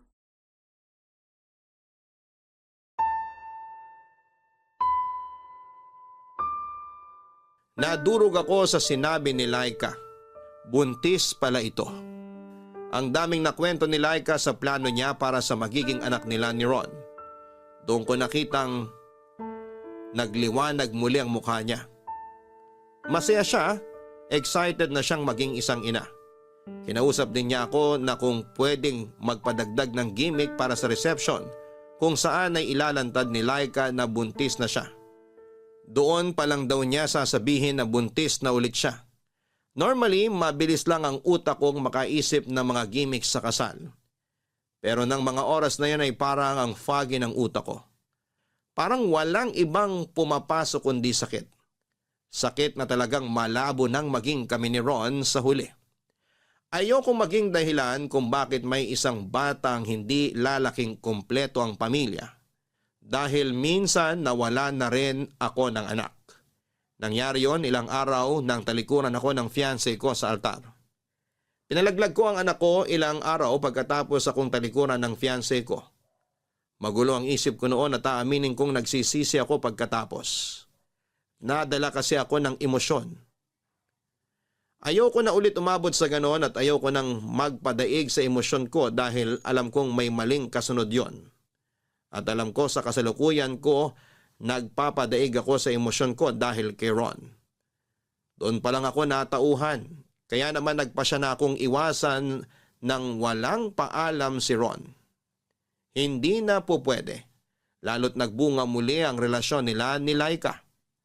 Ayokong may madamay na naman na inosenteng sanggol. Sa pag-iwas ko kay Ron ay hindi pa rin ito tumigil. Panayang tawag pero mas pinili kong huwag yung sagutin.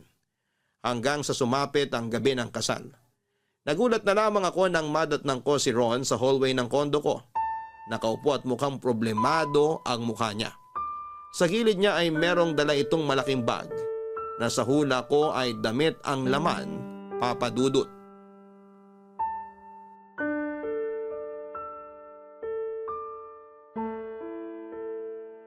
Anong ginagawa mo rito? Mag-usap tayo. Wala na tayong dapat pag-usapan. Bigla ka na lang nawala. Kasi ikakasal ka na. Bisperas ng kasal mo ngayon, oh. Dapat nandun ka kasama si Laika, hindi dito. Ayoko. Dito ang gusto ko. Ron, tapos na to. Bakit ba hindi naging klaro sa'yo tong pag-iwas ko? Ginagawa mo lang komplikadong lahat eh. Hindi na to magiging komplikado. Kasi ikaw ang pinipili ko. Nahihibang ka na. Umalis ka na nga. Hindi ako aalis. Hindi ko kayang mawala ka. Narealize ko lang lahat to nung hindi ka na nagpaparamdam sa akin. Para ko nababaliw. Huli na ang lahat, Ron. Binigyan kita ng ilang buwan para maging sigurado sa akin pero hindi mo ginawa. Duwag ka. Naduwag lang ako kasi hindi ko alam kung maibibigay ko sa iyo yung pag-ibig na kailangan mo. Hindi na ako marupok na madadala sa ganyang rasunan. Kung gusto mo ako may paraan. Kung ayaw mo, maraming dahilan. Oo. At nagdahilan ako nun kasi naguguluhan talaga ako. Ayoko masaktan kayo pareho ni Laika. Pero gusto mo safe ka. Kaya pinagsabay mo kaming dalawa. Hindi ko naman kasi intensyon na gano'n na mangyari. Wala nang mapupuntahan tong usapan natin. Hayaan mo akong kumbinsihin ka. Hindi na magbabagong isip ko. Bukas ng huling beses na makikita mo ko. Pagkatapos nun, ayusin mo ng relasyon mo kay Laika. Ayokong makasal kay Laika. Ikaw ang gusto kong pakasalan. Ikaw ang mahal ko, maniwala ka. Handa akong talikuran at kalabanin ng lahat. Huwag ka lang mawala. Wedding jitters. Nasabi ko naman sa'yo yun, di ba? Kabado ka lang at pressured sa kasal nyo ni Laika kaya ka ganyan mag-isip pero lilipas din yan. Hindi na to wedding jitters, Jamie. Alam ko sa sarili ko na ikaw talaga ang pinipili ko. Alam mo kung sino dapat mong piliin? Ang mag-ina mo. Mag-ina? Sorry na lang kay Laika kung nasira kong sorpresa niya para sa kasal niyo bukas. Pero buntis si Laika. Buntis ang fiancé mo. Tumakas na lang tayo. Andito na lahat ng gamit na kailangan ko. Magsimula tayo sa malayo. Doon tayo bumuo ng sarili nating pamilya. Doon kita papakasalan. Magbabagong buhay tayo malayo sa nakaraan. Halika na, Jamie. Di ba mahal mo ako? Oo, mahal kita, Ron. Maniwala ka, mahal na mahal. Pero hindi na dapat eh.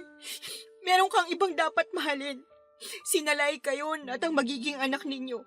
Silang may karapatan sa'yo at sana tanggapin mo yun kasi ako tanggap ko na eh. Wedding planner nyo lang ako. Hanggang doon lang ang pwede nating maging koneksyon. Pagkatapos ng kasal nyo bukas, magbabalik na ako sa mundo ko at ganun din kayo. Huwag na nating gawing komplikado to. Palayain mo na ako. Ayoko nang gumawa ng mali. Jamie, wag namang ganyan, please. Hindi ko kaya na mawala ka. Sa una lang tayo mahihirapan. Pero balang araw, hindi ka magsisisi na pinili mo ang mag-ina mo kaysa sa wedding planner nyo. Paalam, Ron. At best wishes sa'yo.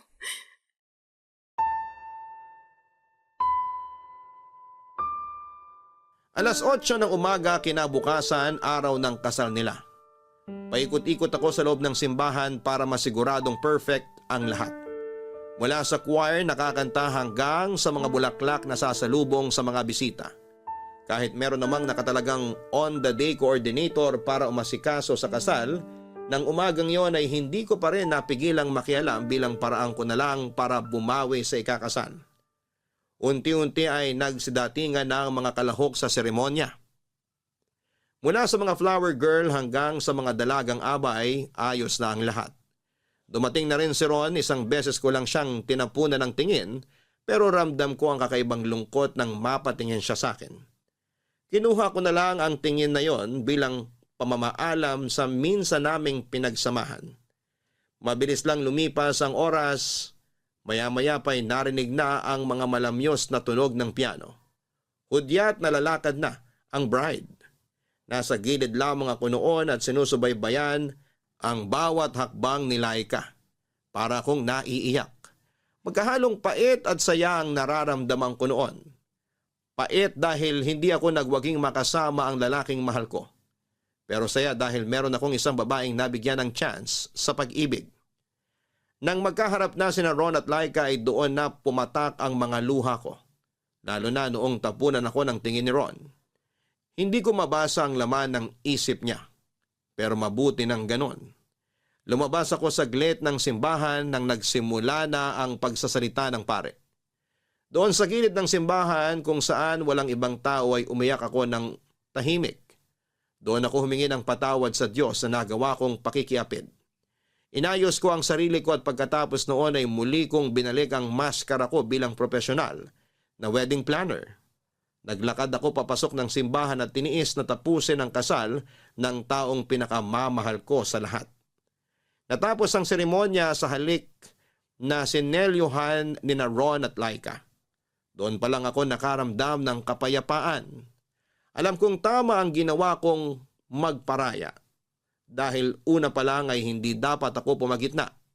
At sa paglalakad palabas ni Ron at Laika sa simbahan ay ang naging wakas na namamagitan sa amin ni Ron. Hanggang dito na lamang po ang aking liham. Maraming salamat at naway nakapagbigay ako ng aral para sa lahat. Ako ang inyong forever kapuso at kabarangay, Jamie.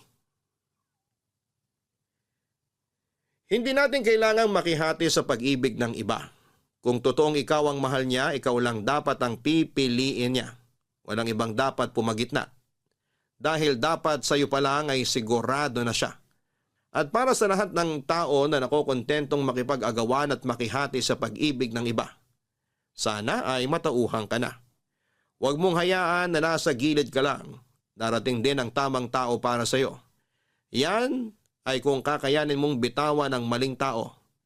May hirapan ka lang sa simula pero pag nasanay ka na sa gitna ay maiisip mong tama lang pala ang bumitaw na. Dahil parating na ang taong sayo ay nakatadhana. Hanggang sa muli, ako po ang inyong si Papa Dudut. Sa mga kwento ng pag-ibig, buhay at pag-asa sa Barangay Love Stories #1. Barangay Love Stories. Barangay Love Stories. Ako, gigil na gigil talaga ako sa nangyayari sa kwento natin. O ikaw, kabarangay, kumukulo rin ba dugo mo? Pwede kang mag-iwan ng comment sa ating comment section. Ang mga kwento ng pag-ibig, kwento ng buhay at kwento ng pag-asa dito sa Barangay Love Stories. Love Stories. Hindi biro ang hirap kapag nagkahiwalay ang mga magulang. Maraming adjustments ang dapat nagawin at kadalasan ay bata ang naiipit. Ikaw, kabarangay, paano kaya sa tingin mo mapagtatagpo ang dalawang mundo ng dalawang magulang na nagkahiwalay? Pero kailangang magkalapit para sa anak na sa kanila ay parehong nakakapit. Dear Papa Dudut, ako nga pala si Joel, 35 years old at kakahiwalay lang sa naging girlfriend ko for almost 4 years. Siya pala si Cynthia. Kaedad ko lamang siya at meron kaming isang anak na 2 taong gulang pa lamang. Mahirap na desisyon ang makipaghiwalay sa nanay ng anak ko. Sino ba naman ang gustong mapunta sa isang broken family, hindi ba? Kaya lang ay hindi ko na matiis ang ugali ni Cynthia. Lagi niya akong pinaghihinalaan na may ginagawang hindi maganda. Palibasa noong time na naging kami ay malala pa ang trust issues niya dahil niloko siya ng dating boyfriend niya. Nagkaroon din sila ng anak pero nasa poder ng lalaki ang bata. Pinasa sa akin ni Cynthia lahat ng galit at tamang hinala niya sa kanyang ex-boyfriend. Noong una ay sinubukan ko namang tanggapin yon. Mahal ko eh. Kaya lang habang tumatagal ay nakakapagod din pala ang ganong klase ng sitwasyon. Nakadagdag din ang pagiging high maintenance niyang babae. Hindi siya nakontento sa kung ano lang ang kaya kong maibigay sa kanya. Alam naman niya na hindi ganong kalaki ang sahod ko. Galing kasi siya sa may kayang pamilya kaya hindi niya matanggap na maliit lamang ang naibibigay ko sa kanya. Yun madalas ang nagiging away din namin dahil nasasaktan ang pagkalalaki ko sa tuwing pinamumukha niya sa akin na hindi sapat ang naibibigay ko. Hanggang isang araw ay nakipaghiwalay na ako sa kanya, Papa Dudut. Biglaan lang ang lahat dahil napundi na ako sa pagbubunganga niya sa mga pagkukulang at mali ko. At dahil nga sa pakikipaghiwalay ko ay nagtanim siya ng galit sa akin at nakaapekto yon sa anak namin, Papa Dudut.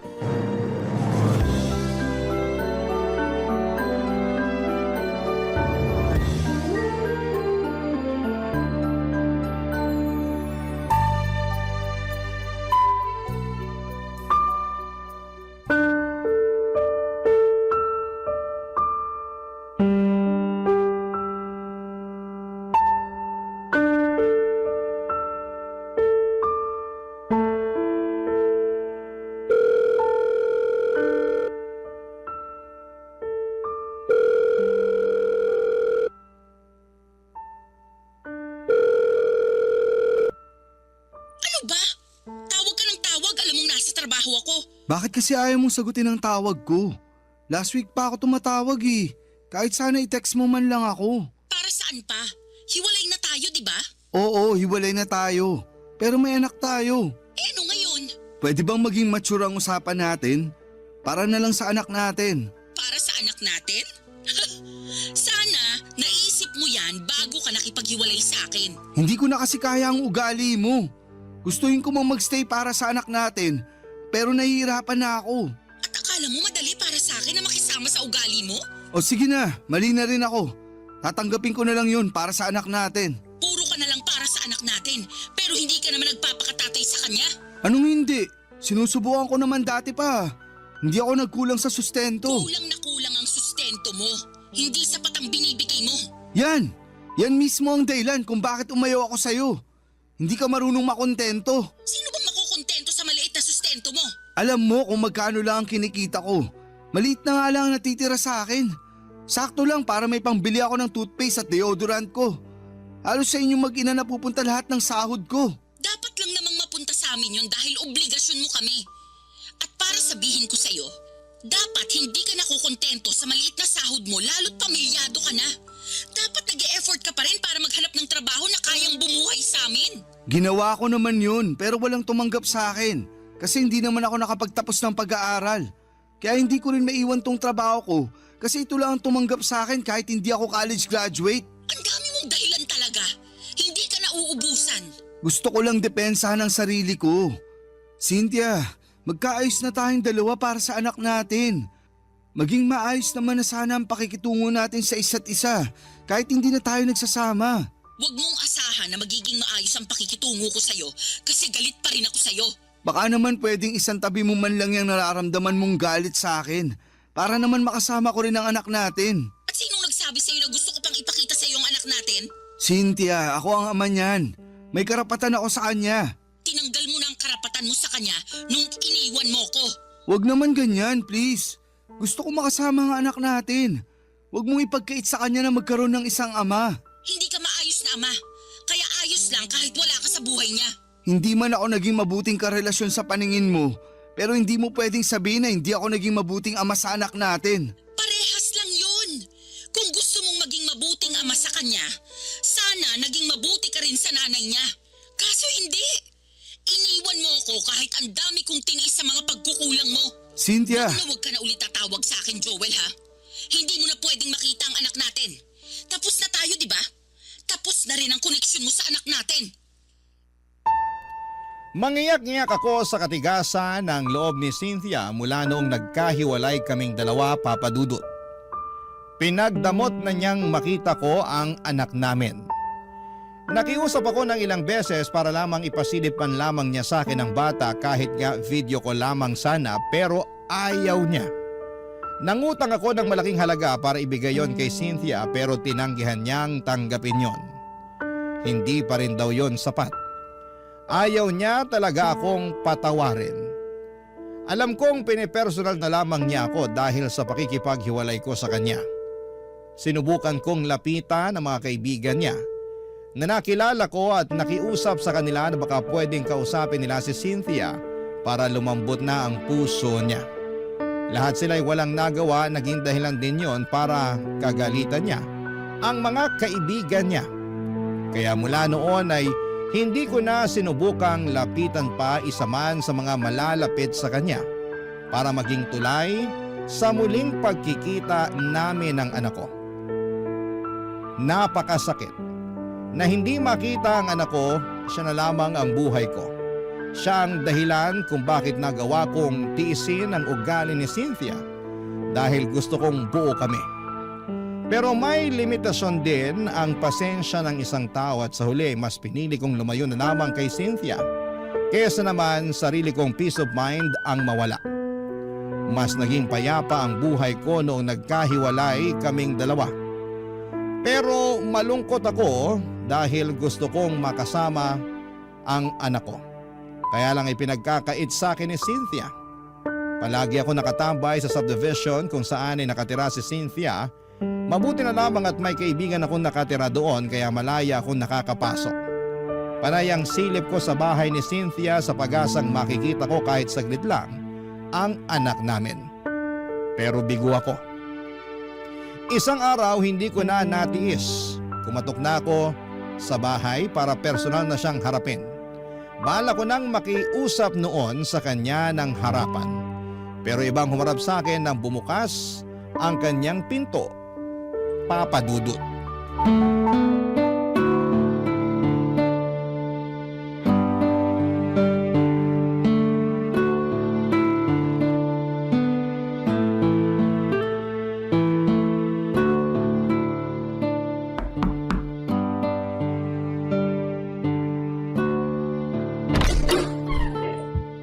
po kayo? Sino ka? Hala? Ako po kaya unang nagtanong. Joel. Joel ang pangalan ko. Andyan ba si Cynthia? Naku, umalis po kaninang umaga. Ganun ba?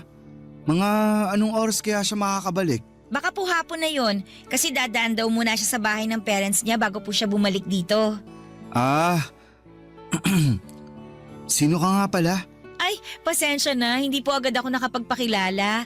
Ako nga po pala si Mara, ang yaya ng anak ni Ma'am Cynthia. 30 years old at mula sa lugar ng mga matatapang, Etivac, Cavite! Hanip ang intro pang Miss Universe. Kabog, di ba? Sabi niyo kasi magpakilala ako eh. Kaano-ano mo si Cynthia? Ay, naku, teka lang po baka miyembro kayo ng Budol-Budol Gang ha? Kasi yung mga ganyang tanungan, napanood ko na yan sa balita eh. Hindi. Ay, ex-boyfriend ako ni Cynthia. Kayo po yung lagi niyang sinasabi na kampo ng demonyo. Naalala ko na. Kayo yung tatay ng anak niya. Ang sakit naman ng kampo ng demonyo. Pero sige, tatanggapin ko. Ganun ang tingin niya sa akin eh. Ang tindi nga po ng galit niya sa inyo. Ang dami niyang kwento tungkol sa inyo. Hula ko, wala siyang magandang nasabi tungkol sa akin no. Ang galing niyo naman pong manghula. Iniwalayan ko kasi siya, kaya sobrang bitter niya sa akin. Naiintindihan ko naman siya, kaya lang... Kaya lang ano po? Naiipit kasi yung anak namin. Doon ako nahihirapan. Ay, hindi po ba niya pinapakita sa inyong anak niyo? Mula nung nagkaiwalay kami, hindi na niya pinakita sa akin. Kahit makausapan lang po sa phone? Kahit yan, hindi pwede. Pinapahupa ko na muna ang galit niya sa akin. Pinagdarasal ko na lang na makamove on na siya agad para hindi na niya ipagkait sa akin yung anak namin. Mukhang matagal-tagal pa bago siya makamove on sa inyo, sir. Halos bumuga na nga ng apoy sa tuwing naaalala niya kayo eh. Mapagtanim din kasi ng galit yun. Hayaan mo na lang. Baka naman kasi minahal rin niya kayo ng sobra. Kaya nasaktan. Tapos naging bitter na dragon. Kaya nga eh. Minsan, pinagsisisihan ko rin na iniwan ko siya. Kasi mahal niyo pa ako ano. Ay! Naiisip kong balikan siya para makita ko na yung anak namin. Sobrang desperado na ako, Mara. Gusto ko talagang makita kahit ilang minuto lang yung anak namin. Ay, paano kaya to? May naisip kasi ako pero baka mapag-initan ako ni Ma'am Cynthia kapag nalaman niya eh. Ano ba yun? Matutulungan mo ba ako para makasama ko ang anak ko? Hindi ko po may papangako pero susubukan ko po na maipakita sa inyo yung anak nyo kapag wala po si Ma'am Cynthia dito. Kukunin ko na lang po yung number nyo, sir. Gusto mo lang ata akong maka-textmate eh. Hala si sir! May boyfriend po ako sa Cavite ha. Huwag kayong ganyan, loyal ako dun. Binibiro lang kita. Kasi masyado nang mabigat yung usapan natin eh. Sige, ito ang number ko. Pero palitan mo na lang ang pangalan ko ha. Para hindi makita ni Cynthia na nag-uusap tayo. Ay teka, sisave ko na po. Patingin nga po ulit. Ayan. Nasave ko na po yung number nyo. Ite-text ko po kayo mamaya ha. Salamat Mara ha. Salamat. Sana matulungan mo akong makita ang anak ko. Hindi ko maitago ang saya ko nang makaharap ko si Mara. Nabuhayan ako ng pag-asa na muli kong makakapiling ang anak ko sa tulong ng kanyang yaya, Papa Dudut. Kinagabihan ay nag-text si Mara sa akin. Nakauwi na raw ang mag-ina ko. Kinuha niya ang Facebook account ko para isend ang pictures ng anak namin ni Cynthia. Palihim niyang ginawa yon habang nasa banyo ang ex ko. Yun ang unang beses na nasilayan ko ang mukha ng anak ko matapos siyang itago sa akin ng nanay niya. Kahit kasi sa Facebook ay hindi nagpo-post si Cynthia ng pictures ng anak namin. Kahit mga kamag-anak niya ay wala ring post tungkol sa kanilang mag-ina. Kaya hindi ko maitago ang sobrang gala ko nang sa wakas. Nakita kong muli ang anak ko kahit sa picture man lang. Sinabi sa akin ni Mara ang schedule ni Cynthia. Pinapadaan niya ako sa Huwebes dahil buong araw daw na wala si Cynthia dahil pupunta siya ng Pampanga para sa trabaho niya. May conference daw sila roon at gabi na siyang makababalik ng Maynila. Agad ako nag-leave ng trabaho para makasama ko ang anak namin. Pinaghandaan ko yon, bumili ako ng mga pagkain para sa kanya pero pinagbawalan ako ni Mara na bumili ng laruan para hindi makahalata si Cynthia.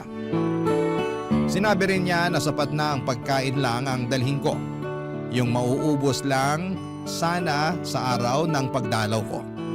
Tinulungan ako ni Mara para makapagtago ng maayos kay Cynthia. Dahil oras na malaman ni Cynthia na nakakasama ko ang anak ko, ay baka mas lalo lamang siyang gumawa ng paraan para ilayo siya sa akin. Hindi ko yon makakayanan, Papa Dudut. Kaya buong ingat kami ni Mara sa mga pagpunta ko roon. Para kahit kaunti ay hindi maghinala si Cynthia sa ginagawa naming lihim na pagkikita. Papa Dudut. Barangay Love Stories. Barangay Love Stories. Papa Dudut, tubong Cavite nga si Mara. Sa mga sumunod na araw na pagdalaw ko ay marami na akong nalaman sa kanya. Meron na pala siyang anak na 6 years old mula sa kanyang ex-boyfriend.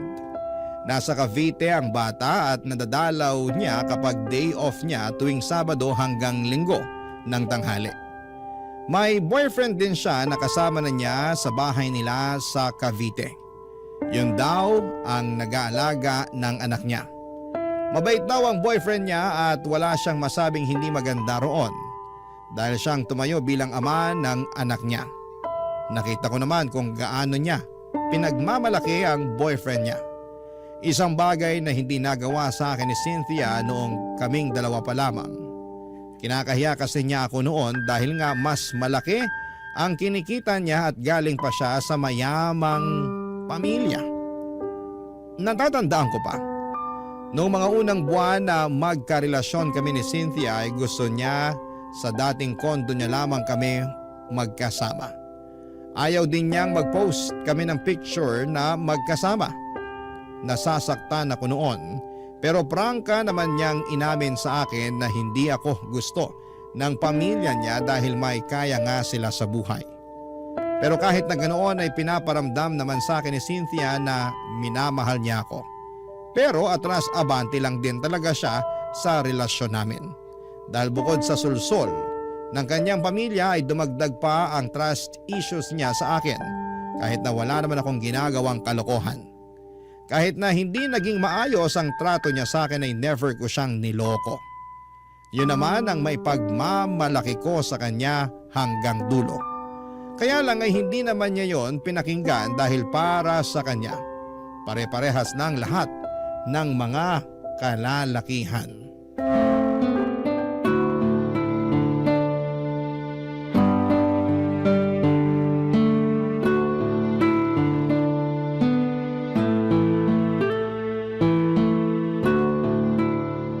Pinagod niyo po yung anak niyo, sir. Ang himbing kagad ng tulog, oh. Sorry na. Na-enjoy ko lang makipaglaro ulit sa kanya. Alam mo namang ang tagal ko nang hindi nakasama ang anak ko. Gets kita, sir. Ganyan din ako sa anak ko tuwing umuwi ng Cavite kapag day off ko. Parang ayoko nga patulugin para hindi matapos yung bonding naming dalawa eh. Ang sarap maging magulang, no? Mahirap pero masarap. Sinabi niyo pa, sir. Wag mo na nga akong tawaging sir. Halos magkaedad lang naman tayo. Tsaka close naman na tayo eh. Eh naku, nakakailang naman kung tatawagin ko lang kayong Joel. Hindi ako sanay.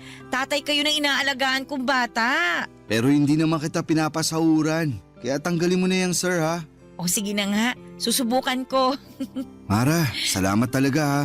Naging tulay ka para makasama ko ulit ang anak ko. Alam mo, ilang beses ka nang nagpasalamat. Okay na nga yun. Masaya akong makatulong. Tsaka kailangan talaga ng bata na makasama din ang tatay niya. Sana, ganyan din ang mindset ni Cynthia. Ay, kaso hindi eh. Dinamay niya yung personal na galit niya sa akin para hindi ko makita ang anak namin. Hintayin na lang nating makamove on si Ma'am Cynthia. Lalambot din yun. Parang hindi ko na nga inaasahan yan. Yung ex nga niya bago ako, hanggang ngayon sinusumpa pa rin niya. May mga ganong tao lang po talaga, mapagtanim ng galit. Kahit maliliit na pagkakamali, hindi niya kayang patawarin. Isang beses, alam mo ba, nakalimutan ko lang siyang batiin para sa mansari namin. Aba, hindi na niya yun pinalagpas. Lagi niyang sinusumbat. Keso wala raw akong pakialam sa relasyon namin. Eh isang beses lang naman nangyari yun. Eh teka, may ganyang experience din ako kay Ma'am Cynthia. Minsan, nakalimutan ko ilabas yung basura. Ayun, mula noon may trust issues na siya sa akin. Halos oras-oras bago matulog, pinapaalala niya sa akin yung basura. Kahit hindi naman na naulit yun. Pero wala na siyang tiwala sa akin. Ang sabi niya, mauulit pa raw yung pagkalimot ko. Aabangan daw niya yon at ipamumukha niya sa akin. Ganyan nga siya. Gusto niyang mapatunayan lagi na tama siya. Kaya babantayin niya lahat ng galaw mo para makahanap ng butas. Gusto niyang may paglaban na hindi siya nagkakamali ng iniisip tungkol sa'yo. Ay, nakakapagod yun. Buti nga natiis niyo eh. Ikaw din naman, natiis mo siya. Wala naman po akong choice kundi magtiis. Malaki kasi ang pasahod niya sa akin eh. Hindi naman alagain yung anak niyo. Si Ma'am Cynthia na lang talaga yung kailangan kong pagpasensyahan. Sana balang araw, ma-realize niya yung ugali niyang ganun. Mauubusan talaga siya ng taong iintindi at magtitiis sa kanya kapag hindi pa siya nagbago. Matanong ko lang Joel, wala ka na bang nararamdaman na pagmamahal sa kanya? Mahal ko pa naman siya. Hindi naman yun agad-agad na nawawala. Napagod lang talaga ako nun kaya ako nakipaghiwalay. Pero andun pa rin yung love ko sa kanya. Huwag mong sasabihin ha, papalakpak na naman ang pride nun kapag nalaman niya. Naku, ayoko na rin kayo magkabalik ang dalawa. Ha? Bakit naman? Kasi kapag pinag-uusapan natin siya, ramdam ko yung lungkot at stress sa'yo. Pero kita ko pa naman sa mga mata mo na may feelings ka pa rin naman sa kanya. At okay lang yun. Hindi naman basta-bastang nawawala yun eh. Nanay kasi siya ng anak mo. Salamat sa pag-intindi ha. Sobrang bigat lang kasi talaga ng pinagdaanan ko sa kanya. Siya ang pinakaminahal ko sa lahat ng mga nakarelasyon ko. Pero siya yung pinakamasakit na lesson na dumating sa buhay ko. Takot ka na siguro magmahal ulit ano? Ay, Joel! Kailangan mo nang umalis! Tumatawag si Ma'am Cynthia! Mukhang pauwi na to!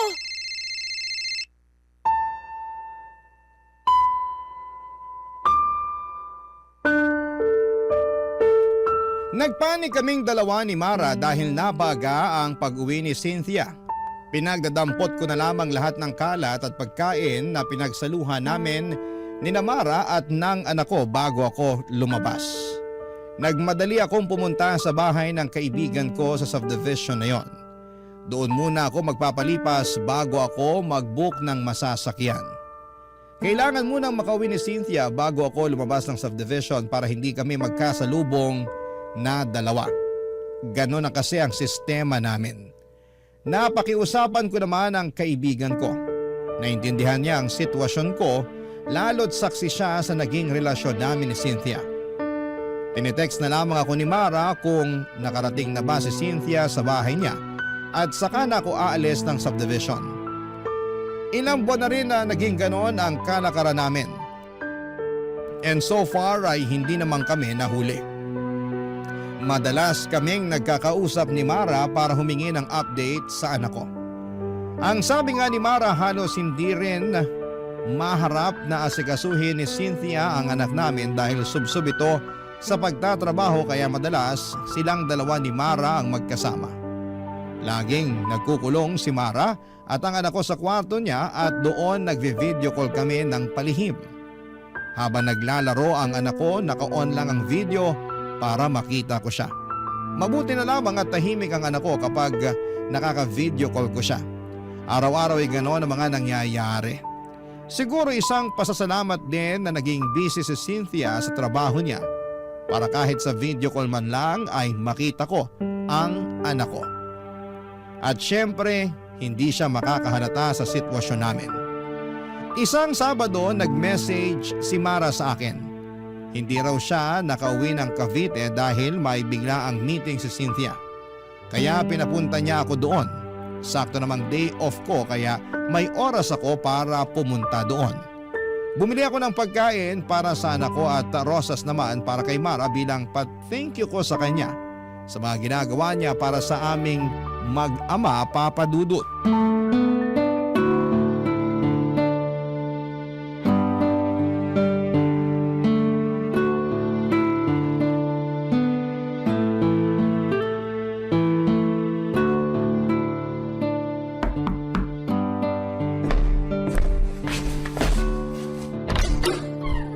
Oh, Joel! Pasok ka na. Sakto, kaalis lang din ni Ma'am Cynthia. Hindi ka na nga ako mapaaga ng dating eh. Nag-shortcut ba naman yung taxing nasakyan ko kanina? Kinabahan tuloy ako na magpang-abot kami ni Cynthia. Hindi talaga kayo pinagtatagpo ni Ma'am Cynthia. Ayos na yun. Sana palagi na lang umahin ng tadhana sa akin. Bumili nga pala ako ng rosas para sa'yo. Ito. Nako, nag-abala ka pa. Sana dinagdag mo na lang sa pambili ng pagkain ng anak mo. Nakabili na ako ng pagkain niya. Sakto na to para sa kanya. Dinagdagan ko pa nga para maibigay ka sa anak mo kapag umuwi ka sa inyo sa Cavite. Thank you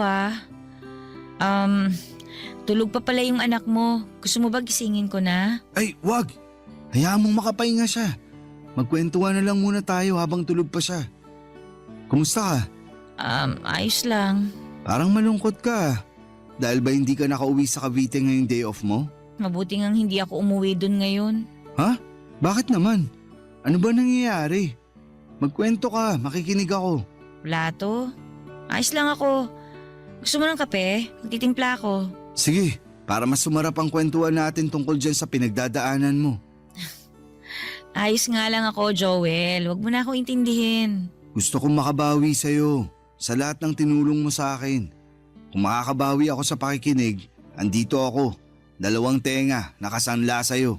Ang kulit mo Okay nga lang ako. Kahit sinasabi mong okay ka, halata naman sa mga mata mong hindi. Di tama nga ako. Ay, ano ba nangyari? Kasi nakikipag-iwalay na sa akin yung boyfriend ko Sabi niya, hindi na raw niya kaya na 1 beses lang sa 1 linggo kami magkita. Natatakot daw siya na baka may makilala ako dito sa Maynila. Napipili niya ako kung trabaho ko raw o siya. Anong sinabi mo? Sabi ko pag-iisipan ko. So may chance na iwan mo ang trabaho mo rito para sa kanya? Oo, kasi mahal niya yung anak ko Mabait naman siya. Mahal mo ba? Parang. Hindi mo naman pala mahal pero bakit nagstay ka sa kanya? Kasi bihira na lang yung maayos na karelasyon ngayon Maswerte ako na nakilala ko siya kasi minahal niya ako tapos damay pa yung anak ko. Naiintindihan kita. Nakakalungkot lang kung sakaling pipiliin mong iwan tong trabaho mo para sa kanya. Hindi pa naman ako sigurado sa magiging desisyon ko. Gusto ko pa rin naman tong trabaho ko, lalo na't napamahal na rin sa akin yung anak niyo ni Ma'am Cynthia. Salamat ha. Bilang magulang, masarap sa pandinig yung sinabi mo. Napakaswerte ng boyfriend mo sa'yo. Sana lang huwag kanyang i-pressure na mamili. May karapatan ka pa rin namang magdesisyon para sa sarili mo. Thank you Pwede bang payakap? Parang kailangan ko lang kasi ngayon. Sige. Halika rito. Kailangan ko rin naman ng yakap ngayon Papa Dudut, nagkayakapan kami ni Mara. Inakala kong sandali lang yon para medyo gumaan ang pakiramdam niya. Pero hindi siya kaagad bumitaw. Nakayakap siya ng mahigpit sa akin at kasabay noon ay nadinig ko ang pag-iyak niya. Halatang naguguluhan at nahihirapan siya sa problemang kinakaharap niya. Aaminin ko na pagyakap niyang yon ay may naramdaman akong kakaiba. Nakaramdam ako ng init sa katawan ko. Lalo na noong dinidikit pa niya ang bandang dibdib niya sa akin. Papa Dudut, tinawakan ko ang kanyang buhok at hinaplos-haplos yon para doon mabaling ang atensyon ko at hindi ako makagawa ng hindi maganda. Pero sa ginawa kong yon ay mas lalong dumikit sa akin si Mara. At nang kumala siya sa pagkakayakap sa akin ay agad niya akong hinalikan. Ako naman, Papa Dudut, ay nagpaubaya. May nangyari sa aming dalawa sa sala ng bahay ni Cynthia. Mabilis lamang yon dahil natakot din kami na biglang dumating si Cynthia. Nang matapos kami, nakayaka pa rin si Mara sa akin at sinabing yon ang unang beses na nakaramdam siyang muli ng saya. Sa piling ko lang daw niya naramdaman yon. Napangiti ako at aaminin kong magaan din ang loob ko kay Mara at nakikita ko siyang mabuting tao base na rin sa kanyang pananalita at kung paano niya kami asikasuhin ang anak ko. Pagkatapos noon ay tinawagan niya ang boyfriend niya at sinabing hindi na niya iiwan ang trabaho niya sa Maynila. Nakaramdam ako ng tuwa sa mga nalaman ko. Dahil kahit papaano, may magiging paraan pa rin ako para makasama ang anak ko. Dahil syempre oras na umalis si Mara ay mapuputol na ang pagkikita namin ng anak ko, Papa Dudut. Barangay Love Stories. Barangay Love Stories. Nakipaghiwalay na nga ang boyfriend ni Mara sa kanya, Papa Dudut. Mabilis lang naman yung tinanggap ni Mara dahil alam niyang hindi naman niya mahal ang lalaking yon. Alam niyang nadaan lamang siya sa kabutihan nito at sa ipinakita niyang pagmamahal sa anak niya. Doon na kami malayang nagkaroon ng lihim na relasyon. Yun nga lang ay nilihim namin ang lahat ng yon hanggat hindi pa natatanggap ni Cynthia ang hiwalayan naming dalawa. Hindi ko pwedeng sabihin sa iba ang namamagitan sa pagitan namin ni Mara. Alam kong mas lalo lang magtatanim ng sama ng loob sa akin si Cynthia kapag nalaman niyang kasambahay niya ang pinatos ko. Naintindihan naman yon ni Mara at sinabi sa akin na walang problema sa kanya kung patago muna kami dahil alam niya ang ugali ng ex-girlfriend ko. Napadalas na ang pagpunta ko kina Cynthia.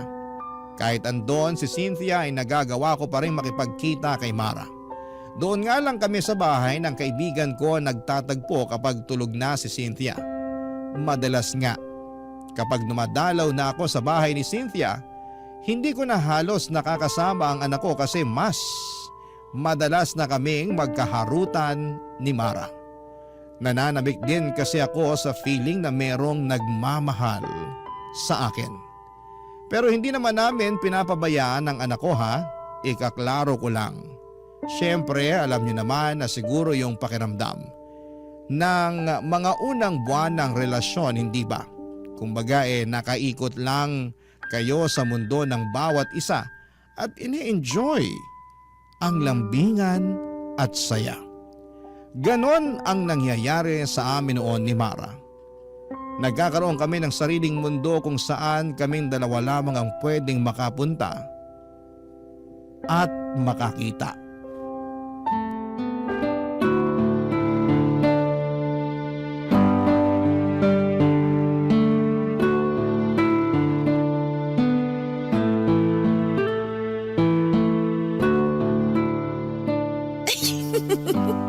Huwag mo naman masyadong pisilin yung tabako sa tiyan. Huwag mo na akong pigilan. Alam mo namang ito ang paborito ko sa'yo, di ba? Halata naman, palagi mo ang hinahalikan eh. Kakagigil eh. Parang taba ng baby. Lambot. Hawak nga ulit. Ikaw talaga, tama na nga, nakikiliti na ako. Ang hirap magpigil. Ikaw kasi, nag-crop top ka pa. Mas lalo ko tuloy nakita ang bilbil mo. Teka nga, magja-jacket na lang muna ako para tumigil ka na. Wag na. Ganyan ka na hanggang kabagin ka.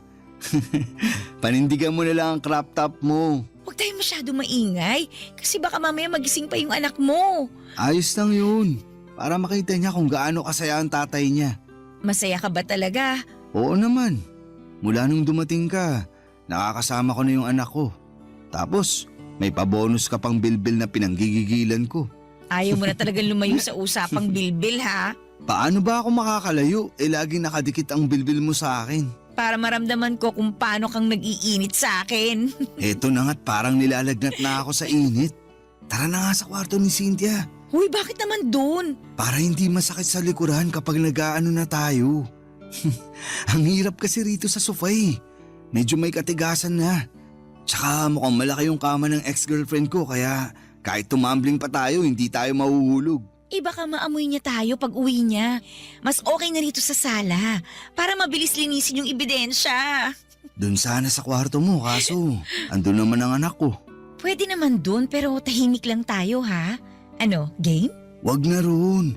Nakakailang naman kung sa harapan pa ng anak ko nilalandi yung yaya niya. Exciting nga yun eh.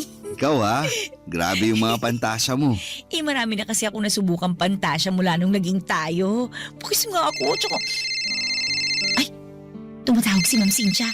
Sagutin ko lang to ha. Quiet ka muna dyan. Hello, Ma'am Cynthia. O ma'am, ano po yun? Pauwi na ako ng bahay. Pakilutuan mo ako ng ulam. Kahit anong nandyan sa ref. Okay lang kahit prito. Mga ilang oras po ma'am bago kayo makarating dito sa bahay. Bakit kailangan mong malaman? Wala naman po. Para lang po matansya ko kung ano oras po ako magluluto. Para mainit po yung ulam na maaabutan nyo. Mga 2 oras mahigit. Sa kapalitan mo na rin yung bedsheet ko. Nangangati ako ron eh. Sige po ma'am. Meron pa po ba kayong ipapagawa? Wala naman na. Asikasuhin mo na lang yung mga pinapagawa ko. Bye. Joel, Ano yun? tara na dun sa kwarto ng ex-girlfriend mo. Dumihan na natin yung bedsheet kasi pinapapalitan na niya sa akin. Ayos! May nangyari sa amin ng ilang beses sa kama ni Cynthia, Papa Dudut. Aaminin kong nakadagdag ng init yon sa pakiramdam ko lalo't kama yon ng ex ko. Pagkatapos noon ay nagmadali na akong umalis ng bahay. Hindi ko na nga nahintay na magising pa ang anak ko. Babawi na lamang ako sa susunod sa kanya. Kailangan ko na kasing makaalis para hindi kami magkaabutan ng nanay niya. Mabuti na lamang at maagang dumating ang nabukong sasakyan kaya nakaalis din ako kaagad bago mag-update si Cynthia na pauwi na raw ito. At nang makauwi ako ng bahay, tinadtad ni Mara ng mga selfie niya ang messenger ko. Napangiti ako at nakaramdam muli ng init. Sinabi ko sa kanya na mag-usap na lamang kami ulit kapag matutulog na si Cynthia. At makalipas nga ang ilang oras bago sumabit ang 11:00 ng gabi ay nag-message na si Mara. Gising noon ang anak ko at magkasama silang dalawa habang magka-video call kami. Para silang mag-ina at para kaming pamilya ng mga oras na yon. Nakapag-usap siguro kami ng mahigit 1 oras bago ko tinapos ang tawag. Para makapagpahinga na rin ang anak ko dahil alanganin na ang oras. Nag-chat na lamang ako kay Mara na sabihan niya ako kung kailan ulit ako makakadalaw. Mabilis naman siyang nag-reply at sinabing pwede na raw kagad kinabukasan. May out of town meeting daw si Cynthia at madaling araw na ito makakauwi. Natuwa ako noon dahil mas mahaba ang oras na makakasama ko na si Mara at ang anak ko. Kaya naman natulog na ako kaagad para maaga akong makabili ng mga pagkain nilang dalawa sa pagdalaw ko, Papa Dudut.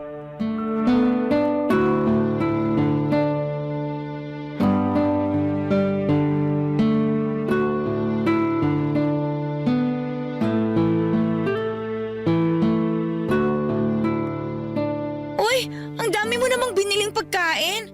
Gusto mo talagang kumapal pa ang bilbil ko, ha? Sakto lang yan para sa buong araw natin.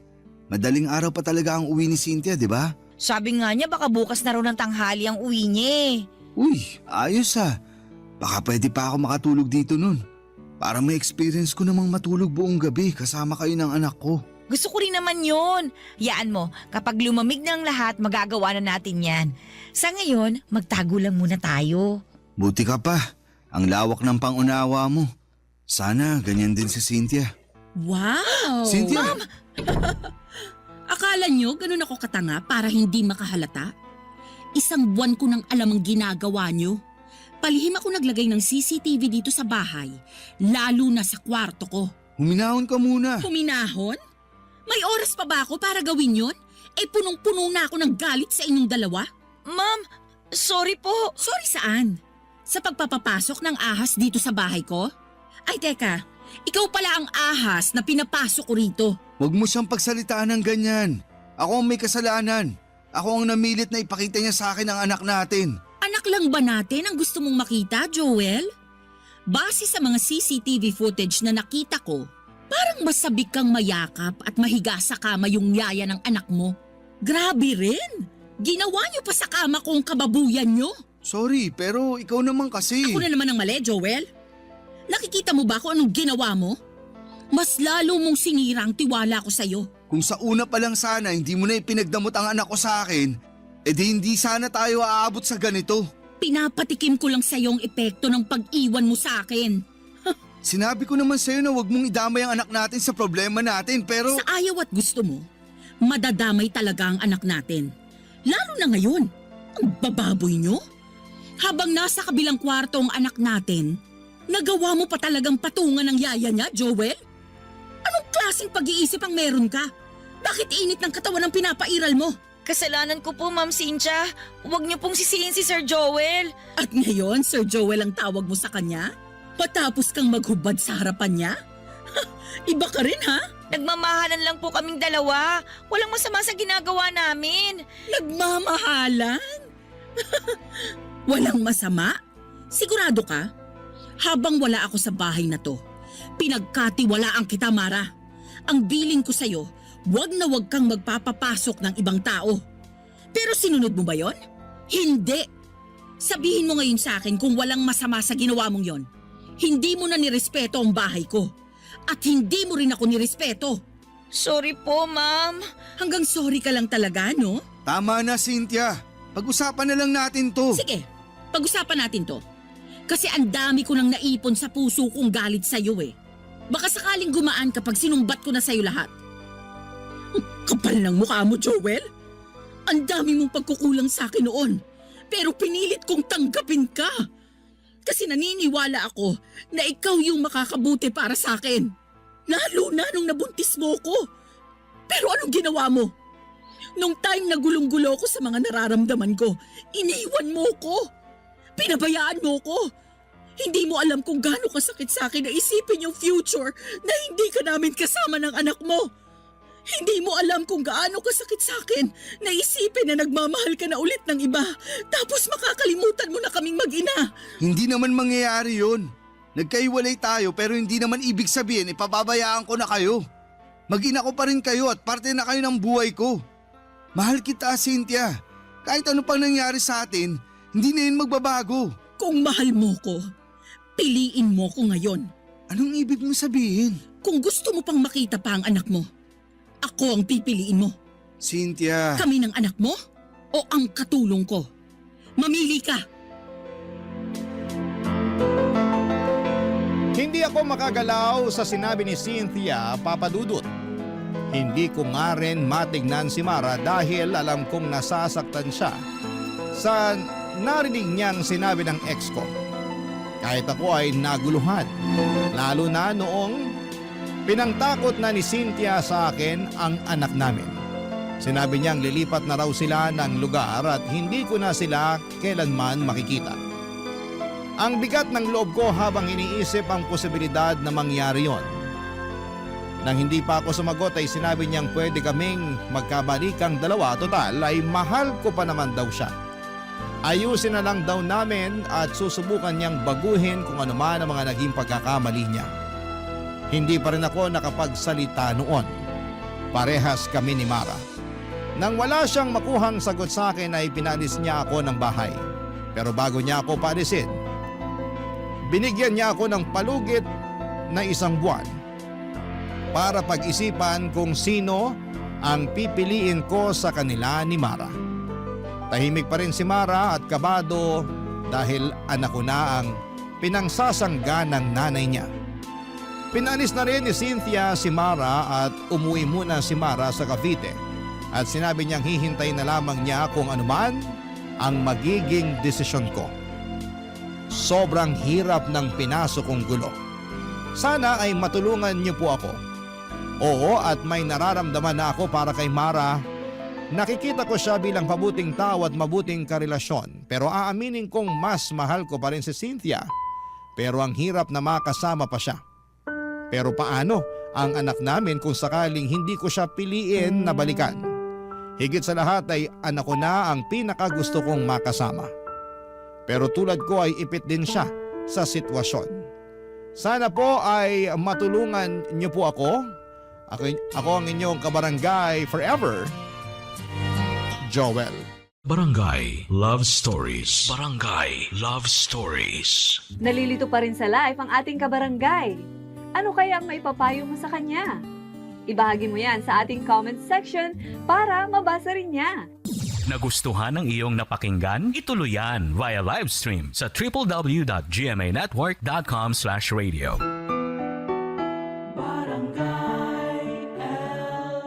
In Mega Manila, 97.1. Forever!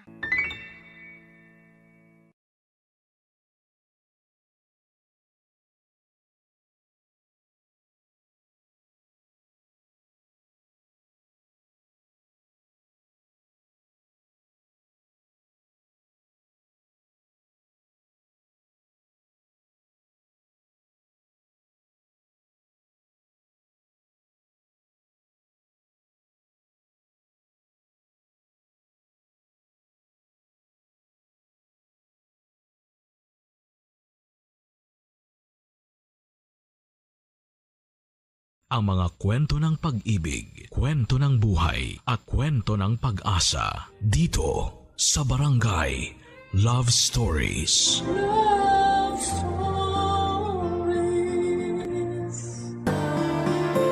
Marami sa atin ngayon ang alam kung gaano kahirap ang buhay ngayon.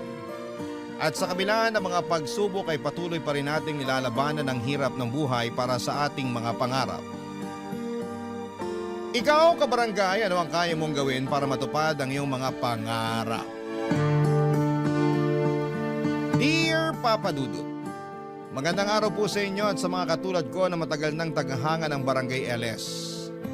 Ako po si Princess at hindi po ako nagpapahuli sa bawat kwento ng Barangay LS tuwing alas 12 ng hapon. Day off ko po ngayon kaya naisipan ko na magpadala ng sulat sa inyo at sana po ay mapili at mabasa ninyo ang kwento ko. Ako po ay tubong Cadiz sa Negros Occidental. Hindi po ako lumaki sa mayamang pamilya at hanggang ngayon ay nakikitira pa rin ako sa mga magulang ko. Hindi po maganda ang aming bahay at marami na rin pong sira ang bubong namin. At ang pinakamasakit sa lahat ay may anak po ako na binubuhay ng mag-isa. Dahil iniwan kami ng tatay niya noong maliit pa lamang siya. Pero nagpapasalamat pa rin po ako sa Diyos kasi natutulungan naman ako kahit papaano ng mga magulang ko na bantayan at alagaan yung nag-iisa kong anak. At para po makatulong sa pang-araw-araw, nagtatrabaho po ako bilang cashier sa isang hardware dito sa Cadiz. Ang pangarap ko po talaga noon pa man ay maging isang nurse pero mukhang hindi ko na matutupad yon dahil hindi ako nakapagtapos ng high school. Kaya napagtanto ko na lamang na ibubuhos ko na lamang sa anak ko ang mga pangarap na hindi ko natupad para sa sarili ko. Pero ang totoo po niyan hanggang ngayon po ay nahihirapan kami ng mga magulang ko sa pagpapaaral sa anak ko at dahil po dito ay nagpatong-patong na ang mga utang ko. Pero tulad ng ibang mga nanay, wala po akong hindi kakayanin para sa anak ko. Kaya bilang isang single mother na araw-araw na kumakayod ay mukhang wala na po talagang pag-asa para magkaroon ng love life.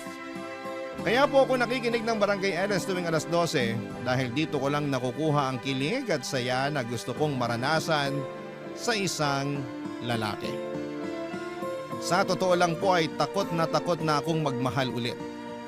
May trauma po kasi ako sa mga lalaki dahil sa bungero at lasenggero yung tatay ng anak ko. At ang pinakamalupit pa po sa lahat ay iniwan at pinagpalit niya kami sa mas maganda at mas mayaman na babae. Kaya mula noong araw na yon ay sinumpa ko talaga na hindi ko na siya papansinin. Kasi para sa akin ay wala siyang kwentang tatay sa anak ko. Pero nagbago po ang pananaw ko sa mga lalaki nang nakilala ko si Marcus. Si Marcus po ang regular customer namin sa hardware. Sobrang bait at gwapo niya at tuwing dumadaan siya, talagang naaamoy ko yung perfume niya na napakabango. At alam ko po na may kaya siya kasi iba't ibang kotse ang dala-dala niya tuwing pumupunta siya sa hardware na pinagtatrabahuhan ko. At isang araw ay hindi ko po lubos akalain na mapapahaba ang usapan namin ni Marcus, Papa Dudut.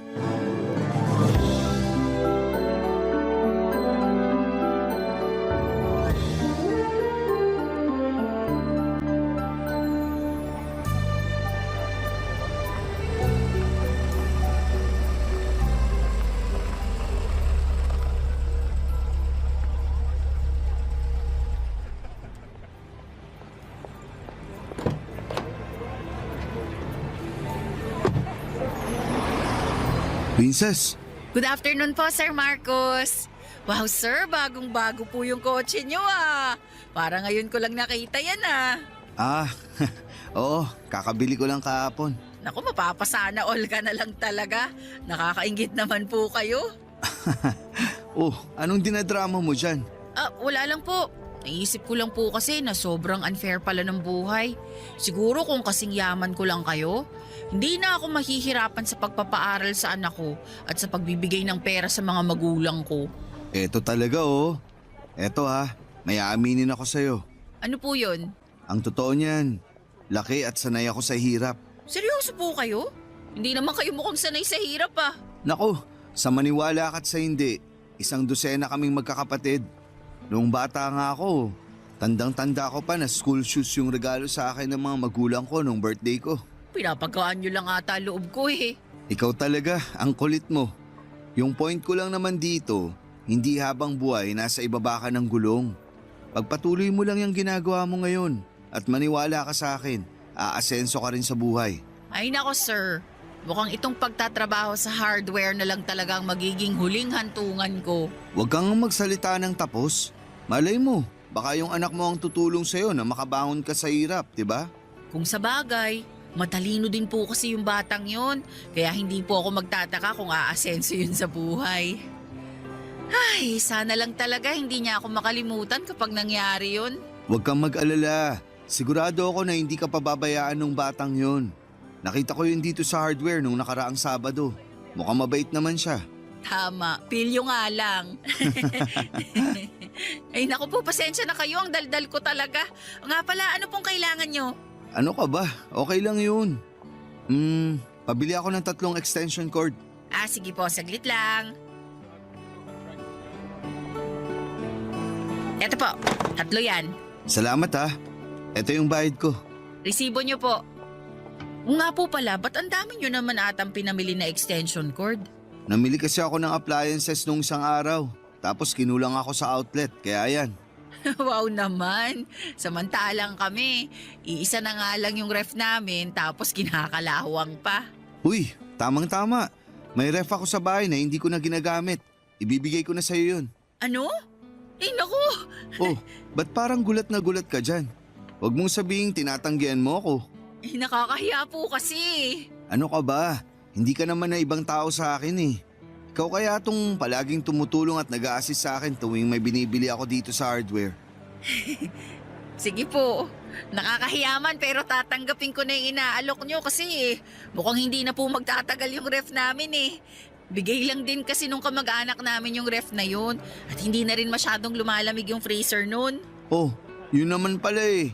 Huwag ka na rin mag-alala kasi ako na mismo ang pupunta sa bahay nyo para iatid yung ref na ibibigay ko. Uy sir naman, wag na po. Makikiusap na lang ako sa kapitbahay namin na tulungan akong kunin yung ref sa bahay nyo. Para saan pa yung bago kong kotse kung hindi ko rin naman mapapakinabangan ng maayos, di ba? Kaya sige na, huwag mo na akong tanggihan. Ibigay mo na lang sa akin yung address nyo. Sige po, sandali kukuha lang po ako ng papel.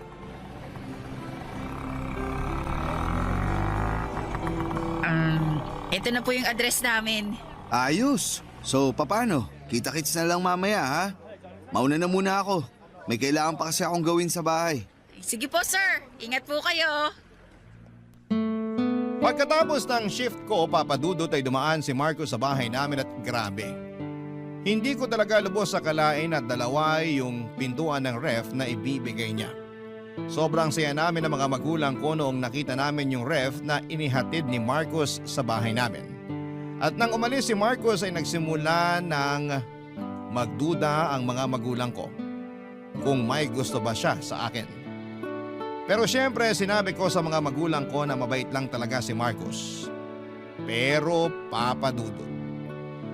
Hindi po nagkamali ang mga magulang ko dahil makalipas ang ilang linggo ay inamin ni Marcos na may gusto siya sa akin at na ako raw yung dahilan kung bakit palagi siyang pumupunta sa hardware na pinagtatrabahuhan ko. Hindi ko po talaga akalain na magkakagusto sa akin si Marcos. Lalo na't mayaman siya at ako naman ay isang simpleng babae lang. Pero hindi talaga. May mga bagay na hindi mo kayang ipaliwanag pero nangyayari. At ang tanging magagawa mo lamang ay tanggapin at yakapin ito. At sa madaling salita ay niligawan po ako ni Marcos at sinagot ko siya. At makalipas ang ilang araw ay pinag-resign ako ni Marcos sa hardware at pinatiranan niya ako sa bahay niya. Grabe! Ang ganda po ng bahay niya, parang isang malaking rest house. 5 yung kwarto at may maliit pa na swimming pool sa likod. Hindi po ako makapaniwala na eto na yung magiging buhay ko kasama si Marcos. At syempre ang pinakabongga pa dyan ay nagbibigay si Marcos ng pera at ginagamit ko po yun para matulungan ang pamilya ko. Ang totoo niyan, hindi ko sinabi sa mga magulang ko na nag-resign na ako sa hardware. Pero ayos lang sa akin yon kasi nakakapagbigay pa rin naman ako ng pera sa kanila ng dahil kay Marcos. Pero kahit maayos na po ang financial situation ko, may mga gabing nalulungkot pa rin ako. Kasi si Marcos ay madalas na nasa trabaho at ako lang ang mag-isa na naiiwan sa bahay. Kaya isang gabi ay napagtanto ko na kailangan ko nang ikwento kay Marcos ang nararamdaman kong kalungkutan tuwing wala siya sa bahay, Papa Dudut.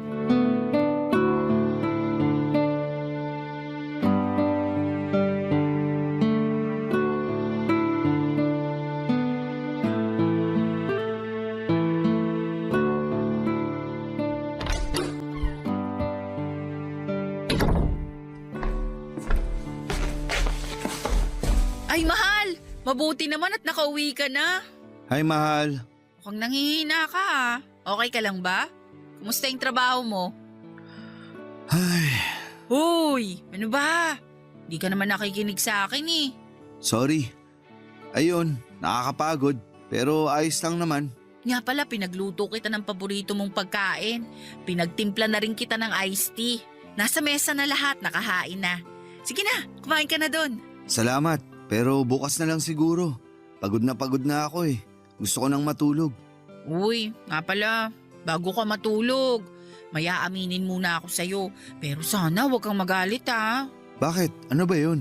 Nagpapasalamat ako sa'yo kasi nakakapag-abot pa rin ako ng pera sa mga magulang ko kahit wala na akong trabaho. Pero ang totoo niyan, nalulungkot ako tuwing wala ka dito sa bahay eh. Aba, natural. Kasi nagtatrabaho ako para sa ating dalawa. Alam ko naman yun, pero ang tagal na kasi simula nung huli tayong alam mo na. Utang na loob naman, princess. Anong gusto mo? Huminto ako sa pagtatrabaho at hayaan kong mamatay tayong dalawa sa gutom? Uy, kumalma ka nga. Ang kulit-kulit mo kasi. Yung sa akin lang naman, miss na kita. Kaya... Princess, tumigil ka. Uy, sige na naman oh. Hindi ka ba talaga nakakaintindi?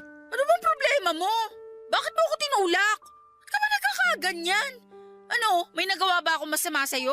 Pagod ako sa trabaho. Yun lang yun. Alam mo, ang ganda-ganda nitong bahay mo at malaki yung perang na ibibigay mo sa akin. Pero may mga ibang pangangailangan din naman ako. Sige, kulitin mo pa ako at hindi lang yung pagtulak ko ang aabuti mo sa akin. Sama-sama mo naman. Alam mo, hindi ko maintindihan kung bakit mo pa ako niyaya makipag-live-in dito kung hindi mo naman pala ibibigay mga pangangailangan ko. Bakit? Hindi pa ba sapat sa iyo nakapag-resign ka sa hardware? Nakatira ka sa magandang bahay at nasusustentuhan mo yung pamilya mo nang dahil sa tulong ko? Siyempre, sapat na sa akin yun kasi alam mo namang hindi kami mayaman na tulad mo. Pero hindi ko na rin maiwasan na tanungin ang sarili ko kung mahal mo pa ba talaga ako. Oh, ba't yung pagmamahal ko naman sa iyo yung kine-question mo ngayon? Kasi hindi ka naman ganito dati eh. Nung nagtatrabaho pa ako sa hardware at nung nililigawan mo pa ako, ang sweet-sweet mo kaya sa akin. Pero bigla kang nagbago. Hindi ako nagbago. Talagang pagod lang ako. Sinong niloko mo? Umamin ka nga sa akin, Marcos. Bukod sa akin, may ibang babae ka pa ba? Ano? Pambihira. Saan naman ang galing yan? Kasi hindi ka naman manlalamig sa akin ng ganun-ganun na lang kung wala kang ibang babae. Wala akong ibang babae. Alam mo ikaw, hindi ka lang napagbigyan, nag-iinarte ka na. Hindi ako mag-iinarte kung wala akong basehan. Pwes walang kwenta yung basehan mo kasi napapraning ka lang. Ay, kung ako sa'yo, makontento ka na lang sana sa mga binibigay ko sa'yo. Kasi di hamak na mas malaki yung binibigay ko sa yung pera kumpara dun sa kinikita mo nung nagtatrabaho ka pa sa hardware. Sandali lang, sinusumbat mo ba sa akin ang lahat ng naitulong mo? Ayaw ko sanang manumbat, pero wala akong choice kasi pinipilit mo ako. Oo, alam kong mayaman ka. Pero sana wag mo namang ipamukha sa akin na wala akong kwenta. Pasensya ka na. Sabi ko naman kasi sa'yo pagod ako. At pwede bang tigilan mo na yung kakaisip mo ng kung ano-ano? Wala akong babae. Talagang nape-pressure lang ako sa boss ko nitong mga nakaraang linggo. Ewan ko sa'yo! Uy, saan ka pupunta? Doon ako sa guest room matutulog. Ano ba naman yan? Bumalik ka nga dito. Di kita kayang tabihan ngayong gabi kaya manigas ka dyan. Sa may guest room po ako natulog ng gabing yon at kinaumagahan ay hindi ko pinansin si Marcos. Paulit-ulit siyang humihingi ng sorry sa akin pero talagang masama ang loob ko sa kanya noon. Pakiramdam ko kasi ay unti-unti nang nanlalamig si Marcos sa akin. At sa totoo lang ay nahihirapan akong tanggapin at unawain yon. Pero baka nga tama si Marcos, Papa Dudut. Baka napapraning lamang ako at baka talagang pagod lamang siya sa trabaho kaya hindi na niya nabigyan ng atensyon yung mga bagay na dati ay importante sa amin. Pero masisisi niyo ba ako? Ang dami ng kwento ng mga asawa na pakiramdam nila ay nanlalamig na sa kanila mga mister nila tapos ay bigla na lamang nilang malalaman na may iba na palang babaeng kinakalantari ang mga mister nila. Nang mga panahong yun ay iniisip ko na lamang na at least ay nakapagbibigay pa rin si Marcos ng pera sa akin. At yun naman talaga ang kailangan namin ng pamilya ko. Kaya nga, nang sabi nila love is important pero money is importanter. Kaya iniisip ko na lamang yung mga magagandang bagay na nakuha ko kay Marcos. Tulad ng komportableng buhay at mga bagay na wala ako noon. Pero ewan ko ba Papa Dudut kasi kahit nabibigay ni Marcos yung buhay na gusto ko, hindi pa rin nawawala sa isipan ko na baka may iba siyang babae. Lumipas sa mga linggo at nanlalamig pa rin siya sa akin kaya nagsimula na akong mag-isip na baka may tinatago siya. At doon ako nagsimulang mag-imbestiga. Isang araw naiwan ni Marcos ang cellphone niya sa bahay. Kaya't kinuha ko kaagad ito at wala pang 5 segundo ay nabuksan ko na yung cellphone niya.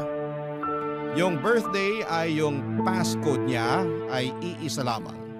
At nung mismong araw na yon ay hinalungkat ko na ang cellphone ni Marcos para makumpirma kung may basihan nga ba ang hinala ko na may iba na siyang babae, Papa Dudut. Barangay Love Stories. Barangay Love Stories. Noong binuksan ko ang cellphone ni Marcos ay nakita ko na may kausap siyang isang babae na nagngangalang Vivian. Pagtingin ko sa mga messages nila ay doon ko nalaman at nakumpirma na talagang niloloko ako ni Marcos. Nagpapadala sila ng mga sexy na pictures sa isa't isa at babe pa talaga yung tawagan nila. Sobrang galit ako noong mga panahong yon Papa Dudut at gusto ko na talagang ipamukha kay Marcos na tama yung hinala kong niloloko niya lamang ako.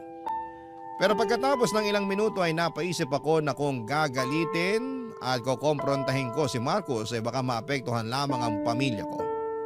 Kasi malaki ang perang na ibibigay ni Marcos sa akin at sigurado ako na sa kangkungan kami pupulutin ng pamilya ko kung mauuwi kami sa hiwalayan ni Marcos.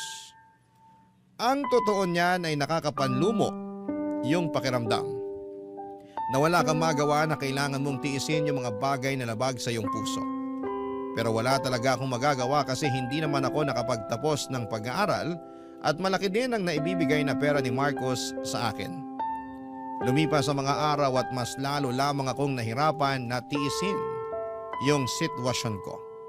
Nahihirapan ako sa tipong kailangan kong magpanggap na para wala akong alam tuwing magkaharap kami ni Marcos. Sobrang baba talaga ng tingin ko sa sarili ko ng mga panahong yon. Kaya naman isang araw ay nag-decide akong kunin ang number ng babae sa cellphone ni Marcos at tinext ko siya gamit ang cellphone ko. Nagpanggap ako sa babae na ako si Marcos at sinabi ko na extra phone number yung ginagamit ko. At sinabi ko rin na gusto ko makipagkita sa kanya sa labas ng isang bar. Pero ang hindi niya alam ay ako na pala yung makikipagkita sa kanya, Papa Dudut.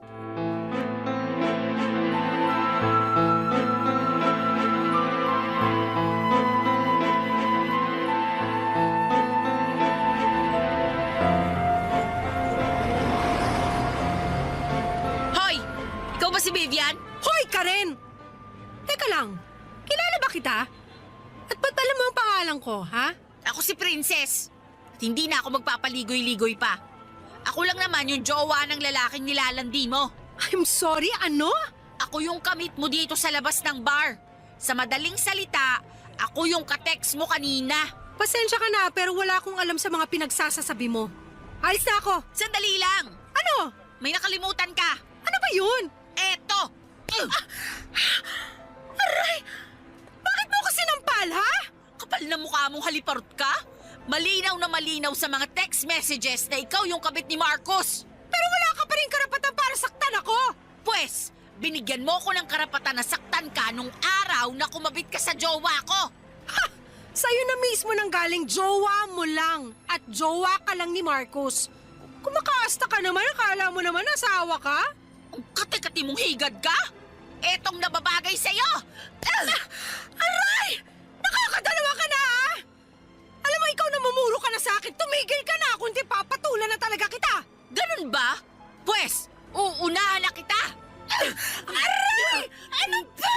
Tignan na lang natin kung maghuhukom ka pa ni Marcos kapag nakalbo na kita! Lumaba ka nga ng patas! Ayan! Aray! Hindi ko alam po nung nakita ni Marcos sa'yo. Eh di hamak naman na mas maganda ako kesa sa'yo. Maganda? Nagpapatawa ka ba? Gusto mo bang bigyan kita ng salamin para kilabutan ka sa mga pinagsasasabi mo dyan? Binabalaan kita ha. Lubayan mo na si Marcos. Kung hindi, mas malala pa dyan ang gagawin ko sa'yo. Eh paano kung sabihin ko sa'yo na ayoko? Magkano? Ano? Bibigyan kita ng 3,000. Hiwalayan mo na si Marcos. Nahihibang ka na ba? Aanin ko naman yung 3,000 mo kung mas malaki naman yung binibigay na pera sa akin ni Marcos. Hindi ka lang pala malandi. Mukhang pera ka rin palang hayop ka. Sabihin mo nang gusto mong sabihin tungkol sa akin basta hindi ko hihiwalayan si Marcos. Kailan niyo pa ako niloloko ha? Gaano na kayo katagal na may relasyon? Ba't ko naman sasagutin yan? Labas ka na ron. Pwes, may pakialam ako kasi naninira ka ng relasyon ng may relasyon. Utang na loob, nasa-stress na ako sa'yo, ha? Ganito na lang, ha? Para matapos na to. Ipapaubaya ko si Marcos sa'yo sa umaga, tapos tuwing gabi sa akin siya. Sharing is caring, di ba? Ha!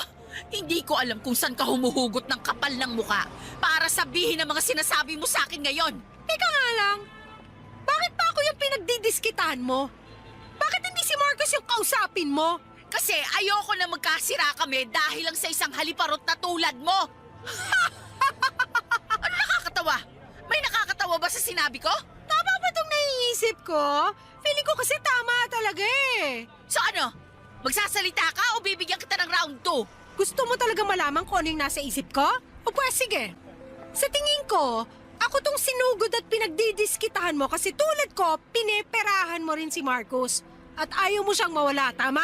Hoy! Huwag mo akong itulad sa'yo! Hindi ako ganong klaseng babae! Eh, Josera! Princess nga ang pangalan mo pero mukha ka namang hampas lupa!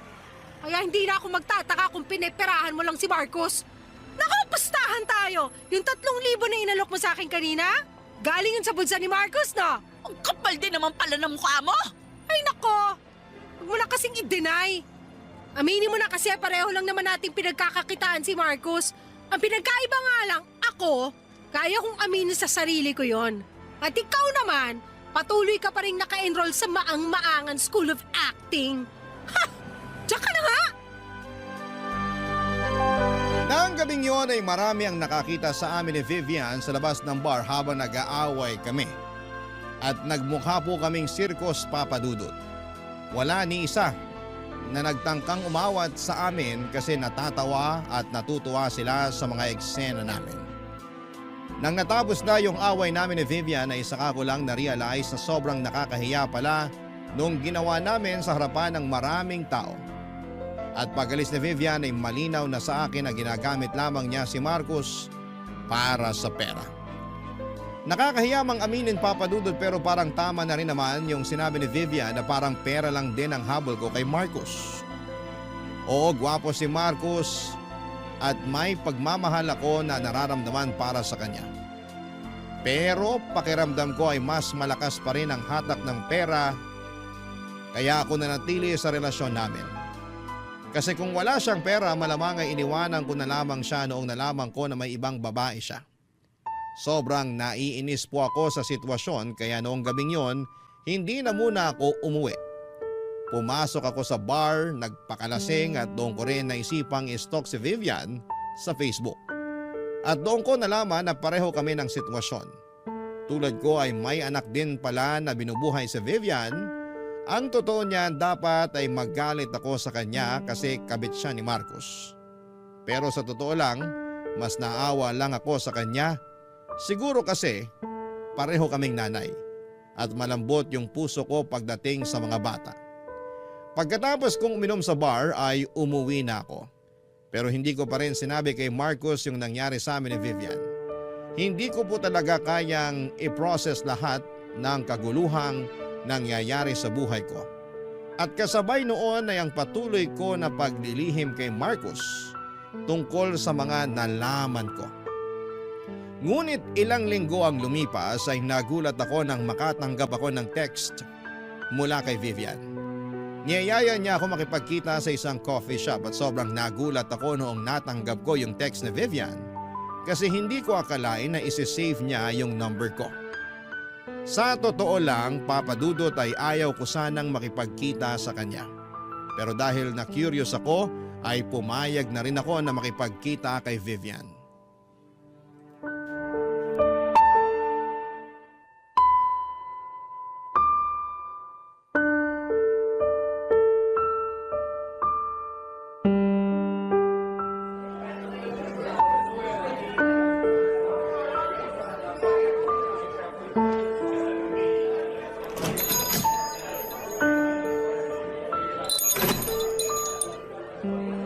Anong masamang espiritong sumanib sa'yo at niyaya mo kung makipagkita sa'yo?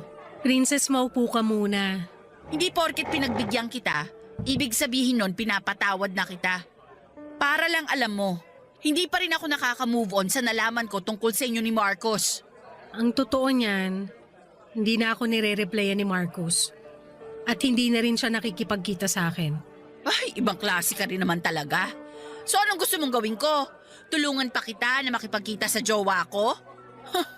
Alam mo, kung yan lang rin ang dahilan kung bakit mo ako pinapunta dito, aalis na lang ako. Nagsasayang lang ako ng oras dito. Papaalala ko lang sa'yo ha, ako ang nauna kay Marcos. Kung ihahalin tulad mo ang lahat ng to sa kotse, ako yung nasa unahan at ikaw yung sa likuran. Yan ang itatak mo dyan sa kukote mo. Baka alis na nga. Parang awa mo na maupo ka muna. Wala akong balak makipagbardagulan sa'yo. Taputin mo nga ako.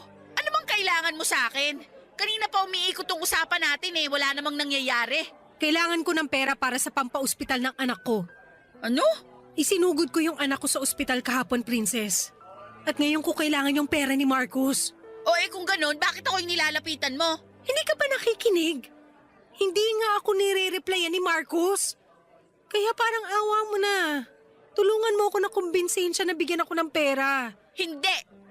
Alam kong patibong mo lang ang lahat ng to. Hindi ba't inamin mo na sa akin noong nakaraan na pineperahan mo lang si Marcos? At sigurado akong may masama kang binabalak para paghiwalayin kami ni Marcos. Utang na loob!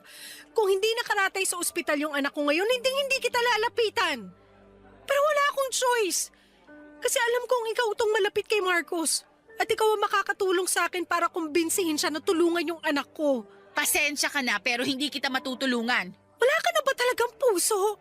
Pag may nangyaring masama sa anak ko, pinapangako ko sa iyo na ikaw ang sisisihin ko. Hoy! Hindi ko kasalanan kung pabaya kang ina. At malay ko ba kung nagsasabi ka ng totoo? Ayaw mo talaga maniwala?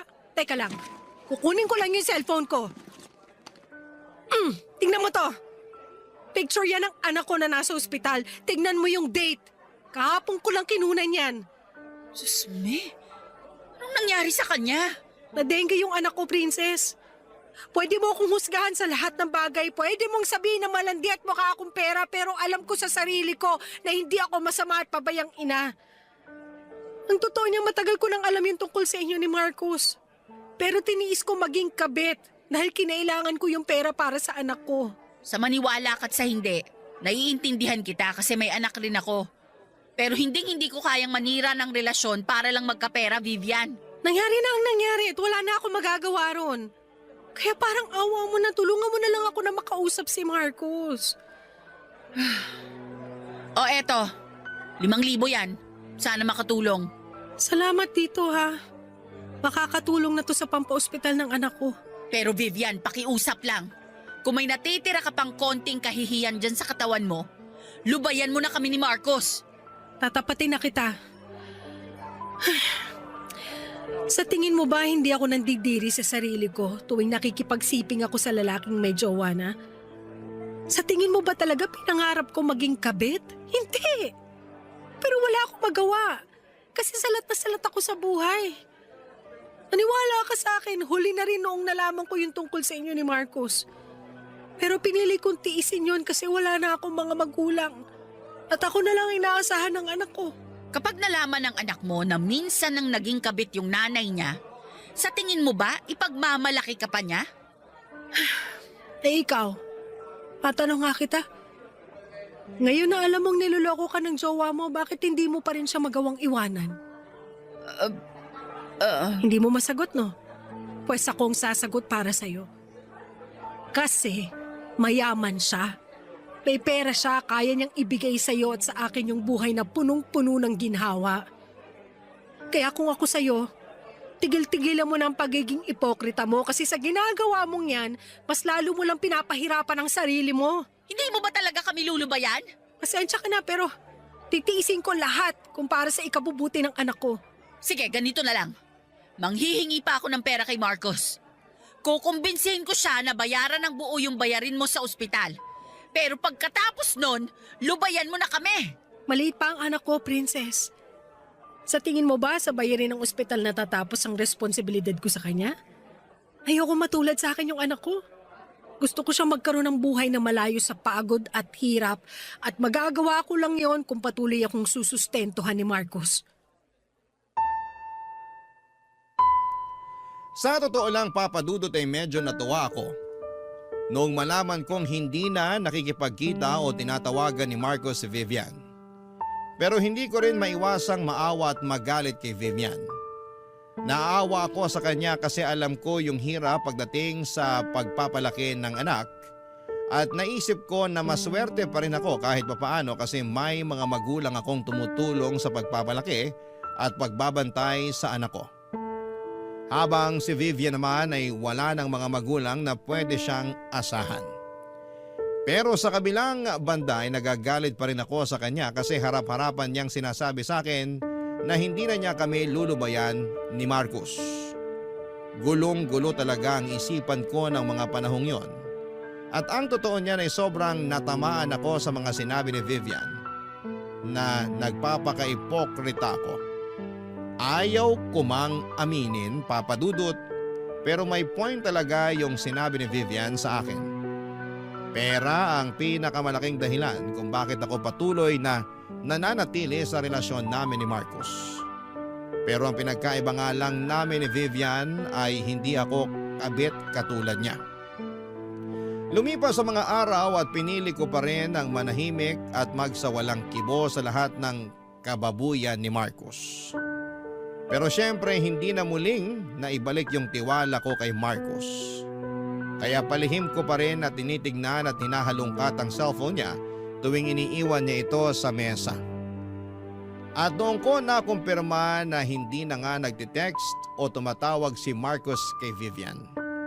Naisip ko na mga panahon na yon na baka nagbago na talaga si Marcos at unti-unti niya nang pinuputol ang ugnayan nila ni Vivian para sa kapakanan namin.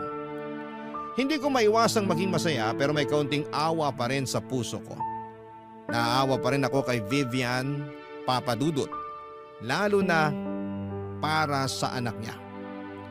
Siguro kailangan niyang matutunan na panahon na para tigilan na niya yung pagiging kabit ng jowa ko, Papa Dudut. Barangay Love Stories. Barangay Love Stories. Naging tahimik at mapayapa na ang relasyon namin ni Marcos at sa wakas pakiramdam ko ay nagkaroon ako ng tunay na peace of mind.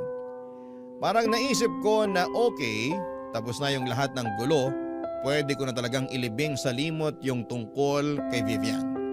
Hindi ko na kailangang kumprontahin si Marcos kasi gaya nga noong nalaman ko ay hindi na naman nagpaparamdam si Marcos kay Vivian.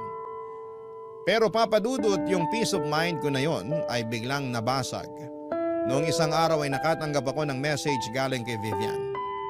Naloka ako. Parang may balak pa yata siya na gawin akong textmate kasi hindi ko lubos akalain na magpaparamdam na naman siya sa akin. Tapos ayon, nag-text siya ulit at sinabi niya na kailangan daw namin na magkita at mag-usap. Nung una talaga ay duda na ako na baka manghihingi na naman siya ng pera para sa anak niya. Kaya tinanggihan ko siya kaagad sa kagustuhan niyang makipagkita sa akin. Pero iginit ni Vivian na may mahalaga raw siyang kailangang sabihin sa akin at kailangan ko daw itong malaman sa lalong madaling panahon. Kaya sa pangalawang pagkakataon ay nagpadala ako sa curiosity ko at nagkita kami ni Vivian sa isang mall, Papa Dudut.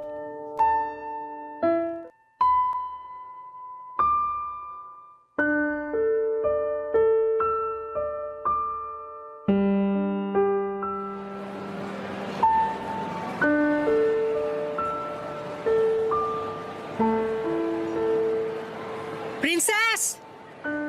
Hoy, Vivian! Alam mo ikaw, ang kulit-kulit mo rin, no? Ngayon palang sasabihin ko na sa'yo na wala akong perang maibibigay o maipapahiram sa'yo. Huling-huli na yung 5,000 binigay ko sa'yo noong huli nating pagkikita. Huwag ka mag-alala, wala akong balak manghingi ng pera sa'yo. Kasi nailabas ko na ng ospital yung anak ko. Nakahiram na rin ako ng pera sa kakilala ko. At dahil doon, nabayaran ko na ng buo yung bayarin ko sa ospital. Kung ganun, ba't mo pa ako pinapunta-punta rito? Siguro kukumbinsihin mo na naman ako na kausapin si Marcos para bayaran yung perang hiniram mo, no? Nakuutang na loob, Vivian! Sobrang payapa at tahimik na ang mga buhay namin simula nung hindi na nagpaparamdam sa'yo si Marcos. Kaya kung ako sa'yo, tanggapin mo na lang na hindi ka napapatulan ni Marcos at mag-move on ka na rin. Kasi ako na ulit yung nasa unahan at tuluyan ka na niyang kinalimutan. Sigurado ka ba talaga sa mga pinagsasasabi mo? Sigurado ka ba talaga na nagbago na si Marcos? Anong ibig mong sabihin? May papakita ako sa'yo. Tignan mo tong video na kinunan ko. Ipinasyal ko yung anak ko sa mall na to nung isang araw. O ano ngayon? Manahimik ka nga muna. I-fast forward mo ng konti yung video. Sige na nga. Teka lang. Ayan, hinto mo dyan. Ano ba yung gusto mo ipakita? Tignan mo yung lalaki na kapula. Hindi ba si Marcos yan? Diyos ko, siya nga! So paano may papaliwanag yung babaeng kasama niya dyan? At may pa-holding hands pa silang nalalaman. Baka naman kasamahan lang niya yan sa trabaho. Pinsa ka nang niloko ni Marcos. Tapos ngayon magpapakamartir ka pa rin. Minsan niya nga akong niloko ng dahil na rin sa'yo. Hindi yun yung point dito. Ang point dito, hindi lang tayo ang mga babae sa buhay ni Marcos. Oh, bakit ka umiiyak? Nasasaktan lang ako kasi ang buong akala ko nagbago na siya.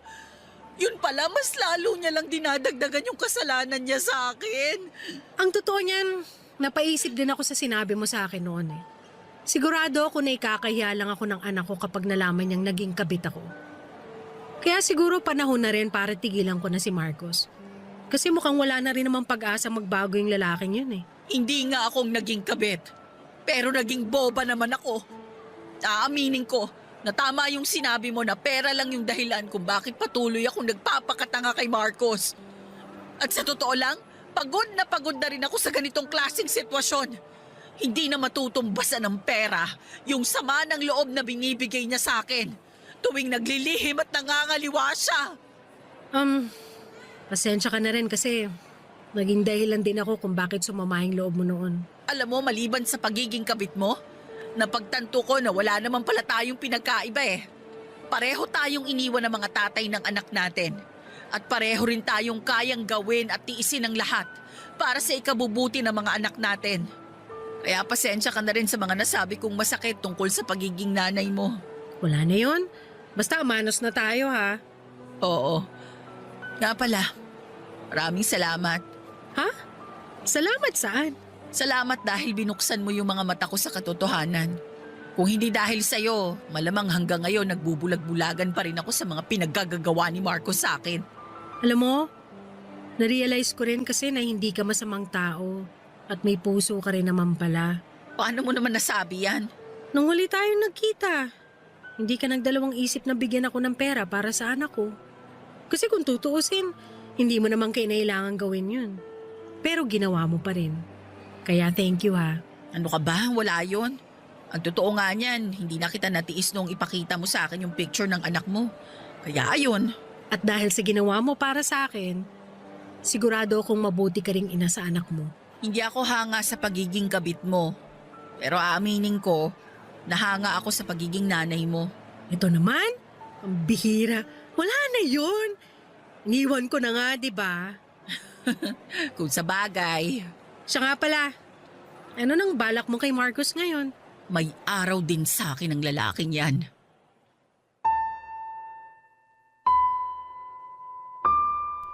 Nasaktan ako ng sobra nang malaman ko na hindi lang pala kami ni Vivian ng babae sa buhay ni Marcos Papadudut. At para ako nalulubog sa depresyon noong araw na ipinakita sa akin ni Vivian, yung video na may ka-holding hands si Marcos sa mall. Pero sa kabilang banda pakiramdam ko rin ay may nakahanap ako ng kaibigan noong araw na yon. At yon ay si Vivian. Habang tumatagal ay unti-unting napapalitan ng pagpapatawad at pag-unawa ang galit at puot ko kay Vivian.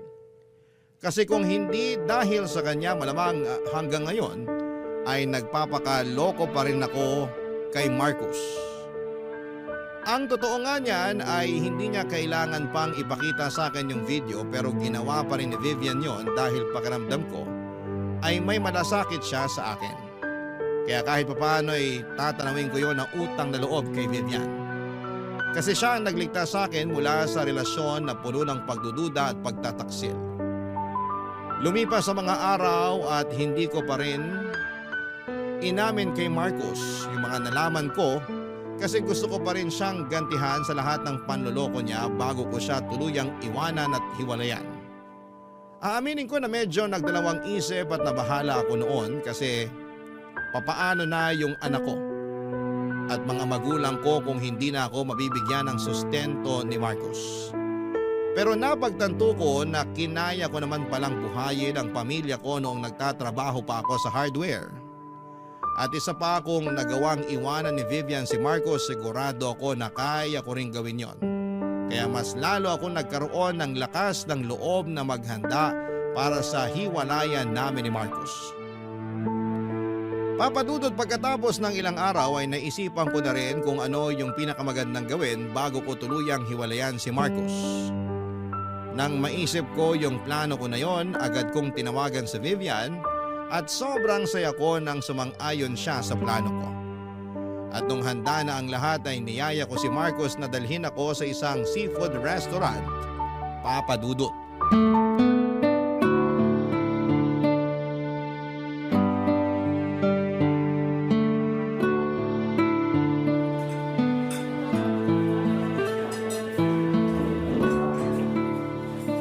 Marcos, mahal.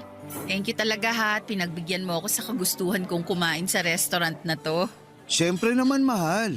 Kahit ano, para sa nag-iisa kong princess. Ay nako, tumigil ka nga. Mas lalo lang akong kinikilig sa'yo eh. Mahal, parang ang dami naman ata nito ah. Pasensya ka na, bigla akong nagutom eh. Kaya mo ba talagang ubusin to? Hindi. Pero tutulungan mo naman ako, di ba? Ah, okay. Pero pwede naman nating ipa-take out kung sakali. Ay, ayoko yung pinapa-take out yung pagkain. Hindi na kasi fresh kapag ganun eh. Kaya mas mainam kung dito na lang natin ubusin, di ba? Ah, sige. Ay, speaking of fresh, eto, tignan mo tong hipo nila. Fresh na fresh. Tikman mo to. Alam ko mahilig ka sa seafood kaya eto. O susubuan kita ha. Say ah. Ang sweet talaga ng princess ko. Sige na nga. Ang sarap, di ba? Masarap nga. Uy, wow. Mukhang masarap din tong milkshake. Sandali lang ha, matikman nga. Uy, ang sarap nga. Tikman mo rin to, dali. Sige, pero konti lang ha. Lactose intolerant kasi ako. Lactose ano? Lactose intolerant. Ibig sabihin, sumasakit yung tiyan ko at nasisiyar ako tuwing nakakainom at nakakakain ako ng mga dairy products. Ay, wala akong maintindihan sa sinasabi mo. Pero magtatampo ako pag hindi mo tinikman to. Sige ka. Sige na nga.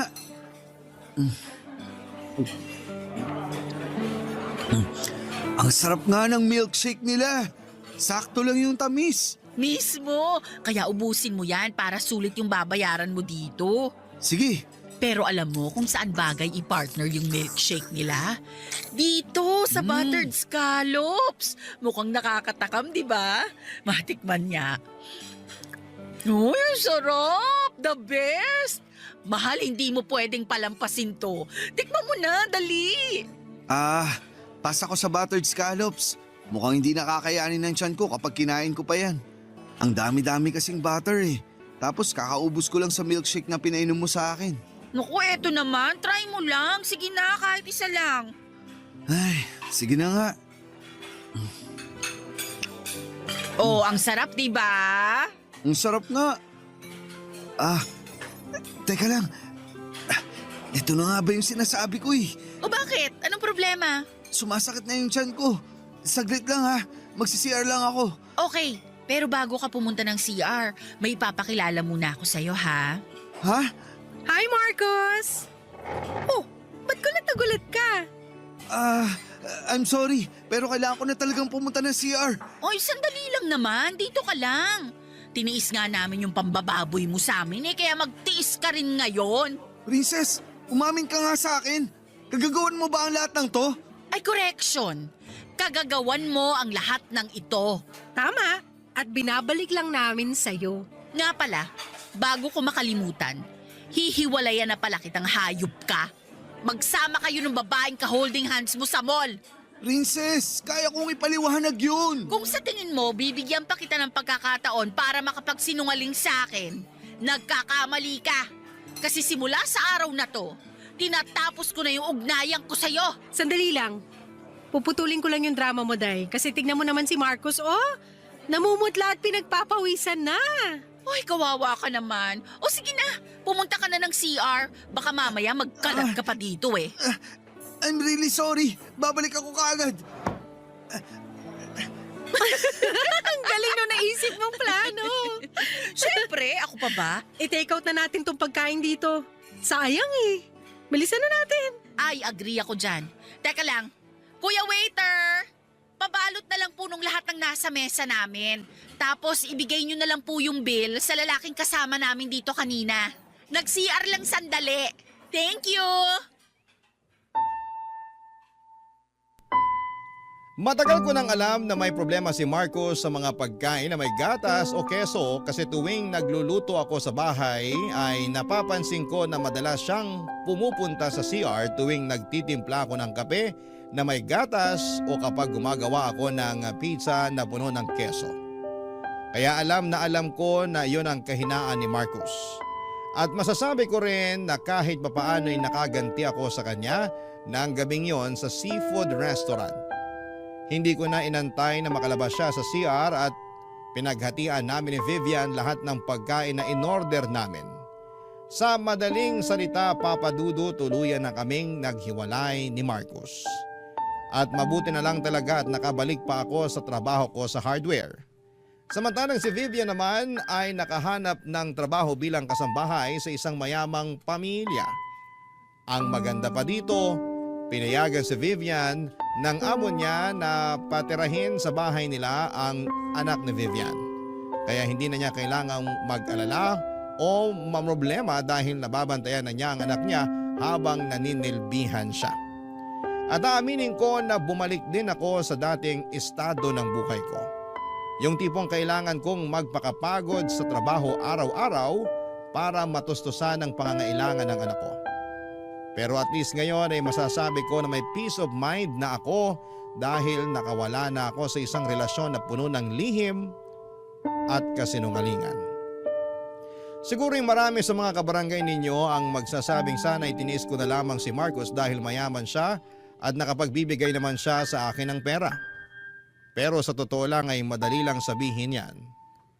Pero kapag ikaw na ang nasa sitwasyon kung saan ay dangal at prinsipyo mo na ang kapalit ng malaking pera, sigurado akong mahihirapan din kayo.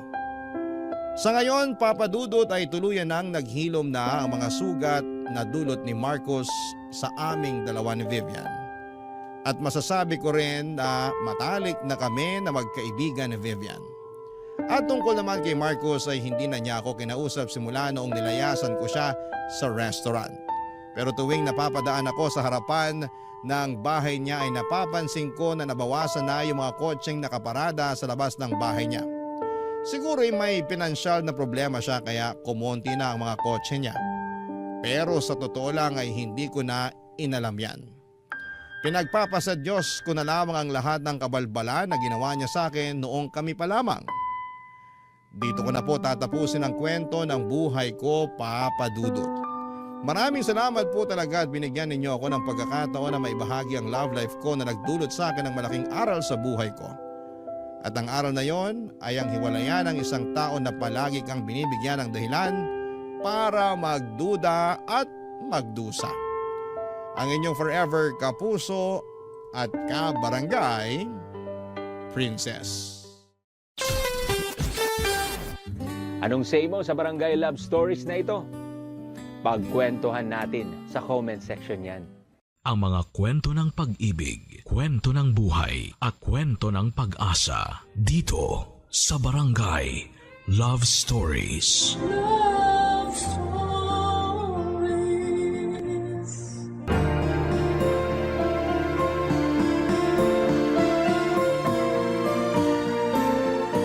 Sa buhay, dumarating talaga tayo sa punto na kailangan nating magkaroon ng matatag na puso at matalas na isip upang pangatawanan ang gusto nating maging.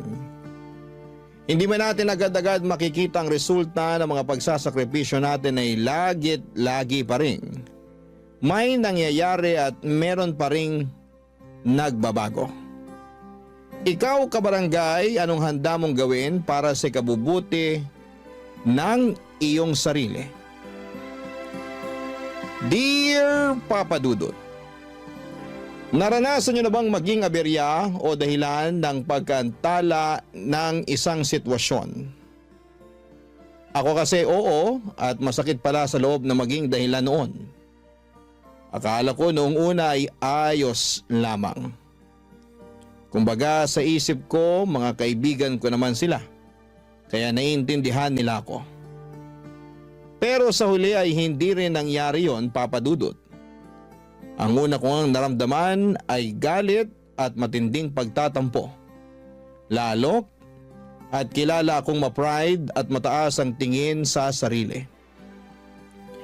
Pero bago ko ituloy ang kwento ko ay gusto ko munang bumati ng isang mapagpalang tanghali sa inyong lahat. Matagal na akong avid listener ng programa ninyong Barangay Love Stories. Lagi kong inaabangan ang mga uploaded stories ninyo online at isang araw ay nag-decide akong magpadala ng email sa inyong istasyon. Tawagin niyo na lamang po ako sa pangalang Colette. Nagtatrabaho sa Pasig bilang finance staff at nasa 32 years old na ako. Kaka-birthday ko lamang nitong January 1 kasabay ng bagong taon. Sa kasalukuyan ay nasa journey ako ng healing at weight loss. Malaking factor kasi ang mga pinagdadaanan ko sa nakaraan. Kaya lumobo ang timbang ko at pumalo ng lagpas na sa 100 kilo sa edad ko pa lamang na 30 years old.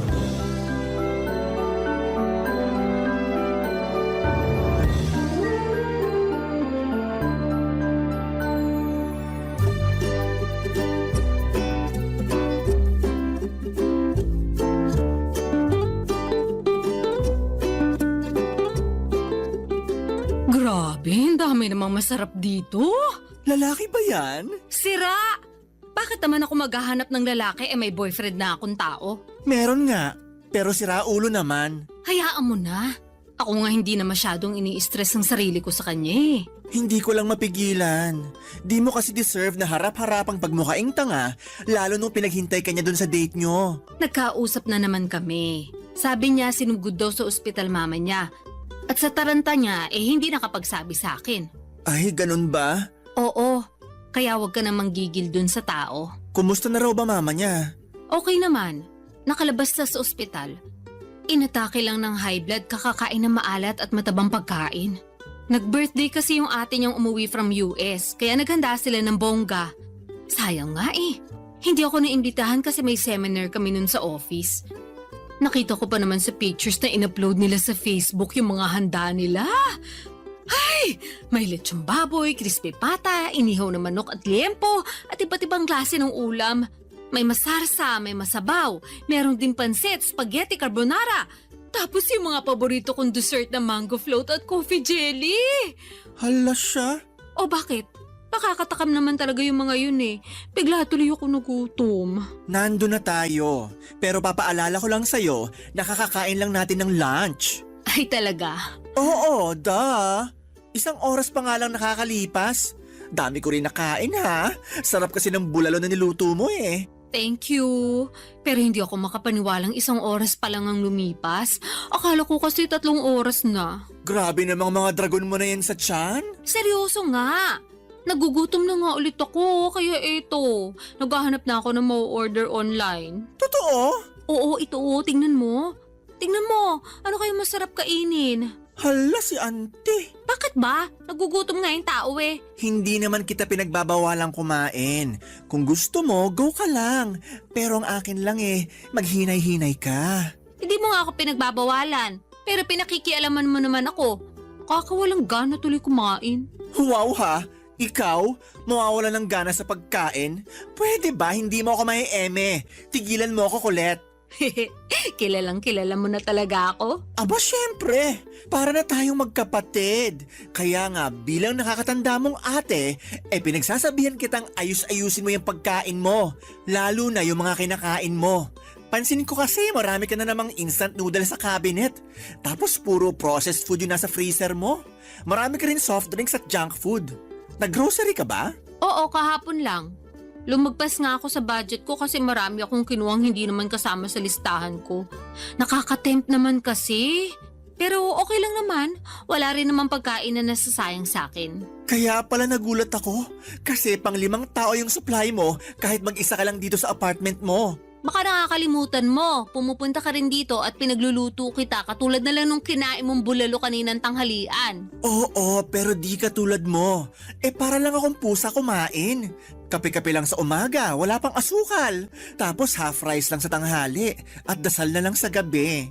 Ang boring naman ang buhay mo. Hindi kaya boring yun, no? Ikaw lang nagsasabi niyan. Basta, for me, boring yon. Kung ako siguro nasa sitwasyon mo, baka nategi na ako. Ay, ang OA naman? Tegi talaga agad? Oo. Sa bilis ko magutom, hindi ko kaya magdasal na lang sa gabi. May lang naman yung dasal. Pero alam mo namang di na ako nagdi-dinner, di ba? Oo. Tamang water na lang ako. Kasi bakit pa ako kakain? Gabi na rin naman. Hindi na ako magugutom noon dahil tulog na ako. Buti ka pa hindi nagugutom. Ako kasi kahit tulog, mas nananaig yung kalam ng sikmura kahit kumain naman ako ng pagkarami-rami bago matulog. So, no choice. Babangon talaga ako para mag-midnight snack. Grabe naman yung kahit kumain ng pagkarami-rami. Buti hindi ka binabangungot. Hindi naman ako naniniwala dun. At saka, mas babangungutin lang ako pag hinayaan ko magutom ako. Ay, iba rin. Kaya mabuti pa, tulungan mo na lang ako mamili ng masarap na merienda. Pasa ko dyan. Ako nga lang, di ba? Ako lang ang kakain, wag ka na. Papadudot bata pa lamang ay tabain ako. Ako yung tipo na mahanginan lamang tumataba na. Malakas din kasi akong kumain at aaminin ko ng pagkain ang naging takbuhan ko kapag stress ako sa personal kong buhay at sa trabaho. Katulad na nga lang noong nasa bingit ng alanganin ng relationship ko sa aking longtime boyfriend. Bukod sa pinsan kong si Percy ay wala akong masyadong ka-close sa mga kaopisina ko. Kaya wala rin akong mapagkwentuhan sa kanila. Para sa akin ay malaki ang tutulong ng pagkain upang gumaan ang nararamdaman ko. Nagsimula ang hilig ko sa pagkain at minsan ko pa ngang binansagan ang sarili ko na certified foodie. Pangarap kong matikman ang lahat ng pagkain sa mundo. Meron akong obsession sa pagkain na nagsimula noong bata ako kung saan ay pribilehiyo sa akin ang makakain ng masarap lalo na at mahirap lamang kami. Maaga pang namatay ang nanay ko at nung nagkaroon ulit ng kinakasama ang tatay, nuknukan naman ang kadamutan sa pagkain ng madrasta kong yon. Sa kanya ko naranasang magutuman kaya ang ginagawa ko ay nagtatago ako ng pagkain at palihim na kinakain yon. Sa pagpapatuloy ng hindi maayos na relasyon ko sa aking boyfriend, itinuong ko sa pagkain ng lahat ng sama ng loob at hinanakit ko sa mga pagkukulang niya sa akin. Kaya nga makalipas lamang ng halos 2 linggo, nadagdagan ng 5 kilo ang timbang ko. Pumalo na ako noon sa 115 kilogram.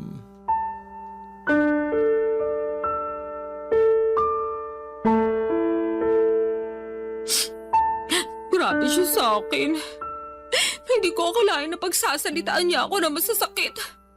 Alam naman niya mataba ako eh. Lalo niya pang pinamukha yun sa akin. Napakasira ulo talaga niyang ex mo. Mabuti naman natauhan ka na't hiniwalayan mo na. Hindi naman ako yung nakipaghiwalay eh. Siya. Ay, wow ha? Oo, kasi tinapat niya na ako. Hindi na raw niya ako mahal. Hindi na raw niya nakikita ang sarili niya na pagkakasalan ako.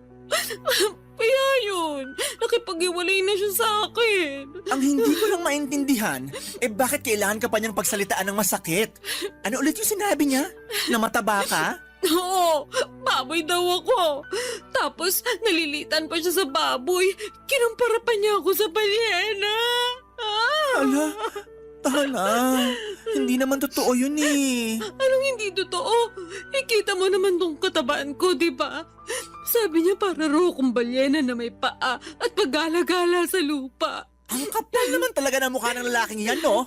Kung makapagsalita, akala mo kung sinong perpektong nilalang ng Diyos. Fit lang siya, ha? Matangkad na rin, sige. Pero mukha naman siyang dugong. Grabe ka naman dun sa tao. Anong grabe dun? Totoo naman. Lapad din ang nguso niya, tapos laki rin ang mata. Kung papangitan lang naman, may ibubuga talaga siya. Isama mo pa yung ugali niya, aba, may kalalagyan talaga siya sa impyerno. Doon, katabi ng trono ni Satanas. Pero ayun nga, hindi pa rin ako makapaniwala na ipagpapalit niya ako sa iba dahil lang sa pagiging mataba ako. Bakit nagulat ka pa? Alam mo namang sira ulo na talaga yung ex mo simula pa lang nung mahuli mo nagloko. Akala ko kasi magbabago pa siya nung humingi ng tawad sa akin eh. May pasabi-sabi pa na ako raw talaga yung mahal niya. At hindi niya kaya mabuhay na wala ako. Natukso lang daw siya, bla bla bla bla. Lokohin niya, lelang niya. Hindi raw mabubuhay na wala ka. Oh, bakit hanggang ngayon buhay pa siya? Hayaan mo na. Kung ikaw kaya mong hayaan, pues ako hindi. Ayoko yata na sinasaktan pinsan ko, no? Dami mo na pinagdaanan eh. Tapos nung nakilala mo siya, naramdaman ko talaga na naging masaya ka. Kumbaga, for the first time in your life. Nangako rin sa akin yung ulupong na yon na hindi ka niya sasaktan at paiiyakin. Tapos ginawa niya rin sa'yo. Pag nakita ko talaga yung ex-boyfriend mo, makakatikim siya sa akin na mag-asawang sampal. May kabit pa. Thank you. Pero kung ako sa'yo, hindi ko nahahayaang madungisan niya yung mga kamay ko. Hindi niya deserve ng atensyon mo. Kaya siguro iniisip niya na okay lang sa kanya yung ginawa niya sa'yo kasi di mo kayang patulan. Hindi naman ganyan pagkakakilala ko sa'yo ha. Palaban ka eh. Oo, pero napagod na lang ako. Naghabol na ako sa kanya nung nakipaghiwalay siya sa akin. Nagmakaawa ako pero pinamukha niya lang sa akin kung gaano ako kapangit at kung walang kwentang tao dahil sa pagiging mataba ko. So, tama na yun. Once is enough, ika nga. Once is enough din, masampal ko lang siya. Kapal na pagmumukha. Alam mo, ibang klase na rin mga tao ngayon, no? Anong ibig mong sabihin? Yun bang sila na nga yung nagloko, sila pa yung may ganang mga insulto ng tao. Hindi na lang lumisan ng mapayapa, papunta sa kabilang buhay. Dami pa sinasabi. Mema naman. Anong mema? Mema sabi, ganon. Kainis eh. Sa bagay, totoo rin naman. Pero, totoo rin naman na mataba ako. Na-stress nga ako lalo kasi nadagdagan pa ng 5 kilo yung timbang ko. Yun lang, pero di naman totoo na wala ka ng kwenta dahil lang sa timbang mo. Sa bagay. Kaya nga mema lang yung ex mo. Ay, sipain ko talaga yan eh. Ay nako, hindi ko talaga mapigilan magalit. Nakakairita. Tama na. Sige ka, baka sa sobrang galit mo dyan atakihin ka na lang bigla sa puso. Grabe ka naman sa atakihin sa puso. Kasi kita ko na yung mga ugat mo sa mata Ako'y natatakot para sa'yo. OA ka rin talaga eh. Mabuti pa, o-order na lang ako ng makakain natin. Ha? Gutom ka na naman? Oo, nakakapagod palang umiyak tapos sa maling tao pa. Kaya ayun, ginutom ako. Dahil dyan, kakain ako.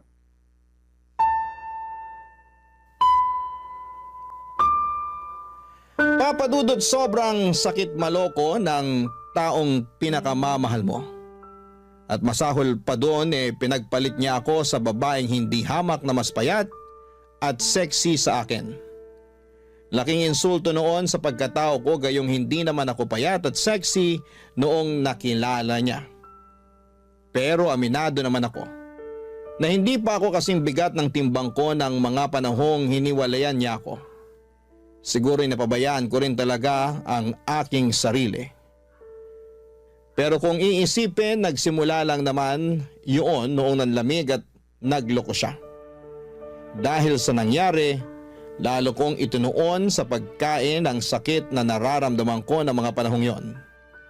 Sinabi ko kay Percy na kaya ko ang sarili ko dahil nga kilala niya rin naman akong matapang.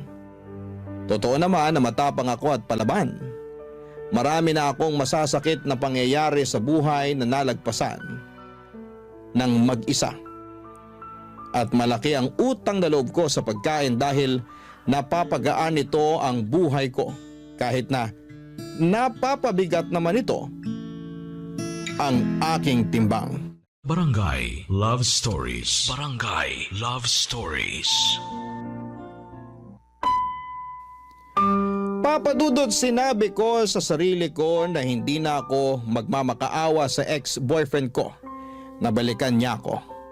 Sapat na yung isang beses, sobra na kung susundan ko pa ang pagpapakatanga ko. Napakaraming lalaki sa mundo at hindi lang naman siya ang huling lalaki na makikilala ko. At dahil nga punong-puno ako ng tiwala at kumpiyansa sa sarili, na wala akong dapat baguhin sa pagkatao ko dahil ex ko naman ang nagloko.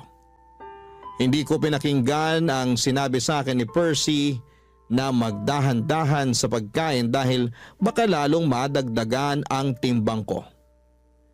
Alam ko naman na concern lamang siya sa kapakanan ko at hindi yon sa pinagbabawalan niya akong kumain.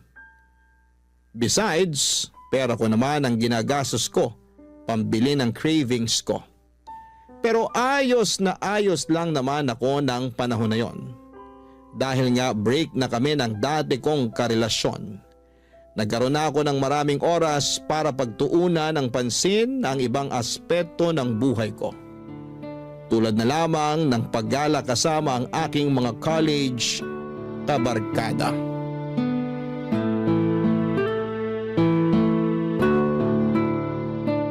Eto, pasalubong ko sa'yo.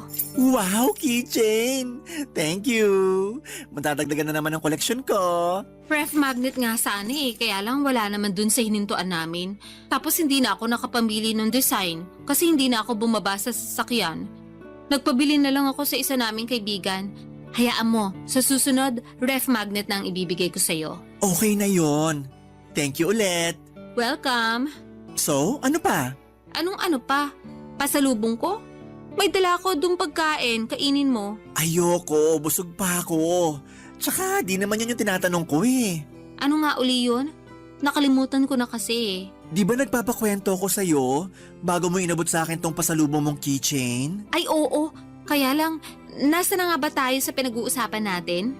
Ay nako, nasa 30 ka pa lang pero ulyanin ka na. Sabihin mo na lang kaya, kaysa inaano mo pa ako. Inaano ka dyan? Wala akong ginagawa sa'yo, no? Ay, bahala ka na nga dyan. Eme lang, ikaw naman, di ka na mabiro? Kilala mo ko, hindi talaga ako mabibiro. Kaya sabihin mo na lang sa akin kung ano yung tinanong mo bago ko ibigay sa iyo yung keychain. Oo na, kamahalan. Pero ayun nga, tinatanong ko kung ano pang ginawa niyo ng mga barkada niyo dun sa resort. Sabi mo lang kasi maganda. Tapos nag-swimming kayo. Yun lang? Eh di ba beach resort yon? Tas alam ko maraming bar doon. Di kayo lumabas? Ha, oo. Tama ka naman na beach resort yon at maraming bar. Pero sila lang yung lumabas, hindi ako sumama. Ay bakit? Hindi naman ako umiinom eh. Ngek, di mo naman kailangan uminom ng hard drinks. Meron naman mga ladies drinks doon. Kung ayaw mo pa rin, sana nag-juice ka na lang for the sake of party-party. Pagod ako noon, kaya nagpaiwan na lang ako sa tinuluyan namin. At saan ka naman napagod? Saan pa ba? E di sa biyahe. Tsaka after ng dinner na yun, nakapag-swimming na kami nung hapon hanggang gabi nung nagkayayaan sila.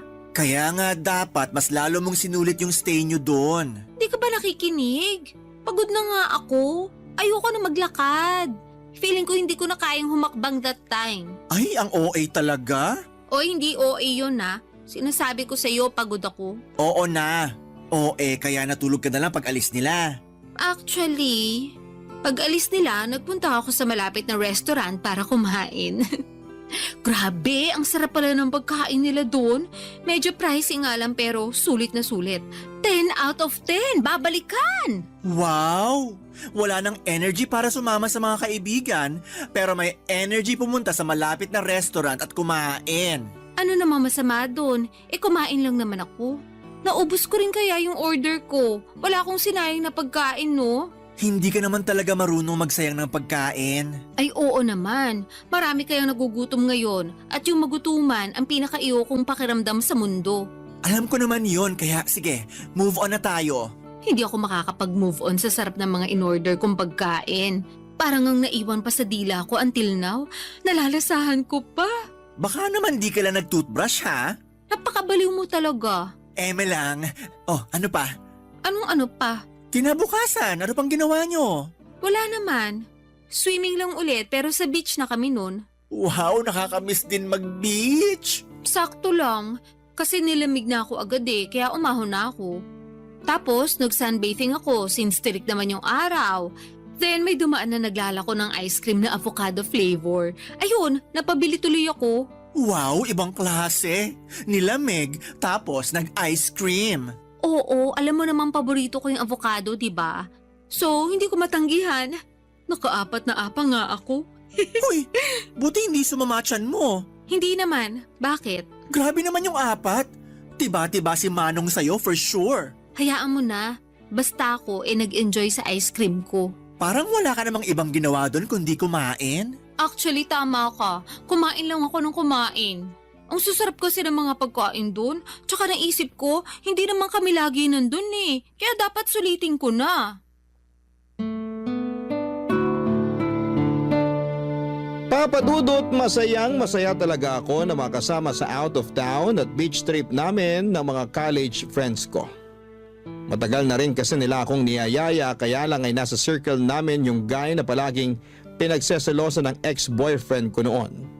Nakwento ko kasi sa kanya na naging crush ako noong kaibigan kong yon pero hindi ko naman ito tipo.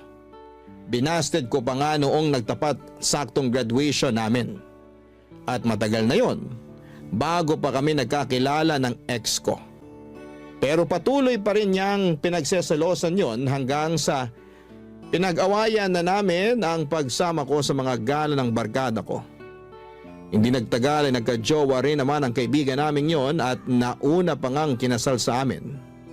Pero patuloy pa rin siyang pinagseselosan ng boyfriend ko kaya ako na mismo ang umiwas sa mga yaya ng barkada ko.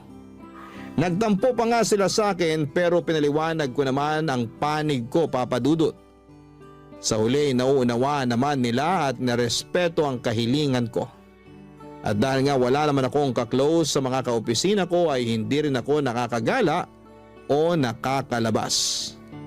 Masasabi ko na malaking bagay sa healing journey ko ang mga travel namin. Pangarap ko rin kasing makarating sa iba't ibang panig ng Pilipinas, lalo na at kumikita na ako ng pera at wala pa naman akong sariling pamilya. Kaso aminado ako, na sa tuwing gumagala kami mabilis akong mapagod at hapuin. Kahit nga ilang minutong paglalakad hinihingal na ako. Kaya mas gusto ko na lamang na magstay sa hotel at kumain. Bagay na sa tingin ko ay unti-unting kinainisan sa akin ng mga barkada ko. Kaya nga kinuwento ko yon kay Percy at ang solusyon niya ay simulan ko na raw ang Oplan Balik Alindog program. Bilang unang hakbang ay nag-enroll ako sa gym kung saan ay matagal na siyang miyembro, Papa Dudut.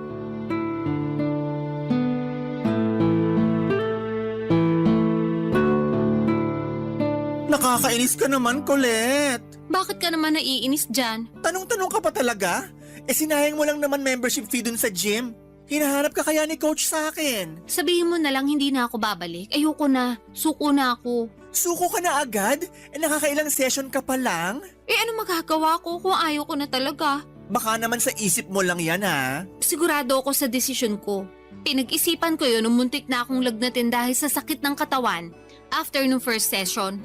Grabe kaya pakaramdam ko nun. Kulang na lang magpa-ospital ako eh. Sobra naman yung magpa-ospital. Sa pagkakatanda ko, nag-treadmill ka lang naman nung unang araw mo. Correction, isama mo na yung pag-akyat baba natin dun sa hagdan papunta sa gym. Kung bakit kasi hindi uso elevator dun? Nasa 3rd floor din kaya yung inakyat baba natin. May elevator naman, pero under maintenance. Tsaka ayaw mo nun. Naka-warm up ka na nung umakyat ka sa hagdan.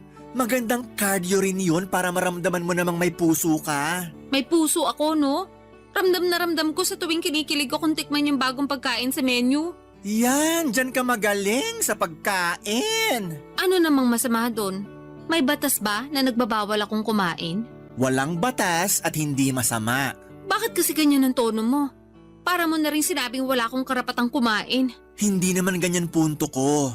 Ang akin lang, nagpatulong ka sa akin para makapagbawas ng timbang, di ba? Kesyo dami mo nang nararamdaman sa katawan mo at gusto mo namang makasabay sa trip ng mga kaibigan mo. So ako naman, sige, tinulungan kita. Pero bago yon, tinanong muna kita kung talagang desidido ka na magbawas ng timbang. Sabi mo, oo. Kaya nga nag-enroll tayo sa gym, di ba? Oh, makalipas lang ng ilang session ayaw mo na? Ano na lang gagawin mo sa buhay mo para mabawasan timbang mo? Hindi ko alam. Parang ayoko na nga mabawasan ng timbang kasi okay naman ako. Anong okay? Paano ka naging okay? Medyo hassle nga lang pag nagko-commute, pero wala namang karapatang mang-discriminate yung mga driver porke mataba ako. Irereklamo ko talaga sila, sige. O sige, ando na tayo. Pero paano na lang yung overall health mo? Yung katawan mo, hindi lang sa labas kundi sa loob.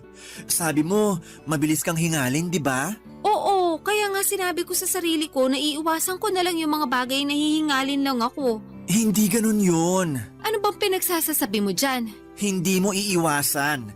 Dapat solusyonan mo. Ganun yun. Yang hingal mo, resulta yan ng hindi mo pag-e-exercise at sobrang pagkain. Dinamay mo na naman yung mga pagkain ko. Wala naman sa yung ginagawa yung mga pagkain. Tsaka mas hinihingal nga ako sa pag-e-exercise. Kulang na nga lang lumaylag dila ako nung nagte-treadmill ako. Tapos yung machine na parang umaakit ka sa hagdan. Stair climber? Oo, yun nga. Grabe, tagapawis ko dun ah. Ewan ko ba, umakit na nga ako ng hagdan na hanggang 3rd floor tapos pagkaganunin pa ako ni coach. Ano yun? Naglolokohan na lang ba kami? Hiyang-hiya naman sa'yo si coach. Palitan mo na kaya siya, no? Pag pinalitan ko siya, sigurado magsasara ang gym kasi papalitan ko ng restaurant business. Mas marami kita ko doon for sure. Alam mo, ewan ko sa'yo. Kinain ka na ng sistema. Hindi sistema ang kumain sa akin. Tsaka nagsasabi lang naman ako ng totoo. Hindi naman ako masaya sa pagpunta ng gym na yan eh. Sakit ang katawan ng inabot ko. Alam mo kung saan ako masaya? Oo, parang alam ko na kung saan. Sa pagkain? Tama! Ay, pag kumakain ako, parang nakalutang sa alapaapa mga paa ko. Lalo na syempre kapag masarap yung kinakain ko. Tsaka mas nai-enjoy ko yun. Mas nagiging masaya ako. Delusional ka lang. Akala ko ba walang masama sa pagkain? Wala nga. Pero yung pagiging matakaw mo sa pagkain, yun ang masama. Sobra ka naman. Hindi ako magsasorry. Duwag. Mabuti pa, order na lang ako ng merienda. Ay nako. Bagay talaga sa yung pangalan mong Colette. Masyado kang makulit. Sa totoo lang, Papa Dudut, mabibilang sa daliri ko sa kamay kung ilang beses lamang akong pumunta sa gym na pina-enrollan sa akin ni Percy. 1, 2 o 3 lang yata, tapos ay ayoko na. Totoo naman na sayang yung pera na binayad ko sa membership fee, pero hindi na lamang ako nang hinayang doon dahil ayoko na. Suko na ako. Unang session pa lamang namin ay sobrang sakit na ng katawan ko. Halos hindi na ako makakilos na para bang akala ko ay mamamatay na ako ng mga panahong yon. Pero dahil sinabi ng pinsan ko na normal lang naman daw yon, nagpatuloy pa ako ng ilang session pa. Kaya lang ay hindi ko talaga kaya, Papa Dudut. Ako pa naman yung klase ng tao na hindi nagtitiis kapag nasasaktan na. Well, siguro ay nagawa kong tiisin yung pagiging unfaithful sa akin ng damukol kong ex-boyfriend.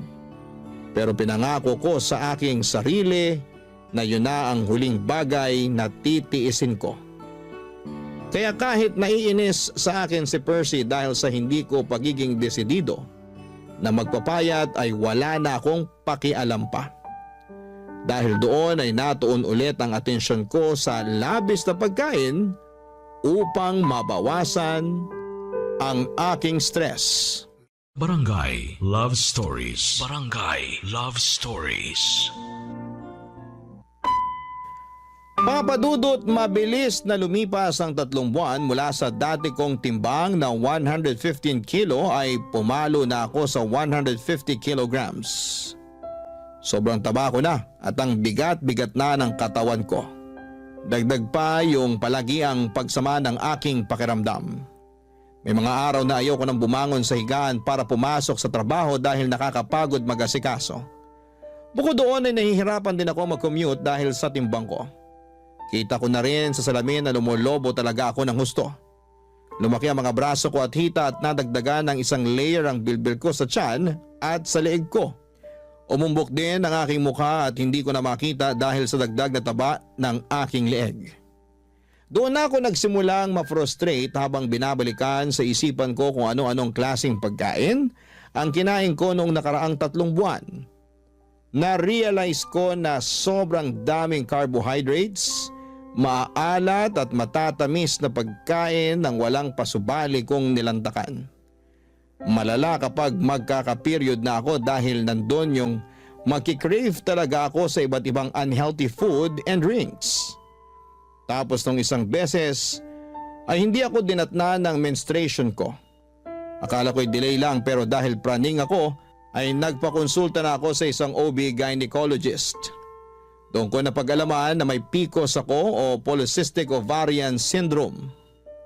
Bilateral din. Ibig sabihin po nun ay 2 ovary ko ang merong cyst na nakakaapekto sa aking hormones. Bukod doon ay lumabas sa laboratory exam ko na may type 2 diabetes din ako. Dahil sa mga sakit ko ay lalo akong na-frustrate. At imbes na gawin ng payo sa akin ng mga doktor na magbawas ng timbang ay kabaliktaran noon ang ginawa ko. Mas lalo akong nagpaka-lango sa pagkain, Papa Dudut.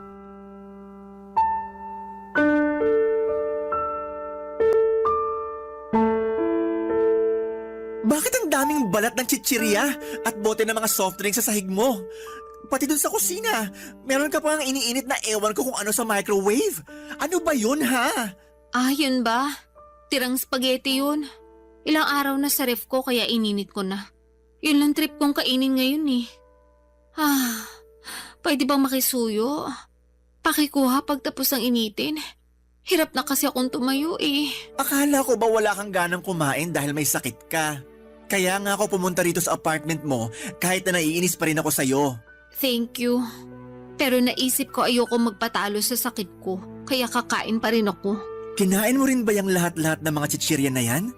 Tsaka ikaw din uminom ng mga soft drinks na yan? Oo, wala naman akong kasama dito eh. Ako lang. Kulit naman. Ano? Sisermonan mo na naman ako kasi kumain ako ng unhealthy food. O sige, kung hindi ako kakain, baka lalo ako magkasakit niyan. Yang mga pagkain na kinakain mo, yung dahilan kaya ka nagkakasakit.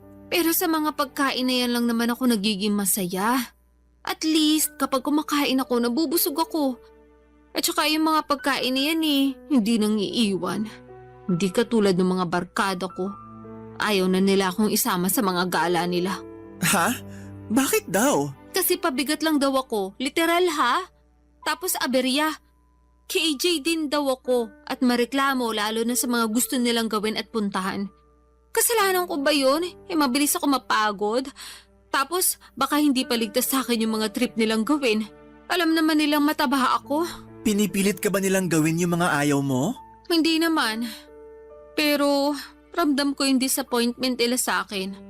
May isa pa nga na nagsabi na sana hindi na lang ako sumama kung magstay lang din daw ako sa hotel. Sobra naman. Pero totoo rin naman eh. Nakakapanghinayang naman talaga. Lalo bihira lang kayo pumunta dun sa lugar. Kaya dapat sulitin nyo na. Sinusulit ko naman kaya nga kinakain ko lahat ng pwede kong kainin. Kaya lang hindi nila yun maintindihan. Palibhasa, hindi sila ang nasa posisyon ko. Alam mo, gusto kitang kampihan kasi pinsan kita. Pero may point din naman yung mga barkada mo. Siguro nga mas mabuti pa na hindi ka na nila isama kaysa naman ganun palagi yung tingin nila sa'yo. Yun bang pabigat tsaka aberya? Kasi masakit din naman sa part mo yun. Pero yun nga, di ko rin sila masisisi. Hindi mo ba talaga nakikita na dapat may baguhin ka rin sa sarili mo? Di na muna para sa iba, kahit sa sarili mo na lang. Alam ko namang meron pero hindi ko alam kung paano mag-uumpisa. At saka natatakot ako na baka huli na ang lahat lalo na meron na akong nararamdaman sa katawan ko. Nakapagpa-check up ka na ba? Oo, sa OB-gynecologist at saka sa endocrinologist. May PCOS ako at saka type 2 diabetes. Mataas din ang creatinine ko at saka blood pressure. Santisima! Bata-bata mo pa pero napakarami mo ng sakit. Kaya nga eh. Kailan ka pa ba nagpa-check up? Last week lang. Bakit ngayon mo lang sinabi sa akin? Nahihiya ako sa iyo eh. At saka natatakot ako na baka sabihin mo kasalanan ko rin naman kaya nangyari sa akin to. Naaalala ko kasi na sinabi mo masama ang pagiging matakaw. Oo, pero kailangan mo nang makakaramay. Lalo na sa sitwasyon mong yan. Okay lang naman ako. Karamay ko naman yung mga pagkain. Alam mo, hindi tama yan. Baka lalo ka lang mapasama sa ginagawa mong yan eh. Tsaka di ka naman pinagbabawalang kumain. Pero sana piliin mo naman yung mga pagkain na papapasukin mo sa katawan mo. Nahihirapan ako. Hindi ko alam kung paano ko magsisimula. Pakiramdam ko pag hindi ako nakakakain ng mga pagkain kinasanayan ko, mamamatay ako. Alam mo ba yung pakiramdam na yun? Ang hirap. Hirap na ako magkontrol. Mas gusto ko nalang mamatay para matapos na itong mga nararamdaman ko. Gaga, alam mo namang hindi yan ang solusyon, di ba? Huwag ka munang mamatay. Marami pa tayong lugar na pupuntahan pag gumaling ka na. Please lang, huwag ganyan ang isipin mo. Ewan ko, nawawala na ako ng pag-asa na magbabago pa ang buhay ko. Papadudot mga bata pa lamang ay close na kami ni Percy.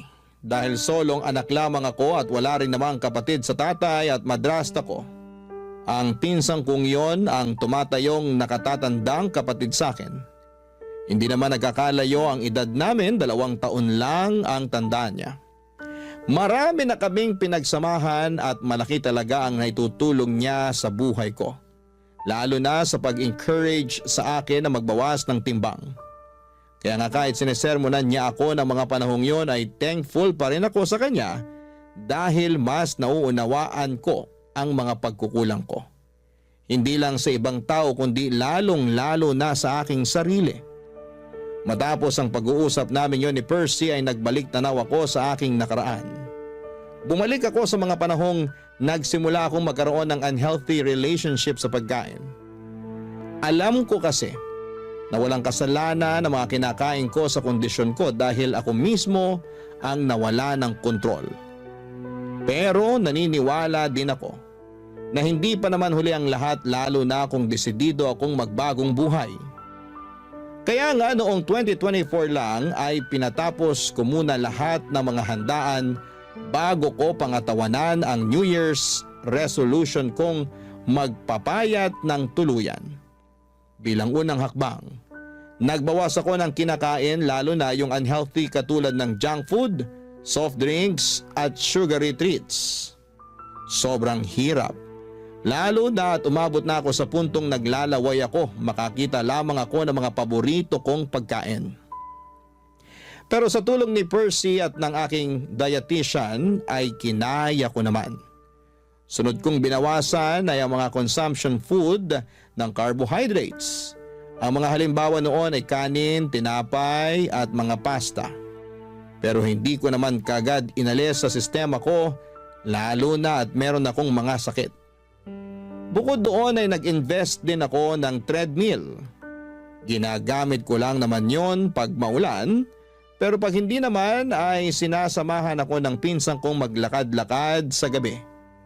Nagbabadminton at volleyball din kami, pampapawis. Kaya sa loob ng 2 buwan, nabawasan na ang timbang ko ng halos 10 kilo.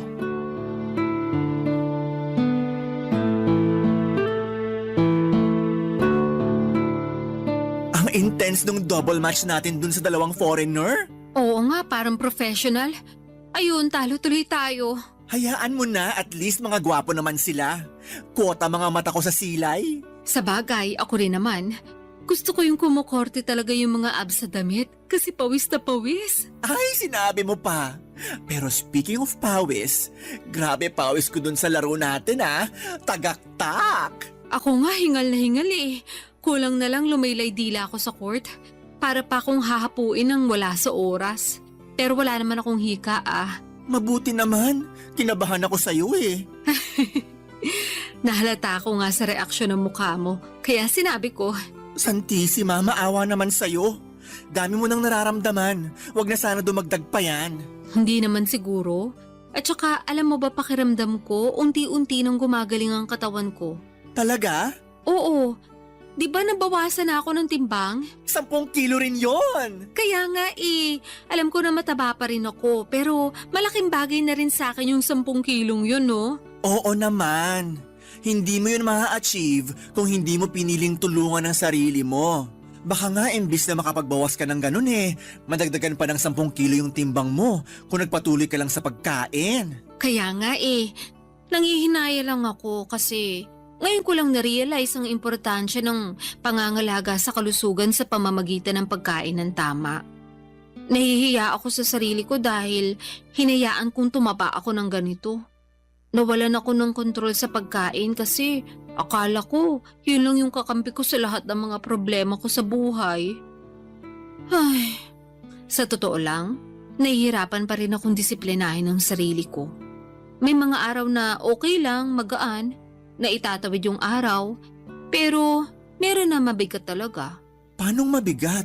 Yung bang hindi ko mapigilang umiyak kasi nabitin ako sa pagkain na kinain ko. Na gusto ko pang kumain ng marami, pero alam kong hindi naman pwede. Nararamdaman ko yun lalo kapag magkakaroon na ako. Alam mo na, hirap maging babae. Nakaka-relate ako dyan. O bakit? May matres ka rin? Charot lang. Pero gusto ko lang din sabihin na proud ako sa'yo. Talaga? Kahit na mabagal yung progress ko? Hindi naman mabagal progress mo. Alalahanin mong nasa 2 buwan ka pa lang. Tsaka, oo, proud ako sa'yo. Kasi sinubukan mo mag-diet para sa kapakanan mo. Hindi lang para sumeksi ka, kundi para gumaling ka na rin. Naniniwala ako, pagkain din na makakatulong sa'yo para bumuti pakiramdam mo. Pero syempre, yung tamang pagkain ang tinutukoy ko Tapos samahan mo pa ng exercise at inumin yung mga gamot na reseta sa'yo. Palung-palo ka na. Totoo rin naman. Nang pinagpapawisan kasi ako at nakapagbawas ng timbang gumaan talaga ang pakiramdam ko as in. Pakiramdam ko nga ibang tao na ako. Gumanda rin yung skin ko at saka mahimbing na rin yung tulog ko. Umayos din yung tingin ko sa buhay. Kung dati madalas ako mawala ng pag-asa, ngayon alam kong may magandang bukas na naghihintay sa akin pag nagpatuloy at nagtiyaga ako sa ginagawa ko. Ganyan nga. Kaya proud talaga ako sa'yo Alam ko na hindi madali pero kinakaya mo. Grabe, bilib na bilib ako sa'yo. Pinagmamalaki kita. Thank you. Pero kung tutuusin, hindi ko naman to magagawa kundi dahil sa'yo. Ikaw yung nandyan para tumulong sa akin kahit na maraming beses ako naging pasaway. Siyempre, parang kapatid na turing ko sa'yo. Mahal kita kahit na nung una pasaway ka. Pero mas mahal kita ngayon dahil minamahal mo na ang sarili mo. Salamat ulit. Walang anuman. O basta ha, nandito lang ako para sumuporta sa'yo. Sasamahan kita sa paggaling mo. Kalmahan mo lang din kasi yung pagtaba nga inaabot ng ilang taon, pagpayat pa kaya. Yan din kasi yung pangunahing rason ng karamihan kaya sila nadadapa sa pagbabawas ng timbang. Yun bang minamadali nilang resulta? Wala namang buto na pag tinanim mo ngayon, tutubo na bukas. Sipag, tiyaga, disiplina at consistency ang kailangan para ma-achieve mo yung mabuti at magandang resulta para sa sarili mo. Papadudot malayo pa pero malayo na rin naman ako. Sa kasalukuyan ay nasa 95 kilograms na lamang ako. Patuloy ang mga bagay na ginagawa ko para mabawasan ang timbang ko. Pero hindi lang ako doon nakafocus dahil ang pangunahing dahilan ko talaga ay gumaling ako. Maraming mabubuting bagay ang dulot ng pagbaba ng timbang sa akin. Mas naging aktibo na rin po ako sa iba't ibang bagay at sports. Hindi na rin ako madalas hapuin at higit sa lahat ay natutuhan kong kumain ng tama at masustansya na naaayon sa kailangan ng aking katawan. Hindi ko pa na-achieve ang goal weight ko pero hindi ako susuko lalo na ngayon na mas mahal ko na ang aking sarili. Sabi nga nila kapag maayos ang tingin mo sa iyong sarili ay naapektuhan noon hindi lang ang iyong pananaw, kundi maging ang relasyon mo sa mga bagay at tao na nasa paligid mo. Bilang nasa paglalakbay pa ako ng paggaling at pagbabawas ng timbang, sinama ko na rin po sa bucket list ko ang makapag-counseling upang ipakonsulta ang mga karanasan ko na naging dahilan para maging obsessed ako sa pagkain. Yun din kasi ang sabi ng dietitian ko. Sadyang ako lang yung hindi pa handa ng mga panahong yon. Maraming salamat po Papa Dudut, sakaling mapili po ninyong i-area ang sulat ko sa programang Barangay Love Stories. Malaking bagay na makapagbigay ako ng inspirasyon sa ating mga kabarangay. Susulat ako ulit para mag-update sa latest kong timbang at kung sakali na makahanap na rin po ako ng panibagong pag-ibig. God bless po sa inyong istasyon and more power pa. Ang inyong forever kapuso at kabarangay, Colette. Barangay Love Stories. Barangay Love Stories. Anong say mo sa Barangay Love Stories na ito? Pagkwentuhan natin sa comment section yan. Nagustuhan ng iyong napakinggan? Ituloy yan via live stream sa www.gmanetwork.com/radio.